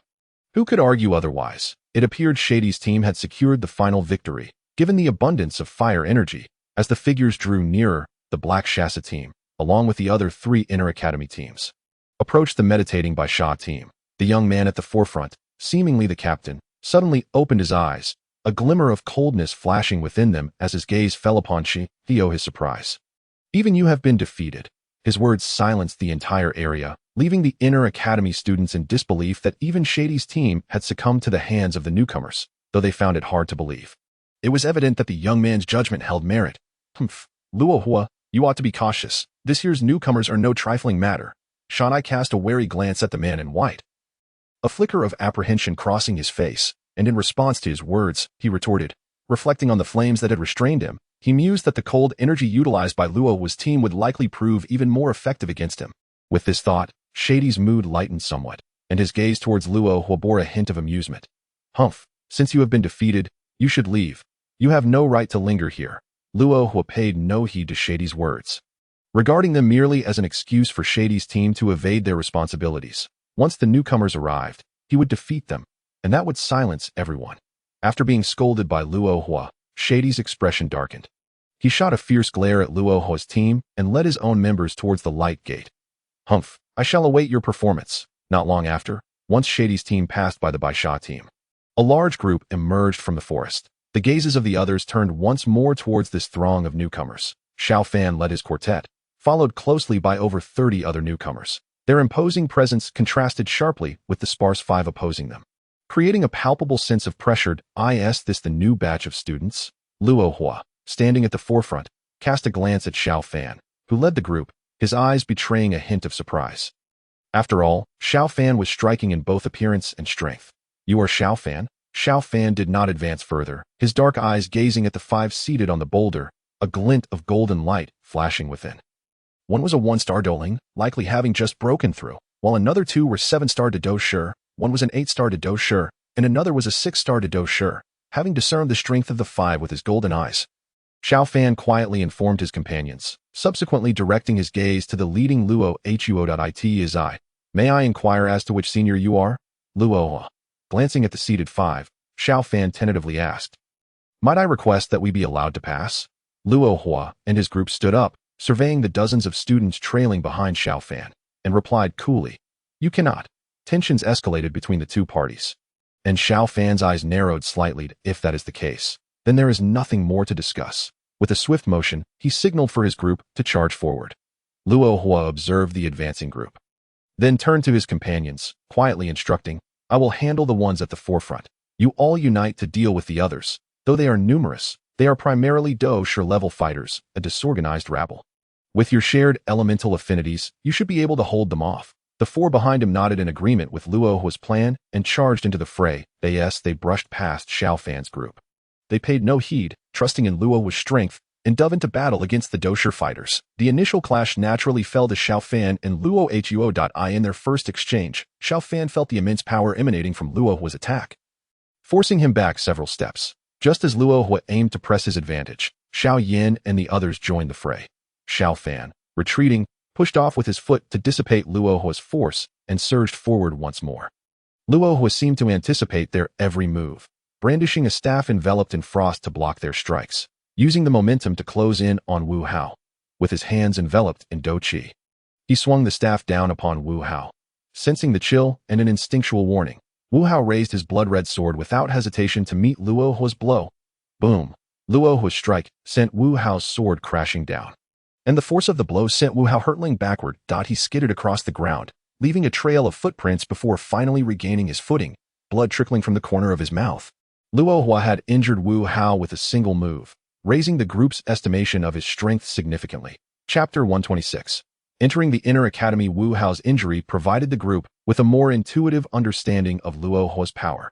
Is this the might of a doling? Just one blow, and Wu Hao was sent reeling. A hint of apprehension flickered in Xiao Yan's eyes. Seizing the moment, Hu Jia struck fiercely, capitalizing on the opening Luohua left while attacking Wu Hao.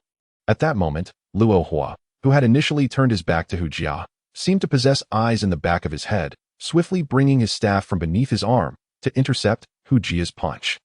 Is it possible? Hu Jia gasped in disbelief, wide-eyed, unable to comprehend how Luohua had so effortlessly deflected his attack. This is bad. At that instant, Xiao produced a golden whip, ensnaring Hu Jia's waist and pulling him back. Luohua, still clutching his staff under his arm, spun around. Had Xiao not intervened, that staff would have struck Hu Jia's waist, potentially rendering him unable to continue fighting. What rich battle experience! A serious expression crossed Xiao Yan's face.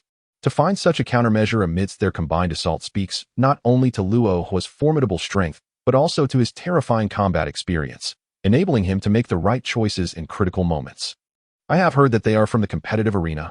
This piqued Xiao Yan's interest in the so-called competitive arena of the inner academy. Yet his hands did not falter. The massive Xianzhong Qi met Luohua's spinning staff, and a powerful shockwave erupted from the point of contact between their weapons. Despite relying on the weight of the Xianzhong Qi, Xiao Yan was still forced to take several steps back, while Luohua merely staggered slightly, absorbing the impact of their collision. Xiao Fan did not disappoint, seizing the opportunity created by both fighters' retreat. The tip of his spear, gliding past Xiao Yan, aimed directly for Luohua's throat. Luohua's eyes widened in surprise as he tilted his head to evade Xiao Fan's thrust, the spearhead grazing his throat, allowing him to feel the sharp chill emanating from it, denying Xiao Fan an opportunity to sweep again. Luohua struck at the spear, forcing it out of Xiao Fan's range. Yet Xiao Fan did not retreat. He continued to advance, his spear repeatedly clashing against Luohua's staff. Soon, Luohua realized something was amiss. With every contact, he felt an intense heat radiating from Xiao Fan's attacks, a sensation that was inherently constrictive for someone who cultivated cold energy. Upon closer inspection, he noticed that each time his staff met Xiao Fan's spear, a wisp of azure flame traveled along his weapon and into him in unusual fire. The battle raged on, and Xiao Yan and the others found themselves unable to intervene, relegated to supporting Xiao Fan from the sidelines. Meanwhile, Elder Su and Elder Qing sensed the peculiar energy Xiao Fan wielded. Goodness, old Hu Jia has managed to keep his possession of an extraordinary fire from us. When we return, I must thoroughly review his records. As they clashed once more and broke apart, Xiao Fan focused on Luohua, the extraordinary fire within him flooding into the Qianyan spear, an overwhelming pressure emanating from its shaft. Yun Zhonghiang. Sensing the escalating danger from Xiao Fan, Luohua dared not underestimate him. He swung his weapon and unleashed his signature technique, Ling Bing Xianji. In a familiar spectacle, a blue crane silhouette erupted from Xiao Fan's spear, imbued with a sense of annihilation as it charged toward Luohua.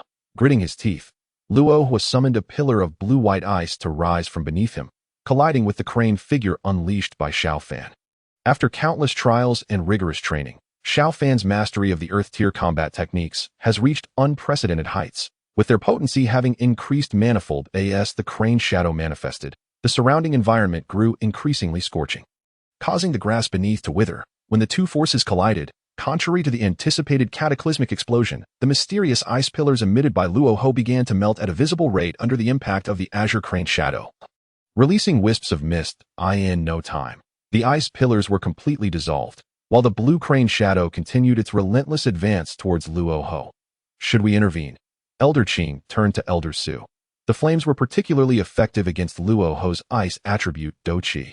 Elder Su shook his head. Let it be. Although this strange fire counters him, and the might of this technique suggests it is indeed an earth-tier skill, fortunately, Xiao Fan's current strength is limited. He is not in danger of death. Elder Qing nodded in agreement. Who would have thought that with such extraordinary fire and earth-tier combat skills, he has already reached the rank of 8-star Great Dome Master at such a young age? Truly remarkable. Under the watchful eyes of the spectators, the azure crane shadow struck Luohua directly, a powerful explosion resonating from his front. Good heavens! Is Xiao Fan truly this formidable? Could he really defeat a Douling with a single strike? It seems impossible. As the mist gradually dissipated, Luo Ho's figure re-emerged before the crowd. My word. Is that really Luo Ho? His once pristine white garments were now tattered and strewn about him, and his previously handsome visage bore the marks of the explosion, rendering him almost unrecognizable as the imposing Douling warrior he had been moments ago. The crowd's gaze shifted back to Xiao Fan, astonished at how he, a mere great Dou master, had vanquished Luo Ho. Incredible! It appears that this year's fire energy capture competition has truly exceeded expectations. With Luo Ho's defeat, the remaining 4 members of his team could not withstand their onslaught. And soon, Xiao Fan and his companions triumphed over Luo Ho's squad. After a brief hesitation, Xiao Fan decided to collect the fire crystal cards from Luo Ho's team, believing in fairness. Him, Elders Su and Qing, who had been waiting nearby, exchanged complex looks as they approached Xiao Fan and his companions. Acknowledging that they had absorbed the fire energy of several individuals, I hereby declare the fire energy capture competition officially concluded. He then turned to the students from the outer academy. Congratulations, you have all earned your place in the inner academy. As I promised, there are rewards for you. Each new student present will receive 20 points of fire energy. His gaze shifted to Xiao Fan and the others. You shall each receive 40 points of fire energy. Furthermore, at this point, Elder Su produced 5 azure fire crystal cards. These are for you. What are these? Xiao Fan inquired, intrigued by the astonished expressions of the older students surrounding him. Fire crystal cards are categorized into 4 ranks: red, blue, green, and purple. A red card permits access to the first 2 levels of the Celestial Refining Tower, while a blue card allows access to the 3rd and 4th levels, and so forth. To upgrade to a higher tier card, one must exchange fire energy. For instance, upgrading from red to blue requires 100 fire energy, and from blue to green requires 200 fire energy. Thus, this card signifies 300 fire energy. Upon hearing Elder Su's explanation, everyone finally grasped why the inner academy students had displayed such envious expressions towards the cards in their hands.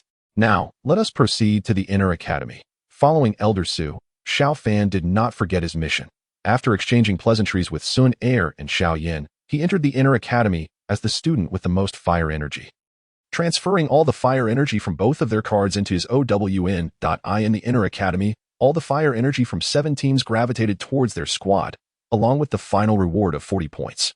The total fire energy amassed by the 3 of them surpassed 1,000. Let us go onward to the inner academy.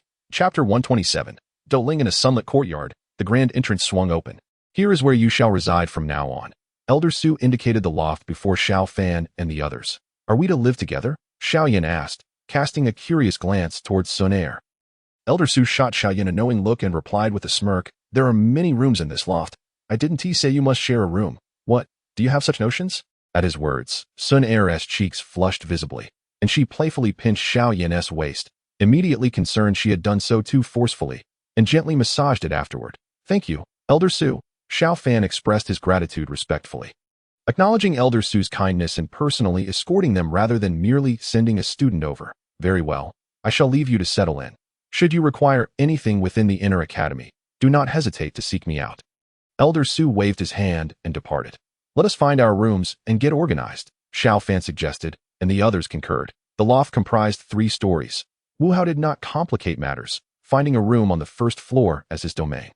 Sun Er and Hu Jia chose 2 vacant rooms at the end of the 2nd floor for their resting quarters, while Xiao Fan and Xiao Yan opted for 2 rooms on the 3rd floor, allowing the girls some privacy. After tidying their spaces, Xiao Fan informed Xiao Yan of his intention to remain in his room for cultivation, not venturing out. He transferred the fire energy from Sun Er and Xiao Yan to him, instructing him to pass it on to Sun Er before retreating into his own chamber. Task 1. Be the first to reach the inner academy. Task reward: Dochi 100, source coins 1000. Completed. Task 2. Gather as much fire energy as possible. The more fire energy amassed by the end of the fire energy capture competition, the more substantial the rewards. Completed. Upon claiming the rewards for the first task, Xiao Fan's Dochi surged from 873 to 973, leaving him just 27 points shy of advancing to the Douling realm. He then reviewed the rewards for the second task, which promised greater rewards for more fire energy without specifying exact amounts. Upon entering the inner academy, Xiao Fan had successfully gathered fire energy, totaling a staggering 1032, bolstered by their collective gains from 7 inner academy teams, along with their meager individual contributions of 5 fire energy and the final reward of 40 points each. Ding! At the conclusion of Task 2, the host has acquired a total of 1032 fire energy. Rewards have been issued. Ding! Congratulations, host, on receiving 10,320 source coins. Ding! Congratulations, host, on acquiring 103 Dou Po. The mechanical voice of the system faded. Xiao Fan's previously dormant strength began to rise once more, swiftly reaching the threshold of Dou Ling. He closed his eyes, welcoming the immense Dou Qi surging within him, gradually digesting it. The Dou Qi circulated, coalescing around the Dou crystal, which began to rotate slowly, resembling a swirling vortex, with the resplendent Dou crystal at its center. As Dou Qi enveloped it, the originally rhombic shape of the Dou crystal started to transform, melting into a more spherical form, while others must carefully manage their energy intake during their ascensions. Fearing insufficient energy might lead to failure, Xiao Fan harbored no such concerns. With the system as presence, as soon as his Dou Qi met the advancement criteria, a vast reservoir of Dou Qi would manifest within him, allowing him to effortlessly guide and absorb it for a successful promotion, an opportunity not afforded to others. The Dou crystal within him melted under the Dou Qi's embrace. It revealed sharper angles. And, seemingly due to the rotation, several tendrils extended outward, resembling the sea urchins Xiao Fan knew, precisely 9 in number. As he absorbed the Dou Qi, Xiao Fan's aura gradually stabilized. At this moment, his Dou Qi capacity had multiplied exponentially compared to when he was merely a great Dou master. In essence, should he encounter his former self, Xiao Fan could easily contend with 5 of him. Having solidified his Dou Ling realm, the familiar sensation of soul refinement surged forth once more, overwhelming him with a torrent of mental energy that washed over his consciousness. Despite having prepared mentally through prior experiences, the agony at the soul level still caused him to convulse in pain. His posture shifted from sitting cross-legged on the bed to rolling about, beads of sweat pouring from his pores, swiftly soaking the sheets, until he eventually succumbed to unconsciousness. When Xiao Fan finally regained consciousness, it was already the following morning. Upon awakening from his slumber, Xiao Fan gazed at the disheveled state of his bed with a sense of resignation. Prompting him to tidy it up once more and replace it with fresh bedding, he then activated his panel to review the following details. Ultimate Supporting Character System. Host. Xiao Fan Level 6, 31 2000. Strength. First Star Dou Ling 176, 1000. 5th Grade Alchemist 500, 1000. Source Currency 27. 820 Cultivation Method. Radiant Sun Technique. Combat Techniques. Low-level Xian Stage Absorption Technique. Mastered. High-level Xian Stage 8 Extremes Collapse. Mastered. Low-level Xian Stage Dragon Step. Mastered. Low-level Earth Stage Crane Shadow in the Clouds. Achieved. Shadow Prison. Entry. Void Blade. Proficient. The cultivation of combat techniques is categorized into 4 stages. Entry. Proficient, achieved, and mastered. Items. Shadowless Mask. Thousand Flame Spear. Sky-Piercing Blade. Pure Soul Experience. Pending Absorption. Main Quest. Ding. A new quest has been triggered. The Morning of the Moon. Quest Reward. High-level Earth Stage Combat Technique. Moon Shadow. 500 Dou Qi points. 7,000 Source Currency. Currently, Xiao Fan's source currency, after accounting for previous savings and a portion allocated to expedite the training of Shadow Prison, has surprisingly exceeded 20,000. That the summoning module for Earth Stage remains inaccessible. Corresponding to Dou Wang and Dou Zong, Xiao Fan believes he must first attain the strength of a Dou Wang before it can be utilized. The Xian Stage summoning, in light of his enhanced power, is also temporarily irrelevant, thus he lacks the desire to summon. Moreover, Xiao Fan recalls the plight of the little medical sage, whose eerie poison body requires evolution into the heavenly spirit poison body. This necessitates an exchange within the system, and despite possessing over 20,000 source currency, the cost remains astronomically high. Regarding the system, Xiao Fan finds it difficult to articulate his feelings. It serves as a remarkable cheat for his cultivation. Yet the peculiarities of the system instill a sense of unease within him. For instance, the recent 2 quests have not acknowledged the experience points, as though the system itself has forgotten this aspect. Additionally, the mysterious alteration of his memories during the last encounter has further unsettled him. Nevertheless, he understands that enhancing his strength is essential to confront any impending crises. Chapter 128. Avatar. Emotion. Just when Xiao Fan believed his ascension to Dou Ling had concluded, he realized that 2 rewards remained unclaimed. Ding. Detection indicates that the host has advanced to Dou Ling. Reward. Subsequent cultivation method of Radiant Sun Technique. High-level Earth Stage. 9-star Radiant Sun Technique. Ding. Detection indicates that the host has advanced to Dou Ling. Reward. Spirit Puppet. Upon hearing the system's rewards, Xiao Fan raised an eyebrow in delight, recognizing it as a significant upgrade package granted with each breakthrough in major realms. The first reward, the 9-star Radiant Sun technique, is an advanced method of his current cultivation, now elevated to high-level Earth stage, which is the highest tier below the heavenly stage, filling him with joy. He promptly began to circulate his Dou Qi according to the route outlined in the 9-star Radiant Sun technique. As he did so, he discovered that the flow of Dou Qi within him, which previously resembled a stream, now surged like a mighty river, coursing through his limbs at an unprecedented speed, exponentially increasing his operational capacity, where it once took 2 to 3 breaths to unleash a technique. He now found that a mere thought could release his Dou Qi instantaneously. Furthermore, the high-level Earth stage technique promises even greater reserves of Dou Qi, alleviating any concerns about insufficient energy during combat.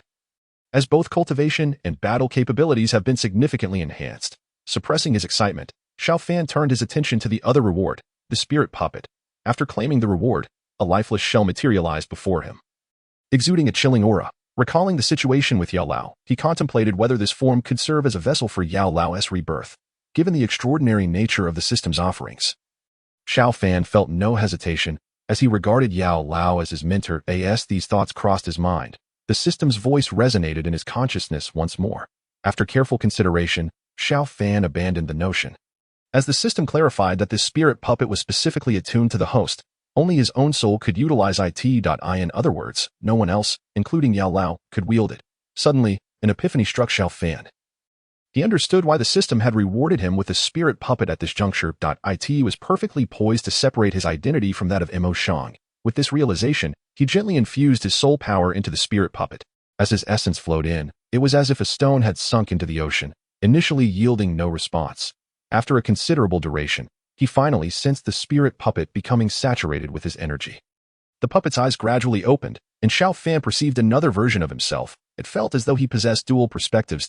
In the puppet's gaze, the pale-faced Xiao Fan observed himself with curiosity, while in Xiao Fan's view, the spirit puppet mirrored his inquisitiveness, akin to gazing into a mirror.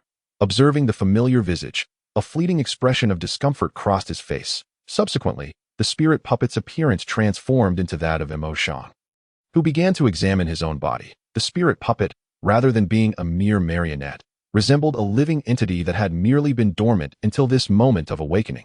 After a meticulous inspection, Xiao Fan determined that the spirit puppet's strength was approximately that of a 5-star Dou master. He transferred various pills, techniques, weapons, and essential items from his spatial ring into another ring, which he handed to Mo Shang.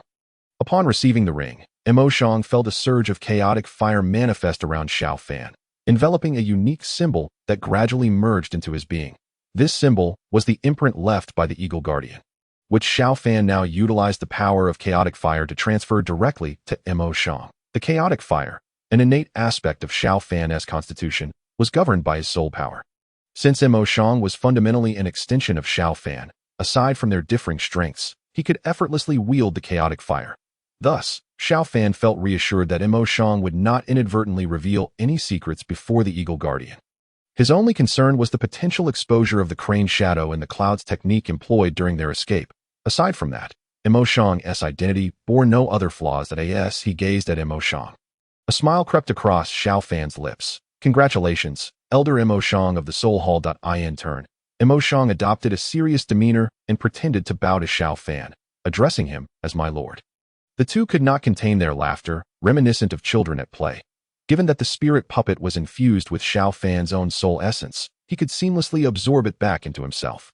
Or rather, they could merge into a singular entity. Extending his right hand, he touched Mo Shang's form, and in an instant, Mo Shang flowed away like water from that contact point, merging completely with Xiao Fan. In the room, only Xiao Fan remained at this stage. Mo Shang was not yet fully awakened, as the soul power within him comprised merely a fraction of Xiao Fan's infusion. To fully actualize Mo Shang as an independent being, it would require dividing Xiao Fan's soul essence into 2 parts, with one portion placed within Mo Shang. Only then could Mo Shang's soul power regenerate, achieving complete independence while still retaining a part of Xiao Fan within him. Xiao Fan had no intention of partitioning his soul essence at present, as such matters concerning the soul are of grave importance and necessitate careful consideration. In a buoyant mood, Xiao Fan exited his room and made his way to the hall on the 1st floor, where he discovered Xiao Yan and others. Sinair sat on a swing-like chair, while Hu Jia and the others were seated across from her, engaged in lively conversation. Upon hearing Xiao Fan's descent, They turned their gazes toward him. Hey, upon spotting Xiao Fan, Hu Jia tilted her head and approached him, expressing her curiosity. I feel as though you have undergone some change. The others in the vicinity nodded in agreement. Xiao Fan flashed a smile, a slight breakthrough. How about you all? Hearing his words, Hu Jia's face momentarily displayed surprise, followed by joy as she replied, we were just discussing this. It seems that due to the accumulation from the hunting competition, both Wu Hao and I have broken through to 7-star Dome Masters. Sanair should be on the verge of reaching 8-star Dome Master within the next couple of days. Who would have thought that you, Xiao Fan, would be the first to break through to 9-star Dome Master? Xiao Fan chuckled, choosing not to respond. Sanair, glancing at him with a hint of curiosity, chimed in, I don't think brother Xiao Fan has actually reached 9-star Dome Master. Has he? Xiao Yan, intrigued, shifted his gaze towards Sun Air. With Sun Air's revelation, Xiao Fan felt no need to conceal the truth. After all, it was not surprising that Sun Air possessed methods to discern his strength. Indeed, I have advanced to doling. The group stared at Xiao Fan in silence, observing his calm demeanor. As though his ascension to doling was a trivial matter, the crowd clamored. A sudden and urgent knocking echoed from outside the door. Chapter 129. The Contribution Fee of New Students. Xiao Fan exchanged a silent glance with the others, already surmising the situation. To Sun Air, with a puzzled expression, approached the entrance and opened the tightly shut door. Xiao Fan took his place against the wall, rubbing his temples. Shortly after, Sun Air returned, addressing the group. A group of new students wishes to meet brother Xiao Fan. Anticipating this, Xiao Fan nodded, permitting them to enter. A throng of new students followed Sun Air into the courtyard, surrounding the group. For some unknown reason, their faces were flushed. During the fire energy capture competition, Xiao Yan had encountered this leader, named Attain, who had shown considerable stamina even after battling the Black Shaman team. Attain, what troubles you? Xiao Yan initiated the conversation, knowing Attain was aware of his close relationship with Xiao Fan. Attain replied, Senior Xiao Yan, it's like this. Since this morning, several teams of senior students from the Inner Academy have invaded our new student area, demanding a contribution fee of 2 days' worth of fire energy from each newcomer. We were reluctant to cause trouble, being new ourselves, and thus complied. However, they have come in waves, 3 batches so far. Typically, new students only need to pay this contribution fee once. This year, perhaps because they noticed our victory in the fire energy capture competition, they are intentionally making things difficult for us. We had no choice but to seek your help. Though Attain spoke to Xiao Yan, his eyes frequently darted toward Xiao Fan, clearly seeking his approval. Upon hearing Attai's account, Xiao Yan understood why they had turned to them. These individuals are truly excessive, exclaimed Hu Jia, rising in anger but refraining from making rash comments, instead looking toward Xiao Fan, who had unconsciously become the backbone of their small team.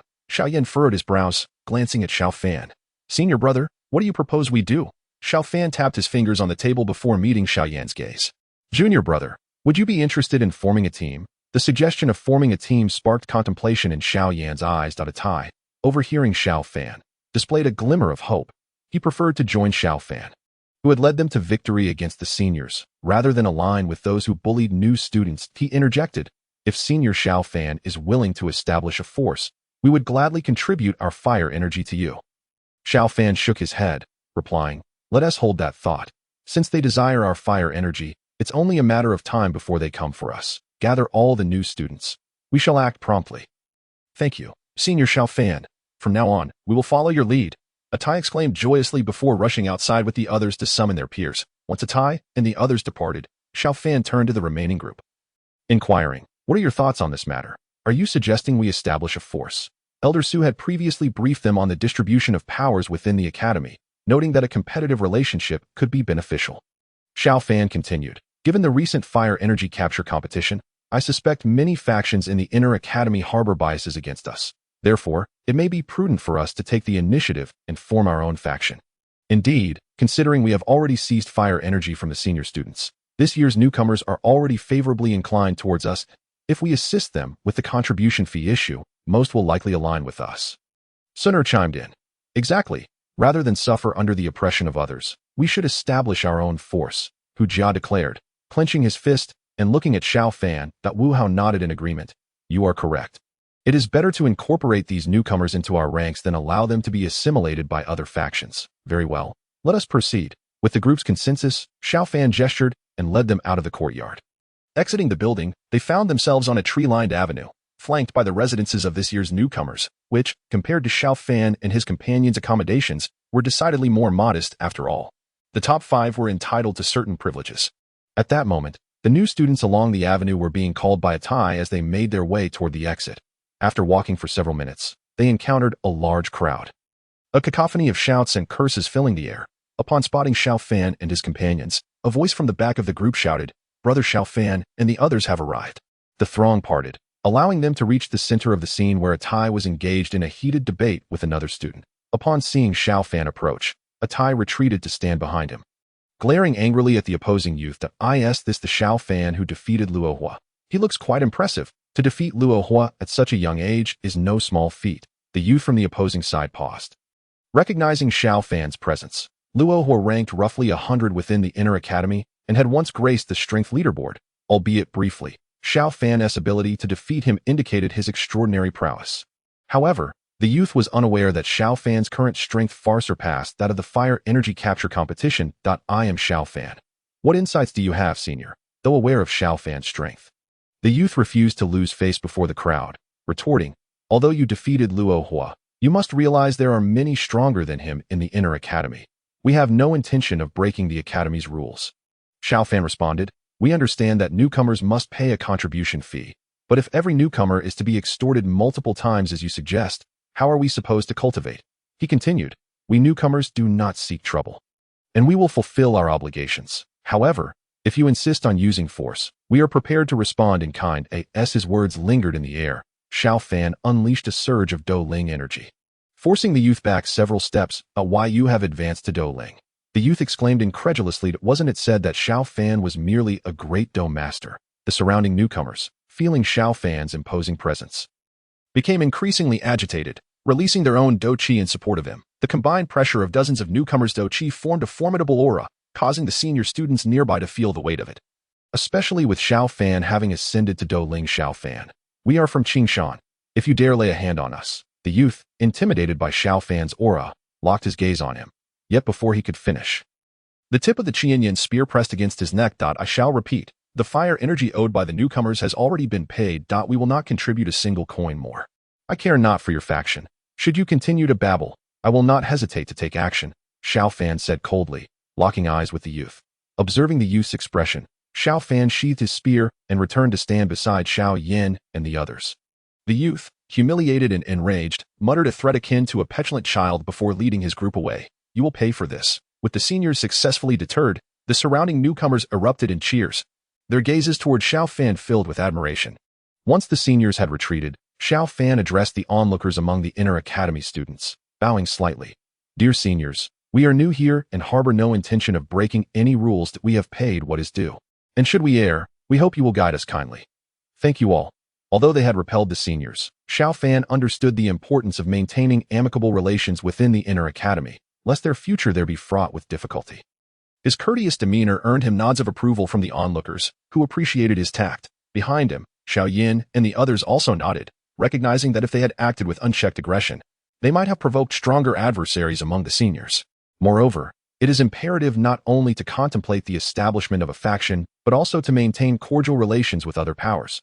One cannot afford to offend all. As the last of the senior students finally dispersed, Xiao Fan turned to observe the throng of new students still gathered around him. "Xiao Fan, we owe you our gratitude for your support this time," attain said, stepping through the crowd to bow respectfully before Xiao Fan.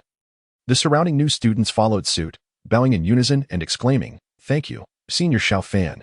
As fellow newcomers, it is only natural that we assist one another." Xiao Fan waved his hand, helping attain to his feet and encouraging the others to rise as well. Yet, the question lingered. What would they do in the inner courtyard moving forward? Attai's eyes brightened slightly as he spoke. "Senior Xiao Fan, now that we are in the inner courtyard, those established factions might harbor grievances against our cohort. You led us to victory in the fire energy capture competition and assisted us with the contribution points issue. Have you considered forming a faction?" "What do you mean?" Xiao Fan inquired with a half-smile, regarding attain. "Senior, as you know, the Academy does not oppose the formation of factions among students. Furthermore, I've heard that within the sky-burning refinement tower, areas are divided according to the efficacy of training acceleration. The higher zones offer significantly better training results, yet combat is not restricted there. Even if one occupies a prime area, they can still be expelled by other factions. Hence, those who dominate the higher zones typically do so through the existence of factions. Every new cohort is fiercely contested by various factions. If you, Senior Xiao Fan, are willing to establish one, I, attain, would gladly follow you. Attai's words conveyed that the formation of a faction would not be restricted by the academy, and that training under a faction could yield numerous benefits. Underscoring the importance of unity within the sky-burning refinement tower, the surrounding new students, not oblivious to this, began to feel a stirring of excitement in their gazes directed at Xiao Fan. Attain, you seem quite knowledgeable about the inner courtyard, Xiao Yan and the others remarked, curiosity piqued. Hee, I have some friends in the inner courtyard, so I know a bit about these matters that I as long as Senior Xiao Fan is willing. I can manage the new students, Attain replied with a slight smile, turning his gaze back to Xiao Fan. Xiao Fan turned his head to find the new students silently watching him. He certainly had thoughts about forming a faction, but he had not forgotten the ultimate task assigned by the system. Hence, he directed his attention toward Xiao Yan. You all must have witnessed my battle with Xiao Yan in the outer courtyard. Correct? Upon hearing Xiao Fan's words, while the others were puzzled by the sudden mention, they nodded in affirmation. Yes, we did. The clash between you and Senior Xiao Yan was truly astonishing. Indeed, I was seated in the front row and could even sense the aura of death. As they reminisced about that decisive battle, the gathered students eagerly chimed in. Ha ha, Xiao Fan chuckled, then declared, I do not oppose the notion of forming a faction, but I have no desire to be its leader. That sounds too troublesome. Upon hearing Xiao Fan's words, the crowd erupted in excitement, quickly realizing the implication behind Xiao Fan's earlier mention of Xiao Yan. They all turned their gazes toward Xiao Yan, who appeared somewhat bewildered. Ha ha, you've all seen the might of Xiao Yan's faction. He can surely command respect. Xiao Fan gestured playfully, wrapping an arm around Xiao Yan. I prefer a more leisurely life. Let Xiao Yan take the reins of the faction, and I shall merely hold the title of well, I suppose I'll be the vice leader. Upon hearing Xiao Fan's statement, the others readily accepted this arrangement. Their gazes now fixed on Xiao Yan. Senior brother. You. Xiao Fan patted Xiao Yan on the back, grinning, get used to it. Just think, you must achieve something significant if you wish to marry Sun-er. Right, consider it practice. At Xiao Fan's teasing. Even Sun-er felt a flush of embarrassment. Xiao Yan and Sun-er exchanged glances, both sharing a faint smile. All right, in that case, we shall establish a faction. What should we name our faction? Attain turned to Xiao Yan, inquiring. Since our aim is to establish a foothold in the inner courtyard, let us call ourselves the Rock Sect. May we remain steadfast like stone amidst the throngs of formidable beings in the inner courtyard. Excellent. Henceforth, we shall be known as the Rock Sect. Senior Xiao Yan, you are our leader. Long live the Rock Sect. As the name of the Rock Sect reverberated with fervor among the new students, their faces glowed with excitement. Chapter 131. The sky-burning refinement tower. With the establishment of the Rock Sect settled, Xiao Fan felt little inclination to linger any longer in the crowd. He squeezed his way out, only to find Xiao Yan pursuing him shortly thereafter. Senior brother, wait for me. Xiao Fan turned to see Xiao Yan catching up, smiling. What's this? Are you planning to be a hands-off leader? Xiao Yan chuckled, shrugging helplessly. Matters of faction formation can be left to Sun-er and the others. I'm not skilled in such affairs. He then regarded Xiao Fan with curiosity. Why don't you take the position of leader? The new students clearly hold you in higher esteem. Xiao Fan chuckled, patting Xiao Yan's shoulder gently. You see, my dear junior, I have no interest in such responsibilities. They are far too bothersome. With that, he began to walk ahead. Come, let us explore the wonders of the inner courtyard. Xiao Yan watched Xiao Fan stride away, smiling quietly, feeling that it mattered little who took the title of leader. They were essentially the same. But this is different. You are the main character, while I am but a supporting role. As they walked, they soon encountered a multitude of inner courtyard students. Whenever a dispute arose, duels would spontaneously commence, and numerous spectators gathered to watch, creating no less than 4 or 5 clusters of onlookers along their path. It seems that conflicts within the inner courtyard are quite commonplace. Xiao Fan observed, contemplating the gathered audience. Xiao Yan nodded in agreement, then seemed to recall something. It's reminiscent of the Black Corner region, albeit the conflicts here are less severe, constrained by the Academy's regulations. That is indeed accurate. If the conflicts within the Academy were as ruthless as those in the Black Corner region, it would undoubtedly lead to issues. While the Academy aims to hone the students, it remains deeply concerned about their safety. As they continued, it appeared numerous students were converging in the same direction. Xiao Yan noted that the flow of people was predominantly moving toward where they were headed. As though something enticing lay ahead, Xiao Fan was aware that they were approaching the location of the sky-burning refinement tower, but chose not to disclose this, merely suggesting, let us not concern ourselves with it. Let us follow along and see. Without objection, Xiao Yan trailed behind, following the tide of students. Before long, they found themselves at the edge of a dense crowd that had come to a halt. Groups adorned with identical badges surged together toward the front. Xiao Fan swiftly maneuvered through, climbing a great tree to gain a vantage point, surveying the scene at the center of the crowd. Peering over the throng, he beheld a sunken terrain. At the basin's heart lay a massive black tower, mostly buried underground, with only a small tip and a dark entrance visible above the surface. This must be the sky-burning refinement tower. Xiao Yan also positioned himself not far from Xiao Fan, gazing in astonishment at the imposing black tower. Senior brother, observe the area around that tower. At Xiao Yan's prompt, Xiao Fan's pupils constricted slightly. Much like the ancient library in the outer courtyard, the space surrounding the black tower bore faint, undulating folds, indicative of a barrier only a dozun could establish, a spatial lock. While they were observing, a group of individuals adorned with leaf badges forcefully pushed through the crowd, taking their place at the forefront. The surrounding crowd glared at them with hostility, but upon noticing the badges on their chests, they fell silent. It seems this faction possesses considerable strength within the inner courtyard, Xiao Yan mused, narrowing his eyes and rubbing his chin absently. Indeed, as Attain mentioned, the larger the faction, the better the training rooms they can occupy within the sky-burning refinement tower. Xiao Fan quietly added. Not long after, a clear bell tolled, stirring the crowd into a frenzy. The tower is opening. As the bell's sound faded, an ancient voice resonated from within the tower, following the voice. The once tightly closed, dark entrance began to creak open slowly under the watchful eyes of the crowd. As the heavy door slowly opened, a wave of scorching heat surged forth, raising the temperature in the square significantly. Sensing the suddenly intensified aura of fire in the air, Xiao Yan inhaled deeply. His curiosity regarding the sky-burning refinement tower heightened. Enter the tower, the ancient voice rang out once more, prompting the throngs of people in the square to surge toward the tower's entrance.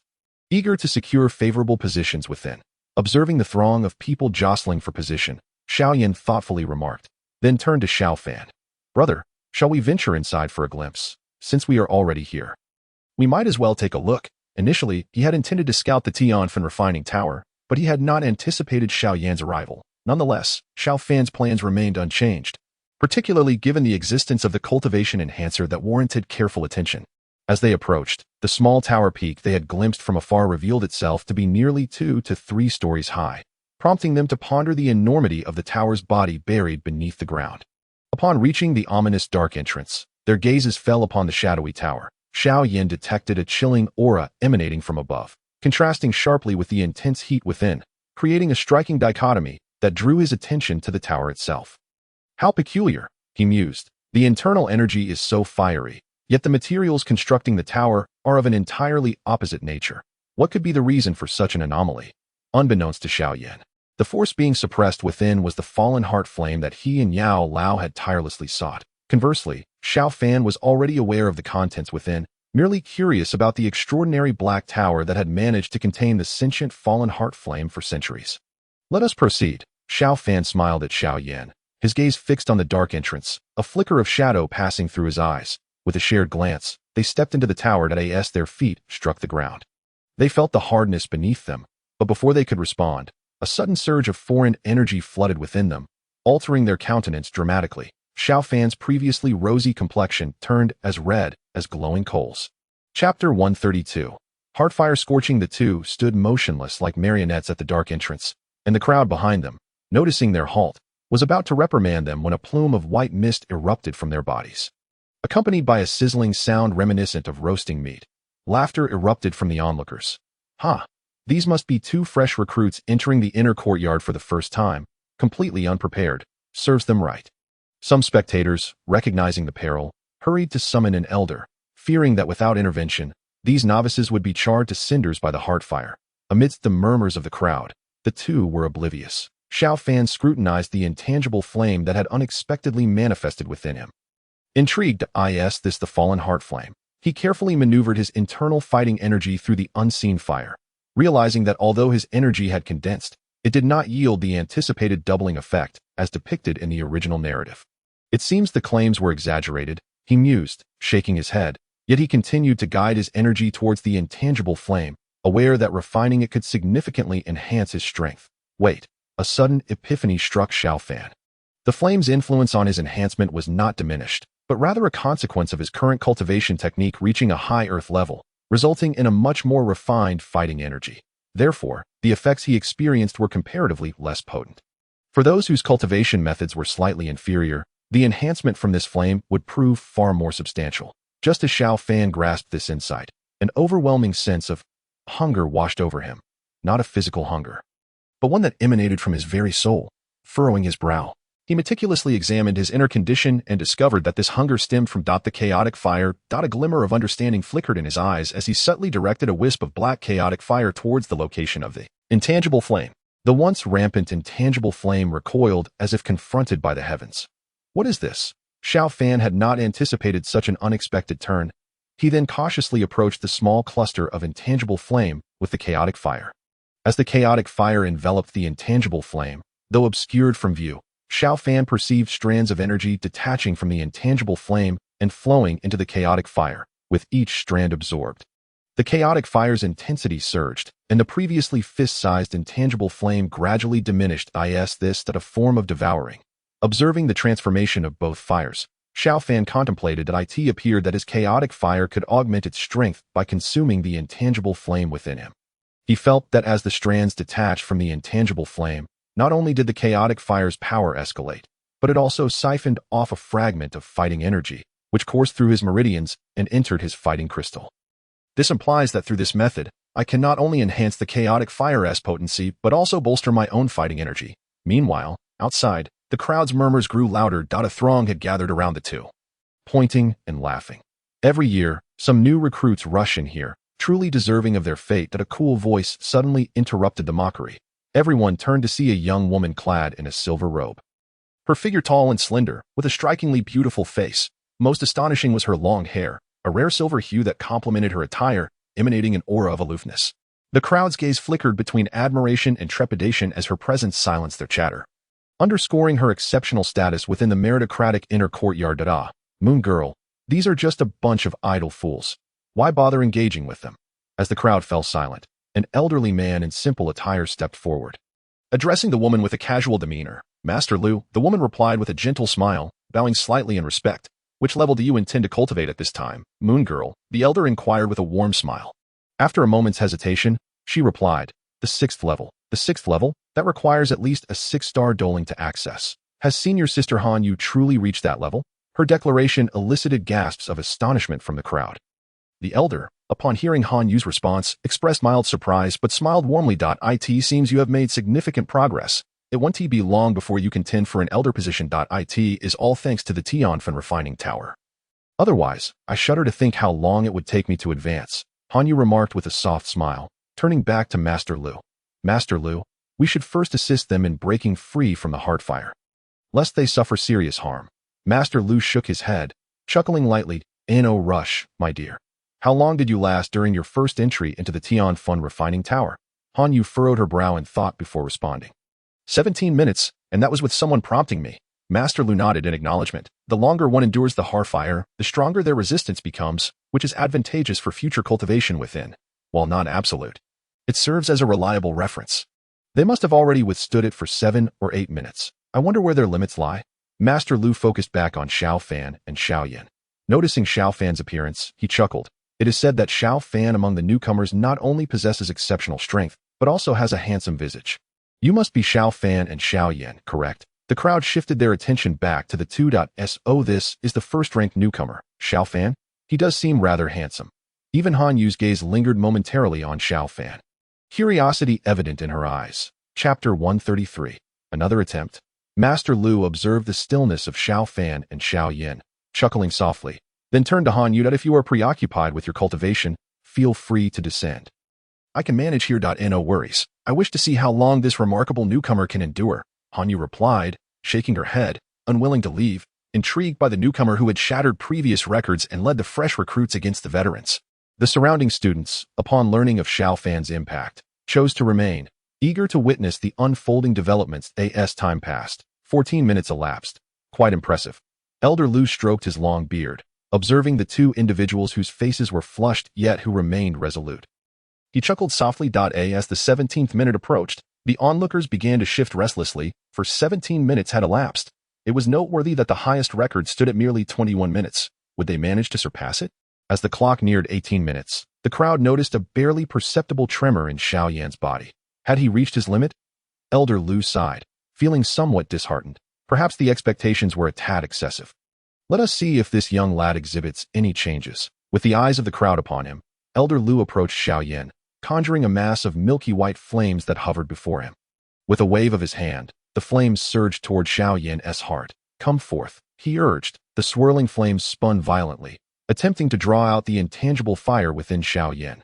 Yet, to the astonishment of all, instead of extracting the hidden flames, a surge of azure fire erupted from within Xiao Yan, violently obliterating the milky flames that had encircled his heart. The azure tide continued its relentless advance toward Elder Lu.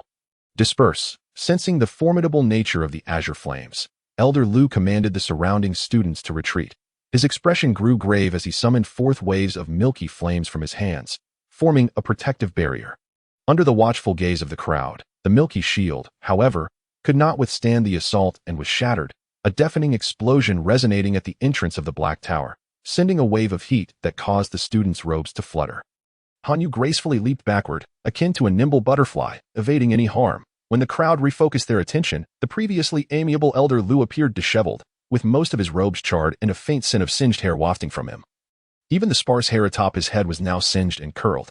The onlooking students, witnessing Elder Lu's predicament, stifled their laughter, fearful of offending the elder who oversaw the Black Tower. Elder Lu had not anticipated that Xiao Yan possessed such extraordinary flames.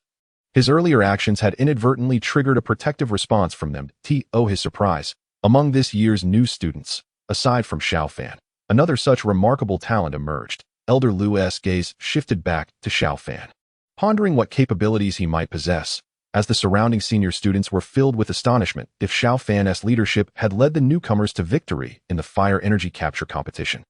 Then this recent spectacle left them even more astounded. Approaching 20 minutes, the crowd gasped, witnessing Xiao Fan's unwavering persistence. At that moment, Xiao Yan regained his composure, observing the circle of students around him and the charred figure of the elder nearby. A flicker of curiosity flashed in his eyes. Who are you? He had managed to awaken from the initial scorching of heart fire through sheer will. Xiao Yan, you are indeed the foremost talent in years. Elder Lu brushed off the remnants of his tattered robes and nonchalantly waved his hand. I am the guardian elder of the first level of the sky-burning refining tower. You may call me Elder Lu. And this is, Xiao Yan inquired, gesturing toward the charred areas of Elder Lu's attire. With a cough, Elder Lu replied, nothing of consequence, just a minor incident. He then proceeded to inform Xiao Yan about the conditions of the heart fire and the precautions for new students entering the sky-burning refining tower for the first time. What about my senior brother? Elder Lu, glancing at Xiao Fan who remained undeterred, expressed a hint of astonishment. 21 minutes. The record has been shattered. He is unharmed. As his words fell, the crowd observed Xiao Fan's body visibly tremble. Elder Lu once again summoned milky flames, directing them toward Xiao Fan's heart. And then, boom, the crowd was left speechless as Xiao Yan dispelled the flame barrier before him, witnessing Elder Lu's arm charred yet again. It seemed he had deduced the source of Elder Lu's recent predicament. The elder gazed blankly at Xiao Fan's position before sweeping his gaze over the students, contemplating whether to silence them. Yet, with so many students present, he ultimately decided against it. Under the scrutiny of those around him, Xiao Fan finally regained consciousness, a hint of fatigue flickering in his eyes. Congratulations, young man. You are the second individual in many years to awaken from the initial heart fire scorching on your own. Gazing at the charred figure before him, Xiao Fan's expression reflected bemusement. Was the guardian elder of the sky-burning refining tower truly so unconventional in his attire? Seemingly sensing the awkward atmosphere, Elder Lu introduced himself once more, then turned to address the onlooking students, exclaiming, What? Do you not wish to train any longer? Perhaps you ought to leave. Upon hearing Elder Lu's command, the students scattered like startled birds, understanding that the elder's words were not merely a suggestion but a warning. Should word of today's events leak, they would find it difficult to continue their training. Once the crowd dispersed, Elder Lu turned to Xiao Fan and Xiao Yan with a benevolent expression. To my surprise, you two possess what many elders in the inner court desired. He then gestured toward Hanyu standing some distance away, beckoning the two to approach. Xiao Fan, Xiao Yan, come here, let me introduce you.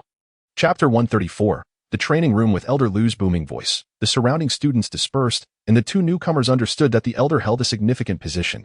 Now, as they approached, They were curious about the individual Elder Lu wished to introduce.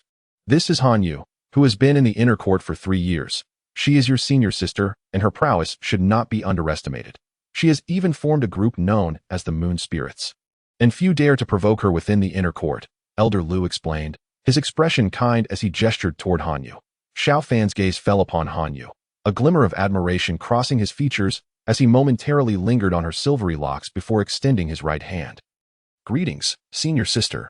Elder Lu's expression stiffened, recalling that Han Yu was known for her aloofness and severe cleanliness, often repulsed by physical contact with males, even going so far as to envelop herself in fighting energy during battles.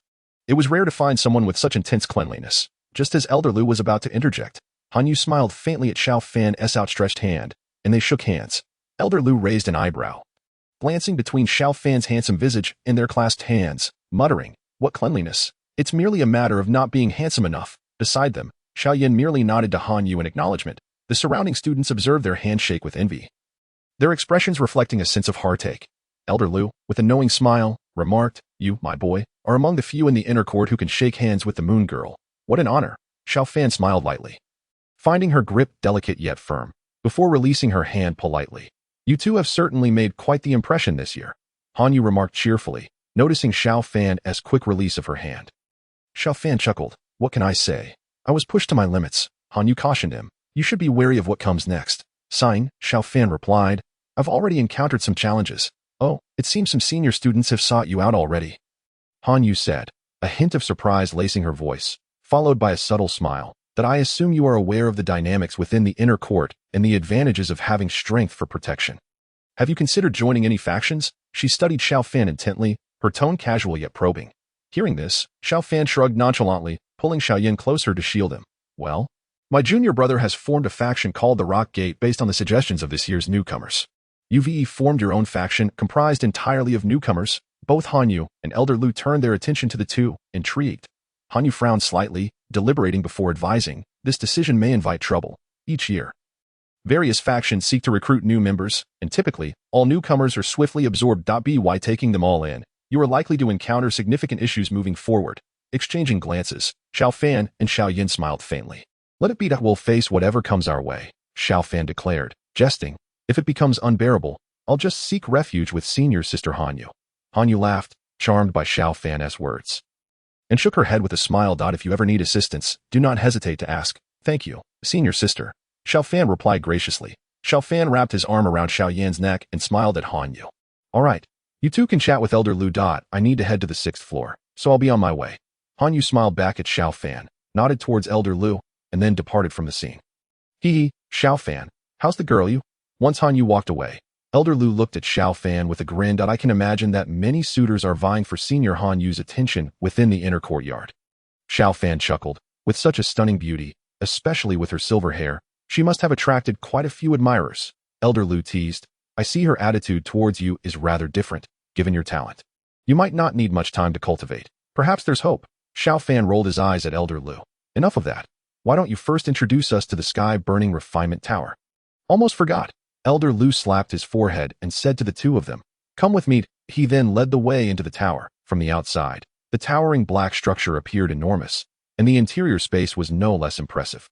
As they followed Elder Lu, Xiao Fan noticed that the first level alone could accommodate around 500 people simultaneously training, considering the entire inner courtyard housed approximately 1,000 students. Within the circular layout of the tower, there were numerous training rooms of various sizes. However, most were already occupied.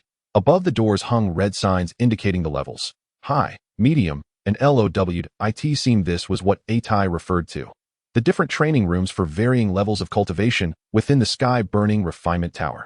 As they progressed, they observed that the training rooms closer to the center of the tower were predominantly high level, while those near the edges were primarily low-level, in the sky-burning refinement tower. All training rooms were fiercely contested by the students. The energy available for cultivation on each level was fixed, yet the effectiveness varied significantly among rooms of different levels. Elder Lu pointed to the surrounding training rooms and casually remarked, "The same energy yields different training effects. Doesn't that create a situation where the strong become stronger and the weak find it hard to catch up?" Upon hearing Elder Lu's explanation, Xiao Yan frowned and inquired, "There's no other way. Yet, when faced with adversity, some individuals will unleash their potential. Only when pushed to the limit will they awaken their hidden strengths, allowing those who lag behind to catch up to the once unreachable strong.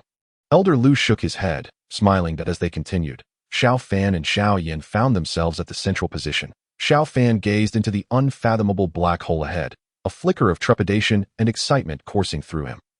After all, within that abyss resided the fire spirit of the fallen heart flame. The proximity made Xiao Fan feel nervous, an inevitable reaction. Closer to the abyss, Xiao Fan noticed that there was no obstruction from top to bottom. It seemed to penetrate the entire black tower. If one were to remove the tower's pinnacle while standing on the ground, they might even see the bottom of the tower from the sky. The dark chasm exuded an overwhelming heat, as if the entire temperature of the sky-burning refinement tower emanated from this abyss. Xiao Fan's eyes darkened, while Xiao Yan felt the blue lotus earth heart fire within him stir. A hint of green flashing in his pupils, they leaned slightly forward, peering into the depths of the obsidian void. When you gaze into the abyss gazes back into you. A sudden thought struck Xiao Fan, and he recalled the barriers set by the Dou Zone, along with the Academy's formation sealing it. Reassured, he continued to stare into the abyss. With the enhancement of the chaotic fire, the dark space below seemed to draw nearer, the black gradually fading. Just as Xiao Fan continued to observe, he noticed a subtle distortion in the space, as if living entities were climbing towards the tower's apex. The invisible distortion, the fallen heart flame? Just then, Elder Lu behind them suddenly exclaimed in alarm, his withered hand gripping their shoulders. Yanking them away from the inky entrance he pulled them back. An invisible force surged from the abyss, followed by a hissing sound reminiscent of a snake flicking its tongue. Xiao Fan's eyes flared with a dark flame once more, and what had previously appeared as an empty void now revealed a massive invisible fire python, spanning over 10 meters in width, its length indeterminate. The ethereal flame that had flickered in Xiao Fan's mind enveloped the serpent's entire body, its large triangular eyes coldly fixated on the two. It violently charged toward the top of the abyss, only to be thwarted by layers of distorted space. The invisible flames erupted, repeatedly crashing against the barrier without breaching its confines. After a reluctant roar, the triangular eyes shot a final glance at Xiao Fan before it retreated back into the abyss. Once the fire python vanished, the surrounding temperature gradually returned to normal. Elder Lu, sensing the atmosphere stabilizing, murmured in relief. That was close. Why did it awaken so suddenly? Elder Lu, what was that? Xiao Fan recognized it as the fallen heart flame, but Xiao Yan, still shaken, looked to Elder Lu for answers. Upon hearing Xiao Yan's question, Elder Lu snapped back to reality and addressed them seriously. You must not speak of what happened here to anyone. The central area is off limits to students, and I must admit I was a bit negligent today. Seeing the grave expression on Elder Lu's face, both Xiao Fan and Xiao Yan quickly nodded in agreement. We didn't see anything. We merely noticed a slight increase in temperature. Elder Lu nodded, not suspecting them, as that entity was invisible even to him, only detectable through sensation and a rough sense of its shape and position. All right, let us move on. After casting one last glance at the bottomless black chasm, Elder Lu led the two of them out, still shaken. Once they exited the central area, he took them on a brief tour of the first level, highlighting some essential points of caution. He then turned to them. So, how about training today? Xiao Fan and Xiao Yan exchanged glances. Their thoughts were still consumed by the fire python, and they had no desire to train. They shook their heads. Very well, Elder Lu nodded. Next time you come, I'll find you a good mid-level training room. The effectiveness there is no less than that of high-level rooms. Are mid-level training rooms also of varying quality? Xiao Yan inquired. Intrigued. Haha. Elder Lu chuckled. Of course. Only we tower elders are privy to such knowledge. A flicker of joy crossed Xiao Fan's face as he bowed slightly to Elder Lu. Thank you, Elder Lu. Elder Lu beamed with pride and continued. By the way, Xiao Fan, I think it's best for you and your group to avoid competing for high-level training rooms for now. After all, there are rules within the tower as long as conflicts do not result in fatalities. We elders generally do not intervene. Pausing, as if hesitant to discourage them, Elder Lu added, of course, once you attain a Dou Ling, you will be considered a second-tier power within the inner courtyard, and then you can compete. Upon hearing this, Xiao Fan smiled, revealing his one-star Dou Ling prowess. A one-star Dou Ling. You've advanced to Dou Ling already. Elder Lu stared in astonishment at Xiao Fan, realizing he was a newcomer to the inner courtyard. Haha, it seems I need not worry anymore. Beside them, Xiao Yan curiously asked, so only those with Dou Ling are considered second-tier powers? Does that mean first-tier powers must have a Dou Wang in their ranks? Haha, not quite. Generally, if a force has 3 to 4 Dou Ling strong practitioners, it qualifies as a first-tier power. Those at the Dou Wang level have the qualifications to compete for elder positions. Elder Lu explained with a gentle smile. Ah, I see. Xiao Yan nodded thoughtfully. Afterward, the two bid farewell to Elder Lu and left the sky-burning refinement tower, watching the two young prodigies gradually depart. Elder Lu's eyes glimmered with curiosity. With such extraordinary talents, both possessing coveted, one couldn't help but wonder what kind of mentor could cultivate such remarkable students. The rise of the inner courtyard relied on. And now, two youngsters under 20 possessed this rare gift. Sigh. Even the numerous elders within the inner courtyard must feel an envious longing. Two little fellows that truly evoke a tinge of jealousy. Chapter 136. Xiao Yan versus Fu Ao. After departing from the sky-burning refining tower, the two exchanged glances and simultaneously made their way toward the accommodation area. Upon returning to their chamber, the spirit of Yao Lao emerged from Xiao Yan's ring, establishing a simple defensive barrier before slowly speaking that I never anticipated that the Jianan Academy would dare to act in such a manner. Teacher, what do you mean? Xiao Yan inquired. What exactly is that invisible fire python?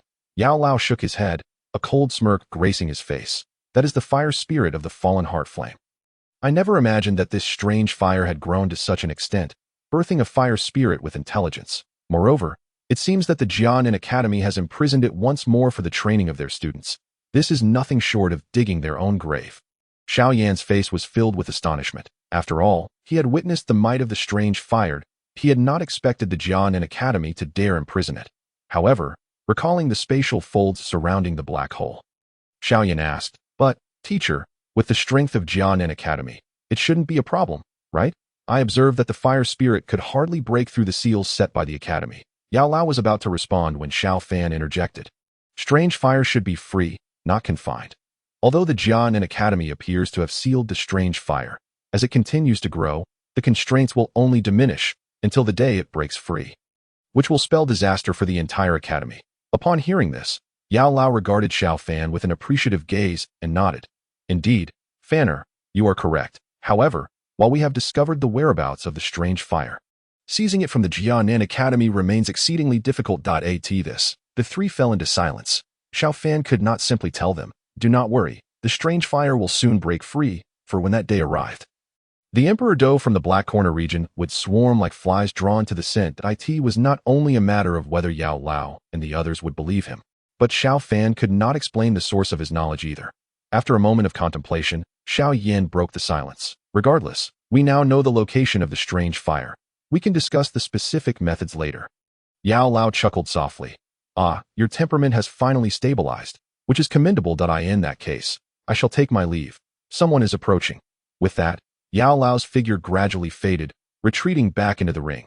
Just moments after Yao Lao entered the ring, a hurried knocking at the door resounded. The two exchanged glances, and Xiao Yan approached to open the door. What is it?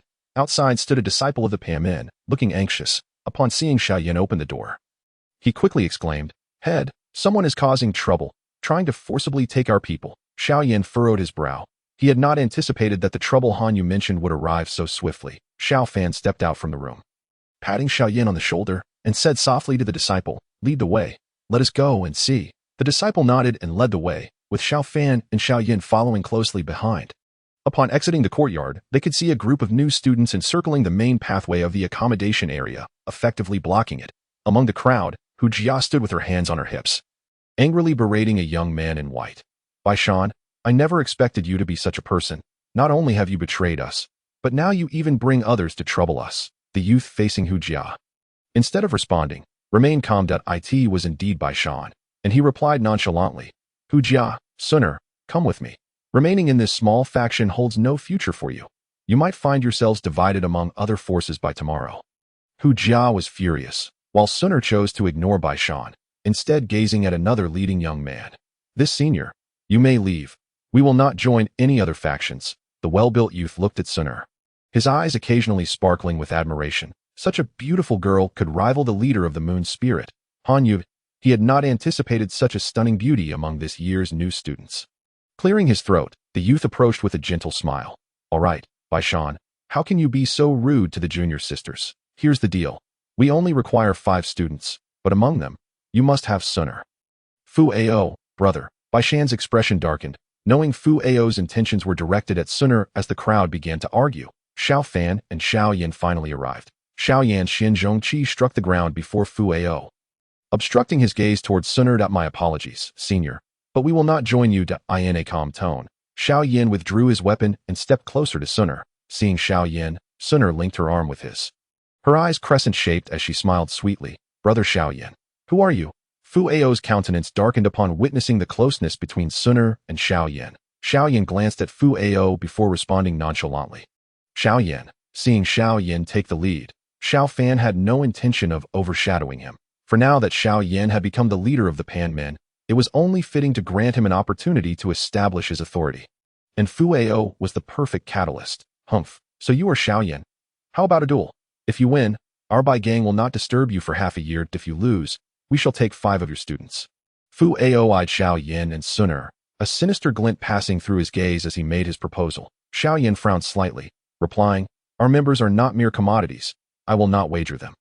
Unexpectedly, Suner tugged at his sleeve and whispered, Brother Xiao Yan, it's all right. Go for it. Upon hearing this, Xiao Yan glanced at Suner, seeing the trust in her eyes. That he then looked at the other members surrounding him, who all gazed at him with confidence. Xiao Fan met Xiao Yan's gaze for a brief moment and nodded. All right. If that is the case, then I humbly request Senior Fu Ao to enlighten me. Xiao Yan surveyed the crowd and proclaimed loudly. Upon hearing Xiao Yan accept the challenge, a smile crept onto Fu Ao's face. He had initially intended to establish his reputation by defeating Xiao Fan, but was pleasantly surprised that the leader of the Pan Men was not Xiao Fan, but Xiao Yan. Nevertheless, winning against Xiao Yan would serve the same purpose. Even when facing Xiao Fan, Fu Ao was unafraid. After all, Xiao Yan was merely a 6-star Great Dou Master. He was well aware that he, Fu Ao, was a figure on the inner courtyard's strength rankings. Chapter 137. What nonsense fate is on the main path of the new student accommodation area. The crowd instinctively stepped back, granting ample space for the two to engage in combat. Humph, kid. Today I will show you what the inner courtyard is made of. I am not like those students you encountered in the fire ability hunting competition, with a cold expression and a glint of chilling light in his eyes.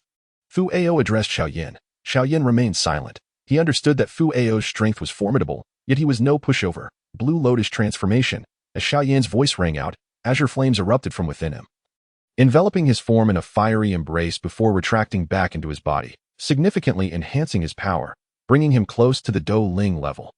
Humph. Fu Ao ground his teeth, glancing at Xiao Yan with disdain as he produced a cerulean trident.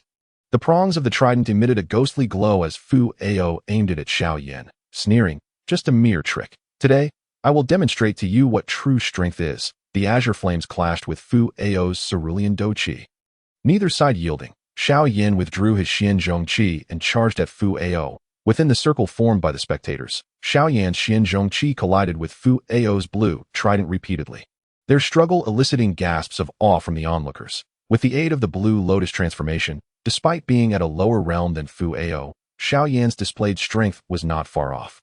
And in terms of sheer power, he might even surpass Fu Ao. Xiao Yan grew emboldened as the battle progressed, while Fu Ao's expression darkened. As a senior student of the inner courtyard, he had just boasted about teaching Xiao Yan a lesson. Yet now he found himself struggling to subdue him. This was a blow to Fu Ao's pride. Clenching his teeth, Fu Ao intensified his grip, attempting to leverage his higher realm to overpower Xiao Yan. Such a tactic might have worked against others, but who was Xiao Yan? His weapon, the Xianzhong Qi, was immensely heavy, a companion since the start of his training, and combined with the refinement of the strange fire. Xiao Yan's physique was far superior to other cultivators of the same realm. This brute force approach played right into Xiao Yan's hands. After a brief contest, Fu Ao's hands began to tremble slightly. Damn it, where does this kid get such strength? Fu Ao cursed inwardly, furrowing his brow as he thrust the trident toward Xiao Yan once more. Good opportunity. Noticing Fu Ao's trembling hands, a glimmer of light flashed in Xiao Yan's eyes. He increased his strength, sending Fu Ao's trident flying. Unfettered by the Xianzhong Qi, it fell to the ground, producing a dull thud. With a swift motion, Xiao Yan clenched his right fist, enveloped in fighting spirit, and struck fiercely at Fu Ao's face. Under the astonished gazes of the crowd, Xiao Yan's punch landed with tremendous force on Fu Ao's cheek, sending him reeling backward and crashing his head onto the ground. Fu Ao, I concede. Xiao Yan retracted his fist and gazed at the fallen Fu Ao, a subtle smile gracing his lips. The surrounding newcomers, witnessing Xiao Yan's victory over Fu Ao, erupted into cheers of delight. Despite Xiao Yan's seemingly relaxed demeanor, his hands concealed within his robe trembled slightly. Had Fu Ao not been overly eager, seizing the opportunity would not have been so effortless. The duration of the Qinglian transformation was inherently limited. Had Fu Ao delayed even for a moment, Xiao Yan's strength would naturally wane, and the outcome of the battle would remain uncertain. However, Fu Ao's impatience led him to reveal flaws experienced in combat. Xiao Yan seized this golden opportunity, ultimately exerting greater force to disarm Fu Ao and secure his victory. The crowd, gazing at Fu Ao sprawled several meters away, regarded Xiao Yan in disbelief. What? Do you wish to disrupt the prior wager? Noticing the older students fidgeting restlessly, Xiao Yan stepped forward and cast a nonchalant glance at the crowd. The older students were at a loss for what to do. Just then, distant coughs from Fu Ao broke the tension. Cough, cough. The members of the White Gang hurried over upon hearing the coughs. Big brother Fu Ao glared at Xiao Yan and the others nearby, gritting his teeth. We will remember this wager. Let us go. Watching the White Gang disperse, the newcomers seized the moment and erupted into jubilant cheers. Xiao Yan exchanged a glance with Xiao Fan, who calmed the surrounding crowd with a raised hand and proclaimed, "All right, starting tomorrow, we shall enter the Tianfan Refinement Tower together for training." Content that the matter was settled, Xiao Fan gradually made his way to the periphery of the crowd, where he spotted Yu Yao standing a short distance away. Suddenly recalling that he owed Yu Yao for the fire energy she had gifted him, he approached her. "Why haven't you asked for your fire energy back? I've been so busy these past few days that I completely forgot." Yu Yao smiled faintly, her eyes reflecting a hint of vulnerability. Despite the slight upturn of her lips, "It's all right. It's still with you." Xiao Fan shook his head and extended his hand. "Please hand me your fire energy card." Unable to refuse, Yu Yao retrieved her fire energy card from her bosom and placed it in Xiao Fan's palm. The brief contact sent a chill of softness through him. Extracting 20 units of fire energy from his own card, he transferred them to Yu Yao's card. Observing her puzzled expression, he simply smiled without elaborating. Yu Yao did not resist, restowing her fire energy card and joining Xiao Fan in gazing at the still boisterous crowd in the distance. "Remember to join me for training at the Tianfan Refinement Tower tomorrow." Noticing the crowd beginning to disperse, Xiao Fan turned to Yu Yao and spoke softly. For reasons unknown, every time they connected, Xiao Fan felt an urge to protect Yu Yao like a delicate flower on the verge of wilting. Yet, seeing her vibrant demeanor, he dismissed the notion as mere illusion. Yu Yao smiled, her lips curving upward as she looked at Xiao Fan. "All right, I'll follow you tomorrow." Indeed, as she watched Xiao Fan's retreating figure, Yu Yao tilted her head slightly, a gentle smile lingering on her lips, muttering, "What nonsense fate to in Chapter 138. Inquiries. Within the courtyard of Xiao Fan and his companions. The five of them, along with Attai, were seated around a table in the hall. Attai, are you familiar with the specific strength of the White Gang? Xiao Yan inquired, looking at Attai, whose gaze met that of the others. The leader of the White Gang is Bai Chang, cousin to Bai Shan. His strength hovers around 6-star Dou Ling, reputed to be a formidable figure on the Inner Academy strong list. Attai replied thoughtfully. 6-star Dou Ling. The others frowned slightly. Among them, only Xiao Fan had reached the Dou Ling level. Xiao Yan had already utilized the Qinglian transformation to defeat the 3-star Dou Ling Fu Ao. But overcoming Bai Chang, a 6-star Dou Ling, would require revealing all his trump cards, and even then, success was not guaranteed, given the significant gap in realms. What a formidable adversary. What is his rank on the strong list? Xiao Yan rubbed his brow and continued. 34 to a 6-star Dou Ling ranking 34th on the strong list. The Inner Academy truly harbors hidden talents, Sun Er remarked cheerfully while cradling her cup. Quite a challenge. Wu Hao licked his lips, his face brimming with fighting spirit. Xiao Yan narrowed his eyes, sighed, and queried, "What about the others in the White Gang? Aside from Bai Chang, there are 3 other Dou Ling, one of whom is the Fu Ao you just defeated. The other 2 are of similar strength, around 3-star Dou Ling," Attai noted, glancing at Xiao Yan with a hint of surprise before continuing. "Additionally, there are 13 great Doushi among the other members, with most being peak Doushi. I didn't expect you to defeat a 3-star Dou Ling like Fu Ao," Attai chuckled. After all, while the battle between Xiao Yan and Xiao Fan had caused quite a stir in the Outer Academy, exposure to their contemporaries in the Inner Academy, especially with Xiao Fan leading them in battles, had nearly made them forget that Xiao Yan was also an exceptional talent from the Outer Academy. Xiao Yan smiled at Attai, aware of his implications, but not taking offense. 4 Dou Ling, 13 great Doushi, and the rest being peak Doushi. Quite troublesome. It's fine, having defeated Fu Ao today. The other forces beyond the White Gang should refrain from troubling us for the time being. As for the White Gang, we've gained half a year's reprieve, right? I trust that in 6 months, the Panmen will be no less formidable than the White Gang, Xiao Fan said with a smile. The others nodded, confident in their talents. Observing the relaxed demeanor of the higher-ups, Attai felt relieved. Aware that the current strength of the Panmen relied heavily on Xiao Fan and his companions to deter outsiders, as most others were merely at the Doshur level. Let us proceed, as I suggested earlier. Tomorrow we all enter the Tianfan Refinement Tower for training. Xiao Yan pondered before turning to Attai, asking, does everyone still have sufficient fire energy? Rest assured, everyone's fire energy is still quite ample. Attai replied with a smile. That's good. Let us maintain a low profile for a while. The Panmen are still too weak to establish a foothold in the inner academy. Meanwhile, in a brightly lit room, the atmosphere grew increasingly tense as over 10 individuals gathered, their faces reflecting anger. Boss, those Panmen are incredibly ungrateful. They have no regard for our White Gang. That I suggest we teach them a lesson. A man exclaimed, rising from his seat and slamming his hand on the table, glaring at the young man seated at the head of the table. Indeed, they humiliated Fu Ao, which is a direct affront to our White Gang. We must retaliate, the others echoed in agreement, their voices laced with fury. At the head of the table sat a man with a resemblance to Baishan, appearing slightly older and exuding a somewhat effeminate aura. As he listened to the cacophony around him, he rested his chin on his left hand and lightly tapped the table with his right index finger. An abrupt silence fell over the once boisterous room. It was clear that he was Baishan's cousin. Ignoring the surrounding commotion, he focused his gaze on the first figure seated to his left, whose face was bandaged and slightly swollen.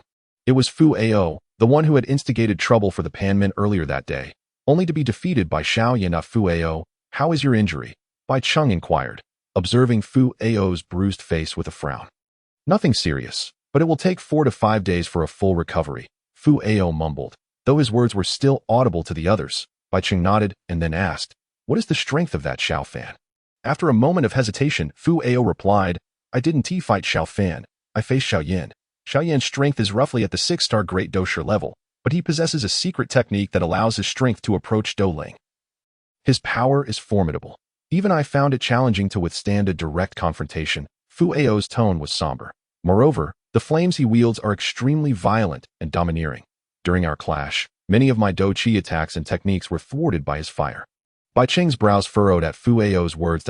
You failed to ascertain Xiao Fan's true strength. His gaze shifted to Bai Shan, who sat beside Fu Ao. Bai Shan, noticing Bai Cheng's gaze, quickly remarked, cousin, what brother Fu Ao said is mostly accurate. Yet Xiao Fan is even more formidable than Xiao Yan. I witnessed Xiao Fan utilizing 2 distinct flames to create a devastating Lotus during the competition at the Outer Academy. Its power was truly terrifying. Even beings at the peak of the spirit fighting stage would likely find it insurmountable. Bai Shan's voice trembled with barely restrained emotion. However, those around them displayed a hint of disdain. Unwilling to believe that the clash between Xiao Fan and another could pose a threat to such powerful entities that to them, it seemed merely an excuse for Bai Shan's shortcomings. Bai Cheng waved his hand, interrupting Bai Shan, expressing skepticism towards his claims and considering them exaggerated. 2 types of flames to defeat Luo Ho. Is there more to it? Sensing the skepticism in the crowd, Bai Shan could only press on, stating, the flames he employed against Luo Ho were blue and purple, whereas in his battle with Xiao Yan, he wielded blue and white flames. It is rumored that they share a brotherly bond. 3 types of flames? Bai Cheng nodded. Let this matter rest for today. Since Fu Ao has agreed to a 6-month period, we shall grant them that time. After 6 months, I will ensure that the Panmen becomes a mere joke. Vanishing from the Inner Academy. Chapter 139. Confusion and Cultivation. The following day, as Xiao Fan and his companions exited the loft, members of Panmen awaited them along the roadside, their keen eyes fixed upon the leading figures. The rising sun cast its golden rays upon them as Xiao Yan waved and strode forward, the disciples flanking him following suit in unison, creating a grand procession. Upon encountering Yu Yao, Xiao Fan quietly approached her. Their steps light as they shared laughter while making their way towards the sky-burning refining tower. Unbeknownst to them, they had fallen to the rear of the Panmen group, observing the formidable members ahead. Yu Yao turned to Xiao Fan with curiosity gleaming in her large eyes. Why don't you become the leader? Xiao Fan smiled, glancing at those following Xiao Yan, a satisfied smirk gracing his lips. Well, that I have no particular thoughts on that I merely wish to cultivate and grow stronger. Grow stronger? Why? Upon hearing Yu Yao's inquiry, Xiao Fan paused, a flicker of confusion passing through his eyes. Indeed, why? Was it because failing to strive for strength would ultimately lead to death? Or was it because, upon traversing to this other world, cultivation seemed to be the only pursuit? The question lingered in his mind, instigated by Yu Yao's seemingly innocuous query, plunging him into a momentary haze. His pace gradually slowed until he stood still, head bowed, contemplating the essence of his cultivation. It was true. He feared death, yet having witnessed so many beautiful sights and met numerous individuals, the fear seemed to dissipate. Had he ever possessed a goal worth pursuing? He had toiled diligently, haunted by the dread of the system's erasure, yet his painstaking months of cultivation scarcely compared to the advancement from a single system task. He had long suppressed such thoughts, but Yu Yao's casual mention had laid them bare. It appeared he had merely been drifting along the currents of fate, as if he had meticulously planned his life, devouring. Entering the academy, when, in truth, he had simply followed the narrative of Dou Po, allowing it to envelop him. Yu Yao stood silently, watching the confusion on Xiao Fan's face, her own expression shifting to one of subtle sorrow. Starkly contrasting her usual gentle demeanor, she had regarded Xiao Fan as a paragon, admired for his talent, strength, and appearance, a figure she aspired to emulate. Yet, to her surprise, he too experienced moments of uncertainty. Were her own feelings any different? What was the significance of cultivation? Even if one reached the pinnacle of power, it ultimately amounted to serving others' ambitions. Thus, despite her innate talent, she resisted the path of cultivation, desiring only to remain by Xiao Fan's side. Quietly cherishing the time they had left together, the two stood on the broad road for an extended period. Eventually, as Xiao Fan regained his senses, he realized they were alone. Yu Yao continued to gaze at him. Although her earlier melancholy had vanished, returning to her usual serene elegance, akin to a flower quietly blooming. Fixing his gaze upon her delicate blue tresses, Xiao Fan smiled. In truth, I have yet to discern why I seek strength. If compelled to articulate a reason, perhaps it is because this world venerates the strong. That if I do not grow stronger, all that I possess may vanish. Xiao Yao could perish due to her cursed physique. Yun Yun might become a pawn of the Yunlan sect, and Medusa. It seems she remains unchanged, commanding respect in the distant Jiamai Empire, where Dozong experts reign supreme. More importantly, I yearn to behold the sights along this journey. As a 21st century atheist thrust into a world that reveres strength, Xiao Fan felt an insatiable curiosity about this realm. He often pondered whether other worlds existed alongside Dou Po. Xiao Fan reached out, ruffling Yu Yao's hair, striding forward with a hearty laugh. Let us go. It is time to cultivate. Yu Yao touched her head, still feeling the lingering sensation, a hint of unrecognized embarrassment flickering in her eyes. With a soft huff, she followed suit. Upon arriving at the sky-burning refining tower, they found the entrance already ajar, the majority of students having entered. The figures of the Panmen members had all but disappeared. It seems we must find a place to cultivate ourselves, Xiao Fan remarked, glancing at Yu Yao with a hint of resignation. They must have already entered the tower. Yu Yao nodded, trailing behind him. As they approached the tower, Xiao Fan shared with Yu Yao the precautions for entering, advising her on how to dispel the inner fire. Yu Yao diligently nodded along, eliciting amused smiles from Xiao Fan. Upon reaching the entrance, Yu Yao closed her eyes, focusing on dissipating the sudden inner fire. Thanks to Xiao Fan's guidance, the initial testing effect had lost its potency, and after 2 minutes, she successfully emerged. Her gaze meeting Xiao Fan's, he smiled, remaining silent, though internally surprised. Despite the lack of testing efficacy post-reminder, her ability to expel the inner fire in such a brief span indicated her talent surpassed his initial expectations. Yet, Yu Yao's strength lingered at merely the 9-star dosher level. While this seemed an impressive feat, one could not help but compare it to Sun Er's prowess, who stood at the 7-star dosher level, a significant gap in cultivation. Shaking his head, Xiao Fan considered that perhaps Yu Yao's physique was indeed unique, as the flames within the tower could yield different effects depending on one's constitution, leading Yu Yao through the tower. They discovered that most of the cultivation rooms had already been claimed. After searching for about 10 minutes, they finally stumbled upon an unoccupied intermediate cultivation room in a somewhat secluded area. Xiao Fan hurried towards the door, smiling as he exclaimed, "At last, we have found a remaining cultivation room." Yu Yao glanced at the somewhat dilapidated intermediate room without disdain and followed Xiao Fan inside. Inside the spacious cultivation room, an intricate formation adorned the ceiling, preventing the space from feeling overly dark. Xiao Fan casually selected a spot to sit. He retrieved his fire crystal card, inserting it into the groove, causing a portion of the 300 fire energy points to be deducted instantly. This should suffice, he declared. Observing Yu Yao and anticipating her struggles with the operation, to his surprise, she promptly followed suit. Inserting her own fire crystal card, a peculiar energy began to converge within the room, drawn by the fire energy deducted from Xiao Fan's card. Sitting cross-legged, Xiao Fan noticed an intangible flame materialize near his heart. Yet he could not discern how it had manifested. Was this the enigma of, as the heart fire emerged, Xiao Fan's chaotic fire reappeared, enveloping the heart fire slowly that a stream of intangible energy began to siphon from the heart fire, amplifying the chaos fire's might. With each wisp of energy consumed, pure Dou Qi was stripped away and absorbed into Xiao Fan's meridians, flowing into his Dou crystal. Others cultivated by refining their Dou Qi and expending their heart fire. For him, it was a direct consumption. As the chaotic fire devoured the intangible flame at his heart, the heart fire gradually diminished, ultimately consumed by the chaotic fire, vanishing entirely. As the flames at the heart gradually dissipated, an invisible flame resurfaced, continuing the cycle of chaotic fire that consumed and stripped away the fighting spirit. Xiao Fan's strength was steadily increasing.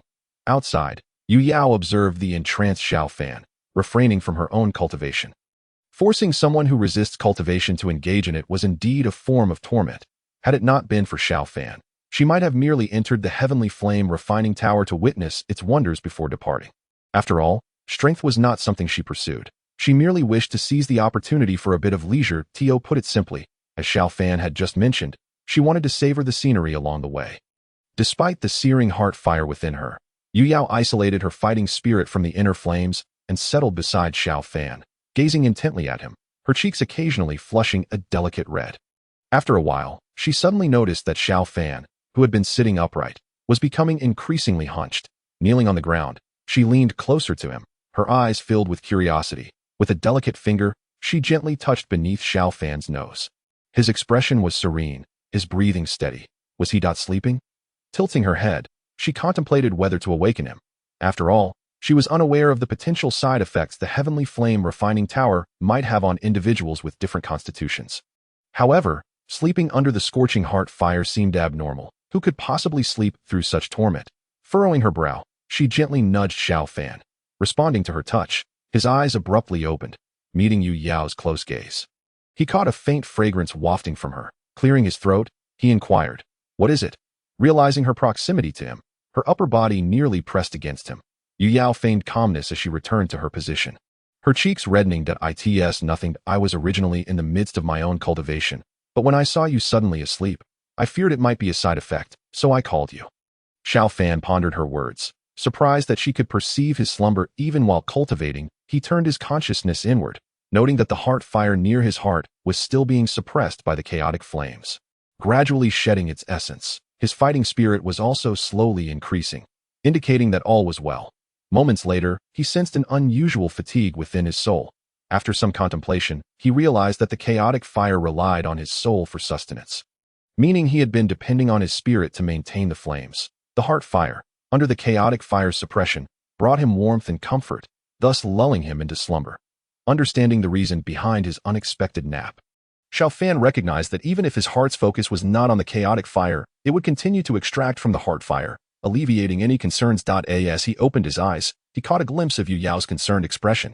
A soft smile crossed his face as he shook his head gently, saying, "It's nothing. It's merely a result of my physique. There is no harm." Relieved by his words, Yu Yao felt her worries dissipate. Although she was unaware of the specifics, she chose to trust him. Then, "Will you continue your cultivation?" she hesitated to ask. Xiao Fan nodded. "You should cultivate as well." The fatigue he felt was not insurmountable. It was merely akin to a momentary drowsiness. He could only watch the chaotic fire continue its work of extracting the heart fire, and thus, he preferred to return to a state of rest. No, to cultivate. Observing his meditative stance, Yu Yao hesitated before suggesting, "You could lie down. It might be more comfortable." After speaking, she averted her gaze, though the crimson hue on her earlobes betrayed her shyness. Xiao Fan was taken aback for a moment, contemplating the difference between sitting and lying down. Both seemed quite similar. As it was the chaotic fire that autonomously consumed the essence, he shifted slightly to the side, resting against the ground, closing his eyes once more. His head rested just a short distance from Yu Yao's thigh. Yu Yao discreetly opened her eyes, observing the resting Xiao Fan, propping her chin on her hand as she gazed at him in a daze. After a considerable time, noticing that he had completely fallen asleep, She hesitated before extending her left hand, a cool white light emanating from her palm, gently lifting Xiao Fan's body until his head came to rest on her thigh. I just not worry that he might develop a headache from sleeping on the ground for too long. Chapter 141. The reappearance of Medusa after a long period of cultivation, a clear bell chimed. Awakening those engrossed in their practice, Xiao Fan stretched lazily, noticing Yu Yao's flushed cheeks, and softly inquired, "What's wrong? Your face is so red." Yu Yao shook her head, glancing away. It's nothing. It's probably due to the temperature here. Xiao Fan nodded, understanding that the Academy's bell signaled the end of their time in the tower. Prolonged exposure to the heart fire could accumulate fire poison within, which over time could harm the body and alter one's temperament. Thus, students were reminded by the bell to return to their dormitories to purge any accumulated poison. Only after cleansing could they re-enter the tower for further cultivation. Xiao Fan turned his gaze towards Yu Yao. Observing her as she stood and moved aside, he promptly reached out to grasp her delicate hand. "What's the matter?" Yu Yao's cheeks were flushed, and her voice was somewhat strange. It's gone numb from sitting too long. "Oh." Xiao Fan nodded, supporting her until she fully regained her composure before releasing her hand. "What will you do now?" "Head back." Yu Yao did not respond immediately, instead looking at Xiao Fan. "What about you?" Gazing at the bustling hall, Xiao Fan shook his head. "I intended to explore the lower levels, but it seems that we'll have to wait. Let's head back for now." Yu Yao nodded, suggesting, "Then let us go together." As they walked towards their lodgings, Xiao Fan suddenly halted, an odd expression crossing his face. "What's wrong?" Yu Yao asked curiously, noticing his stillness. Shaking his head, he replied, "I have something to attend to. It seems you'll need to head back alone for now." "All right, just be careful," Yu Yao affirmed, nodding and smiling softly. Watching Xiao Fan walk away, her brow furrowed, and her smile gradually faded as she murmured, "The lower levels, my strength isn't sufficient to venture down there." At that moment, many students exited the heavenly flame refining tower. Xiao Fan skillfully avoided the crowd, making his way towards a more secluded area. After approximately half an hour, he entered a lush mountain range. A flash of light erupted from his sleeve, and a captivating figure emerged, blocking Xiao Fan's path. "Little one, where do you intend to take this queen?" A beguiling voice echoed, and Xiao Fan, taken aback by the enchanting woman before him, twitched his lips. The little snake that had coiled around his hand was wriggling restlessly, and he had feared Medusa would appear, so he sought a quiet place to calm the creature with the accompanying purple crystal source. To his surprise, Medusa had already manifested. "No, your majesty has misunderstood." Xiao Fan chuckled awkwardly, waving his hands in dismissal. Medusa observed his demeanor, a smirk playing on her lips as she gracefully approached him, her slender fingers lifting his chin to meet her gaze. "Where is this?" Medusa could sense the presence of many powerful individuals nearby. Even with her newly attained Dozong status, causing a stir here could lead to undesirable consequences. Xiao Fan blinked innocently, recalling the last words he had spoken when she vanished. It seemed she hadn't heard him. Otherwise, she would have likely confronted him immediately upon her return. Yet, for some reason, he felt a twinge of disappointment in his heart. "This is the Jian Nan Academy." Jian Nan Academy? Medusa's elongated eyes narrowed as she regarded him, surprise flickering in her lilac gaze. Last time, it was the Black Corner region, and now it's the Jian Nan Academy. Each place is different. Will the next be the Central State? Xiao Fan awkwardly smiled, uncertain of how to respond. "Do you wish to leave this place?" Noticing Xiao Fan's anxious demeanor, Medusa's lips curled into a teasing smile. "What's this? Do you want me to leave so badly?" Xiao Fan fidgeted. "What else can I say? You're a Dozong powerhouse. If you were the sweet and obedient Shasha, I would undoubtedly dote on you. But you are now the formidable queen of the Serpent Clan, feared throughout the Gamma Empire. Your Majesty, is there anything else you wish to command?" Xiao Fan inquired, his gaze involuntarily shifting away from Medusa. It was impossible for him to maintain eye contact. Medusa's form was an irresistible allure for any man, and he feared that staring too long might provoke her wrath. Upon observing Xiao Fan's discomfort, Medusa merely smiled and decided against further teasing him. "What of the spirit fusion pill you promised me?" she asked. Well, Xiao Fan hesitated, realizing he had completely forgotten about the promise. Had Medusa not reminded him, he would have remained oblivious to his commitment to craft the spirit fusion pill for her. Cough, cough. "Your Majesty," he began, clearing his throat. "Rest assured, my alchemical skills have now ascended to that of a fifth-grade alchemist. I have nearly gathered all the ingredients for the spirit fusion pill, though a few remain elusive. A fifth-grade alchemist." Medusa's beautiful eyes flicked towards Xiao Fan, and she finally recognized that he had attained the rank of Douling. A hint of surprise glimmered in her gaze. Such youthful prowess, not to mention his status as a fifth-grade alchemist, even impressed her, considering the esteemed Dan King Gu He from the Jaimat Empire, who had only recently reached the same level. She couldn't help but admire Xiao Fan's accomplishments at such a tender age of around 20. I recall that during our last encounter in the Black Corner region, you were merely 3 ingredients short for the spirit fusion pill, correct? Medusa observed, concealing her thoughts about Xiao Fan. Indeed, he replied, understanding that he must maintain his facade. All 3 ingredients are remarkably difficult to find. Even after my efforts, I still lack 2 of them. Oh, which 2 are they? Medusa inquired. Point 1 is the Qingmu Xian Tong, and the other is the Shan Jing. Xiao Fan responded honestly, as the current relationship between them was amicable enough. He genuinely wished to assist Medusa, and though he hadn't actively searched for them, he would certainly acquire them if the opportunity arose. Now, he was only missing these 2 critical materials. Is there no exchange for these items at your Canaan Academy? Medusa's enchanting gaze scrutinized Xiao Fan as she asked.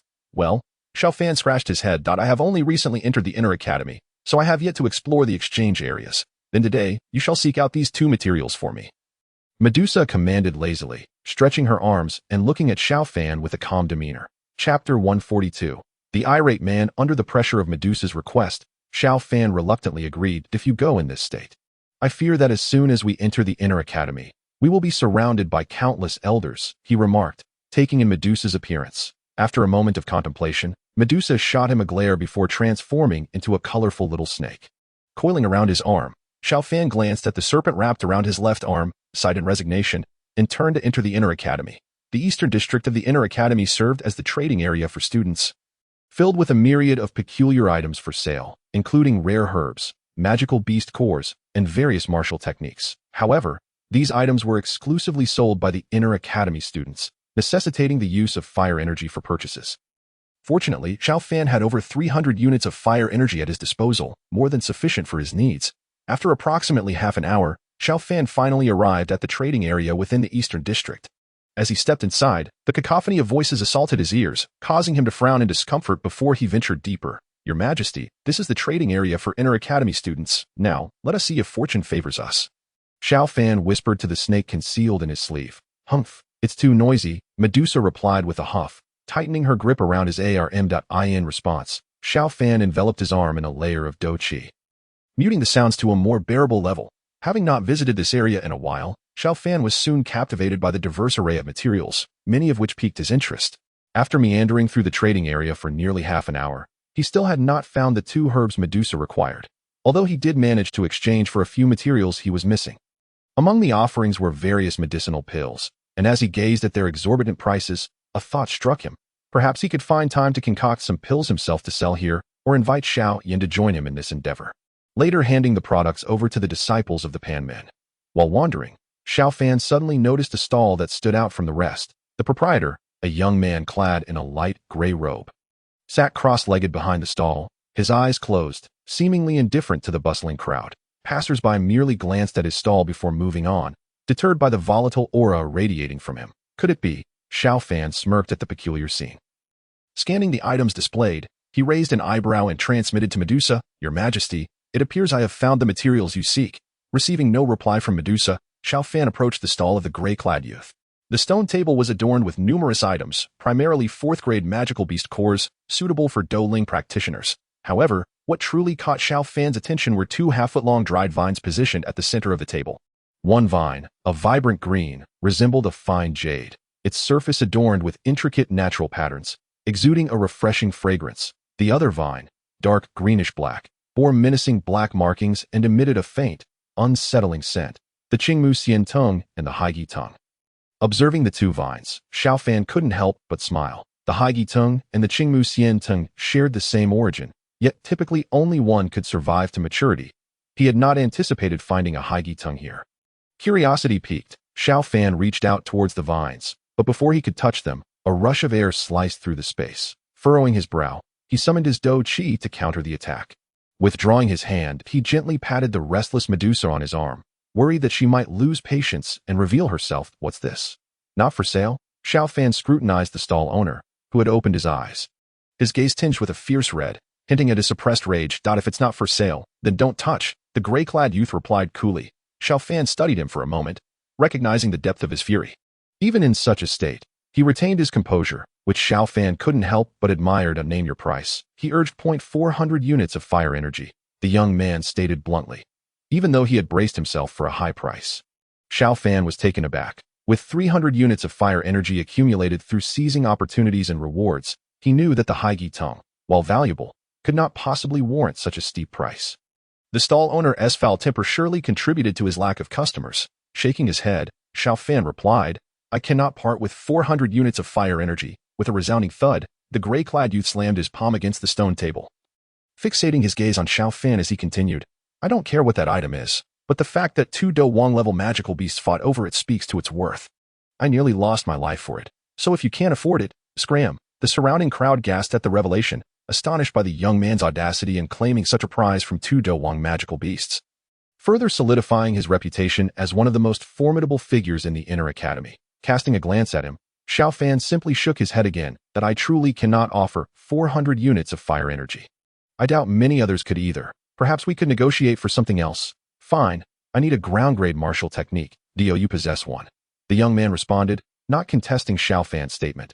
His earlier price had merely been a tactic to gauge value. Frowning, Xiao Fan retorted, I do not have a ground-grade martial technique either. After being rebuffed multiple times, the gray-clad youth's temper flared once more. He shot Xiao Fan a withering glance before retreating to his stall. Choosing silence over further discussion, his primary goal had been to acquire a ground-grade martial technique, and with Xiao Fan unable to provide what he sought, he saw no point in prolonging the conversation. Chapter 143. The transaction. Noticing the gray-clad youth had returned to his seat, Xiao Fan remained where he was, fixated on the young man. After a couple of minutes, the gray-clad youth abruptly opened his eyes. A violent aura emanating from him, his crimson gaze locked onto Xiao Fan. The onlookers, sensing the menacing energy, instinctively stepped back, widening the space between themselves and the two men. It appears that this fool is destined for misfortune. Daring to provoke the madman Lin Yan. He deserves it. Knowing full well that this individual is the most irritable person in the academy, he continues to linger after being rejected. Is he not asking for a beating? While the reasoning is sound, I must admit that this person possesses a countenance that even I, the most handsome in the inner court, find myself envious of, under the overwhelming aura of the man in gray. Xiao Fan narrowed his eyes but did not retreat. Truly, he is among the elite students of the inner court. This presence must be above the 7-star Do spirit. The man's crimson eyes brimmed with brutality as he fixed his gaze on Xiao Fan. His voice dripping with cold menace. Are you asking for a beating? How about we strike a deal? Xiao Fan shrugged. I lack the 4 white flames and do not possess earth-grade combat skills.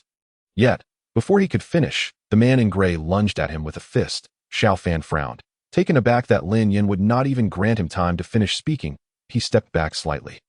Continuing, however, I can assist you in eliminating the fire poison. The fist, enveloped in Do Qi, halted before Xiao Fan, and Lin Yan's shocked expression surfaced, the crimson in his eyes seemingly dimming a fraction. He stammered. What did you say?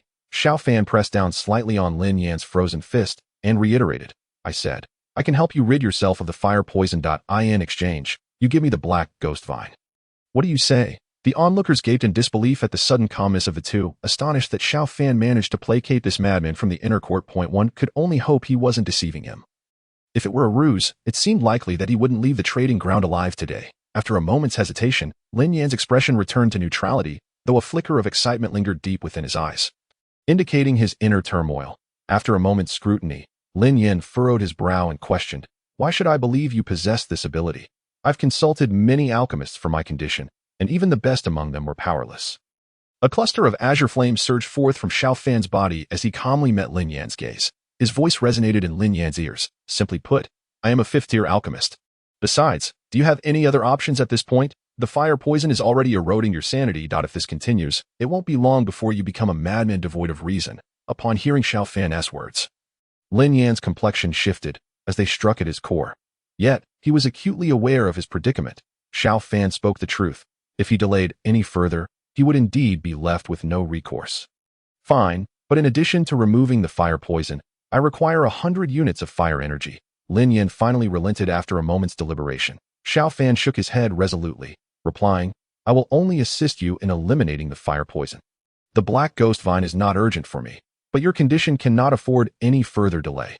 When he mentioned that the black ghost vine was not pressing, Xiao Fan's expression subtly changed, as the queen in his arm suddenly bit down hard.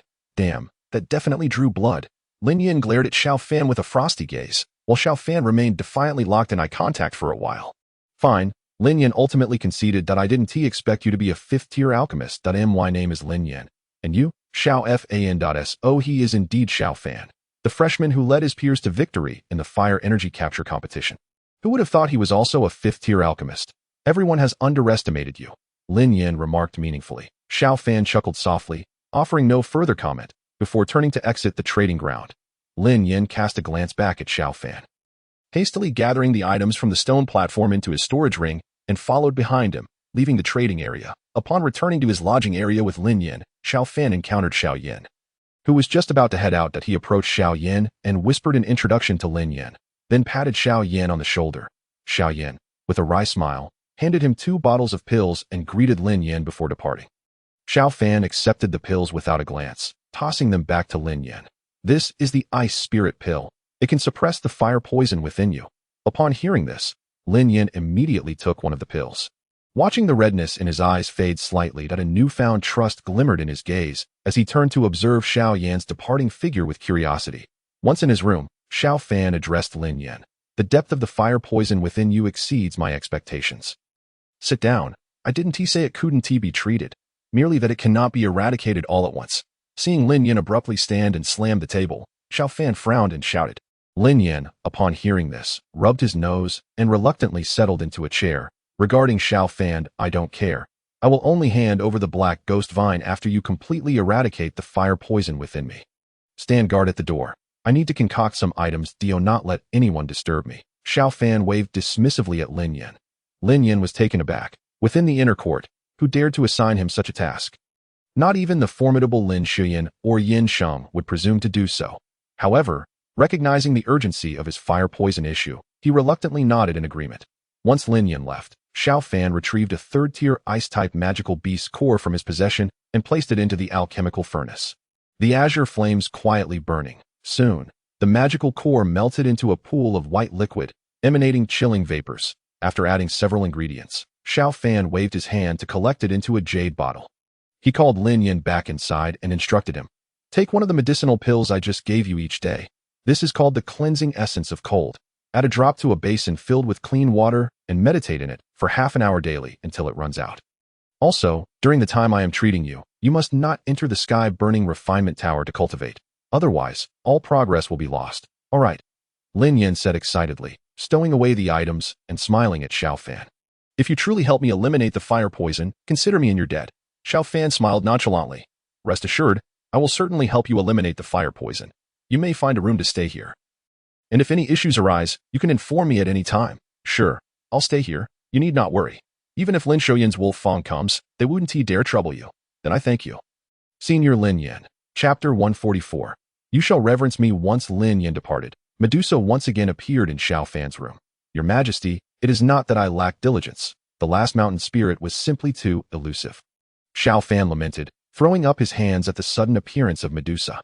After all, he had personally taken Medusa to the trading ground, and while they had been fortunate enough to find the black ghost vine, news of the mountain spirit had remained elusive, which he could not be blamed for. Casting a sidelong glance at Xiao Fan, Medusa stepped towards the window, gazing out at the distant inner court square, and remarked, the talent for cultivation among humans is indeed terrifying. Xiao Fan, seated in a chair, smiled at Medusa without speaking. While human cultivation potential vastly exceeds that of magical beasts, the longevity of high-tier magical beasts remains unattainable for humans. It can only be said that every gain comes with its loss. After a prolonged silence, as the two fell into contemplation, Xiao Fan suddenly shot up from his chair, dragging it across the floor with an ear-splitting screech. What's wrong? Medusa turned, intending to scold him, but upon witnessing the shock on Xiao Fan's face, she suppressed her irritation. She was curious about what could have caused this usually unflappable young man to react so dramatically. Xiao Fan, oblivious to Medusa's inquiry, felt the once dormant imprint that belonged to the Eagle Guardian within him radiate a scorching aura, signifying that the entity who had marked him was sensing the location of this imprint. This is bad. Although Xiao Fan had completely neutralized the controlling effects of this imprint, it also presented him with the best opportunity to infiltrate the Soul Temple. To let this chance slip away felt like a regret he could not afford. However, being trapped in the inner court with the Eagle Guardian unable to pinpoint his location, there was a risk of the imprint detonating, or even if he managed to exit later, it could lead to a decline in the Eagle Guardian's trust. Ding! A new quest has been triggered. Control the Eagle Guardian. Quest rewards: 200 Dou Chi points, 2,000 source coins, 100 experience points. Failure penalty: minus 300 Dou Chi points, dash 5,000 source coins, and the random loss of one of the 5 senses. Quest duration: 5 days. Damn. Just as Xiao Fan was hesitating, contemplating abandoning the idea of entering the Soul Temple, the system's voice echoed in his mind again. Control the Eagle Guardian as a mere Dou spirit. You want me to control the life and death of a peak Dou Emperor? Is this some kind of joke? Moreover, the penalties for failure are deliberate. The loss of Dou Chi points and source coins are one thing. But losing one of my 5 senses randomly? This is forcing me to complete this quest. What happened? Seeing Xiao Fan's face shift through shades of red and white, Medusa squinted, sensing that he had encountered some difficulty, and inquired lightly. Anxious and troubled, Xiao Fan failed to notice the change in Medusa's tone, but he glanced at her and gradually calmed himself. The strength of the Eagle Guardian was likely at the high-level Dou Emperor, possibly even at its peak. Given that he only possessed the strength of a Dou spirit, it was impossible for him to overpower the Eagle Guardian. Furthermore, he had no current means to acquire the necessary skills to subdue a Dou Emperor. Even if he were to utilize external forces to temporarily restrain the Eagle Guardian, he would still be unable to implant a mark in the Guardian's mind. The disparity in their strengths was far too vast. Even if he succeeded in marking the Guardian, it would at best result in severe injury, not direct control over life and death. His sole reliance now rested on Medusa and Yao Lao. Yet Yao Lao was currently in a spiritual state and could potentially be suppressed by the Eagle Guardian, especially since the Soul Palace had numerous methods to counteract spiritual entities. Medusa had just recently broken through to Dou's zone and was not at her peak strength. She had only developed a favorable impression of him due to the soul of the sky-devouring python. Although victory was possible, subduing the Eagle Guardian would still pose a challenge, for he was a formidable protector of the Soul Palace. Was this task a deliberate setup by the system? Xiao Fan furrowed his brow, realizing that this mission was beyond his current capabilities. After considering all his options, he still could not find a way to counter the Eagle Guardian. Just as he intended to search the system for useful methods, Medusa interrupted him. What was happening? Xiao Fan remained lost in thought, and when Medusa noticed his silence, she gestured, rendering him immobile. He found himself frozen in place. Wide-eyed it seemed that she had also sealed his mouth. With another wave of her hand, he could finally breathe. After contemplating his words, he slowly spoke. I have an enemy whose strength should be at a high-level Dou Emperor or peak Dou Emperor. I need to deal with him. Medusa replied, Are you tired of living? She shot him an exasperated glare. Do you think such powerful beings are as common as cabbages, even if you have an irreconcilable grudge against him? With your talent, I estimate that in 5 years, you would be able to defeat him openly. Why seek trouble now? Xiao Fan understood the validity of Medusa's words. He did not wish to completely sever ties with the Eagle Guardian just yet. However, the system had given him a mere 5-day deadline, and he was left with no options. I know you're right, but I must resolve this now. Rubbing his temples, he looked at Medusa. So, why should I help you? Seemingly reading his thoughts, Medusa interrupted him. Indeed, why should she help him? He had yet to concoct the fusion spirit pill he had promised her. Furthermore, this opponent was on par with the Medusa before her breakthrough. Yet, upon seeing the disappointment in Xiao Fan's eyes, Medusa's expression shifted, revealing a hint of cunning. That if you agree to one condition, I might consider helping you. What condition? Hearing a glimmer of hope, Xiao Fan eagerly inquired. Regardless of the circumstances, Medusa was currently the strongest ally he could find. If he couldn't enlist her aid, he would have no choice but to abandon the mission. I want you to agree that within 3 years, I shall be respected above all. Chapter 145. 3 conditions. Xiao Fan stared wide-eyed at Medusa. What? Are you unwilling? Medusa scrutinized him, her eyes narrowing slightly, her tone laced with a hint of menace. Xiao Fan shook his head, offering a wry smile. Your Majesty, please do not jest. Who said I was joking? Medusa shot him a sidelong glance, leaning against the windowsill and regarding him with admiration. You are the most talented human I have encountered. When I faced tribulation, you were merely a Dou master, yet in just a few months, you have ascended to the level of a Dou spirit. The more she spoke, the more Medusa recognized Xiao Fan as an exceptional talent. Moreover, not only has your strength progressed remarkably, but you have also reached the realm of a 5th-grade alchemist, comparable to the ancient figures of the Gamma Empire. If left unchecked, I wonder how far you could go. Upon hearing her words, Xiao Fan inwardly lamented. His rapid progress was largely due to the system. Now faced with such a challenging task from it, he found himself in a dilemma. Otherwise, he would not be foolish enough to confront the Eagle Guardian with his current Dou spirit strength. especially considering the potential presence of other powerful beings from the Soul Palace in the Black Corner region. The worst-case scenario was the presence of the Black-Hearted Elder in the Black Skull Tomb. The entire area being a stronghold of the Soul Palace that, if discovered, he would not only have to contend with the Eagle Guardian, but also the formidable entities within the Black Skull Tomb. "You flatter me too much," Xiao Fan replied. His tone firmed. "I am merely a humble Dou spirit, and my assistance is hardly significant. Moreover, if you have any demands, I typically cannot refuse. Can I?" Medusa chuckled softly. Observing the seriousness on Xiao Fan's face, his refusal was anticipated. The 3-year condition was merely a casual remark. If Xiao Fan truly agreed, it would be her surprise, noting the rapid changes in his expression. Medusa understood that this enemy must be incredibly formidable, yet also crucial to him. Even if Xiao Fan remained silent, she knew that the little fellow within him would not refuse her. She merely sought to gain some advantages from this opportunity. "Thus, I can agree to aid you, but you must accept 3 conditions." Medusa crossed her arms, resting one delicate hand on her chin as she regarded Xiao Fan.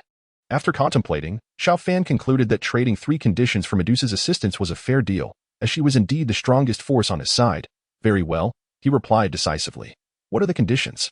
"The first condition is that you must expedite the creation of the fusion spirit pill I require to the best of your ability." Medusa twirled a slender finger against her chin. Pondering for a moment before responding, "I haven't fully decided yet.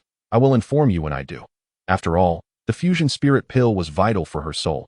Only by merging the small being within her could her strength reach its pinnacle, allowing her to rid herself of the influence of the sky-devouring python soul that Tio this day. Medusa believed that although she had developed some fondness for Xiao Fan due to his assistance during her tribulation, the primary influence still stemmed from the python soul. Thus, she was eager to eliminate this influence as soon as possible. "All right then," Xiao Fan nodded. After all, Medusa's power was undeniable, and he could not resist her.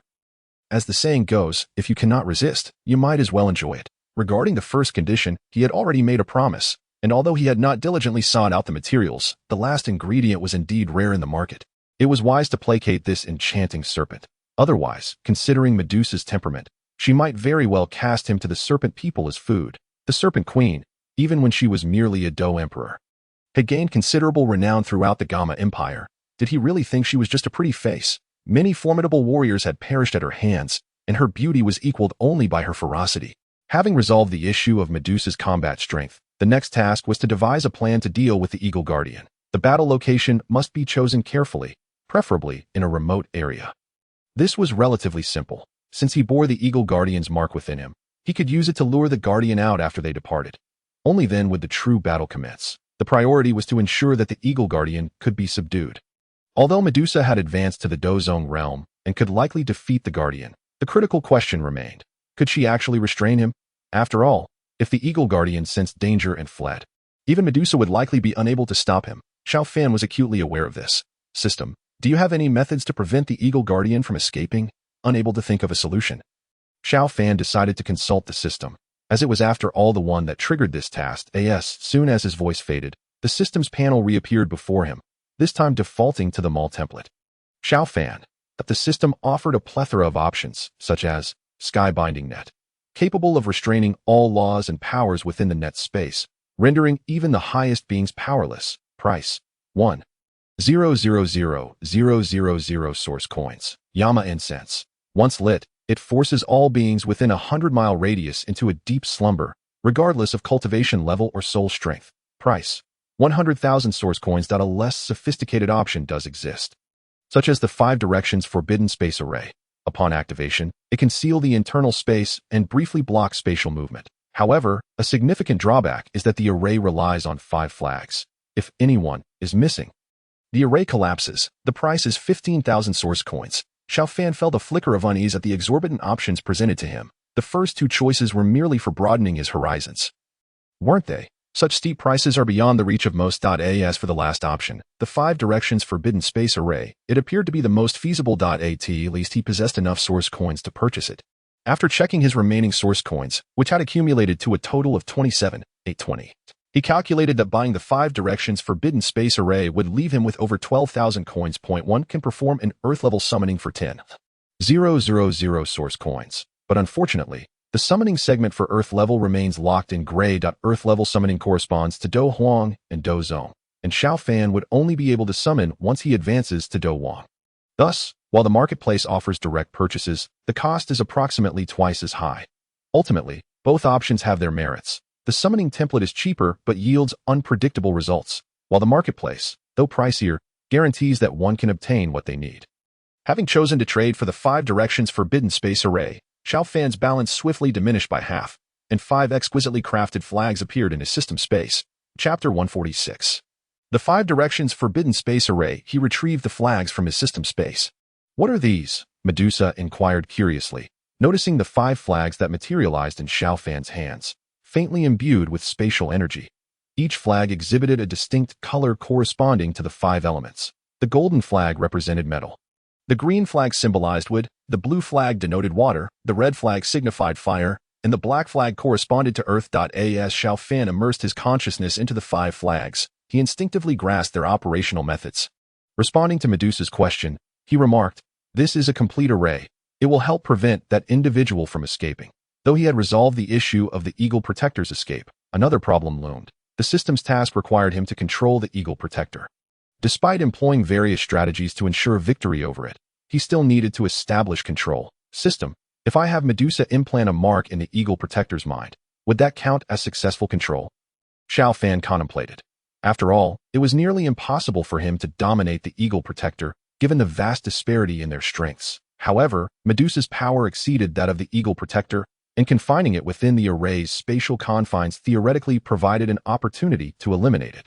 Ding! As long as you can ensure the Eagle Protector will heed your commands, it will be considered controlled. Upon hearing the system's response, Xiao Fan's eyes narrowed with excitement. It seemed achievable. Let's go. We need to find a suitable location to set up the array.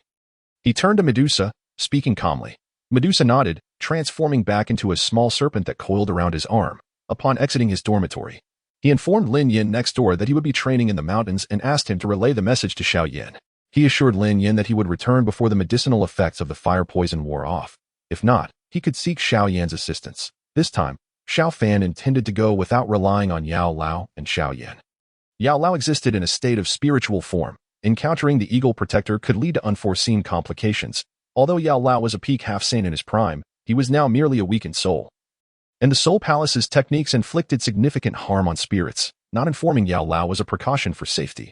Leaving the inner courtyard, Xiao Fan plunged into the dense mountains, carefully orienting himself before summoning his purple cloud wings and flying in a specific direction. After about an hour of travel, he reached the periphery of the inner courtyard, where a vast silver array surrounded the area. Xiao Fan glanced at Medusa.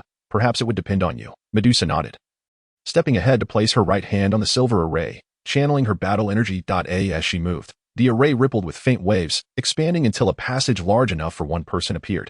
The outer array of Jian and Academy primarily concealed the inner courtyard's location, effective against typical practitioners, but utterly ineffective against a powerhouse like Medusa. Let us proceed. With a calm gesture, Medusa stepped into the opening, and Xiao Fan followed closely behind. They had completely exited the inner courtyard's confines. Xiao Fan cast a final glance at the restored array, observing how the structures had vanished, blending seamlessly with the surrounding mountains. Ah, this outer array truly is a remarkable asset. He inhaled deeply, then began searching for a suitable spot to set up their array alongside Medusa. Soon, they settled in a secluded valley. This will do, Medusa declared, hovering above and surveying the valley below. The low terrain would greatly enhance their chances of trapping the Eagle Protector with the array during battle. Indeed, Xiao Fan agreed, his purple cloud wings gently fluttering as he circled the valley to scout the area. Finding no signs of human presence, he was satisfied and retrieved the array flags from his space. The 5 exquisite flags lay delicately in his hand, resembling toys. With a determined flick of his wrist, he declared, "Rise." The flags soared into the air, rapidly growing from the size of his palm to several meters tall. Encircling him, the flags formed a circle. Xiao Fan infused them with his battle energy and pointed in 4 directions. The flags flew in accordance with his gestures, billowing in the wind and producing a resonant sound. Once the flags reached their designated positions, Xiao Fan pressed down with both hands, unleashing an immense pressure. "Array, activate." With that command, the 5 flags simultaneously descended, their poles embedding firmly into the ground, securing them in the valley's 5 cardinal directions. Isn't this too conspicuous? Anyone with half a brain would realize something is amiss, Medusa remarked, observing the massive flags surrounding the valley, her brow furrowed. Patience. Xiao Fan chuckled softly, composing an intricate hand seal. An arcane energy emanated from him, weaving toward the 5 flags. Soon, The flags harmonized with Xiao Fan. Exuding a profound and ethereal aura, the 5 flags served as the core of the array's operation. Additionally, a focal object was needed to complete the formation. Medusa glanced curiously at the connection between Xiao Fan and the flags, asking, "So you are using yourself as the focal point?" Xiao Fan shook his head. It's my unusual fire that serves as the focal point. It is vital. If the focal point is destroyed, the array will collapse. As his words faded, the Qinglian earth heart fire emerged from within him, connecting with the 5 flags. Medusa involuntarily flinched at the sight of the unusual fire that had once burned her. Recalling the painful memories of her past, a hint of fear flashing across her eyes as she instinctively stepped back. Noticing her reaction, Xiao Fan chuckled, reassuring her, "Do not worry. It is now under my control. And you need not fear it." Humph. Medusa remained silent, a soft huff escaping her lips, yet her gaze softened slightly. Xiao Fan directed the Qinglian earth heartfire downward, transforming it into a blue lotus that linked with the 5 flags. "Hooray, conceal." As he spoke, the once prominent flags vanished entirely, and the valley returned to its tranquil state. With that, the array was successfully set up. Chapter 147. Splitting the soul's essence, Medusa surveyed the hidden flags with a glimmer of surprise in her eyes before redirecting her gaze to Xiao Fan. "Next, we simply need to lure him here." Xiao Fan hesitated momentarily, then steeled himself and replied. "Wait a moment." He closed his eyes, his form gradually shifting until another body, his spirit puppet, detached from him. Xiao Fan had meticulously planned this mission. But uncertainties lingered. Despite having an array and the assistance of Medusa, he could not guarantee success, especially given his lack of knowledge regarding the Eagle Protector's hidden abilities. Once the mask is torn, the identity of Imo Shang would become utterly useless. Thus, Xiao Fan resolved to take one more precaution. Even in the event of failure, he would ensure that Imo Shang's identity would not be wasted.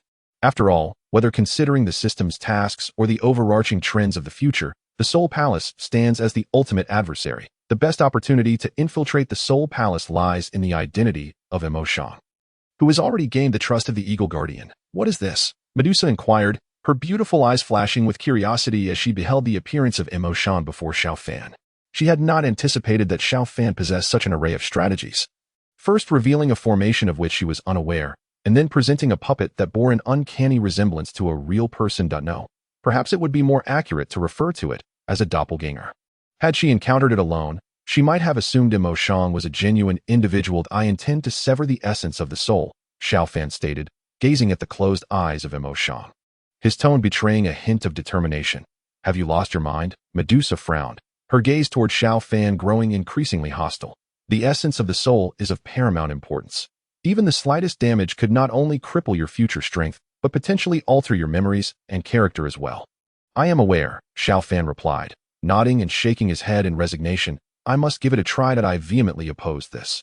"You are courting death," Medusa exclaimed, her eyes narrowing as she fixed her gaze on Xiao Fan. In response, Xiao Fan shook his head, a smile gracing his lips. "Rest assured, with my numerous methods, I shall be fine." He then sat opposite Imo Shang, both of them closing their eyes tightly. Medusa, witnessing Xiao Fan's actions, felt an overwhelming urge to strike him unconscious. However, after several attempts at contact, she realized that Xiao Fan, though seemingly gentle, was resolute in his actions. Even if she were to incapacitate him, he would undoubtedly persist afterward. With a huff, she shot him an annoyed glance and positioned herself around him for protection. Disregarding the outside world, Xiao Fan trusted that Medusa would handle it for the Eagle Guardian. His mark still lay under the control of Xiao Fan's chaotic fire, making it impossible for the Eagle Guardian to sense his location. Diving into his soul space, Xiao Fan found himself enveloped in a haze of gray, an appearance typical of most souls, formless and chaotic. This gray mist represented a portion of an individual's soul, akin to the soul's power within the body. Just as the might of one's energy can be measured, so too can the intensity of the soul be gauged through this mist. As a person's soul strengthens, the power evolves from this gray fog into other forms. While the mist signifies only a fragment of the soul's force, the essence hidden deep within the gray fog embodies the core of one's being. The essence of the soul encompasses all characteristics of a person's spirit. Daily cultivation focuses on enhancing the fog surrounding this essence. Damage to the essence could yield unimaginable consequences: madness, a state of living death, or even demise. Xiao Fan's consciousness journeyed deeper into his soul, and after an indeterminate period, he perceived a liquid-like entity within his awareness. This was the essence of the soul, shapeless mist gradually transforming into other forms. Xiao Fan's essence, approximately the size of a fist, was the result of numerous refinements by the system. For others at the same level, their essence might only measure half of his as an alchemist. Compounded by the system's repeated refinements, his current soul strength rivaled that of a Dou level expert, thereby significantly amplifying the power of his essence. Gazing at the pulsating essence before him, Xiao Fan found himself at a loss for how to proceed. His goal was to extract a portion of the essence and inject it into Mo Shang, thereby allowing Mo Shang to exist as an independent entity while still remaining a part of him. Theoretically sound, yet the essence was of utmost importance, and even Xiao Fan lacked absolute confidence. System, how does one divide the essence of the soul? Beep. The host simply needs to inject their consciousness, consciously splitting the essence into two parts, with one part to be infused into the spirit puppet's body. Upon hearing this, Xiao Fan bit down hard, directing his consciousness towards the essence. As he entered the essence, he felt as though he had transformed into a pool of liquid. At that moment, the essence became akin to his own body, and he needed to divide this body into two. As soon as he had this thought, he sensed the essence beginning to separate slowly, accompanied by an intense pain that penetrated his soul. The overwhelming agony forced Xiao Fan to momentarily cease his efforts. Without a body, his consciousness trembled. How could this be bearable? Xiao Fan inwardly shouted. Having endured the pain of soul refinement before, he believed he could withstand it, but the intensity of the core essence division was far more severe than he had anticipated. He was unaware that previous soul refinements merely concentrated the outer mist of the essence, compressing its quantity into a quality resembling the essence. Thus, Xiao Fan's essence had grown rapidly, and the accompanying power had surged immensely. The pain from earlier refinements was merely a result of compressing the outer mist, while now he was attempting to divide the very core of his being. Touching the essence was akin to being struck by a mountain, magnifying all sensations exponentially. Hence, the initial division had unleashed a torrent of pain far beyond his previous experiences. Though the pain of severing the essence tempted Xiao Fan to relent, he gritted his teeth and pressed on. Carefully controlling his consciousness, he began to stretch the essence apart as if it were a lump of clay, intent on dividing it into two halves. With his entire focus immersed in the essence, Xiao Fan lost all perception of the outside world. Medusa stood beside him, her brow furrowed, her eyes fixed on him. Fearful of missing any detail, a flicker of conflict evident within her gaze. Since he began the division, Xiao Fan's body had begun to tremble subtly, beads of sweat cascading from him, quickly soaking his garments. How audacious, Medusa mused, observing Xiao Fan's furrowed brow and pale complexion, his trembling frame leaving her feeling helpless and confused. What is happening to me? Why am I concerned for a mere human? Her violet eyes flickered with uncertainty as she grappled with her emotions. This must be your influence. She chastised the small purple serpent in her mind. Convinced that the creature's fondness for Xiao Fan had tainted her feelings, it seemed imperative to resolve this underlying issue soon. The spirit fusion pill was merely a material short of completion and should be ready shortly. The purple serpent, sensing Medusa's reprimand, flicked its tongue, coiling around her ethereal visage, emitting a soft, appeasing hiss. You want me to save him? How could I possibly do that? Medusa's eyes widened, frustration bubbling within her. You, a serpent person, allow mere fragments of purple crystal to sway you. With an exasperated finger, she poked the serpent on its head, chastising it. Stop. He is attempting to divide his essence. That is a death wish. Impossible. Medusa's disbelief was palpable as she stared at the creature, her eyes wide as it gaped back at her. This is madness. I will not consent. The serpent's urgent hissing intensified, and Medusa felt her own body tremble unnaturally. Do not seize control of my body, Medusa faltered, still recovering, her body under the serpent's dominion. That if they contended, she would be forced to relinquish control once more. The serpent, sensing her vulnerability, grew more jubilant. No, you must understand the profundity of the soul. I may lack deep knowledge, but even a Dozun would hesitate to engage with the essence. Once entangled with another soul, it could irrevocably alter one's own spiritual path. Recognizing the futility of persuasion, the serpent resumed its bid for control. Stop. Medusa's head swelled with frustration. If this little serpent were to seize her authority, it might very well deliver her demise, and she feared she might never awaken again. With a reluctant agreement, she shot a displeased glance at the merrily writhing serpent. Medusa opened her eyes, her gaze settling once more on Xiao Fan. Humph. With a discontented huff, she conjured a small barrier around them. Even though this place was seldom trodden, the impending process was fraught with peril. This barrier could not only conceal the three of them, herself, Xiao Fan, and the spirit puppet Mo Shang, but it would also serve as a warning should anyone intrude. Once the barrier was established, Medusa settled cross-legged beside Xiao Fan, her eyes flickering to his trembling form. And she let out another frustrated huff. Yet, a flicker of unacknowledged concern passed through her gaze. Medusa's eyes half closed, and a phantom of a colossal purple devouring python emerged behind her, its massive head surveying the surroundings before its triangular eyes focused on Xiao Fan. Gradually, its form diminished until it became a diminutive serpent, no larger than a palm. With a flick of its tail, it darted towards Xiao Fan's forehead. This was Medusa's soul, now evolved into the devouring python. And she wielded her own spiritual power. As Medusa's soul energy entered Xiao Fan's mind, she immediately sensed the strength of his spirit. His vast ocean of consciousness was unparalleled, even surpassing some of the most formidable warriors. Guided by the fluctuations of Xiao Fan's soul, Medusa raced toward the core of his spiritual essence. Along the way, her spiritual vessel brushed against the chaotic forces surrounding Xiao Fan. Generally, one could not enter another's consciousness space without coercive methods. Even if one managed to invade, the host's spiritual will would repel any foreign energies, as each individual's spiritual aura is unique. However, Xiao Fan was currently in the throes of dividing his soul essence. His consciousness a tangled mess, allowing Medusa to explore without hindrance. Despite her careful navigation, the chaotic spiritual energies in Xiao Fan's consciousness were overwhelming, and some unavoidable residue clung to her. "See, I told you this would be troublesome," she remarked with irritation, glancing at her once vibrant scales, now dulled by Xiao Fan's soul essence. Soon, she arrived at the core of his spiritual essence, where the tumult caused by his soul division had scattered countless errant forces. Medusa found it impossible to evade their influence and had to accept their contamination upon her form. This is quite a dilemma. At that moment, Xiao Fan's spiritual essence was subtly showing signs of division due to his repeated efforts. Yet it remained merely a trend. Success seemed utterly unattainable. Just as Medusa approached, she heard Xiao Fan's anguished roar echo within. The pain in his voice was palpable, a testament to the torment he endured. "He can still scream like that. He must be alive and kicking," Medusa murmured, feeling a slight sense of relief, having previously been uncertain of Xiao Fan's condition. Chapter 149.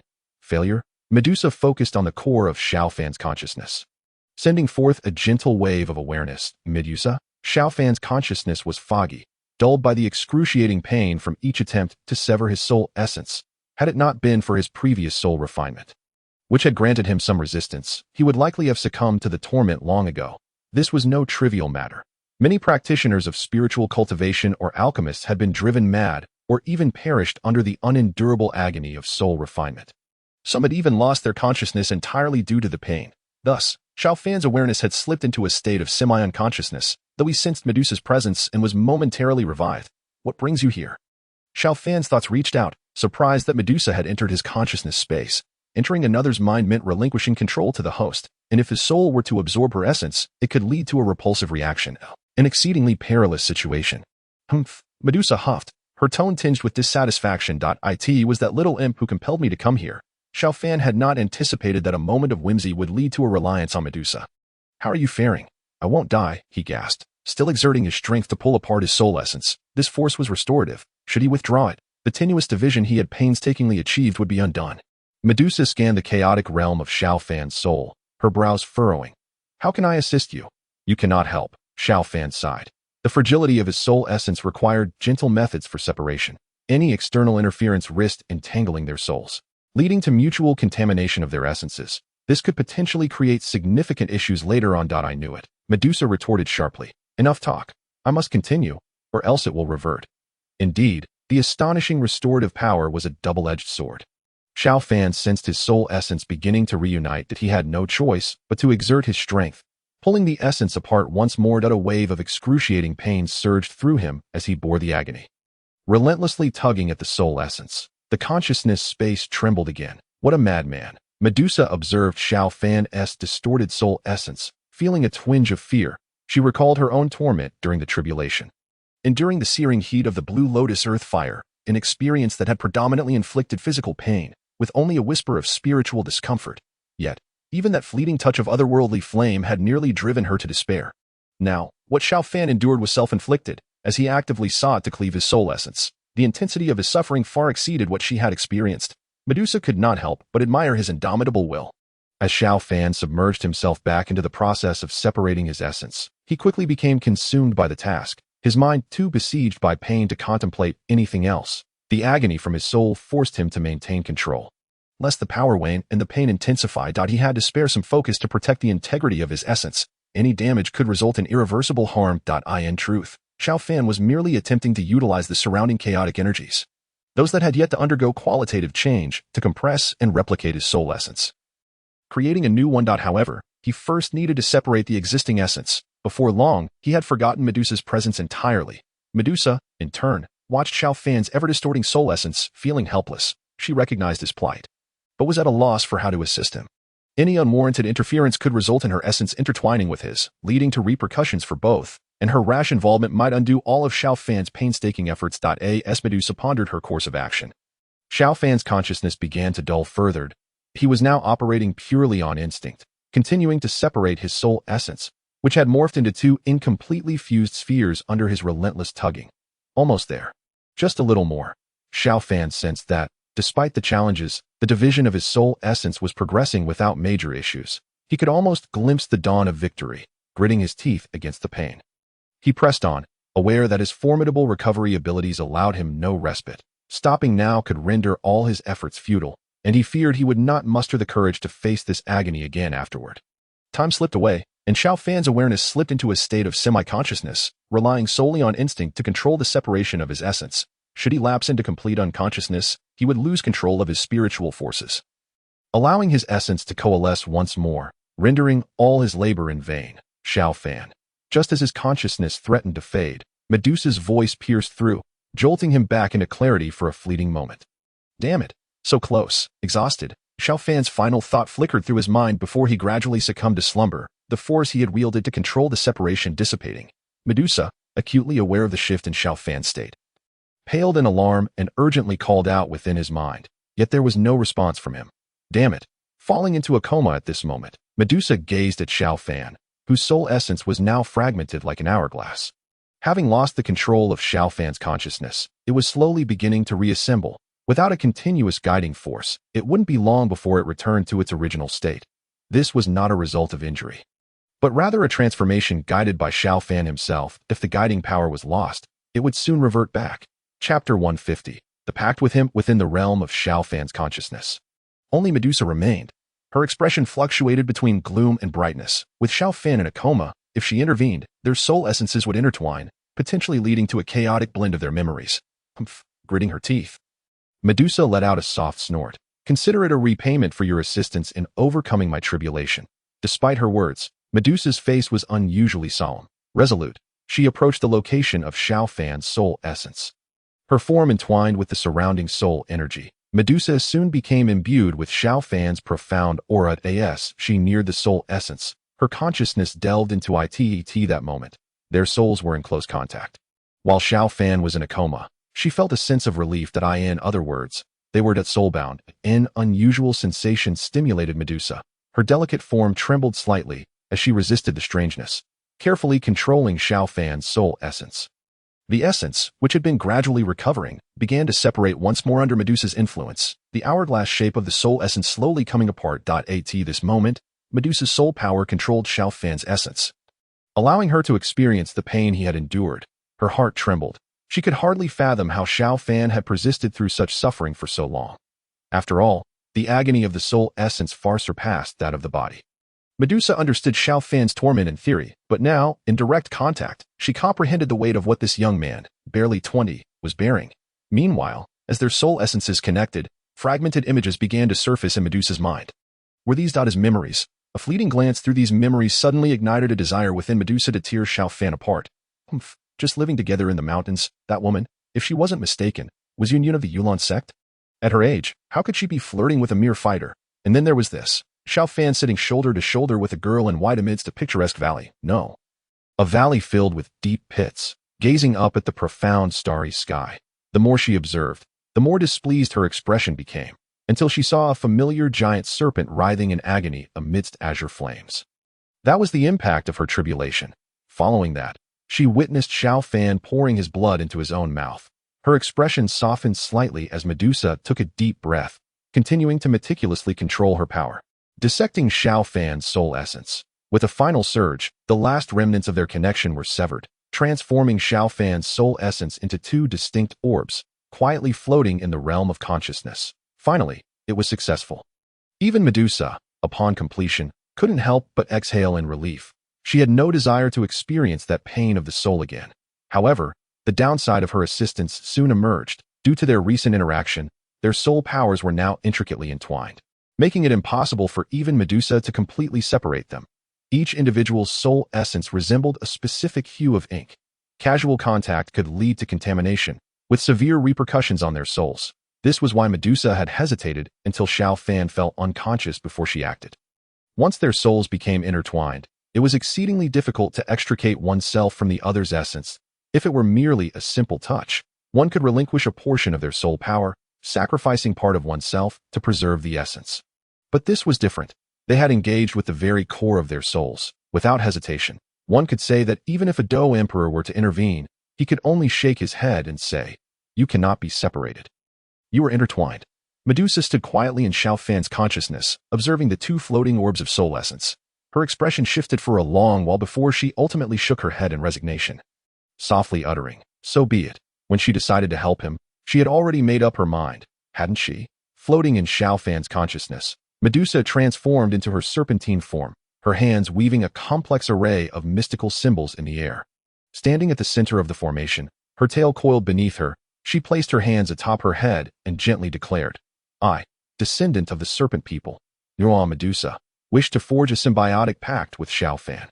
From this moment forth, my fate shall be intertwined with yours, life and death together, never to part." As her words faded, a mystical seal ascended from Medusa's crown, shimmering in the void before imprinting itself upon Xiao Fan's essence.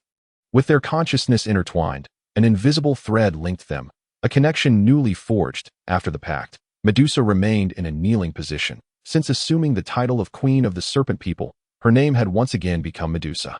Each reigning queen bore only that name.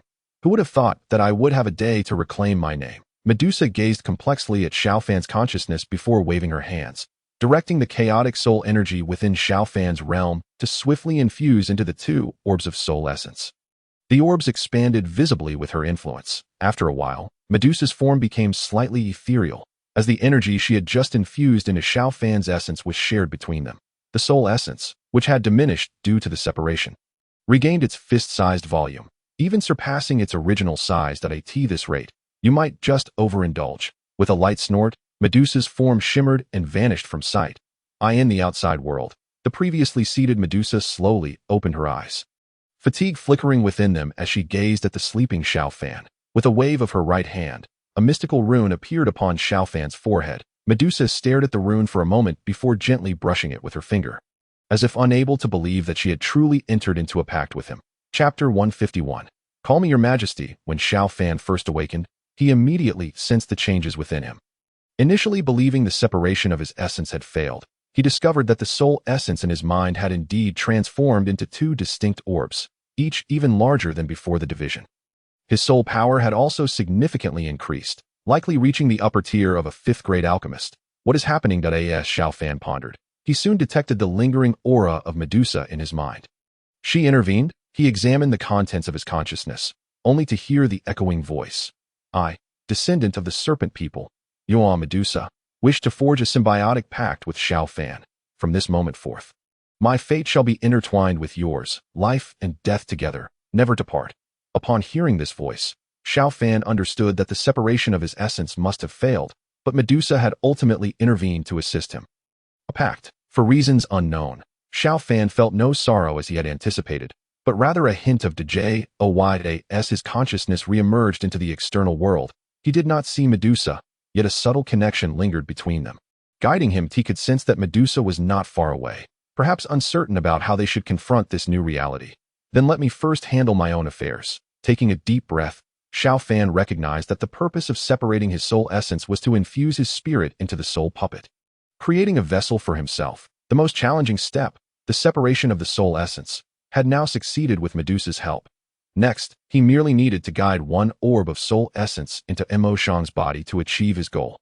Dedicating his focus to the realm of consciousness, Xiao Fan cautiously guided one orb of soul essence, gently lowering it onto the body of the soul puppet. As the essence made contact, it swiftly integrated into the puppet, settling within its mind. With a whoosh, the soul essence successfully infused into the puppet, allowing Xiao Fan to distinctly feel his control over this new form. Opening his eyes, both Xiao Fan and Imo Shang beheld a new version of themselves reflected within each other's gaze. With a subtle smile at the corners of his mouth, Xiao Fan waved his hand, imprinting the mark of the Eagle Guardian onto Imo Shang's body. Immediately, the chaotic fire within Imo Shang flared up once more, enveloping the Eagle Guardian's mark in flames. Thus, the ties between the two identities were completely severed. Xiao Fan narrowed his eyes. From here on, he merely needed to stage a performance. The ideal outcome would be to successfully subdue the Eagle Guardian and implant Medusa's mark into his mind, compelling him with her Dozong strength to remain in the Black Corner region until Xiao Fan had sufficiently grown in power to deal with him. The reason for preventing the Eagle Guardian from leaving the Black Corner region was primarily due to the abundance of powerful figures in the Soul Palace. Should he return to his stronghold and discover a method to unravel the mark, it would be disastrous. Of course, if the outcome were less than favorable and he failed to capture the Eagle Guardian. The complete separation of Xiao Fan and Imo Shang's identities would still allow him to utilize Imo Shang's persona to infiltrate the Soul Palace again. Furthermore, with the existence of the chaotic fire, even the Eagle Guardian's mark could be countered by Imo Shang. Xiao Fan extended his finger to touch Imo Shang, who then melded back into Xiao Fan's body, with Imo Shang secured. Xiao Fan proceeded towards the sensed location of Medusa. Within moments, he spotted Medusa seated at the edge of a cliff, casually swinging her long legs in the air, still adorned in the shoes Xiao Fan had gifted her in the Black Corner region. The sky was dimming, and as the last rays of the setting sun cascaded over Medusa's shoulders, Xiao Fan found himself momentarily entranced. After a long pause, he regained his composure and stepped closer to Medusa. She had already sensed his arrival, but was momentarily at a loss for how to respond. Standing behind her, Xiao Fan's admiration was palpable, eliciting a slight upturn of her lips. He stood just a step behind her, gazing at Medusa, opening his mouth to speak, but faltering on how to begin. Medusa at that moment, he distinctly observed Medusa's swinging legs come to an almost imperceptible halt, followed by her haughty voice. "Who permitted you to address me in such a manner?" With a slight smirk, Xiao Fan mused that the shy queen was truly captivating. He stepped forward and settled beside her, softly saying, "Thank you, Humph."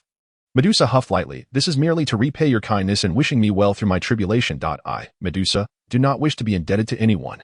Furthermore, please address me as your majesty." With that, her beautiful lavender eyes narrowed slightly at Xiao Fan, her crimson lips pouting in a manner that seemed to express her displeasure. "Very well, your majesty." Xiao Fan intended to tease her, but unexpectedly, Medusa pushed him off the cliff. He screamed in midair. He spread his purple cloud wings and swiftly soared back up, hovering before Medusa at the cliff's edge. Murderer! Medusa was unaccustomed to Xiao Fan's intense gaze. Had it been anyone else, she would have long since gouged out their eyes to feed the snakes. Turning her back to the cliff, Medusa spoke coolly. "Didn't you say you were here to attract your enemies? Let us focus on the matter at hand." Speaking of business, Xiao Fan landed beside Medusa and, with concern, inquired, "Before you assist me in severing the source, do you feel any discomfort?" After all, there were still a few days left for the task. Waiting a bit longer was feasible. Were it not for the punishment of having one of the 5 senses extracted, Xiao Fan would have been willing to forego this task, as the disparity in strength was too great. "Rest assured," Medusa replied, her voice as regal and serene as ever. "All I will do is assist you in severing your source. You have largely completed the process yourself. I am merely lending a hand. And there is no cost to me." Xiao Fan nodded at her words. Though he felt something was amiss, he chose to disregard it.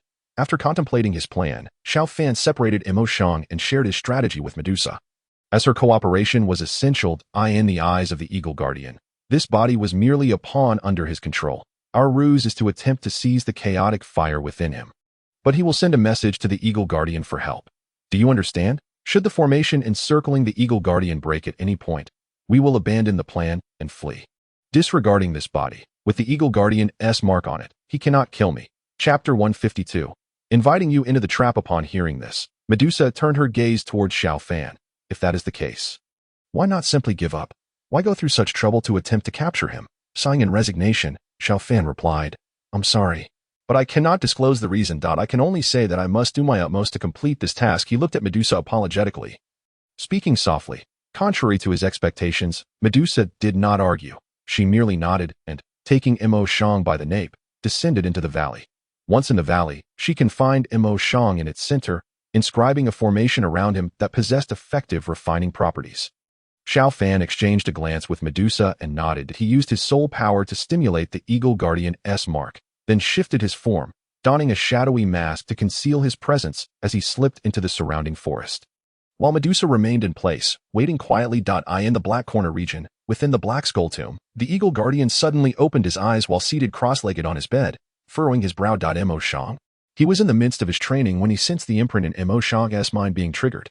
The Eagle Guardian immediately understood that Mo Shang was seeking help. Mo Shang was a crucial piece in his plans to return to Zhongzhou, and he could not afford to abandon him. Let me see who dares to touch my people.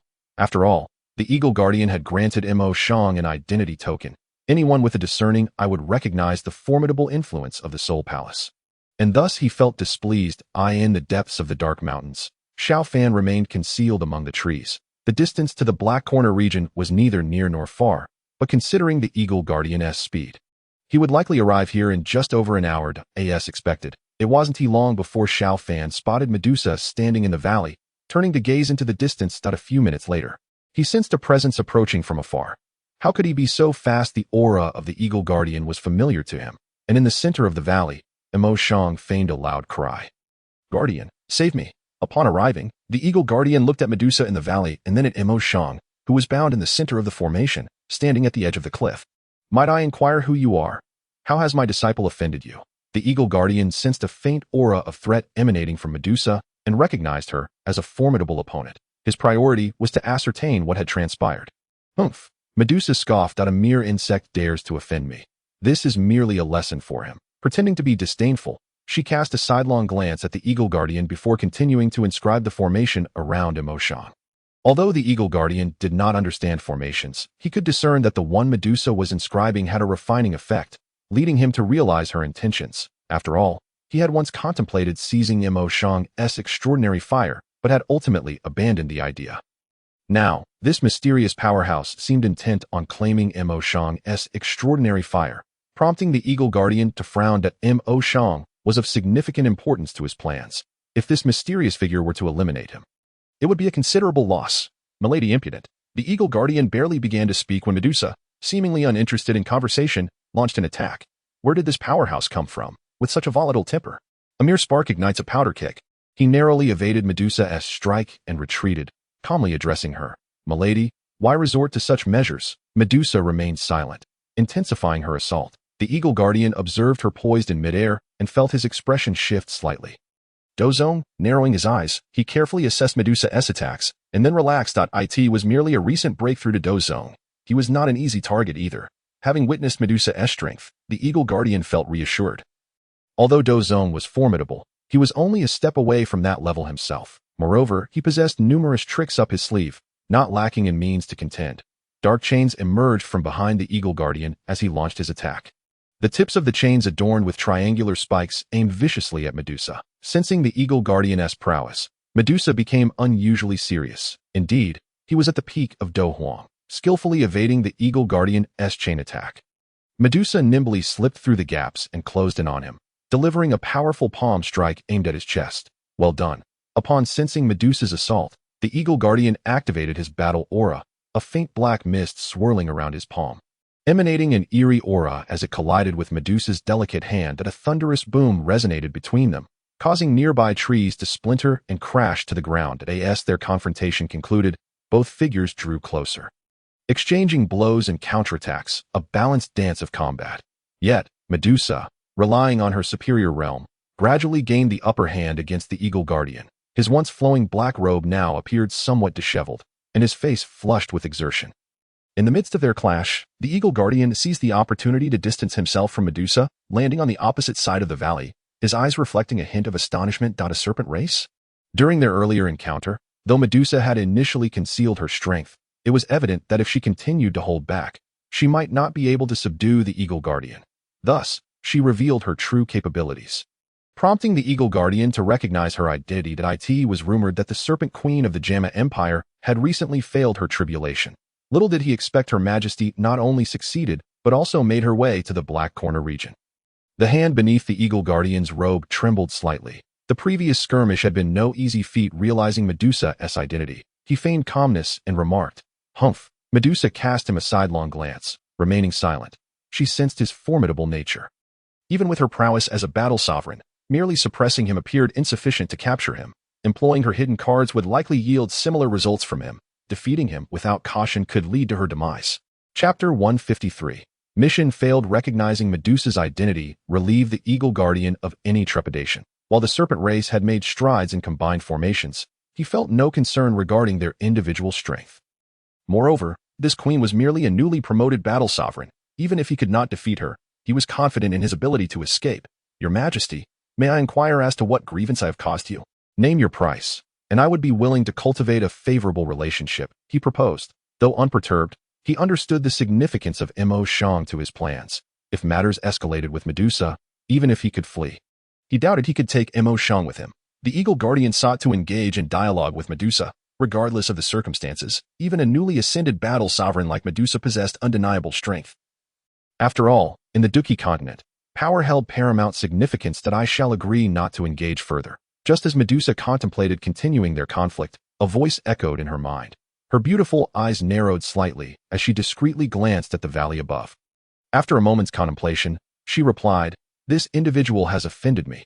If I were to hand him over so readily, what would become of my dignity?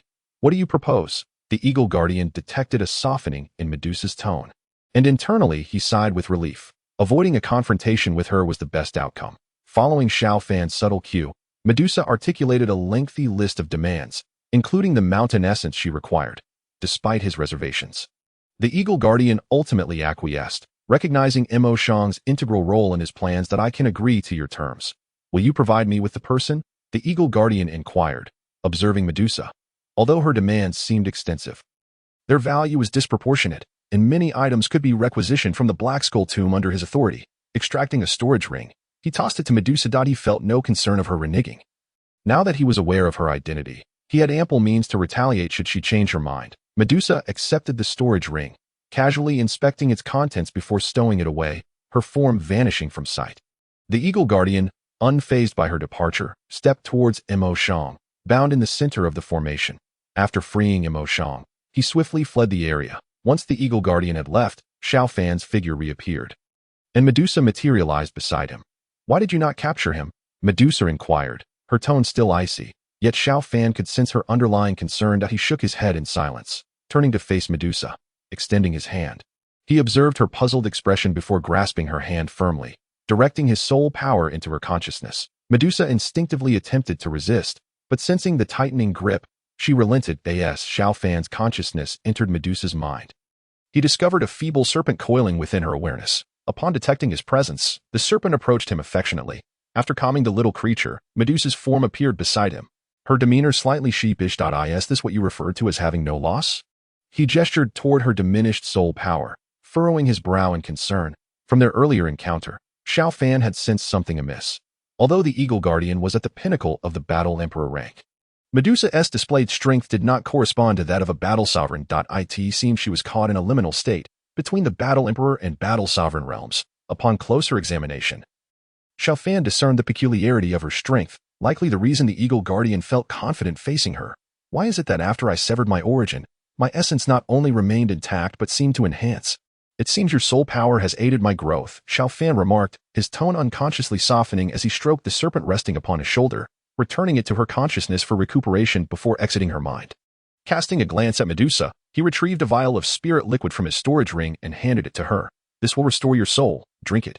Though her power far surpassed his, Medusa found herself at a loss for words to refute him. "Damn it. It's all because of that contract." She took the vial and sipped cautiously. The strange energy surged into her soul, revitalizing her slightly and brightening her gaze. "And what of the Eagle Guardian? Do you not intend to control him?" Upon hearing this, Xiao Fan pondered briefly before sighing. "From the outset, I was aware that the chances of success were slim. I merely wished to attempt it." After recalling the 5 formation flags placed around the valley, he considered it a minor consolation that as long as they remained intact, they could be reused. Glancing at the mission panel, Xiao Fan realized the mission had clearly failed. The time limit was 5 days, and as such, penalties had yet to be assessed. When the time came, he would not only lose 300 Duki points, but also forfeit one of his 5 senses. This was the most difficult aspect for him to accept. While Duki and source currency could be replenished through further training, he questioned whether the loss of a sense could be restored by the system. Yet, Given the system's capabilities, he believed it should not pose a significant issue. Thus, he did not dwell on it. Enough of this. I shall take a few days to roam outside before returning to the inner academy. Stretching languidly, Xiao Fan addressed Medusa. The materials for the spirit fusion pill have been prepared. Rest well, and tomorrow I shall concoct the elixir for you. Indeed, Medusa nodded slightly, remaining silent. For her, the urgency of crafting the spirit fusion pill had diminished considerably. Her current plans were, Chapter 154. Am I disturbing your flirtations? In the pitch-black night, within a secluded cave in the silent mountains, Xiao Fan's gaze remained fixed on the alchemical cauldron before him. Dark flames roared beneath it, the materials within transforming into a rich liquid that emanated an enticing aroma.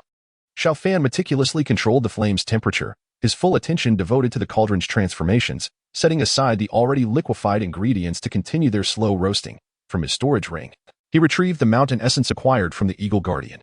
The mountain essence appeared as a gray-black, translucent substance, resembling a curled-up figure. This essence could only be formed in spirit-rich mountains alongside spiritual springs, possessing extraordinary restorative effects on the soul, making it exceptionally rare.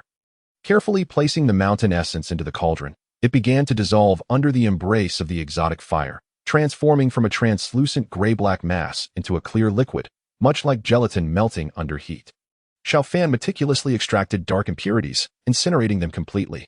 Exhaling softly, even Xiao Fan felt a wave of fatigue wash over him. After all, crafting a fifth-tier elixir was no simple task, and his experience in such matters was limited. The fusion spirit pill, though classified among fifth-grade elixirs, requires exceedingly rare herbs, and the complexity of its refinement is mitigated by the presence of the soul fragment of the esteemed apothecary as such. Xiao Fan finds himself relatively familiar with the process. What follows is the final fusion. Xiao Fan murmurs softly, then turns his gaze towards Medusa, who sits a short distance away. He speaks gently. Euro, when the pill is formed, there will be energy ripples that I will rely on you. Medusa, acknowledging his words with a slight nod, recalls how she initially attempted to correct his address. Yet, despite Xiao Fan's verbal acknowledgement of the error, he remained steadfast in his usage, and eventually, she acquiesced. The moment the fifth-grade elixir is completed, a violent surge of energy ripples will ensue. Should one become overwhelmed or distracted by these ripples, the likelihood of failure in pill refinement would increase significantly. Xiao Fan's current prowess barely qualifies as a spirit fighter. While he could endure the energy surge, his lack of experience, compounded by the scarcity of the materials for the fusion spirit pill, dictates that the most prudent course of action is to allow Medusa to dissipate the energy ripples. I shall commence, he states softly, immersing himself once more in the cauldron, guiding the various liquid forms within with meticulous care. Initiating a gradual fusion. Throughout this process, Xiao Fan remains vigilant, ensuring the balance of energies within. An uncoordinated fusion could lead to an imbalance of medicinal properties, ultimately affecting the quality of the elixir. Given that this is a fusion spirit pill crafted for Euro, he dares not be negligent. After approximately 10 minutes of careful melding, the essence within the cauldron ultimately coalesces into a faintly colored liquid. As Xiao Fan regulates the flames, it gradually transitions towards a solid state. It is nearly time. Sensing the opportune moment, Xiao Fan forms a hand seal, channeling his soul power into the mass within the cauldron. And the embryonic form of the elixir begins to manifest. At this juncture, his sole obligation is to maintain the internal energy balance of the cauldron while awaiting the moment of the elixir's completion. Just as the elixir approaches fruition, an energy fluctuation erupts from it, surging through the cauldron and causing ripples to spread outward. This disturbance rivals the attacks of some advanced spirit fighters, if left unchecked. While Xiao Fan might withstand it, the internal energy imbalance could jeopardize his refinement efforts. Humph! Medusa, seated beside him, emits a soft huff, extending her delicate right hand to effortlessly dispel the energy ripples as if they had never existed. Indeed, having you assist in the elixir's refinement is extraordinarily beneficial. Xiao Fan chuckles, recognizing that while he could counteract the disturbance, it would not be with such ease. In response, Medusa's lips curl into a subtle smile. Yet she retorts, "This king shall not aid you in pill refinement. My involvement is solely due to my need for this elixir." Xiao Fan merely smiles in silence, aware that the bond forged through their contract grants him a unique understanding of Euro, revealing her to be a rather endearing yet proud individual when in familiar company. Now, coalesce. With the energy ripples subdued, Xiao Fan narrows his eyes, pressing his hand down upon the cauldron, a rich fragrance of the elixir wafting forth. Done. With a serene smile, he gestures, and a perfectly rounded, pale purple elixir emerges from the cauldron, landing within the jade vial he had prepared. Here, take this. Xiao Fan hands the vial containing the elixir to Yuro. Softly instructing, you will require some time for the final fusion after consuming the elixir. So wait until I have entered the inner courtyard before you do. Should she ingest it now, Xiao Fan would be unable to unlock the formation surrounding the inner courtyard of the Jianan Academy, rendering it difficult to explain his subsequent absence. Yuro accepts the vial, nodding in acknowledgement before inquiring, what are your plans now? Xiao Fan ponders briefly. His primary objective was to address the matter concerning the Eagle Guardian. And given the current outcome, he feels it is not entirely disappointing. Let us prepare to return to the inner courtyard tomorrow. With the system's 5-day deadline looming, tomorrow marks the final day, and the impending penalties weigh heavily on his mind. He stores the cauldron in his spatial ring. Although it does not rank among the finest, it remains a valuable artifact bequeathed to him by the apothecary, while it serves him well in the present. As he continues to progress, a higher quality cauldron will soon become necessary. After all, a superior cauldron can conserve the alchemist's energy and time, and in some cases, enhance the quality and success rate of elixir production. Following the completion of the elixir, a profound silence envelopes the cave. Ahem. Are you not returning to the Jiama Empire? Xiao Fan breaks the stillness, directing his query towards Yuro.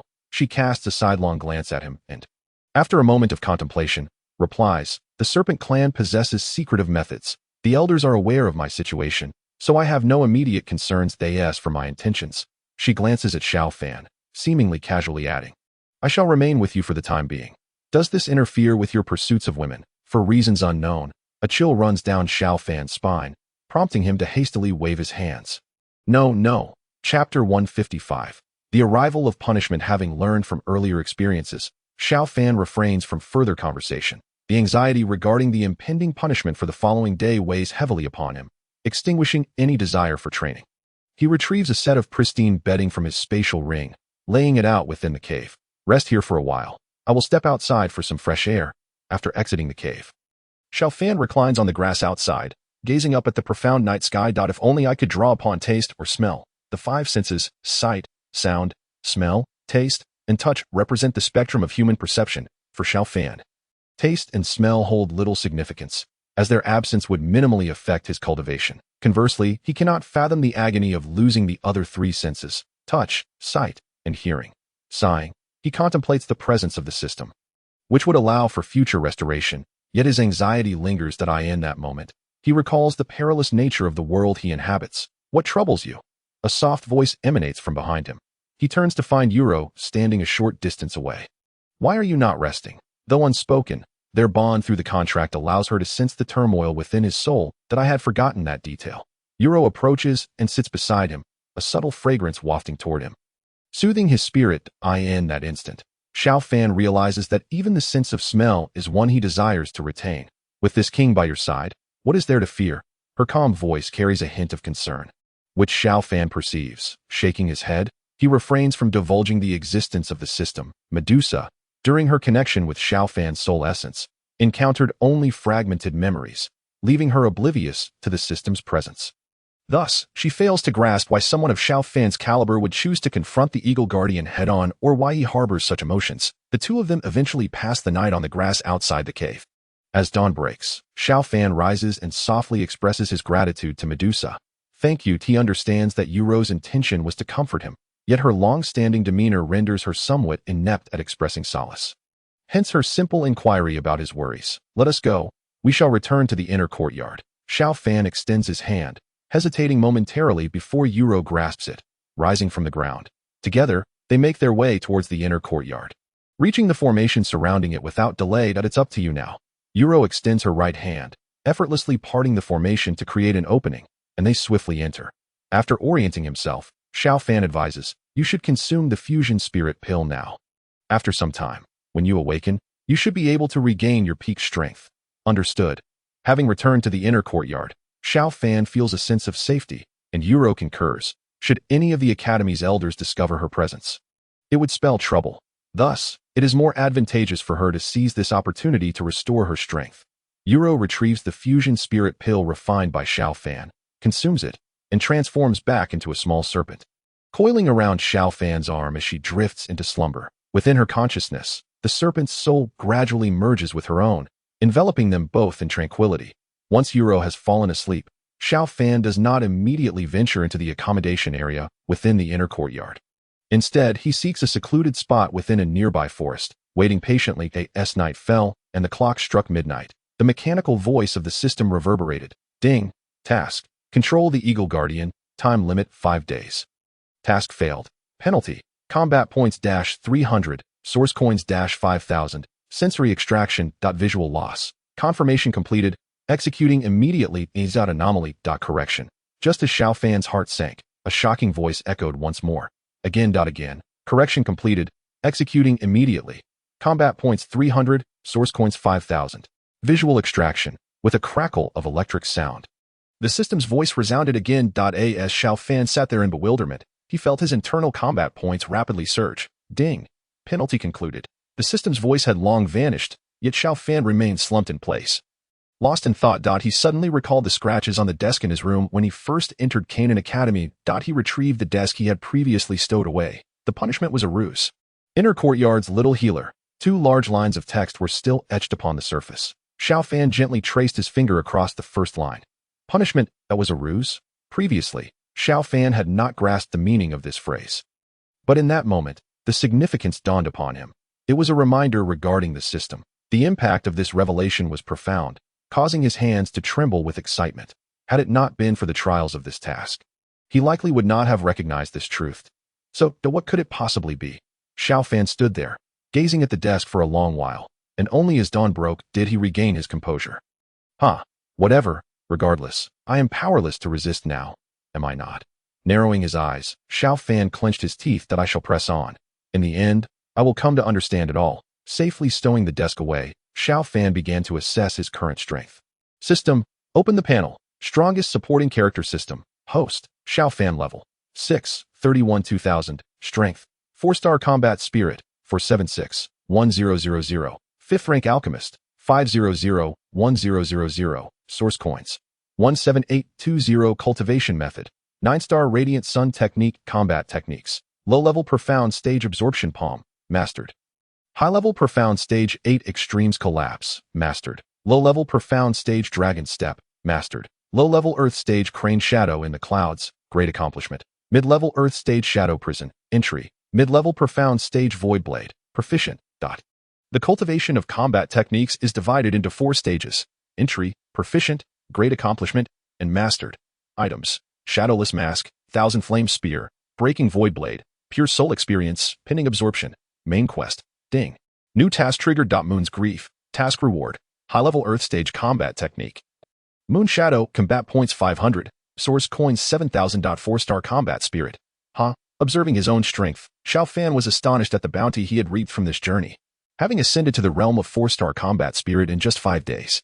Beyond the disparity in strength, Xiao Fan could also perceive the changes in his vision. Chapter 156. Ziyan. The golden eye combat technique Xiao Fan had previously cultivated allowed him to detect targets no more than 2 major realms above his own. After the recent system penalty, he felt a distinct enhancement in his eyesight. This early dawn, without channeling his combat energy, he could effortlessly discern the patterns on leaves hundreds of meters away.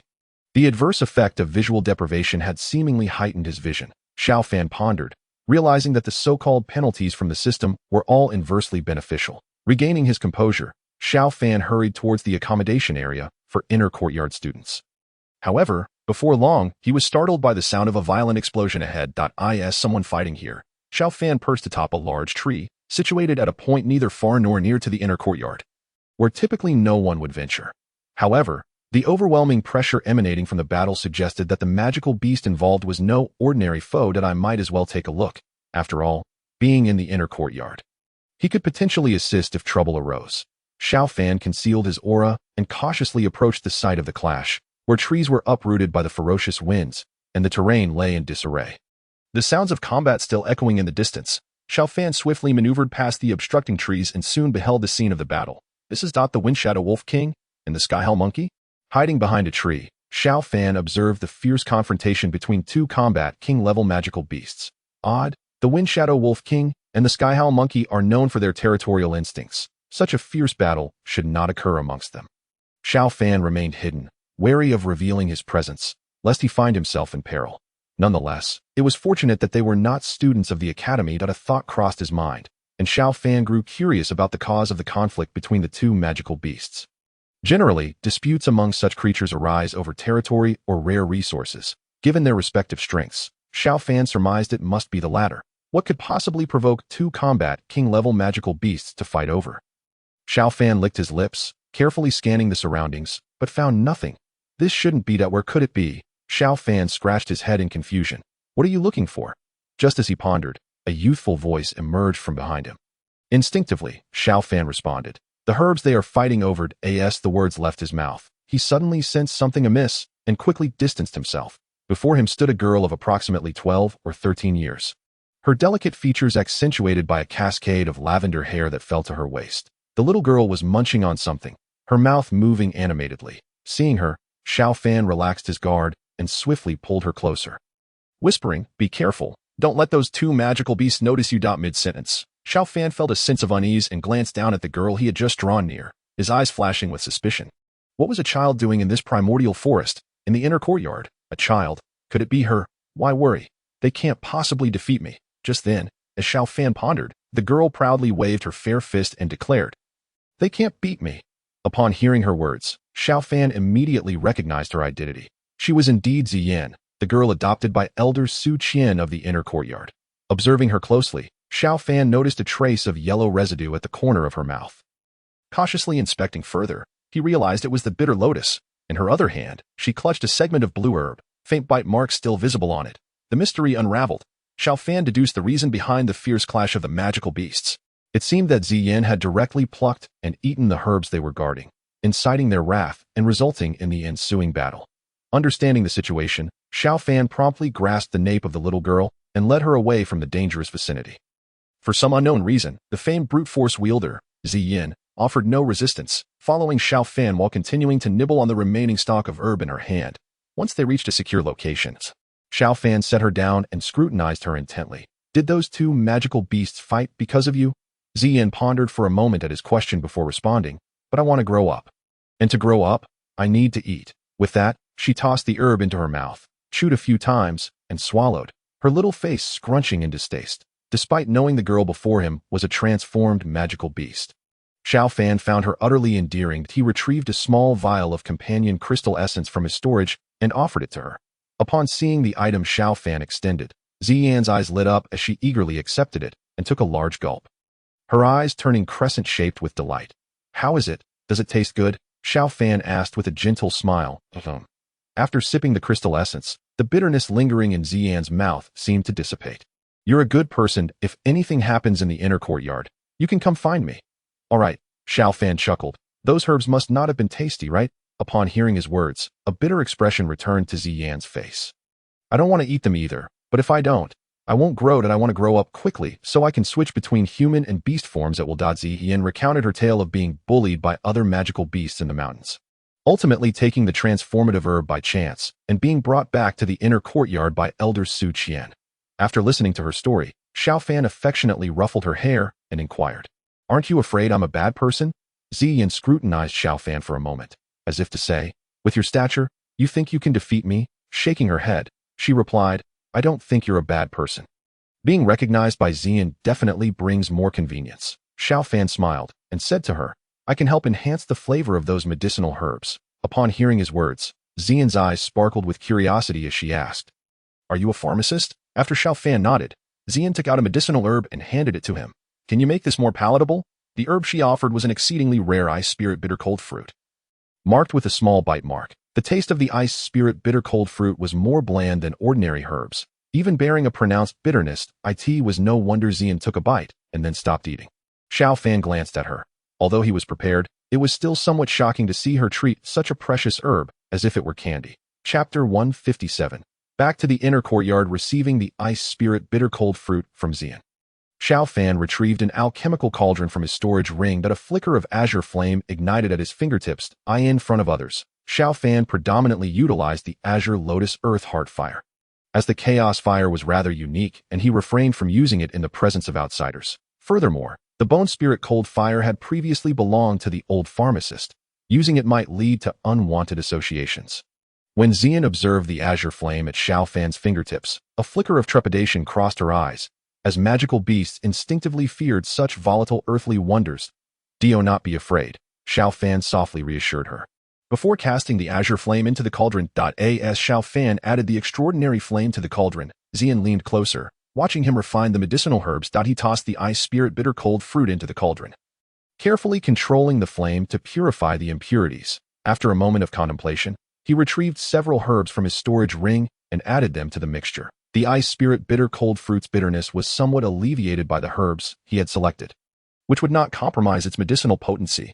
After all, this was not the crafting of a pill. It was merely a slight modification, easily achievable for someone well-versed in pharmacology. Before long, the herbs within the cauldron transformed into a liquid state. With a gentle shake, over 10 perfectly rounded pills emerged from the cauldron. Xiao Fan placed them into a small vial and handed it to the wide-eyed Xian. "Here, give it a try and let me know how it tastes." Eagerly, Xian accepted the vial, opened it, and popped a pill into her mouth. Her eyes instantly squinted into crescent shapes, her youthful voice tinged with delight. "Not bad. It's quite delicious. Just don't give it to anyone else." Xiao Fan promptly cautioned her, knowing that the refined pills still retained their medicinal properties. Others did not share her unique constitution, and consuming them carelessly could shatter their meridians from the potency. Xian waved her hands dismissively, cradling the vial protectively. "How could I? I can't even get enough for myself." Seeing Xian secure the vial, Xiao Fan smiled slightly and remarked, "You must have come out to gather medicinal herbs. Shall we return to the academy?" Pouting, Xian responded, "It's all that old man S fault. I only ate a few of his herbs. I'll repay him when I grow up. So stingy." Xiao Fan understood that Xian often sneaked into the academy's storage area to snack on the herbs. Elder Hao, who oversaw the herb storage, had complained endlessly about her antics. Though the herbs were protected by arrays, Xian, being a celestial ancient dragon, was adept with spatial manipulation, rendering those defenses trivial. No wonder they had encountered her outside the academy today. It seemed she had been caught snacking and was now seeking food elsewhere. "I'm heading back to the academy. What about you?" Xiao Fan observed Xian's still grumbling expression and felt a wave of joy, akin to seeing one's younger sister sulking. He couldn't help but ruffle her hair. "But I'll go back with you." Having just received the pills, Xian was elated, although she disliked others touching her head. Considering she would rely on Xiao Fan to refine more treats in the future, she allowed him this indulgence. Upon hearing Xian's words, Xiao Fan nodded, and the two made their way toward the inner courtyard. As they neared the courtyard, Xian turned to Xiao Fan and dashed off, saying she would return to seek his help once her supply of pills was exhausted. Xiao Fan informed her of his location and did not pursue further. Upon reaching the new student dormitory, Xiao Fan noticed the absence of others, surmising they had gone to the sky-burning refinement tower for training, and he paid no further mind to it. When he returned to his room, he encountered Lin Yan, who lived next door to him. "You're back so soon." Lin Yan approached with a smile, and it was evident that the bloodshot in his eyes had diminished significantly, indicating the efficacy of the medicine. "Why do I feel like you're different?" Lin Yan scrutinized Xiao Fan with an expression of skepticism. "Made some progress," Xiao Fan replied softly, then swiftly changed the subject.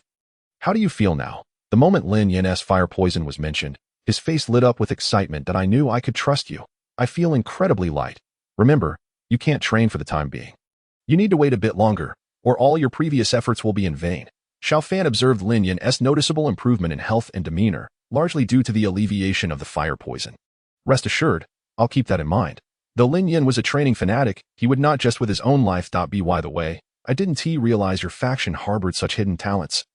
Lin Yan suddenly leaned closer to Xiao Fan with a grin. "What's up?" Xiao Fan asked, puzzled.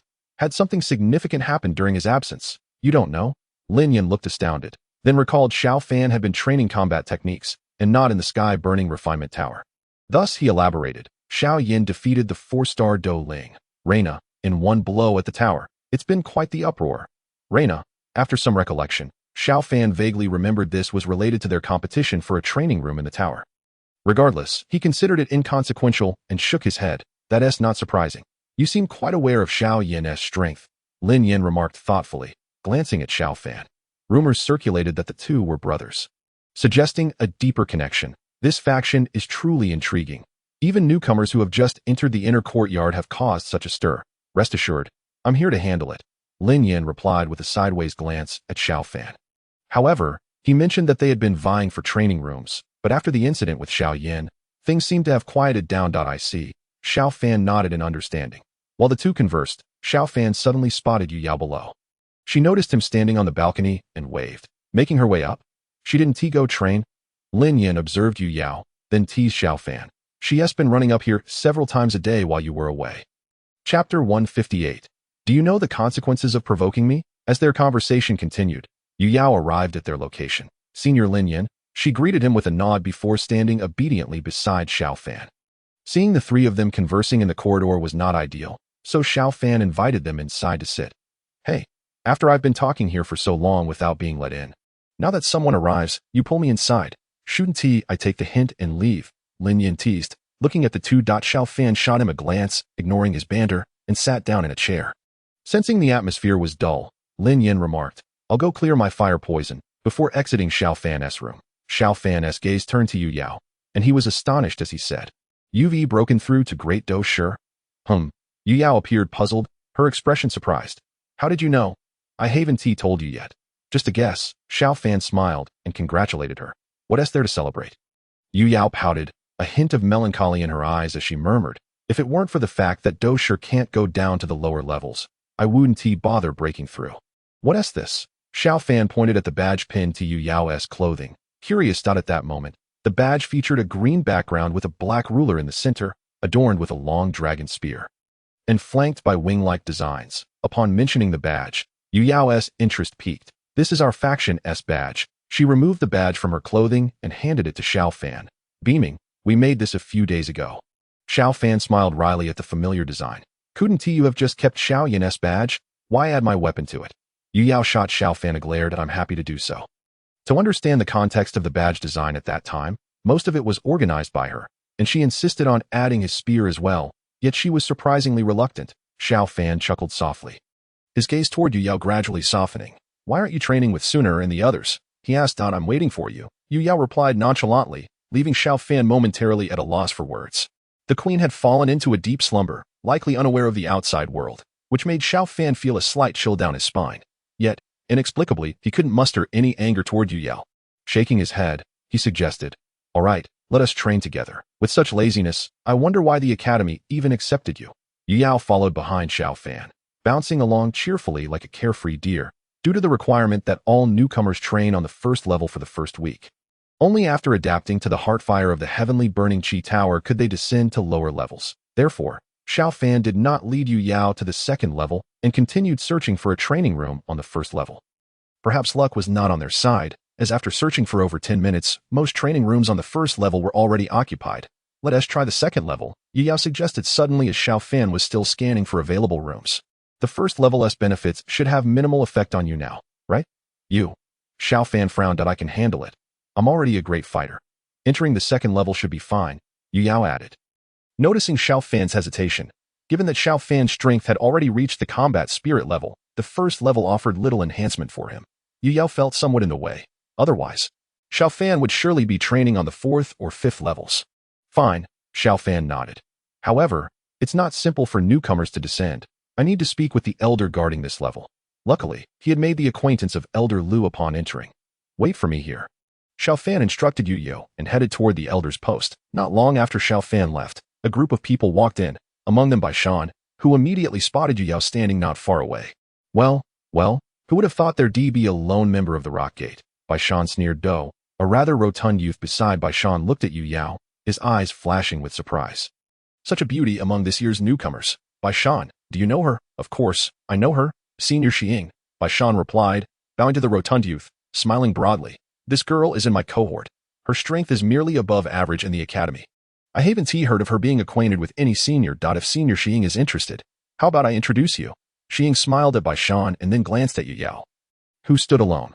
Then I shall trouble you, Baishan. With that, Xiying led Baishan and several disciples of the Bai clan toward Yu Yao. Junior Yu Yao, long time no see, Baishan greeted her with a smile. Then gestured to Xiying, saying cheerfully, this is our Bai clan's Senior Xiying, who possesses the strength of a 3-star combat spirit and is among the top ranks. He wishes to make your acquaintance. Upon hearing Baishan's words, Yu Yao shot a glance at Xiying. Recognizing his intentions, a flicker of disdain crossed her eyes.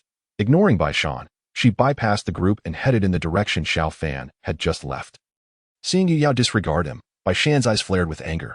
Did no one regard him anymore? He hurried in front of Yu Yao, blocking her path. Junior Yu Yao, I advise you not to be ungrateful. At this moment, Xing also stepped forward, pushing Bai Shan aside with a self-righteous demeanor. Bai Shan, how can you treat a junior so rudely? He reached out to Yu Yao, saying, let me check. You're not hurt anywhere. Are you? Yu Yao evaded Shi Ying's hand with a look of disgust. Could you please keep your distance? Hearing Yu Yao's rebuke, Shi Ying's expression darkened. Junior, it's merely an introduction. Don't refuse a friendly gesture. Huh? Yu Yao chuckled softly. With your cowardly demeanor, you still wish to be friends? Just seeing someone like you makes me feel sick. Shi Ying's face darkened further, his eyes burning with fury as he looked at Yu Yao. Don't think that just because Xiao Yan defeated Reina, our Bai clan is afraid of you. As he spoke, he lunged toward Yu Yao, with the strength of a 3-star combat spirit.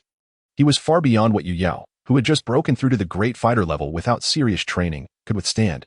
Despite her attempt to defend herself, she was easily knocked back and collapsed to the ground.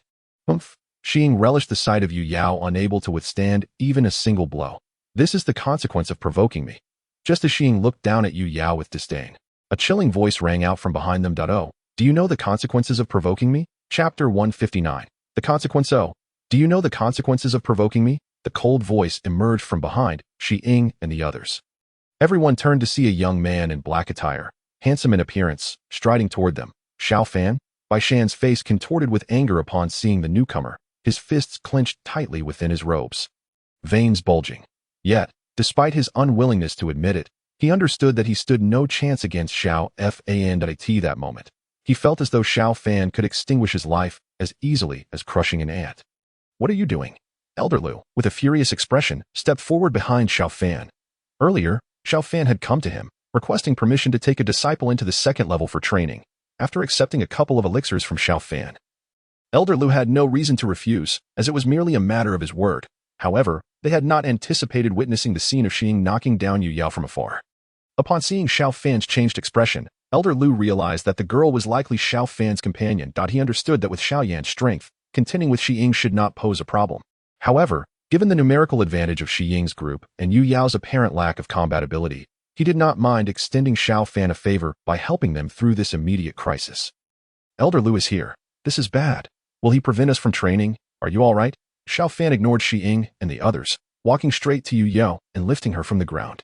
As their hands touched, the seething anger in his eyes was concealed deep within, leaving only a trace of tenderness as he softly said, I'm sorry for being late.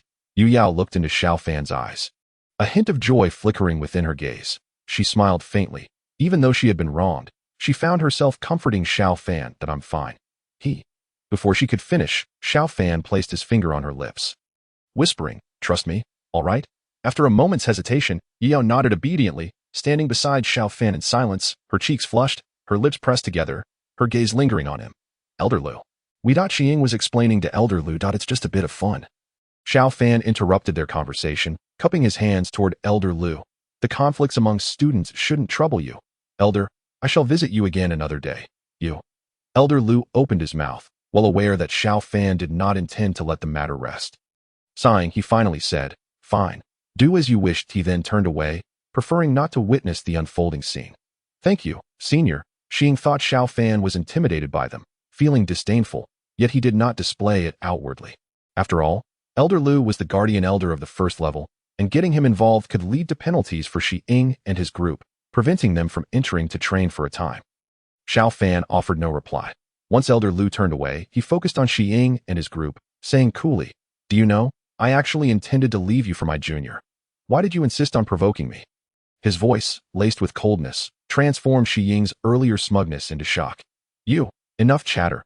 Come at me together. Xiao Fan's eyes turned dark, the chaos fire swirling within them, fixating on Shi Ying. In that instant, Shi Ying felt a suffocating sensation, as if a predator had fixed its gaze upon him, leaving his limbs numb. Junior, it's merely a trivial matter.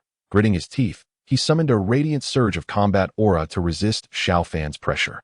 Xiao Fan remained silent, extending his hand as the Qianyan spear materialized in his grasp. He cast a casual glance at the group opposite him before sweeping the spear through the air.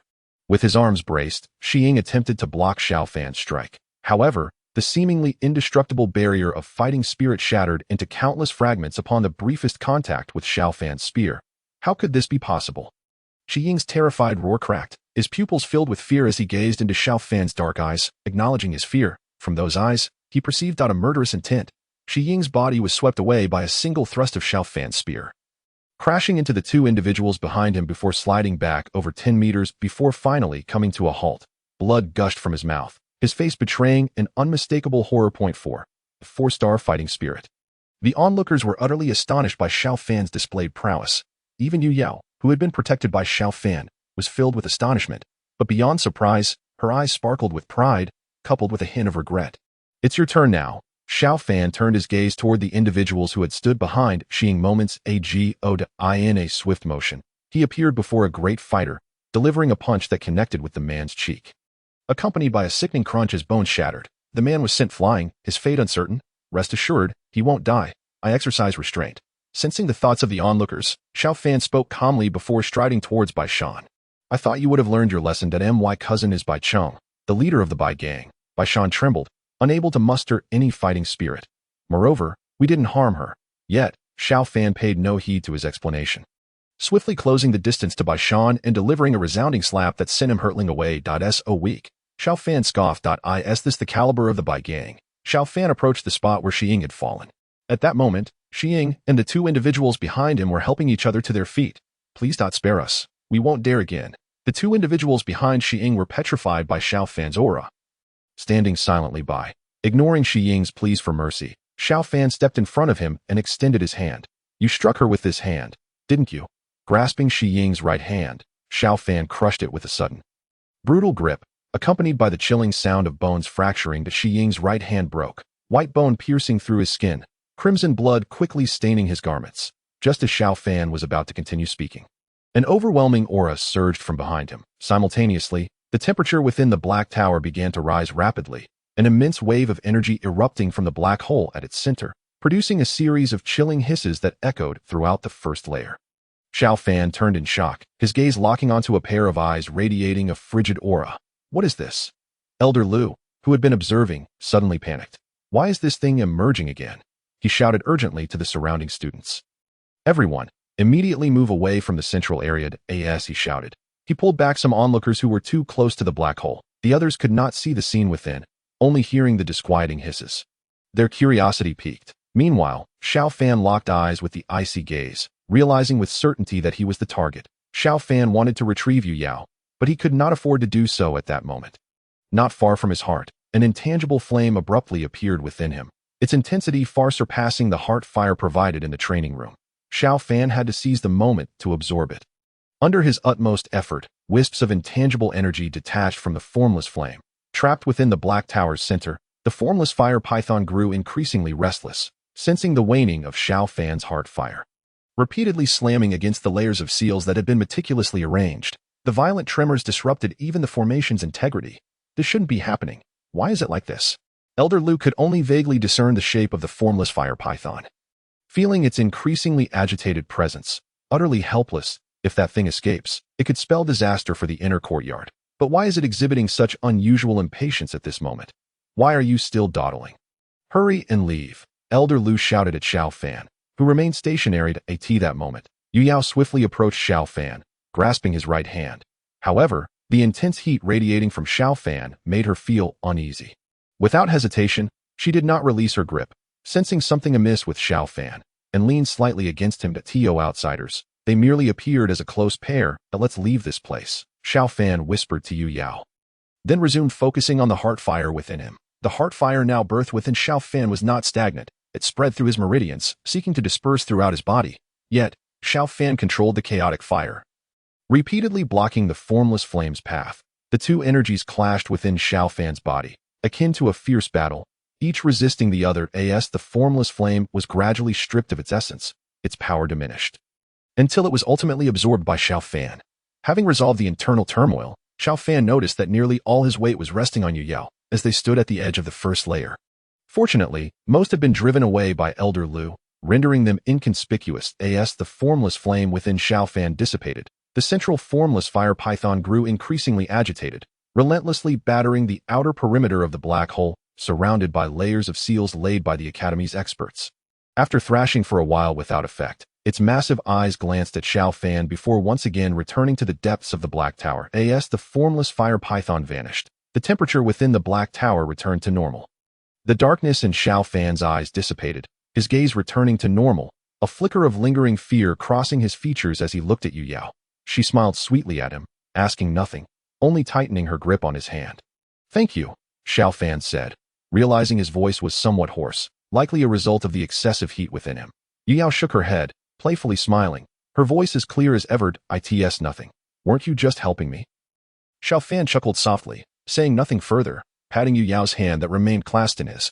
"Let us go. They've already fled." After the earlier confrontation, Xiying and his group had long since departed. But Xiao Fan had no intention of letting them escape so easily. "Are you heading to the Bai Gang?" Yu Yao asked, surprise flickering in her eyes. After a moment's hesitation, she added, "It's all right. I am fine, and you've already taught them a lesson." Xiao Fan looked at her, recognizing her concern, and smiled reassuringly. "Don't worry, I'm fine." Without further ado, he took Yu Yao's hand and headed towards the tower's exit. Yu Yao followed closely behind, warmth blossoming in her heart, no longer resisting. After all, it was just the Bai Gang. She trusted Xiao Fan. In a spacious classroom, several figures suddenly appeared. The elder with graying hair at the head of the table spoke softly. "Has the entity in the tower stirred again?" "Yes," a mentor seated lower nodded, replying, "It shouldn't be awakening at this time. We don't know the reason, but this is the second occurrence." The elder sighed at this and continued. "The bottom two levels are temporarily off limits. We must reinforce the seals within the tower. If you need anything, feel free to requisition it as a top-level task." After a moment's wait, seeing no objections, the elder inquired, "By the way, what is the current status of Xiao Fan and Xiao Yan?" Hearing the elder's question, a mentor at the lower table stood and replied, "Xiao Yan entered the second layer a few days ago and is currently cultivating there. Xiao Fan just entered the tower today, preparing to access the second layer when the incident occurred. Please take care of these two young ones," the elder said with a calm demeanor, "if any issues arise later. Their mastery of the strange fire might prove useful." Shaking his head, the elder addressed the others in the room. "If there is nothing else, let us all return to our duties at a moment later." The figures that had been seated within the room twisted and abruptly vanished, leaving only the old man, who murmured to himself, sharing the same master, possessing exceptional alchemical talents, and all wielding the coveted that countless alchemists yearn for. How curious I am about which ancient figure has guided these two young prodigies. Truly enviable. Chapter 161. In front of the White Gang on a broad avenue within the inner courtyard, Xiao Fan and Yu Yao departed from the sky-burning refinement tower, making their way towards the White Gang. "You need not go to such lengths," Yu Yao softly remarked, following in Xiao Fan's footsteps. Xiao Fan paused, turned to her, and shook his head. Although his feelings for Yu Yao could not be described as deep affection at this moment, he acknowledged that he felt genuine anger upon witnessing Shi Ying's assault on her. Perhaps this was merely the vanity of man. Despite their relationship remaining unconfirmed, he did not mind her company. The delicate and fragile Yu Yao evoked a strong protective instinct within him. Thus, he resolved to teach the White Gang a lesson. Having advanced to the rank of 4-star Douling, while Bai Cheng was merely a 6-star Douling, Xiao Fan believed he possessed ample trump cards to ensure victory. Ding! A new quest has been triggered. Challenge Bai Cheng. Quest rewards: Dou Qi 100, Source Coins 2000, Secret Technique, Yao Yang Transform, 9-star Yao Yang Secret Method, Failure Penalty, Dou Qi 200, Source Coins 4000, the Yao Yang Transform, 9-star Yao Yang Secret Method, allows the user to enhance their power by consuming a certain amount of flame essence, with stronger flames resulting in greater power enhancement. As Xiao Fan continued towards the White Gang with Yu Yao, the system triggered yet another new quest. Unfortunately, had the opponent not been the White Gang, he might have been able to take advantage of the failure penalty. For Xiao Fan, had it been any other quest, he could have turned a blind eye and deliberately failed to claim double rewards. Regrettably, he had no intention of letting the White Gang off the hook, so he could only accept the standard quest rewards. However, the Yao Yang Transform seemed to be a secret technique integrated with his current cultivation method. Glancing at the introduction for the Yao Yang Transform, it appeared to be a technique for enhancing power. Throughout Xiao Fan's journey, he had rapidly advanced due to the system's existence, effectively overcoming formidable opponents with relative ease. However, when faced with insurmountable challenges, akin to the overwhelming strength of the Eagle Guardian, he could only resign himself to inaction. The White Gang, within the inner courtyard, was a moderately influential force, primarily due to Bai Cheng's 6-star Douling prowess, making him a well-known strongman within the inner courtyard. Consequently, others tended to give Bai Cheng a measure of respect. Yet today, Bai Gang's Douling Xiying, along with several disciples, had ventured to the Black Tower for training. Not long after, they returned in disarray, with Shi Ying's right hand revealing a ghastly bone, causing an immediate stir among the surrounding students. Who dares to be so ruthless? Murmured the crowd. Shi Ying's strength is no small matter. Could he have provoked someone beyond his means? As Xiao Fan reached the entrance of the White Gang, a youth with a sinister expression led a group of followers out, colliding with Xiao Fan and Yu Yao. Boss, it's him. One of the youths in the group pointed at Xiao Fan. Fear etched on his face as he exclaimed to the leading youth in white. Xiao Fan cast a sidelong glance at him. This was the individual who had followed Shi Ying in the Black Tower, the one who had been caught in the crossfire when Shi Ying was thrown aside. Ignoring the outburst, Xiao Fan focused on the leading youth, who he presumed was Bai Cheng. Bai Cheng? Xiao Fan. Upon hearing his subordinate's words and seeing Shi Ying's injuries, Bai Cheng's countenance darkened. To inflict such severe harm on his subordinate was tantamount to striking at his own face. Determined to assert his authority, he marched forward to confront Xiao Fan, not expecting to run into him so soon after leaving the gate. Even if you come to apologize now, it's too late. Bai Cheng said disdainfully, his gaze towards Xiao Fan tinged with contempt. If it were so simple to let matters rest with an apology after one of his subordinates had been bullied, how could he maintain control over his group? He needed to restore his dignity today. You misunderstand, Xiao Fan replied, glancing at Bai Cheng. He then turned to let Yu Yao step aside before continuing. In truth, I have no desire to clash with your White Gang. Of course, this is not out of fear. Rather, I intended to leave you for Xiao Yan to deal with. Stretching his limbs, Xiao Fan revealed a bright smile, his voice chilling.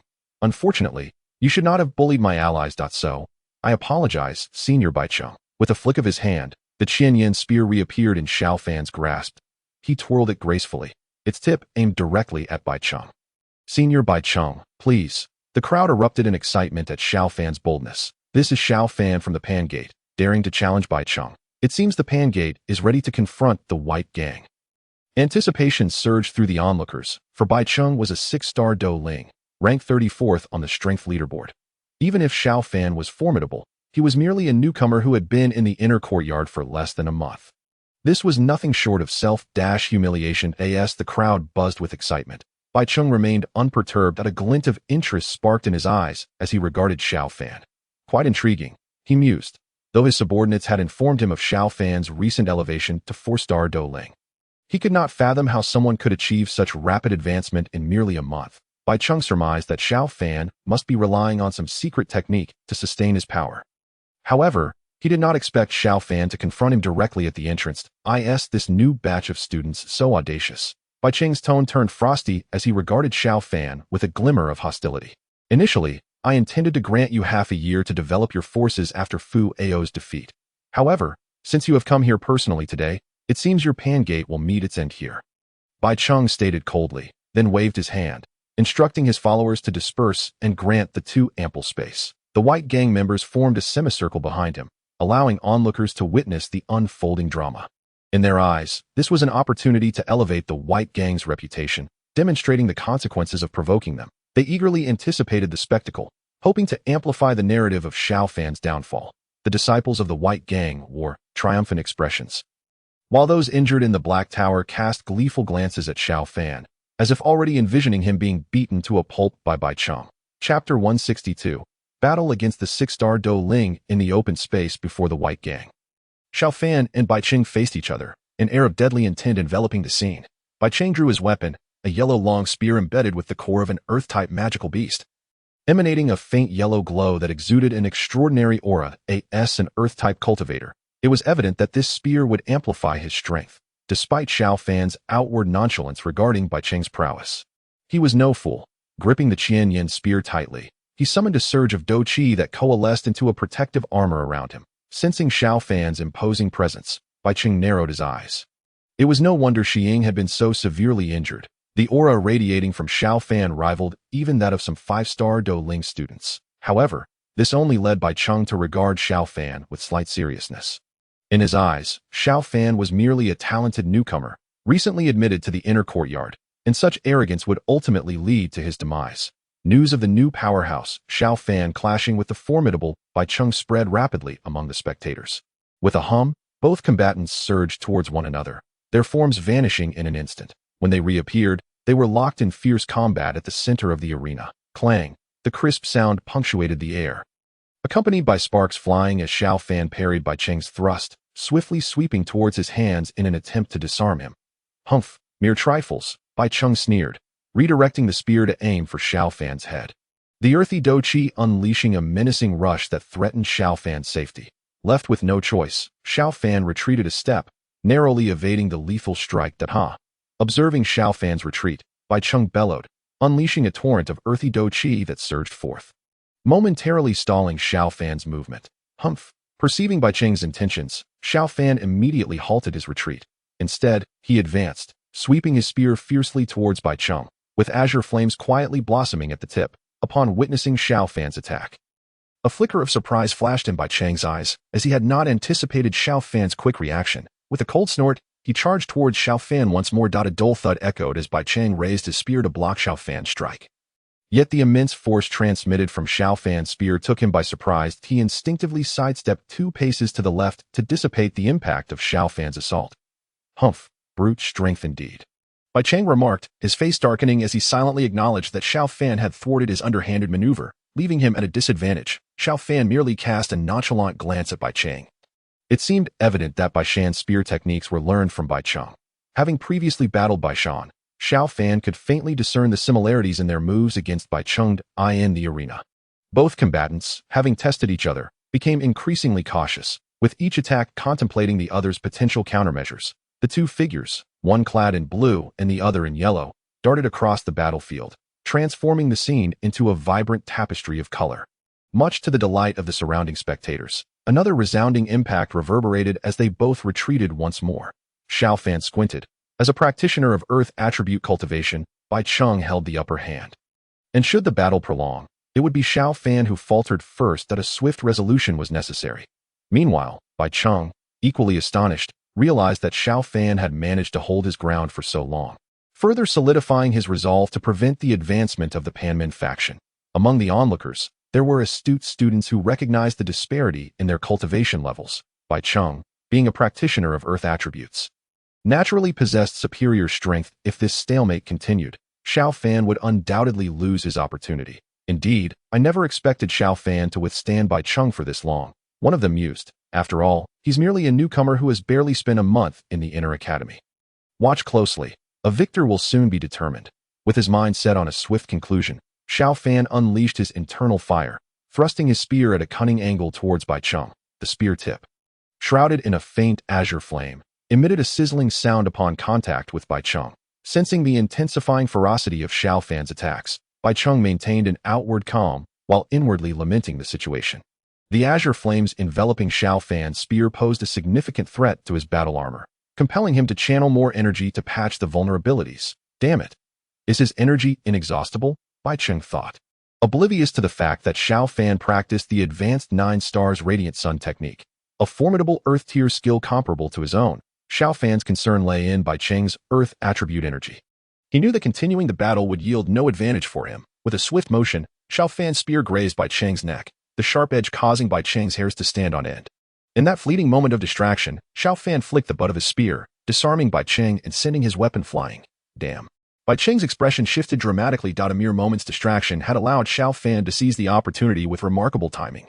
Not one to let such a chance slip away, Xiao Fan abandoned his assault on Bai Cheng and struck decisively at the airborne spear, sending it hurtling into the ground and fracturing the floor beneath. Bai Cheng's weapon had been knocked away. Unexpected indeed. The outcome of this battle remained uncertain. If Bai Cheng were to lose, he would forfeit his rank in the top 34. Amidst the murmurs of the crowd, Xiao Fan remained undistracted. Having crafted such a promising situation, he was determined to take advantage of it. With his spear in hand, he relentlessly forced Bai Cheng away from his weapon, though Bai Cheng managed to defend against Xiao Fan's onslaught with his spear. Without it, he found it increasingly difficult to withstand the relentless precision of Xiao Fan's strikes, coupled with the elusive azure flames. Without the weapon to impede him, the azure flames at the tip of Xiao Fan's spear inflicted immense pressure upon Bai Cheng. Had he not been continuously repairing his battle armor, it likely would have been reduced to tatters by now. Xiao Fan, you leave me no choice. Faced with Xiao Fan's relentless advance and unable to retreat further, Bai Cheng's expression darkened. With a furious roar, he absorbed a blow from Xiao Fan, creating distance between them as he retrieved an item from his storage ring. Chapter 163. Consume the pill or defeat. The surrounding students, intrigued by Bai Cheng's action, peered at what he had drawn in his hand was a round pill. Recognizing Bai Cheng's intent to distance himself, Xiao Fan understood that the pill likely possessed some extraordinary properties and promptly advanced to thwart Bai Cheng's plans. However, it was too late. Bai Cheng, observing Xiao Fan's approach, let out a furious roar, a glint of savagery in his eyes, and swallowed the pill whole. As the pill entered his system, the lethargic aura surrounding him revitalized to its peak. And the injury sustained during the earlier confrontation began to mend. Such a potent pill, Bai Cheng was indeed using a life-saving item. A miraculous elixir capable of instant restoration. It was evident that even Bai Cheng would hesitate to part with such a treasure. Xiao Fan, who had been charging towards Bai Cheng, halted abruptly, his gaze fixed on him, sensing the resurgence of Bai Cheng's formidable energy. Feeling quite pleased with yourself, are you? Bai Cheng sneered, his teeth clenched in fury. He acknowledged that he had underestimated Xiao Fan earlier, but now he vowed to make him regret it. With a fierce stomp, Bai Cheng shattered the stone beneath him and swiftly closed the distance to Xiao Fan. Even before Bai Cheng arrived, Xiao Fan felt the chilling energy radiating from him, causing a flicker of apprehension in his eyes. That moment, Bai Cheng's aura was even more formidable than before. Seizing the opportunity, Xiao Fan thrust his spear towards Bai Cheng. Sensing the attack, Bai Cheng slightly tilted his head to evade the thrust, reaching out to grasp the spear's shaft, when Bai Cheng seized the spear. Xiao Fan attempted to pull it back, but found it immovable. Bai Cheng, anticipating this, launched a powerful kick towards Xiao Fan.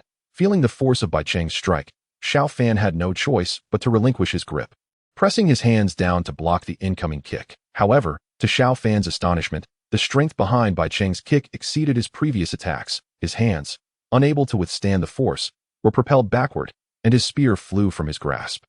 Xiao Fan staggered back several steps before regaining his balance, his expression grim. "Humph, how does it feel, kid?" Bai Cheng laughed heartily, charging towards Xiao Fan once more. The surrounding members of the Bai faction, witnessing Bai Cheng's resurgence, erupted into cheers, mocking Xiao Fan from the sidelines. Not far from the commotion, Han Yu, who had briefly met Xiao Fan, arrived and spotted Yu standing nearby. A flicker of surprise crossed her face as she approached her. "Miss." Yao turned to see Han Yu, offering a slight nod in acknowledgement without speaking further, her attention returning to the battle. Han Yu, standing beside Yu Yao, opened her mouth to speak but fell silent. Choosing instead to watch the conflict unfold, the crowd buzzed at Han Yu's arrival, captivated by the two young women standing nearby. After consuming the pill, Bai Cheng not only restored his injuries, but also enhanced his speed and strength beyond his previous peak. While it appeared that Xiao Fan was struggling against Bai Cheng, he remained vigilant, protecting his vital points and avoiding severe damage. He pondered the implications of Bai Cheng's pill and realized he could not afford to delay any longer. Seizing the moment when Bai Cheng momentarily withdrew, Xiao Fan pivoted, his seemingly chaotic form twisting into a powerful stance as his fists erupted with incredible force. "Humph, Earth attribute energy excels in defense. Xiao Fan, you cannot hope to breach my defenses with mere fists." Bai Cheng's battle armor, composed of gathered energy, allowed him to remain composed as expected. Although Xiao Fan's fist struck against the armor, the azure flames consumed the surface, emitting sizzling sounds, yet they could not penetrate. Without uttering a word, Xiao Fan capitalized on this fleeting advantage, increasing the speed of his strikes. His fists, enveloped in flames, created azure afterimages as they relentlessly struck the same point on Bai Cheng's armor again and again. Once again, as the fist struck, Xiao Fan's body slightly lowered before he suddenly surged forward, creating a piercing sound of sonic boom. The eight extremes collapse. Xiao Fan's elbow forcefully struck against Bai Cheng's armor, which had been deemed indestructible. Under the force of this final blow, cracks began to spread across the armor, ultimately shattering it into countless fragments. "Impossible," Bai Cheng roared, crossing his arms defensively over his chest to withstand Xiao Fan's strike. Yet, he was still propelled backward by the force, crashing onto the ground and leaving deep fissures in the earth. Coughing, Bai Cheng glared at Xiao Fan with a chilling gaze. "Oh, what if you broke my defense? I am still capable of fighting. You have no chance left," Xiao Fan replied, shaking his head as he raised his right hand menacingly towards Bai Cheng. "Explode for me." As Xiao Fan's words fell, Bai Cheng's expression changed drastically. Before he could react, a series of muffled explosions echoed from within him. Blood trickled from Bai Cheng's mouth as he wore an expression of frustration, soon collapsing into unconsciousness. "Don't you know about hidden power? What a fool," Xiao Fan remarked, his gaze shifting from Bai Cheng to the members of the Bai gang, his expression somewhat defiant. "Is there anyone else who still doubts me?" Xiao Fan's voice resonated throughout the arena, eliciting a suffocating silence from the Bai gang members, who wore looks of exasperation. With their strongest fighter, Bai Cheng, defeated by Xiao Fan, They had lost all face to confront him. Lacking the strength or courage to challenge him further, they could only hope for Xiao Fan to leave quickly. The members of the Bai gang found themselves in a precarious position, while the surrounding spectators were filled with excitement, gazing at Xiao Fan with admiration. This was a world where strength reigned supreme. Having defeated Bai Cheng, Xiao Fan naturally earned their respect. Conversely, had Xiao Fan been the one to fall today, he would have been branded as arrogant and contemptuous. Chapter 164. Apology. Standing in the center, Xiao Fan continued to gaze at the Bai gang members, stating calmly, "If you have no objections, then the one who was in the Tianfan refining tower should come out and apologize. Otherwise, I would not mind loosening your bones from top to bottom." Shock, astonishment, and disbelief filled the air, while Xiao Fan's victory over Bai Cheng had caught everyone off guard. His demand for an apology from the Bai gang members ignited a fervor among the onlookers. The Bai gang comprised at least dozens of people, and it seemed Xiao Fan intended to face them all alone. Such a momentous event had not occurred in the inner courtyard for many years. "Xiao Fan, even if you are formidable, do not be so disdainful." A tall, slender youth from the Bai gang stepped forward, addressing Xiao Fan. "Disdainful?" Xiao Fan glanced at him, replying, "Had you not provoked me first, I would not be here today."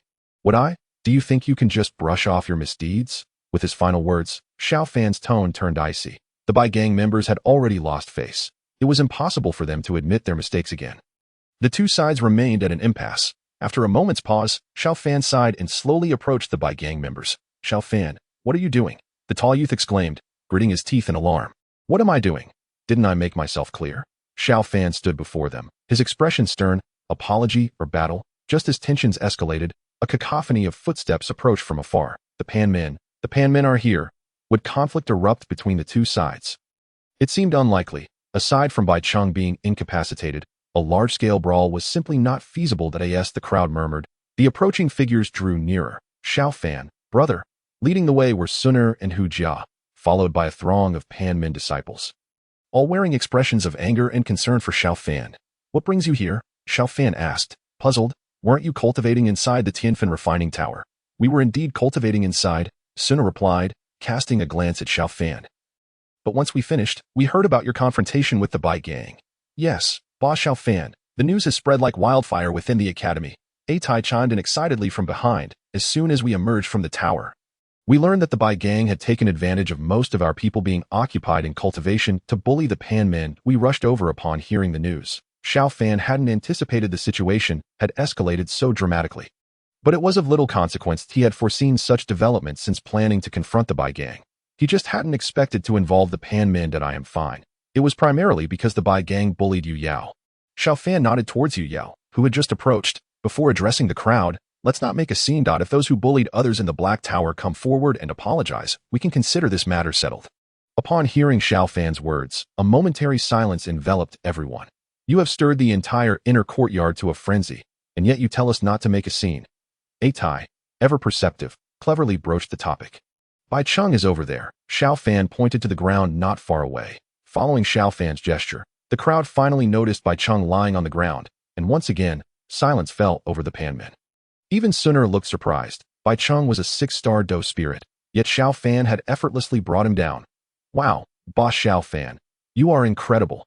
After the initial shock, the Pan men erupted in excitement, their gazes filled with admiration for Xiao Fan. "Boss Xiao Fan, you are amazing. Bai Cheng is a 6-star Dou spirit, ranked 34th. How did you manage to take him down?" Attain exclaimed with glee.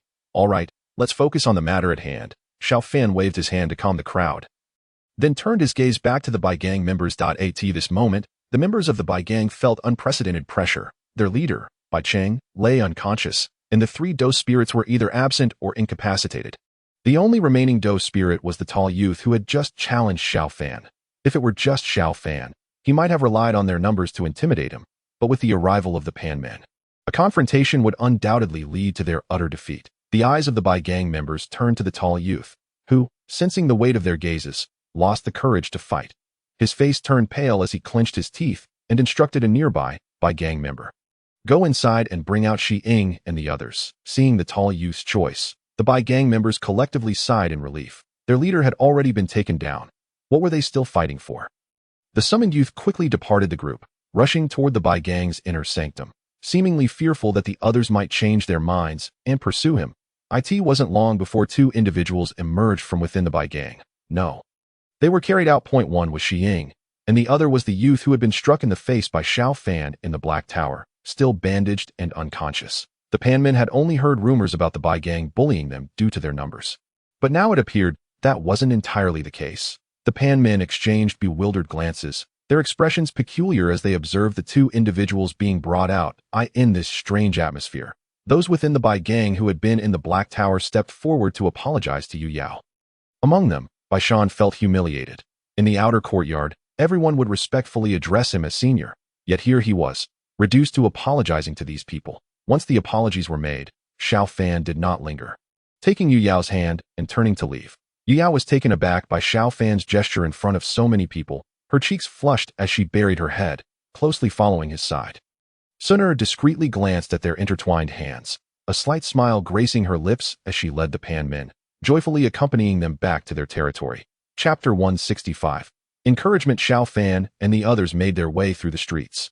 Basking in the aftermath of the battle, the news of the new powerhouse's victory over Baicheng swept through the inner courtyard like wildfire. Is it true? Xiao Fan is truly formidable. This is nothing. My cousin witnessed the event firsthand and said Baicheng was utterly unable to withstand Xiao Fan's might. In the end, he even consumed a life-saving pill, yet still fell to Xiao Fan. Hee. The Bai gang has certainly lost face now. Who could argue otherwise? Fortunately, it was the White gang who sought trouble with us first, or perhaps today, the tables would have turned, and we might have faced the consequences. While the crowd in the inner courtyard buzzed with speculation, Xiao Fan had already led the members of the Panmen back to their territory, given that the information they had was merely hearsay. Everyone bombarded Xiao Fan with inquiries regarding the cause of the conflict. Xiao Fan, however, did not withhold the truth and recounted the events that transpired within the sky-burning refining Qi Tower. Upon hearing his words, the crowd exchanged peculiar glances between him and Yu Yao. Attai, with a hint of envy, remarked, I wondered why Yu Yao never showed up when called for training. It turns out she was waiting for our boss Xiao Fan to give her special attention. The other new students joined in the teasing, knowing well that among their ranks, only Xiao Suner could rival Yu Yao's beauty, and many harbored fond feelings for her. But despite her apparent sweetness in front of Xiao Fan, she maintained an aloof demeanor around others, appearing delicate and quiet yet adept at gently pushing people away. As Xiao Fan narrated the story, the crowd could already envision Yu Yao distancing herself from them. Xiao Fan opened his mouth to speak, casting a glance at Yu Yao beside him, but refrained from elaborating that it was hard for him to assert that his relationship with her was insignificant. After all, it would be cruel to diminish the charm of such a beautiful girl, wouldn't it? Observing the spirited crowd, Xiao Fan felt it was essential to temper their exuberance. He cleared his throat to capture everyone's attention. Ahem, do you all feel quite proud today? When the topic of Xiao Fan's victory over Baicheng arose, excitement rippled through the crowd once more. Indeed, our boss Xiao Fan defeated Baicheng of the White Gang. And he did so with such prowess, they exclaimed. Truly, our boss is extraordinary. The fervor in their voices was palpable, almost as if they had personally triumphed over Baicheng, unable to endure their enthusiasm any longer. Xiao Fan raised his hand to quiet them. You all believe the White Gang is strong. Of course, they replied, but if they are so powerful, why did I manage to bring them down today? Xiao Fan countered, directing his gaze toward the speaker. That is simply because you are too formidable, boss, came the quick response. All right, enough jesting, Xiao Fan admonished Attai with a glare, who scratched his head, comprehending that Xiao Fan had serious matters to address. The White Gang was no weakling. Today's outcome was primarily due to their lack of high-end combat prowess. Xiao Fan surveyed the crowd and stated calmly, had there been even two individuals of Baicheng's caliber present today, or if their forces had doubled, the result would have been far from certain. As the crowd began to settle down, Xiao Fan continued, you are all the elite of the academy. I need not speak of your talents. Simply being in the inner courtyard signifies your potential. However, I urge you to convert that talent into strength as soon as possible. Only when your abilities are elevated can Panmen become the impregnable bastion of the inner courtyard. Each of you is an indispensable part of Panmen, so strive diligently in your training. Listening to Xiao Fan's words, the crowd gradually grasped his intent. Attai, with a grin, assured him, fear not, boss Xiao Fan. We will not let you down. Right, brothers? Yes, they responded in unison, lacking any semblance of decorum. Xiao Fan shot Attai another glare, then waved his hand dismissively at the crowd. All right, off you go. Then we shall not disturb you any longer, boss Xiao Fan. Attai said, winking at him before leaving with a chuckle. The others followed suit, teasing Xiao Fan and Yu Yao in jest before returning to their respective quarters. Once the crowd had dispersed, Suner and her companions approached. Sun Er glanced at Yu Yao beside Xiao Fan and teased, "Yu Yao, do you want to move in here?" Before Yu Yao could respond, Xiao Fan shot Sun Er a warning look. "What are you saying?" "Sun Er, it's not what you think. Why are you so flustered, big brother Xiao Fan? I merely meant that there are plenty of vacant rooms. She could find one to stay, much like Senior Lin Yan." "Surely you're not overthinking it." Sun Er smirked, her tone dripping with playful sarcasm. After all, it had been her and Xiao Yan who had previously been the subject of Xiao Fan's teasing, and now she relished the opportunity to turn the tables. Upon hearing Sun Er's explanation, Xiao Fan coughed lightly, choosing not to respond further, well aware of her intentions. Meanwhile, Yu Yao tilted her head, casting a glance at Xiao Fan, and then exchanged a subtle smile with Sun Er, as if Sun Er were silently encouraging her. "Enough of this," Xiao Fan interjected, glancing at Sun Er and Hu Jia before continuing. "Having defeated Bai Cheng, I anticipate many challenges ahead, so I will rely on your assistance." "Humph. You may be impressive outside, but we will bear the brunt of the work," Hu Jia retorted, casting a disapproving look at Xiao Fan. "You and Xiao Yan are off training, while Wu Hao's engrossed in the arena, leaving just me and Sun Er, the two beautiful maidens, to hold down the fort." Xiao Fan sheepishly rubbed his nose, sensing that engaging further would lead to trouble. "Xiao Fan, your progress is astonishing. Isn't it?" Hu Jia remarked, hands on her hips as she scrutinized him curiously. "Didn't you just advance to Douling a few days ago?" Well," Xiao Fan chuckled, feigning helplessness as he shrugged. "It's just talent. Nothing more." This earned him several incredulous glares. After discussing the development of Pan Men for a while, Xiao Fan, feeling overwhelmed, decided to excuse himself, knowing that if he stayed longer, Hu Jia would likely delve into the plans for Pan Men's future. He bid farewell to the girls and returned to his room. Chapter 166, The 9 Transformations of Radiant Sun. After parting ways with Sun Er and the others, Xiao Fan hurried back to his room. He had yet to claim the rewards for defeating Bai Cheng, as the room had been crowded with people during the announcement. Upon returning to Pan Men, he had also rallied the members, so he had the chance to collect his reward. System, claim the task reward. Ding. New task. Challenge by Cheng. Completed. Task reward. Dochi 100. Source currency 2000. Secret technique. Radiant Sun transformation. 9-star Radiant Sun method. The mechanical voice of the system echoed in Xiao Fan's ears once more. As the system's voice faded, Xiao Fan felt the Dochi within him, which had only recently advanced, beginning to swell under the system's influence. This familiar sensation looking at his status panel within the system. He noted that his Dochi had surged from 476 to 576, gradually filling his core, eliciting a sigh of contentment from him.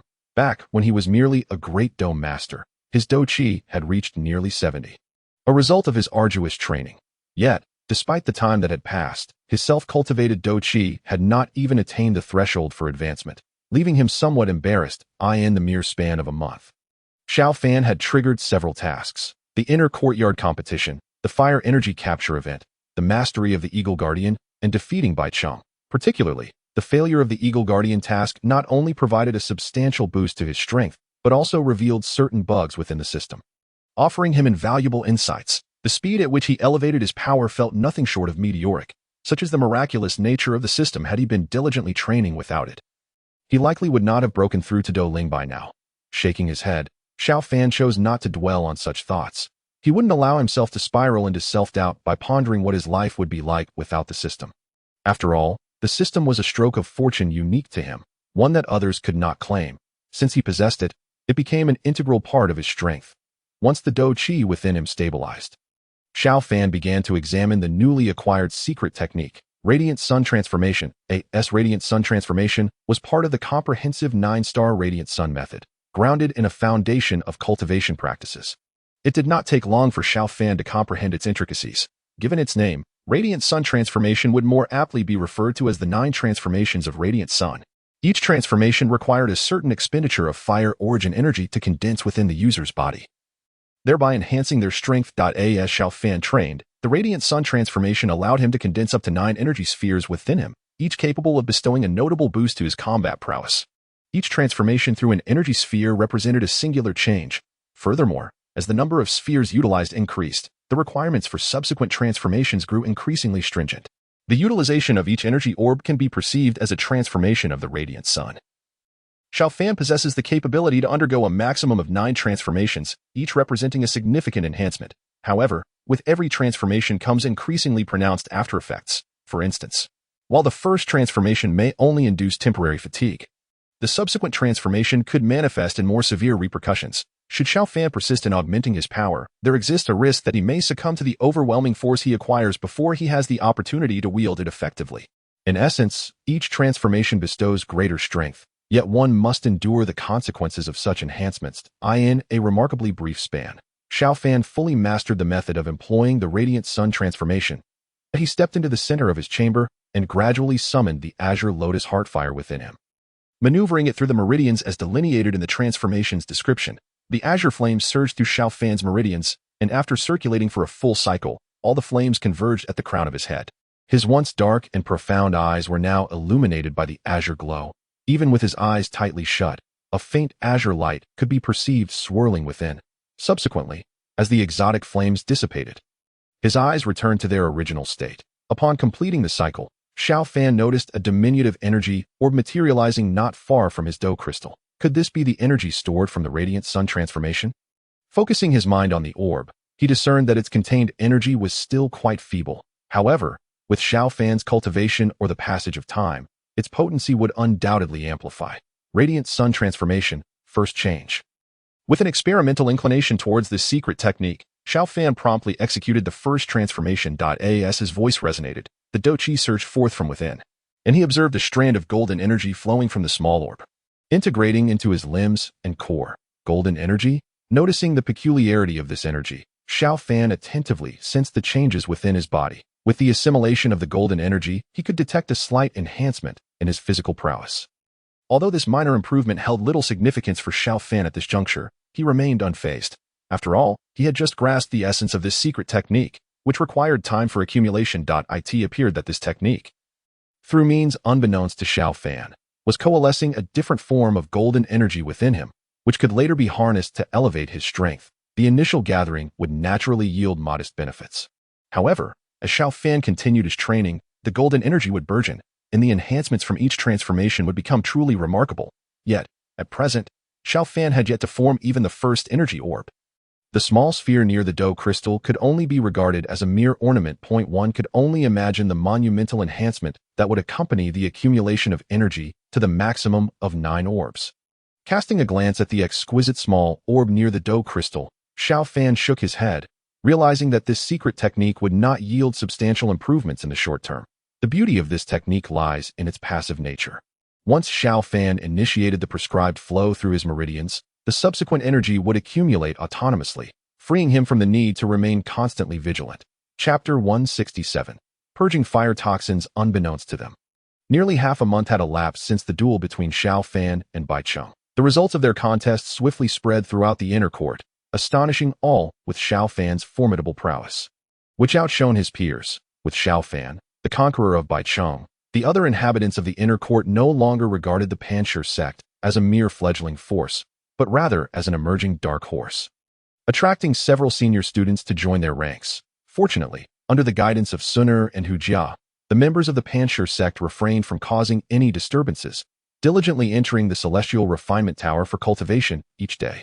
This was particularly pertinent, given that a few days prior, 2 overly proud newcomers had been soundly admonished by Sun and Hu Jia. While Sun merely lectured them, Hu Jia resorted to physical means, leaving the two in a pitiful state, thus prompting the others to immerse themselves in earnest training. It is worth noting that Sun's jest about having Yu Yao relocate to Xiao Fan's residence bore fruit the following day, as Yu Yao indeed moved in, choosing a vacant dormitory on the second floor adjacent to Sun and the others. Seeing that Sun and the others harbored no objections, Xiao Fan did not refuse. Stepping out of his room, Xiao Fan proceeded directly into the neighboring chamber of Lin Yan. The medicinal concoctions he had previously administered to Lin Yan had been entirely consumed a few days prior, and now Xiao Fan had prepared a new elixir to assist in purging the fire toxins lingering within him. Today marked the day Xiao Fan intended to eradicate the fire toxins entirely.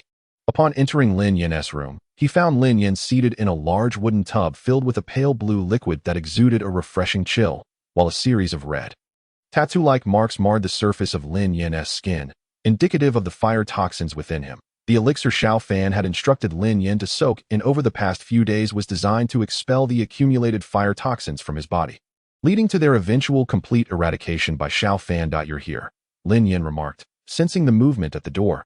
His eyes flickered open, revealing an underlying excitement. despite his efforts to mask it.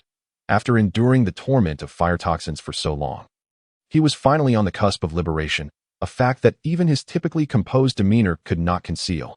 Indeed, Xiao Fan replied, observing Lin Yan's eyes, which, once bloodshot, now appeared normal, devoid of the previously evident ferocity. It seems we are nearing the end.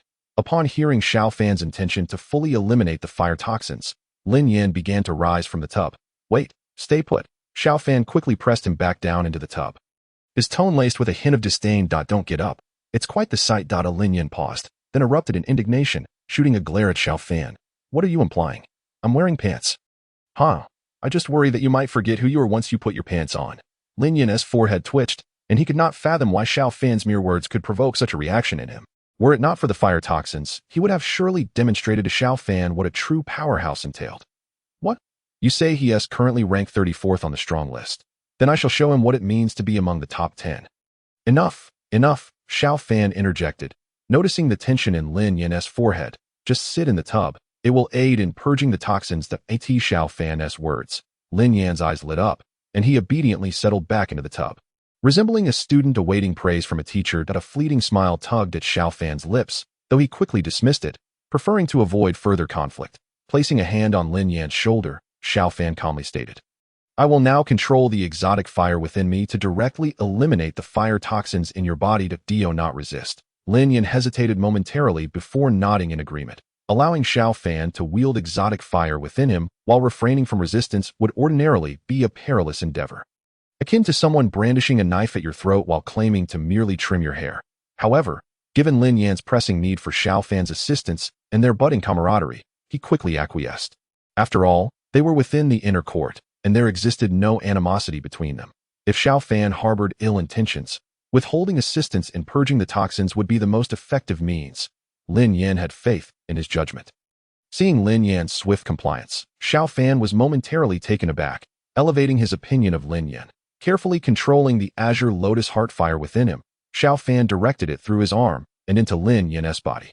Having never experienced the searing effects of exotic fire, Lin Yan found the sensation overwhelming, akin to a wild stallion breaking free. The sudden onslaught of burning heat elicited a muffled groan from Lin Yan, who clenched his teeth and steeled himself against the pain. Xiao Fan meticulously maneuvered the exotic fire toward the fire toxins enveloping Lin Yan's exterior. The fire toxins, sensing the presence of the azure lotus heart fire, reacted like a hunted prey, desperately attempting to flee. Let us see how far you can escape, Xiao Fan scoffed, tightening his control over the azure lotus heart fire to envelop the fire toxins, with Xiao Fan's deft guidance. The fire toxins were swiftly cornered. The fire poison is, in essence, a byproduct of the heart's inferno, born from the heart's anguish. It harbors an instinctive dread of the exotic flame, and with Xiao Fan's deft control, he effortlessly eradicated all remnants of it as they found themselves ensnared in one location. After all, these fire toxins are incinerated upon contact with. Upon meticulously examining Lin Yan's body, Xiao Fan discovered that the fire toxins had been completely purged.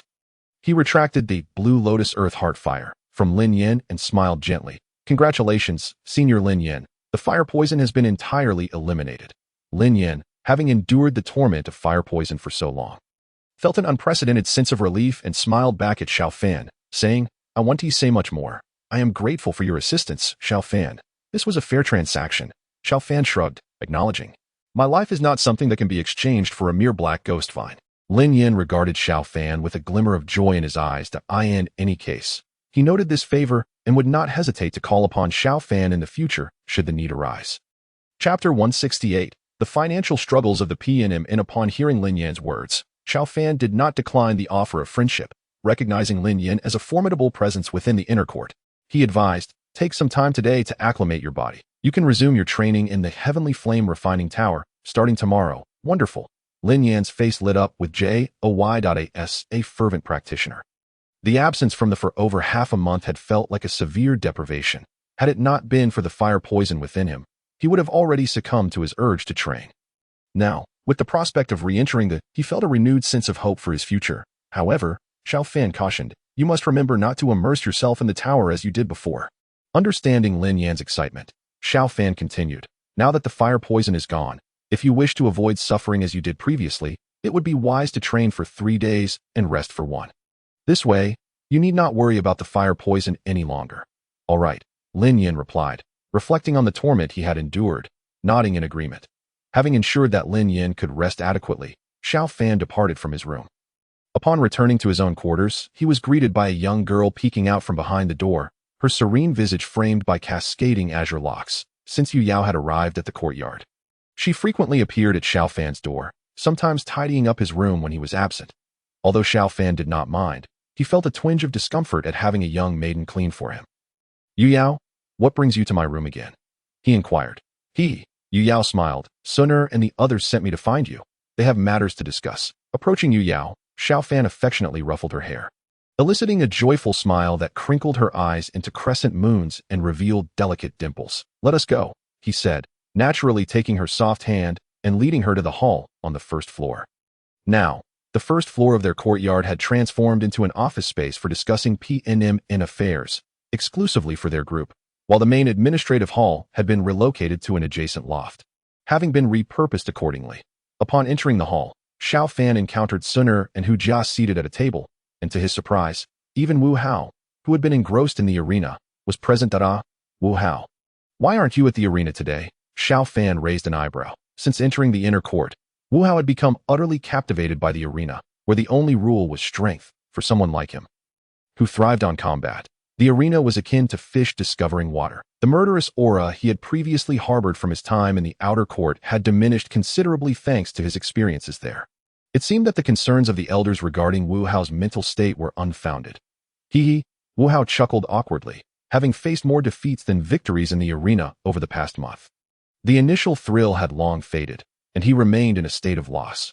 What a surprise! Had I not intervened, he would still be immersed in the arena. Hu Jia interjected, rising from her seat and placing her hands on her hips as she scrutinized Xiao Fan. Who could have imagined that the seemingly formidable PNM has a leader secluded in meditation, a deputy indulging in pleasure, and one male member who spends all his time in the arena? The vast enterprise is being safeguarded solely by two weaker women. Ahem. Xiao Fan averted his gaze from Hu Jia and shot Wu Hao a glare. That's so. Such behavior is unacceptable, Wu Hao.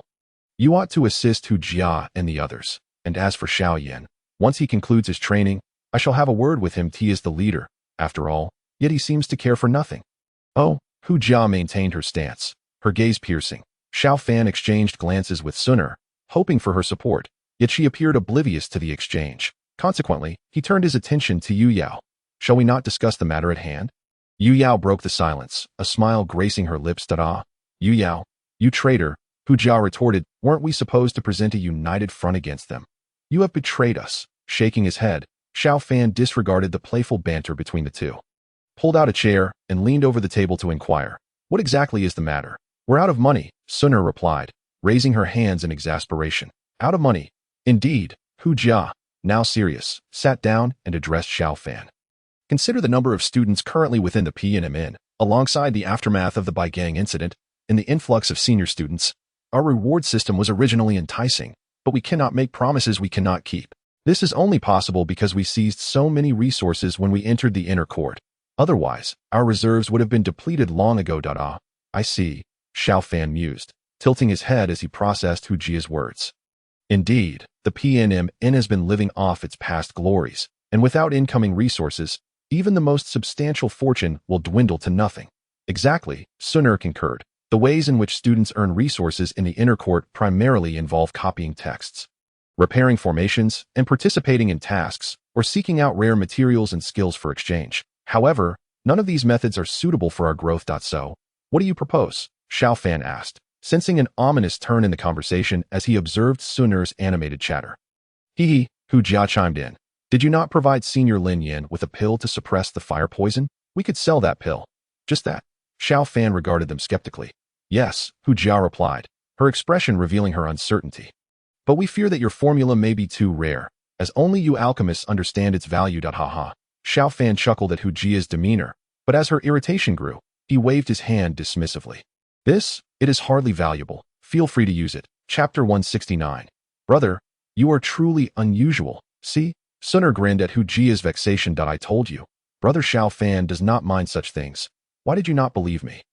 You too, Suner, Hu Jia exclaimed, rushing over to tease her, attempting to mask her embarrassment. After allowing the two to playfully bicker, Xiao Fan seized the opportunity to interject. In that case, it is decided. We shall focus on acquiring materials that can suppress fire poison. And I will concoct a few products. Once sold, it should sustain us for a while. Agreed. The others nodded in unison, and they resolved to begin procuring herbs to navigate their current predicament, but as they conversed.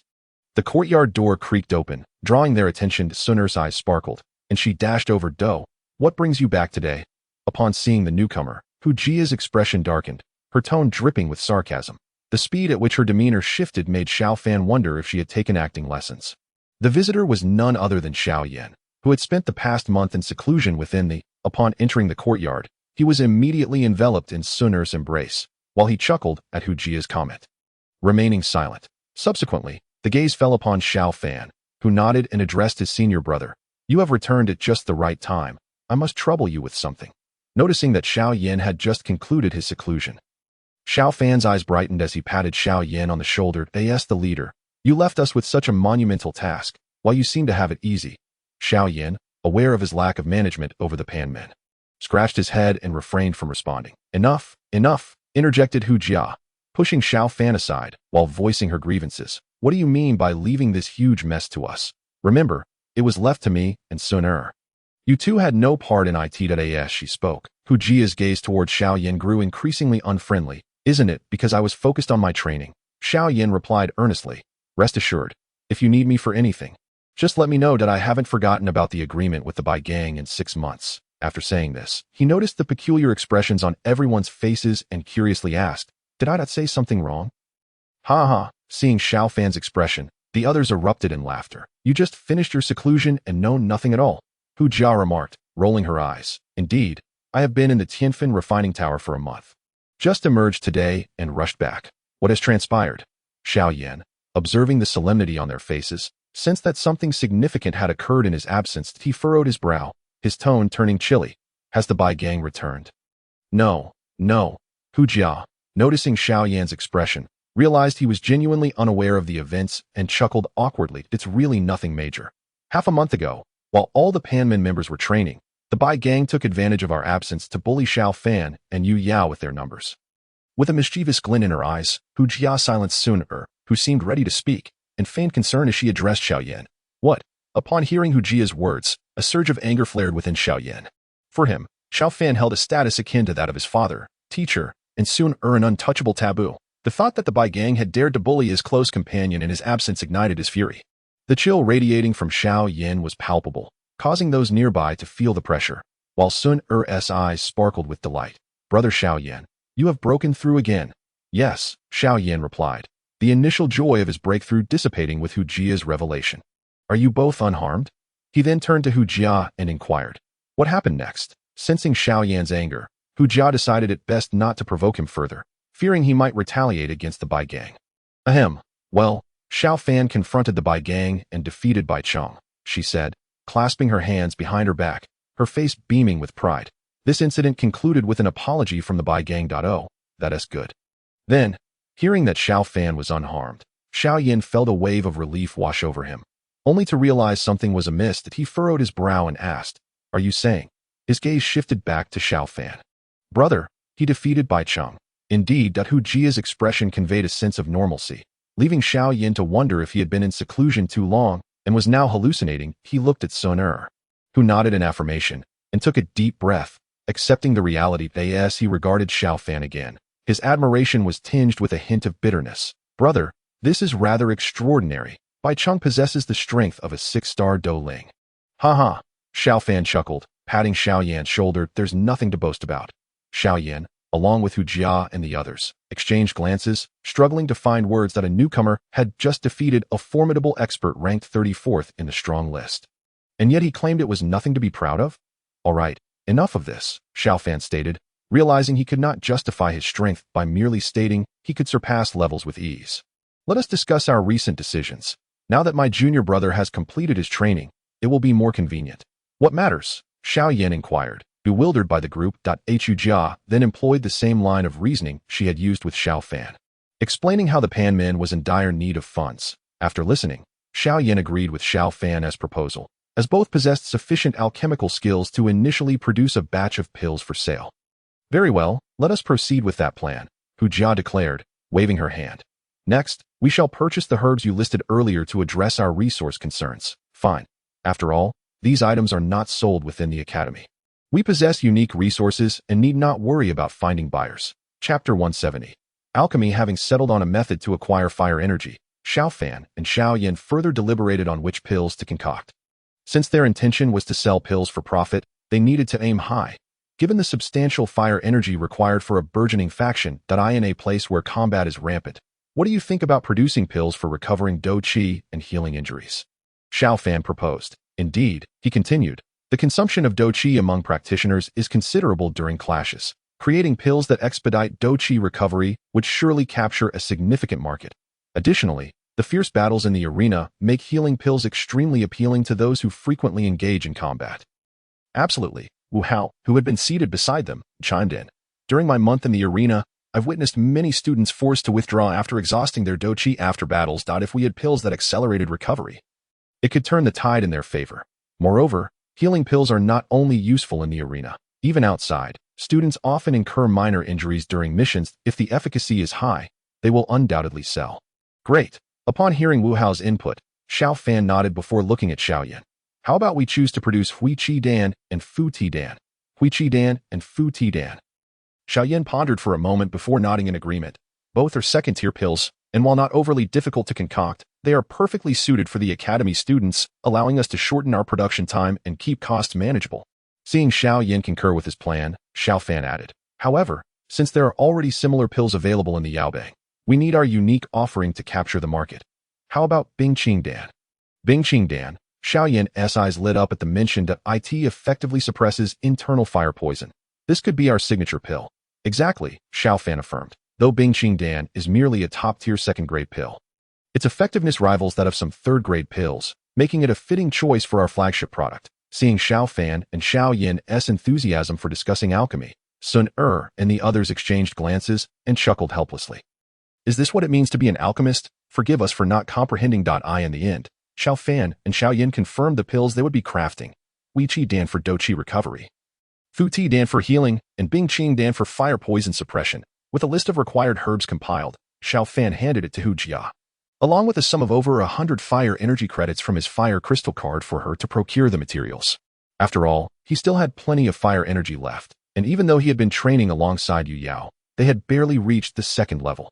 With a detailed plan in place, the following morning, Sun and the others swiftly set out to arrange for the collection of the necessary herbs. They busied themselves until evening, finally returning to the courtyard. Here are all the materials you requested, Hu Jia said, handing over her spatial ring, her tone one of relief that we spent nearly 300 fire energy credits to acquire everything you needed. Xiao Fan and Xiao Yan exchanged glances and smiled wryly. Xiao Fan felt that Hu Jia resembled the true leader of the Pan Men, diligently overseeing everything from the training of its members to managing the faction's operations. Her burdens far exceeded those of the two of them. By the way, Hu Jia, who had already turned to leave, suddenly recalled something and turned back to them. All the fire energy we had remaining was spent on the herbs, and some members from Attain also contributed a portion of their fire energy. I even purchased 2 types of pills currently sold by the Yaobang for your reference. Is that so? Xiao Yan nodded in response, and said to Hu Jia, please keep a record of the fire essence they have advanced. Once the elixirs are sold, we shall refund them double the amount.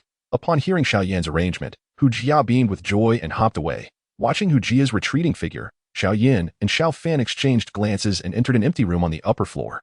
Brother, shall we compete in refining elixirs? Xiao Yan eagerly proposed as soon as they stepped inside. Although he could not match Xiao Fan in strength, he felt confident in his alchemical skills, having received personal guidance from their master.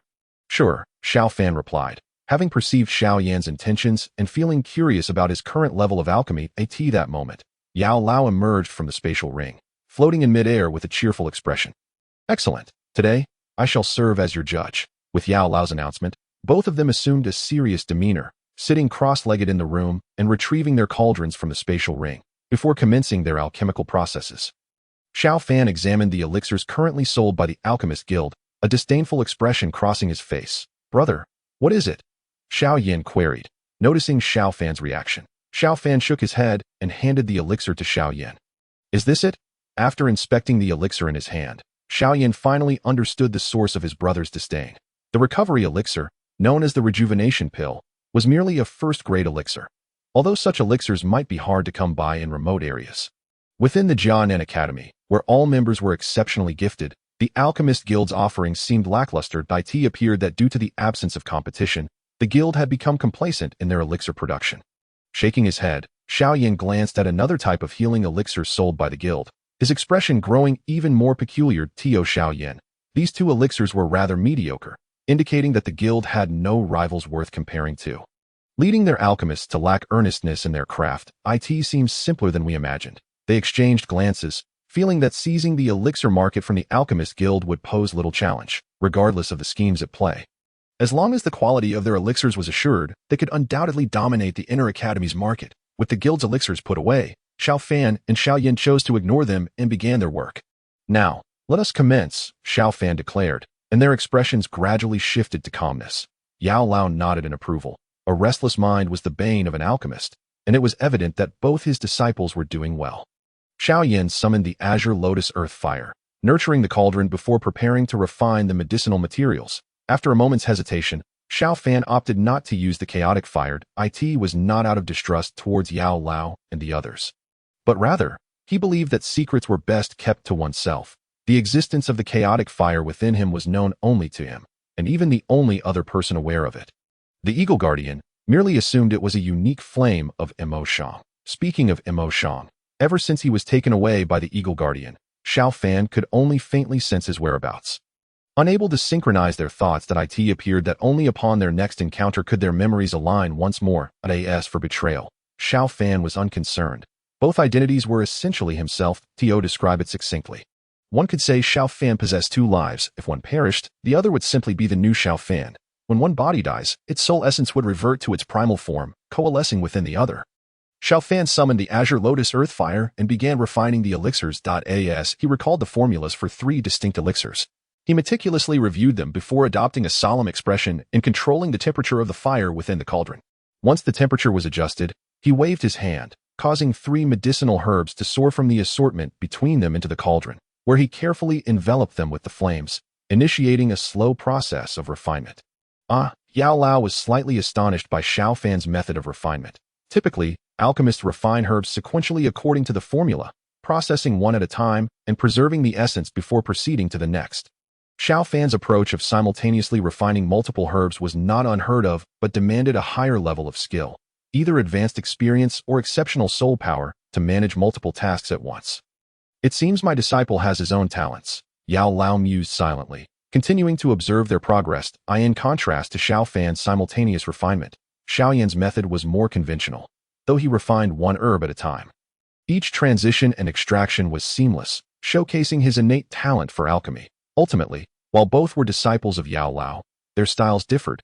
Xiao Yan had been guided closely by Yao Lao from the outset, correcting his mistakes under direct supervision, leading to a more methodical approach. Xiao Fan, however, had only spent the first year under Yao Lao's tutelage before departing from Wutan City, relying on the rewards from the system for his alchemical proficiency. His soul power had been elevated several times due to the system, allowing him to refine multiple herbs comfortably and naturally. As time passed, a rich fragrance emanated from their cauldrons, and the materials between them gradually diminished, replaced by the increasing number of jade vials beside them. In the spacious hall below, Sun Er and the others sat in conversation, albeit with distracted expressions. Yu Yao leaned on the table, her large eyes fixated on the door to the upper floor. Unwavering, "It's been nearly a whole day. Why haven't they emerged?" Unlike the other 3 young women seated, Wu Hao paced the hall, glancing at the closed door above, unable to contain his curiosity. "Let us wait a bit longer. After all, we are not alchemists, and we are unsure of the time required," Sun Er gently suggested from her seat. Hu Jia sighed beside her. Aside from waiting, they had no other course of action. Creak. Just as the others lapsed into silence, the door to the upper room swung open. Upon stepping out, Xiao Fan met Yu Yao's unwavering gaze and smiled reassuringly, signaling that he was fine. Under their watchful eyes, both Xiao Fan and Xiao Yan entered the hall, looking weary. "Are you all right?" Hu Jia inquired with concern, noticing the fatigue etched on their faces. "Don't worry, we're fine," Xiao Fan yawned, allowing Yu Yao to link arms with him as he spoke softly. With a wave of his hand, a multitude of jade vials appeared, filling the table to the brim. "We have 3 types of elixirs: 159 rejuvenation pills, 120 restoration pills, and 70 ice cleansing pills," totaling 349. A satisfied smile crossed Xiao Fan's face as he addressed the group. That's a lot. The others gasped in astonishment at the sight of the overflowing jade vials, their expressions lighting up with excitement upon hearing Xiao Fan's figures. Xiao Yan, seated nearby, leaned on the table, his voice tinged with fatigue. Now, the sales will be in your hands. We are utterly spent, he declared. Rest assured, we'll handle everything from here on. The girls chattered animatedly about the next steps. Xiao Fan settled into a chair, while Yu Yao chose to remain close, sitting beside him, watching the lively discussion. Xiao Fan's eyelids grew heavy, and he leaned against Yu Yao's shoulder, drifting into slumber. Xiao Yan, similarly, slumped over the table, succumbing to sleep amidst their chatter. The demanding nature of alchemy had drained them, and after a full day of continuous effort, they could no longer endure. Initially, they had been engaged in a spirited debate over alchemical techniques, but soon enough, their focus shifted solely to completing their work to secure some rest. When Sun Er and the others finally regained their awareness, they found both Xiao Fan and Xiao Yan fast asleep. With a discreet gesture, Sun Er fetched 2 blankets and draped them over the 2 of them. Nodding at Yu Yao, she departed with Hu Jia and the others. Yu Yao glanced at the retreating figures and then at the head resting on her shoulder. Carefully, she laid Xiao Fan down on her lap, quietly awaiting his awakening. Chapter 172. A bountiful harvest. When Xiao Fan finally stirred, the sky had already darkened. Upon opening his eyes, he realized he was resting on Yu Yao's legs, inhaling the sweet fragrance that belonged to the young woman. Yu Yao cradled Xiao Fan's head in her hands to prevent it from slipping off her lap. Perhaps due to prolonged sitting, she leaned against the chair's back and took a slight nap. Xiao Fan's movements roused her. Looking down, she saw him staring blankly at her. A blush crept across her face as she helped him sit up. You reawake? Yes, Xiao Fan nodded. I slept exceptionally well. After all, during their time training in the Black Tower, Yu Yao would often place him on her lap while he slept, and once Xiao Fan discovered this, he grew accustomed to resting his head on her lap during his training sessions. What? You have soft thighs to rest on, yet you choose to lie on the cold, hard floor of the Black Tower? How noble of you. Stretching lazily, Xiao Fan glanced at the still sleeping Xiao Yan on the table, a smile flickering in his eyes as he took Yu Yao's hand and walked outside. I in the courtyard. He softly inquired, haven't Sun Er and the others returned yet? Not yet, Yu Yao replied, stretching her somewhat stiff body and glancing at the darkening sky. They should be back soon. At that moment, Xiao Yan, who had been in the room, also awakened. That you're awake. Hearing the commotion behind him, Xiao Fan turned around and smiled at him. We were just discussing. Sun Er and the others will likely return soon, as those elixirs should have quite a market. That I'm not worried about. Xiao Yan nodded, then added, but if no one knows the effects of the ice clear pill, I suspect few would dare to buy it. Upon hearing Xiao Yan's words, Xiao Fan nodded thoughtfully, his eyes suddenly lighting up as he responded mysteriously, don't worry about that. I have a plan. What plan? Just as Xiao Fan was about to respond, they heard a commotion outside. Perfect timing. Sun Er and the others are back. Let us see what they've brought today. As they spoke, the courtyard door swung open, and a group of people entered, led by an exuberant Sun Er and Hu Jia. Ah, you're all awake. Seeing Xiao Fan and the others standing in the courtyard, Hu Jia chuckled and said, today has truly opened my eyes. The identity of an alchemist is simply a path to riches. Hu Jia hurried over, pulling Xiao Fan and the others into the hall, insisting they sit down. Guess how many elixirs we sold today? On the first day, it shouldn't be too many, right? Xiao Fan pondered, stroking his chin. I estimate we made about 100 fire energy points. No. Upon hearing their estimates, Hu Jia shook his head, not revealing the answer just yet, standing with his hands behind his back, looking eager for their inquiry. Come on, Hu Jia, stop keeping us in suspense. Sun Er entered from outside and said to Xiao Fan and Xiao Yan, I didn't expect that today we sold 57 qi recovery pills, 43 body restoration pills, and an astonishing 38 ice clear pills. That Sun Er. Upon hearing Sun Er's announcement, Hu Jia rushed over to cover her mouth, but was too late. He muttered gloomily, I see now. You and Yu Yao are both traitors. Who knows what's so great about those stinky so many. Even Xiao Fan was taken aback by the numbers. He recalled that during the first sale at the Pan Min, it had not been this bustling. Could there have been some change? Indeed, seeing the astonished expressions on Xiao Fan and Xiao Yan's faces, Hu Jia revived instantly, laughing heartily. But since Sun Er said our priority is to build our reputation, we priced the qi recovery pills and body restoration pills at 1 day's fire energy per pill, while the ice clear pill, due to its unique effects, is priced at 3 days fire energy per pill. That pricing seems reasonable. Hearing Hu Jia's explanation, Xiao Fan nodded. The primary task of Pan Min was to establish its market presence, and a slightly lower price was acceptable. Besides, a day's fire energy still yielded a profit. Even so, I wouldn't expect to sell this many, especially the ice clear pill. 3 days fire energy is no small sum for an average student. How could we sell over 30? Hee, we must thank you. Brother Xiao Fan. Sooner said mysteriously. Thank me? Xiao Fan was momentarily taken aback, then seemed to realize something, exclaiming, is it because of the relationship with Bai Bang and Lin Yan? Exactly. Sooner nodded in agreement. Your reputation in the inner courtyard is now on par with the top-ranked individuals. You defeated Bai Chong, and many are watching our Panman's developments. Additionally, the news of you helping Senior Lin Yan eliminate his fire toxicity has spread, hence the ice clear pill sold so well today. Perhaps even more than that, Xiao Fan pondered, acknowledging that sellers often exaggerated their promotions. Everyone understood this. Thus, many might disregard the efficacy of suppressing fire toxicity, merely assuming Panman was boasting. You certainly cannot be underestimated. Hu Jia smiled while embracing Sooner, tilting his head to Xiao Fan. Since many inner courtyard experts are cultivating in the Black Tower, I suspect we could have sold even more elixirs today. Ah, I see. Xiao Yan nodded, then turned to Xiao Fan and said, Brother, what you mentioned about having a way to promote the elixirs must align with this plan, right? Precisely. Hearing Xiao Yan's words, Xiao Fan nodded and replied. I initially intended to use Lin Yan for promotion, but it seems I need not worry, as success has already come. 57 Qi recovery pills, 43 body restoration pills, 38 ice clear pills. Today's fire energy revenue is nearly 200 points. No wonder you all are so thrilled. We need never worry about fire energy again. Hu Jia laughed gleefully, practically squealing with joy. But with just the two of us, it's terribly exhausting. We should ideally recruit more alchemists. Seeing Hu Jia's excitement, Xiao Yan remarked, Indeed, it's a bit overwhelming for just the two of us. Upon hearing Xiao Yan's statement, Hu Jia calmed down, acknowledging, Indeed, when Xiao Fan and I left this morning. The fatigue on our faces was no act. We cannot rely solely on the two of us for so many elixirs. Chapter 173. Mobilizing forces. That is indeed true. Hu Jia agreed. Alchemy is merely our means of earning fire energy. Ultimately, acquiring fire energy is to enhance our cultivation. That we must not lose sight of our primary goal. Thus, we should explore ways to find an alchemist, but for now, we must endure a bit longer. Agreed, Xiao Fan nodded.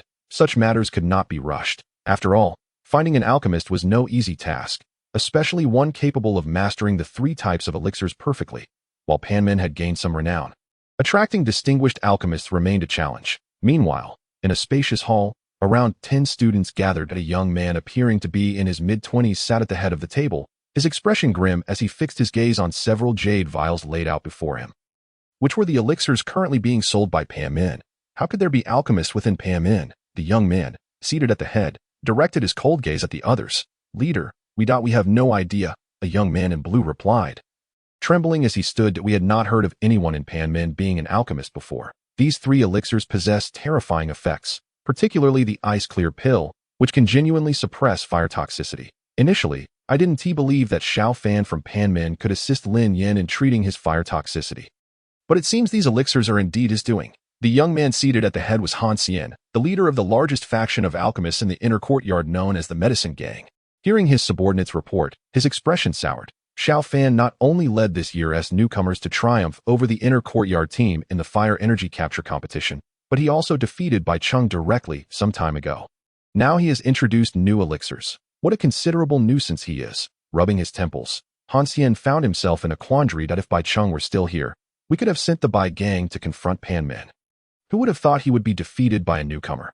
After a moment of contemplation, Han Xian tapped the table and commanded, Inquire about the medicinal herbs that the Pharmacy Guild is acquiring. Regardless of their pricing, we shall offer double the amount of fire energy that if they run out of herbs. I want them to be unable to refine a single pill. Understood. The lucrative trade of pill sales truly leads to immense wealth.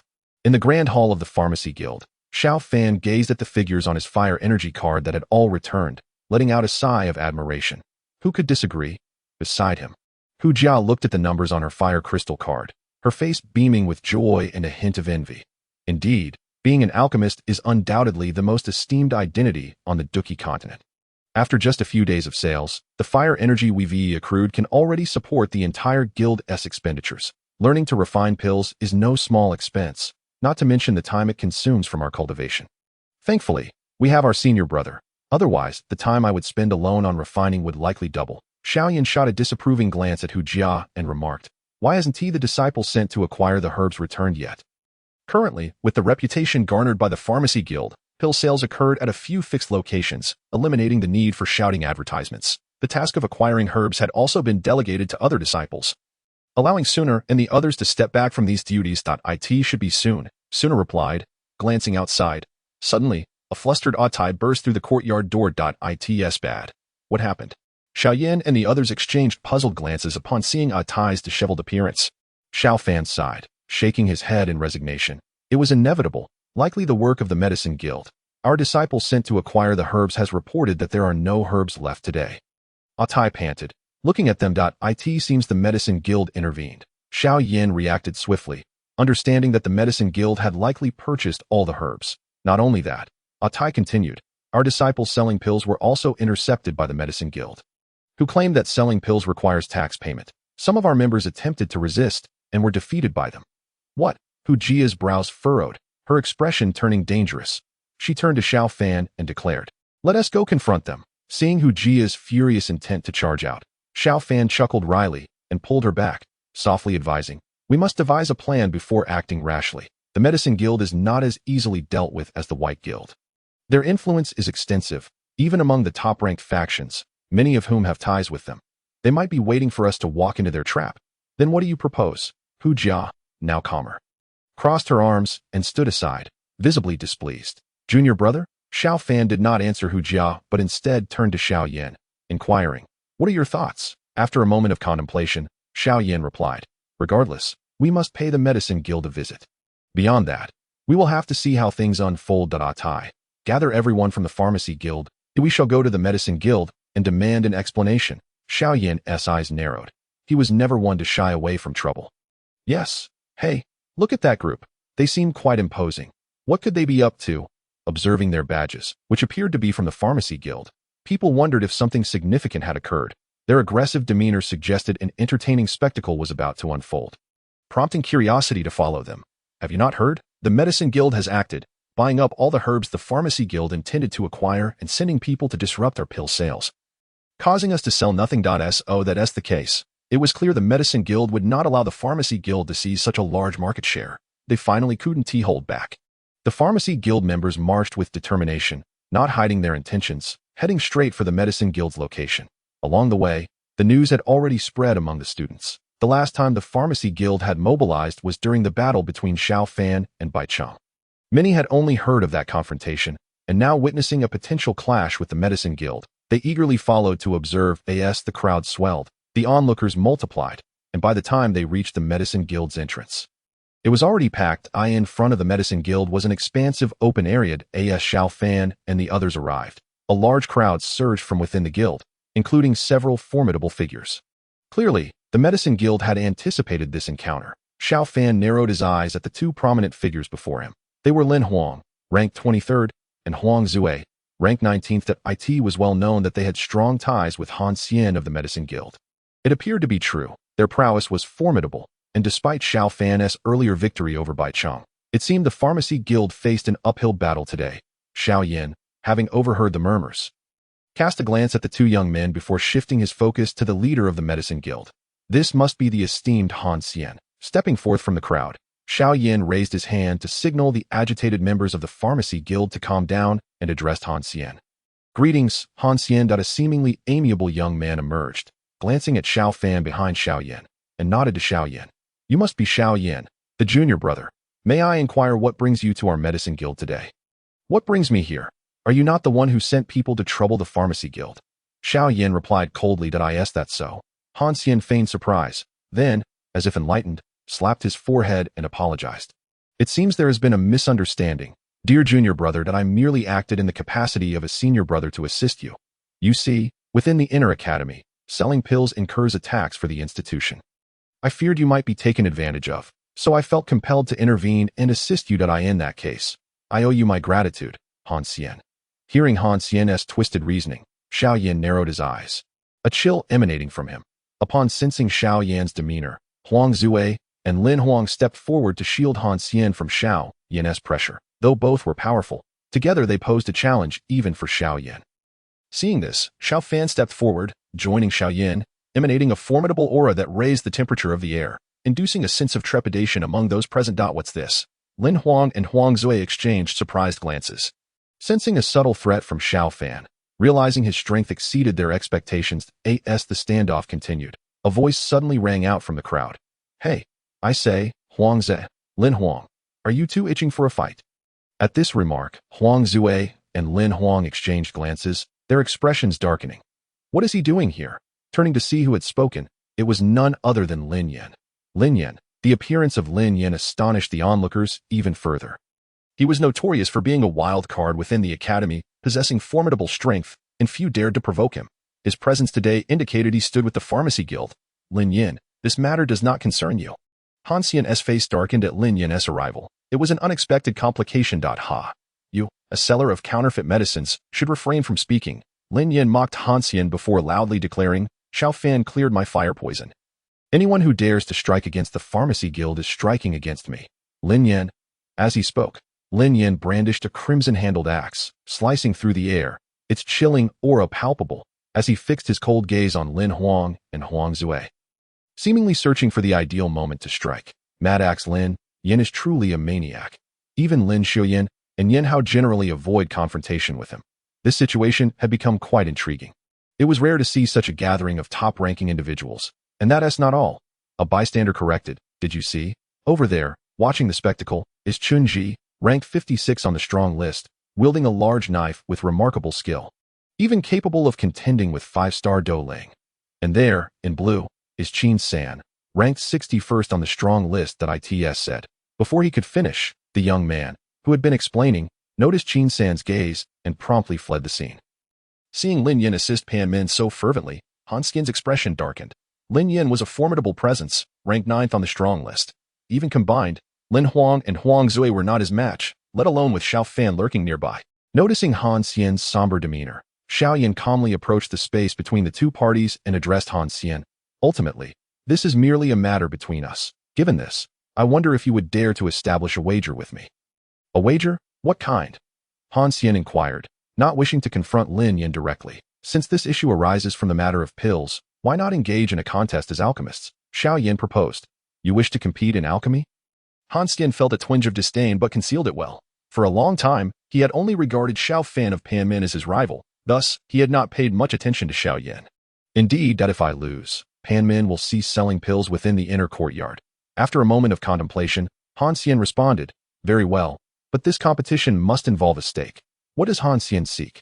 Internally amused, Han Xian replied nonchalantly.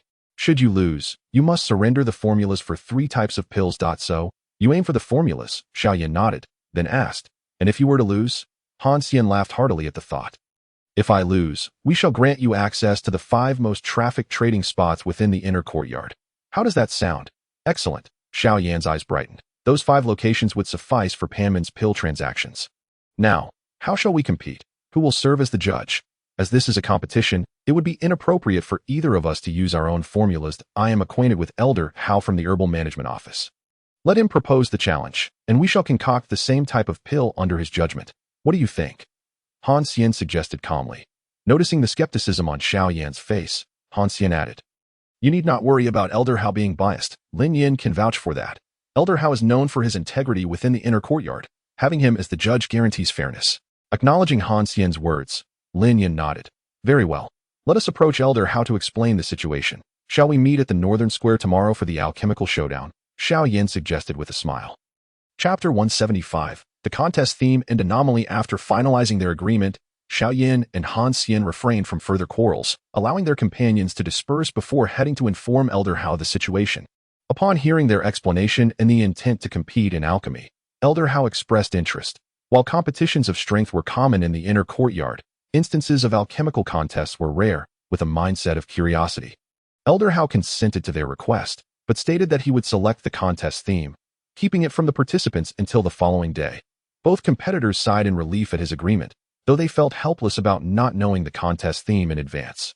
They nodded in acknowledgement and returned to rest. The next morning, the inner courtyard was devoid of students engaged in training, as most had gathered early at the Northern Square. News of the alchemical competition between Xiao Yan and Han Xian had spread, and the fact that Elder Hao would personally judge piqued everyone's interest. Elder Hao's reputation in the inner courtyard was well known. His role as judge ensured the contest would be fair. The profession of an alchemist was inherently esteemed, and many had never witnessed a contest among alchemists. With both competitors possessing formidable abilities in alchemy, the event promised to be captivating. Even among the elders, several hid within the crowd, quietly observing the competition. Upon witnessing the throng of spectators, one elder remarked, "It has been quite a while since the inner courtyard has been this lively, apart from the trading area and the arena," with a resounding chime of a bell.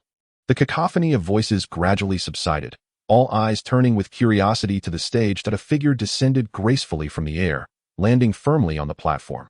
Elder Hao, donned in a dark robe with a wispy white beard. Clearing his throat, Elder Hao addressed the multitude.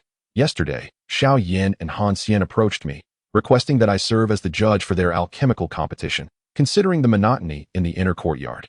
I agreed." His voice, though soft, resonated clearly among the assembled crowd, indicating his prowess. "The theme of their contest will be chosen by me, and to ensure impartiality, neither contestant is aware of the specific challenge until now. Upon the conclusion of the competition, the quality of the pills they produce will determine the victor." The crowd murmured in surprise at Elder Hao's announcement. They were astonished that even the competitors were unaware of the theme. This added an intriguing layer, preventing any prior preparation, ensuring that the contest would truly reflect their capabilities. Who will emerge victorious? Han Xian's alchemical skills are impressive. Do you think Xiao Yan is any less capable? The pills they produce at Panmin are known for their potency. All right, let the two of you enter the arena. Elder Hao ignored the murmurs from the crowd, exchanging silent glances with several hidden elders before continuing. As his words echoed, Xiao Yan and Han Xian stepped onto the platform, each taking their place. "This is the theme of your contest. Who will go first?" Elder Hao inquired cheerfully, producing a scroll and gesturing to the two. Han Xian, please go ahead. Xiao Yan conceded, nodding in his direction. Han Xian accepted without hesitation, anticipating the theme would provide him a moment to prepare. Under the gaze of the crowd, Han Xian approached, taking the scroll from Elder Hao's hand. His expression visibly soured, revealing to the audience that the challenge was likely daunting. Upon digesting the contents of the formula, Han Xian returned to his position, his brow furrowed in concentration as he glanced at Xiao Yan. Recognizing Han Xian's reaction, Xiao Yan surmised the theme was likely challenging. After perusing the formula, Xiao Yan's demeanor shifted to seriousness, a hint of gravity gracing his countenance. "Continue to feign nonchalance. We shall see how long you can maintain that facade." Han Xian thought, interpreting Xiao Yan's expression as an act to garner the crowd's attention. Once Xiao Yan comprehended the formula, he rubbed his temples and looked helplessly at Elder Hao, saying, "Elder Hao, you truly overestimate us. The Dragon Force pill is a 5th-tier elixir. Even a seasoned 5th-tier alchemist may not guarantee its successful concoction." "What? A 5th-tier elixir?" The crowd gasped, finally grasping why Han Xian had displayed such a distressed expression upon reviewing the formula. While he was a peak 4th-tier alchemist, the odds of successfully crafting a 5th-tier elixir were slim. That 5th-tier alchemists held a status that even formidable fighters treated with deference. If a sect were to choose between a fighter of the king rank and a 5th-tier alchemist, most would undoubtedly opt for the alchemist, for their influence extended far beyond mere strength. Elder Hao, maintaining his jovial demeanor, responded, "I have generously provided you with the formula for a 5th-tier elixir. Take pleasure in the opportunity. For this contest, I shall supply each of you with 3 sets of materials for crafting. Ultimately, the quality of the elixirs you produce will determine the champion, and if both of us fail." Han Xian interjected, acknowledging the inherent challenges of crafting a 5th-tier elixir. "Even in failure, we can assess the quality of the residue. We will still discern whose materials were superior." Elder Hao replied nonchalantly. "Very well, I have no objections," Han Xian conceded. Han Xian raised his hand in agreement upon hearing Elder Hao's words. Since there were no objections, the competition was set to commence. Wait! Just as Elder Hao was about to announce the start of the contest, a voice suddenly resonated from the square. The crowd turned to see Xiao Fan standing a short distance away. Xiao Fan? What could he possibly want? Surely, the Fan sect isn't intimidated. Is it, Xiao Fan? Do you have something to say? Elder Hao inquired, curiosity lacing his tone. Feeling the collective gaze of the crowd upon him, Xiao Fan sighed, stepping forward hesitantly. After a brief moment of contemplation, he addressed Elder Hao. I was wondering if I could also participate in this competition." Although Xiao Fan was initially reluctant, an unexpected notification from the system had triggered a new task. Ding! New task activated. Defeat Xiao Yan in the alchemy competition. Task rewards. Alchemist experience 50. Dochi 100. Source currency 3000. Failure penalty. Dochi-200, source currency-5000. Despite his desire to refrain from intervening in the contest between Xiao Yan and Han Xian. The task compelled him to join, as it presented an opportunity to gain strength without cost. Regrettably, the task only rewarded alchemist experience upon success. Previous penalties for failure meant that enhancing his alchemist experience hinged solely on winning this contest. After all, advancing as an alchemist was considerably more challenging than merely increasing one's strength, and even Xiao Fan couldn't afford to let such an opportunity slip away. Apologies, junior brother. It seems I must seize this moment to shine. Do you wish to join this contest? Elder Hao looked at Xiao Fan with intrigue before glancing at the two competitors on the stage, his expression tinged with bemusement. But isn't the competition between Xiao Yan and Han Xian? Even Xiao Yan on stage looked puzzled, questioning why his senior brother would suddenly want to participate. Was he perhaps concerned about their contest? No, not at all. Upon hearing Elder Hao's query, Xiao Fan waved his hand dismissively. Their contest was solely their affair. Shaking his head, he earnestly proclaimed, I wish to participate because of you, Elder Hao. In order to justify his participation, Xiao Fan hastily concocted a reason. For me. The onlookers were taken aback by Xiao Fan's declaration. But Elder Hao appeared even more bewildered. What on earth had he to do with this? Clearing his throat, Xiao Fan felt a twinge of embarrassment. Yet, fixating on the potential rewards of alchemist experience. He pressed on, didn't you mention you would provide the recipes and 3 portions of alchemical materials for free? Thus, I thought I might give it a try. The crowd fell into an immediate hush upon hearing Xiao Fan's response. Elder Hao cast a glance at Xiao Fan, preparing to speak, but suddenly seemed to ponder something and nodded thoughtfully. In that case, step forward. However, your success or failure in concocting the potion has no bearing on the agreement between Xiao Yan and Han Xian. That goes without saying. Chapter 176. The Cracked Cauldron. The surrounding crowd expressed surprise upon hearing Elder Hao acquiesce to Xiao Fan, for despite his seemingly approachable demeanor, he was, in truth, a stern figure as the head of the alchemical materials department. He had numerous students seeking his favor, and they were well acquainted with his character, while the reason for Elder Hao's consent to Xiao Fan remained a mystery. It was evident that Xiao Fan's desire to participate was motivated by the allure of free recipes and materials. Those within the Fan sect recognized Xiao Fan's alchemical prowess, yet many outsiders remained unaware. The moment news of the contest between Xiao Yan and Han Xian spread, they assumed Xiao Yan was the only alchemist in the sect. Believing Xiao Fan merely sought to observe the recipe, among the audience were several aspiring alchemists, and upon hearing Elder Hao's approval, their hearts ignited with excitement. After all, the recipe for a 5th-grade pill was at stake. Just as a few eager alchemists contemplated stepping forward, Elder Hao's voice rang out. Very well, from now on, no one is permitted to disrupt the contest. Any violators shall be barred from the alchemical materials department for the year. Though his tone remained even, the implication was clear, serving as a warning to those who might attempt to take advantage of the situation. The alchemists with ulterior motives halted in their tracks. Lamenting their slow pace, had they moved more swiftly, they might have secured a coveted 5th-grade pill recipe. Elder Hao's gaze subtly scanned the onlookers, his thoughts tinged with disdain at the idea of them trying to exploit him. After presenting the recipe for Xiao Fan to peruse, Elder Hao announced, since there are no further objections, let the contest officially begin. The 3 participants took their places on the platform, sitting cross-legged as Elder Hao allocated 3 portions of materials to each of them, then settled nearby to observe the competition. As Elder Hao declared the contest officially underway, silence enveloped the crowd, all eyes fixated on the 3 participants, seated on the ground. Xiao Fan reflected on the recipe that had recently occupied his thoughts. After ensuring he had all the necessary materials without oversight, he produced his alchemical cauldron. The cauldron, a relic left to him by Yao Lao during his solitary departure from Wuten City, had become rather unremarkable compared to Xiao Fan's current abilities. That he had intended to replace it after concocting the spirit melting pill for Medusa, yet the opportunity had never presented itself. After this contest, he would indeed seek a new cauldron. Meanwhile, Han Xian unveiled a golden cauldron that emanated an extraordinary aura, capturing the attention of the crowd. Observing the plainness of Xiao Fan and Xiao Yan's cauldrons, he couldn't help but feel a surge of superiority.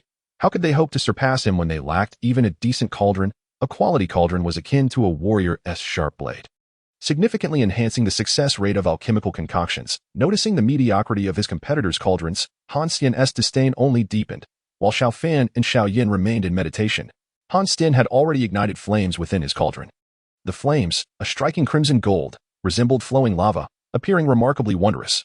Han Xian's flames not only captivated the attention of Xiao Fan and Xiao Yan but also drew the gaze of the audience below. This flame is known as illusionary golden fire, a remnant from the shell of a 7-tier illusionary fire scorpion beast pup shortly after it hatched. It will completely incinerate its shell within 3 days. To obtain it, one must find the remnants of the pup's shell within that time frame, perhaps spurred by the intense scrutiny from the crowd. Han Xian's vanity surged, prompting him to boast loudly.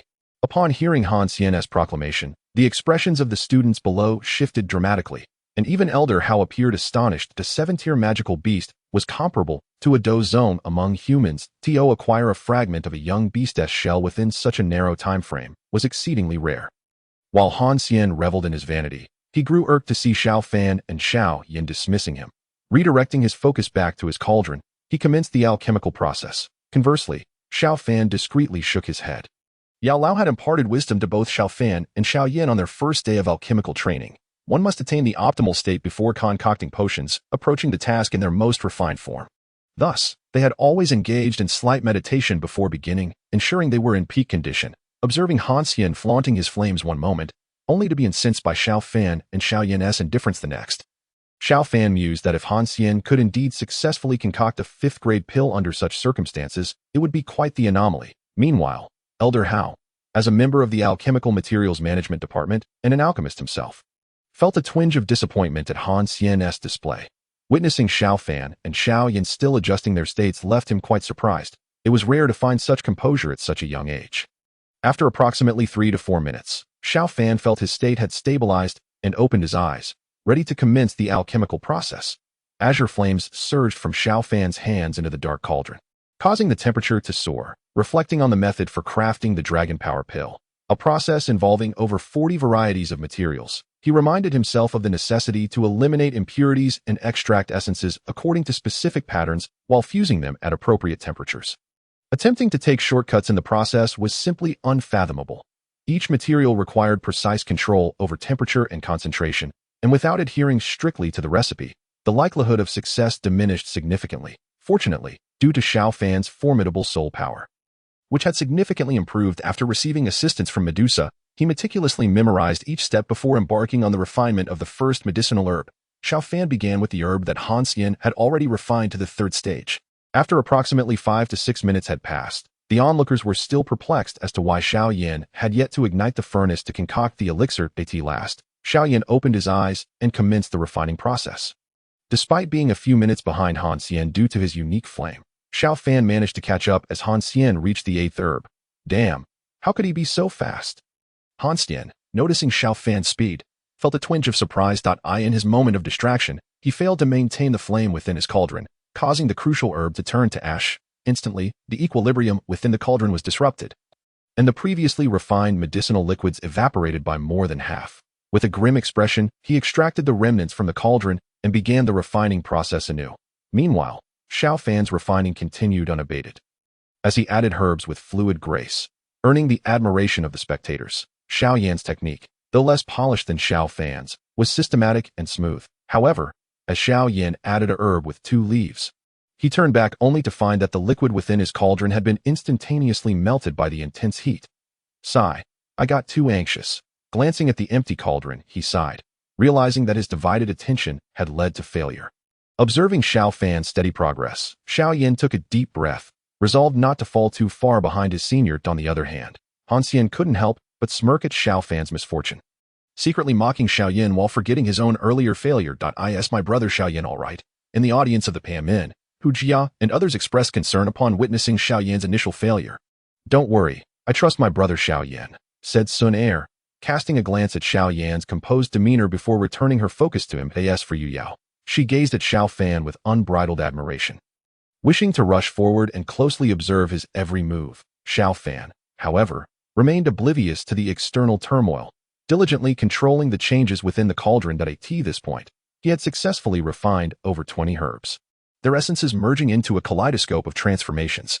Even with Xiao Fan's heightened soul perception, he needed to exercise caution in regulating the internal temperature. A failure at this juncture would render all previous efforts futile, necessitating a complete restart.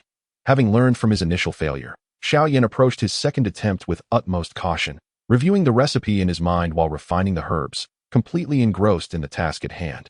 Even forgetting it was a competition against Han Xian, as time passed. Nearing half an hour, a dull sound reverberated, causing Han Xian's expression to shift abruptly. The liquid in his cauldron had been ruined during the fusion process. Damn it, this is my last chance. He gritted his teeth, casting a glum glance at Xiao Yan's cauldron before taking a deep breath to calm himself. While he composed himself, Xiao Fan was nearing the end of his refining process. As the final herb was added to the cauldron, even Xiao Fan felt a surge of concentration, carefully managing the internal changes. Unbeknownst to him, a hairline crack had begun to appear at the base of the cauldron, silently forming under the extreme heat of the unique flame. Chapter 177. The formation of the elixir. Xiao Fan's elixir was on the verge of completion. The fluctuations within his cauldron did not escape the notice of the gathered students, many of whom were from the alchemy division. They observed Xiao Fan's imminent success in refining the 5th grade elixir. Astonishment radiated from their faces. I knew Xiao Fan was proficient in alchemy, but this is a 5th grade elixir. Hu Jia listened to the murmurs of awe from the crowd, her expression gradually turning to one of disbelief. Not only is he strong, but he is also remarkably skilled in alchemy. Brother Xiao Fan. Truly unexpected. Sun Er nodded in agreement, her tone filled with admiration, yet her gaze shifted with concern towards Xiao Yan on the other side of the stage. In contrast, Yu Yao maintained unwavering confidence in Xiao Fan, believing that his success in refining a 5th grade elixir was merely a matter of course. Differing from the sentiments of the onlookers, members of the Alchemist Guild among the spectators remarked snidely, "What's there to be proud of? He hasn't produced the elixir yet. The fluctuations of a 5th grade elixir are not trivial. Let's wait until he truly creates the finished product." Indeed, besides, it was Xiao Yan who made the bet with Senior Han Xian. Xiao Fan's success won't affect the wager between the Alchemist Guild and Pan Min, they sneered. Initially, many believed Xiao Fan was merely coveting the recipe and herbs for the 5th grade elixir, disregarding his appearance on stage for alchemy. However, in light of both Xiao Yan and Han Xian's earlier failures, Xiao Fan's imminent success in his first attempt was truly remarkable. Such alchemical skill, even if not that of a 5th grade alchemist, was certainly not far removed. The onlookers from the inner courtyard were astute enough not to heed the disparaging remarks from the Alchemist Guild. After all, many of the elders in the inner courtyard were Dou, and it was not beyond the realm of possibility that they would seek Xiao Fan's assistance in the future. Thus, they had no intention of incurring the ire of a potential 5th grade alchemist. Who would have thought his alchemical prowess was so extraordinary? Among the crowd, Lin Yan quietly observed Xiao Fan on stage, a hint of astonishment crossing his face. A smile crept onto his lips, filled with relief. Those fools from the Alchemist Guild, regardless of the outcome of this wager, as long as Xiao Fan is around, Pan Min will not falter. Shaking his head, Lin Yan pushed these thoughts aside. Feeling fortunate for having met Xiao Fan and having assisted them slightly when Pan Min first began selling elixirs. Most importantly, he was grateful for having chosen to stand with Pan Min yesterday. Unlike Lin Yan's optimism, Han Yu wore a worried expression as she watched Xiao Fan on stage, glancing momentarily at Yu Yao, who was fixated on Xiao Fan, and sighed softly. Regardless of how the audience perceived Xiao Fan, it did not affect his refining process. The concoction of the dragon power elixir had entered its final phase, and Xiao Fan was meticulously controlling the fusion of the medicinal essences, just a little more. And he could not afford to falter now. Xiao Fan scrutinized the changes within the cauldron with unwavering focus. Although he had refined 5th grade elixirs before, this was his first attempt at the dragon power elixir. With the finish line in sight, any mistakes now would result in utter failure. As the cauldron heated, the essences gradually melded together, transforming into a shimmering liquid. At last, it was time for the final consolidation of the elixir. Observing the remaining liquid within the cauldron, even Xiao Fan exhaled a sigh of relief. The intricate steps had been successfully navigated. Now, he merely needed to maintain the appropriate temperature for gradual solidification, and the dragon power elixir would be deemed a success. With careful control, the azure flame's temperature was constantly adjusted, vigilantly managing the heat within the cauldron. After more than 10 minutes of careful heating, the shape of the elixir began to materialize within the cauldron, and a fragrant aroma of the elixir wafted through the it truly nearing completion. Even Elder Hao, observing from the side, looked at Xiao Fan with newfound respect. While he had presented the recipe for the 5th grade elixir with the intention of testing Xiao Yan and Han Xian's capabilities, he had never anticipated that Xiao Fan would emerge as a contender. Now, with the elixir taking form, it seemed likely that success was imminent. Who would have guessed that this young man possessed such remarkable talent for alchemy? Elder Hao's gaze toward Xiao Fan shifted subtly, his tone easing. "In a wonder I had to agree to let you take the stage. The fragrant aroma permeated the surroundings. The students in the stands could not help but take notice. Their gazes fixed on Xiao Fan with fervor. Soon, if he could surpass the energy ripples of the fifth grade elixir, success would be his. Below, Yu Yao beamed with pride, watching Xiao Fan with a broad smile. All right, I get it." Hu Jia nudged Yu Yao, shaking her head in exasperation. "Next, the elixir must solidify." Xiao Fan, gazing at the gradually forming elixir within the cauldron, waved his hands, enveloping it in flames as a perfectly round elixir began to emerge, transitioning from rough to smooth, evolving into a flawless orb. As the moment of the pill's formation arrived, an invisible wave of energy slowly radiated from within the pill, surging outward from its core to impact the surrounding cauldron. I've been waiting for you." Having long been aware of the energy ripples associated with the formation of a fifth-grade pill, and possessing the experience of crafting a soul fusion pill, Xiao Fan had been on guard against the emergence of such energy disturbances. The instant the energy ripple manifested, he deftly controlled the cauldron's internal environment to counteract the impending shockwave. However, this wave still induced a reaction, causing numerous cracks to blossom across the surface of Xiao Fan's cauldron. Leaving the onlookers in awe and trepidation. Was failure imminent? This thought flickered in the minds of the crowd. Yet, with a swift gesture, Xiao Fan summoned a perfectly rounded pill, which soared from the brink of destruction within the cauldron and landed into a prepared jade vial. As the pill was secured, the once damaged cauldron shattered into a myriad of fragments. Chapter 178. Is an exploding cauldron a standard for alchemists? With the pill in hand, Xiao Fan disregarded the shattered cauldron. Nodding in satisfaction that he cast a glance at his peers, Xiao Yan and Han Xian, who were still engaged in their alchemical endeavors, and chose not to disturb them as he made his way towards Elder Hao. "Thank you, Elder Hao, for your support." Xiao Fan bowed respectfully, expressing his gratitude. "Though I didn't do much." Elder Hao chuckled, stroking his beard, his gaze falling upon the jade vial in Xiao Fan's grasp. "Your crafting did not interfere with their competition. It was merely an opportunity afforded to you. I am aware of that," Xiao Fan replied, nodding. He then extended the jade vial towards Elder Hao, having received the formula and 3 portions of materials.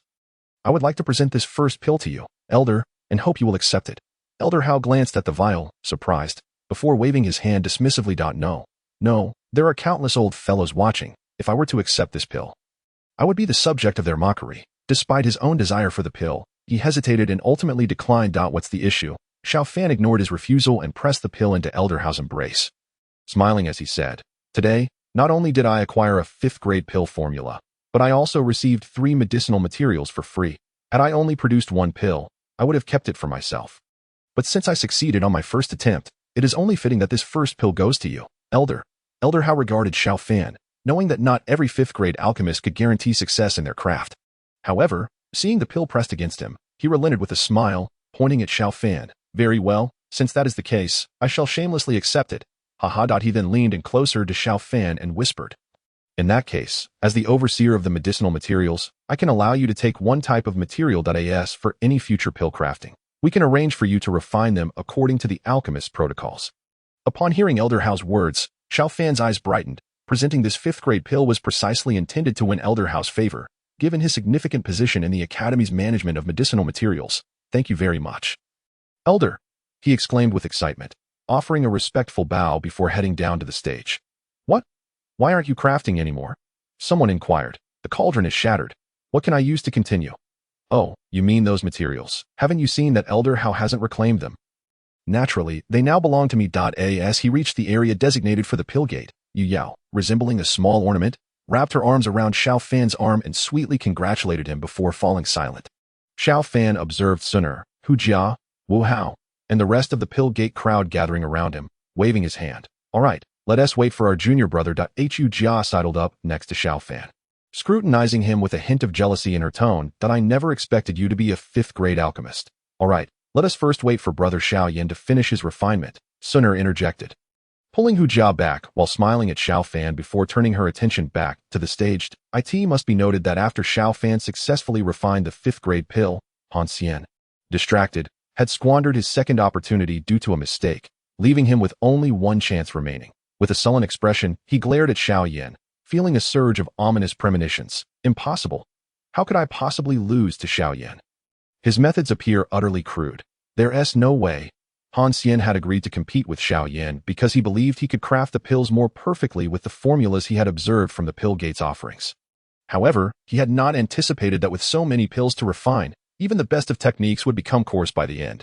Just as when one takes an exam, the first strokes of writing are typically meticulous.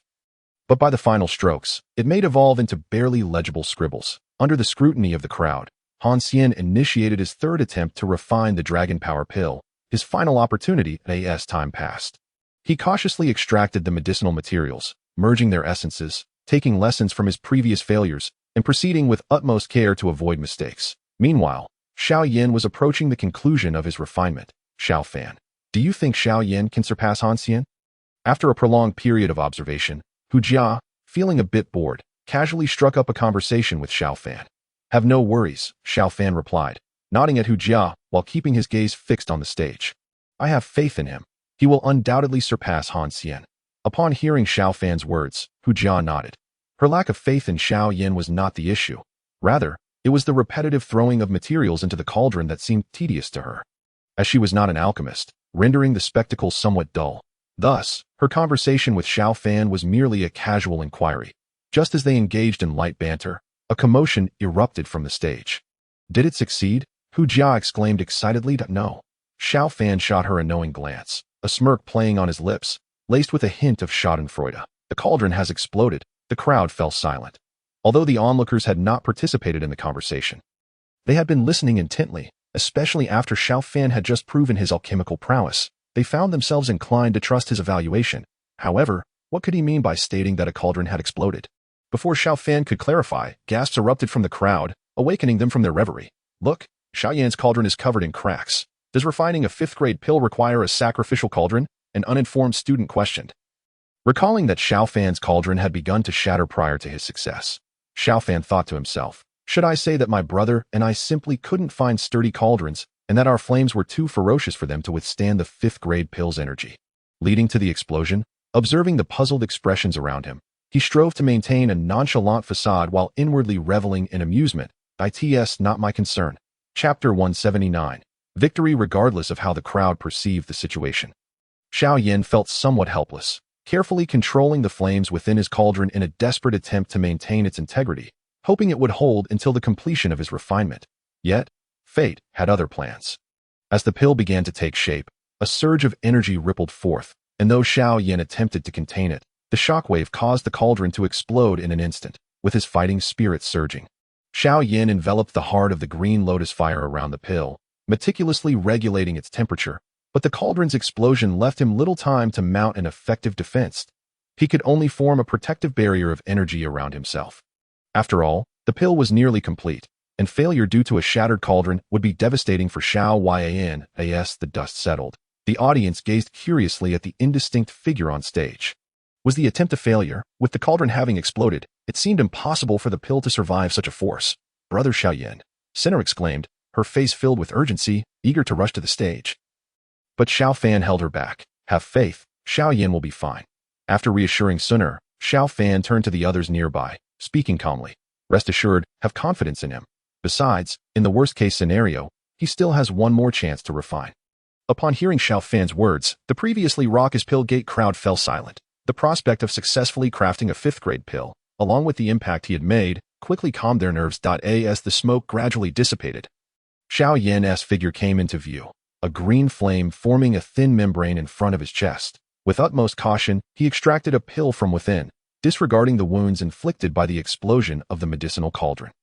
Raising his head to the crowd, he broke into a grin and declared, I have lived up to expectations. Ah, splendid. Well done. Haha. Upon hearing Xiao Yan's words, the crowd erupted in jubilant cheers. Elder Hao quickly silenced the raucous throng. Carefully taking the pill from Xiao Yan's hand for inspection, the pill still radiated warmth, its essence freshly formed, indicating it had just been concocted to quell any doubts that might arise regarding the authenticity of the pill. Elder Hao examined it thoroughly and then addressed the audience, signaling to 2 elderly elders with graying hair to join him on stage. After a meticulous examination, they confirmed the pill's legitimacy, especially since it pertained to Xiao Yan's wager with Han Xian, necessitating a level of credibility that is anticipated. With the unanimous conclusion from the 3 elders, the audience displayed expressions of understanding. recognizing Elder Hao's prudence in leaving no room for doubt. Just as the crowd reveled in their joy, a dull thud emanated once more from Han Xian's medicinal cauldron. The onlookers turned their gaze, noting the pallor of Han Xian's face as he clenched his hands tightly. Within the cauldron, the medicinal materials had again encountered a fusion mishap, resulting in yet another failure. Taking a deep breath, Han Xian rose, contemplated briefly, and bowed respectfully to Elder Hao, stating, "I concede, my friend." "What?" the crowd whispered, but Han Xian raised his hand to silence them, turning instead to Elder Hao. "I have failed to successfully concoct a pill in all 3 attempts. Since Xiao Yan has achieved this and passed the scrutiny of the 3 elders, I must admit defeat. The 5 positions promised will be duly delivered by the Medicine Guild within the next 3 days." Casting a lingering glance at Xiao Yan, Han Xian bowed once more to Elder Hao and, with a grim expression, led the members of the Medicine Guild away. With their departure, the competition drew to a close. The members of the Pan Men remained, shouting in delight, while the other students, recognizing the conclusion of the contest, departed. The younger generation is formidable, Elder Hao remarked, nodding appreciatively at Xiao Yan. Observing the astonishment on Xiao Yan's face, he reassured him, "Rest assured, as the judge, the Medicine Guild will not dare to manipulate this matter. Regardless of their willingness, they must respectfully relinquish those 5 territories." Upon hearing Elder Hao's words, Xiao Yan nodded. Han Xian's swift concession had taken him by surprise, as he had anticipated a protracted struggle. "Thank you, Elder Hao," Xiao Yan said, bowing to him and extending the dragon power pill in his hand. Elder Hao gently pushed Xiao Yan's hand back, chuckling, "I cannot accept this. Keep it for yourself." But, before Xiao Yan could finish, Elder Hao interrupted, laughing, All right. Can you guarantee success every time? I've already received one. If I accept yours now, it would be utterly shameless." Seemingly reading Xiao Yan's thoughts, Elder Hao continued, "Do not worry. You are now a 5th-grade alchemist. There will be ample opportunities for us to collaborate in the future. Who knows when I might need your assistance again?" "Then I shall accept that," Xiao Yan replied, no longer hesitating, content to place the pill in his possession. By the way, Elder Hao added, nodding as he saw Xiao Yan stow away the pill, "remember that 20% of your income from pill sales must be submitted to the Academy each month." What? Xiao Yan was momentarily taken aback. He was well aware of the substantial profits from selling pills. Even the Medicine Guild was subject to this requirement, lest the internal balance within the Academy be disrupted. Elder Hao regarded Xiao Yan with a serious expression. At that moment, Xiao Fan, who had just received notification of task completion, arrived beside them and overheard Elder Hao's statement. He smiled at Elder Hao, saying, "Well, Elder Hao, considering we have 2 5th-grade alchemists here, could we?" Elder Hao shot Xiao Fan a disapproving glance but chuckled, "I cannot exempt you, but you may only need to pay 10%. However, this matter must remain confidential from the Medicine Guild." "Thank you, Elder Hao. Rest assured." In the Panman's internal conference hall, Xiao Fan spread over 100 jade bottles across the table and exchanged glances with Xiao Yan before turning to the excited Hu Jia. "Hu Jia, we must hasten to recruit suitable alchemists to fill our positions," Xiao Yan quickly concurred.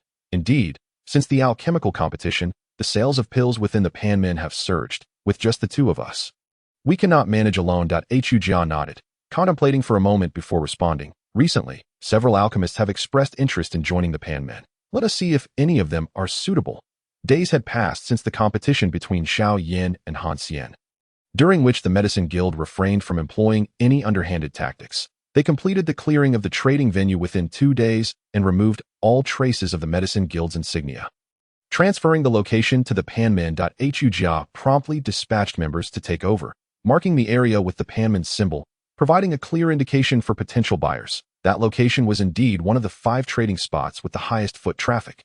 As claimed by the Medicine Guild, the pills sold by the Panmen there moved rapidly, converting vast amounts of energy into new resources for Xiao Fan and Xiao Yan to refine into additional pills. In recognition of this success, Xiao Yan rewarded all members within the Panmen with 5 points of energy each, granting additional benefits to others like Attai who had contributed further, thus enhancing the welfare system within the Panmen and attracting numerous new recruits. Crucially, the emergence of 2 5th-grade alchemists within the Panmen, following Xiao Fan and Xiao Yan's display in the competition, drew many aspiring alchemists eager to join. Hu Jia, aware that these alchemists were drawn by Xiao Fan and Xiao Yan's reputation, refrained from making unilateral decisions and discussed with the 2 before agreeing to their admission. After all, alchemists were always a valued profession, and the Panmen was not lacking in energy. This attractive welfare system provided ample assurance of retention.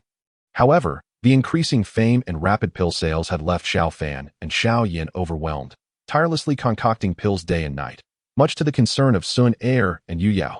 Today, Xiao Fan and Xiao Yan deliberated and decided to recruit a portion of alchemists to alleviate their workload. As they still prioritized their own cultivation, following the rewards from the previous competition, Xiao Fan had solidified his rank at 6-star Douling with his ongoing pill refinement. He was nearing a breakthrough to 7-star Douling. Meanwhile, Xiao Yan had achieved a breakthrough to 7-star devour during his recent closed-door training, and after the fruitful experience of refining 5th-grade pills, he had seamlessly progressed to 8-star devour. Brimming with excitement, having resolved to delegate the task of pill refinement to others, Xiao Fan and Xiao Yan promptly followed Hu Jia to assess the current alchemists within the Panmen. After a preliminary selection, they chose 5 alchemists, 3 at the 4th grade and 2 at the 3rd grade. Upon reviewing their past pill concoction methods, Xiao Fan and Xiao Yan found no significant issues. They were confident that these alchemists could competently handle the 3 types of pills currently in demand by the Panmen.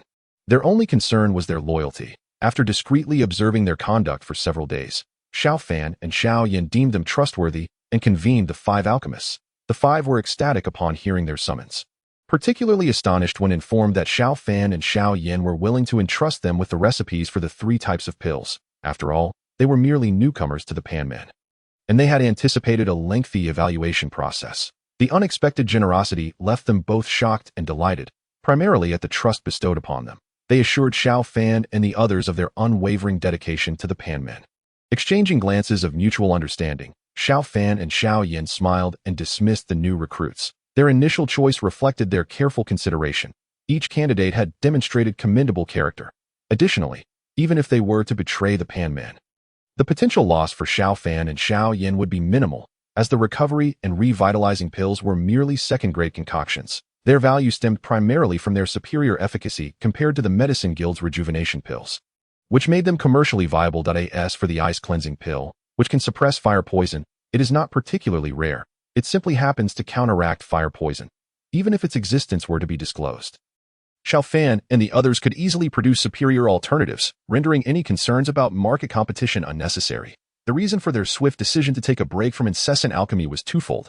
Firstly, both had become somewhat numb from their relentless refining, and secondly, due to the Elder Yao's plans. With Xiao Yan having recently advanced to an 8-star Dou master, Elder Yao intended for him to practice new Dou techniques, and specifically requested that Xiao Fan join him.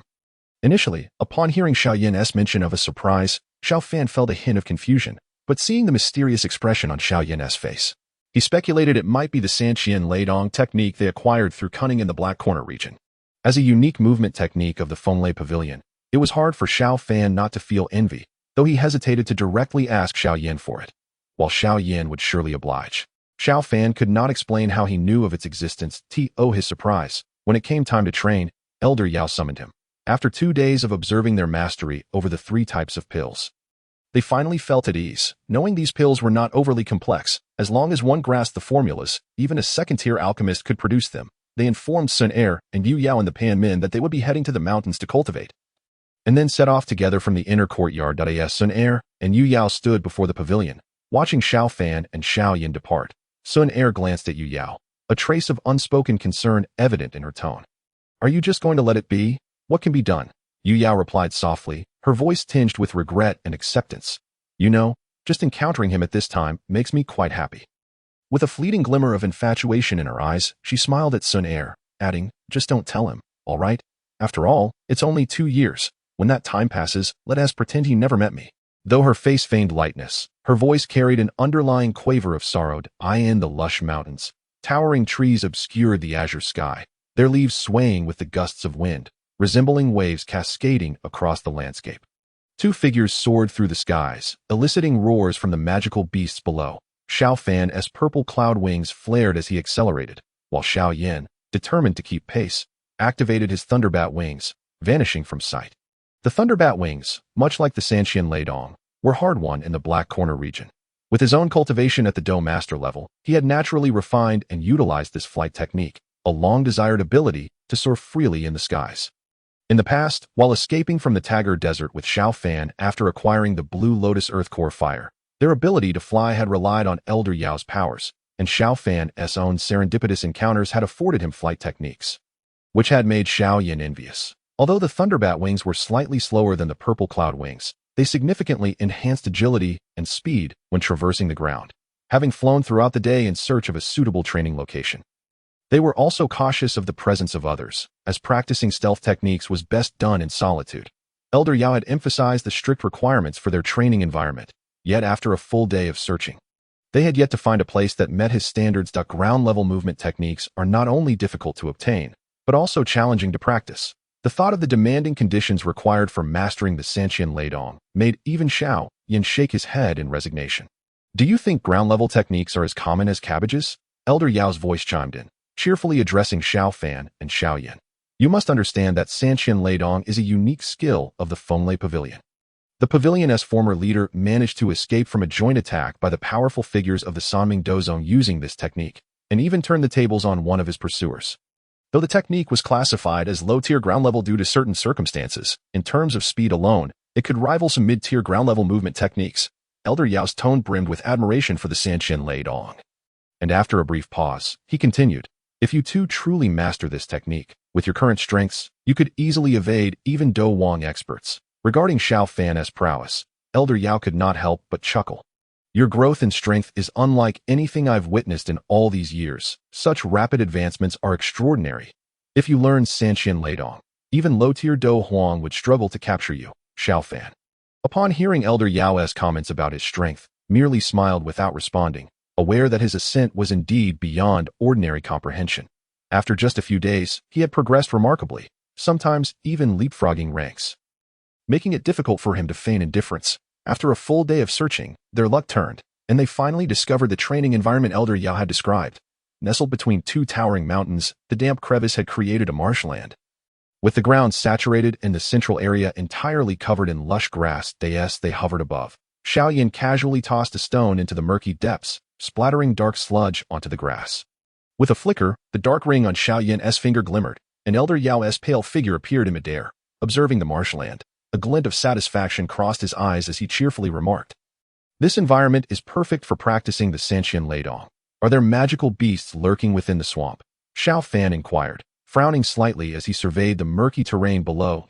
No worries, Elder Yao replied with a chuckle. These magical beasts will come in handy while you practice your techniques. Hearing this, Xiao Fan nodded, dismissing any concern about the low-tier magical beasts, as they posed little threat. Why don't you both try to navigate through this swamp without any hindrance? Elder Yao suggested. Exchanging glances, Xiao Fan and Xiao Yan hesitated before nodding in agreement. Xiao Fan slowly descended into the marsh, retracting his purple cloud wings. Upon landing, he immediately felt his feet sinking into the soft ground. Without hesitation, he activated the dragon step technique, twisting his body to pull his foot free and darting forward. Although the dragon step was a low-tier profound movement technique, the soft ground of the swamp provided little leverage. And after only a few meters, he found it necessary to unfold his purple cloud wings once more to take flight. At that moment, several water arrows suddenly shot forth from the swamp, aimed directly at him. Remaining composed, Xiao Fan flapped his wings, executing a mid-air maneuver to evade the attack, then unleashed two bursts of Do Qi to eliminate the magical beasts that had launched the water arrows. Meanwhile, Xiao Yan, witnessing Xiao Fan's struggle to traverse the swamp, was taken aback and decided to join in the test. However, his explosive step technique, reliant on the rebound force from the ground, only resulted in a significant eruption of mud, which splattered onto his left leg, causing him to sink. The surface mud erupted, trapping one of his legs and exerting a strong downward pull. Reluctantly, he resorted to his flight technique to escape the swamp. Haha! Watching Xiao Yan become engulfed in the foul-smelling muck, Xiao Fan laughed heartily. Seeing Xiao Yan's disgruntled expression, Elder Yao chuckled before stating, your movement techniques are merely average. Once you master the Sanqian Leidong, not even a vast ocean would hinder your passage. With a snap of his fingers, a silver scroll appeared in Elder Yao's hand, from which a faint sound of wind and thunder resonated. This Sanqian Leidong is the treasure of the Fenglai Pavilion, and even within the pavilion, only a select few elders and disciples with significant contributions have the opportunity to practice it. This is due to the fact that crafting each scroll requires the absorption of a trace of wind and thunder energy. And only after refining this energy can one truly claim to have mastered the Sanqian Leidong. Wind and thunder energy, Xiao Yan murmured, unable to conceal his excitement. No wonder I always felt I could hear the sound of thunder within this scroll. This wind and thunder energy is a crucial reason the Fonlei Pavilion has thrived in the Duki continent, as it is said that one can only gather a trace of it when seated atop a high mountain during a storm. Surrounded by dark clouds and flashes of lightning, the power of wind and thunder is extraordinarily fierce. To cultivate the 3,000 thunder movements, one must convert the wind and thunder energy absorbed into their body into their own. Achieving this requires unwavering willpower, as only those with resolute determination can succeed. It is said that many disciples within the Wind and Thunder Pavilion, while attempting to master the 3,000 thunder movements, fail to suppress the wind and thunder energy within them. The consequences range from significant cultivation setbacks to the peril of demonic deviation. At this point, Elder Yao shifted the topic and addressed the two of them, stating, "You both have integrated foreign flames into your bodies and should be able to perceive this. Your fighting spirit now bears a distinct difference from when you first embarked on your training. Infused with the intense heat of flames, this provides you with a considerable advantage in combat against others." Hearing Elder Yao's words, Xiao Fan exchanged a glance with Xiao Yan, slowly nodding in agreement.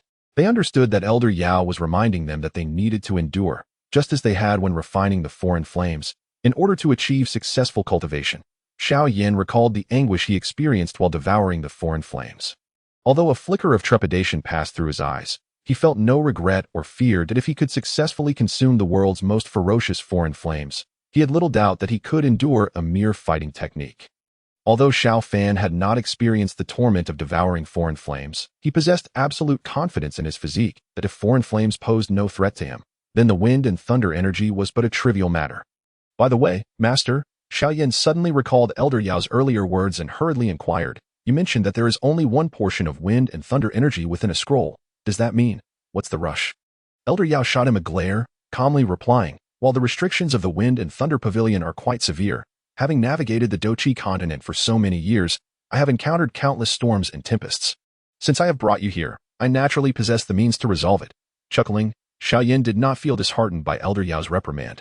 Rather, he was filled with excitement. If such an astonishing fighting technique could only be practiced by one of them, it would indeed be troublesome. "Then, Master, shall we begin our cultivation now?" "Not so fast. Wait a moment." "Wait for what?" Elder Yao pointed to the overcast sky above and slowly spoke. "Wait for the wind to rise, for the lightning to flash. Only then will you have the opportunity to successfully cultivate the 3,000 thunder movements." The weather in the mountains could change unpredictably. After waiting for half a day, that night, thunder rumbled and fierce winds howled. "Now is the time." Elder Yao, observing the scene in the sky, turned back to the two with excitement and said, "Let us go." Upon reaching the mountain summit, Elder Yao instructed Xiao Fan and Xiao Yan to sit cross-legged facing each other. He placed the scroll containing the 3,000 thunder movements between them and said, "Next, I will extract the wind and thunder energy from the scroll, dividing it into 2 portions for you to suppress yourselves." Seeing Xiao Fan and Xiao Yan nod, Elder Yao waved his hand gently, causing the special seal on the silver scroll to dissipate instantly. A formidable wave of energy surged forth from the scroll. It levitated in midair between Xiao Fan and Xiao Yan, strands of energy transforming into pure silver. A stunning silver beam shooting towards the sky from the scroll. The lightning in the sky was drawn to it, striking the silver beam that connected the scroll to the heavens, while even the howling winds seemed to converge here. "Concentrate," Elder Yao commanded as he gazed at the spectacle above. Then, an overwhelming force of soul energy surged forth, compressing the stormy thunder and winds into the silver beam in the blink of an eye. Elder Yao's expression turned serious as he pressed his hands downward in the air. The silver beam, once soaring into the heavens, gradually shrank, finally settling back into the scroll before Xiao Fan and Xiao Yan. After a moment of contemplation, 2 silver bolts of lightning shot forth from the scroll, each seemingly containing thousands of human figures. These figures, whether seated, running, or walking, were diverse and vividly lifelike. Seal. Elder Yao's suffocating soul energy continued to confine the space, preventing the 2 bolts of lightning from escaping. "Absorb these 2 bolts of lightning into your bodies and refine them," he instructed, and with a wave of his hand, he propelled the 2 bolts of lightning into their bodies. Xiao Fan was still reflecting on the profound soul power he had just felt from Elder Yao, whose depth resembled the vast ocean, far beyond Xiao Fan's capabilities. Truly, he was the revered Elder Yao, who had once roamed the Dochi continent. At this moment, sensing the wind and thunder energy entering his body, Xiao Fan quickly summoned the foreign flames to envelop it. With the existence of the foreign flames, this mere wind and thunder energy posed little challenge. continuously channeling the foreign flames around the wind and thunder energy. The latter, devoid of supporting strength, was swiftly dispersed and integrated into Xiao Fan's limbs and bones. Effortlessly refining the wind and thunder energy, Xiao Fan opened his eyes and exchanged glances with Xiao Yan. After all, both possessed foreign flames, making the refinement of wind and thunder energy remarkably simple. Hee, have you succeeded in refining it? Elder Yao asked with a grin as he observed them open their eyes.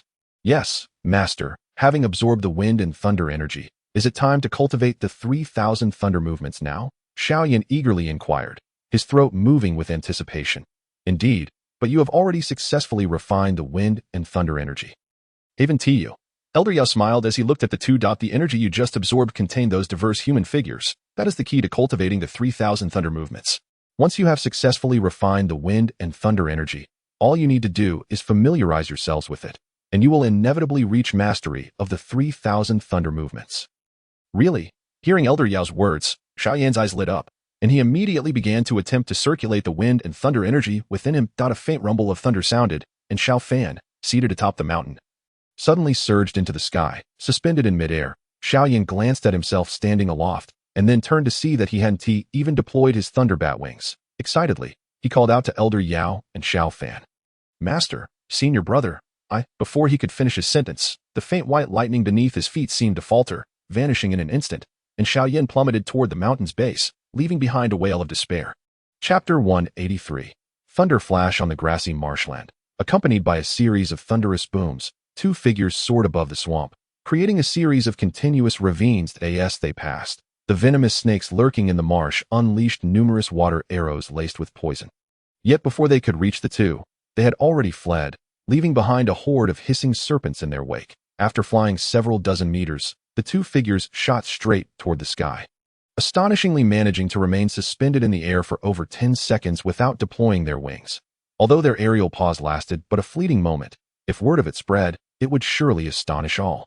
For only those who had reached the Dou Huang realm could briefly hover in midair using their own strength, and only Dou Zong experts could linger aloft for extended periods. Truly, it was a remarkable Earth-grade movement technique. Having learned it for merely 3 days, they displayed such astonishing speed. A flash of silver light signaled that Xiao Fan and Xiao Yan had come to a halt. They looked back at the marsh below, their faces brimming with delight. Do not let pride overwhelm you. Just as they reveled in their achievements, Elder Yao appeared before them with a serious expression. Although you have managed to barely harness the 3,000 thunder movements in 3 days, you must understand that you have not yet truly entered the realm. The 3,000 thunder movements are categorized into 3 stages: Thunder Flash, Thunder Shun, and 3,000 Thunder. Elder Yao stroked his graying beard before continuing. Currently, you can only rudimentarily utilize the wind and thunder energy. You still have a considerable distance to cover before reaching the first stage, Thunder Flash. The essence of the 3,000 thunder movements lies in being as immovable as a rock and as swift as thunder when in motion, not seeking grandeur or ostentation, but rather striking unexpectedly. However, look at you now. The moment you act, a thunderous roar accompanies you. Before you even make a move, the sound is heard from 100 meters away. This is not in line with the cultivation intent of the 3,000 thunder movements. While Elder Yao appeared to be reprimanding Xiao Fan and Xiao Yan, internally, he was filled with astonishment. Learning the 3,000 thunder movements in merely 3 days brought him great joy. Yet, to prevent the two from becoming arrogant, he had to adopt a stern demeanor. Especially you, Yenner. Look at the ravines left behind in the marsh. Your senior brother managed to suppress himself somewhat. Although his display was impressive, it was considerably better than yours. Hearing Elder Yao's words, Xiao Yan glanced back at the 2 ravines, one deep and one shallow. The deeper one was naturally his own, that he scratched his head without retorting, acknowledging that the teacher's words held merit.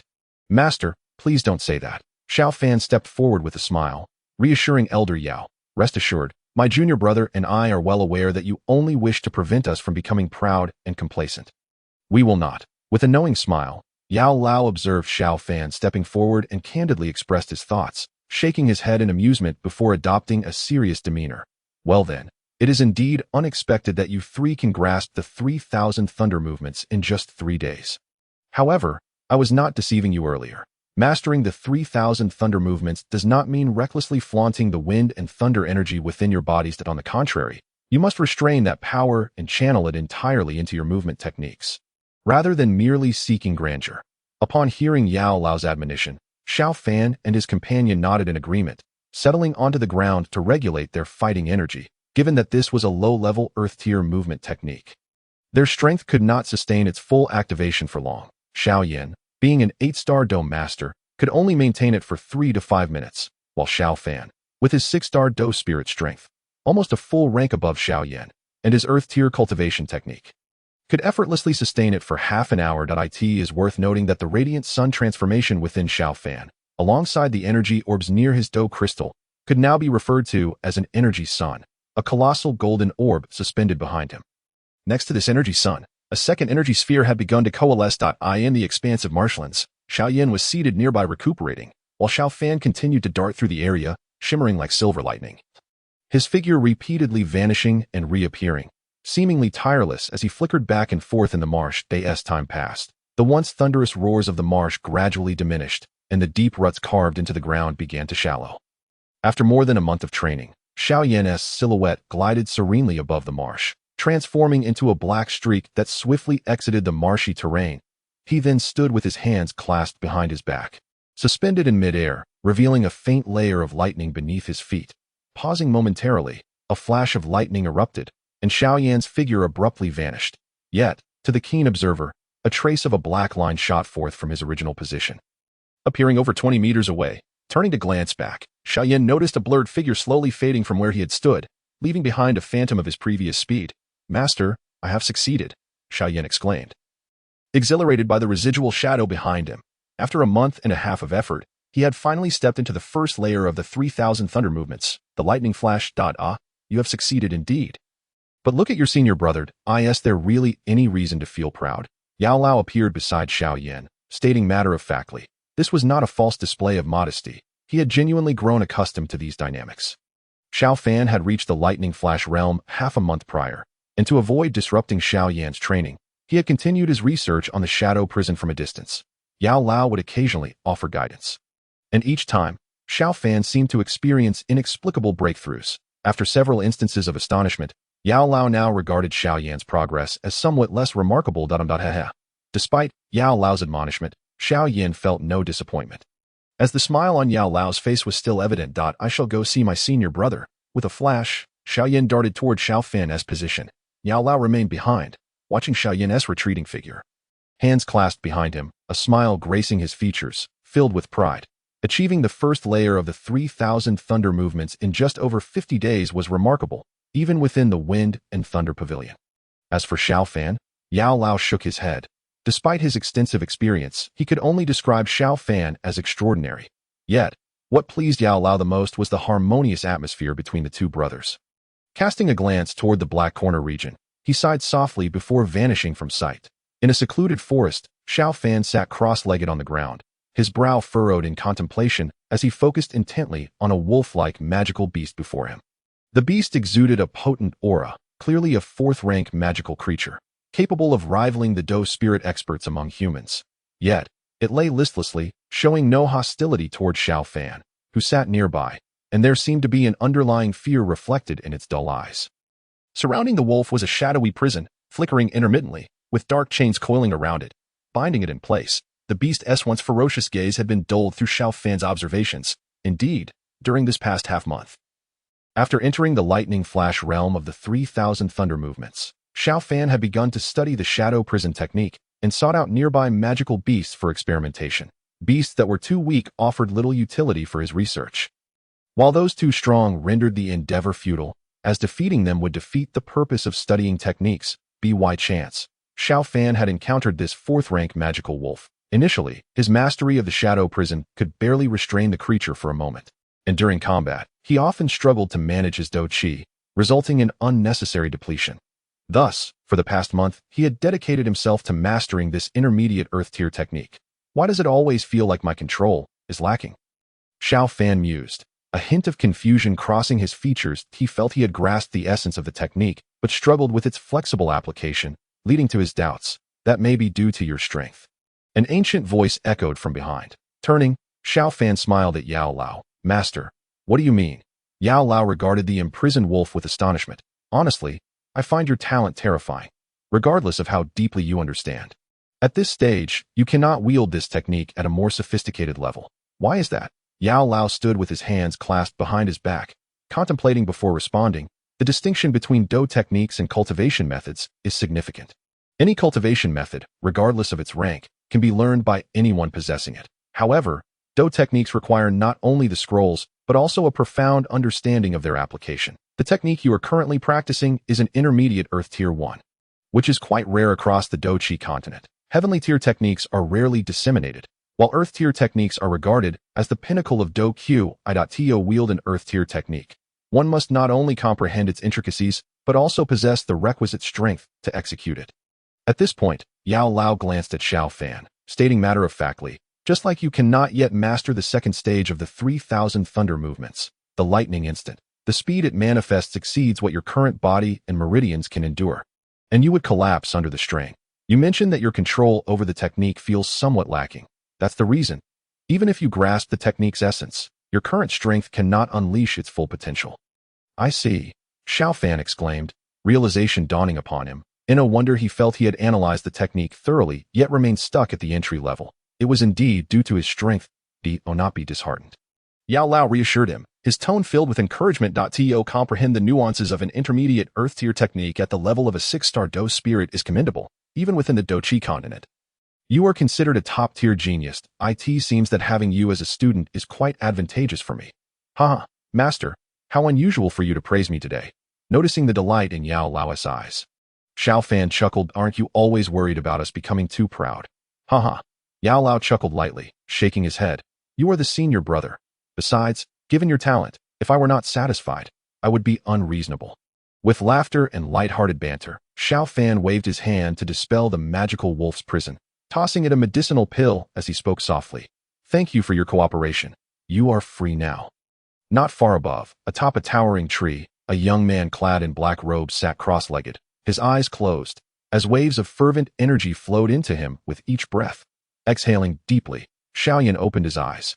Filled with astonishment, his 2 months of diligent training had yielded significant rewards. After 2 months of arduous effort, not only had he achieved the lightning flash realm of the 3,000 thunder movements, but he also sensed a burgeoning breakthrough in his strength as an 8-star Dou master. As he moved, the sound of cracking bones echoed around him. Just then, a fierce wind swept in from the distance, rustling the leaves atop the tall trees, creating waves that surged relentlessly toward Xiao Yan. Xiao Yan gazed at the scene before him, as if something had been stirred in his mind. With a gentle leap, he landed atop the trees, intently observing the undulating sea of forest around him. His arms slowly spread wide, and with his eyes tightly shut, he listened to the rhythmic sound of the forest waves, ebbing and flowing like a tempest. Although the gale was fierce, the once fragile leaves endured with remarkable resilience. After approximately 10 minutes, the wind subsided, and Xiao Yan abruptly opened his eyes, his deep gaze now brimming with astonishment.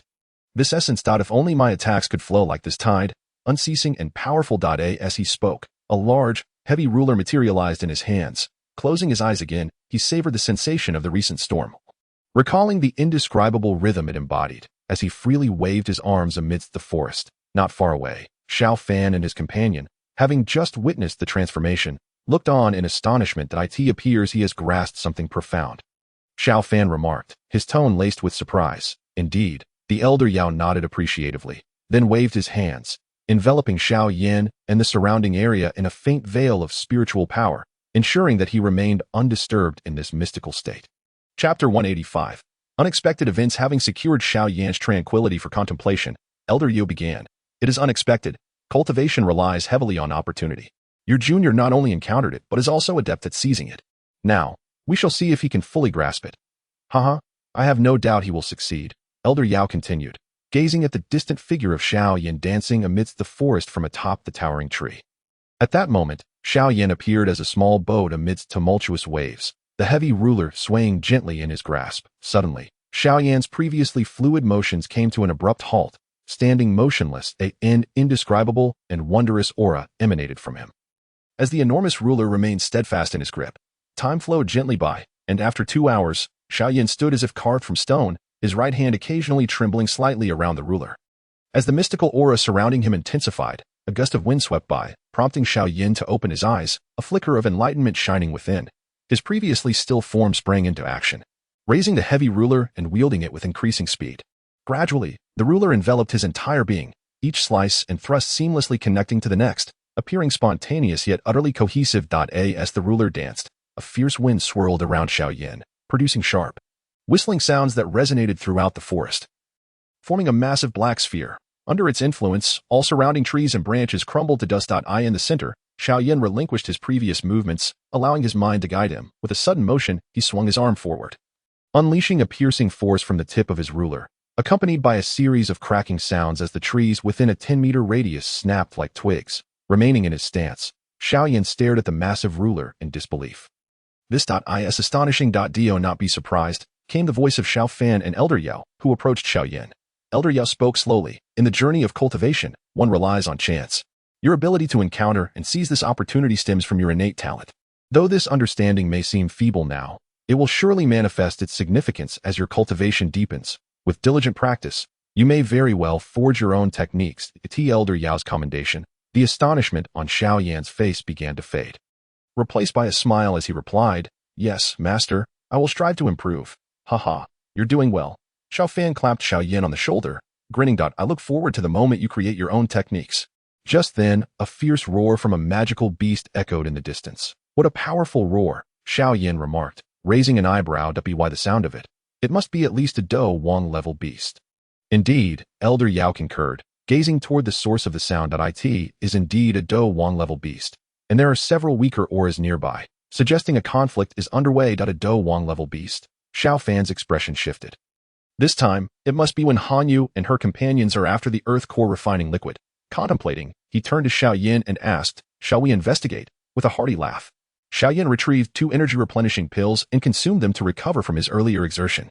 "Then let us go." In an instant, the 2 figures vanished, their wings of purple clouds and thunderbats transforming them into shooting stars across the sky. After a brief journey, they approached the epicenter of the beast roar. Sensing several strong fluctuations of energy, cautiously concealing their presence, Xiao Fan and Xiao Yan advanced. Through the forest, they soon arrived at a small valley. In its center stood a massive white ape, towering 3 to 4 meters high, emanating an icy aura. Its enormous nostrils flared, exhaling harsh breaths, its once pristine white fur now stained with grime and blood. With colossal hands, it shattered surrounding boulders, its crimson eyes filled with fury and bloodlust. Fixated on several figures before it is the snow demon ape, Xiao Yan exclaimed in shock. An adult snow demon ape could shatter mountains, and though this one was still juvenile, it was comparable to a human Dou with 3 stars of strength. It seems they are vying for some treasure, Xiao Fan observed, speaking softly to Xiao Yan. He nodded in agreement, recognizing that these individuals would not engage a beast of such power without reason. Clearly, the beast was guarding something precious, and others had taken notice. As he scanned the crowd, Xiao Yan spotted a familiar figure, silvery hair and a snowy white robe. It was Hanyu, whom they had met in the sky-burning refining tower. "Is that senior sister Hanyu?" he murmured.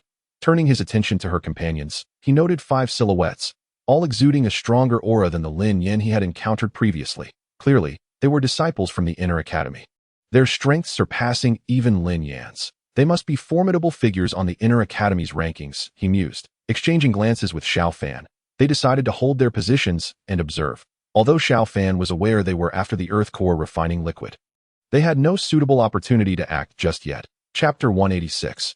Earth core refining liquid. While Xiao Fan and Xiao Yan waited, a rough voice suddenly pierced the air. "This guy is truly troublesome. Hanyu, are you certain that what we seek is here? You wouldn't be tricking us into becoming free labor, would you?" Even the elders from the inner academy would find it challenging to deal with it. "If we are to confront it, we may face significant trouble." Following the voice, they saw a robust young man, towering over most, with a beard and wielding a massive iron hammer, radiating an imposing presence. "Rest assured, Senior Yan Hao, I would never deceive you. If I did, it would only bring me trouble," Hanyu replied with a calm smile, nodding at the muscular youth. "Yan Hao, you need not worry. Hanyu is not one to deceive her allies. If her information is accurate, the grand competition will be in a few months. If we enhance our strength by then, the position of elder will be within our grasp," chimed in a jovial voice from a young man in a blue robe, who appeared to be in his late 20s, his deep-set eyes occasionally shimmering with light. "Lin Xiaoya, your words are easy to say, but this snow demon ape is no ordinary foe. It rivals a Dou level powerhouse. Even with our combined strengths, a moment's carelessness could lead to severe injury or worse." Yin Hao retorted, merely seeking confirmation. A young man with dark skin, observing Lin Ziyi, spoke in a nonchalant tone. Yin Hao. Lin Ziyi? Hearing their conversation, Xiao Yan's eyes flickered with surprise as he exchanged glances with Xiao Fan, murmuring softly, "It seems these individuals are indeed formidable experts from the Inner Academy's strong rankings." Yin Hao and Lin Ziyi were both among the top 5 in the Inner Academy's strong rankings, possessing peak Dou Ling strength. When most students mentioned their names, admiration was evident in their tone. Xiao Yan had not anticipated encountering them here and wondered what had drawn them together. "Enough chatter. Let us deal with this fellow before us," a young man suddenly interjected, addressing Yin Hao and the others. Upon hearing his words, the group nodded in agreement, cautiously observing the Shui Mo Tan Yuan across from them, their eyes filled with vigilance. "All right, we will engage it together. Hanyu, your strength is somewhat lesser. Keep an eye on our surroundings," Lin Zai instructed the others. After a moment of contemplation, everyone nodded, and Hanyu understood that participating in the ambush might not be prudent, thus refraining from contesting Lin Ziyi's arrangement. "Very well," Lin Ziyi said. Having received no objections, that he flexed his wrist and remarked, "It has been a while since we joined forces. You are all figures within the top 10 of the strong rankings. I wonder how much you have progressed." Signaling for Hanyu to step back, Lin Zai emanated a potent aura of Dou Qi that hinted at a strength surpassing that of Dou Ling. "Remarkable, as expected of our year's freshman champion. You are already half a step into Dou Wang." Yin Hao exclaimed in surprise upon sensing Lin Zai's aura. "But you too have approached this threshold." Lin Ziyi replied with a sidelong glance at Yin Hao, "That is not quite the same." Yin Hao waved his hand, swinging his iron hammer down forcefully to the ground, "That I am still far from your level." Truly, this is the gathering place of the continent's talents, Xiao Yan thought, astonished at the palpable energy emanating from Lin Ziyi and Yin Hao, both so young yet brushing against the limits of Dou Wang. In the midst of their standoff, the Shui Mo Tian Yuan pounded its chest in fury, directing a furious roar at Lin Ziyi and the others. "Humans, do not attempt to seize the earth-heart forging essence. Withdraw now, and I may spare you." The fact that this magical beast could speak took everyone by surprise. That it was widely known that most magical beasts required the strength of Dou Huang to take on human form and communicate. Yet, this Shui Mo Tian Yuan, merely a Dou Wang, possessed the ability to articulate, leaving the crowd astonished. The earth-heart forging essence. Unlike the others, Xiao Yan was more concerned with the essence mentioned by the Shui Mo Tian Yuan. The earth-heart forging essence, born beneath the earth, was pure earth energy that, after centuries of compression, transformed into mist known as earth-heart mist, reputed for its solidifying effects. After a millennium, it condensed into liquid form. And only those of superior quality could be termed earth-heart forging essence, known for its miraculous ability to refine bones and marrow. Moreover, the most enticing aspect of the earth-heart forging essence was the pure earth power contained within, capable of assisting individuals at the pinnacle of their class to break through their cultivation barriers, significantly enhancing the odds of success. Generally, the earth-heart forging essence was exceedingly rare, and Xiao Yan had heard of its wondrous effects during previous discussions with Yao Lao regarding rare materials. Realizing that the Shui Mo Tian Yuan was guarding the legendary earth-heart forging essence ignited a desire within Xiao Yan. He licked his lips and gazed longingly at the valley behind the Shui Mo Tian Yuan. "Are you intrigued?" Xiao Fan noted Xiao Yan's expression and whispered, "Let us see if we can take advantage of the chaos." "All right," Xiao Yan nodded, his gaze returning to the unfolding situation, a mix of emotions swirling within him. "But what about Hanyu? She previously helped us when the Pan men were targeting us. Do not worry." Xiao Fan reassured him with a pat on the shoulder. "The Shui Mo Tian Yuan possesses a unique bloodline. It would be quite challenging for them to subdue it alone." "Could that really be the case?" Xiao Yan frowned, intrigued. "The Shui Mo Tian Yuan seems only a 3-star Dou Wang, even if they struggle one-on-one. There are several peak Dou Ling individuals among them." Xiao Fan shook his head. "If the Shui Mo Tian Yuan were so simple, it wouldn't possess the strength to guard the earth-heart forging essence. Its bloodline is ferocious. Once unleashed, its power could multiply several times over." Chapter 187, Advancing to Dou Wang. "Enough idle talk. Let us proceed," Lin Ziyi declared, glancing at the Shui Mo Tian Yuan, before summoning a longsword to his hand. With a flash of his green attire, he charged forward to confront the Shui Mo Tian Yuan. "Hey, wait for me." Yin Hao laughed heartily, hefting his massive iron hammer as he followed Lin Ziyi into battle. The three others exchanged glances and fanned out to encircle the Shui Mo Tian Yuan. Upon perceiving the approaching adversaries, the Shui Mo Tian Yuan's crimson eyes glinted with ferocity, and it let out a roar as it lunged at Lin Ziyi. Seeing the creature's massive hand coming for him, Lin's eye swiftly sidestepped, slashing his long sword towards the beast's enormous palm. The blade skimmed across the Shuemo Tan Yuan's thick hand and left only a faint white mark. Such formidable defense, Lin Ziyi mused, his eyes reflecting intrigue. Channeling Dou Qi into his sword, he struck again at the Shuemo Tan Yuan's arm, causing blood to stain its previously pristine fur that I suspected as much. Its skin is simply too thick, Lin Ziyi remarked with a faint smile, springing forward once more to engage the Shuemo Tan Yuan. The sight of blood only incited the beast's fury further. It swung its arms violently at Lin Ziyi, determined to crush him. Have you forgotten about me? Yin Hao bellowed. Witnessing the Shuemo Tan Yuan's assault, he swung his massive hammer, aiming a blow at one of the creature's hands. The sound of slicing air rang out as the hammer collided with the Shuemo Tan Yuan's palm, resulting in a tremendous impact. Boom! The force reverberated through Yin Hao's hand, causing it to tingle. And he nearly lost grip on his hammer. Delightful! Yin Hao cried, his grip tightening around the hammer, a fervor lighting up his face. He relished the opportunity for a grand melee, having chosen the hammer for its brutal nature, and now found joy in the Shuemo Tan Yuan's raw power. It has been too long since I encountered such a gratifying opponent. With a roar, Yin Hao charged at the Shuemo Tan Yuan once more. What a madman! The other three exchanged wary glances, recognizing the recklessness of Yin Hao's close combat style, an approach only a savage like him could adopt. Without hesitation, the trio took advantage of Lin Ziyi and Yin Hao's distraction of the Shuemo Tan Yuan. Unleashing a barrage of Dou techniques upon the beast, as time passed, the battle escalated into a fierce clash, both sides locked in stalemate. The entrance of the valley was now strewn with debris. The once picturesque landscape marred by the scars of combat. Seeing that they could not subdue the Shuemo Tan Yuan, Lin's eye snorted coldly, retreating slightly as he raised his sword high. Infusing it with Dou Qi, Yin Hao, hold it off for a moment. Above Lin Ziyi, a colossal sword of over 10 feet began to take shape, its blades swirling with tangible waves of green Dou Qi. Realizing Lin Ziyi was preparing a significant attack, Yin Hao nodded in understanding and once again charged at the Shuemo Tan Yuan, embodying a human tank. The Shuemo Tan Yuan sensed the impending danger from Lin Ziyi's attack and attempted to interrupt him multiple times, only to be thwarted by Yin Hao and the others, sustaining several shallow wounds in the process. The massive sword Lin Ziyi was conjuring emanated an icy aura, even causing the Shuemo Tan Yuan to feel a twinge of trepidation, as its fierce energy made the beast's fur bristle. With an urgent roar, the Shuemo Tan Yuan unleashed a torrent of white energy from its mouth, reducing any boulders or trees in its path to mere blocks of ice. Caught off guard by the sudden attack, Yin Hao and the others were taken aback, swiftly evading the onslaught of white energy ripples. With a single strike, the snow demon sky ape successfully repelled Yin Hao and the others. A glimmer of cunning humanity flickered in its crimson eyes, followed by a sinister grin. With a powerful stomp, its massive form surged forward, reaching Lin Ziyi in the blink of an eye. The snow demon sky ape let out a roar directed at Lin Ziyi, its colossal hand slamming down toward his head, a chilling wind carrying a murderous intent. If this blow landed, even Lin Ziyi's formidable strength would likely be powerless to escape the fate of death and a shattered skull. In the distance, Han Yu could only close her eyes in despair upon witnessing the impending attack. Xiao Yan shook his head helplessly as he observed Lin Ziyi's predicament.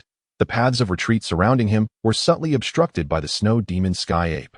There was no way to evade this strike, and should he attempt to endure it, Lin Ziyi's strength would likely not suffice. However, just as Xiao Yan sighed, Lin Ziyi, who seemingly had no means of escape, suddenly manifested a pair of light azure energy wings behind him. With a powerful flap, he deftly evaded the snow demon sky ape's strike and soared upwards, the enormous sword hovering above him, descending forcefully toward the beast.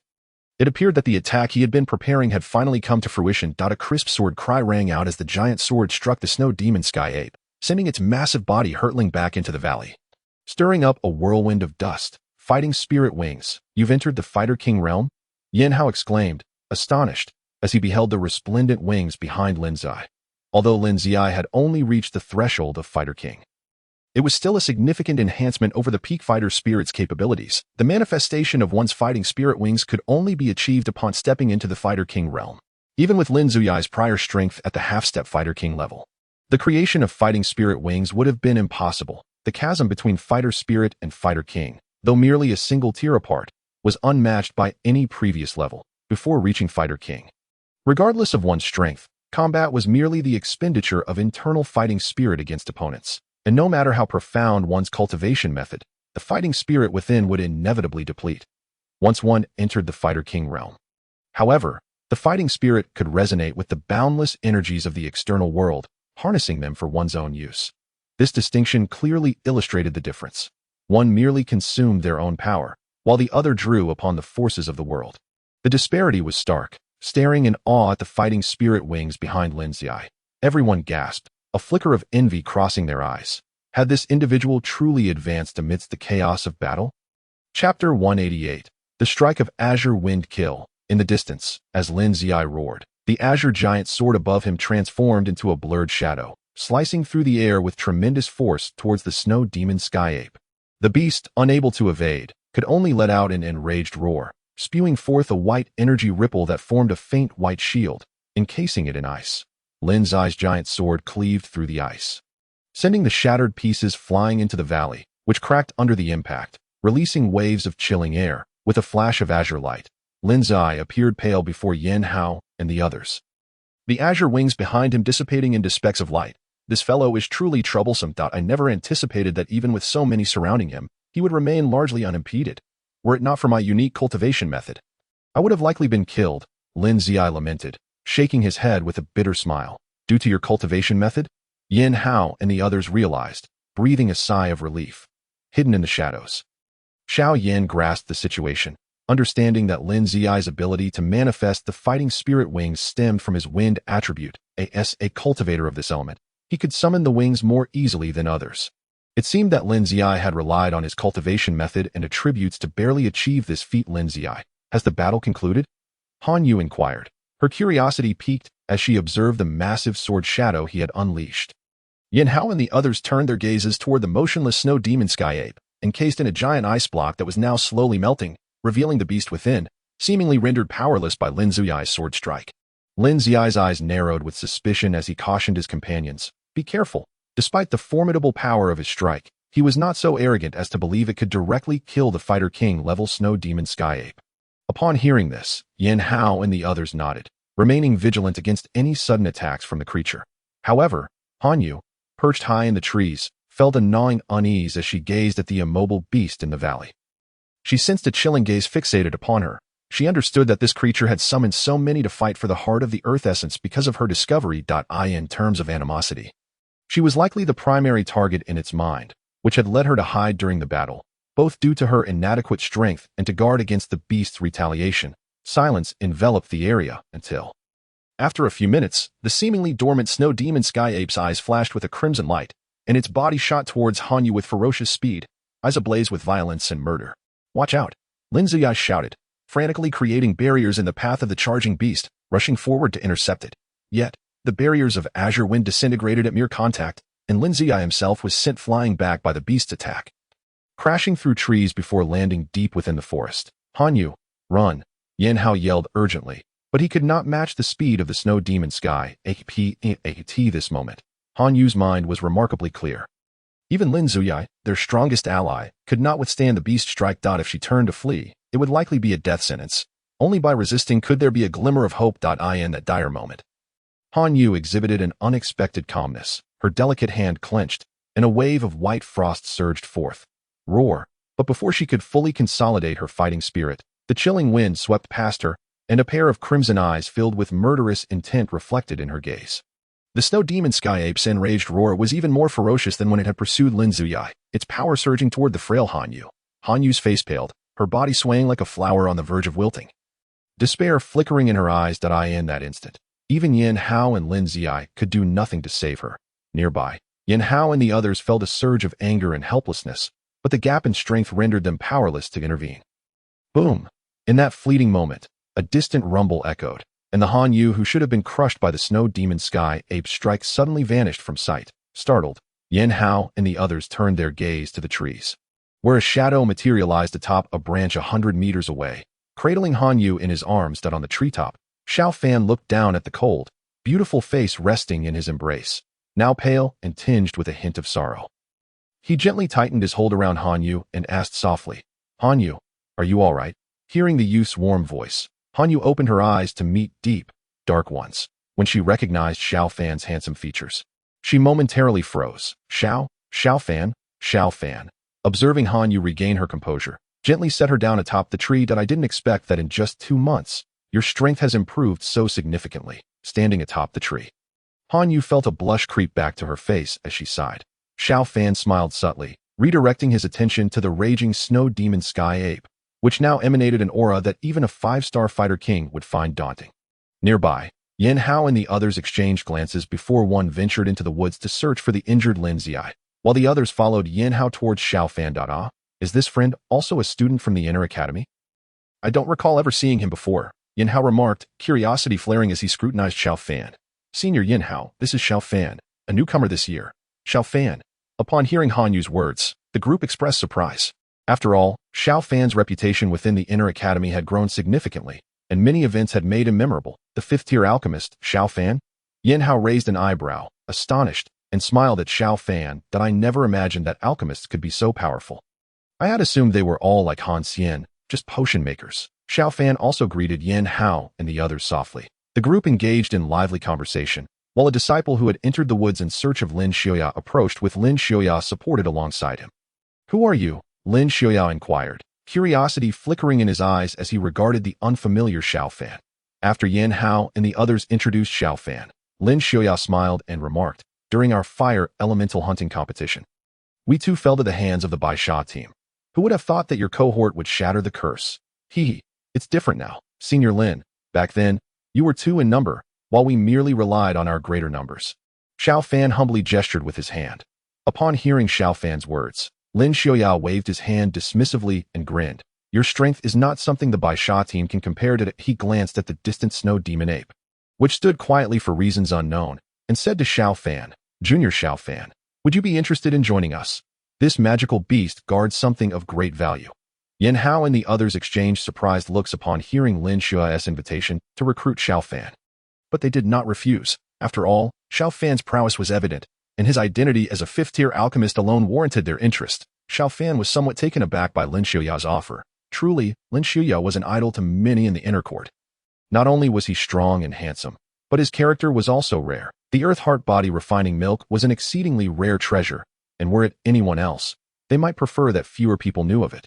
Yet, he proactively sought to recruit Xiao Fan. However, Xiao Fan subtly surveyed the assembled group and gently shook his head. Noting Xiao Fan's refusal, Lin Xiaoya's expression flickered with surprise. Before he could speak, Xiao Fan remarked, perhaps it's best to forego this. The snow demon ape is not easy to handle. Junior, do you know about this magical beast? Lin Xiaoya asked curiously, as they had not fared well against it, even nearly losing their lives. Yes, Xiao Fan nodded and pondered for a moment before speaking. This magical beast is the snow demon ape, which possesses an extremely violent bloodline. Once its bloodline erupts, its strength increases even further. At present, its power is comparable to that of a 5-star Dou wand. It would be futile for us to attempt to seize anything from it. The group's expressions darkened upon hearing Xiao Fan's words. They had not anticipated the beast's formidable strength, and they did not question Xiao Fan's assessment, especially after witnessing it send Lin Xiaoya flying with a single strike. Lin Xiaoya was the strongest among them, and had been unable to withstand the creature's attack. It was now clear that attempting to wrest treasure from the beast was nearly impossible. With this realization, they all turned to Lin Xiaoya with troubled expressions. Lin Xiaoya furrowed his brow, contemplating for a moment before addressing Han Yu. Han Yu, I too have sustained serious injuries. It seems this endeavor will yield no rewards. Han Yu sighed and nodded, her tone tinged with regret. It appears we underestimated this magical beast at a 5-star Dou wand. She shook her head in resignation and looked at Yin Hao and the others. It seems we must return empty-handed. Although Yin Hao and the others were disheartened, they could only agree. Fighting an opponent they could not defeat was foolish. Junior Xiao Fan, regarding today's events, Lin Xiaoya turned his gaze to Xiao Fan. Senior Lin, rest assured, I shall not disclose any information from here, Xiao Fan replied. Thank you, Junior Xiao Fan, that we plan to return to the academy now. Will you join us? Not today, Xiao Fan shook his head, explaining, I came out to train my combat skills. That I merely heard the commotion and came to take a look. That my training is not yet complete. And I shall remain for a while longer. The group exchanged glances and then nodded, making their way back toward the inner court. Before departing, Han Yu expressed her gratitude to Xiao Fan once more, then followed closely behind the others as they left. Once the group had vanished from sight, Xiao Fan turned to observe the distant snow demon ape, narrowing his eyes. In a flash of silver light, he disappeared from his location in a cave situated some distance away from the battlefield.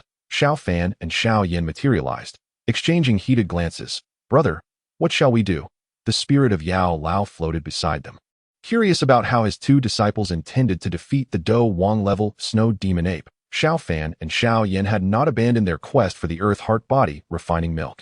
They had refrained from accepting Lin Xiaoya's offer, partly because of the overwhelming number of participants, which would dilute their influence and significantly reduce their share of the spoils. Additionally, Xiao Fan believed that even with Lin Xiaoya and the others, seizing the earth heart body refining milk from the snow demon ape was nearly impossible. However, at that moment, Xiao Fan could not devise a feasible plan to obtain the earth heart body refining milk. Medusa, having consumed the soul-melding pill, remained in a deep slumber. The two had established a symbiotic contract, enabling Xiao Fan to sense her condition that it would likely be several months before she awakened, at which point she would possess the strength of a Dou zone. Yet, for now, she could not be called upon. After pondering for a while, Xiao Fan's gaze fell upon the two suns he had formed within himself through his accumulated power of the Radiant Sun 9 transformations. He was curious to discover what level of strength he could achieve through the use of secret techniques. "Master, are you certain that the snow demon ape's strength will significantly diminish tonight?" Xiao Fan asked Yao Lao, recalling the details Yao Lao had shared about the snow demon ape. "Oh, you doubt me?" Yao Lao retorted, his eyes widening. "The violent bloodline within the snow demon ape enhances its strength. But each awakening is followed by a period of weakness that it just unleashed its full power today, so tonight, its strength will surely wane. Of course, it remains a Dou Wang-level entity. You two should be capable of self-preservation against it. But competing for the earth heart body refining milk is unrealistic." Yao Lao shook his head, feeling somewhat exasperated with his two audacious disciples. One was a Dou Ling, and the other a Dou Shi. They dared to scheme against a treasure fiercely guarded by a Dou Wang. It was astonishing how bold they had become.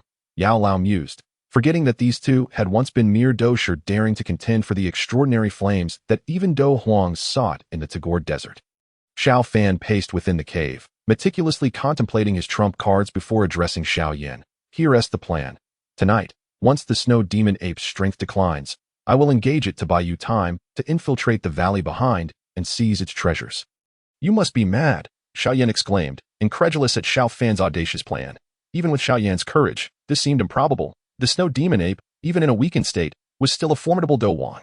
While their previous fire lotus explosion had been immensely powerful, enough to deter even high-level Dou Wang, it was predicated on the ability to strike first. In a genuine battle, opponents would not grant them the time to prepare their techniques, let alone remain stationary. Thus, despite their formidable reserves, their capabilities were limited to self-preservation against a Dou Wang, let alone defeating it. Rest assured, Xiao Fan confidently patted his chest, assuring Xiao Yan, "While defeating it may be unlikely, I should be able to stall it for a while. After all, the snow demon ape was a 3-star Dou Wang. In its weakened state, its strength would likely drop to 2 stars. Xiao Fan himself was a 6-star Dou Ling, and with the Radiant Sun transformation, he would be able to hold his own for a time. Don't worry. Besides, with the 3,000 Thunder movement, even if I cannot win, I can still ensure my safety." Sensing Xiao Yan's concerns, Xiao Fan smiled reassuringly. "Very well." Seeing Xiao Fan's determination, Xiao Yan hesitated before agreeing to the plan.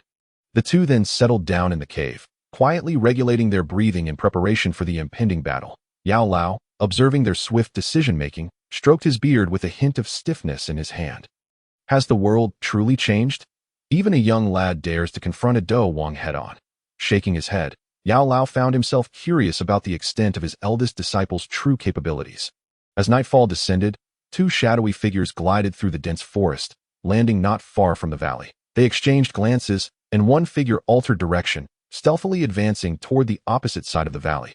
Once Xiao Fan sensed that Xiao Yan had disappeared from his perception. A flash of silver light enveloped him, and the purple cloud wings materialized behind him, hovering above the valley and exuding an imposing aura. Roar, the snow demon ape, sensing the presence outside, let out a furious roar.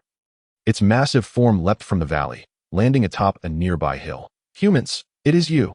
The scarlet pupils of the snow demon sky ape fixated intently on Xiao Fan, a flicker of recognition crossing its eyes. It remembered the individual who had rescued someone from beneath its claws earlier that day. After observing that only Xiao Fan stood behind him, A disdainful expression surfaced on its face. You dare to provoke me all alone? Huh? Xiao Fan's gaze caught a fleeting shadow in the distance. He addressed the snow demon sky ape with a calm demeanor. Shall we make a deal? A deal? The blood demon ape scoffed, and in an instant, its towering figure appeared right before Xiao Fan, its massive hand striking down toward him. The force of the blow sent a shockwave that tingled against Xiao Fan's scalp, in a flash of fire. The crimson thousand flames spear manifested in Xiao Fan's grasp, blocking the ape's palm. Upon contact, a jolt surged through the spear, and Xiao Fan was instantly sent crashing to the ground, shattering over 10 large trees before coming to a halt. Raising his head, a trickle of blood escaped the corner of his mouth as he suppressed the heaviness in his chest. Truly formidable, the power of a fighting king, even in its weakened state due to a bloodline awakening. It is far beyond what I can withstand, he coughed, and with a flicker of the purple cloud wings behind him, Xiao Fan reappeared. First transformation of the radiant sun, recognizing the perilous nature of the demon ape. Xiao Fan did not hesitate to employ the 9 transformations of the radiant sun. As he roared. The golden sun within him radiated waves of golden energy, infusing his body. With this influx, his strength surged, transcending from the pinnacle of 6-star Dou spirit to 7-star, then to the zenith of 8-star Dou spirit. The power of the first transformation alone had propelled Xiao Fan's strength across 2 stars. Reaching the heights of 8-star Dou spirit. A glimmer of surprise flashed in Xiao Fan's eyes as he felt the turbulent Dou Qi within him. The radiant sun transformation was indeed remarkable. Without delay, he sensed the second sun within him and exhaled. Second transformation of the radiant sun. The strength that had momentarily plateaued once again began to rise, culminating in the peak of 9-star Dou spirit before it ceased. A hint of regret flickered in Xiao Fan's eyes. He was so close to experiencing the power of a fighting king. Grinning at the snow demon sky ape before him, Xiao Fan charged forward. His dramatically heightened strength emboldened him, and he initially planned to resort to 2 summons should he find himself at a disadvantage. However, the profound enhancement offered by the secret technique had exceeded his expectations, thus conserving his source coins for summons. Roaring in response, the snow demon sky ape recognized the significant rise in Xiao Fan's power. As Xiao Fan launched his attack, the ape's scarlet eyes ignited with fury, and it roared back, charging towards him. A dark hue crossed Xiao Fan's gaze as black flames enveloped him, propelling him towards the snow demon sky ape. The 1,000-flame spear cleaved through the ape's arm, leaving a crimson mark from which blood trickled down, staining the ground. The ape's scarlet eyes scanned Xiao Fan's enveloping black flames. A flicker of trepidation emerged within. The black flames were far less ferocious than the azure flames he had previously encountered. Yet they emitted a chilling aura of desolation that unsettled it. The earlier strike had landed due to the ape's underestimation of the ominous flames surrounding Xiao Fan. The gap between their strengths had narrowed as Xiao Fan's prowess surged to the pinnacle of Dou spirit through the secret technique. Resulting in this unexpected outcome, Xiao Fan gazed at the snow demon sky ape, a fervent excitement igniting within him. Could he truly contend with an entity of fighting king caliber? With his heart racing, he continued to fend off the ape's colossal fists. Initially, he gained a slight advantage thanks to the chaotic fire's mystique, but the ape soon shrouded its fists with a mysterious white energy. Although the chaotic fire was formidable, Xiao Fan could not unleash its full might, and he struggled to withstand the ape's relentless onslaught.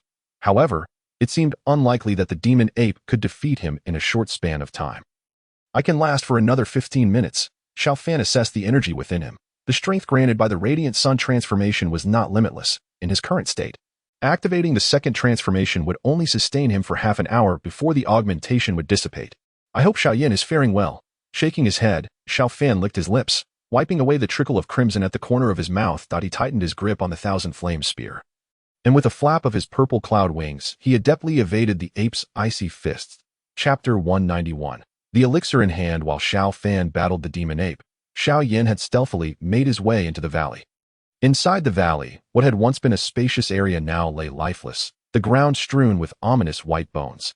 Xiao Yan surveyed the countless bones within the valley, sighing deeply. It seemed that not only humans, but also magical beasts coveted the Earth Core Refining Elixir.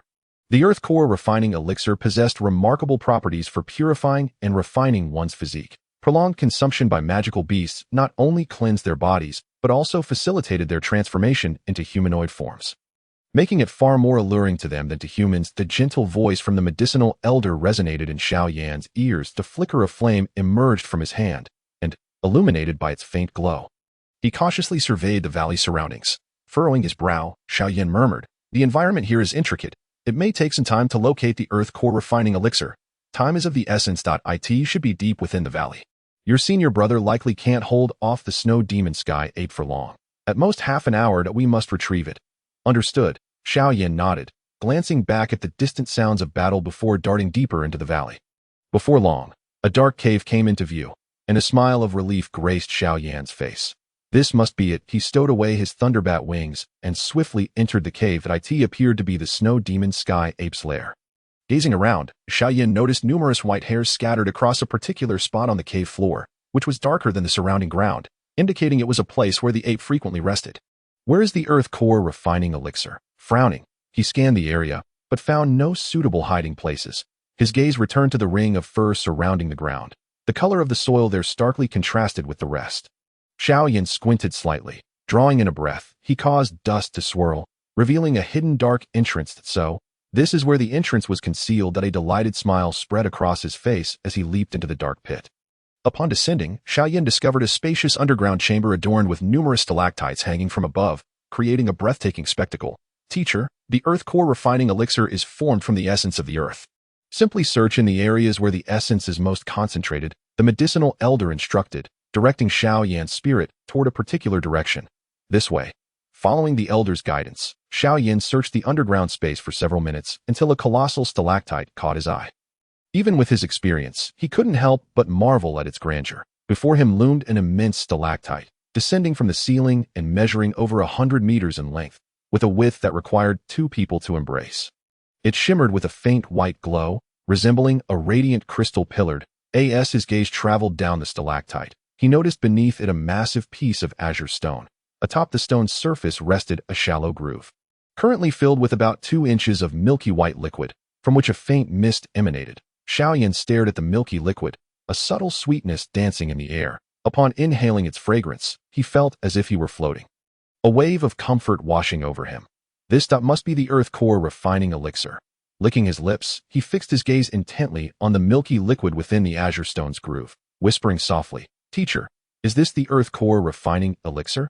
Just as Xiao Yan was lost in thought, the white glow surrounding the stalactite intensified, and a droplet of milky liquid slowly descended from its peak, ultimately falling into the groove, creating ripples. The sound of the droplet splashing jolted Xiao Yan from his reverie, and he swallowed hard. "Teacher, this is indeed the earth core refining elixir." As he spoke, he took out a jade vial, preparing to collect the milky liquid from the groove. "Come with me." Without waiting for Xiao Yan's response, the elder emerged from the storage ring and soared toward the top of the stalactite. After a moment's hesitation, Xiao Yan glanced back at the liquid in the groove, summoned his thunderbat wings, and followed the elder upward, to the pinnacle of the stalactite. The old pharmacist scrutinized for a moment before his eyes gleamed with insight. He marked a mottled spot on the stalactite, and then addressed Xiao Yan, instructing him to procure a jade object to carefully excavate the marked area to a depth of 3 inches. No more, no less, cautioning him to avoid damaging this stalactite, which had taken countless years to form. Xiao Yan nodded in understanding. Retrieving a jade spoon from his spatial ring, he carefully dug out a small hole to the specified depth. The old pharmacist gestured, and the piece of stalactite Xiao Yan unearthed flew towards him. A dazzling radiance burst forth from the opening. "What is this?" Xiao Yan inquired curiously, peering into the cavity where a viscous, glistening liquid flowed slowly, yet it did not spill out. This was the true earth heart essence. While what lay below could only be considered a diluted version, the old pharmacist stroked his beard with a faint smile, revealing a little-known truth. The genuine formation of the earth heart essence occurred at the convergence of the stalactite and the earth, while the substance below was merely an illusion, a protective mechanism of nature's wonders. Understanding dawned upon Xiao Yan, who then asked, "How shall we collect this substance?" "Use the jade spoon to carefully scoop it out, ensuring your fingers do not make contact. If they do, this precious earth heart essence, formed over countless years, will be rendered useless," the old pharmacist carefully instructed. Following his guidance, Xiao Yan meticulously transferred the essence into a jade vial, contemplating whether to take the last remaining drop. Suddenly, the old pharmacist interjected, "Leave that last bit. In the realm of alchemy, it is an unspoken rule to always leave a trace behind. If one were to entirely deplete such a rare treasure, it might take many years for it to reform." Nodding in agreement, Xiao Yan recalled the old pharmacist's similar counsel when collecting the blue lotus earth heart fire, though that particular item had been claimed by his senior brother. He returned the excavated stalactite to its original position, and a beam of white light flashed as the cracks disappeared under Xiao Yan's gaze, restoring it as if it had never been disturbed. Descending below, he glanced at the milky liquid in the recess, choosing to take only half of it. After all, if Han Yu and the others were to come here and find nothing left, they would undoubtedly suspect him. Chapter 192. The injured demon ape outside the valley. Xiao Fan narrowly evaded the talons of the snow demon ape that swooped past him, its razor-sharp claws mere inches from his eyes. With determination, he used the Yan spear as leverage against the chest of the snow demon ape, pushing back and evading its grasp. How terrifying!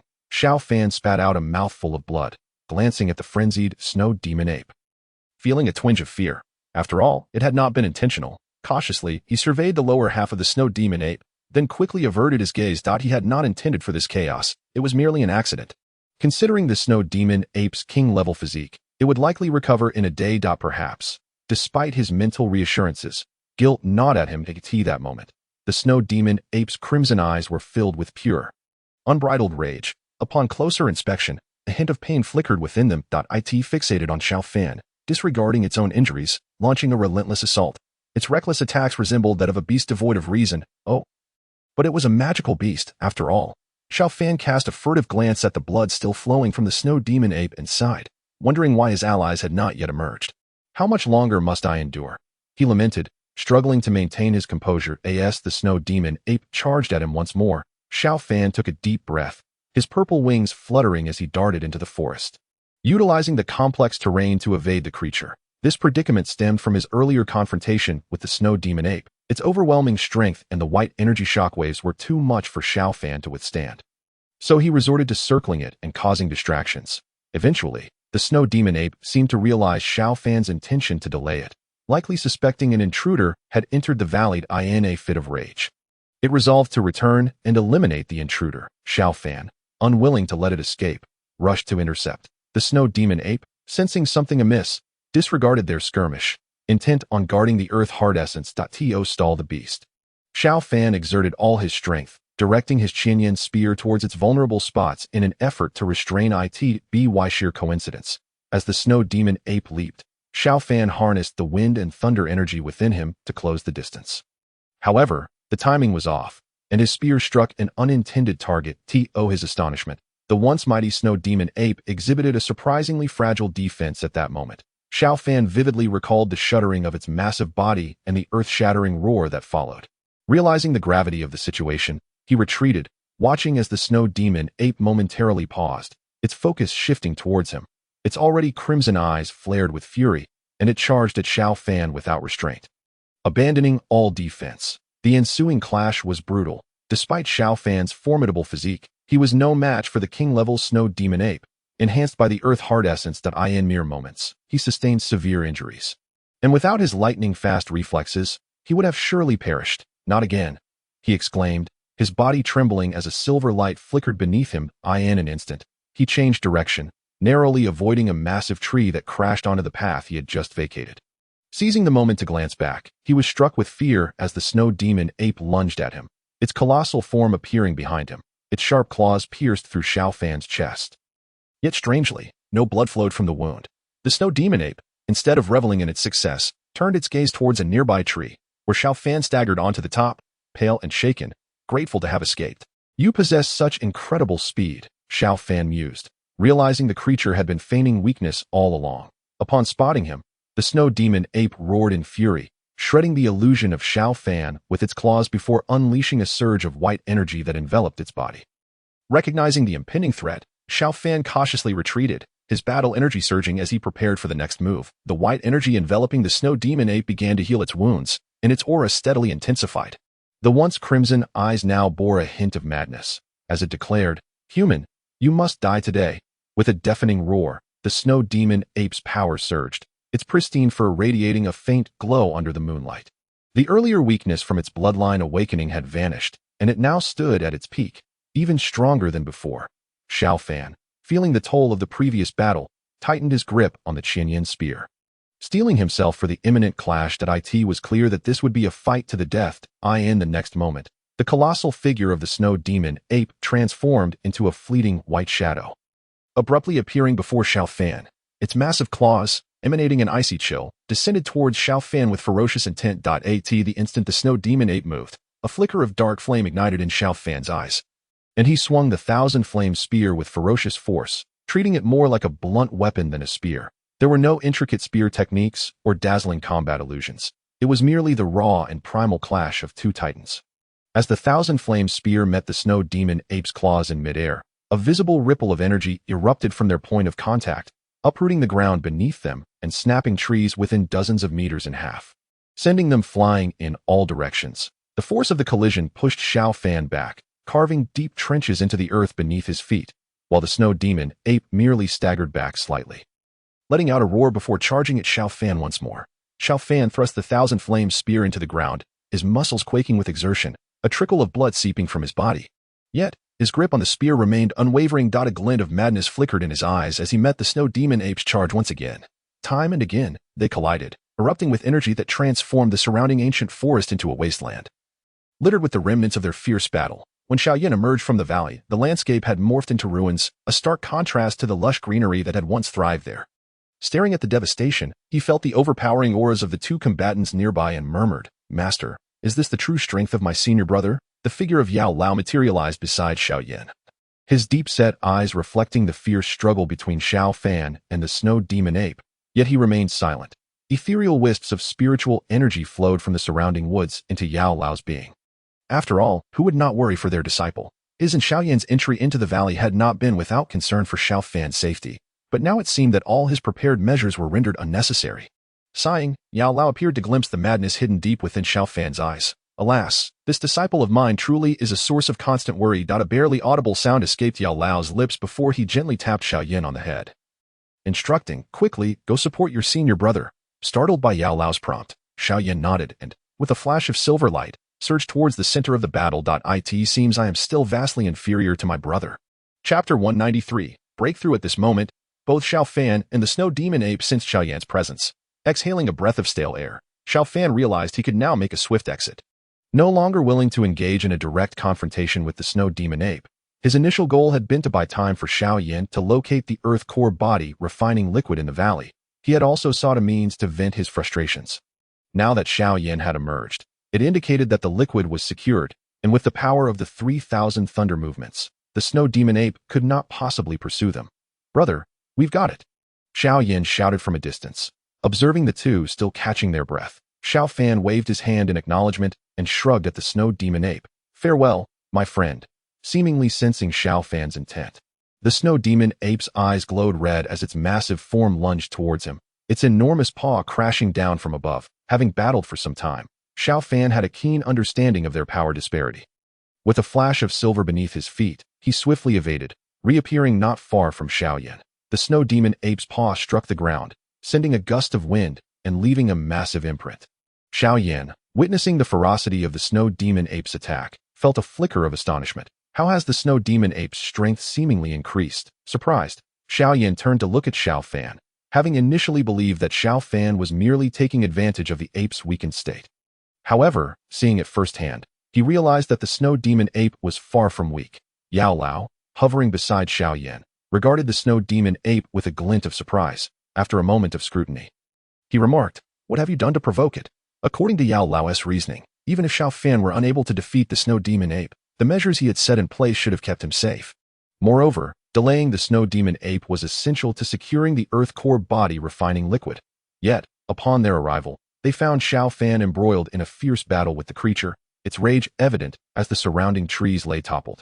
Coughing awkwardly, Xiao Fan glanced at the snow demon ape before relaying the details of his encounter. Xiao Yan's jaw dropped in speechless amazement, while Yao Lao fell into a contemplative silence, gripping his beard tightly.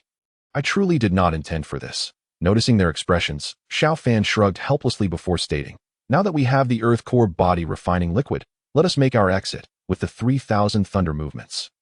The snow demon ape will not catch us." The snow demon ape, sensing their intentions, pounded its chest in frustration. Its crimson eyes fixed on Xiao Fan. Was determined to prevent him from escaping at all costs. "Then let us depart," Yao Lao agreed, and as the words left his lips, Xiao Fan and Xiao Yan exchanged a knowing glance. With a thunderous roar, they transformed into streaks of white light and swiftly departed. As the snow demon ape observed their movements, a white ripple of energy surged around it, propelling it towards their path. However, the prowess of the 3,000 thunder movements was renowned across the continent. The mere Duke-level strength of the snow demon ape was insufficient to impede their flight. Watching Xiao Fan and Xiao Yan retreat, the ape let out a prolonged roar before wearily returning to the valley. After leaving, the power boost from the secret technique faded, and Xiao Fan felt a sharp pain coursing through his muscles. He sought refuge in a nearby cave to recuperate, concluding that the pain was merely a result of the overwhelming force he had endured and not a serious aftereffect. Yao Lao examined Xiao Fan's condition and calmly advised, "It seems to be nothing more than the body's response to the excessive force." He then retrieved several medicinal herbs from his spatial ring and instructed Xiao Yan. "Take out a portion of the diluted earth core body refining liquid." Xiao Yan's eyes brightened as he handed Yao Lao a jade vial. Yao Lao added the earth core body refining liquid to it. Concocting a vibrant green elixir, he turned to Xiao Fan and said, "Apply this potion to the areas of your body that ache, and then meditate to absorb its energy," taking the vial from Yao Lao. Xiao Fan smiled gently and nodded. He applied the potion to his body, quietly absorbing the energy within. Warm waves of energy flowed through his pores, merging with his fighting spirit and repairing the damage caused by his earlier outburst. Truly, the earth core body refining liquid lived up to its reputation. Its energy was gentle, enveloping the injured areas of Xiao Fan's body and facilitating their restoration. Meanwhile, the residual energy seeped into other parts. Refining his physique, the healing energy worked its magic. Xiao Fan's focus drifted to the two suns behind the fighting crystal. Due to Xiao Fan's use of the radiant sun transformation, the two suns, which had once shone with blinding golden light, appeared somewhat dimmer.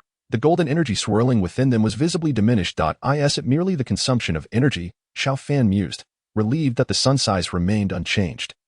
He had feared that using the secret technique would cause them to shrink or vanish. Now it seemed that although there was some impact on the suns, they were not entirely drained.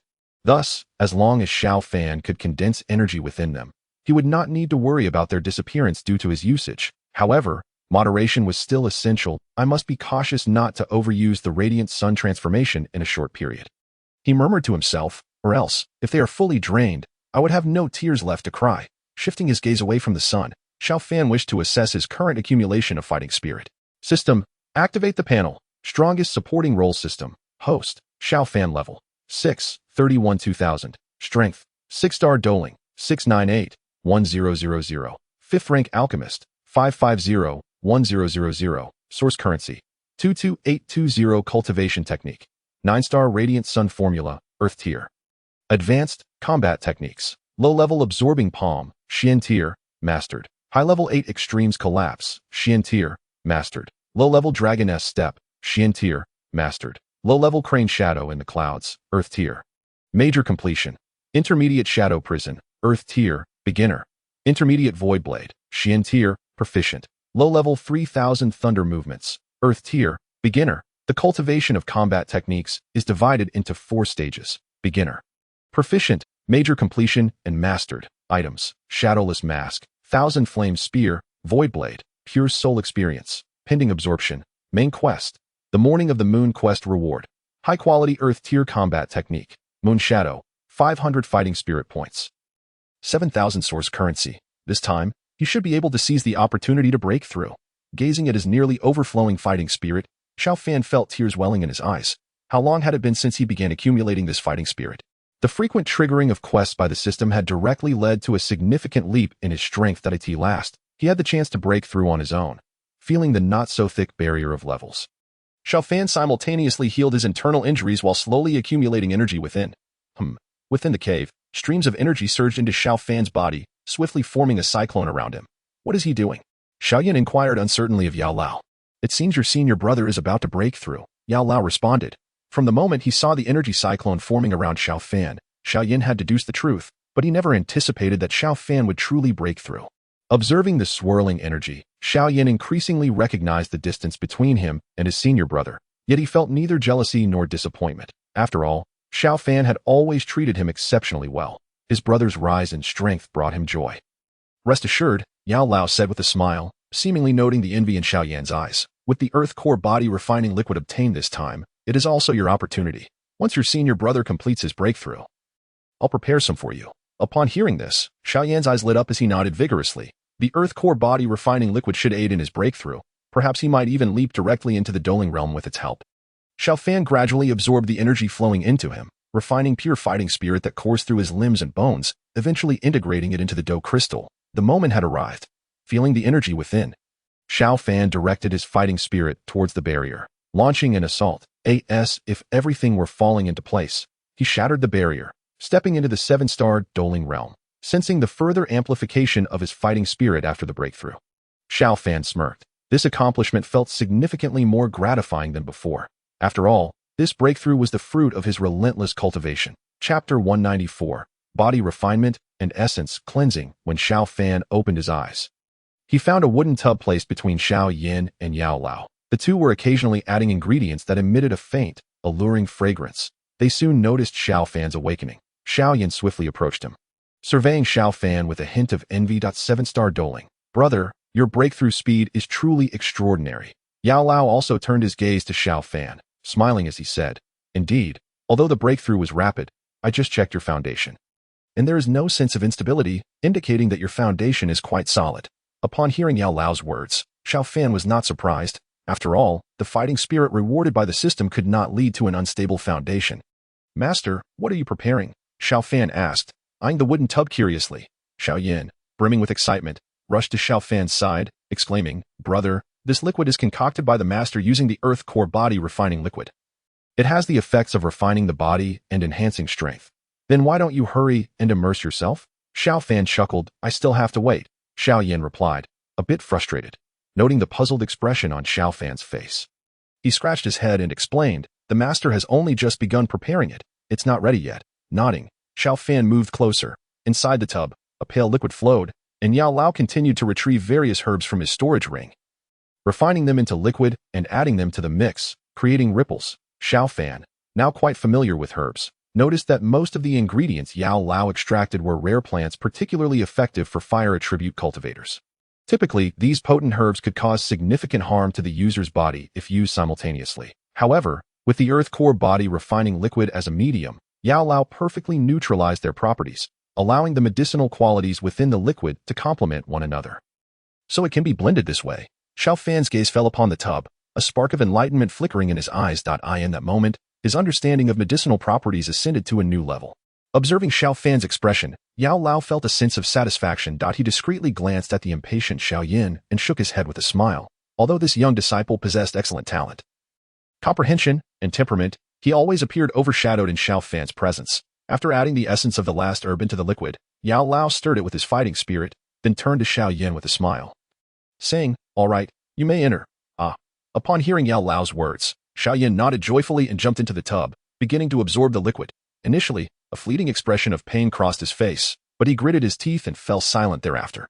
Observing this, Yao Lao nodded approvingly. The liquid, having been refined by him, not only possessed the cleansing effects of the earth core body refining liquid, but also contained a substantial amount of fire attribute herbs, making it exceptionally beneficial for Xiao Yan, who cultivated. While the enhancement was significant, the method of refining was far less gentle than absorbing the earth core body refining liquid. Nonetheless, Yao Lao had faith that Xiao Yan would endure the discomfort. Once Xiao Yan began his cultivation, Yao Lao turned to Xiao Fan with a smile, saying, The liquid I prepared for you is different from your junior brother's. Xiao Fan inquired with curiosity. Your junior brother's cultivation has been stagnant for quite some time. With the aid of the earth core body refining liquid, you should be able to break through, potentially leaping into the doling stage. However, you are different. Initially, I prepared a similar liquid for both of you, merely varying the quantities. Since you just achieved your breakthrough, I made some adjustments for you. As Yao Lao spoke, he retrieved another wooden tub from his storage ring, adding various herbs into it. Since you just broke through, the liquid I prepared for you focuses on solidifying your cultivation, with body refinement as the primary goal, while enhancing fighting spirit is merely a supplementary effect. Yao Lao poured the prepared liquid essence into the tub, adding some earth core body refining liquid, and finally retrieved a fist-sized crimson fruit, the blood spirit fruit. Seeing what Yao Lao had taken out, Xiao Fan expressed mild surprise. The blood spirit fruit is known for its exceptional body refining properties. Its juice can be consumed directly but contains an extraordinarily violent power. It is no exaggeration to say that the juice within the blood spirit fruit could disrupt the internal flow of even Dou Wang level experts if not handled properly. Even ordinary Dou Wang level cultivators would not typically indulge in using the blood spirit fruit for body refining. Indeed, Yao Lao chuckled upon recognizing Xiao Fan's identification of the fruit. After your battle with the snow demon ape today, Even if you faced a beast of Do Wang level head-on, you would not fall behind, demonstrating the tremendous explosive power of your physique. Thus, I took out the blood spirit fruit. Otherwise, I had originally planned to reserve this herb for your junior brother's breakthrough to Do Wang.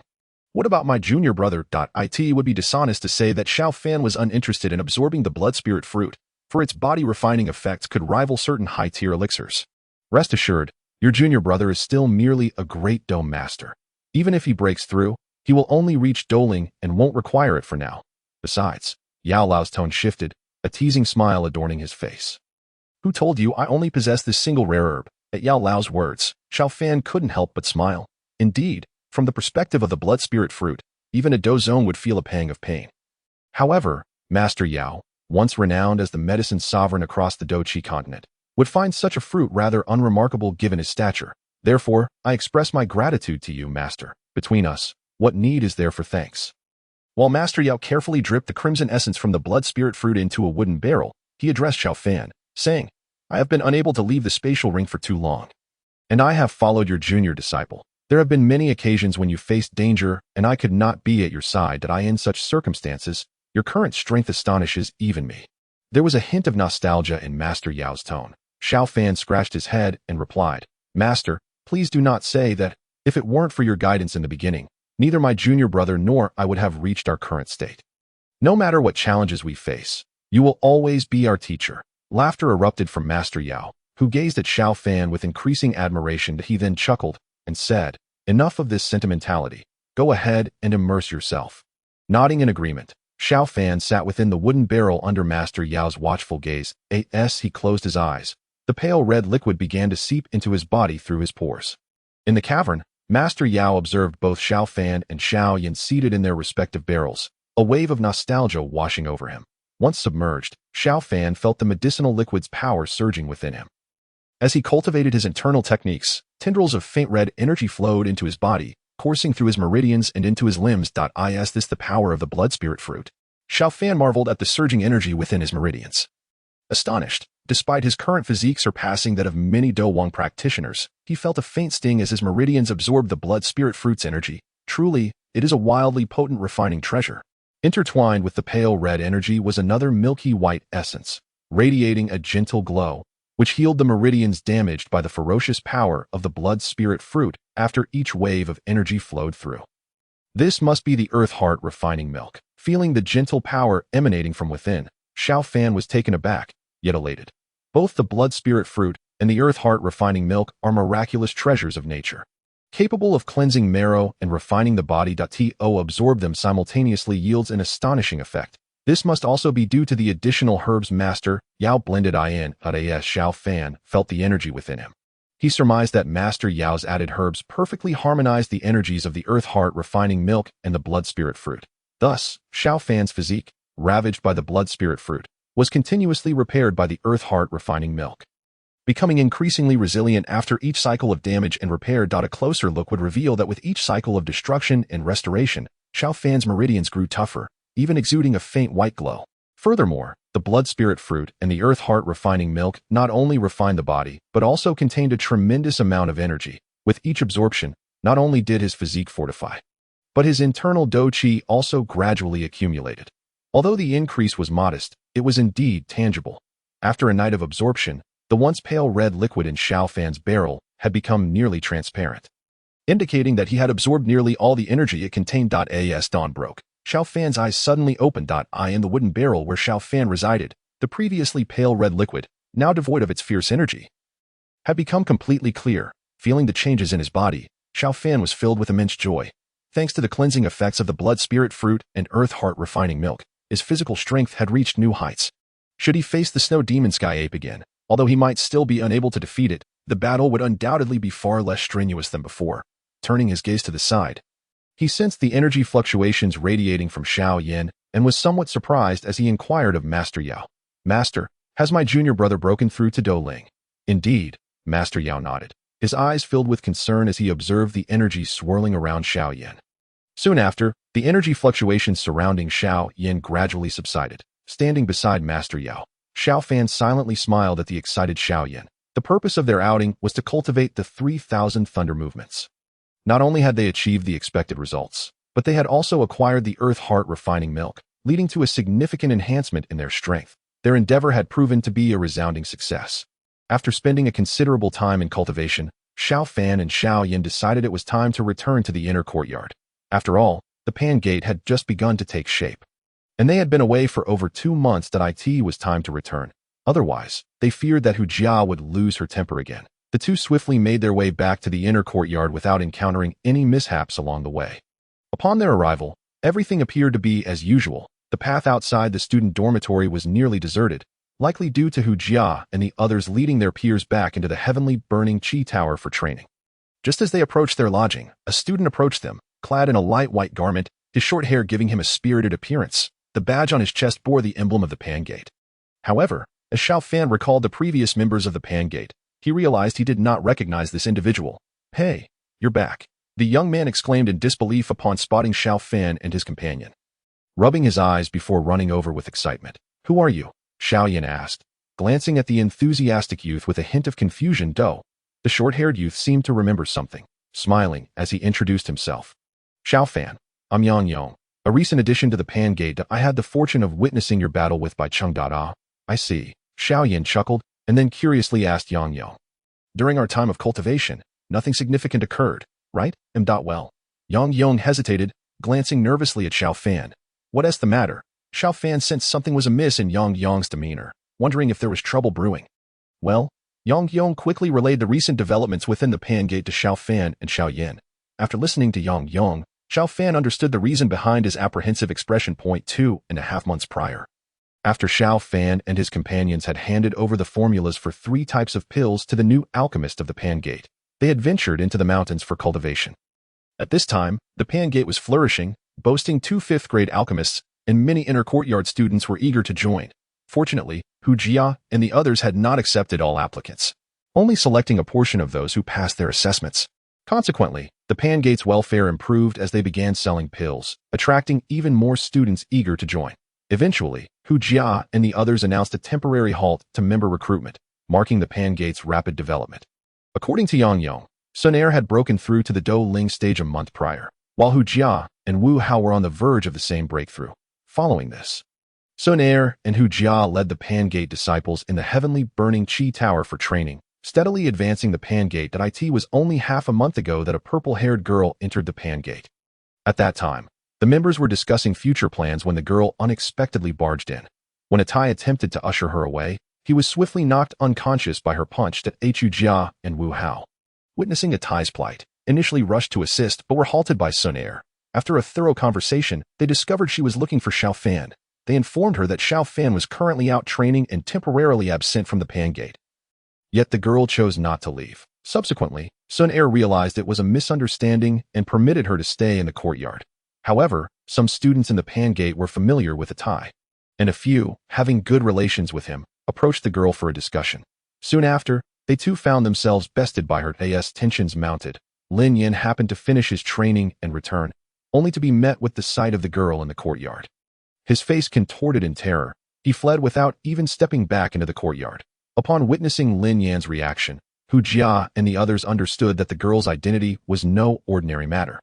Instructing the members of the Pan Gate not to disturb her, eventually they learned that this girl was none other than Zi Yan, the top-ranked individual in the strong rankings. Upon hearing of the purple-haired girl, Xiao Fan immediately recognized it must be Zi Yan, but he was not surprised to learn that Attai had been knocked out by her. Yan was indeed a magical beast. Those who did not recognize her would approach, attempting to touch her head or pull her away, only to find themselves knocked unconscious. Such was the mercy shown by Zi Yan. Therefore, was she still within the Piangmen? Xiao Fan turned to Yang Yong. His curiosity piqued. Indeed, Yang Yong nodded, then continued. Recently, Deputy Leader Hu Jia has arranged a duty roster for us, ensuring that one member remains outside each day to inform you, Boss Xiao Fan, upon your return. If the situation seems amiss, you may evade for a while longer. As Yang Yong spoke, he noticed the changing expression on Xiao Fan's face and gradually lowered his voice, a look of confusion etching his features. It appeared that the relationship between Xiao Fan and Zi Yan was not as they had imagined. Rumors had circulated in the inner courtyard during Xiao Fan's prolonged absence, suggesting that he had abandoned Zi Yan, who had subsequently come to confront him, forcing him into hiding. Xiao Fan regarded Yang Yong, exasperation evident in his expression. Why would I hide? He chuckled helplessly, patting Yang Yang's shoulder. Now, aside from that, has anything significant transpired within the Piangmen? Hearing Yang Yang say there was nothing else, and noticing the gossiping look on Xiao Yan's face, Xiao Fan revealed the nature of his relationship with Zyan. Oh, that's how it is. Upon learning that Zyan was a magical beast that had mistakenly consumed transforming grass, even Xiao Yan was taken aback. Xiao Fan recounted how Zyan yearned to break through and freely alternate between her beast form and human shape, and how this compelled her to consume various medicinal herbs raw. Xiao Fan had aided her in concocting some pills, which made Xiao Yan reflect on Xiao Fan's fortuitous opportunities. As Xiao Fan spoke, he cast a glance at Yang Yang. Although he himself was indifferent to the rumors, he feared that if Zyan heard them, they might incur her wrath and possibly disrupt his efforts to win her over. After all, Zyan was the daughter of the clan leader of the ancient Void Dragon tribe, a lineage that could serve as a substantial advantage in the forthcoming Dual Emperor War. Moreover, regardless of her background, Xiao Fan could not deny the allure of her charming appearance. She resembled a delicate, exquisitely crafted jade figurine, evoking affection in all who beheld her, except perhaps for Lin Yan, who had been thoroughly intimidated. As Xiao Fan and Xiao Yan approached the entrance of the small courtyard, he waved Yang Yang off to attend to his own matters. Sun Er and Hu Jia had taken the disciples of the Piangmen to train, and Xiao Fan surmised that Yu Yao was likely at home, for she rarely practiced when he was absent. Though he could not comprehend why. It seemed as if Yu Yao possessed such remarkable talent yet lacked the inclination to cultivate. Just as he entered the small courtyard, Xiao Fan felt a sudden awareness and lifted his gaze, meeting the icy yet captivating eyes of Yu Yao on the second floor. A certain chill evaporated instantly as Yu Yao broke into a radiant smile. Gesturing towards another direction, Xiao Fan returned the smile and turned to see Zyan's petite figure leap down from the second-floor balcony, landing gracefully before him, with her lavender eyes fixed on Xiao Fan.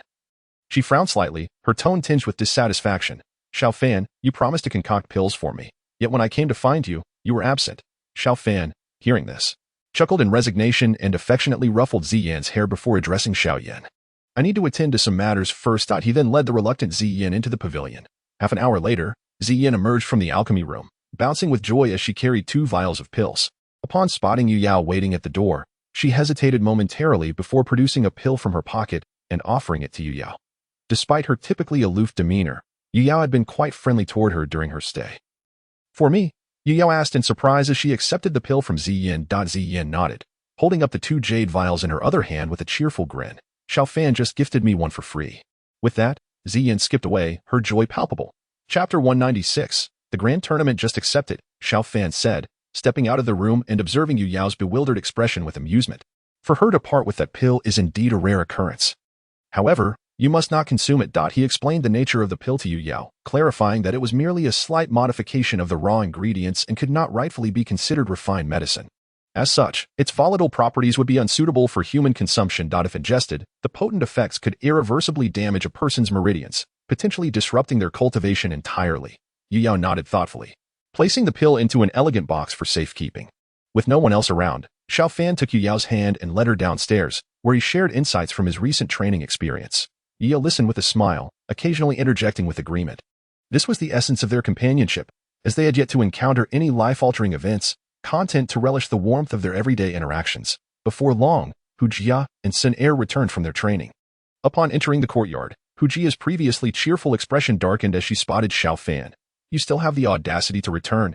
Hu Jia stormed towards him, her anger palpable. Seizing the opportunity, Xiao Fan quickly replied. Indeed, Xiao Yan is at fault. As the leader of the Piangmen, he left such a mess for you all. While I was away, I was constantly berating him. Had I not persuaded him to return, he intended to continue his training outside. Really? Hu Jia's anger faltered as she paused, gazing at Xiao Fan with skepticism. Absolutely, Xiao Fan affirmed, his expression serious. Xiao Yan broke through to the Douling stage and planned to remain outside. Had I not brought him back, who knows how long he would have stayed away. Xiao Fan had anticipated Hu Jia's ire and had prepared his justification in advance. He deftly redirected her animosity towards Xiao Yan while emphasizing his own efforts to encourage Xiao Yan's return, thus absolving himself of blame. Xiao Yan has broken through to Douling. Hu Jia's expression shifted from confusion to dismay, remembering when Xiao Yan had first entered the inner courtyard as merely a 5-star great fighter. She felt a pang of envy at his progress while she remained at the great fighter level. All of this was due to Xiao Yan and his peers leaving the Piangmen for their own pursuits, which had stymied her own advancement. With this thought, she shot an accusatory glance at Xiao Fan. Understanding her gaze, Xiao Fan wisely remained silent, knowing that as long as she did not continue to berate him, he would be content. Meanwhile, Sun, who had been observing, expressed her curiosity about Xiao Yan's breakthrough. Xiao Fan, is it true that brother Xiao Yan has reached Douling? Where is he? At that moment, Xiao Yan descended from the upper rooms. Brother Xiao Yan. Sun beamed at him, leaving Hu Jia momentarily speechless. Sun, known for her tranquil demeanor, had never exhibited such warmth towards anyone before today as Xiao Yan faced Hu Jia's barrage of questions. He appeared somewhat bewildered until he caught sight of Xiao Fan feigning indifference, which helped him regain his composure. Nonetheless, he could only comply with Hu Jia's reprimands, feeling guilty for his previous negligence. It was not until Sun intervened, pulling Hu Jia aside, that the tension subsided. The group settled in the hall, where Hu Jia updated them on the current state of the Piangmen, leaving Xiao Fan and Xiao Yan astonished. The cohort that had entered the inner courtyard alongside them had seen a significant portion advance to the Great Fighter level, with only a handful remaining at the fighter stage. According to Hu Jia, breakthroughs to the Great Fighter level were imminent for the others. Additionally, the Piangmen had recently welcomed a surge of new members, primarily seasoned students who had previously remained unaffiliated. Among them were 13 Great Fighters and 2 Douling Fighters. Thus, the current strength of the Piangmen, including Xiao Fan, Xiao Yan, and Sun, amounted to 5 Douling Fighters and over 40 Great Fighters. Such prowess far surpassed that of the former Bai gang. Exchanging glances filled with delight, they reveled in the realization that the initial goal of establishing a stable presence in the inner courtyard had been achieved. With the Piangmen's current strength, they had become a formidable force within the inner courtyard. Just as their conversation unfolded, Lin Yan strolled in from outside. "Oh, you've actually returned." Xiao Fan gazed curiously at Lin Yan, for since Lin Yan had seen Ziyan, he had left this place without returning. "Why can't I come back?" Lin Yan looked at Xiao Fan and then cast a somewhat guilty glance towards the second floor, as he was only afraid of Ziyan. According to the news he had just received, Ziyan should have already departed, which emboldened him to return. "Well, speak up. You must have something to discuss with me," Xiao Fan asserted, unconvinced that Lin Yan had developed any affection for this place. Lin Yan, unfazed, pulled up a chair and sat beside the others, declaring, "By the way, I wanted to share something with you all." Upon seeing Lin Yan's mysterious demeanor, Xiao Yan and the others exchanged puzzled glances. They had initially thought Lin Yan was here for Xiao Fan, but it appeared to be more than that. "Surely you've heard of the strong ranking competition?" The strong ranking competition, upon hearing Lin Yan's words, Hu Jia's face lit up with joy, while Xiao Yan wore a look of confusion. "You can't possibly not know about it." Seeing the bewilderment on Xiao Yan's face, Hu Jia regarded him strangely. "I should know." Xiao Yan, noticing Hu Jia's disdain, turned his gaze to Xiao Fan, thinking that since he and his senior brother had been training outside, his brother might not be aware either. "Don't look at me. I know. The strong ranking competition is the most prestigious contest within the inner courtyard." Lin Yan continued, not keeping them in suspense. He explained further, as the name suggests, only those ranked on the inner courtyard strong ranking are eligible to participate. Only those ranked on the strong ranking can compete. Xiao Yan's expression turned serious. After all, those who made it onto the strong ranking were among the top 100 students of the entire Jianan Academy. So it was no wonder Lin Yan claimed this was the highest qualification competition in the inner courtyard. "Indeed," Lin Yan said with a smile, "this is the grandest event of the inner courtyard, drawing the attention of all, and the rewards for the victors are quite substantial." "Rewards, of course." Lin Yan chuckled. "As you know, the inner courtyard offers considerable support for students on the strong ranking, like you. Xiao Fan, since you defeated Bai Cheng, who was ranked 34th, his rank has naturally shifted to you. Students on the strong ranking receive extra fire energy each month. So, Senior Lin Yan, are you implying that the strong ranking competition is about to commence?" Xiao Fan, not one to be easily fooled, deduced from Lin Yan's lengthy discourse that the competition was indeed near. Correct. Moreover, the top 10 of the strong ranking competition each year gain the right to train in the lower layers of the Tianfen refining tower. The heart fire there can significantly enhance the success rate of advancing to the Douwang level. It can be said that anyone who receives heart fire refining there essentially obtains a ticket to promotion. Lin Yan nodded, excitement bubbling in his voice. "You must understand that even Lin Xiuya, ranked 2nd, and Yin Hao, ranked 3rd, are still merely at the peak of the Douling stage." Upon hearing Lin Yan's words, Xiao Yan finally comprehended Lin Yan's excitement, and even Hu Jia and the others displayed a flush of exhilaration. A ticket to Douwang. Regrettably, within the Panmen, it seemed that only the 2 of them had the qualification to vie for it. Reflecting on this, Hu Jia glanced at Xiao Fan and Xiao Yan, while Xiao Yan exchanged a knowing look with Xiao Fan upon hearing Lin Yan mention entering the lower levels for heart fire refining. They understood all too well that the essence within the Tianfen refining tower was the fallen heart flame, which had been Xiao Yan's purpose for entering Jianan Academy. With this thought, Xiao Yan resolved to secure a place in the top 10 of the strong ranking competition, no matter what. You sought us out not just to share this news, did you? In contrast to Xiao Yan's shock, Xiao Fan, already privy to the information, was genuinely curious about Lin Yan's intentions. Indeed, Lin Yan chuckled at Xiao Fan's remark, "You're correct. While this isn't a major secret worth keeping, I also have a matter to discuss with you." Chapter 197. Digging walls. You have something to discuss with me? Xiao Fan looked at Lin Yan with curiosity, and then seemingly realized something, a knowing smile gracing his lips as he teased. Alchemy, precisely. Lin Yan nodded, not surprised that Xiao Fan could deduce his purpose. After all, within the PMN, both Xiao Fan and Xiao Yan were fifth-tier alchemists, and numerous students sought their help for alchemical concoctions. Even some elders wished for their assistance. However, due to Xiao Fan and Xiao Yan's recent training, everyone had been unable to find them, although Lin Yan had been frightened away by Zi Yan. He had kept an eye on the PMN's activities, so the moment he learned that the two had returned, he hurried over. With just a month until the strong ranking competition, the fire poison within me has been completely healed thanks to your treatment. And my strength has increased compared to before, Lin Yan said, his tone tinged with subtle joy and ambition. Previously, my strength was only ranked 9th or 10th on the strong ranking. Now, with the fire poison eradicated, I should be able to place around 6th, perhaps even break into the top 5. Lin Yan's eyes bore into Xiao Fan's, and despite his attempts to maintain composure, he couldn't hide his excitement. So, you wish for? Lin Yan leaned towards Xiao Fan.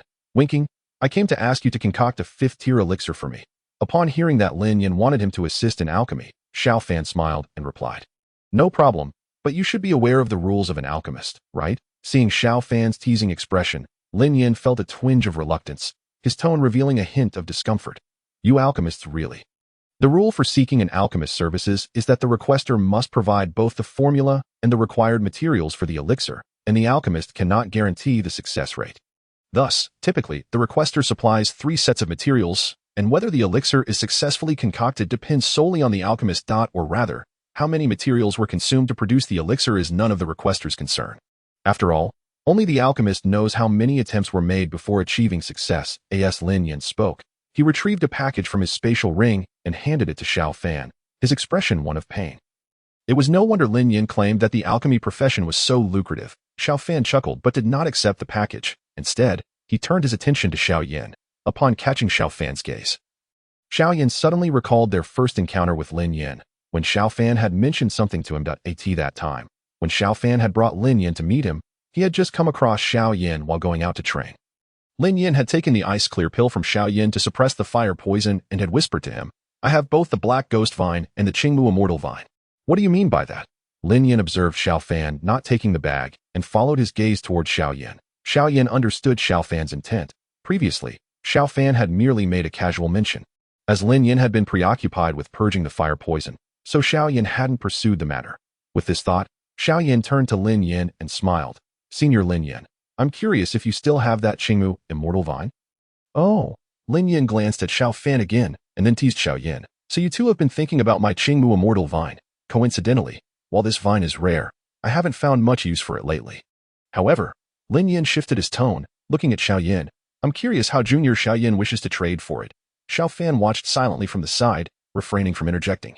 For his relationship with Lin Yan was different from that of Lin Yan and Xiao Yan. Given his involvement, Lin Yan and Xiao Yan's acquaintance remained superficial. The Qingmu Immortal Vine was a rare herb, and he felt it inappropriate to intrude. After all, friendship and trade are distinct. Mingling the two could jeopardize their camaraderie. Xiao Yan's eyes sparkled with joy upon hearing Lin Yan's words. As long as the Qingmu Immortal Vine remained in Lin Yan's possession, all would be well. How about this? Xiao Yan pondered for a moment before addressing Lin Yan. "If I successfully concoct the 5th-tier elixir you're seeking, I will return all remaining materials to you. Furthermore, even if all 3 attempts to create the elixir fail, I assure you that I will still provide you with a finished product. How does that sound? Deal?" Lin Yan's expression flickered with surprise at Xiao Yan's proposal, yet he did not hesitate to agree to Xiao Yan's terms with enthusiasm. After all, when seeking an alchemist, even if you present 3 types of elixirs, there is no guarantee that another will successfully concoct them. Moreover, should they succeed on their first attempt and consume the remaining 2 materials, you would find yourself powerless. Engaging someone to refine elixirs entails accepting such risks. Now, Xiao Yan has explicitly stated that upon successfully refining the elixirs, he will return all remaining materials to Lin Yan. Furthermore, even if the attempts fail entirely, Lin Yan is assured of receiving an elixir. Naturally, Lin Yan would not decline this offer, especially with the upcoming strong rankings competition in just a month, and the elixirs play a vital role in his training plans. Xiao Yan's promise has far exceeded Lin Yan's expectations. Here's to a fruitful collaboration, Xiao Yan said, standing up and smiling at Lin Yan, before gathering the package from the table. Indeed, a delightful partnership, Lin Yan replied, rising and tossing something from his spatial ring to Xiao Yan. Senior Lin Yan, what is this? Xiao Yan asked, surprised as he looked at the Qingmu Xianvine in his hand. With Xiao Fan around, should I worry that you might consume my materials? Lin Yan chuckled, waving farewell to Xiao Yan as he departed. Xiao Yan smiled at the Qingmu Xianvine and nodded at Xiao Fan, who was seated nearby. After Lin Yan left, Xiao Yan informed the others and plunged into the alchemy chamber. Committed to fulfilling his promise to Lin Yan. Although refining 5th-grade elixirs is challenging, he believed that with his current strength and 3 opportunities, failure was unlikely. Observing Xiao Yan's determination, Xiao Fan exchanged smiles with Hu Jia and Sun Er before reminiscing about the long-lost Wu Hao. He turned to Yu Yao beside him and asked, "It's been a while since I last saw Wu Hao. Shall we visit the arena?" Indeed, since entering the inner academy, Xiao Fan had yet to visit the arena. His only previous excursions were to the sky-burning refining tower and the endless mountains outside the dormitory area. Although surprised by Xiao Fan's sudden desire to visit the arena, Yu Yao did not decline. With a nod from her, Xiao Fan informed Hu Jia and Sun Er before taking Yu Yao's hand and heading towards the arena. The arena is situated to the north of Canaan Academy, not far from the northern square where Xiao Fan and others previously engaged in alchemical duels. As they made their way, Xiao Fan and Yu Yao shared laughter, drawing astonished gazes from the surrounding inner academy students. Their pairing was indeed striking. Xiao Fan, handsome and exuding a refined air, and Yu Yao, with a hint of allure complemented by her serene blue hair. Several male students cast envious glances at Yu Yao, only to be deterred upon noticing the emblem of the Pan Min on her chest. Many recognized Xiao Fan's identity, and upon seeing him reappear in the inner academy, their eyes gleamed with a mix of admiration and trepidation before hastily retreating. Though they appeared oblivious to their surroundings, Xiao Fan was acutely aware of the subtle reactions of those around them. It seems Pan Min has become quite a formidable presence in the inner academy, he remarked thoughtfully, sensing the caution on their faces. Indeed, under Hu Jia and Sun Er's leadership, although our elite combat strength may not rival that of the Wolf Teeth or Moon Spirit, they dare not offend Pan Min lightly, Yu Yao replied, entwining her arm with his. Feeling her gentle touch, Xiao Fan instinctively pulled his arm back, then casually inquired, "And what about you?" Yu Yao's eyes sparkled playfully as she responded, "Me, I'm just here to enjoy life within Pan Min, you little rascal." Xiao Fan chuckled, affectionately ruffling her hair. Hu Jia had previously informed him that Yu Yao managed the internal affairs of Pan Min. While her combat skills might not match Hu Jia or Sun Er, the trust they placed in her stemmed from Xiao Fan's influence. Eager to assist Pan Min in his absence, Hu Jia had appointed her to oversee logistics. Since Yu Yao took charge, the resource distribution within Pan Min had been meticulously organized, a remarkable feat for such a vast organization.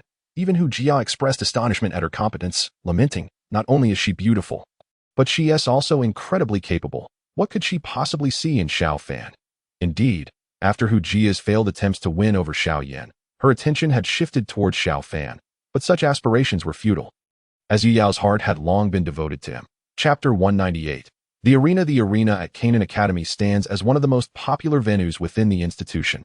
Although the academy permits combat, genuine clashes are rare. The last duel between Xiao Fan and Bai Cheng occurred on Bai's territory, leading to minimal attendance. Typically, when conflicts arise among students, they resolve them through formal challenges within the arena. Moreover, the arena attracts those like Wu Hao, who are deeply engrossed in battle, providing them with opportunities to hone their skills and expend their energy. Some students frequent the arena solely for the fire energy rewards. Every victorious battle in the arena grants fire energy, elevating their combat experience while accumulating resources. Consequently, the arena remains perpetually popular among inner academy members. Holding Yu Yao's hand, Xiao Fan soon arrived at the grand entrance of the arena. The entrance, hewn from a solid black stone, featured a central hollow, with 3 sharp characters proclaiming arena at the top, emanating a fierce aura. Flanking the entrance were intricately carved pillars depicting various ferocious beasts, all seemingly fixated on the central doorway, creating an overwhelming sense of intimidation. This arena possesses an intriguing essence, Xiao Fan mused, captivated by the intricacies of the entrance. If his instincts were correct, the door likely contained a formation that harnessed the energy of the inscriptions and the carved beasts to generate a formidable presence. This aura posed no harm but could instill trepidation in those lacking resolve. However, those with unwavering determination could easily pass through. In essence, the entrance served as a trial for the willpower of low-ranked cultivators. Tightening his grip on Yu Yao's hand, Xiao Fan stepped into the arena, unaffected by its imposing presence. Unbeknownst to him, two elderly figures observed from the shadows, astonished that the arena's demonic aura had no effect on him. Indeed, as I mentioned, his spirit strength as a fifth-grade alchemist effortlessly dispels this challenge. Yet, I am more curious about his method of assisting that girl in navigating this presence, one voice remarked, intrigued by Xiao Fan's composure. Without exerting any external force or displaying struggle, he traversed the threshold with ease, a testament to the elder's claim of his exceptional nature. Xiao Fan, still oblivious to the discussion behind him, led Yu Yao through the grand archway into an expansive open-air arena capable of accommodating thousands. The arena was designed in a tiered fashion, with lower seating closer to the central combat area, ensuring all spectators could witness the unfolding battles. Circling the arena were throngs of onlookers, their eyes glued to the central stage where 10 towering stone platforms awaited combatants. 4 of these platforms were already occupied by dueling participants, surrounded by faint energy shields that ensured their battles remained undisturbed. Xiao Fan guided Yu Yao to a less crowded area, where they settled in to observe the ongoing skirmishes with curiosity. Not far from the two individuals, there stood a stone platform upon which lay several items resembling tickets. A crowd had gathered around, their voices filled with excitement as they observed the battle below. Among them, some displayed eager expressions while others wore looks of discontent, casting resentful glances at the central viewing platform before turning away in disappointment. This was the betting platform for the duel. Following Xiao Fan's gaze, Yu Yao leaned closer to his ear and whispered, "Some students enjoy watching fierce battles, while others merely seek an outlet for their frustrations, which is why this betting duel exists." Curious about her insight, Xiao Fan turned to Yu Yao with a smile, playfully pinching her nose and asking, "How do you know all this so well?" Yu Yao shrugged, brushing his hand aside and crossing her arms. "Well, I overheard some disciples discussing it within the sect. Moreover, there was a student who, captivated by the thrill of betting, lost all his fiery energy and received quite a scolding from Hujia." Oh. Xiao Fan pondered the implications of a disciple losing all his energy to gambling. Initially surprised, he soon realized that this betting was akin to gambling, a vice that could lead to ruin, especially for those lacking willpower. He hadn't expected that even in this otherworldly realm, where strength reigns supreme, some would fall prey to such distractions. What happened to him afterward? He inquired, intrigued by the student's fate. After being chastised by Hujia, he became considerably more cautious and dedicated to his training, Yu Yao explained, having spent most of her time with Sun Er and Hujia in Xiao Fan's absence. She was aware of the situation. Nodding, Xiao Fan acknowledged the disciple's resolve. Despite his initial folly, he had managed to rein in his impulses under Hujia's stern guidance. Otherwise, he might have remained lost in a haze, squandering his talent. Surely the academy recognizes the dangers such behavior poses to students, Xiao Fan mused, questioning the institution's approach. After all, every disciple in the inner court was exceptionally gifted, their youth belied by their prowess. It seemed illogical for the academy to permit such a malignancy to thrive. Chuckling, Yu Yao shook her head. "I thought you were smarter than that. This is essentially a test of willpower. A student who can remain immersed in such distractions, regardless of their talent, cannot hope to ascend to true greatness. Besides, if they cannot overcome even this minor obstacle without the academy's intervention, they likely wouldn't be valued by the institution." Surprised by Yu Yao's perspective, Xiao Fan was not taken aback by the principle she articulated, but rather intrigued by her understanding. Given her indifference toward cultivation, this insight into the nature of discipline piqued his curiosity. "If you grasp these truths, why do you resist cultivation so much?" he asked. Yu Yao lowered her gaze in contemplation for a moment, a flicker of silver light glinting in her eyes before fading into silence. "Ah, I know. No need to ramble," she interjected, raising her hand to cover Xiao Fan's mouth, shaking her head defiantly, resembling a playful girlfriend caught in mischief. Laughing, Xiao Fan gently took her hand from his mouth, placing it in his palm. All right, I won't press further. It mattered little to him if she chose not to cultivate. He was confident in his ability to protect her. His attention drifted back to the central platform, where one battle remained underway. One combatant was a lightning element cultivator at the 7-star Great Fighter level, while the other was a fire element cultivator at the 8-star Great Fighter level. Initially, the fire cultivator, confident in his superior strength and abundant energy, launched aggressive attacks against the lightning cultivator. The latter, however, adopted a more conservative approach, donning his energy armor to defend against the onslaught, patiently waiting for an opportunity to counterattack. As the battle progressed, it became clear that the outcome was imminent. Xiao Fan remarked, the fire cultivator's arrogance in the early stages led him to exhaust his energy while the lightning cultivator preserved his strength. If the lightning cultivator seizes an opportunity, he could turn the tide and win. This arena served its purpose, aiding the overconfident in correcting their flaws. Otherwise, the fire cultivator's reckless style would lead to significant misfortune in the Black Corner region. Chapter 199. Secrets of the strong rankings. The two combatants on the stone platform were acutely aware of their circumstances. The fire cultivator felt a growing urgency, recognizing that prolonged engagement could result in his defeat. With this realization, he intensified his attacks, attempting to overpower the lightning cultivator. Conversely, the lightning cultivator, having meticulously crafted a favorable situation, remained vigilant, opting to wait for a chance. Soon, the fire cultivator's energy began to wane. Seizing the moment when his opponent faltered, the lightning cultivator struck with precision. His prolonged defense had not only served to wear down the fire cultivator's energy but also allowed him to study his opponent's moves and identify weaknesses. As a result, his counterattack swiftly yielded results. Despite the fire cultivator's reluctance to concede, he was compelled to admit defeat. As one side succumbed, the arena's formation halted their battle and transported them off the platform. The fire cultivator cast a begrudging glance at his opponent before leaving with a huff, while the lightning cultivator held his head high, basking in the applause from the audience. Yao smiled at Xiao Fan. You truly guessed right. What do you mean guess? This was evident to me, Xiao Fan replied, his chin raised with pride, eliciting laughter from Yao. By the way, where's that fellow Wu Hao? Xiao Fan wondered aloud, scanning the arena for any sign of him. Given Wu Hao's combative nature, it was unusual for him to remain passive in the stands. I heard from Hu Jia that Wu Hao seems to fight almost daily. Perhaps he is still preparing, Yao suggested, glancing around the arena. Noticing a young man clad in gray attire nearby, Xiao Fan recalled that this individual had occasionally cast glances in their direction since they entered. Initially dismissing it as normal admiration due to his striking appearance, something he held great confidence in, he now felt the scrutiny was somewhat inappropriate given Yu Yao's presence, seemingly aware that Xiao Fan had noticed him.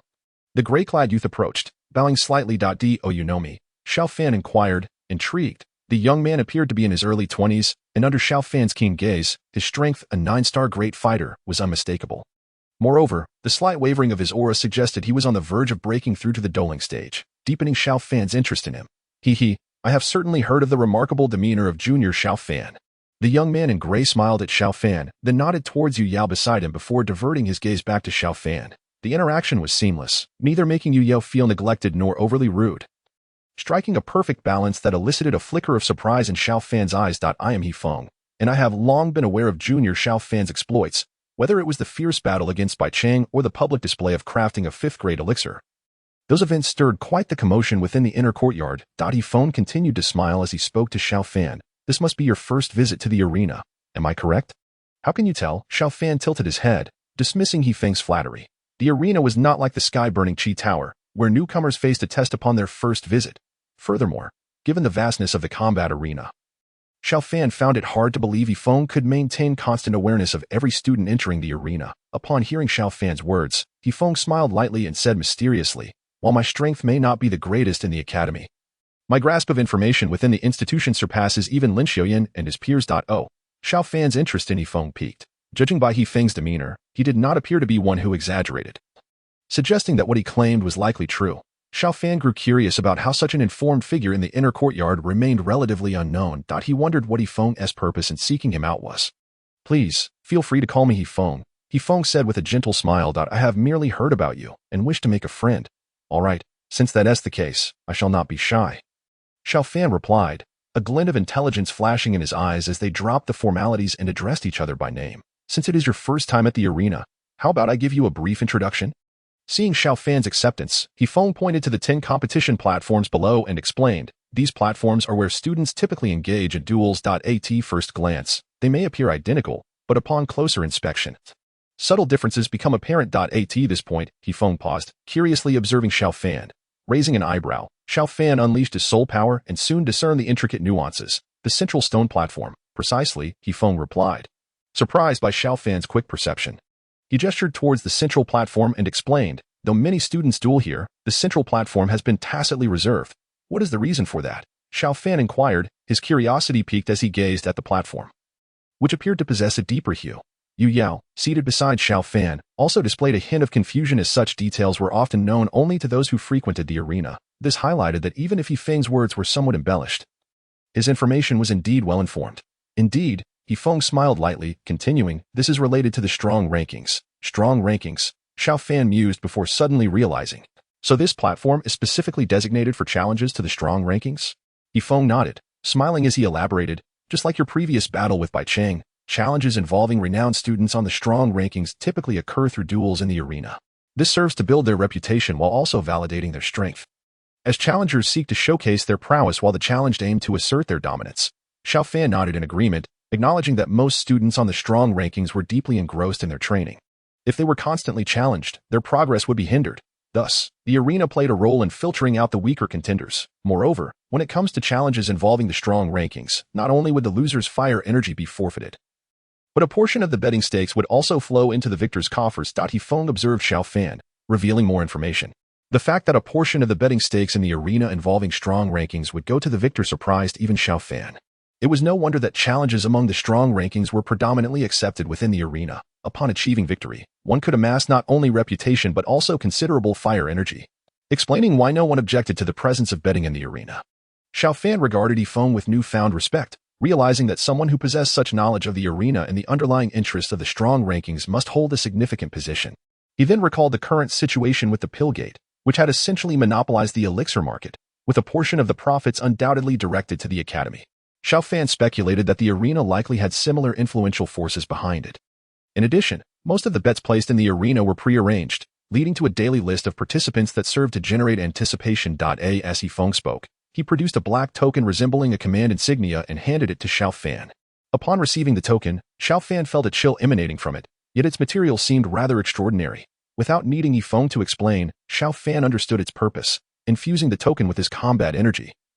Names began to materialize upon its surface. Scanning the list, Xiao Fan noted that Wu Hao's name was absent, indicating he would not be participating today. Attempting to return the token, Yi Feng declined, stating that as a means of friendship, he wished for Xiao Fan to keep it. Xiao Fan accepted it graciously and offered Yi Feng a vial of elixir in return, one akin to the ice cleansing pill, which not only suppressed fire poison but also offered protection against numerous toxins. Yi Feng accepted the vial without hesitation, then concocted an excuse to take his leave. Watching Yi Feng's departing figure, Xiao Fan shook his head, storing the token within his spatial ring before engaging in light-hearted conversation with Yu Yao as they observed the matches unfolding in the arena.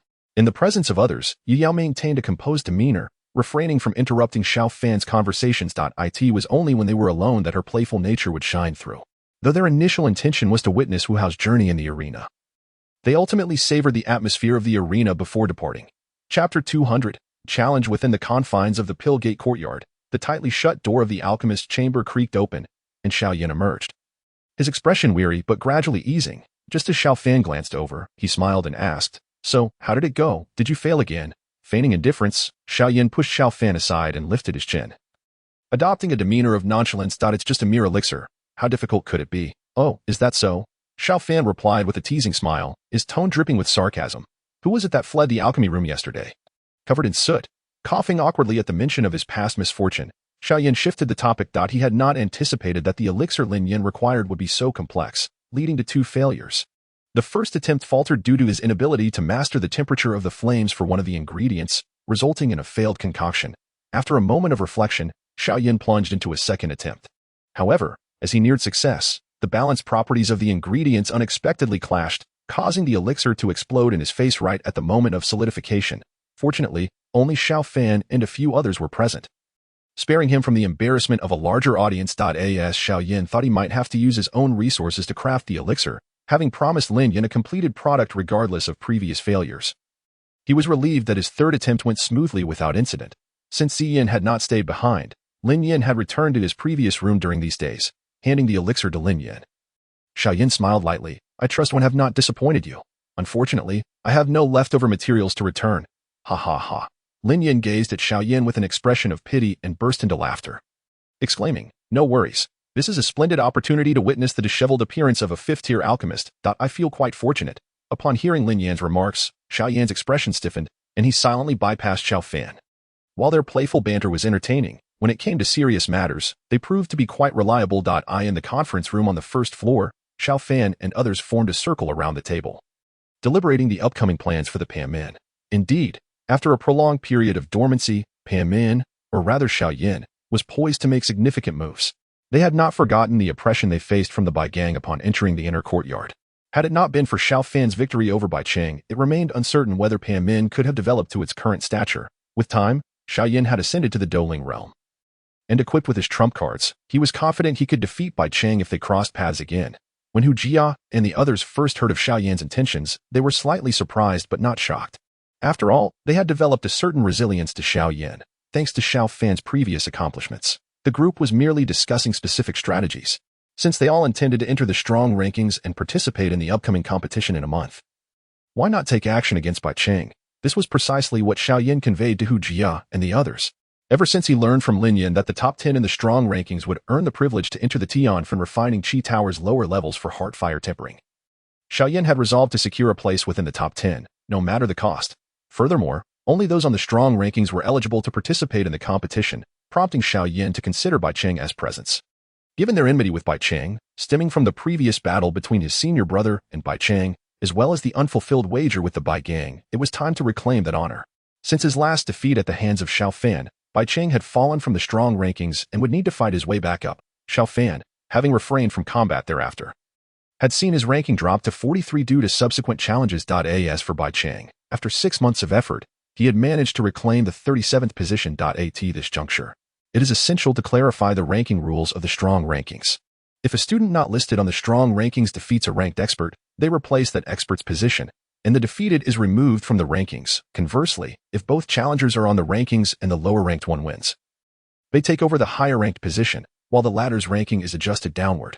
Thus, although Xiao Fan had not faced any challenges directly, the ongoing contests among the ranked members had caused his original 34th position to slip to 43. After sharing his intention to challenge Bai Cheng, Xiao Fan informed them about the distribution of stakes in the arena, where the victor would receive a 10% benefit. This prompted the group to contemplate seizing the opportunity to further enhance Pamin's reputation while also obtaining some fire energy. On that very day, a sensational announcement swept through the inner courtyard. Xiao Yan, the leader of Pamin, was challenging Bai Cheng, the leader of the Bai gang. The entanglement between Pamin and the Bai gang was well known throughout the inner courtyard.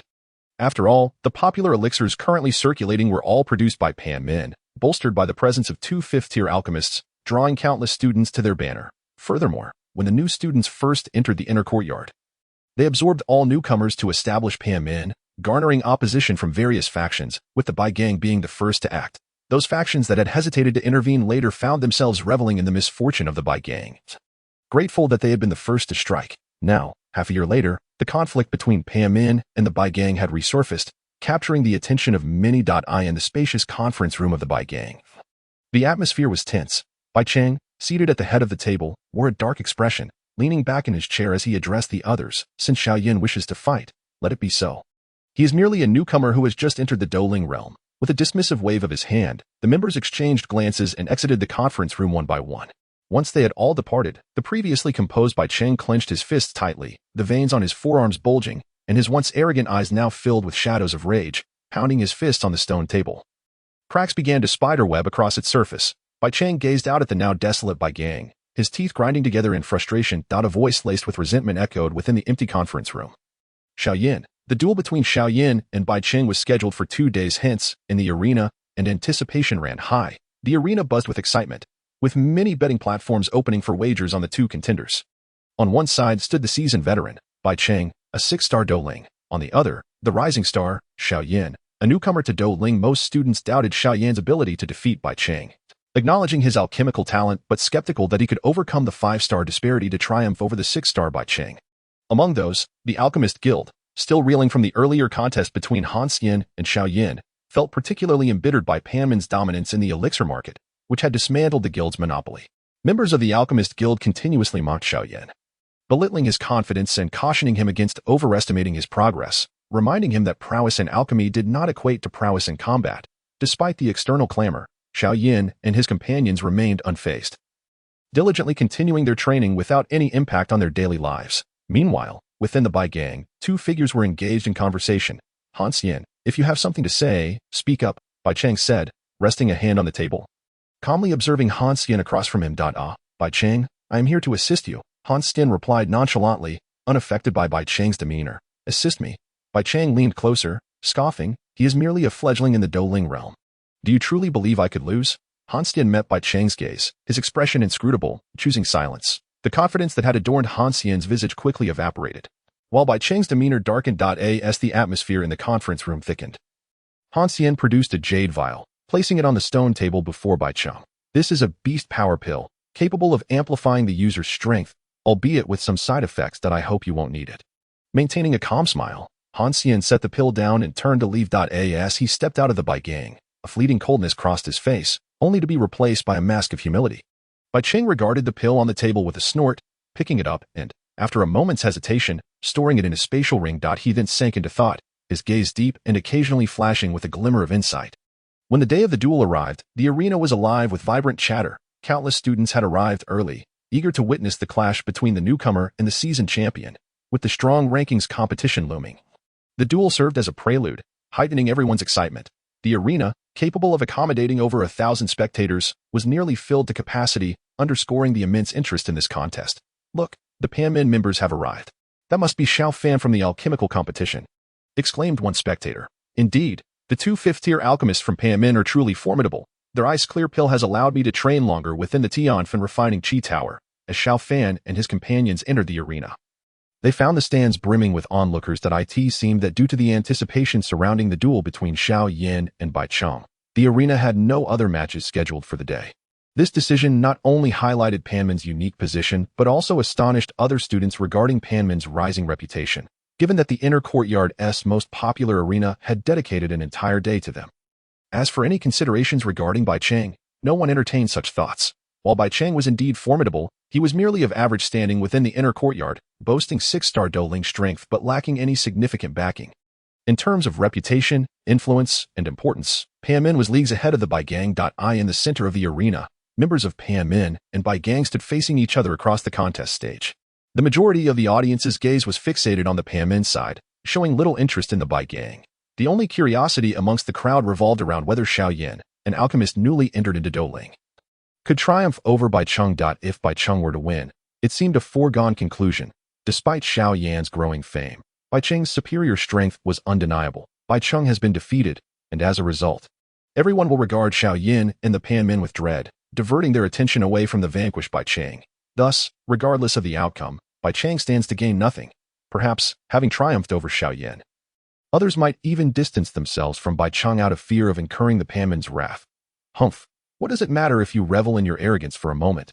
Clad in a white robe, Bai Qing sits at the center of the Bai Gang, gazing coldly at Xiao Yan across the contest platform. The emergence of the Panmin has rendered the Bai Gang a mere jest within the inner courtyard. Today, Bai Qing will demonstrate to all that the Bai Gang is not to be trifled with. Dong at last, a moment arrives when the crisp chime of a bell resonates through the arena. The clamorous crowd gradually quiets, their eyes fixed on the grand contest stage at the center. In a swift motion, an aged figure appears atop the stone platform, and a hoarse voice reverberates throughout the arena. "I am Elder He of the arena, serving as the judge today. The combatants, Panmin Xiao Yan and Bai Gang's Bai Qing, please ascend the stage." Amid the Panmin crowd, Attai explains to Xiao Fan and others. "This is Elder He of the arena, who has spent many years here, akin to Elder Ha, who oversees the medicinal department. Generally, challenges against the strong rankings involve an elder as the judge. Yet it is surprising that Elder He has taken on this role for today's contest." Attai, observing the elder on the stage, expresses a hint of astonishment. Does he seldom officiate? Xiao Fan detects the surprise in Attai's tone and inquires curiously. "Indeed," Attai nods, contemplating momentarily before continuing. "Elder He is rarely seen. He maintains a low profile, yet holds significant status within the inner courtyard. I have heard from senior students that there was once an elder who attempted to meddle in the arena, only to receive a swift reprimand from him, after which the matter was dropped. Such ferocity?" Xiao Fan is taken aback by Attai's words. Though the inner courtyard elders can access the heavenly flame refining tower for training, they too require resources. The arena, rich in benefits, is not to be underestimated. Yet, as Attai suggests, Elder He seems to possess a ruthless nature, daring to confront other elders without stirring any controversy, a clear indication of his unique standing. For some reason, Xiao Fan is reminded of He Feng, who shares the same surname. Is this merely a coincidence? With narrowed eyes, Xiao Fan scrutinizes Elder He on the stage. Deep in thought. It seems Elder He notices Xiao Fan's gaze and glances in his direction, offering a knowing nod that borders on a smile. Xiao Fan experiences a momentary jolt before returning the smile and averting his gaze. At this juncture, Xiao Yan, having heard Elder He's announcement, exchanges nods with Sun Er and others. Then, shouldering the colossal Xian heavy ruler, strides toward the contest platform under the watchful eyes of the crowd. After both Bai Qing and Xiao Yan take their positions, Elder He gestures toward them, declares the contest to commence, and subsequently vanishes from the stage. A faint energy barrier envelopes the contest platform, ensuring their battle remains undisturbed from the outside. Humph. I wonder who granted you the audacity to challenge me with such limited strength as a Douling. Bai Qing sneers, his expression a mask of disdain. This marks their second encounter. as the last time they met was when he led the Pan Men to the Heavenly Flame Refining Tower for training. It is astonishing that within merely 6 months, Xiao Yan has grown to this extent, yet to defeat him, not quite enough. Bai Cheng, having received guidance from the esteemed seniors of the Bai Gang upon entering the inner courtyard. I now request your instruction as the 6-month period has concluded, Xiao Yan states confidently, bowing in respect. Unleash your abilities, Bai Cheng, standing with arms crossed, regards Xiao Yan with a gloomy countenance. Xiao Yan's smile begins to fade, and a flicker of azure flame ignites in his eyes as he declares, Heavenly Fire Transformation, Azure Lotus Transformation. As Xiao Yan's voice resonates, azure flames erupt from his being, enveloping him in a colossal fiery figure. Gradually, the flames recede into his pores, elevating his strength from a 1-star doling to a 3-star doling. Bai Cheng recalls the azure flames from his previous battle with Xiao Fan, which had posed considerable trouble for him, causing his previously indifferent expression to darken. This a means to enhance strength. Bai Cheng recalls his encounter with Xiao Fan, a wave of unease washing over him, though he quickly suppresses it. Gritting his teeth, he declares, this time, I shall not underestimate you. Upon uttering these words, Bai Cheng summons his familiar spear and launches an attack against Xiao Yan. Bai Cheng took the initiative, in a corner of the spectator area. The muscular Yin Hao stands alongside Lin Xiuya, astonished that they have come to witness a challenge involving the top 30 contenders. Lin Xiuya, clad in green, merely smiles at Yin Hao's remark and responds, I heard that both Xiao Fan and Xiao Yan possess this azure flame. It is likely that Bai Cheng, having suffered defeat at Xiao Fan's hands previously, is eager to strike first. Yin Hao nods in agreement. Reflecting on his encounter with Xiao Fan in the mountains, recognizing the formidable aura he exuded. If you say so, it seems this azure flame is indeed remarkable. Lin Xiuya remains silent, his gaze fixed on the contest stage. His eyes betraying deep contemplation. They are merely here on a whim, drawn by the recent notoriety of the Pan Men, and their prior acquaintance with Xiao Fan. It is nothing more than a fleeting curiosity. And they stand to lose nothing. On the contest stage, Xiao Yan, facing the advancing Bai Cheng, maintains an air of calm, devoid of any hint of panic. He swiftly draws the massive Xian heavy ruler from his back, the weighty black weapon contrasting starkly with his slender frame. Under the scrutinizing gaze of the crowd, Bai Cheng's spear collides with Xiao Yan's Xian heavy ruler. Despite the force of the blow, Xiao Yan merely stumbles back a few steps. Utilizing the weight of the Xian heavy ruler, he sweeps it in a powerful arc, delivering a fierce strike against Bai Cheng's spear. Bai Cheng positions his spear defensively across his chest. Feeling the force transmitted from Xiao Yan's weapon, he scoffs, is this all you can muster? With a smirk, he unleashes a surge of earthy dou qi, bellowing at Xiao Yan, then prepare to fall. The tip of the spear radiates with earthy dou qi, unleashing a fierce aura that crashes repeatedly against Xiao Yan's Xian heavy ruler. Although Xiao Yan's strength is somewhat inferior to Bai Cheng's, he struggles to find an opportunity to counterattack amid the onslaught. While Bai Cheng appears to dominate the exchange, he is acutely aware that Xiao Yan has effectively parried his strikes, inflicting little real damage. Nonetheless, his confidence remains unshaken. I refuse to believe that your strength enhancement lacks a time limit. Let us see how long you can endure this. Having learned from his defeat against Xiao Fan, Bai Cheng, despite feigning indifference towards Xiao Yan, remains vigilant. Yet, it appears that Xiao Yan lacks the same strength as Xiao Fan. Does he truly believe he can challenge me without matching power? During the skirmish, Bai Cheng inadvertently glances at Xiao Fan, who stands across the contest stage, his expression composed. Narrowing his eyes, Bai Cheng increases the pressure of his attacks. Chapter 202. The turnaround. Under a relentless barrage of strikes, Xiao Yan finds himself cornered on the contest platform.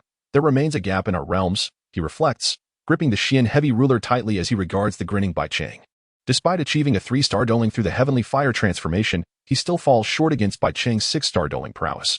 Although cornered, Xiao Yan's expression betrays no panic. He remains utterly composed. Bai Cheng, seeing Xiao Yan has nowhere to evade, smirks and channels his dou qi outward, thrusting his spear toward Xiao Yan's Xian heavy ruler. The massive weapon is sent tumbling off the platform. Without your weapon, what do you intend to fight me with? Bai Cheng taunts, confidently raising his spear beside him. I ask that so. Xiao Yan lifts his head to meet Bai Cheng's gaze. Suddenly, a surge of dou qi erupts within him, propelling him toward Bai Cheng's side. What? Sensing danger, Bai Cheng is taken aback, hastily positioning his spear defensively. Yet, he is still forced back several steps by Xiao Yan's punch. As he steadies himself and looks up, he finds Xiao Yan, calm and collected, approaching him once more. In the blink of an eye, the previously cornered Xiao Yan, having disarmed his opponent Bai Cheng, suddenly gained the upper hand, leaving the audience in astonishment. What transpired? How did Xiao Yan become so formidable all at once? Could it be that Bai Cheng was intentionally holding back? In the corner, Lin Zuyai and Yin Hao also cast curious glances at Xiao Yan. Yin Hao, observing Xiao Yan's movements, remarked in surprise, "It seems that Xiao Yan's speed and strength have significantly increased compared to before." It must be that black ruler. Lin Zuyai directed his gaze towards the Xianzhong ruler that lay on the ground, affirming, that weapon likely has a suppressive effect. Who would have thought Xiao Yan possessed such a skill? Weapon, prompted by Lin Zuyai's observation, Yin Hao recalled the transformation in Xiao Yan's performance. Indeed, after the weapon had been disarmed by Bai Chang, Xiao Yan's speed and strength, as well as the flow of his fighting spirit, had markedly improved. Oh, that's how it is. Yin Hao expressed a look of realization, his tone laced with astonishment. I never expected that what began as a casual visit would unfold into such an exhilarating scene. Yin Hao nudged Lin Ziyai playfully, grinning as he asked, do you think Xiao Yan might actually defeat Bai Chang? Upon hearing Yin Hao's words, Lin Ziyai did not refute but fell into thoughtful silence. Hey, you can't seriously believe he stands a chance, do you? Noticing Lin Ziyai's contemplative demeanor, Yin Hao exclaimed, after all, Bai Chang possessed the strength of a 6-star doling, while Xiao Yan had only reached a 3-star doling through secret methods. If Bai Chang simply played for time, victory would surely be his. That's uncertain. Lin Ziyai shook his head and replied coolly, it all depends on whether Xiao Yan allows Bai Chang the opportunity to stall. Then how about we make a wager? Yin Hao proposed, his eyes sparkling with mischief. What shall we wager? Lin Ziyai turned to him, curious. You're eyeing the last time I obtained that pearl sky serpent grass. Aren't you? Yin Hao chuckled, unabashed. If Xiao Yan wins, I'll give you the magic core of the flying sky serpent. After all, these two items must be used together to maximize their benefits. Then prepare the flying sky serpent. Lin Zuyai smiled nonchalantly, crossing his arms as he continued to observe the battle between Xiao Yan and Bai Chang. Although the flying sky serpent was a 5th-tier magical beast, wagering it was merely a casual exchange between the two friends. While the items were indeed rare, they were not particularly precious to them. On the competition stage, Xiao Yan seized the moment when Bai Chang's weapon was disarmed. Capitalizing on the latter's moment of relaxation to approach him, he would not allow Bai Chang to recover swiftly. With fists enveloped in fighting spirit, he launched a series of strikes against Bai Chang, employing primarily basic close combat techniques. Although these strikes typically would not pose a threat to Bai Chang, Xiao Yan executed them with remarkable precision, interrupting Bai Chang's attempts to retaliate each time. This was merely to ensnare Bai Chang within his rhythm. After all, once Bai Chang regained his composure, Xiao Yan would find it challenging to close the distance again, given Bai Chang's 6-star doling prowess. Bai Chang was acutely aware of this truth, struggling against Xiao Yan's relentless assault. If only he could catch his breath for a moment, he was confident he could again overpower Xiao Yan. However, Xiao Yan would not grant him such a reprieve, for his battles with Xiao Fan had often emphasized the importance of close combat. In this regard, Xiao Yan's proficiency far surpassed that of Bai Chang. Xiao Yan relentlessly pressured Bai Chang, pushing him from the eastern edge of the arena to the western side. Bai Chang's calm demeanor gradually gave way to fury as he was beaten. Do you really think I can be defeated twice by you? Bai Chang glared at Xiao Yan, his eyes igniting with anger before he bore the brunt of 2 of Xiao Yan's punches. Blood trickling from the corner of his mouth as he created space between them. Xiao Yan, observing Bai Chang's newfound distance, was not surprised if a 6-star doling could be vanquished by such rudimentary combinations. He would question Bai Chang's strength, aware that the real battle was about to commence. Bai Chang regarded Xiao Yan with barely contained rage. I will not allow your arrogance to continue. With that, Bai Chang produced a jade vial from his storage ring, the very one that Han Skin had previously placed before him. Another dose. Xiao Yan furrowed his brows ever so slightly as he watched Bai Chang. After all, during Xiao Fan's battle with Bai Chang, the latter had consumed a pill that fully restored his injuries, a fact that was not a secret. Observing Bai Chang swallow the pill, Xiao Yan noted that his injuries did not seem to heal. Oh, is it not a healing pill? A hint of surprise flickered in Xiao Yan's eyes. If it were not for healing, then it must be a strength-enhancing pill. Without hesitation, Xiao Yan's figure flashed as he swiftly charged toward Bai Chang, delivering a punch. Bang! This time, however, Bai Chang managed to block Xiao Yan's full-force strike. Grinning maliciously, Bai Chang grasped Xiao Yan's fist and taunted, "Did you enjoy that? Now it's my turn." As he spoke, Bai Chang swung a punch aimed directly at Xiao Yan's face. Seeing the attack approach, Xiao Yan deftly retreated, narrowly avoiding the blow. However, Bai Chang's elbow struck hard against Xiao Yan's chest, sending him flying. In the area occupied by the Pan men, Suner gasped as she witnessed Xiao Yan being struck and blood trickling from his lips. "Xiao Yan," she cried out, unable to contain her concern. Beside her, Hu Jia reached out to restrain her, worry etched across his face. "Don't worry, he will be fine." Xiao Fan glanced at the anxious Suner and Hu Jia, offering them a reassuring smile before returning his focus to the competition stage. Xiao Yan took a deep breath, suppressing the metallic taste in his throat, squinting at the grinning Bai Chang. "Oh, your power has been greatly amplified." Wiping the blood from the corner of his mouth nonchalantly, Xiao Yan addressed Bai Chang, "You dare to compete with us alchemists in taking pills?" As he spoke, he retrieved a handful of pills from his storage ring and stuffed them into his mouth. The spectators gasped at Xiao Yan's extravagant display.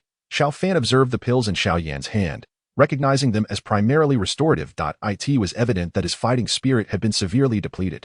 Haha, we forgot that Xiao Yan is a fifth-tier alchemist. He must have a plethora of pills at his disposal.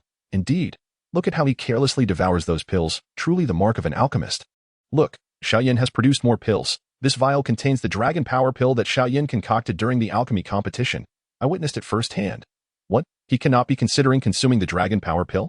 Xiao Yan drew out the dragon power pill from his robes and smiled at Bai Cheng. If it comes to a contest of pills, I fear you will not intimidate me. With that, he swallowed the round pill whole. As the effects of the dragon power pill coursed through him, Xiao Yan's physique began to visibly expand. His previously somewhat slender frame transformed into that of a small giant. His arms as thick as Bai Cheng's thighs. Xiao Yan glanced at his significantly enlarged form, recalling the imposing Yin Hao. Yin Hao, already considered robust, found Xiao Yan towering over him by at least 2 heads. Using a fifth-tier pill to counter Bai Cheng, that seems a bit excessive. In the corner of the viewing area, Yin Hao observed the now massive Xiao Yan with a sense of awe. A fifth-tier pill could easily serve as a life-saving measure. Yet Xiao Yan chose to employ it against Bai Cheng, a decision that even Lin Zuyai and Yin Hao found questionable. The other spectators in the arena were equally astounded, having not anticipated Xiao Yan would consume the dragon power pill. Bai Cheng's expression soured as he beheld Xiao Yan's newfound might. He had assumed that after taking the beast power pill given by Han Xian, he would be able to conclude the battle. Yet, he was taken aback by Xiao Yan's willingness to utilize the dragon power pill, a fifth-tier elixir. Realizing the shift in power dynamics, Bai Cheng quickly altered his strategy, opting to distance himself from Xiao Yan. By merely delaying Xiao Yan's enhanced strength, victory would naturally be his. Otherwise, with the effects of the dragon power pill active, he stood no chance against Xiao Yan. Bai Cheng's thoughts crystallized swiftly. As soon as he saw Xiao Yan consume the dragon power pill, he devised a plan. He swiftly retreated in the opposite direction of Xiao Yan. Naturally, Xiao Yan recognized Bai Cheng's intentions. However, having consumed the dragon power pill, he had no intention of delaying any longer. If he allowed the effects to fade, he would find himself in a precarious situation. With a sudden burst of speed, Xiao Yan's enormous hand lunged toward Bai Cheng. Seeing the attack come, Bai Cheng attempted to evade but conjured a shield of earthy fighting spirit in front of him, hoping to withstand Xiao Yan's onslaught with sheer force. Xiao Yan's palm struck against Bai Cheng's shield, momentarily holding firm before shattering it. With a forceful push of his right foot, he closed the distance to Bai Cheng in an instant. 8 Extremes collapse, utilizing the fleeting opening in Bai Cheng's defense.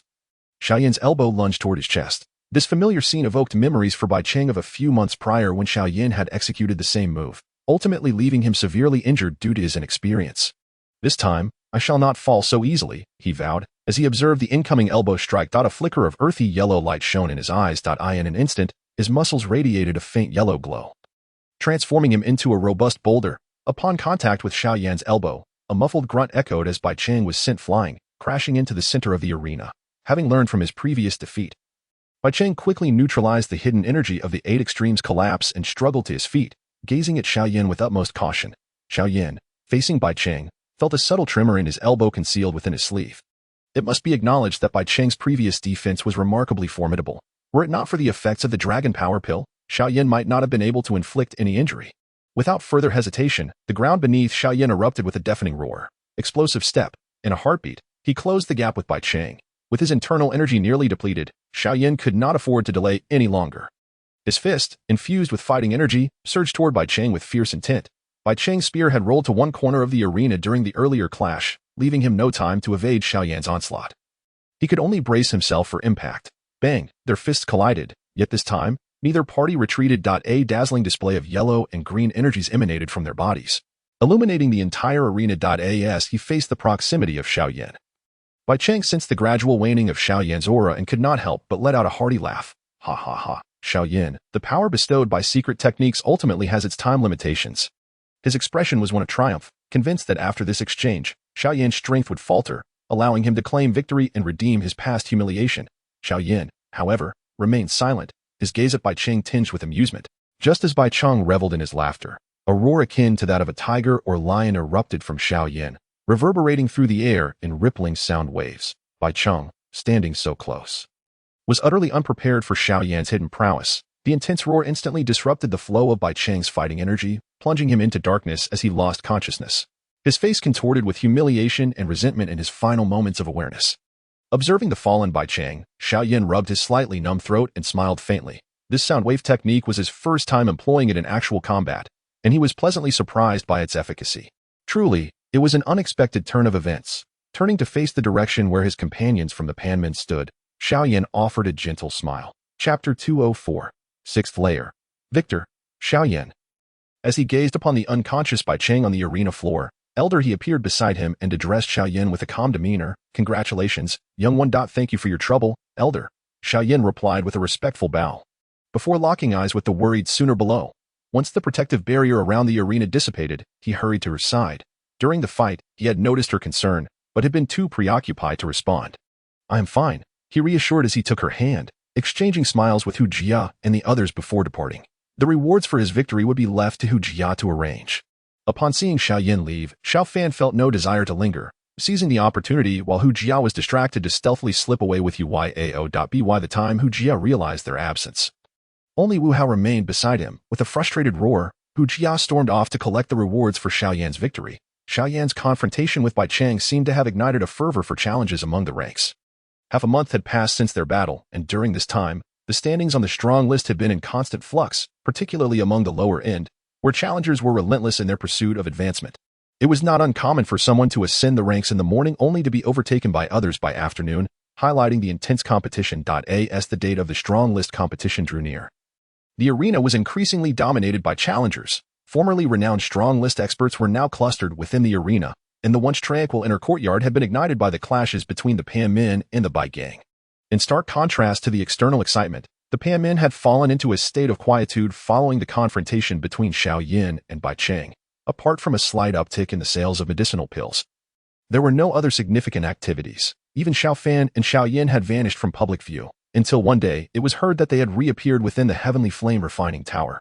In the sixth layer of the Heavenly Flame Refining Tower, the inner courtyard disciples who reached this level were typically ranked among the top on the strong list. As Xiao Fan and Xiao Yan descended the stairs to the sixth layer, they were taken aback by its distinct structure compared to the upper levels. The space, while similar in size, housed far fewer cultivation rooms. Upon closer inspection, they noted that the expansive area, measuring several hundred meters, was dotted with merely 100 cultivation rooms.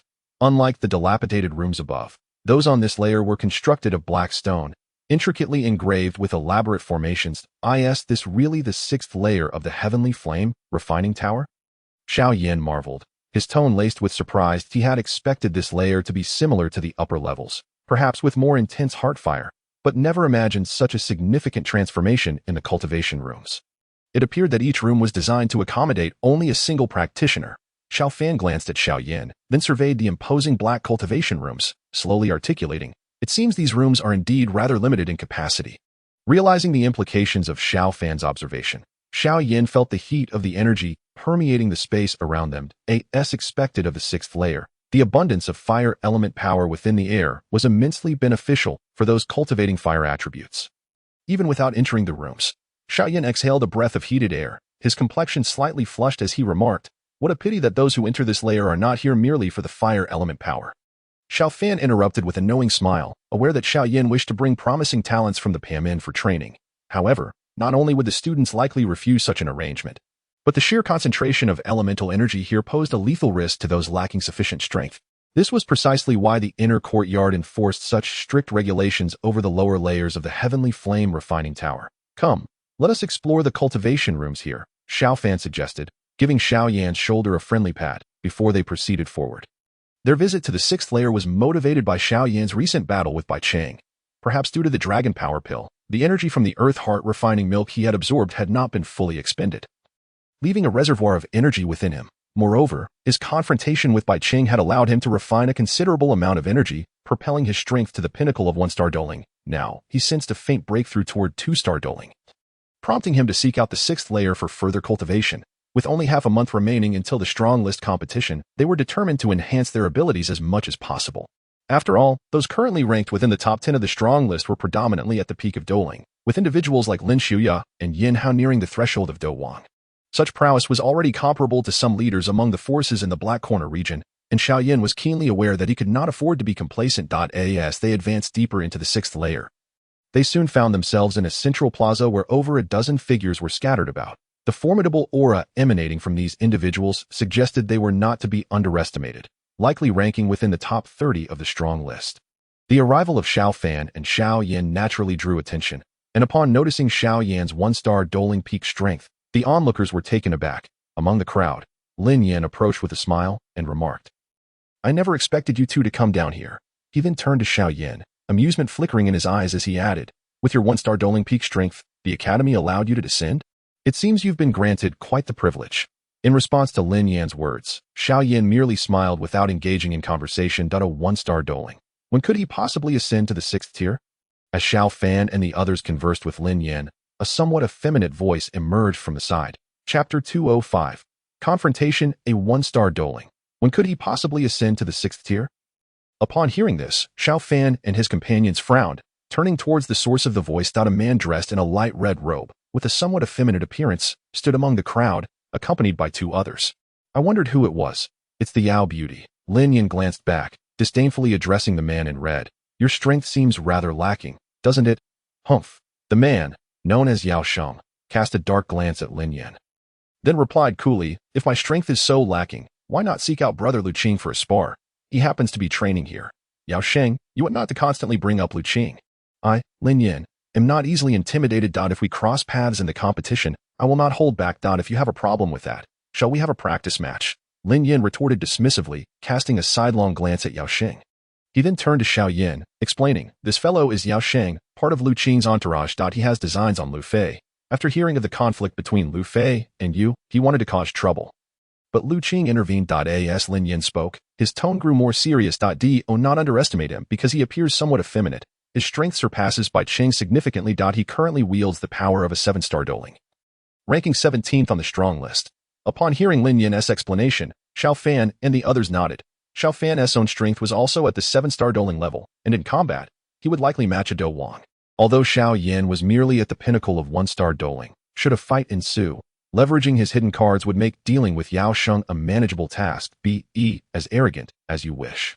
Let us see if you can still smile when you encounter brother Lu Qing in the competition. Yao Sheng despised being called Yao Beauty, and with Lin Yan uttering it before so many, his expression darkened. He then turned his gaze to Xiao Yan, coldly stating, "Don't think that after defeating a few inconsequential opponents, you can act arrogantly within the inner court. If it weren't for Lu Qing advising us to avoid unnecessary conflicts, you would have lost face long ago." Xiao Yan shrugged, mockingly responding, "Oh, if you believe you possess the strength, feel free to issue a challenge and prove the worth of your 17th ranking. Indeed, what is there to fear?" Lin Yan, known for his impulsive nature, unexpectedly found admiration for Xiao Yan's fiery demeanor and laughed heartily. Yao Sheng, initially just making a statement, was taken aback by Xiao Yan's audacity to challenge him in front of all. His countenance grew increasingly grim, his gaze as cold as a serpent's. As he stepped forward, an overwhelming aura emanating from him. "Very well. I promised Feier I would teach you a lesson, and since fate has brought us together today, you can only blame your bad luck." Seeing Yao Sheng's movements, Xiao Yan also stepped out from behind Lin Yan, calmly saying, "I shall accompany you." The surrounding students, perceiving the tension between Yao Sheng and Xiao Yan, discreetly parted to provide them sufficient space, curious about the cards this rising newcomer held. After all, not everyone had witnessed the battle between Xiao Yan and Bai Qing. Furthermore, for these proud individuals on the strong list, both Bai Qing and Xiao Yan, as long as they did not meet their standards, garnered little attention. Lin Yan, observing Xiao Yan's advance, frowned, intending to intervene, but was stopped by Xiao Fan. Upon seeing Lin Yan's puzzled expression, Xiao Fan smiled. "Just watch. You will be utterly astonished." "Oh," initially intending to step forward, Lin Yan halted at Xiao Fan's words, casting a curious glance at Xiao Yan that he recognized the relationship between Xiao Fan and Xiao Yan, but was surprised by Xiao Fan's confidence in Xiao Yan, which piqued his curiosity. Is that so? After all, this is Yao Sheng, a 7-star doling. Lin Yan remarked with a grin, but he had no intention of intervening further. Xiao Yan gazed at Yao Sheng, drawing forth his immense, heavy ruler, a fierce aura instantly erupting from him. The crowd around felt the pressure of Xiao Yan's presence, astonished. This individual's strength was indeed as rumored. His prowess and level were alarmingly mismatched. Without further exchange, Xiao Yan stomped, a thunderous roar resonating behind him as he surged toward Yao Sheng. The onlookers, all possessing considerable strength, tracked Xiao Yan's swift movements with keen eyes. Sensing Xiao Yan's approach, Yao Sheng spun his hands. Deep blue dou qi seeping forth, forming a dark water shield that enveloped him entirely in an instant. Xiao Yan noticed Yao Sheng's actions, but did not halt the swing of his heavy ruler. Leaping upward, He harnessed the momentum to strike down fiercely at Yao Sheng's head. Yao Sheng, feeling the force behind Xiao Yan's blow, grew serious, waving his hand to conjure over 100 light blue water nets above him. Upon contact, Xiao Yan's heavy ruler shattered dozens of the blue douqi nets, yet the remaining force gradually weakened, ultimately striking against the blue-black water shield surrounding Yao Sheng, producing a muffled thud. Ripples spread from the point of impact between the heavy ruler and the water shield. Although Yao Sheng managed to block Xiao Yan's strike, the wind generated still scattered his meticulously arranged hair. A person who valued his appearance, Yao Sheng was infuriated to suffer a minor setback upon immediate contact. His rage boiled over. He curled his fingers into claws, blue-black Dou Po coalescing into dark claws upon his hands. With a swift motion, Yao Sheng clashed against Xiao Yan's heavy ruler. Stop! Just as the two were poised to continue their battle, a soft reprimand drifted over from a distance. Hearing the voice, Yao Sheng hesitated, ultimately halting his advance. Noticing Yao Sheng's actions, Xiao Yan shifted his gaze as well. A domineering and formidable aura permeated the air, and the onlookers understood well who had arrived. Brother Lu Qing. Yao Sheng called out, turning to the approaching youth. Such an arrogant presence can only belong to Lu Qing. Standing beside Xiao Fan, Lin Yin cast a glance at Lu Qing in the distance. Commenting coolly, Lu Qing raised a hand, silencing Yao Sheng, then glanced at Xiao Yan and Lin Yin, saying indifferently, I have stated that our focus should be on training. Any grievances must await the competition for resolution. Yao Sheng opened his mouth to speak, but fell silent, merely fixing his gaze on Xiao Yan, conveying a silent promise. You will pay for this in the competition, Xiao Yan. Lu Qing regarded him with a measured look before continuing. My opponent is Lin Shuya. However, should you manage to squeeze your way in, I would not mind giving you a lesson first. But remember, in the competition, life and death are left to fate, though the academy has rules. In the end, fists have no eyes. Xiao Yan was about to retort when Xiao Fan, who had been standing behind Lin Yin, stepped forward, addressing Lu Qing. Ah, so this is the illustrious Senior Lu? Xiao Fan positioned himself before Xiao Yan, blocking Lu Qing's line of sight, grinning as he remarked, TSK, TSK, TSK. The last time I encountered Senior Lin Xiuya and Senior Yanhao in the mountains, Senior Lin even managed to briefly condense Douqi wings. I thought your cohort would all be of such caliber, but it seems that at this point, Xiao Fan's tone shifted, coolly stating, it appears that you, Senior Lu, are the most lackluster of them all. You, even Lu Qing, known for his temperament, was incensed by Xiao Fan's words. After all, he had always been in competition with Lin Xiuya and Yanhao. Hearing such disdainful remarks from Xiao Fan angered him further. A fierce aura surged from him, yet as he approached Xiao Fan, it inexplicably dissipated. I protect Xiao Fan. Who dares to touch him? Just as the tension between Xiao Fan and Lu Qing escalated,